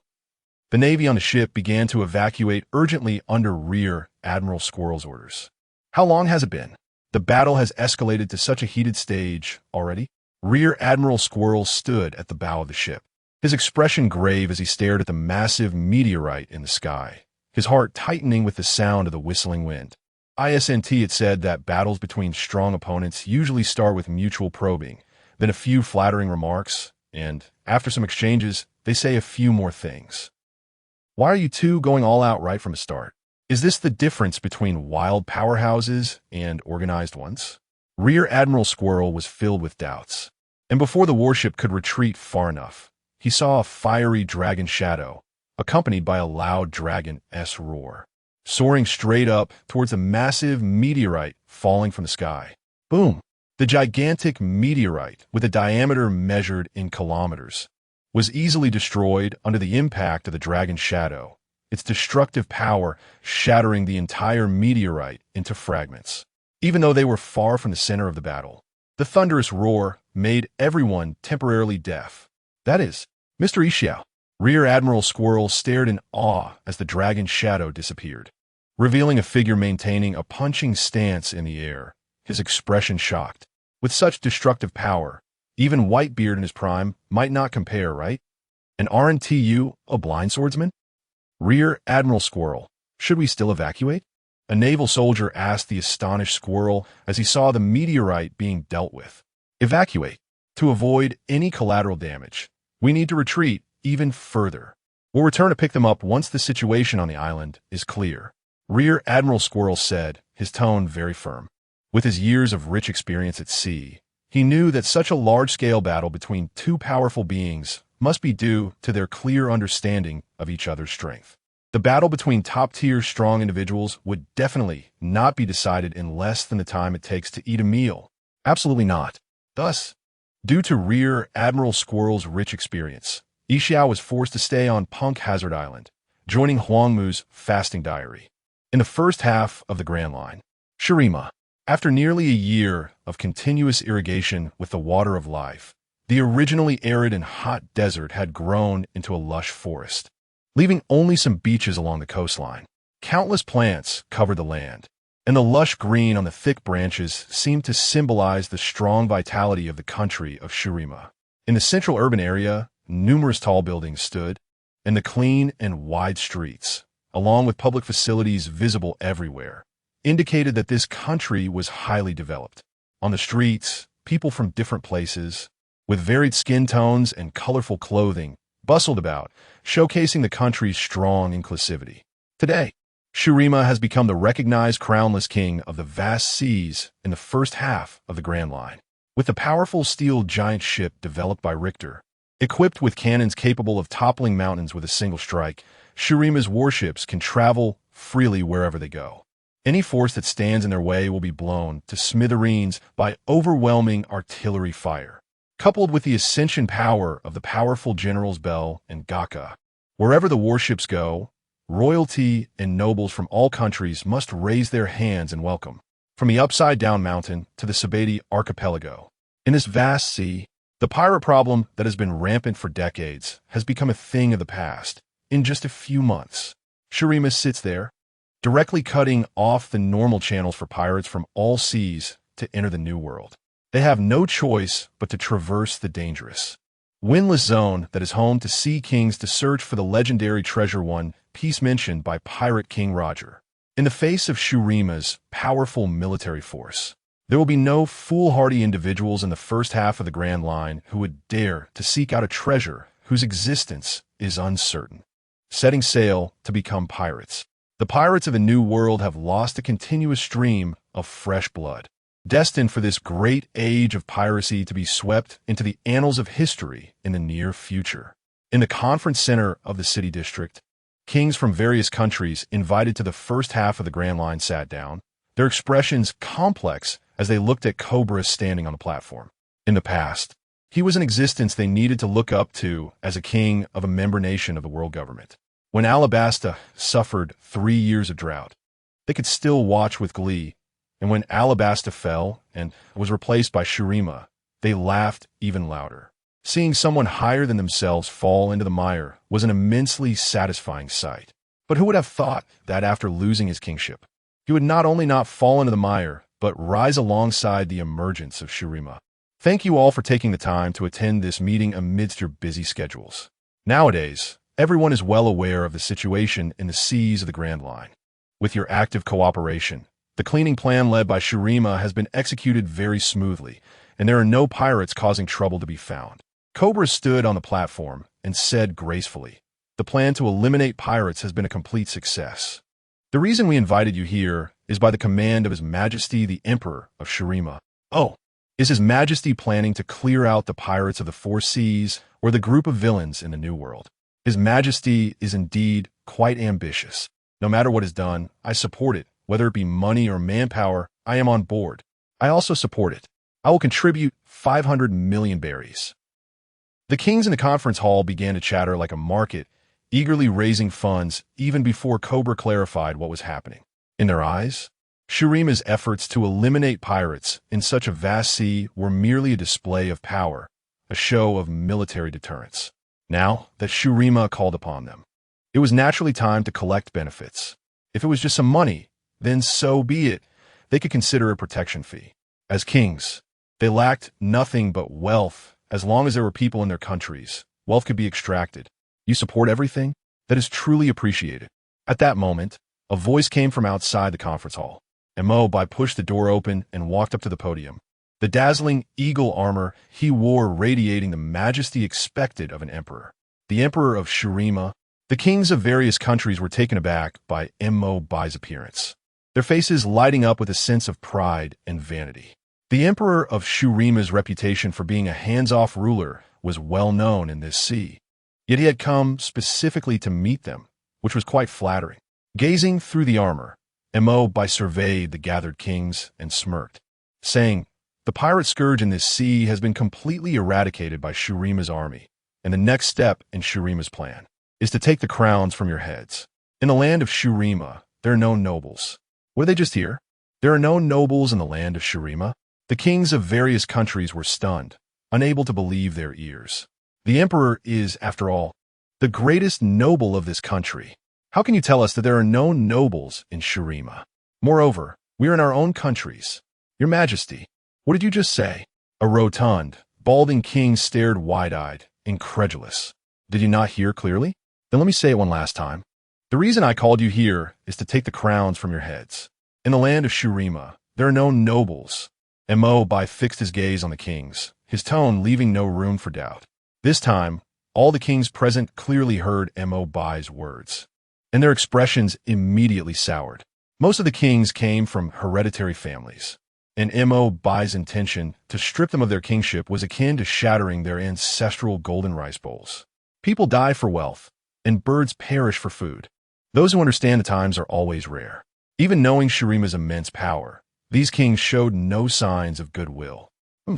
Is the emperor joking? In our own countries, do we still need to heed Shurima's wishes?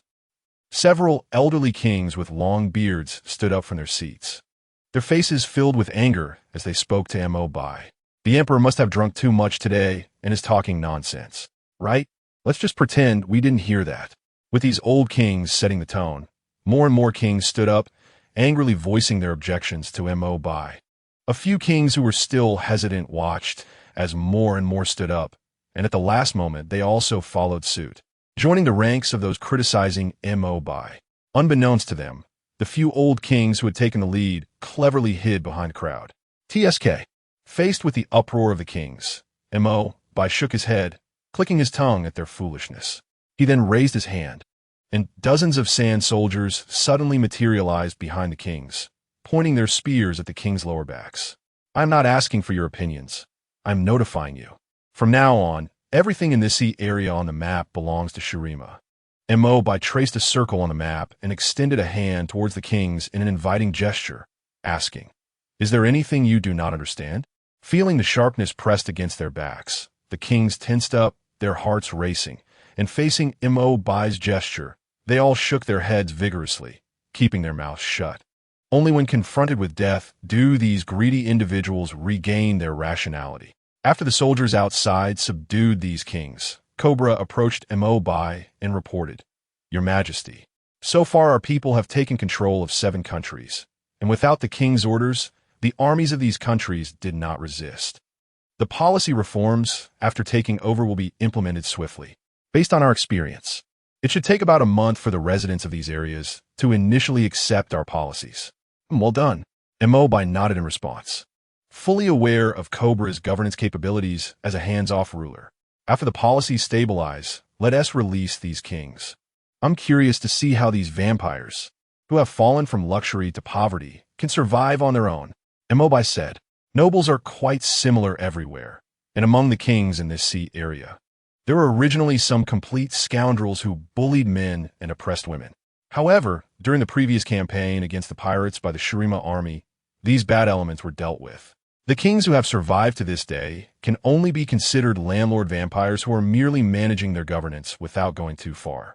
Letting them experience the stark contrast in their lives will be a punishment they will remember for a lifetime." Cobra had many tasks to attend to, so he quickly left the council chamber, leaving Bai alone. Bai casually found a table to sit at, resting his chin on one hand as he contemplated. Aside from the vast sea area in the first half of the Grand Line, the EC has already resolved the pirate threats and noble oppression thanks to the efforts of the Revolutionary Army in Nami, becoming the first sea area to stabilize. Recently, when communicating with Lucci, he also learned about the general situation in the South Sea. During this time, his companions have been continuously hunting notorious pirate gangs in the South Sea, becoming synonymous with death. Afraid of being targeted by death itself, no one in the South Sea dared to commit any heinous acts for a while. It was time to visit the North Sea and West Sea as well. Bai lightly tapped his fingers on the table and made a decision. Not in a hurry to leave, Bai took out a din mushi and dialed. "Burubu, Moshi, this is Drago." After 2 rings, the din mushi connected, and Drago's deep voice came through. "Comrade Drago, does the Revolutionary Army have any plans recently?" Bai asked in a flat tone. With the East Sea supplementing fresh blood, the Revolutionary Army's development is going very smoothly. Drago paused for a moment before responding. "With Shurima attracting the attention of the world government, we have decided to develop in the other 3 seas soon. The target has not been determined. Do you have any opinions? Strength is always the fundamental factor that determines status. Nowadays, Shurima's displayed strength makes him feel somewhat unnatural when facing Bai, unsure of what to say. If the Revolutionary Army had Shurima's strength, they would have launched a full-scale attack on the world government long ago. To him, Bai's approach seems overly cautious, developing in all 3 seas at once. The first half of the Grand Line has already been incorporated into Shurima's territory, and the New World is a paradise for those great pirates. Once the other 3 seas are liberated, the world government will become a rootless duckweed, its existence already in countdown. As soon as Bai said this, Drago on the other end of the din mushi was taken aback. After calculating carefully in his mind, he found that reality was indeed as Bai said. Shurima has incorporated all the sea areas of the first half of the Grand Line into its territory. If the Revolutionary Army completely liberates the 4 seas, the world government will only have the allied nations in the New World left. The New World is indeed a paradise for those great pirates. Those countries previously could endure sacrificing their interests to pay tribute to the world government for protection. Now, with the world government status and prestige declining, wouldn't he seeking a powerful pirate crew for protection be more secure than paying tribute to the world government? So, the world government, which was originally considered the biggest enemy by the Revolutionary Army, is on the verge of collapse without even being touched, developing in all three seas at once. Wouldn't that be a bit too ambitious? Drago furrowed his brow and said with some difficulty, "The situation the Revolutionary Army faces is different from Shurima. Shurima can easily pacify such a vast sea area due to its overwhelming strength. The combined strength of the Revolutionary Army isn't weak. But liberating the oppressed thoughts in three seas simultaneously will still present some difficulties.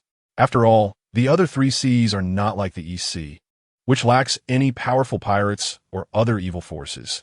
They don't have a marine like Admiral Carp who often goes to the rookie village to catch fish. Don't worry, when you get over there, you'll find that things aren't as difficult as you think. Where there is injustice, there is resistance. The Revolutionary Army is not fighting alone." Mobai detected the difficulty in Drago's words and spoke calmly before hanging up the Den Mushi. He admired the Revolutionary Army's ability to stir public sentiment, especially with the East Army Captain Bello Betty, who ate the Paramecia-type encouragement fruit. Waving her flag could inspire the oppressed to muster the courage to resist injustice. With the Revolutionary Army's capabilities, even without Mobai's intervention, they could easily liberate the four seas. For so many years, the Revolutionary Army has been careful and cautious in hiding their movements. Ultimately, they have been avoiding the attention of the world government. Now that the world government is too occupied to pay attention to the Revolutionary Army's movements, Drago's difficulty in speech clearly shows his wariness towards Mobai. If Shurima can confidently delegate authority to Cobra while managing such a large territory, then Drago's mindset. Sigh. No wonder he excels in politics and revolution. He must think a lot. However, it's also understandable. Being able to keep the Revolutionary Army safe under the world government's noses for so long, having a few clever thoughts is normal. Mobai shook his head in silence, feeling the bloodline of the sun surging, shedding his iconic eagle armor. Then, Mobai's body melted into the surrounding space and disappeared from the council chamber, among the four seas known as the Paradise. The East Sea is recognized as the weakest sea, but if asked which is the strongest, the debate could go on for 10 years without a clear answer. When it comes to which is the most chaotic, the West Sea definitely leads the way, even surpassing the North Sea, which is filled with war profiteers. The situation here is incredibly complex, with gangs, pirates, and other forces in abundance, so many that the Navy can't catch them all. The reason is that these forces are actively nurtured by many countries and nobles. You just captured one, and they can cultivate two more in no time, with a cycle that never ends. Even some allied nations of the world government actively nurture pirates, calling them vassals. When they go out to sea, they are thieves. When they commit evil, they are thieves. But as long as these people return to their countries, they are considered good citizens. The Navy can do nothing when they arrive. They can only watch them sing and dance. These countries are like safety houses if the Navy wants to catch these pirates. They can only do so when they go out to sea and raid, greatly hindering their operational capabilities. In a remote town that has become a den for a rising gang, a dozen women and children are surrounded in the town square. Not far from them, several gang members dressed in black shirts and pants, with bulging waists, huddled together, smoking and chatting. How many of the families of these meat tickets do you think will pay for their ransom today? A scar-faced, burly man discarded his cigarette, but lit another, and asked his companions around him, "Well, we want ISNT expensive. 500,000 berry can buy back the lives of our family members. Everyone can afford it. At least 10. Ha! No wonder the boss is so righteous. Other gangs start with millions, and everyone is poor, so just a few 100,000 will do. It's like buying peace." A few people were loudly discussing, all feeling happy about the small fortune they were about to receive. Their gang had just been established not long ago. At first, they were just a bunch of poor guys wielding fruit knives and wooden sticks. After doing a few deals, they had upgraded their gear significantly. "Look at this neat suit and trousers. How cool does it look?" Enough chatting. Someone is coming. "Lacey, go collect the money." The scar-faced, burly man saw a figure appear on the street, took a deep drag on his cigarette, tossed it to the ground, stomped on it a couple of times. and gestured to his tall, thin companion.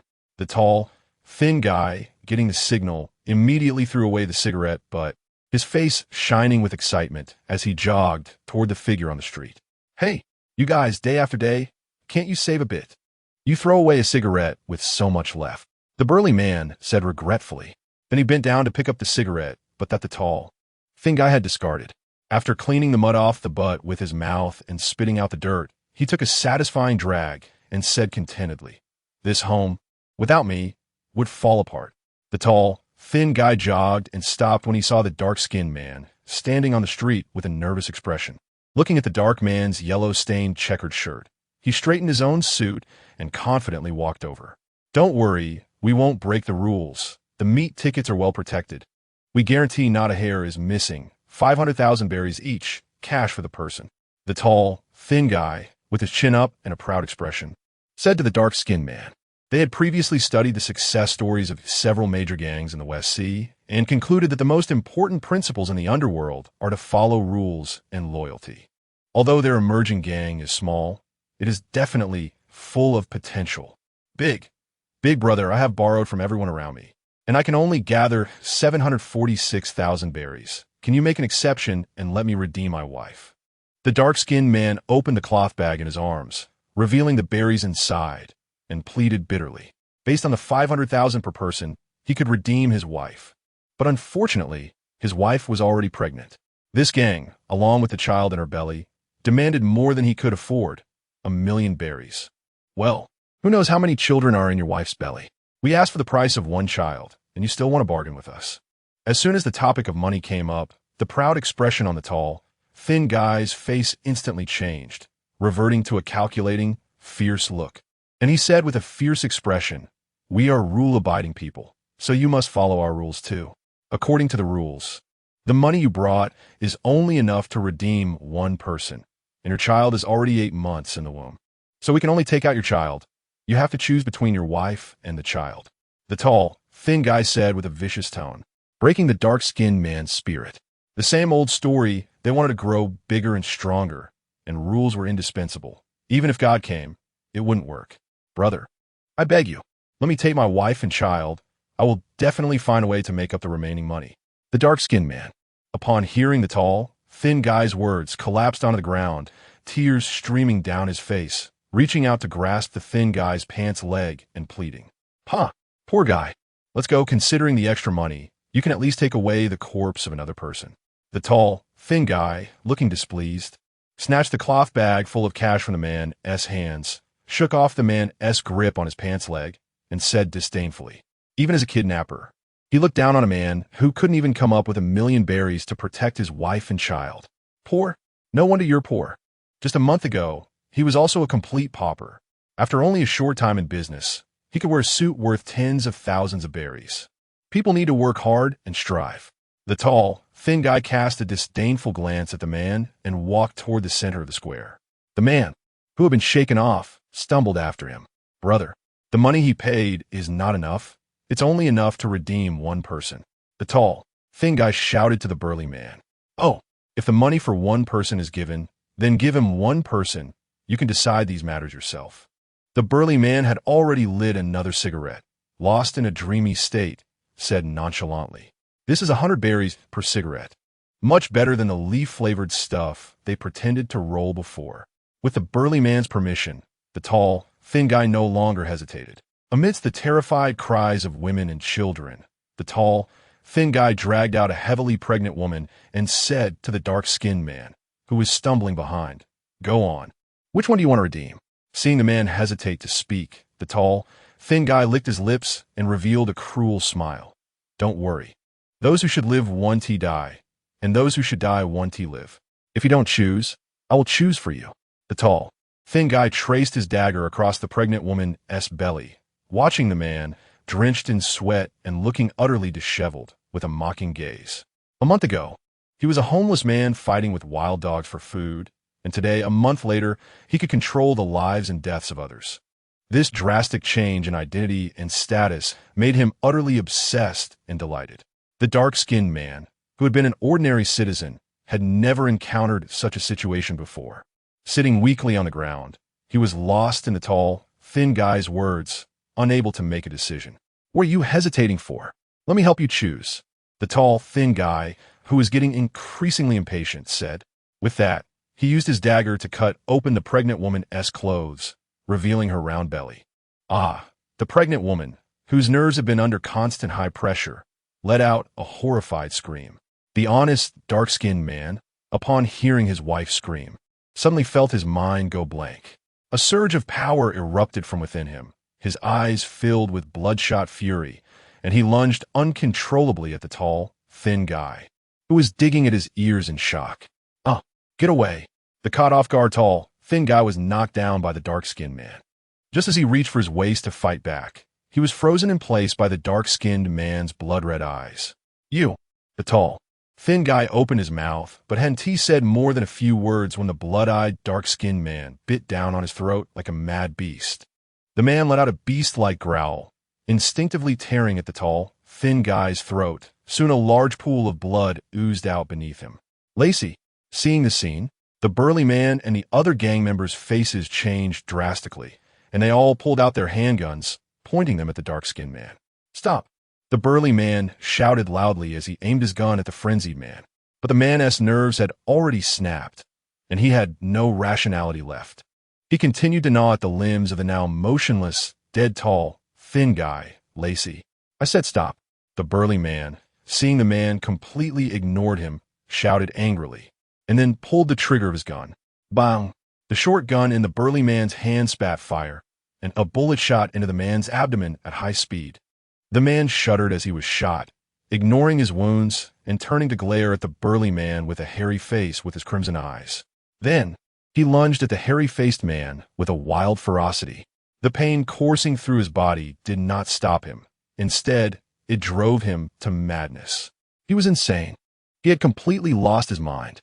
The hairy-faced man chattered away, the muzzle of his gun spitting flames. The other gang members followed suit, pulling their triggers and instantly unleashing a barrage of bullets. Due to their close proximity, even though the gang members were poor shots, only 1 or 2 bullets went astray. The man's assault faltered, his limbs went weak, and he collapsed to the ground. The hairy-faced man, still in shock, calmed himself and stepped forward to stand over the fallen man. Weren't you just full of bravado? Why do you look like a dead dog now? The hairy-faced man wiped his face and spat a thick phlegm onto the man. He had been quite startled earlier. The man lay on the ground, weak and fading, as his rationality began to return with the loss of life. He tried to speak, but blood surged from his throat, blocking his words, leaving him only able to make choking sounds. Don't die yet. You killed one of my brothers. You're so concerned about your wife. Before you die, wouldn't it be nice for her to perform a little show for you? The hairy-faced man said viciously, signaling to his companions to bring over the man's wife, who was paralyzed with fear. Take a good look at your wife, who is scared out of her wits. It's all because you couldn't pay the ransom and ended up doing this. The hairy-faced man touched the terrified face of the pregnant woman in front of the man, mockingly saying, I heard that pregnant women have a higher body temperature than normal people. My brothers here have never seen that. It's just a pity for the child in her belly. It has to witness such a grand spectacle before it's even born. Ha ha ha, ha ha. The surrounding gang members joined in the laughter, relishing the sight of the man's flushed face. Oof. The man coughed up blood, his face reddened with rage. He longed to tear the beast before him to shreds, but his body could no longer support him, leaving him with only blood and tears of unwillingness. Looking at his wife, who was scared silly, despair began to fill his heart. But suddenly, a coldness shot through his fingers, and he instinctively looked over.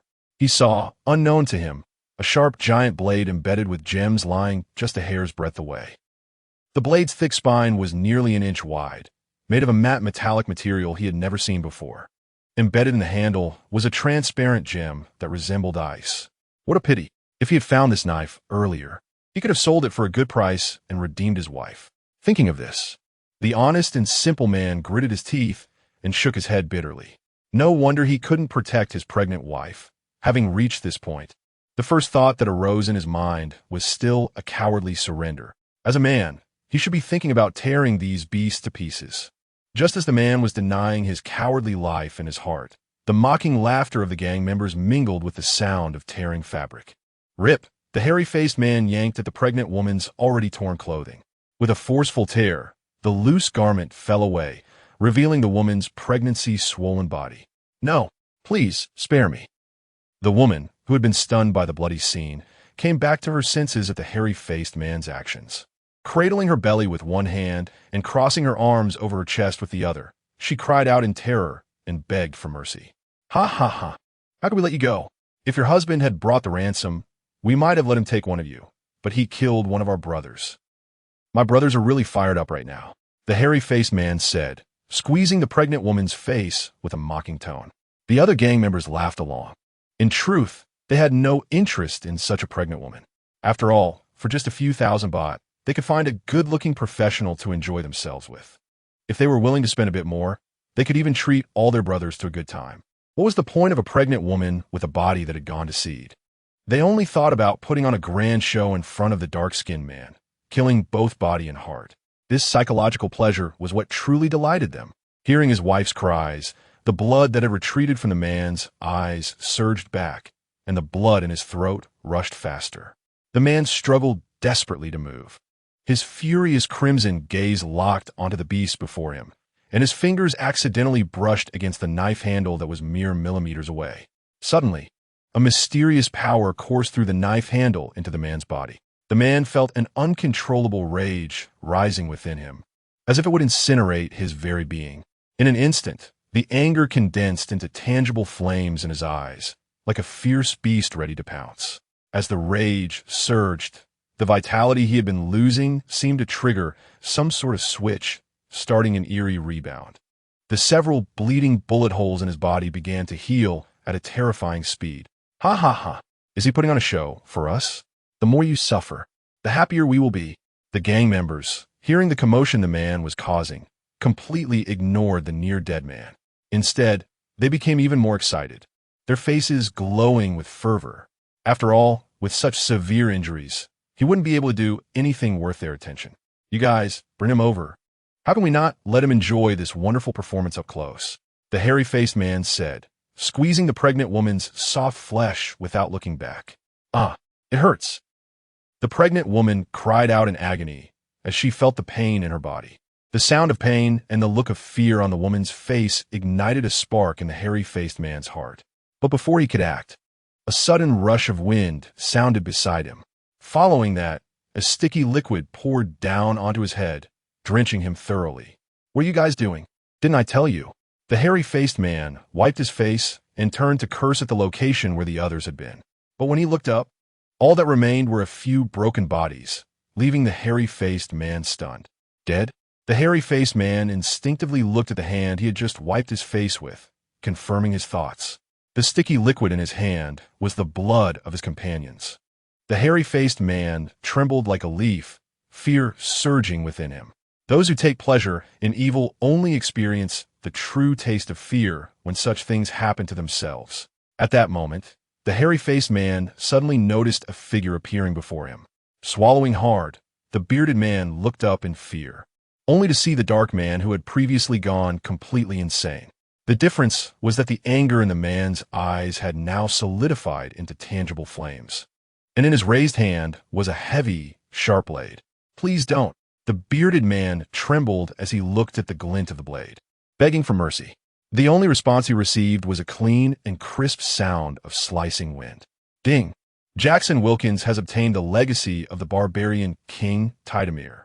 The rebelliousness and endless rage drove Tidemir to sweep through Freljord. He had openly challenged the greatest warriors of the north, preparing himself for darker days ahead. In the restaurant, M.O. Bai, waiting for his meal, remained unfazed by the system's notification sound. He had already approached the end of his investigation into the situation in the gang town and was ready to take action himself.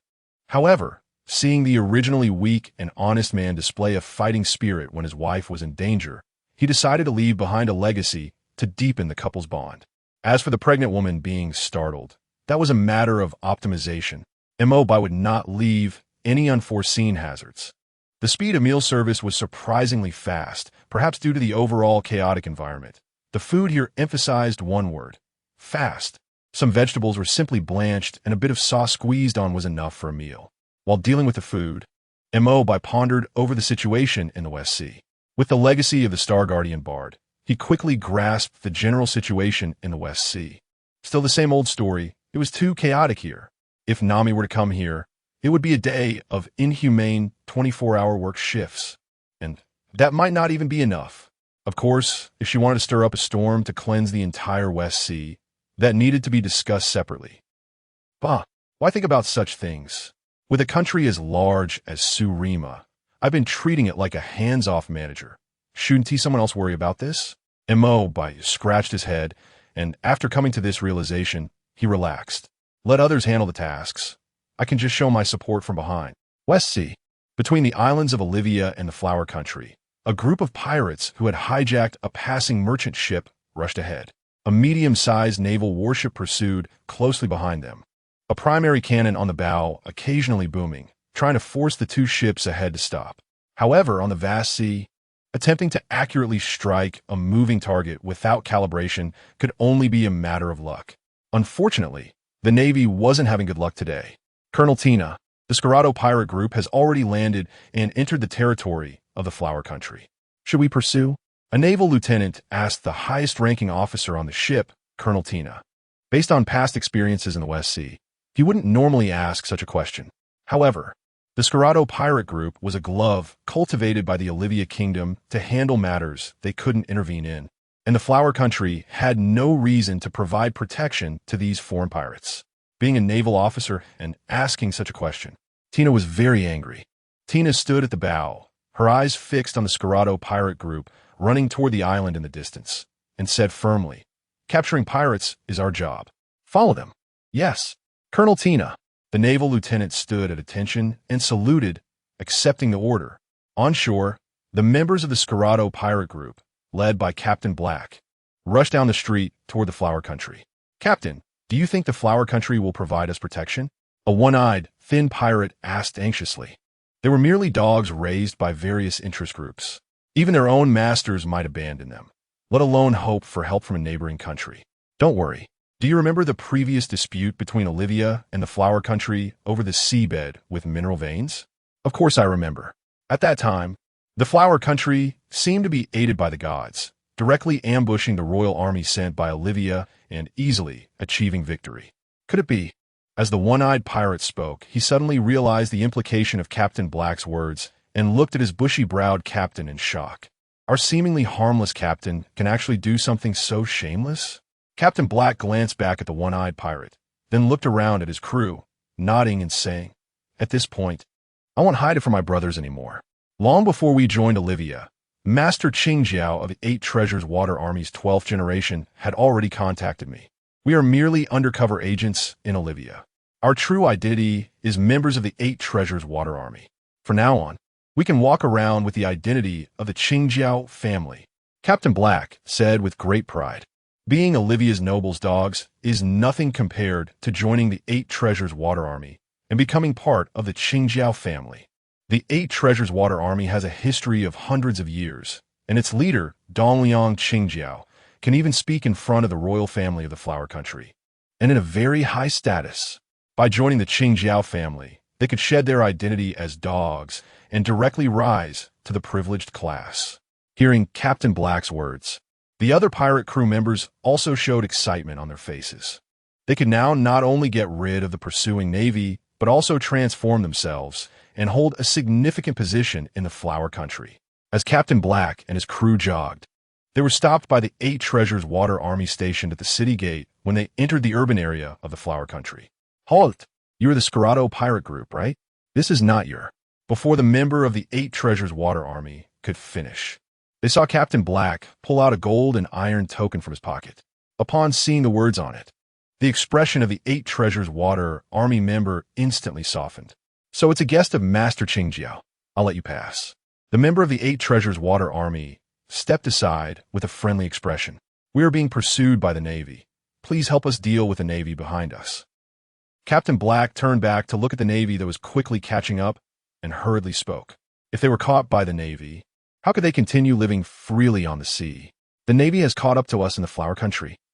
The member of the Eight Treasures Water Army's expression instantly turned grim upon hearing this.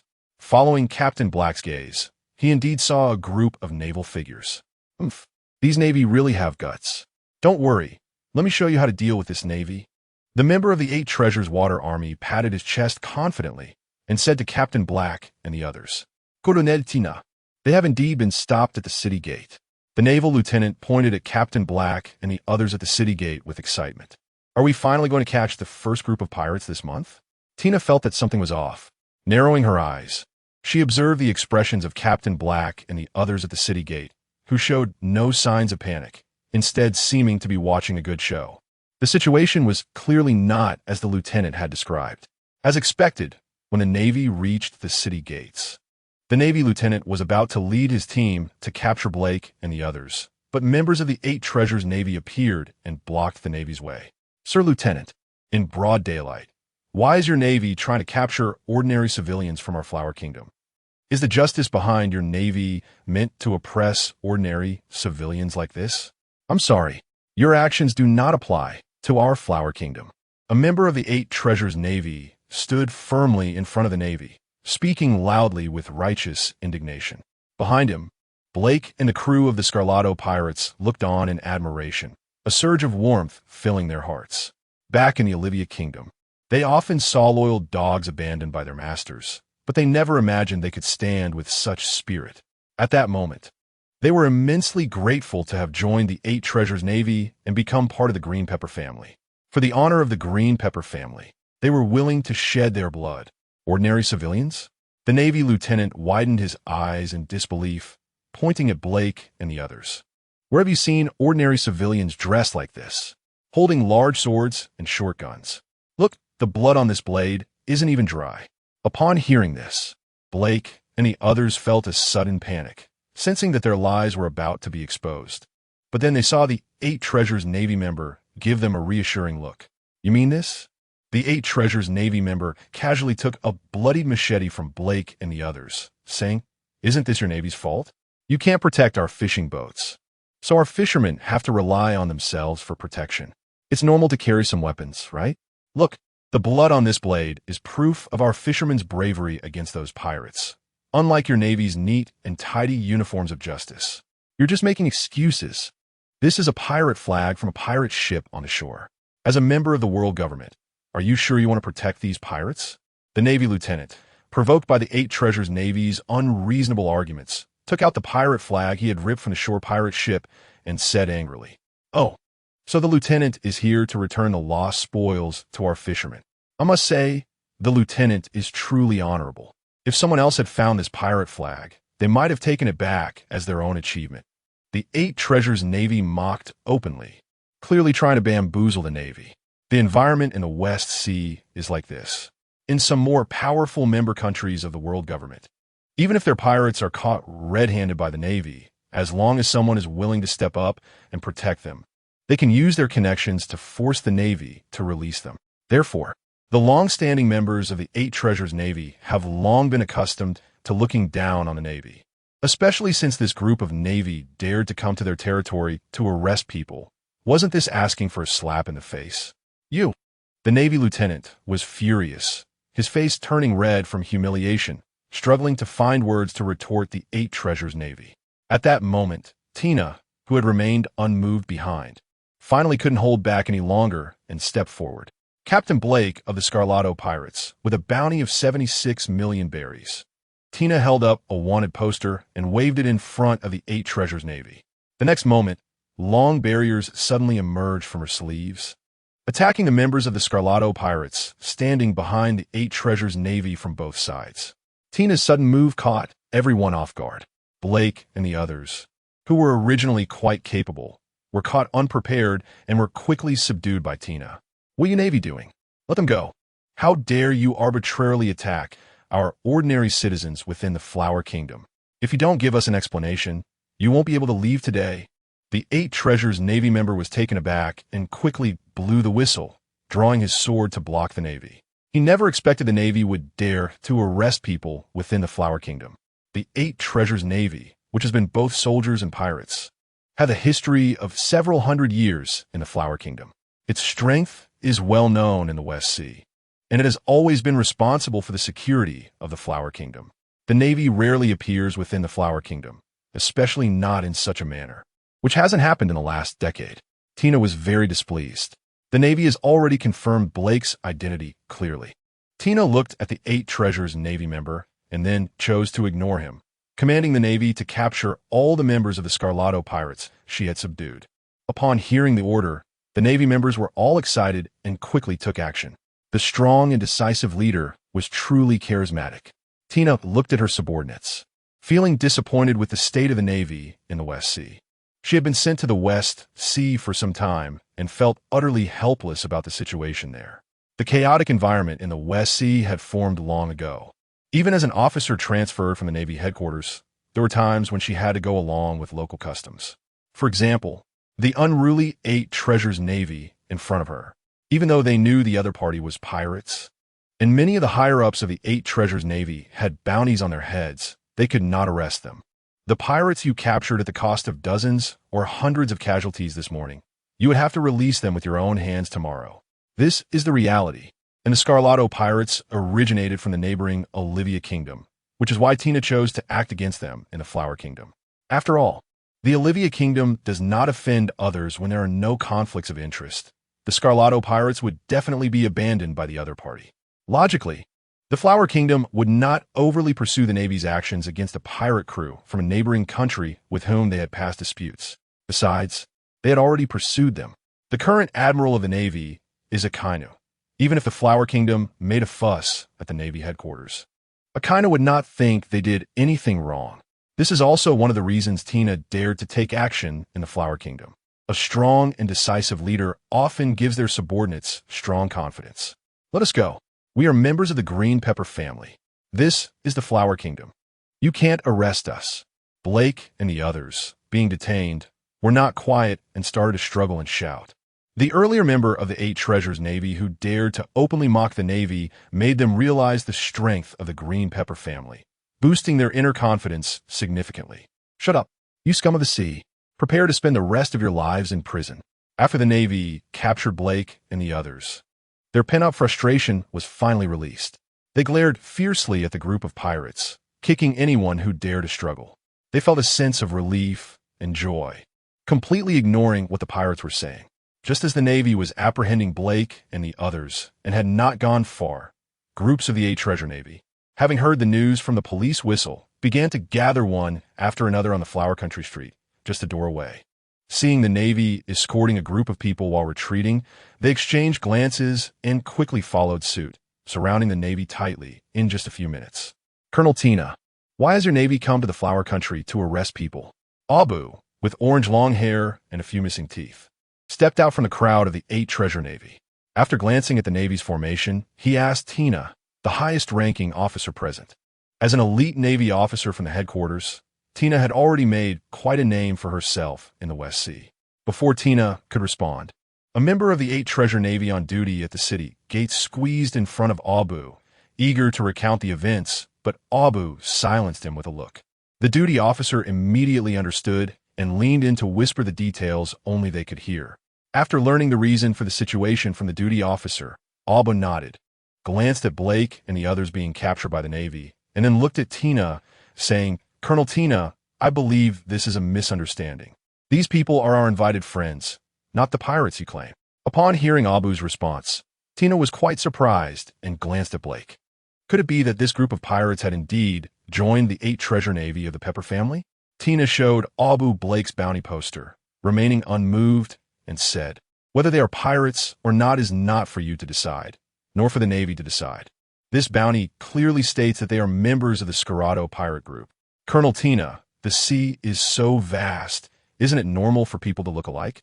Abu's face stiffened, but he quickly put on a proper smile to salvage the situation. As the most intelligent member of this generation of the Pepper family, even if he looked down on the Navy of the West Sea, he did not want to offend them too much. After all, the West Sea is only a branch of the Navy, and the overall strength of the Navy is definitely one of the most powerful forces on the sea. Blake had already obtained the identity token of the Pepper family, which meant he was one of them. If he did not rescue them, it would obviously tarnish the reputation of the Pepper family. But no matter how much Abu tried to explain, Tina was unyielding, staring at Abu without a hint of willingness to release them. Although Tina always said Smoker was the worst character among her generation of Navy, being able to converse with Smoker meant she was not easy to deal with either. When Admiral Sengoku was in power, she had to maintain the old order for stability in the West Sea. However, from the current trend of Admiral Akainu actively promoting world conscription, it was clear that a significant change was on the horizon. Thus, to keep up with the times, the old order of the West Sea also needed to change. Is the Navy determined not to release them? Seeing that persuasion was futile, Abu felt a surge of anger. As he spoke, his hand reached for the axe tied behind his back. Why not just say you want to fight? Seeing Abu's movement, Tina smiled confidently. Then, a black iron rod shaped like a railing swiftly extended from her hand, launching the first attack at Abu.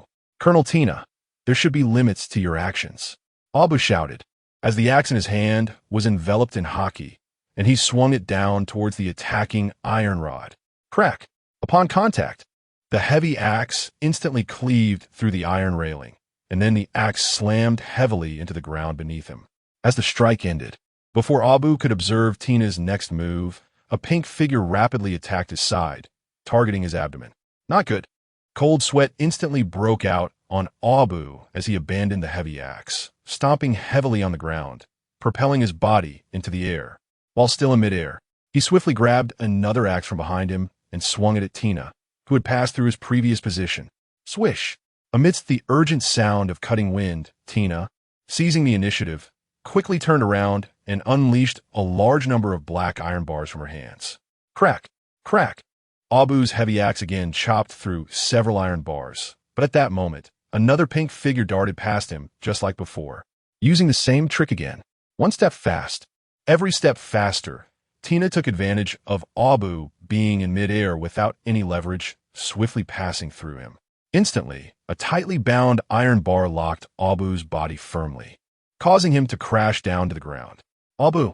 The surrounding 8 Treasure Navy were shocked at Tina's strength when they saw Abu defeated in just a few moves. Although Abu was not considered strong among the main members of the Pepper family, he could often solve most problems when he stepped in. It seemed this Tina, who had quite a reputation in the West Sea, was indeed formidable. The surrounding 8 Treasure Navy raised their swords and guns, pointing them at the encircled Navy. This was a flower country. How could they allow the Navy to bully them on their own turf? Meanwhile, the surrounded Navy also resolutely raised their weapons towards the surrounding 8 Treasure Navy. Those who could join the Navy in this era were either driven by hatred or held a strong expectation for justice, with their commander leading the charge. They could not act like cowards. In the midst of this tense situation, a loud shout suddenly came from behind the outer camp of the 8 Treasure Navy. What happened to Abu? Before he arrived, the voice came from behind. The current pillar of the 8 Treasure Navy, the Pepper leader, an old Kai, arrived at the forefront of the crowd. Pepper of the 8 Treasure Navy's 12th generation. Upon seeing the figure of Pepper, Tina and the other Navy members were immediately taken aback. Who would have thought that capturing a pirate crew from a neighboring country would attract someone like Pepper? And seeing the Navy's presence and Abu locked by the black iron bars, Pepper's expression changed instantly. His heart was both big and small. After being struck by Carp, causing his proud, conical head to dent, he developed a strong animosity toward the entire Navy. The Navy often faced attacks while on duty near the flower country, and the people of the West Sea were well aware of who the mastermind was. However, due to the relationship with the flower country, such matters ultimately ended without resolution. Over time, the Navy rarely appeared near the flower country. Now that he saw the Navy in the flower country, Pepper's temper flared up. How dare the Navy come to the flower country to bully his grandson? This was too much, Pepper said with a face full of anger. As he spoke, he clasped his hands together, and a powerful conqueror's haki spread recklessly throughout the scene. The surrounded Navy, under the intimidation of Pepper's conqueror's haki, quickly fell unconscious one by one, leaving only Tina still standing. Meanwhile, the outer 8 Treasure Navy could not escape either, as the once dense crowd quickly dwindled to just a few who could still stand. What a powerful aura, truly a legendary figure. Tina gritted her silver teeth. steadfastly resisting the impact of Pepper's conqueror's haki, unwilling to retreat. As a Navy officer, she also has her own sense of justice to uphold. 8 punches Wudo. After showing off her powerful presence with the conqueror's haki, Qingjiao let out a loud roar.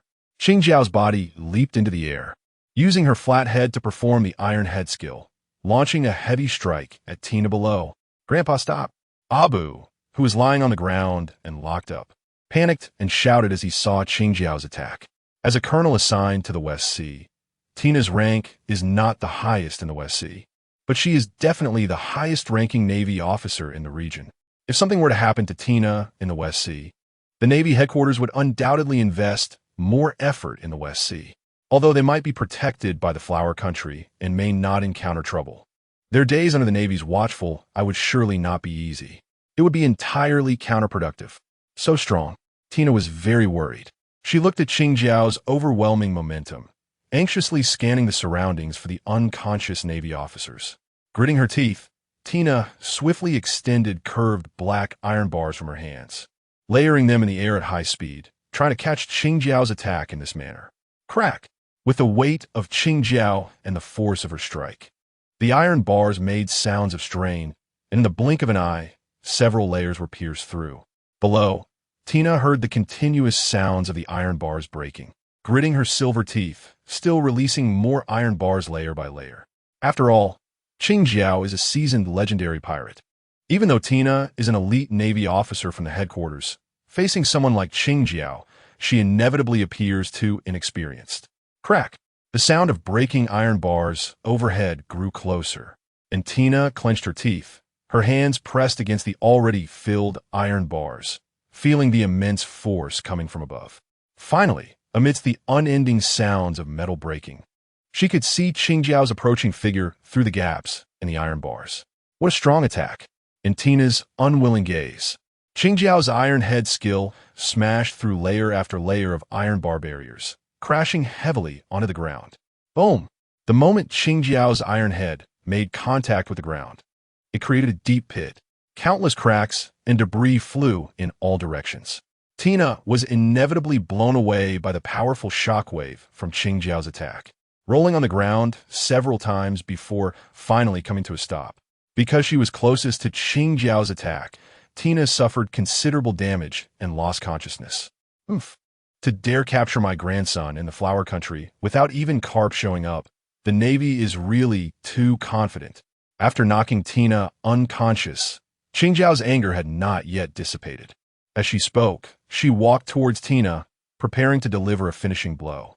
Meanwhile, because Tina had lost consciousness, Abu, who had been locked by the iron bars, regained his freedom. Seeing Qingjiao's actions, he hurriedly rushed to stop her before she could strike. Grandpa, stop! Abu urgently grabbed Qingjiao's arm, preventing her from continuing her attack. The Navy's purpose in coming here was to capture the Scarado pirates. Abu pointed at the already unconscious Blake and others on the ground, advising, "The world conscription of the Navy has just ended, greatly increasing their manpower. There will definitely be major actions coming up. If we draw the Navy's attention now, it will definitely be counterproductive." As the smartest person in the Qingjiao family, Abu was already used to stopping Qingjiao and Old Kai's impulsive actions. And as a contemporary pillar of the 8 Treasure Water Army, Qingjiao was not someone who couldn't listen to reason. After hearing Abu's advice, Qingjiao's anger subsided. Abu, do you think the Navy's world conscription will have any impact on our 8 Treasure Water Army? Hearing about the world conscription from Abu, which had caused quite a stir worldwide, Qingjiao didn't dare to underestimate it and asked with a serious expression. As the contemporary pillar of the 8 Treasure Water Army, Qingjiao naturally valued its legacy greatly. If the Navy in the West Sea was still as it used to be, he wouldn't be too worried. But now, the Navy had grown stronger after the world conscription. They were now entering the Flower Country to capture pirates. And all signs indicated that the Navy had undergone significant changes without them even realizing it. Even with the protection of the Flower Country, they still had the identity of pirates, which was inherently in opposition to the Navy. They could not afford to be careless regarding the Navy's strengthening. Don't worry, Grandpa. The Navy's attention is all focused on the New World, the Sea of Strong, and this world conscription is also aimed at dealing with the increasingly chaotic New World. As long as there are no major incidents in the West Sea, the Navy's attention won't shift there. Abu said confidently. That sea of strong, which gathered powerful pirates from all over the world, was enough to give the Navy a headache. How could they have the energy to focus on the West Sea? After hearing Abu's explanation, Qingjiao nodded in understanding. Then he walked up to the unconscious Blake and others, delivering 2 heavy slaps to the comatose Blake. Slap! Slap! After the 2 loud slaps, the unconscious Blake was awakened by the pain and groggily came to. Why, Your Excellency Qingjiao. As soon as Blake regained consciousness and saw Qingjiao, he was shocked and raised his voice. After a moment of realization, his expression turned to one of reverence. Previously, when he was undercover in the Olivia Kingdom, both sides communicated in writing, and this was his first time facing Qingjiao in person. This was a legendary figure, and the reason such a figure appeared was to save them. Blake looked at Qingjiao, tears welling up in his eyes. Previously, he had seen violent organizations serving the nobles being discarded one by one in Olivia, and this experience instantly filled him with a sense of belonging and honor towards the 8 Treasure Water Army. Your name is Blake, right? Qingjiao assessed Blake, vaguely recalling this little pirate he had come into contact with a few years ago by chance. He had thought that planting a seed in the Olivia Kingdom might yield substantial benefits in the future. He never expected that the seed sown years ago would bear rotten fruit with the Navy showing up today. Yes, Your Excellency Qingjiao. It is my honor to be recognized by a figure like you. Blake reverently looked at Qingjiao, his face glowing with excitement. Well, since you've been chased by the Navy to the Flower Country, even if you return to Olivia, you won't be trusted anymore. In that case, you should stay in the Flower Country. Qingjiao nodded at Blake, making arrangements. After all, he was someone who had made a name for himself with a value of 70 million berries in the West Sea. Keeping him around could still be of some use. Otherwise, wouldn't it be a waste to have fought the Navy? It's a pity that the seed buried in Olivia didn't bear the big fruit he wanted. Qingjiao glanced at the surrounding unconscious members of the 8 Treasure Water Army and the Navy and said to Abu, I'll leave the matters here to you. After finishing, Qingjiao didn't linger and turned back to the path he came from. Can you stay and help? Abu asked old Kai, who had been watching the show from the side. This is a task given to you by Grandpa. I'm leaving now, old Kai said with a smile, and then quickly caught up with Qingjiao's figure and left together. Abu, left behind, looked at the unconscious comrades and Navy soldiers around him and scratched his head. Without thinking much, he skillfully walked over to one of his comrades and kicked him in the butt. Bang! The attacked 8 Treasure Water Army quickly woke up, having long been accustomed to this without any overly intense reactions, and soon joined Abu's ranks. They began to perform butt-kicking therapy on the unconscious individuals on the ground. After waking all their comrades, they immediately started giving first aid to the Navy. However, during the process of providing first aid to the Navy, some personal emotions inevitably mixed in, so the locations of the therapy were somewhat off. A Navy warship slowly sailed away from the Flower Country area, creating a stark contrast to the speed at which it arrived. The mood on the warship was extremely oppressive. Even the flag seemed to be affected by the emotions on board, drooping on the mast. It only swayed back and forth feebly in the sea breeze. Coupled with the crimson sunset on the horizon, it formed a poignant picture of the sun setting behind the mountains. In one of the ship's cabins, Tina, with her head and ribs wrapped in bandages, gradually woke up. This is the ship's cabin? How'd I end up here? Tina supported her heavy and painful head with her right hand, looking at the familiar yet strange scene in front of her, filled with confusion.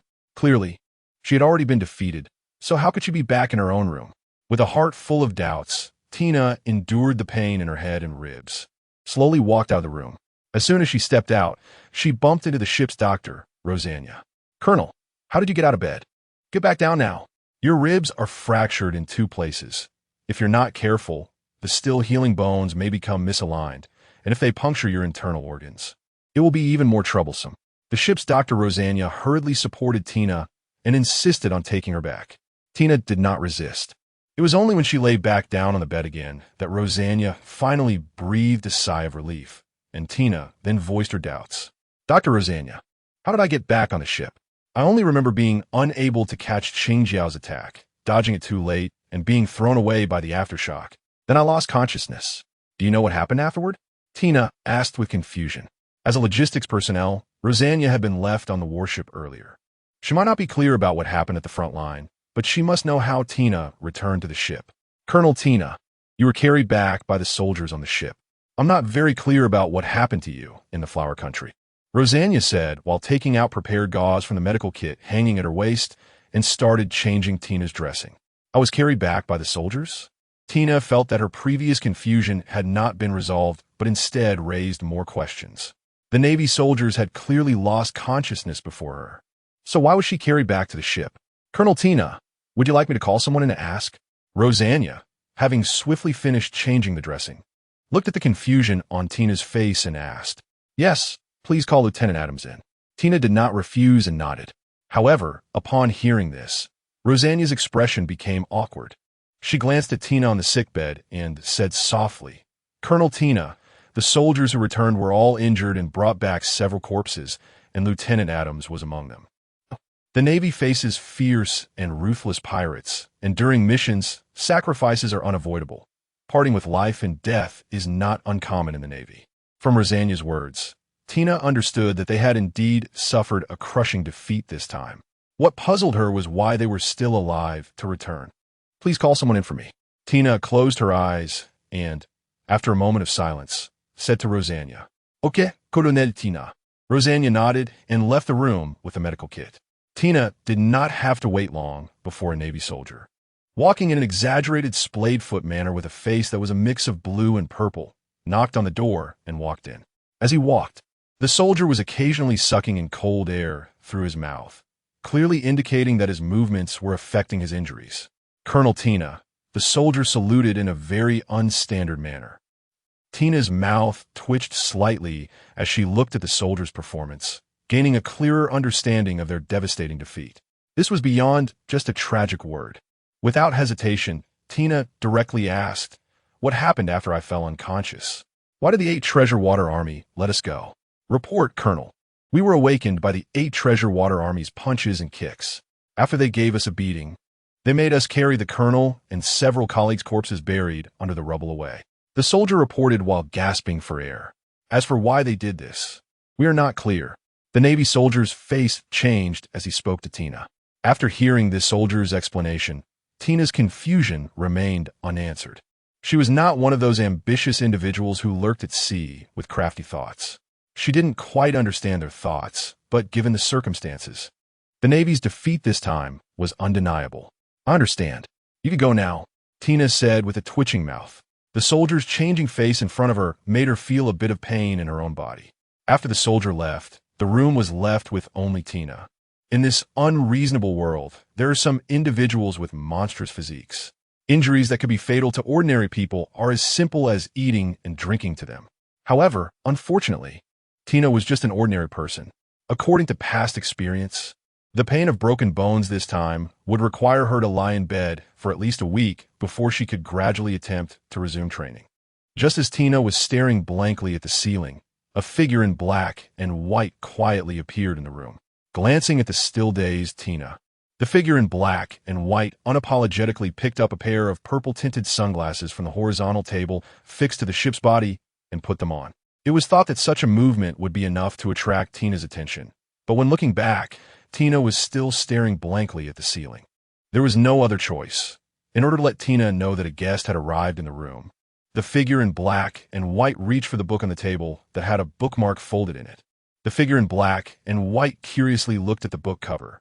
Wow, it's still War and Peace, such traditional literature. One must say, is she not an adequately rational woman? The figure in black and white lightly tapped the corner of the book on the table, and this unexpected sound finally brought the dazed Tina back to her senses. Who are you? Tina noticed M.O. by standing by the table and immediately looked at the man who had suddenly appeared in her room as if facing a formidable enemy. Just as she was about to push herself up to guard against him, her gaze towards M.O. by suddenly turned to shock. It was as if her body had sunk deep into a quagmire, rendering her completely unable to react. What have you done? Tina stared at M.O. by warily. Not only was she physically injured, but her body was also under the control of the opponent's mysterious means, leaving her powerless to resist. The taste of being at someone else's mercy was truly unbearable. "Hey, don't look at me like I'm scum." Bai was very displeased with Tina's expression, adjusting the borrowed purple-tinted sunglasses on his face, and said, "Do I look like a bad person? An intruder who barged into someone else's ship without permission and took the initiative to attack. How could he possibly be a good person?" Tina's face darkened as she fixed her serious gaze on Bai. The fact that he could appear silently on their ship and control her body without a sound indicated that he was far from ordinary. Given the current state of their ship after a recent defeat, they were simply unable to fight back. "Oh," Bai pushed down his sunglasses, looking at Tina with a smirk at the corner of his mouth. "Well then, congratulations, you're correct. I'm indeed not a good person." As he approached her step by step, Tina's expression turned dramatically. After years of combat at sea, Tina had witnessed too much of the ocean's ugliness. The darkness of human nature could be unleashed without restraint in this area where law enforcement was extremely thin, and now she couldn't even move her body. What kind of unbearable treatment would she face next? As Bai drew closer, Tina's heartbeat quickened. "Don't get too carried away. Our defeat doesn't mean that justice won't come." In this helpless waiting, Tina trembled her eyelashes and closed her eyes. But she still gritted her teeth and said, "You truly are a skilled elite from the Navy headquarters. You still have the spirit to talk tough in this situation." Bai reached the front of Tina's bed, watching her trembling eyelashes due to fear, his wicked smile still unchanged. As he spoke, Bai removed the purple-tinted sunglasses from his face and placed them back on Tina's face. "Are you humiliating me?" Feeling the movement on her face, Tina's trembling eyelashes stopped. After mentally preparing herself, she reopened her eyes and glared at Bai with gritted teeth. It was just a matter of returning what belonged to her. Bai looked at Tina again, and to be fair, with those little sunglasses on, her cool vibe immediately came through. "I must say, purple really has a certain charm." Bai nodded and commented with a smile. "You." Tina's face looked extremely ugly, and before she could say anything, Bai produced a series of emerald-colored glowing rings in his hand. Optimization, under Tina's unfriendly gaze. Bai said with malicious interest as his right hand reached toward her injured waist and abdomen. The emerald-colored rings began to wind around Tina's body along with Bai's hand. Feeling the sensation on her body, Tina's face instantly flushed with a layer of shame and anger. The sweet words that had been brewing in her throat were not yet spoken when Tina immediately noticed the change in her abdominal wound. The injury that had been subtly painful even while lying down was now completely healed. From Tina's experience, it was clear that her injury had been perfectly treated. "Help me heal. It seems I indeed misunderstood him earlier."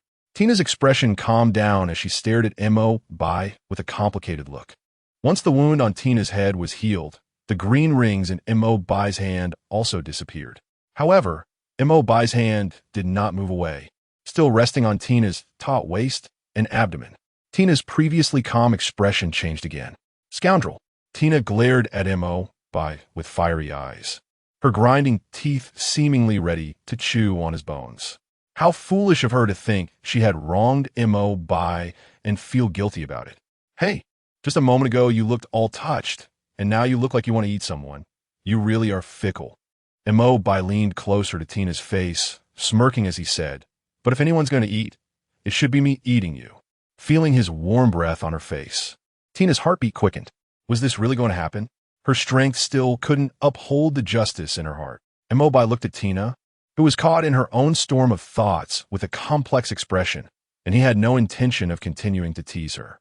Instead, he reached out and gave her a loud smack on the forehead. Bang! With Bai's action, a sound only produced by a good head rang out from Tina's head. The pain on her head made Tina cry out instinctively, covering her forehead with her hand. After rubbing it a couple of times, Tina immediately realized something. "I can move." Tina looked at her palm in surprise. In the next moment, she sprang up from the bed, unleashing 2 black iron bars from her palm, attacking Bai from both sides. "Gotcha!" Tina looked at Bai, who stood still without moving, and her face lit up with joy. To be able to resolve such a tricky opponent of unknown strength with a single strike was undoubtedly the best outcome. But immediately after, Tina's expression changed. The two iron bars passed through Bai's body as if he were invisible. They then collided and became entangled, locking each other. Meanwhile, Bai remained motionless, watching this scene with a calm smile on his face. "Who are you?" Tina's face turned serious as she stared at Bai. She knew nothing about him, and in a situation where she couldn't attack, it was undoubtedly a terrible position for her. If a conflict broke out, she would be the one to lose. Therefore, communication had become the optimal solution. "I'm a good person. You can call me Bai." Bai replied calmly. "Good person." Hearing this response from Bai again, Tina's face showed anger. "Yes, am I not a good person for helping you heal?" Bai shrugged, adopting a serious tone. "But good person."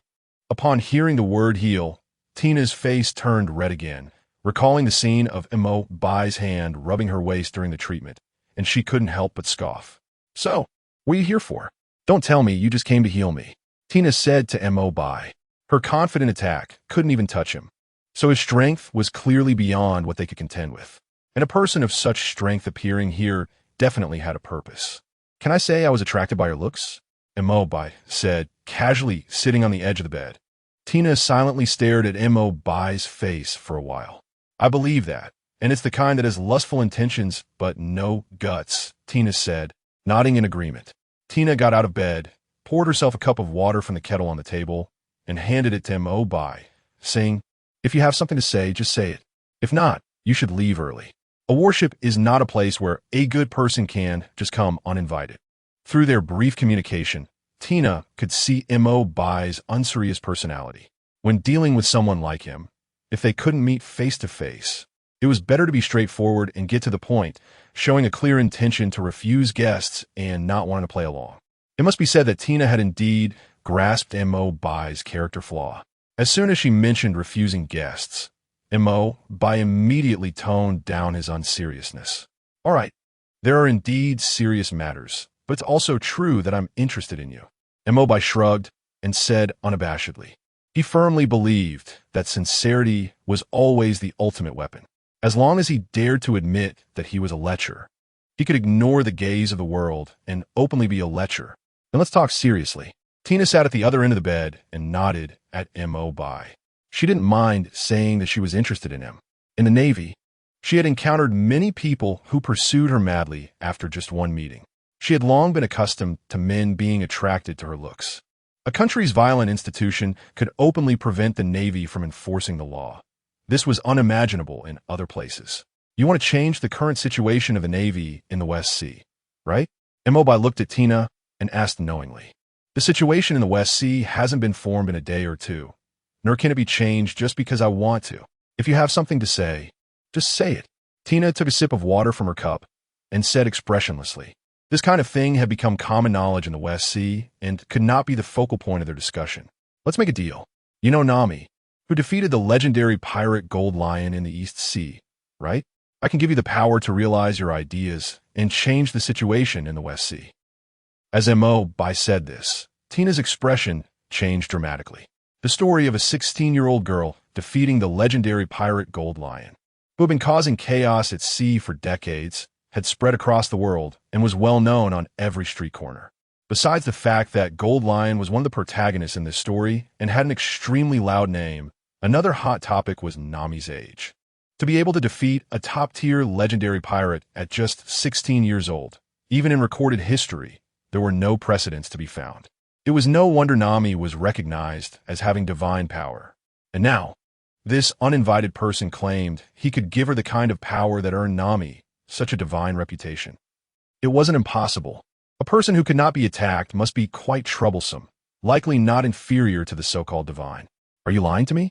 Tina fixed her gaze on Bai, trying to read something from his face. "You can see for yourself." In response to Tina's suspicion, Bai said nonchalantly. In his previously empty hand, a flaming blade suddenly appeared. The moment the blade emerged, Tina's eyes were deeply attracted to it. She could feel an inexplicable, powerful aura emanating from the blade, filling her with a sense of warmth. If she had to describe this feeling, perhaps it could be called the justice that the Navy believed in. What price do I have to pay? Tina couldn't take her eyes off the blade, suppressing her racing heart as she asked Bai. She was not a naive child. There are no free deals in this world. To gain something, one must inevitably lose something. With such powerful strength, she truly didn't know what she could offer in return. You had to find a way to fall in love with me, Bai said without hiding it. What? Tina rubbed her ears, unable to believe what she had just heard. You use this powerful strength just for lust? I need you to actively fall in love with me. Being a sycophant is too inconsistent with my identity. Bai shook his head. He was a man who wanted to establish a harem. He couldn't go through the tedious process of pursuing one girl after another. That would be too troublesome. Tina felt troubled. I can't guarantee that condition. Tina forcibly shifted her gaze from the radiant blade to Bai. This isn't urgent. Do you have any feelings for me right now? Bai waved his hand and then curiously asked. No, all bad evaluations. Tina frowned and said. Bai's expression froze, and his mouth twitched uncontrollably. It seemed that he really didn't have much of a powerful charm with women. Feeling deeply hurt, Bai quickly entered the system shop and immediately exchanged for a charming system. Ding! The host has obtained the inheritance of the nine-tailed demon fox Ari. Ari, a Vastaya in the form of a fox, is born with a connection to the realm of magic and is searching for her place in the world. After the exchange was completed, Bai immediately used his charm ability on Tina. Instantly, Tina, who had occasionally glanced at the radiant blade, now fixed her gaze entirely on Bai's face. When Bai looked at her, she shyly lowered her head, not daring to meet his eyes. Tina, do you have any feelings for me now? Bai, very satisfied with his charm, confidently asked Tina, and all he received was a nod that had already been buried in her chest. Then this sword is for you. Getting a satisfactory answer, Bai handed the radiant blade to Tina. Then, like a triumphant general, he walked into the spatial passage with his head held high and disappeared. He was now the most charming man in the world, naturally representing the vast majority of men to compete with his foolishly beautiful wife in terms of charm. Montak Bai. Tina's shy face revealed a reluctant expression. Holding the radiant blade that had been shoved into her arms, the blade, which was surrounded by blazing flames, did not bring her any pain. Tina's fingers brushed over the blade, eventually resting on the hilt, and as she touched it, the radiant blade suddenly split into two. This is dual swords? Tina murmured, grasping the two blades that were burning with golden flames in each hand. As her hands ascended the hilt, wings erupted from her shoulder blades, and in a daze, she saw a world filled with bright land. Ding! Tina has obtained the inheritance of the Justice Angel Kale. At the most intense moment of the Rune Wars, a celestial spirit gave birth to Kale, who inherited her mother's glory and fought for justice with her wings raised high. As her consciousness cleared, Tina's expression returned to rationality. Ugh, did you use some kind of trick again?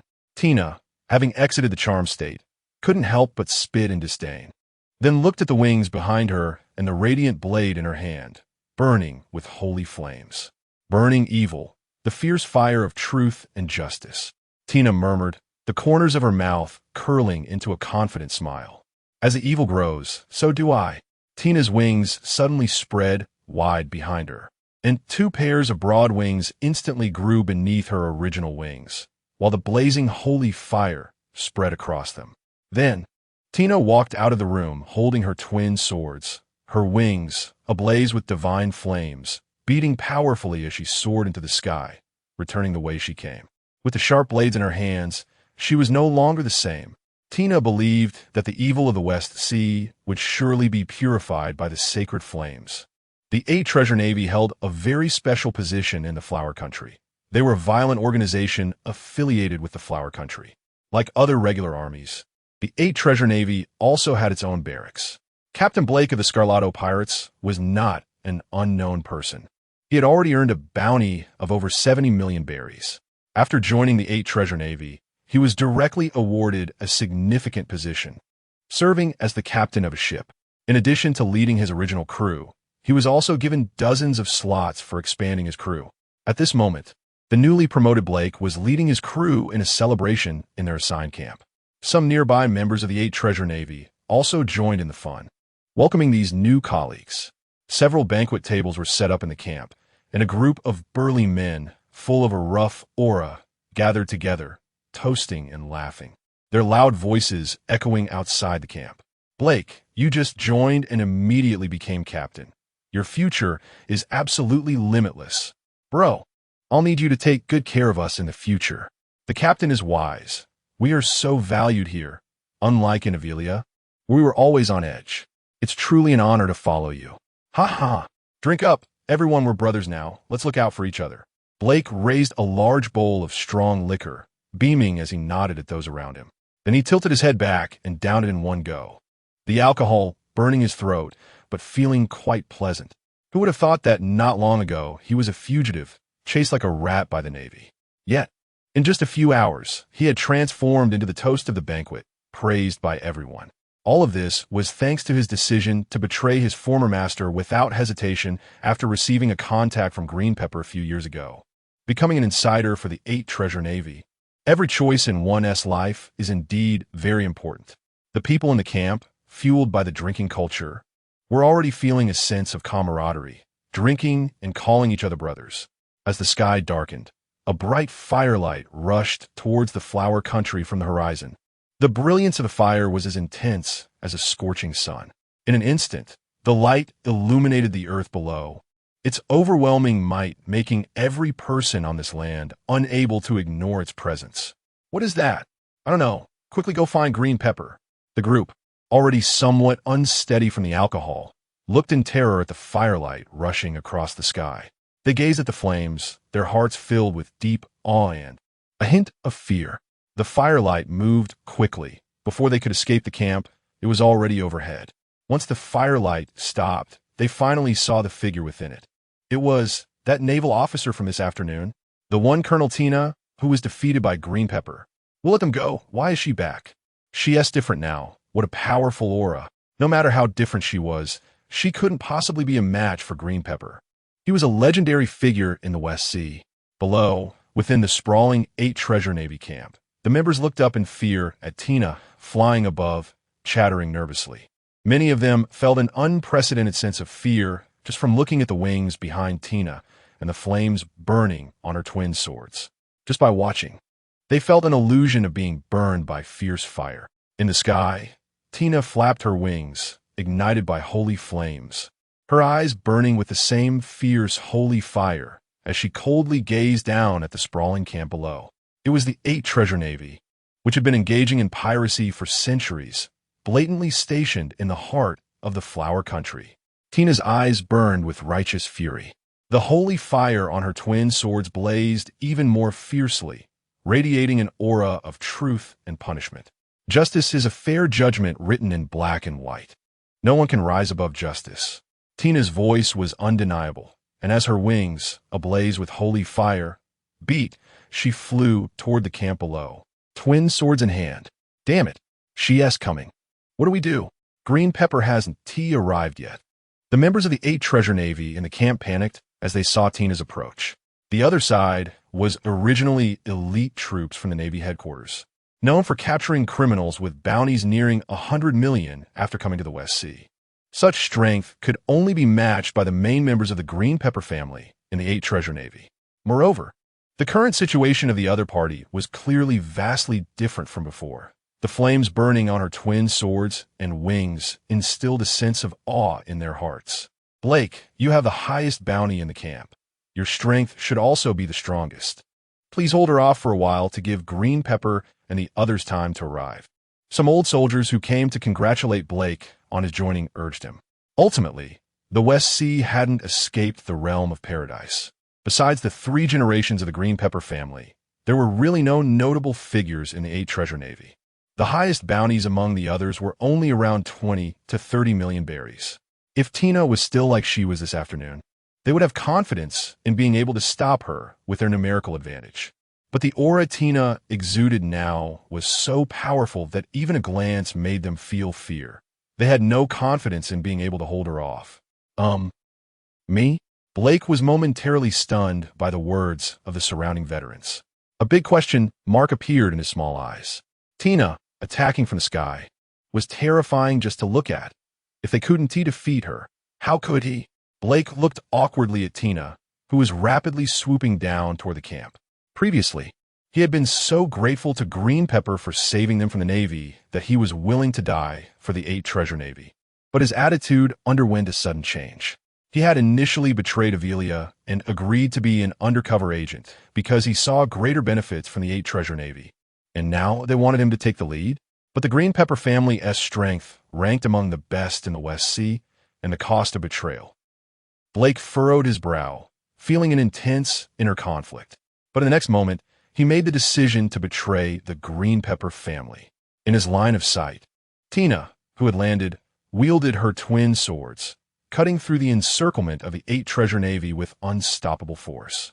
Each swing of her blades, ignited by divine flames, ignited waves of golden, holy fire within the camp. The flames burned the tents of the camp, consumed the screaming members of the 8 Treasure Navy, and continued to spread throughout the camp. To hell with the Green Pepper family. Let us just survive tonight. Blake's struggling expression calmed down as he drew the 2 curved knives hanging at his waist. Blako, we will ask for credit from the Green Pepper family for you later. The surrounding veterans of the 8 Treasure Navy saw Blake's actions and immediately felt a renewed confidence to block Tina. They didn't ask for too much from Blake. As long as he wasn't defeated in one blow, just holding on for a while would allow the nearby 8 Treasure Navy to organize and regroup. This systematic obstruction of Tina's unstoppable offensive would surely reduce the losses of the 8 Treasure Navy until the Green Pepper family arrived. Thank you all. Blake smiled honestly, but his eyes secretly glanced at his former crew members. Without the veterans being on guard, Blake swiftly slashed with his twin daggers, knocking them over. The pirates, who had not understood their captain's intentions at first, quickly reacted and drew their own daggers to finish off the moaning 8 Treasure Navy soldiers on the ground. Captain, what should we do next? After confirming that there were no survivors, the pirates gathered around Blake and asked. They didn't understand why their captain did this, but they had already witnessed his brilliance. It was wise to obey. We must leave the Flower Country as soon as possible. The situation here is very wrong. Blake looked at the imposing figure of the enemy in the distance amid the flames, and a trace of fear flashed in his eyes. The 8 Treasure Navy is finished, and the Green Pepper family won't survive until tomorrow.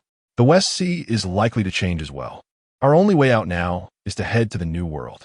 Blake didn't dare to stay for a moment, running in the opposite direction of Tina while speaking. The New World. The pirates following Blake changed their expressions upon hearing this. Captain, the territory of Shurima has already covered half of the Grand Line. With their tyrannical actions against pirates, we will likely be annihilated as soon as we leave Reverse Mountain. A one-eyed pirate said to Blake. This news is already well known. We'll take another route, the Combelt. Blake didn't hesitate at all, clearly having a plan, and said without looking back, rather than waiting here for fate to decide, it's better to actively choose our destiny. In the camp of the 8 Treasure Navy, the flames illuminated the sky, and the night over the 10-mile camp was now bright as day due to the fire. Tina was almost flying at ground level, traversing between the camps. With every swing of her dual swords, the waves of holy fire could travel a long distance, incinerating the 8 Treasure Navy and their tents along the way. Tina, who had not used a sword before, was now executing sword strikes at the level of a master swordsman, and judging by her unstoppable might, this was definitely not a power that a mere swordsman could possess. This was a massacre without suspense. Yet the one committing the slaughter, Tina, showed no mercy. In her eyes, burning with holy flames, evil had nowhere to hide. Every person bore the mark of their misdeeds. At the moment when the holy fire consumed the entire 10-mile camp, a thunderous roar finally arrived late. Damn it! Who did this? Outside the camp, Shan rushed in from the city, his green pepper beard flying in the wind, filled with rage as he looked at the devastated 8 Treasure Navy camp, feeling as if his heart was bleeding. The 8 Treasure Navy had initially been just an inconspicuous entity, one that could be discarded at any moment, like other violent organizations in other countries. It was the efforts of generations of the Green Pepper family that finally established their significant position in the water country, making it an inseparable existence. And now, the accumulation of hundreds of years by their family, spanning over 10 generations, was destroyed today, leaving only the 3 main members of their family. Even if they were to rebuild the 8 treasure navy, it would take generations to regain their former status. How could the green pepper not be furious? Grandpa, be careful. In such a short time, the enemy has turned our camp into ruins. Their strength is terrifying. Abu saw that green pepper was about to charge directly into the burning camp in his anger and quickly grabbed him, his face serious. They had taken less than 10 minutes to arrive since they saw the fire. But in that brief time, the 8 treasure navy camp was destroyed, and the air, filled with a strong smell of burning, did not carry the cries of any living person. It was known that this camp housed a 1,000-person army, destroying the hard work of generations. Do I have to just watch it happen? Almost losing his mind, the green pepper did not heed Abu's advice this time, angrily shaking off Abu's hand and charging into the still smoldering ruins of the camp. Seeing that green pepper had already rushed into the debris, Old Kai and Abu could only follow. The three of them navigated through the thick smoke, smelling the nauseating odor of burnt flesh in the air. The experienced green pepper understood that this was the scent produced by burning bodies. Yet there were no remains on the scorched ground, and green pepper quickly pieced together the enemy's capabilities. Oof, a terrifyingly hot flame, huh? I'll make you taste this flavor too. The green pepper's anger could not be quenched as he muttered furiously. They hadn't searched for long in the smoky ruins when a figure engulfed in flames actively blocked their path. Even through the thick smoke, that figure was still dazzling enough. Before they could see the person's true appearance, the 3 members of the green pepper family felt a burning, dangerous aura emanating from them. In the thick fog, the figure slowly approached them. When a figure appeared before them, the first thing the 3 noticed was not the person's face, but their burning eyes. The first reaction of the green pepper family was that they felt as if they were staring directly at the sun. When their eyes were stung by the scorching light, causing hot tears to flow, they finally focused on the figure's face. "It's you." The green pepper's voice was filled with confusion, but soon, his eyes shot out an unmistakable rage. "I shouldn't have let you go before. How could you destroy the family business accumulated over generations of the green pepper family?" The 8-punch fist secret technique. No spike dragon, no spike nail. The green pepper roared. Armament hockey wrapped around his flat head as he bent his legs and stomped the ground. After rapidly ascending, he unleashed the shockwave of the 8-punch fist passed down through his family, directly using his strongest attack, similar to the attack method from their first encounter. It was also an aerial strike. The difference was that the green pepper, now enveloped in armament hockey and the ancestral ultimate technique, looked even more terrifying. However, Tina was no longer the one who was easily defeated before. Tina's eyes blazed with righteous anger, her wings behind her flapping violently, facing the green pepper as she flew upward. With both hands holding blades ignited with punitive flames, she swung them towards the green pepper's flathead from afar. As the sword swung, a blazing wave of fire rushed along its trajectory, colliding rapidly with the falling green pepper. Boom! At the moment of contact, an explosion erupted, instantly burying the green pepper in the fiery light of the blast. The scorching flames climbed up the green pepper's body without any obstruction, burning ferociously. The flames are so hot. It hurts. The green pepper's intense anger was completely consumed by the flames, and the carefully prepared counterattack could no longer be maintained. With a twisted expression, it screamed and fell straight to the ground. Grandpa, Old Kai, and Abu, witnessing the overwhelming defeat of the green pepper, were shocked by Tina's power. They hurriedly ran toward the spot where the green pepper was falling, their faces filled with concern. So hot, so hot. The green pepper, having created a small pit in the ground, rolled back and forth while screaming, slapping its arms against the flames that were burning fiercely on its body. The technique that was usually effective against ordinary flames proved useless at this moment. The flames continued to consume the green pepper's form. "Grandpa, we're here to save you." Seeing the green pepper's plight, Old Kai and Abu rushed to its side without a second thought and began stomping on the flames on its body. But the fire burning the green pepper was no ordinary flame. The moment Old Kai and Abu joined in to extinguish the fire, the flames on the green pepper quickly found new targets and spread rapidly onto their bodies. "It's so hot. What is happening?" Old Kai and Abu soon found themselves in the same predicament as the green pepper, screaming in agony as the holy fire burned them. Their powerful abilities, honed through hard work, were rendered useless in the face of the holy fire.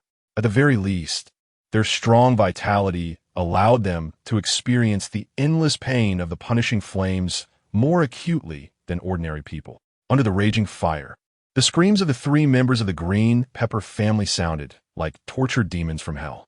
It was utterly tragic, and anyone who heard it would remember it for eternity. The holy fire burned for less than 10 seconds, but it felt as if the three had experienced centuries of torment. After consuming the sins, the rootless flames upon the earth subsided. The main members of the 8 treasure navy, the green pepper family, had been reduced to ashes without even being able to withstand the blazing wave unleashed by Tina. Your sins have been atoned. Tina, watching the few wisps of black smoke rising into the air, spoke with a voice devoid of any emotion. After doing all this, Tina did not leave. Her piercing gaze turned toward another direction in the Flower Kingdom. The pirate forces nurtured by the Flower Kingdom were not limited to just the 8 treasure navy. The 3 pairs of wings behind Tina began to flap violently, and she shot off like a bolt from a crossbow, quickly darting toward another place. That night, the flames on the ground of the Flower Kingdom did not cease for a moment.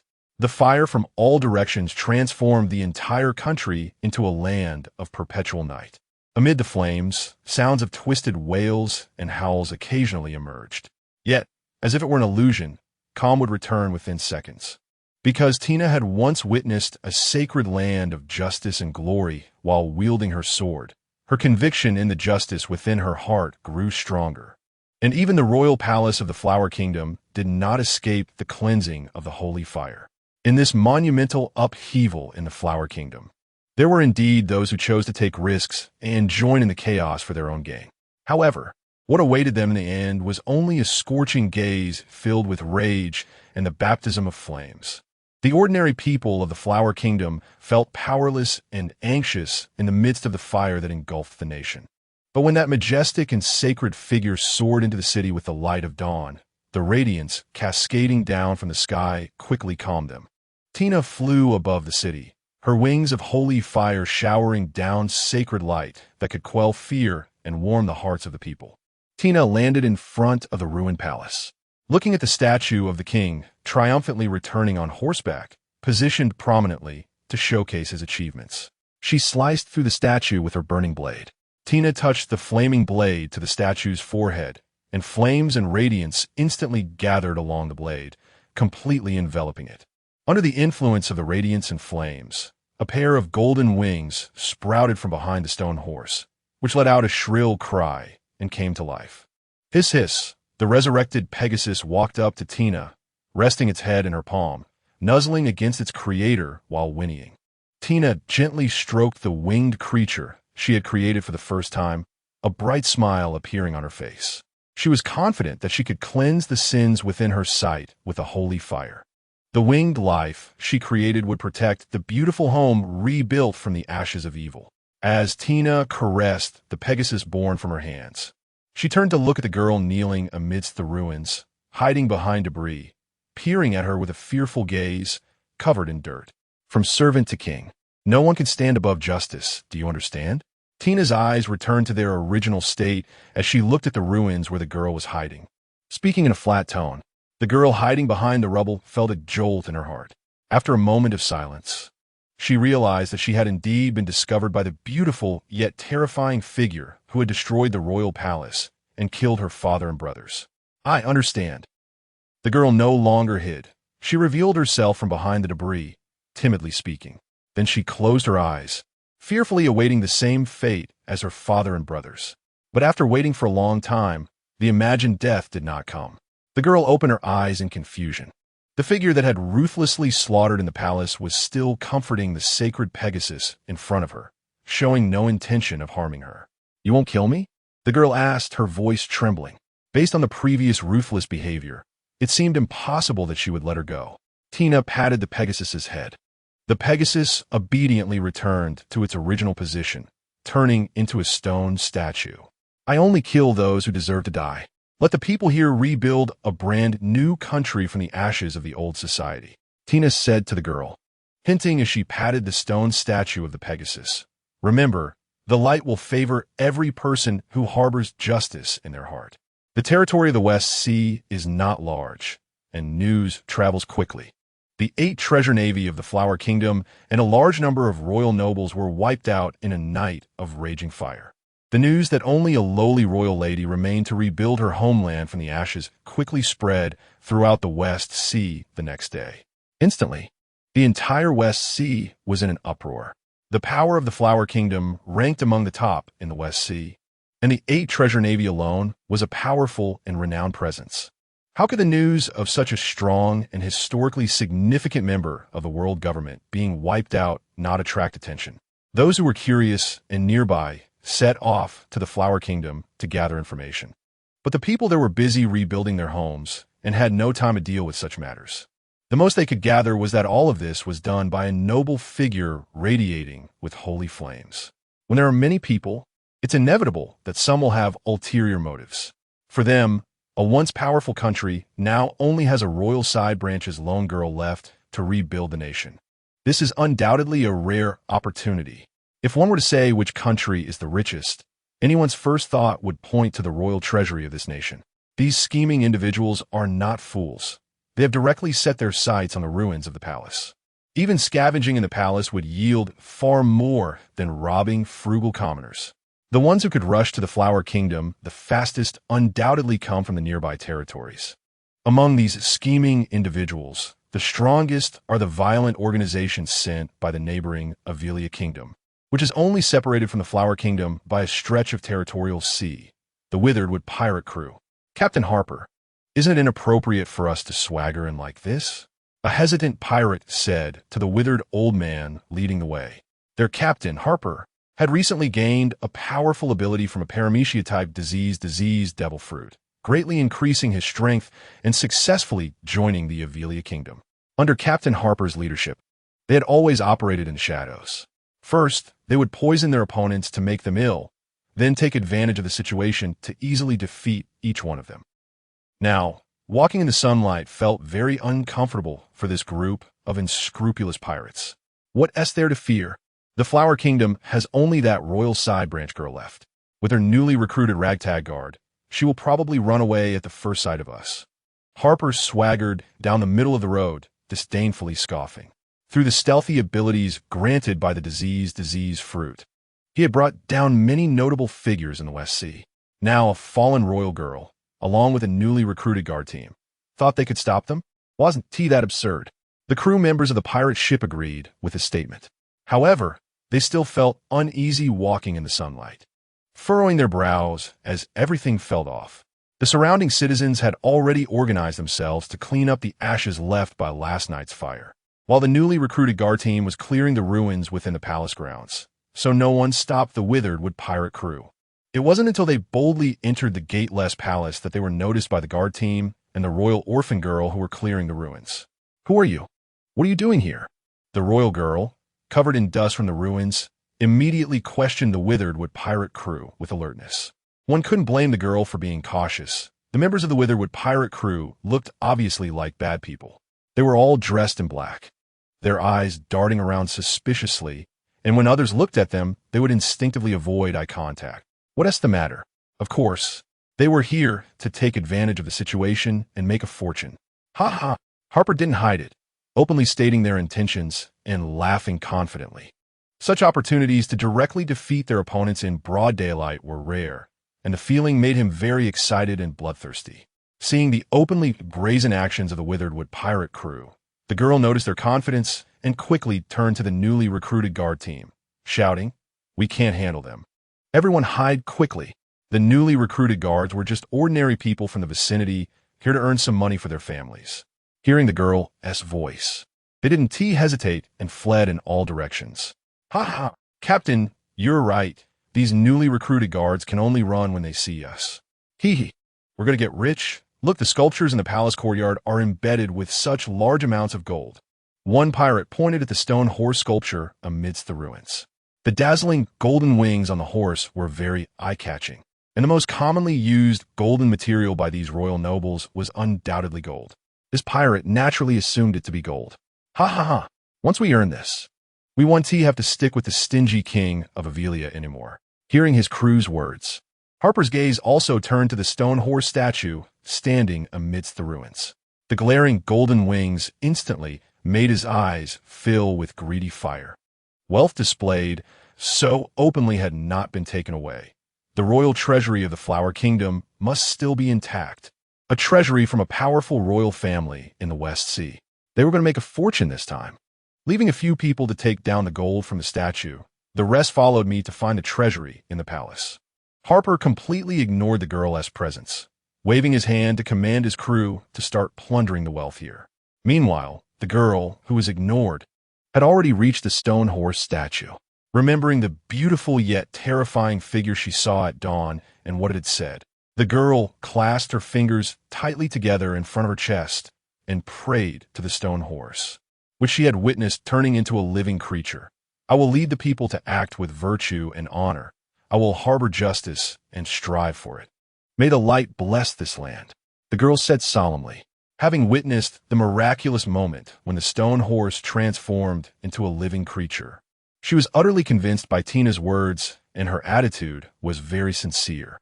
As the girl prayed earnestly, before the Witheredwood pirate crew could make a move, the stone horse statue emitted circles of golden holy light. In the astonished eyes of the Witheredwood pirate crew, the statue let out an A, and the flying horse came to life. Hiss! The flying horse neighed loudly, its wings igniting with golden flames. As the wings flapped, a heat wave surged, and the flying horse soared towards the pirates at high speed. The statue is alive. A monster. The members of the Witheredwood pirate crew stood frozen in place, horrified expressions on their faces as they screamed. What are you panicking about? There are so many of us. Harper also felt panicked, but as the captain of the pirate crew, he could only force himself to appear calm. Facing the charging flying horse, Harper's arm under his robe suddenly swung, scattering a large amount of invisible powdery substance around. This was an ability he developed based on the paramecia-type disease fruit. It could create a poisonous miasma field in the surrounding area, causing any creatures that entered it to become afflicted with an uncontrollable disease, thus losing their combat ability. Harper, who couldn't use hockey and was no good at physical combat, often used this technique to defeat stronger opponents. It was his signature move. Watching the flying horse charge straight into the poisonous miasma without slowing down, a mocking smile naturally appeared on Harper's face. He confidently counted the beats. However, as the numbers slowly exceeded his knowledge, the speed of the flying horse showed no sign of diminishing. Harper's expression darkened. How is this possible? My poison has taken down characters with bounties over 1 billion. Harper shouted in a panic, staring at the figure of the Pegasus, his face filled with disbelief. As the Pegasus drew nearer, Harper noticed the layer of holy radiance surrounding it and finally understood why the Pegasus was unaffected by the poisonous miasma. But by the time he realized this, he could no longer perform any effective evasive maneuvers. Thud. The Pegasus, enveloped in golden holy light, charged forward, its thundering hooves striking Harper's decayed and withered body. The sound of cracking bones echoing instantly. Under the powerful stomp of the winged holy horse, Harper's body ceased to move from the moment it hit the ground. As Harper's life force faded, a flame erupted from the hooves of the winged holy horse, burning Harper's emaciated corpse. Captain Harper, the members of the Witheredwood pirate crew, saw their captain become a corpse the moment he made contact and were instantly filled with dread, shouting and fleeing in all directions. Hiss! The winged holy horse neighed to the sky, then moved its hooves to chase after the fleeing pirates. It was hard for two-legged beings to outrun a four-legged creature, especially since the winged holy horse also had a pair of massive wings behind it. With this absolute speed advantage, the golden figure darted through the ruins. In less than a minute, more strands of black ash appeared over the ruins. The girl watched everything happen in a flash, her gaze towards the winged holy horse filled with reverence, and she bowed from afar. Thank you for your blessing. After dealing with the Witheredwood pirate crew, the winged holy horse did not turn into a statue. The girl paid her respects, and the winged holy horse noticed her, then trotted over to her. The winged holy horse stood before the girl, its golden eyes filled with holy light meeting her devout gaze. Hiss! The winged holy horse emitted an indecipherable sound, its large head then lowered gently against the girl's forehead. Instantly, the holy light appeared on the girl through the body of the winged holy horse. After doing all this, the winged holy horse picked up the girl's collar with its mouth and, amidst her startled cries, tossed her onto its back. Then, carrying the girl, it spread its wings and flew high above the city. After the initial panic, the girl on the horse's back understood the intent of the winged holy horse. "My name is Venaria. Please take care of me from now on." The girl smiled, her dirt-smudged cheeks pressed against the smooth fur of the winged holy horse. Stroking its fine hair, the scene of the winged holy horse, enveloped in holy light, carrying the royal heiress above the city, was unsurprisingly witnessed by many. That is, Princess Venaria. Look, the princess and the holy horse are surrounded by holy light. The people, who had experienced the upheaval of their nation and were worried about rebuilding their homeland, instantly found their backbone upon seeing this. As witnesses, they were well aware of the terrifying power of the noble figure enveloped in flames and glory from last night. Now, the royal heiress Venaria, surrounded by holy light in the sky, had evidently gained the recognition of that person. With that terrifying powerhouse looking after them, they no longer had to fear the potential external threats and humiliations that could arise from their nation's weakness. Meanwhile, those with ulterior motives, upon seeing this scene, temporarily put aside their schemes, waiting to see how things unfolded before deciding whether to take action. In short, this nation, whose defensive power had been shattered overnight, stabilized within a short period and did not head towards chaos. As the sun dipped lower in the west, a streak of clouds was dyed crimson by the sunlight. Olivia, the royal palace. The elderly King Henry sat on his jewel-encrusted throne, having eaten the afternoon sweets served by the maid to the point that the plate could be used as a mirror before finally waving his hand to dismiss her. "Alberto, has there been any news from the Witheredwood pirate crew?" The old King Henry wiped his mouth with a handkerchief and asked the knight commander standing below. Replying to the king, "Since noon, the Witheredwood pirate crew has not sent back any news. The pirate force from the Flower Kingdom was eliminated by an unknown, mysterious powerhouse last night, so they shouldn't be in danger there. Harper and the others likely, like Blake and the others, have betrayed Olivia." Knight Commander Alberto knelt on one knee, analyzing with uncertain eyes. These pirates are ungrateful wolves. They were the ones who begged to join Olivia back then. Old King Henry angrily slammed the armrest of the throne, his drooping cheeks hanging down long. Harper must have found the treasure vault passed down through generations of the Flower Kingdom's royal family. "Alberto, you send someone." "No, you go capture them personally and be sure to bring back everything from the vault." Old King Henry's lips turned purple with anger as he commanded the knight commander. Upon learning of the disaster that befell the pirate force and the royal family and nobles of the Flower Kingdom, he had already considered the vault of the Flower Kingdom as his own. The day was almost over, and he had yet to see a trace of the vault. Especially with the Witheredwood pirate crew going completely missing, how could he feel good? The money-loving, miserly old King Henry probably wouldn't be able to sleep a wink tonight. Henry stood up and paced back and forth in front of the throne. But the irritation in his heart could not be quelled no matter what. Just as Knight Commander Alberto was about to exit the hall after receiving his orders, Henry called out to him, "Alberto, in such a short time, Harper and the others couldn't have run too far. Hurry back. I'll be waiting for your triumphant return outside the city gate." Henry quickly caught up with the Knight Commander, patting his shoulder and giving him a hopeful look. He had to see the wealth of the Flower Kingdom enter his treasury at the first opportunity, or he wouldn't be able to sit still. Knight Commander Alberto looked at the old king in silence. Being the nephew of the old King Henry, he understood that Henry was suspecting he would embezzle part of the wealth. "As you command, Your Majesty," Alberto finally replied in a loud voice. If they weren't both part of the royal family with shared interests, he wouldn't want to deal with such a troublesome leader. The two of them walked out of the hall together, and before Alberto could summon troops to set off, a dazzling fireball appeared in their line of sight. flying towards them from the horizon. Alberto, what is that? Old King Henry squinted, trying hard to see the figure in the sky. But his already dimming eyesight could only see a flash of light, so he had to ask the Knight Commander. That seems to be a person? Knight Commander Alberto replied uncertainly as he gazed at the figure in the sky. Alberto, your eyesight is failing too? Old King Henry shook his head and said, rather than believing that it was a person engulfed in flames, he preferred to think it was a burning meteorite. After all, if there were any rare materials in the meteorite, it would be no less valuable than gems. Meanwhile, Alberto paid no attention to the old King Henry's words and remained transfixed, staring at the glowing figure flying in from the horizon. As the light and shadow drew closer, Alberto saw more blurry figures than before. Wings, wings! Alberto shouted in terror with his jaw dropped. What did you say? The old King Henry, unable to hear clearly, asked while digging at his ears. Wings! The figures in the flames had pairs of burning wings. The upheaval in the Flower Kingdom last night was caused by a figure surrounded by flames. Alberto looked at old King Henry and said in fear, that fire is coming for us.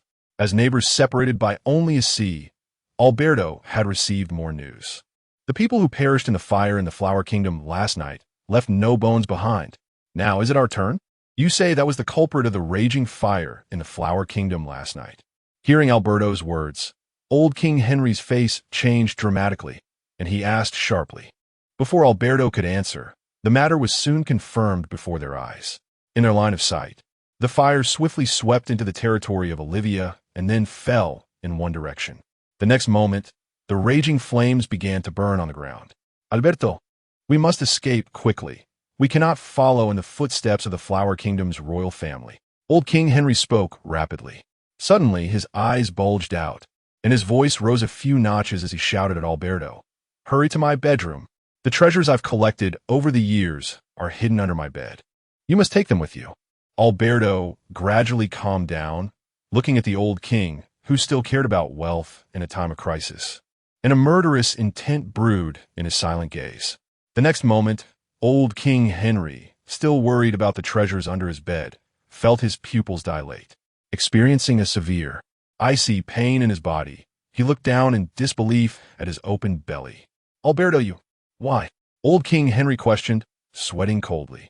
His hands fumbled to pick up his intestines that were spilling out, trying to stuff them back into his belly. But the massive blood loss quickly blurred his consciousness, and he could not keep up with his thoughts. Why? Alberto calmly wiped the blood off his sword, his expression turning angry. I was clearly lucky enough to be born in the royal family. Yet because of you, this stingy king, I've lived these years worse than some minor nobles. Look, you've been stingy for so many years, and the royal family has been pinching pennies with you for so long. And now the entire royal family is at its end? Huh. A royal family that has never indulged even for a day. Holding the cold blade, Alberto slowly approached old King Henry, revealing a mocking smile. The cautionary tale of the Flower Kingdom is right before us. Resistance is meaningless. However, the other party seems to need a compliant royal family to do their bidding. With an unchanged expression, Alberto plunged his sword into the old king's chest and sincerely said, I want this chance to survive. After killing old King Henry, Alberto glanced at the distant raging flames and ran into the palace with his sword. He wanted to be Olivia's Venaria. He would not allow anyone to take this position from him. Olivia's geographical area is much smaller than that of the Flower Kingdom, and most of the pirate forces he nurtured were famous pirate groups recruited from outside, with very few stationed within the territory. Thus, this fire burned for less than 10 minutes before it ignited some notorious nobles who had evaded legal punishment due to their status and power.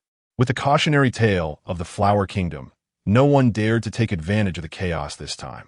Before the sky was fully dark, the flames on the ground had completed their mission and subsided.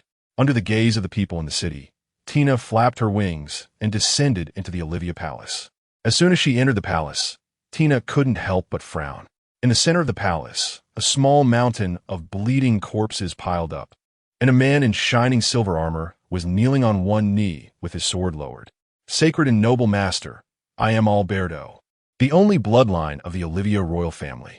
I will obey your will offer you my loyalty, and govern this country for you."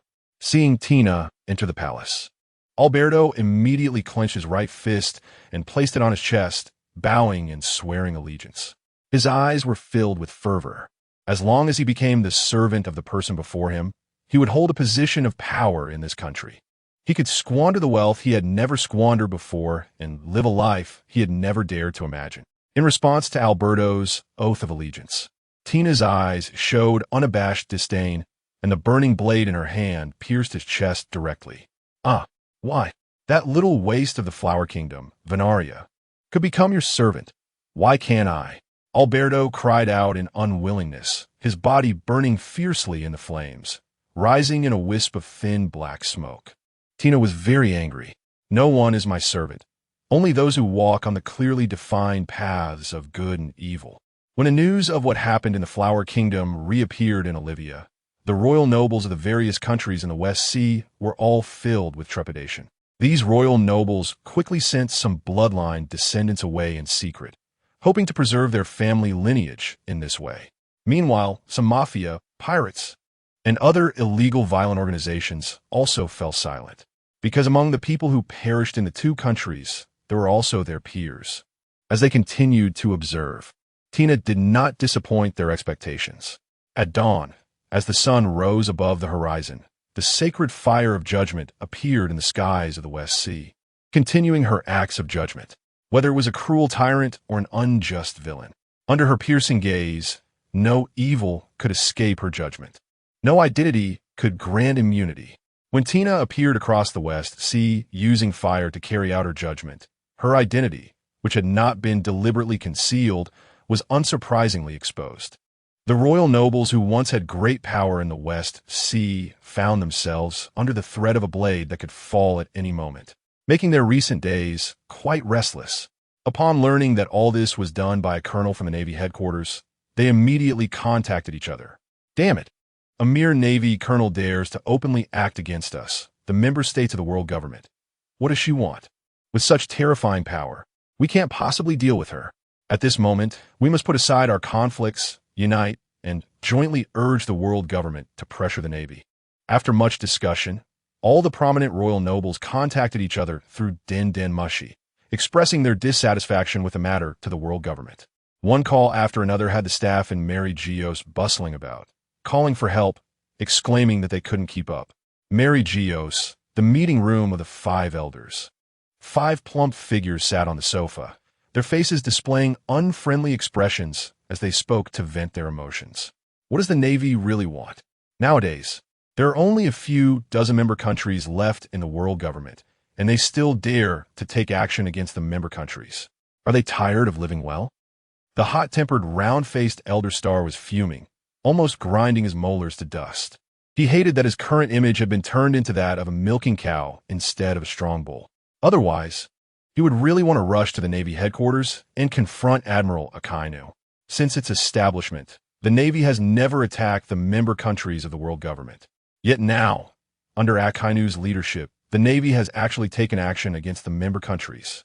When many member countries jointly protested to them, they discovered that several royal families in the West Sea had already been obliterated. The powerful Surima, which occupies half of the sea route, is almost at their doorstep, and the Navy is still dragging their feet here. Let's not get angry first. There is something wrong with this situation. The people from the member countries said that it was a colonel from the Navy headquarters who attacked them. But how could a colonel possess the strength to target a powerful country like the Flower Kingdom? The long-bearded Elder Star said with furrowed brows. "Everyone, stop arguing. Let's first ask Akainu if he knows about the situation over there." The sword-wielding Elder Star adjusted his gold-rimmed glasses and gave a knowing glance to the curly-haired Elder Star who had turned into a pig. The equally furious curly-haired Elder Star said nothing, directly using his hoof to dial the telephone bug on the table. Brew, brew, brew, brew. After 2 blind sounds, the telephone bug was connected. "This is the Navy headquarters, Admiral's office. I am Admiral Akainu of the Navy." The telephone bug imitated Akainu's iron-blooded image, and Akainu's resolute voice came through. "Akainu, do you still remember that you're the Navy Admiral?"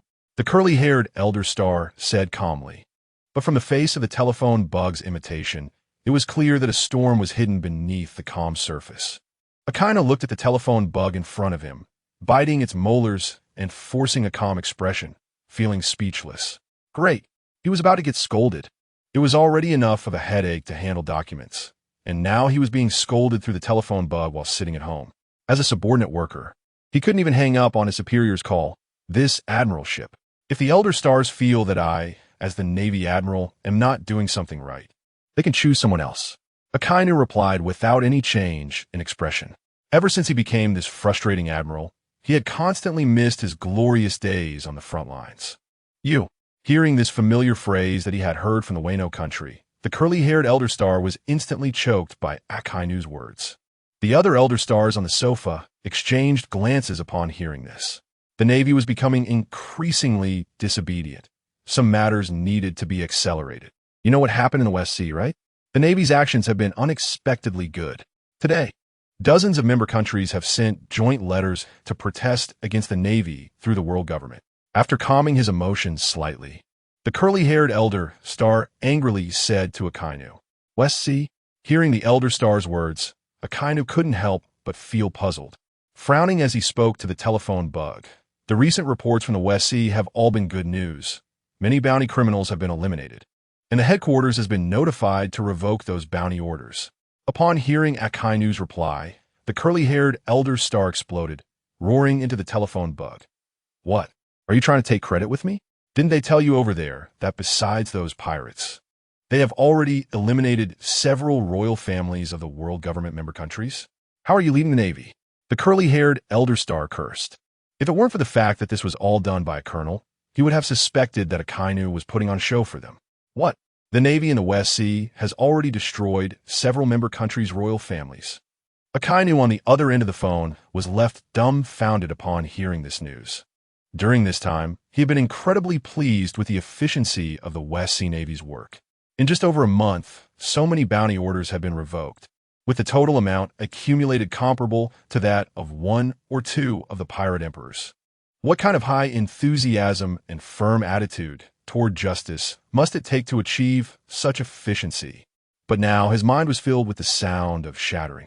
The Navy's actions against the member countries of the world government meant that they were ready to betray the Navy and become enemies of the world government. With such an incident occurring, a suspect immediately popped into Akainu's mind. The leader of the Revolutionary Army, Drago, who had betrayed the Navy 20 years ago and became the world's most notorious criminal. Looking at the phone bug imitating Akainu's dumbfounded expression, the curly-haired Elder Star snorted disdainfully and continued. Now you understand what happened, right? Stop sitting in the office all day dealing with trivial documents. One day, if the Navy is left with only you as a lone commander, you probably won't even realize it. The curly-haired Elder Star wore a face full of disappointment.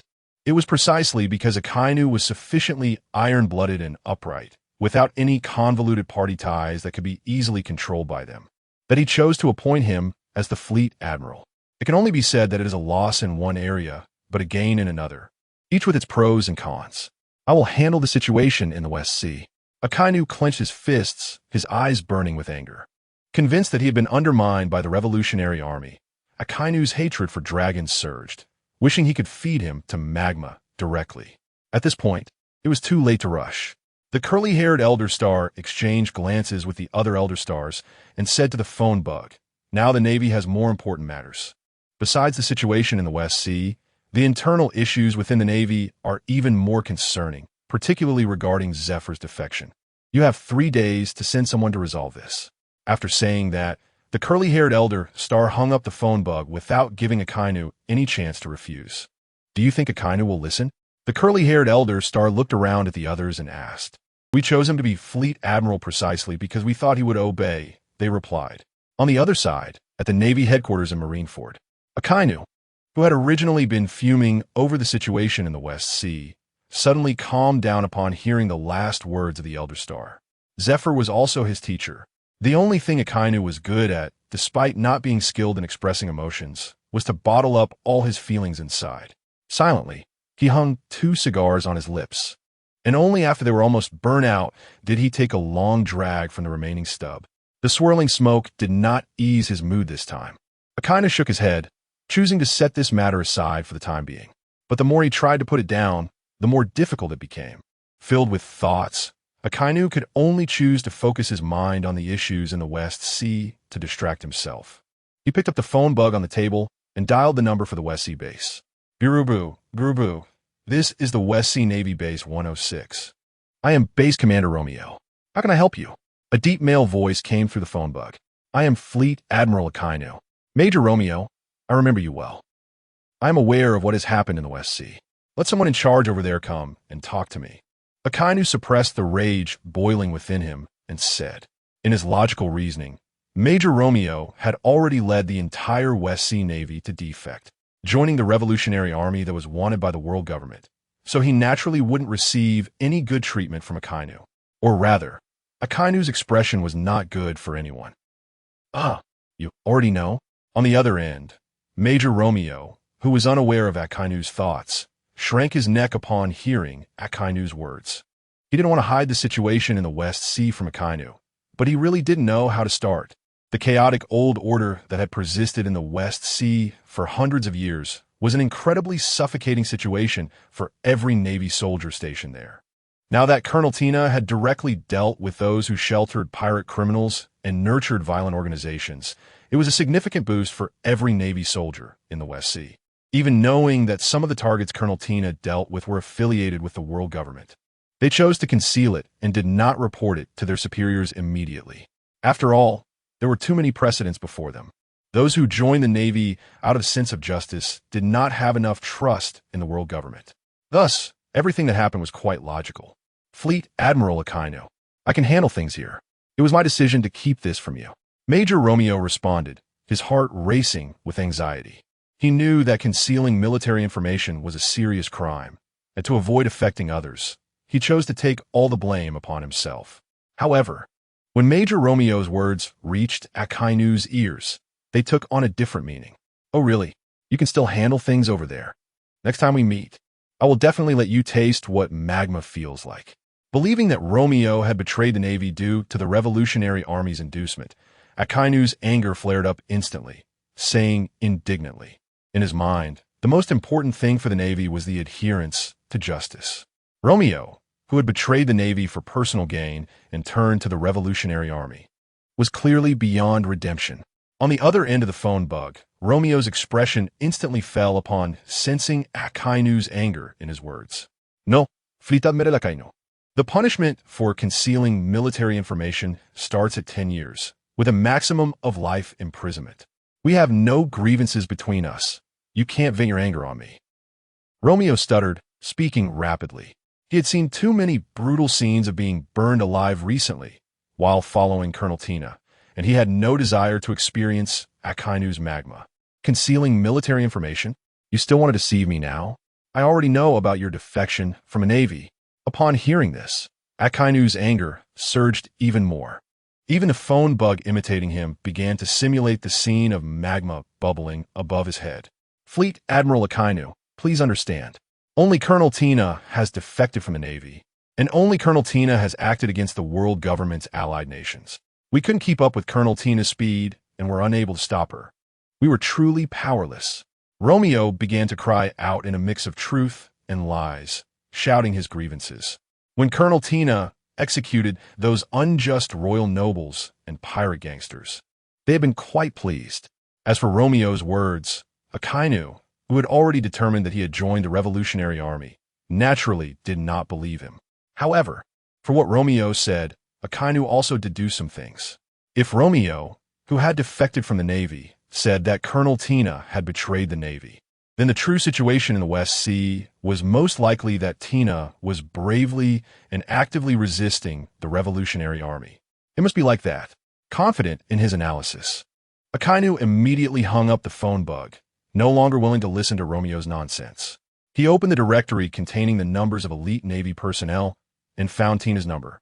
Dialing it immediately, buru-buru, after a long wait for the busy signal, just as Akainu began to think that Tina might have encountered misfortune. The phone bug was finally answered. However, Akainu's first reaction upon the call being connected was not to inquire about Tina's situation, but to instinctively cover his eyes with his hand. Did this phone bug take the wrong medicine? What a damn bright light bulb. After dealing with a bunch of mafia thugs and releasing the kidnapped civilians, Tina finally had a moment to pull out the phone bug that had been ringing in her pocket. As soon as the phone bug connected, it quickly imitated Akainu's appearance, and Tina thus learned the identity of the person on the other end. Fleet Admiral Akainu, I'm very sorry for making a decision without notifying you, Tina said with her usual expression, light and breezy. If the world government wants to hold me accountable, just say that I betrayed the Navy and push all the problems onto me. On the night she decided to take action against the Flower Country, a member of the world government, she had already made ample mental preparations.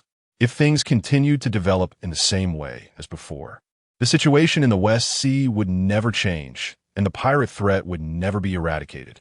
Justice ceases to exist if there is any leniency. In order for the justice in her heart to be perfectly executed, those forces that provide shelter to pirates and other violent organizations must also be completely eliminated. For this reason, she was already prepared to take on all the responsibility herself. On the other side, Akainu, with his fiery eyes imitated by the transponder snail, was momentarily stunned by what Tina said. Akainu, the news from the Gorasii indicated that the Navy in the West Sea had taken action against a member of the world government. The Gorasii would not deceive him about such things, so the Navy in the West Sea was indeed in serious trouble. The West Sea base commander, Romeo, claimed they had not betrayed, but that Tina had betrayed, which was definitely problematic. Tina, labeled a traitor by a betrayer, should be fine. But the problem was, Tina said she had betrayed the Navy. All the clues piled up in Akainu's mind, turning into a tangled mess that made it impossible for him to understand what exactly had happened in the West Sea. Stop, stop, stop. With a headache from thinking, Akainu rubbed his temples and furrowed his brow, asking Tina, before we get tangled up in who betrayed the Navy, first clarify what you know. Although he had some doubts about Tina now, it was better to gather information from multiple sources than to rely on a single statement.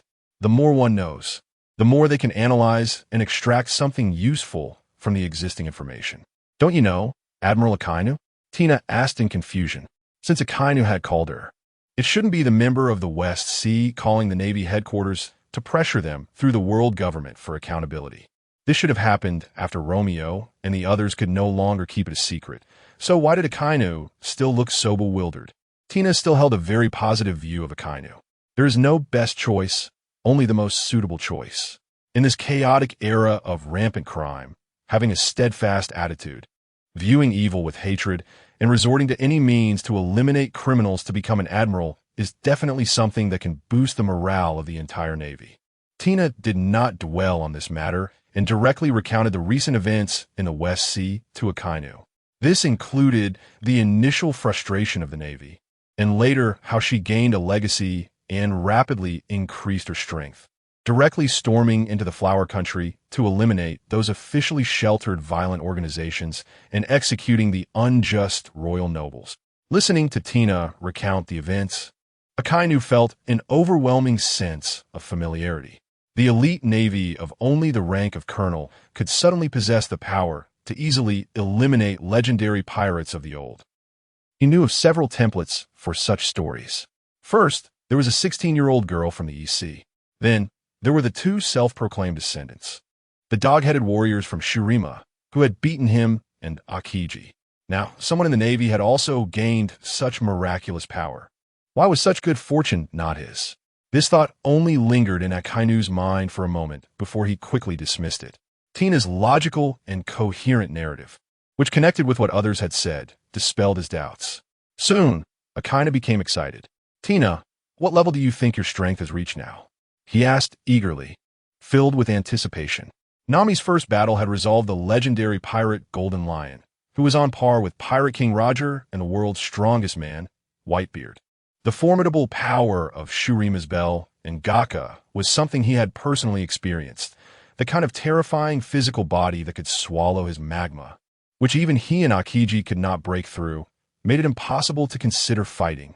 Now, how strong would Tina be, who had also gained such miraculous abilities? What level? Tina thought for a moment, with a familiar confident curve appearing on her face, which looked incredibly holy and noble under the light of the sacred. Tina lightly parted her lips and said, Tina is invincible.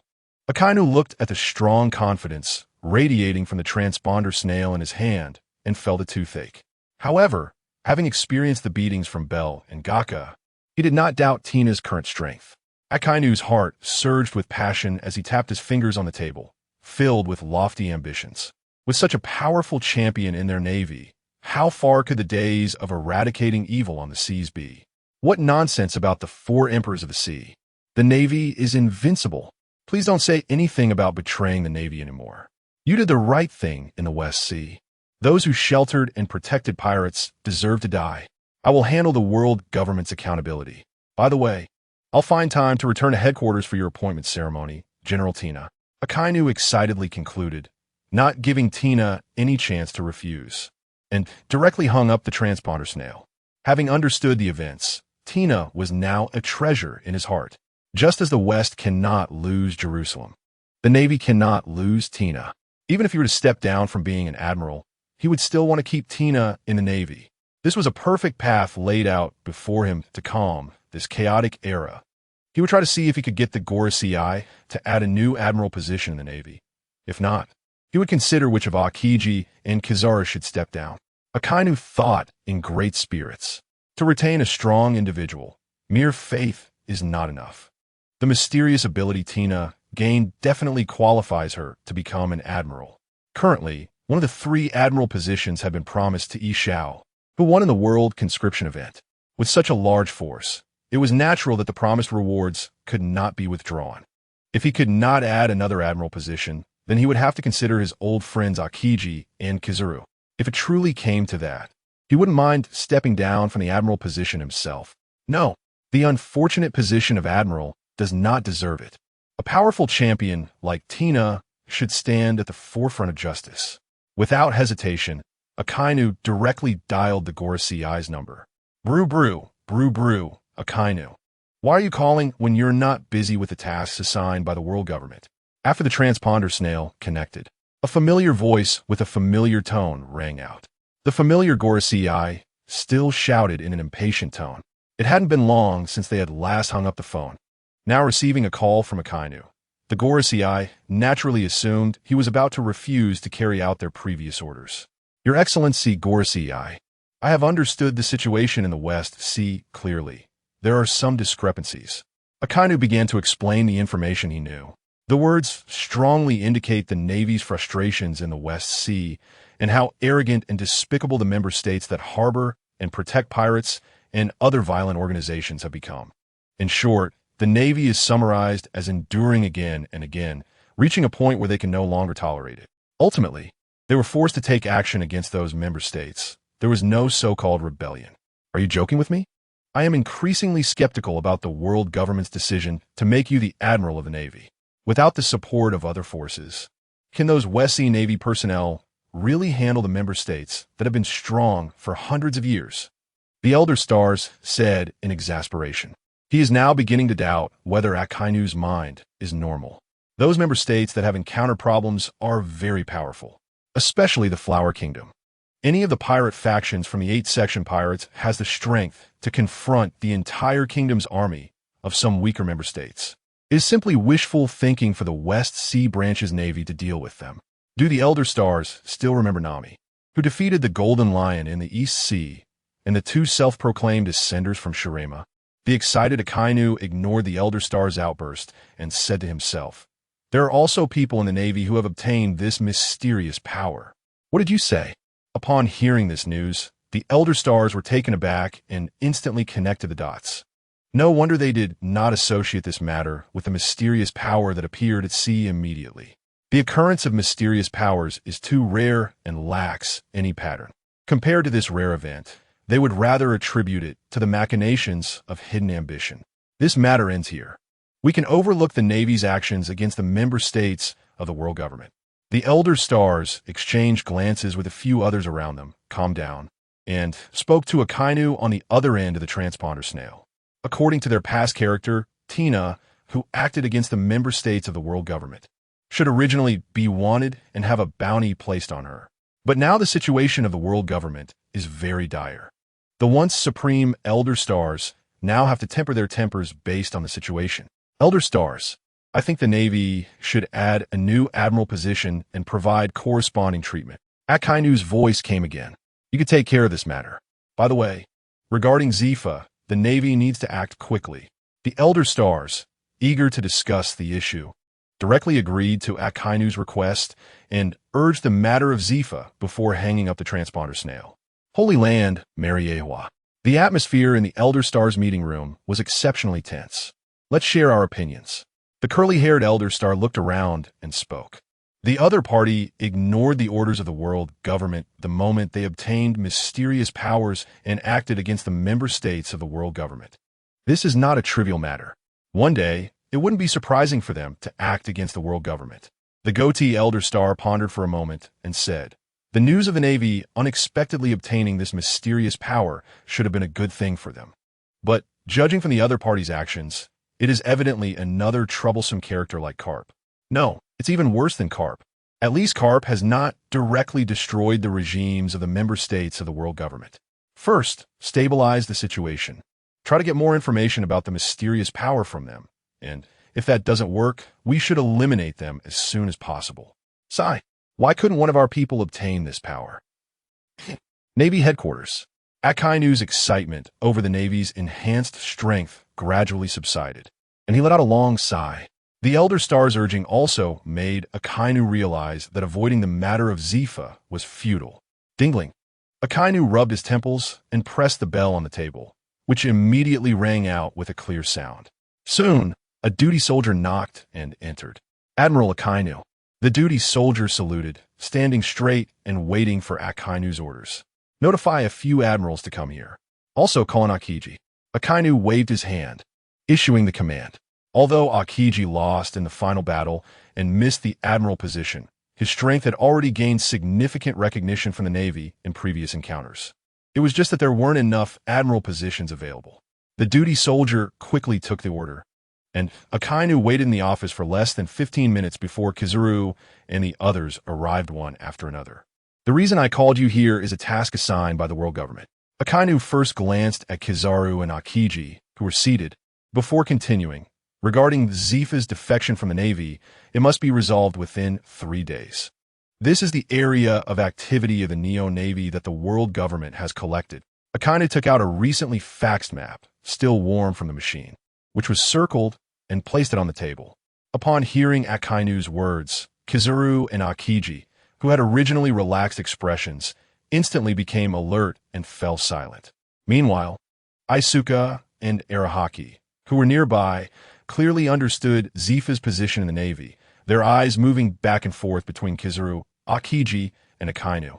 Ultimately, it was Isuka who broke the heavy atmosphere in the office. Has the Admiral decided who to send? Isuka said flatly, breaking the deadlock among the few. As Zifa's student, it is indeed a bit inappropriate for outsiders to handle this matter, and the reason I called you here is to inform you that in the coming days, your burdens will increase. Please take care of this. Akainu looked at Isuka and Arahaki, speaking. He then turned to Akiji and Kizaru, who were also looking at him, and asked in a serious tone, I need to stay in Marineford. Which one of you will take action? Let Akiji go. The Navy's research department has recently made new progress that requires my supervision. The youthful-looking Kizaru was the first to speak up to shirk responsibility. Not long ago, he vividly remembered the scene where his head got hit during the New World operation, especially after that day when Zifa-sensei fought against Kaido, the strongest creature of land, sea, and air. One of Kaido's horns broke. Although the newspaper claimed that the person who broke Kaido's horn was the new Emperor Buggy, as a witness, Kizaru definitely had reasons to doubt it. He didn't want to experience Zifa's shock punch again. Such a good opportunity should naturally be shared with his good brother Akiji. Akainu, who understood Kizaru's personality, naturally did not believe his excuse. Akainu silently looked at the silent Akiji. With the differences between them during the O'Hara incident, Akainu understood that if this task were handed to Akiji, the Navy's actions would only end in failure. With that thought, Akainu shifted his gaze back to Kizaru. Let's put aside the research department's matters for now. This task is pressing from the world government. I'll assign this task to you. Akainu ignored Kizaru's mournful expression and directly issued the order. Although Kizaru's personality is quite terrible, he has always handled the tasks assigned by the world government very well. Given Kizaru's usual style of doing things, if this matter is entrusted to him, there would be no chance for the world government to find fault. After making this decision, Akainu dismissed a few people. Just as Akiji, with a complex expression and tormented heart, was about to disappear from sight, Akainu's voice came from the office. If you want to go, you can also see Teacher Zifa off. Once a few people left the marshal's office, the Navy's actions regarding Zifa were finally confirmed. No one wanted to hide it, nor could they, due to Zifa's significant position in the Navy. News of this operation spread quickly inside and outside the Marine headquarters in Marineford right after it was confirmed. What? We actually have to take action against Teacher Zifa? Is this an order from Admiral Akainu? Teacher Zifa has dedicated his life to the cause of justice. And now we're to take action against him. This is what justice is supposed to be? The Navy personnel remaining at the headquarters were all in an uproar, angrily tearing off their Navy cloaks that had the word justice written on them, heading to the marshal's office to demand an explanation for Zifa. However, when this group arrived at the marshal's office, what awaited them was an even more furious Akainu, giving them a scolding. Higher rank, heavier pressure. In the end, these Navy personnel could only accept this matter resignedly. Due to the world government's tight time constraints for this operation, Kizaru, who was leading the team, set sail the next morning. As for why he stayed at the base for an extra afternoon, it was mainly to wait for those elite vice admirals who received the news and were rushing back. As Zifa's teacher, the lineup for this operation against him was incredibly grand. Except for those who had urgent matters and couldn't make it. Almost all the vice admirals from the Marine headquarters were present, including Kizaru and Akiji from the ship leading the team. It could be said that the Navy's action this time nearly emptied out a large part of the Marine headquarters. Such a powerful lineup was not because these vice admirals valued Zifa's strength. They put aside their tasks to come here just to see their respected teacher off for the last time. The entire fleet participating in this operation was enveloped in a heavy atmosphere. Kizaru's expression was also as grave as the other Navy personnel, perfectly blending in. This left the vice admirals, who were aware of the discord between Kizaru and Zifa, astonished. Hey, they say Admiral Kizaru and Teacher Zifa have a bad relationship. But looking at how heavy Kizaru's heart seems right now, he probably doesn't feel any better than us. This time, with Admiral Kizaru leading the team. When meeting Teacher Zifa, he was also the main force for the operation, so he must be feeling worse than us. The vice admirals of the Marine headquarters, with complex and heavy hearts, looked at Kizaru, who seemed to have lost his soul at the bow of the ship, and couldn't help but shake their heads in disgust, just by looking at Admiral Kizaru's current dazed and disheveled appearance. Who would dare to say that Admiral Kizaru and Teacher Zifa are not on good terms? They would argue with anyone who said that. At this moment, standing at the bow of the ship, the disheartened Kizaru was filled with memories of the time he was hit on the head. Judging from the pain at that time and the contrast of Zifa riding Kaido and smashing his head, Zifa must have held back, remembering their teacher-student bond. This time, as he led the team to take action against him. Even if Teacher Zifa had a good temper, if nothing unexpected happened, he was bound to suffer a bit. Even though the sun was rising on the horizon, Kizaru felt like he was living in dusk. Kizaru turned to look at Akiji, who was also standing on the deck in a daze, and the elite vice admirals on the other ships behind them, feeling a bit more at ease. He forcibly comforted himself, muttering softly, I hope Teacher Zifa goes easy. With so many vending targets, it should be enough to let off some steam, right? New World, Adelaide Sea Area. The massive ships of the Neo Navy were tightly pursuing a pirate ship. The ship's bow, equipped with the Navy's latest technology, was relentlessly targeting this group of pirates, forcing them to dodge left and right. Consequently, this pirate ship could only slow down as it dodged, gradually being driven into a corner. Captain, the Neo Navy is about to catch up. We can't keep this up. The helmsman of the pirate crew used all his strength to avoid the powerful cannonballs and shouted loudly as he glanced back at the approaching warship. Their pirate ship's propulsion was inherently inferior to the warship behind, and they were continuously pressured to dodge by the enemy's cannon fire, making it a foregone conclusion that they would be caught. We can't fight them at sea. Their cannons are too advanced.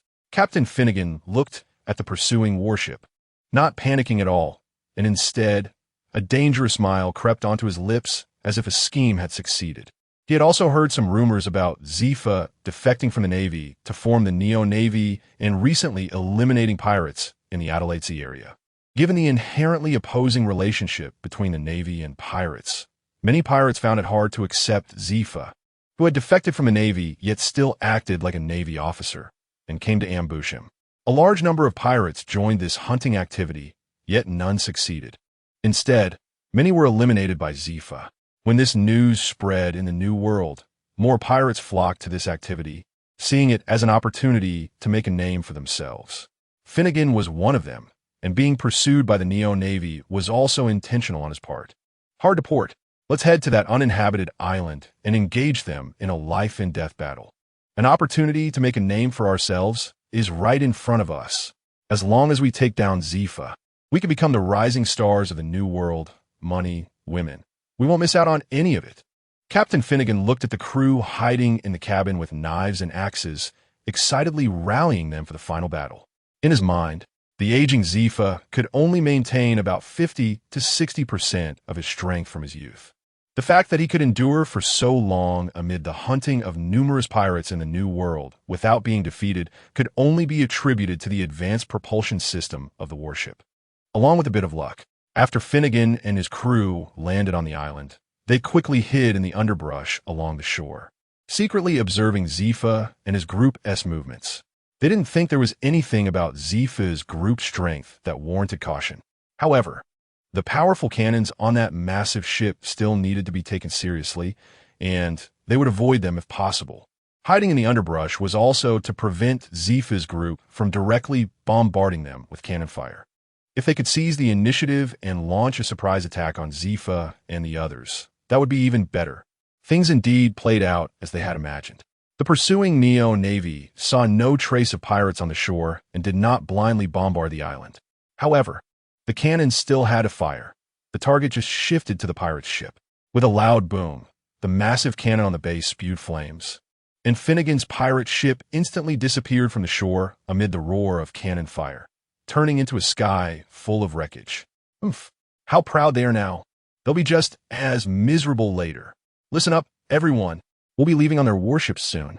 Finnegan grunted angrily, lowering his voice as he spoke to the pirates hiding behind him. They didn't have to wait long.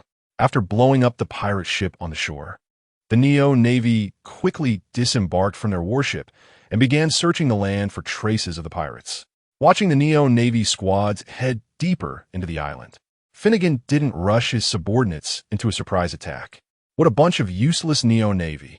Who can lead such a brainless crew? That old man Zephyr can't be much better. It wasn't until the Neo-Navy completely disappeared from sight that Finnegan spoke up. Capture the leader first. We'll take over that warship and cut off the retreat of those Neo-Navy on the island. With such a big piece of meat right in front of us, what kind of pirates would we be if we didn't take a bite?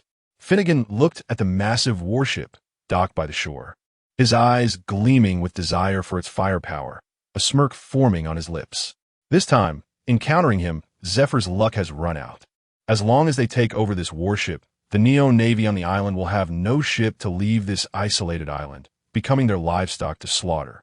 Imagining himself taking Zephyr's head and becoming famous in the New World, a hotshot among pirates, Finnegan's heart raced with excitement. Everyone, charge with me. Today is the day we make a name for ourselves. Finnegan jumped out from the bushes, raising his firearm and shouting loudly. The pirates hiding in the bushes responded to his command, jumping out and charging toward the warship with their weapons drawn. Zephyr, still on the ship, heard the shouts from the shore and walked to the bow, looking down in confusion. Seeing Rob and a dozen pirates rushing toward the warship, Zephyr instantly understood everything. How has Ryuza been training his troops lately for these pirates to pull off such a simple scheme? Zephyr frowned. As a former naval instructor, he placed great importance on fresh blood. Even in the dangerous New World, he never gave up on training, seizing every suitable opportunity to let his Neo-Navy soldiers take action. But the performance of the Neo-Navy was clearly unsatisfactory. Finnegan, captain of the Red Lotus Pirates, bounty of 310 million, cunning, uses flintlock pistols, but his combat ability is stronger than his marksmanship. Zephyr observed Finnegan, who had unknowingly fallen to the back of the charging pirate group. Recalling what he knew, he turned to his fighter Bins and said, "This group of pirates isn't very strong. I'll leave them to you." "Yes, Master Zephyr."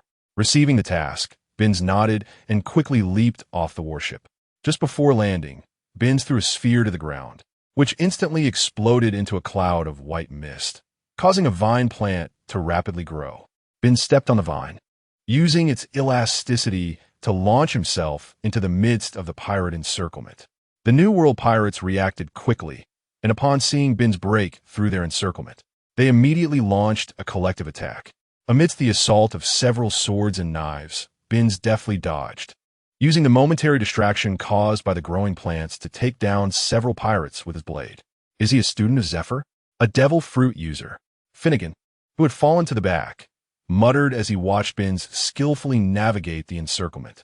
Finnegan pulled a sea prism stone bullet from his pocket and loaded it into his flintlock. Aiming, he fired. Bang! The gun spat out flames, and a black bullet shot toward the chaotic battle group. As expected, it hit the vine plant that Bins had created. "Damn, this gun's accuracy is always off," Finnegan complained angrily, stamping his foot.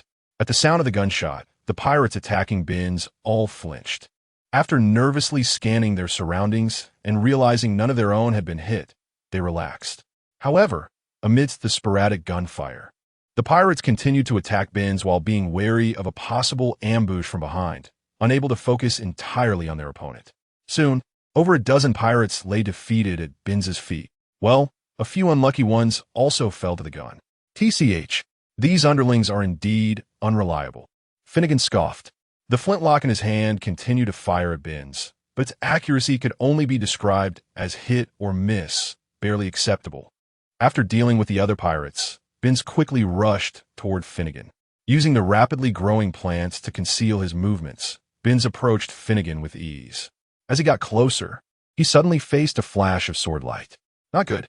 Finnegan's face showed a moment of panic as he saw the blade coming at him from Bins. Swish! The flintlock in Finnegan's hand was instantly severed by Bins's strike.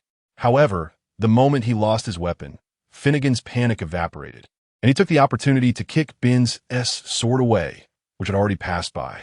A sly grin appeared on Finnegan's face as his sleeve revealed a glimmer of sharpness. "You fell for it." Finnegan smiled triumphantly and lunged toward Bins's now open chest. But as his gaze swept across Bins's face, he didn't see the panic he expected. Just as a sense of unease began to rise within him, he heard a strange sound behind him. The next moment, a thick, thorny vine shot through his chest. The branches lifted his body into the air. Vivid, beautiful blood stained the thorny branches, creating a bizarre and beautiful scene. As life rapidly drained away, Finnegan fell into eternal silence, filled with reluctance. Having dealt with all the pirates, Bins didn't even glance at the defeated scum and turned back toward the warship on the shore.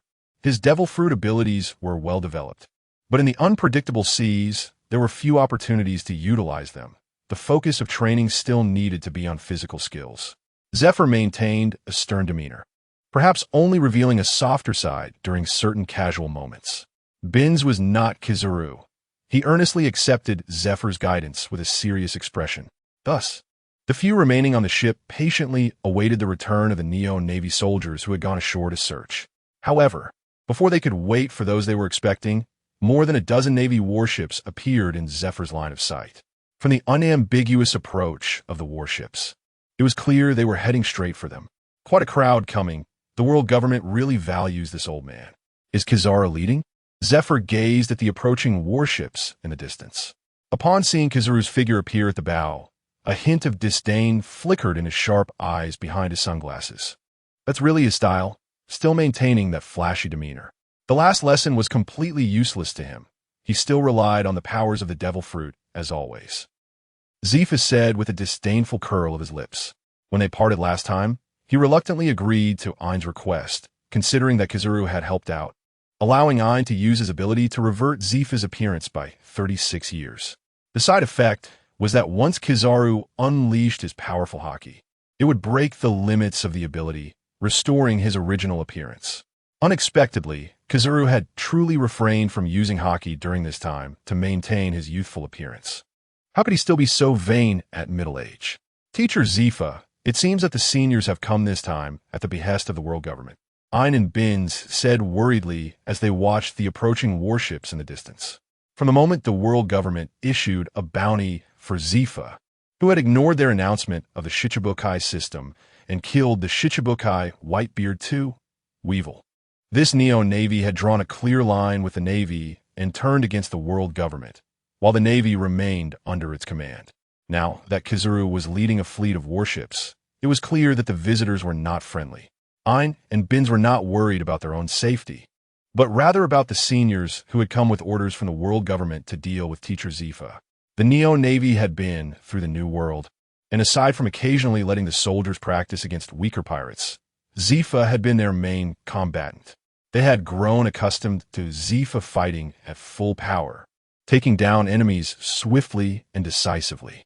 Each attack from that awe-inspiring gray figure was a powerful move. Knowing that it was an order from the world government made it all the more necessary to teach them a lesson. After carrying the word justice on his back for so long, he had lost the ability to discern right from wrong. Zifa looked at the approaching warships, his tone still unfriendly, but his expression slightly softened. The dark deeds of the world government were no secret among the higher ranks of the Navy, and those in the Navy who held onto their sense of justice naturally found the actions of the world government extremely distasteful. However, due to the world government's power and the chaotic situation at sea, most of the Navy could only suppress their dissatisfaction and turn to fighting against pirates. He had once been one of them, and if it weren't for the invitation to join the Shichibukai extended to Whitebeard II, who had attacked his students, he might not have lost hope in the world government and the inaction of the Navy, and he probably wouldn't have formed the current Neo-Navy. But now, the world government had clearly shown signs of decline, reaching its weakest influence in hundreds of years, unable to even stop the reckless expansion of Shuraima. Yet the Navy still obediently followed its orders, and now they had come to deal with him. How could Zifa not be angry? Such unfilial disciples. What use are they if they aren't beaten up? The dozen or so warships, led by Kizaru, slowly approached, and Akiji and the elite vice admirals on board also spotted Zifa standing at the bow of the ship. Upon seeing him, they instinctively rubbed their eyes and began to discuss among themselves. Teacher Zifa's arm is healed. He looks even younger than me. Ein's fruit ability must have advanced, right? After a brief discussion, these elite vice admirals quickly returned to their serious expressions. Given their current lineup, even just Kizaru's involvement should easily take down the aging Teacher Zifa.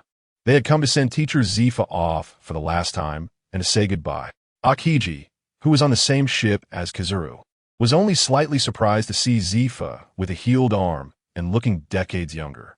They all understood Ein's retrogression ability once a serious battle broke out. Such superficial changes in appearance would be of no use. Akiji looked up at Kizaru, who appeared to be in his 20s, as if he had undergone cosmetic surgery. Yes, he was talking about him. The two side ships finally stopped a few dozen meters apart. Given the heavy atmosphere on Kizaru's side, Zifa took the initiative to break the silence. There are quite a few visitors. It seems they are determined to keep me here. Zifa's gaze swept over the serious faces of the people on the opposite ship, finally landing on Kizaru, a smirk forming on his lips. From the expressions of the crowd, it seemed that Kizaru hadn't disclosed his own strength. According to his character, it was likely that he initially found it troublesome and hadn't reported to the world government. By the time the orders came down, there was no opportunity to mention it. Just right, a target delivered to his door. It was time to stretch his muscles. Seeing the unfriendly smile hanging on Zifa's lips, Kizaru's face twitched and his heart skipped a beat. Kizaru seemed to grasp the last thread of hope and turned to Akiji, who seemed not to intend to reveal himself, saying, "Kazan, since you're here, why not meet teacher?" "Oh, Kazan is here too?" Zifa said in surprise, following Kizaru's gaze, but his view was blocked by the ship's deck. "Not showing himself because he didn't want to meet me. Huh? It seems I have truly failed as a Navy instructor over the years." Kizaru directly exposed Akiji's presence, leaving him no chance to continue hiding in the shadows. "Teacher Zifa, it's been a while," Akiji said, looking at Kizaru, who had a harmless expression. With a forced smile, he reluctantly stepped forward to the bow of the ship. Zifa ignored Akiji's greeting and turned to Ein and Binz behind him, saying, "You two take the people on the ship to the island to avoid any trouble for now." "Yes, Teacher Zifa." Knowing Zifa's current strength, Ein and Binz did not refuse. Nodding, they took their orders and led the group off the ship and toward the island in the distance. The Navy soldiers sent to execute Zifa did not stop Ein and the others from leaving. They were already dissatisfied with this operation, and naturally chose to ignore the Neo-Navy soldiers who were not part of the mission and had been their colleagues not long ago. After Ein and the others left their line of sight, the atmosphere around Zifa instantly became dangerous. "Everyone is here except for Akainu." "Huh? Thank you for making a trip for this old man. No need for extra words. Just make your move." Zifa looked at the well-behaved students in front of him and said. Then, without giving them any chance to reminisce, Zifa forcefully stomped on the deck, his body shooting towards Kizaru's ship like a cannonball. Yada no Kagami. Seeing Zifa was the first to launch an attack, Kizaru had no choice but to transform his body into light particles and appear in midair, crossing his arms in front of him to shoot out countless dazzling light bullets. A mass of light bullets instantly obscured the sky, densely flying toward Zifa. Seeing the incoming attack, Zifa showed no signs of dodging, directly covering himself with a layer of powerful haki, his entire body turning pitch black. Teacher Zifa's arm is still intact, and his appearance hasn't changed at all. Has Ein's fruit developed to this level? Even an arm that was severed for over a decade can be restored. The vice admirals of the Navy, witnessing the transformation of Zifa, were all astonished. Zifa had unleashed powerful haki, yet his appearance remained unchanged. Doesn't this imply that Ein's reverse fruit ability has developed to a level where even an admiral cannot avoid it? They stared in shock, and when they caught a glimpse of Kizaru in the air, their hearts tightened, their expressions changing drastically. Does this mean that if Admiral Kizaru is reversed 2 more times, he will be gone? These Navy vice admirals were stunned by Zifa's ability to use powerful haki while maintaining his current appearance, but Zifa's actions did not stop there. After enveloping himself in a pitch-black haki, a pale white swirling energy sphere appeared around his body, causing the surrounding atmosphere to crack. Just as one wave subsided, another arose. Seeing the energy sphere that had appeared during the Marine Headquarters Marineford War, the stunned Navy personnel's brains instantly crashed. Was it the shock fruit ability? How did it appear on Teacher Zifa? Amidst the shocked and dumbfounded gazes, the familiar milky white energy sphere did not get thrown like it did when Whitebeard used it. Instead, it melded directly into Zifa's flesh, transforming his originally pitch-black body into a strange grayish hue. Boom! Boom! Zifa, who opened fire as soon as they met, completely ignored Kizaru's attack with the 8-Sun Jade, and amidst the explosions, he charged through the barrage of light bullets with his brute force. Every time we meet, I've told you that no matter how powerful a devil fruit ability is, it can only serve as an embellishment. With an aura that was terrifying, Zifa appeared before Kizaru, preaching as he did in the past. In Kizaru's sunglasses, his already pale expression of horror was evident as Zifa's grayish fist came crashing down. Kizaru looked at the terrifying fist approaching his head in the blink of an eye, his heart nearly jumping out of his throat. The last time they met, the punch that Zifa delivered on him was also a combination of haki and the shock fruit ability. Although Zifa showed signs of holding back, it was still powerful enough to be considered terrifying. Compared to this attack, that punch from last time was like a drop in the ocean. The grayish fist alone released an aura that cracked the surrounding atmosphere, with a noticeable grayish hue spreading through the cracks. This energy, even in its dispersal, was wrapped in powerful haki. Kizaru's face instantly turned green. How could he, a natural devil fruit user who had developed his ability to an unparalleled level, block this with his head? Ice block. The voice of Akiji rang out in the air. A lifelike ice bird, emanating extreme cold, quickly intercepted Zifa's fist, but relying solely on this move to stop Zifa's overwhelmingly powerful punch was still too much of a stretch. Crack! Under Zifa's overwhelming offensive, the ice bird could only hold on for a moment. In the blink of an eye, it shattered into countless ice shards, scattering toward the sea below. Then Zifa's fist, with its momentum unabated, landed squarely on Kizaru's head. It can't be said that Akiji's interception was without effect. At least that moment of interruption aged Kizaru by decades, and the powerful Haki successfully covered his head where the fist would land. Bang! Zifa's fist struck Kizaru's Haki-coated black forehead, and the immense energy it carried exploded instantly, sending Kizaru's body straight down to the seabed. Even the splashing water rose over 10 meters high. The shockwave from impact on Kizaru caused the sea surface to surge violently. One punch. Did Admiral Kizaru just lose? Is teacher Zifa really this strong? Seeing Kizaru's instant defeat, the surrounding Marine Vice Admirals were taken completely by surprise.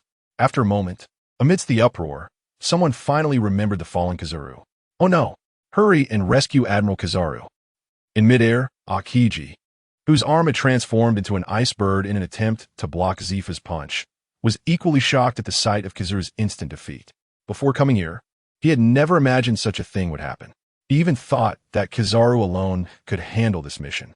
Unable to acknowledge this operation and unwilling to make the decision to take action against Zifa, he only needed to watch from the shadows, reminiscing about the downfall of teacher Zifa.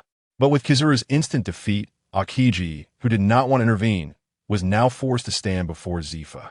Akiji, with a serious expression, looked at the menacing and terrifying Zifa and spoke. Even a young Whitebeard would probably not dare to use the shock fruit's power like this. Teacher Zifa, how long can you maintain this state of hurting the enemy by 800 while injuring yourself by 1,000? Zifa's current terrifying state clearly indicates that he has directly internalized the energy of the shock fruit within his body. The aura and speed of his entire being were indeed shocking, but all the energy that could cause widespread disasters was contained within him, putting his own body at the forefront.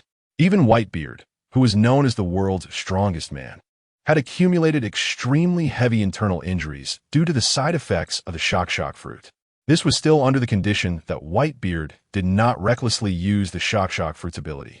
How long can Zifa maintain this state?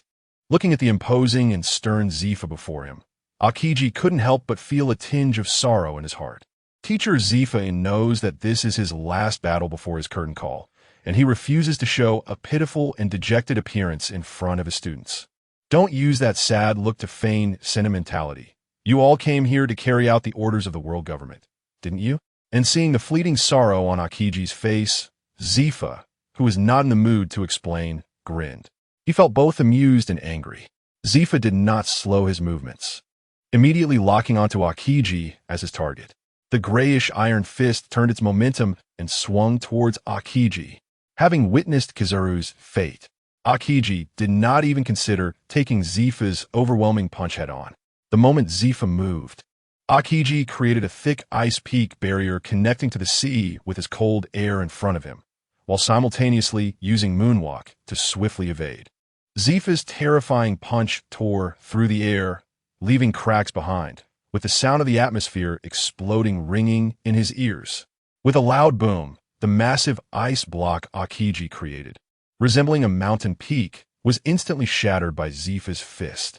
As Zifa passed through the falling ice debris and appeared where Akiji had been, he found no trace of Akiji. Scanning the surroundings, he quickly spotted Akiji's movements in the air above. Trying to delay with speed? It seems the lesson Kizaru left behind wasn't deep enough. Watching Akiji's movements, Zifa instantly guessed his intentions, a sneer creeping up on his lips. If this were before his battle with Kaido, Akiji's speed could indeed be seen as a weakness. But now that he understood the incredible self-healing ability he had gained, he could use the shock fruit's power without restraint. After applying its effects to every cell in his body, he has completely transformed into a flawless hexagonal warrior. In this state, the fragile cells that are born only signify death. The only ones that can survive within him are those that are incredibly tough from the start, becoming even more resilient through the hammering of shock. During this time of eliminating pirates in the New World Sea, his physical condition has been enhanced to a terrifying degree due to continuously entering a state of full power. If Kaido and Charlotte Linlin are born monsters, Zephyr has now caught up with their pace during this time, transforming and evolving into a terrifying monster created by acquired means. Now, Zephyr not only has every cell tempered to be incredibly resilient, but also, in this state of full power, these cells are in an extremely active state, causing his physical abilities to rise exponentially. The so-called light-speed Kizaru did not avoid the previous punch because he didn't want to, but because Zephyr simply didn't give him enough time to react. In the next moment, Zephyr's body instantly vanished from everyone's sight. A speed so extreme that even the Admiral Akiji couldn't catch it. So fast, the spectators all stood on end, unable to capture the extreme speed with their observation hockey. If they were to face Zephyr as opponents, they would also meet the fate of being defeated in one blow. Although they couldn't catch Zephyr's figure, none of the people present were fools. Their gazes shifted towards Akiji. The result was just as they expected. When they looked over, Akiji, who was mid-air, suddenly changed color and his body went completely stiff. Sensing the aura of danger, cold sweat streamed down Akiji's face as he incredulously glanced behind him. But before he could catch sight of the target, he felt a sharp pain on his head. Bang! Zephyr's iron fist struck Akiji's head in an instant. The terrifying energy it carried exploded, violently shaking Akiji's consciousness into a blank state. Subsequently, Akiji's body smashed into the seabed like Kizaru before him. Akiji, the Admiral, has also been defeated. Teacher Zephyr is too strong. The numerous vice admirals of the Navy headquarters were in an uproar. They looked at each other, completely unsure of what to say. The Kizaru they brought along was knocked down by a single punch, and Akiji, who came to send off Teacher Zephyr, was also taken down with one blow. Even though the aura surrounding Zephyr was indeed terrifying, they simultaneously felt a thought arise in their hearts. Could it be that they were being played? Before they could process this thought, Zephyr, enveloped in a terrifying presence, appeared right in front of them. The dangerous aura made their hearts tighten instantly, cold sweat pouring down. What the hell are Kizaru and Akiji playing at? Just the grayish aura leaking uncontrollably from the atmospheric rifts around them made them feel incredibly painful. Kizaru and Akiji's defeat was completely justified. That. Teacher Zephyr, would you believe me if I said I came here to enjoy the scenery? Yes. We came here for vacation together. Hey, the scenery here is really nice.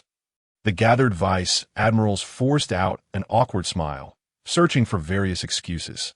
Some even pulled out a photo snail from who knows where to capture the scenery in front of Zephyr. Watching his disciples' embarrassing performance, Zephyr's mouth twisted into an exaggerated arc, revealing a chilling smile. Yes, the scenery here is quite nice. It's suitable for being a burial ground for certain individuals. What do you think? Zephyr looked at the nearby deserted island, where the vegetation was extremely lush, speaking with a hint of implication. Upon hearing this, the vice admirals present couldn't help but shudder, their expressions complex as they gazed at Zephyr. Their purpose in coming this time was to execute Zephyr. Although they were reluctant and never intended to act, now that they were here, they had long prepared themselves to watch Zephyr die before their eyes. They were the first to be ruthless. What reason did they have to use these clumsy excuses to make Zephyr soften his heart and spare them? Thinking of this, the vice admirals sighed deeply, falling silent as they quietly awaited their fate. However, Zephyr did not attack them. Instead, he withdrew the terrifying aura around him and exited the state of full power. Go fetch Akiji too. If we wait any longer, who knows where he'll be taken by the sea. Zephyr shook his head and said, Teacher Zephyr. Hearing this, the surrounding vice admirals' eyes suddenly filled with sand, their eyes turning red as they looked at Zephyr. Even knowing that they were here to kill him, their teachers still showed signs of compassion. What were they thinking? Coming here to personally send off their teacher? Shouldn't they express strong dissatisfaction with this mission and raise protests, even forcing the world government to revoke this order? Looking at these red-eyed disciples, Zephyr's expression suddenly turned stern. He raised his fist in front of everyone, a cruel smile curling at the corners of his mouth as he threatened, From now on, you are all prisoners of the Neo Navy. If you want to escape under my nose, you can ask my fist if it agrees. After all, the ones going into the water to save people are elite vice admirals from the Navy headquarters.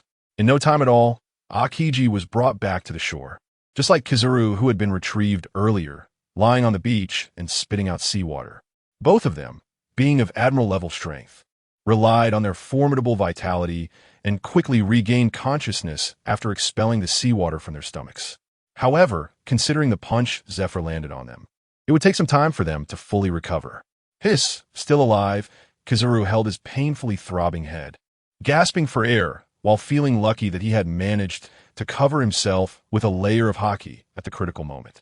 Although his haki training could only be considered mediocre, it was better than directly taking that punch. Akiji, lying beside him, grimaced in pain, remaining silent as he lay on the shore. Zephyr's speed was so fast that he didn't even have time to react. He completely took that punch to the head. Are you all awake? Then don't just lie there. Hurry and join the team over there. Zephyr's voice slowly came, prompting Kizaru and Akiji to instinctively look in the direction of the sound. The scene they saw made their mouths twitch violently. Zephyr was sitting in front of a lush grove, leisurely rocking in a lounge chair. In the dense forest, a number of vice admirals from the Navy headquarters were tied to the tree trunks, exposing their chests and bellies, their bodies covered in a golden viscous liquid and swarmed by black and yellow insects. You all wanted to kill me, and I'm just giving a slight punishment. Isn't that excessive? Zephyr asked Kizaru and Akiji with an exceptionally amiable expression. Not too much, not too much. Seeing Zifa's harmonious smile, Kizaru felt that his headache seemed to ease a bit, and he waved his hand repeatedly. Saying this, he pulled his good brother Akiji along and walked towards the woods. Wait, come here first. You're the leader of this operation, right? Zifa waved his hand, looking at Kizaru and asking. Yes. Kizaru's mouth twitched, secretly cursing Akainu, the one who assigned him the task. He clearly rejected it. Okay? Zifa nodded, reaching into Kizaru's pocket. When he pulled out his hand again, he had 2 den mushi in his hand. Tapping den mushi? It seems your relationship with the world government is better than I thought. Zifa looked at the 2 black den mushi in his hand, his gaze unexpectedly fixed on Kizaru. Kizaru, who also served as the commander of the Navy's research forces, should indeed have close ties with the world government. But the fact that he pulled out 2 tapping den mushi indicates that Kizaru has helped the world government with some covert matters over the years. Zifa, who was not interested in the world government's petty dealings, did not continue to question Kizaru. In Kizaru's absent-minded state, Zifa's hand reached into another pocket. This time was better, with only 1 tapping den mushi. Zifa looked speechless at the tapping den mushi in his hand, glancing at the sweating Kizaru, and stubbornly continued to dig. Stop! Zifa-sensei, what are you looking for? I can just give it to you, Kizaru said urgently with a near-crying tone. If he dug any deeper, the color of his underwear might come out. Oh, it's nothing. Just the den mushi you used to contact Akainu. I'm afraid he won't believe that you fell into my hands. Zifa shrugged and said. Upon learning the answer from Zifa, Kizaru, almost in tears, rolled up his sleeve, opened the watch cover, revealing an ordinary den mushi, and handed it to Zifa. All right, you 2 injured ones won't be tied up anymore. Just lie under the tree. Honey, remember to help each other. After receiving the den mushi, Zifa waved his hand casually, dismissing them. As Kizaru and Akiji happily went to face their punishment, Zifa dialed Akainu's number using Kizaru's den mushi. Buru. After 2 busy signals, the den mushi was connected, and Akainu's voice came through. Who are you? How did Kizaru's den mushi end up in your hands? Akainu looked at the den mushi that had changed its appearance, not resembling Kizaru, and spoke with an unfriendly tone. Long time no see, Akainu. What's wrong? Have you forgotten my face? Zifa said with a good mood, admiring the figures being punished in the woods ahead. Zifa-sensei. Upon hearing that familiar voice, the den mushi's mimicked image instantly overlapped with the shadow in Akainu's memory, and a hint of guilt arose in his heart. But soon, Zifa's image, which had appeared decades younger, linked with Kizaru's previous youthful appearance, coupled with the fact that Kizaru's den mushi appeared in Zifa's hands. And considering that the elderly Zifa should be left with little strength, these things combine. The truth is only one. Kizaru has betrayed. Where's Kizaru? Have him talk to me. Akainu, thinking he had guessed the truth, felt the guilt for ordering Zifa to be attacked vanish. Burning with anger, he spoke in a heavy tone. If Kizaru had betrayed, then Akiji, who followed him, and those vice admirals from the headquarters who were originally opposed to this matter would most likely have betrayed as well. Wouldn't that mean the Navy headquarters had suddenly lost more than half of its elite combat power? As a qualified soldier known for his iron fist, Akainu places great importance on obeying orders. Naturally, he cannot tolerate Kizaru's insubordination and rebellion, especially at a time when he was prepared to lead the Navy into a major operation, suddenly losing more than half of his elite forces. The world conscription he specially promoted, with all the preparations made for it, wouldn't it come to an end now? Kizaru probably doesn't want to talk to you right now. Zifa looked at the Den, mushy, mimicking Akainu, trying to suppress his anger, and felt quite pleased. Long ago, when Whitebeard II Weevil was invited to join the 7 warlords after attacking the Navy's training ship, the Navy headquarters silence on this matter made him develop dissatisfaction with the Navy. Now that Akainu personally ordered to remove him as a teacher, Zifa felt completely disappointed with the Navy and the place he had worked hard for over the decades. The more Akainu, as Fleet Admiral, felt bad, the happier Zifa felt. Hearing Zifa's response, Akainu also firmly believed that Kizaru and the others had betrayed, clenching his fists tightly. If it weren't for the previous world conscription plan, he would have already become an empty commander after this wave. He now just wanted to personally question Kizaru and Akiji, not wanting to pay much attention to Zifa, whom he saw as showing off and mocking him. Akainu's face twitched, looking at the Den, mushy, mimicking Zifa's relaxed demeanor, feeling that he was silently mocking him. Struggling to squeeze out a few words through gritted teeth, he said, "Where's Akiji?" "Akiji is with Kizaru right now." "Oh, right. There are those who came along too. It seems they've been doing quite well with me." Zifa glanced at the many disciples being punished in the woods ahead, speaking ambiguously. From Akainu's angry expression, it was not hard to see his inner thoughts. Zifa also had plans to make Akainu's thoughts a reality. After all, the Navy under the world government cannot uphold the banner of justice. Very good. Very good. You all did very well." Akainu's angry voice came from the other side of the Den mushy, mixed with very clear grinding teeth sounds and cracking knuckles. "Is this call specially to humiliate me?" Akainu asked angrily. "If you want to think that way, that's not wrong." Zifa shrugged indifferently. "I'm just here to inform you that true justice does not cower. The Neo-Navy will execute the justice that the Navy cannot reach in the New World, and all evils within sight are within the Neo-Navy's extermination range. Justice is not something that certain people can define at will." Zifa's words contained dissatisfaction with the world government, pointing it out without concealment. Finally, a smile appeared at the corner of his mouth, as if his gaze pierced through the connection of the Den mushy, directly landing on Akainu, saying, "The Neo-Navy welcomes all who share a common goal and have justice in their hearts to join. If this Fleet Admiral isn't doing well, you can also come here and take a look." After finishing, Zifa directly ended the call, looking at his adorable students in the distance, who were enduring itching and pain without a sound. Zifa's eyes flashed with anticipation for the future. Compared to those soldiers who had not yet grown up, these captives would be the absolute backbone of the Neo-Navy in executing the justice he envisioned in the New World. Navy Headquarters, Marineford. In the office of Admiral Akainu.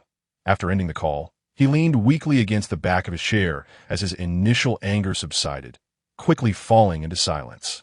He was extremely reluctant about the order to execute Zephyr. Some of the actions taken by the world government indeed contradicted the justice he held in his heart. As a qualified soldier, Akainu had never thought of disobeying the orders of the world government. However, the 2 admirals sent out to carry out this mission, Kizaru and Akiji, along with a group of vice admirals from the headquarters, had all defected from the Navy. Aside from a few low-ranking Navy soldiers in the headquarters, the rest were those who had joined the Navy through special means, such as world recruitment. The only ones left who were from the headquarters and had the proper rank and experience were the few close to the older generation like Sengoku, Garp, and Crane, as well as a few of their aides. All the companions he had fought alongside for decades were gone. And Zephyr's last words, "Justice is not defined arbitrarily by certain individuals," echoed in his mind. So had he been wrong all these years? The betrayed and abandoned Akainu fell into deep confusion. But as the horrific disasters caused by the vicious pirates he had witnessed floated back into his mind, his gaze instantly regained clarity. Criminals should be eradicated. Only when the bad guys are eliminated can the good have the right to survive. Akainu sternly told himself, as if performing self-hypnosis. However, whenever certain actions of the world government came to mind, Zephyr's words would resound in his heart. In a remote sea area of the New World, a pirate ship flying the Jolly Roger of the Clown Skeleton drifted on the water. The inexplicably inducted warlord of the sea, Buggy, found himself forced onto the throne of one of the four emperors, compelling him to recruit a group of quite capable subordinates. After casually finding some excuse to send these newly recruited subordinates away, Buggy led his original crew to hide in this extremely remote sea area to prevent Kaido from taking action against him. "Captain Buggy, we've been drifting in this sea for months now. What exactly are you looking for?" A pirate subordinate asked dully while fishing, addressing Buggy, who was standing at the bow enjoying the wind. Despite their captain joining the warlords of the sea and also serving as one of the four emperors, this should have been a time of great joy. Yet they were not enjoying life, but instead denying the previous promise of living lavishly after getting rich. Spending months in this desolate sea, it would be a lie to say they had no grievances in their hearts. But facing the recent, overwhelming presence of Buggy, they certainly did not dare to voice any complaints. "What are you asking for? Who are you to question that? What the captain is after must be a treasure so great that even the four emperors cannot refuse. Don't forget that the captain was once a crewmate of Pirate King Roger. Maybe the captain is following in Roger's footsteps to find the One Piece and lead us to the pinnacle of the sea." Chief of Staff Kabeji shot a sharp glare at him and said, not forgetting to flatter Buggy, "Kid, something's a not for you to question." Buggy, with his cape flapping in the sea breeze, shot a defiant sideways glance at the questioning pirate, then followed Kabeji's lead. Soon, amid the adoring gazes of many crew members, he entered the cabin with Kabeji and Machi. "Captain Buggy is becoming more and more like a strong leader. We are so lucky to join Buggy's pirate crew." Machi quickly closed the doors and windows with a swift motion. The strong aura of Buggy diminished as the light inside the cabin dimmed. "Kabeji, have we figured out Kaido's whereabouts?" Buggy asked, slumping directly into a chair, wiping non-existent cold sweat from his forehead. After learning the reason he was forcibly pushed onto the throne of one of the four emperors, Buggy was terrified that Kaido would come knocking without distinguishing friend from foe, bringing them an unwarranted disaster. But he had already been pushed into this position, and the news of Kaido's broken horn being in his hands had spread across the sea. No matter how hard he denied it, or even discarded the broken horn, it would not change anything. Kaido must know the truth of the situation. However, he certainly had no mood to promote or explain this embarrassing matter to others. The people out at sea would still believe that he was the one who broke Kaido's horn. If one day they unfortunately ran into Kaido, it was certain that Kaido would be more than willing to give him a beating. Perhaps for this reason, or perhaps due to his own vanity, Buggy ultimately chose to tacitly accept this matter. Among the crew on the ship, only First Mate Machi and Chief of Staff Kabeji were aware of the truth behind this situation. "Captain Buggy, there have been no sightings of Kaido at sea recently. According to the reports from the frontline spies, Kaido has been holed up on Onigashima for the past few months. As for more information, we have no way of knowing," Kabeji replied as he leaned closer. "Captain, it won't do to continue deceiving like this. How about we seek peace with the beast pirates?" First Mate Machi said anxiously. Aside from the identity brought by the warlords of the sea and the four emperors from the Yulong incident, they were just an ordinary pirate crew that came out of the East Blue, without the powerful special buggy balls, relying solely on their strength. They would probably stumble through the first half of the Grand Line. They were simply not capable of confronting a four emperor pirate crew. Seek peace? Send you to do it? Didn't you see how the newspapers are reporting it outside? Those brainwashed by this news would love nothing more than for us to go to war with the beast pirates and settle it once and for all. With such news bombarding us day after day, how do you think those lunatics and the beast pirates view us? If we meet, it would be a miracle if we don't fight, let alone give us a chance to explain seeking peace. Buggy shouted, jumping up from his chair. If he could, he wouldn't want to provoke anyone he couldn't handle, especially those from the beast pirates, who had been crazy since the captain. But the reality was such that, aside from picking up Kaido's broken horn, they had no other interactions. Yet, just the propaganda from the World Economic News Agency could make the relationship between the two parties extremely unusual. Even his weak pirate crew from the East Blue had some low-tier crew members who kept talking about how powerful their captain was and how he could defeat Kaido. If a similar situation were to occur among the crazies in the Beast Pirates, it was likely that the first thing they would do upon meeting would be to open fire. Upon hearing this, Machi couldn't help but shrink his neck, immediately quieting down like a little chick and casting a pleading glance at Kabeji. Receiving Machi's look, Kabeji immediately understood. Captain Buggy, Kaido hasn't made a move for months. Continuing to hide here is meaningless. Besides, we need to restock some essential supplies on the ship, right? We can't keep having everyone go to a deserted island to find fruit, catch wild animals, and fish every day, can we? Kabeji said to Buggy. He clearly had a fortune in his hands, yet he was hiding here, living frugally and unable to be carefree. It was not easy for him either. All right, once we finish resupplying, we'll come back. Ultimately, the will of the majority was hard to resist, and the reluctant Buggy could only agree to leave this place for supplies. This was due to concerns that the Beast Pirates would pose a threat to them. The Buggy Pirates set sail at full speed, completing their usual 3 to 4 hour journey in less than half the time today for resupplying. They didn't dare to linger for a moment, returning to this remote sea area at the same speed they had come. Because this sea area was indeed remote, by the time they returned, the night had already darkened. The gloomy sky did not affect the good mood of these pirates who had finally resupplied after several months. They immediately sought out a deserted island to land on, wanting to start a joyful party to celebrate this moment. Kabaji, Moji, take some people ashore to catch some wild animals. Due to the difficulty of preserving meat, they hadn't purchased any on the ship. Buggy, seeing that everyone had already lit a bonfire, spoke to Kabaji and Moji.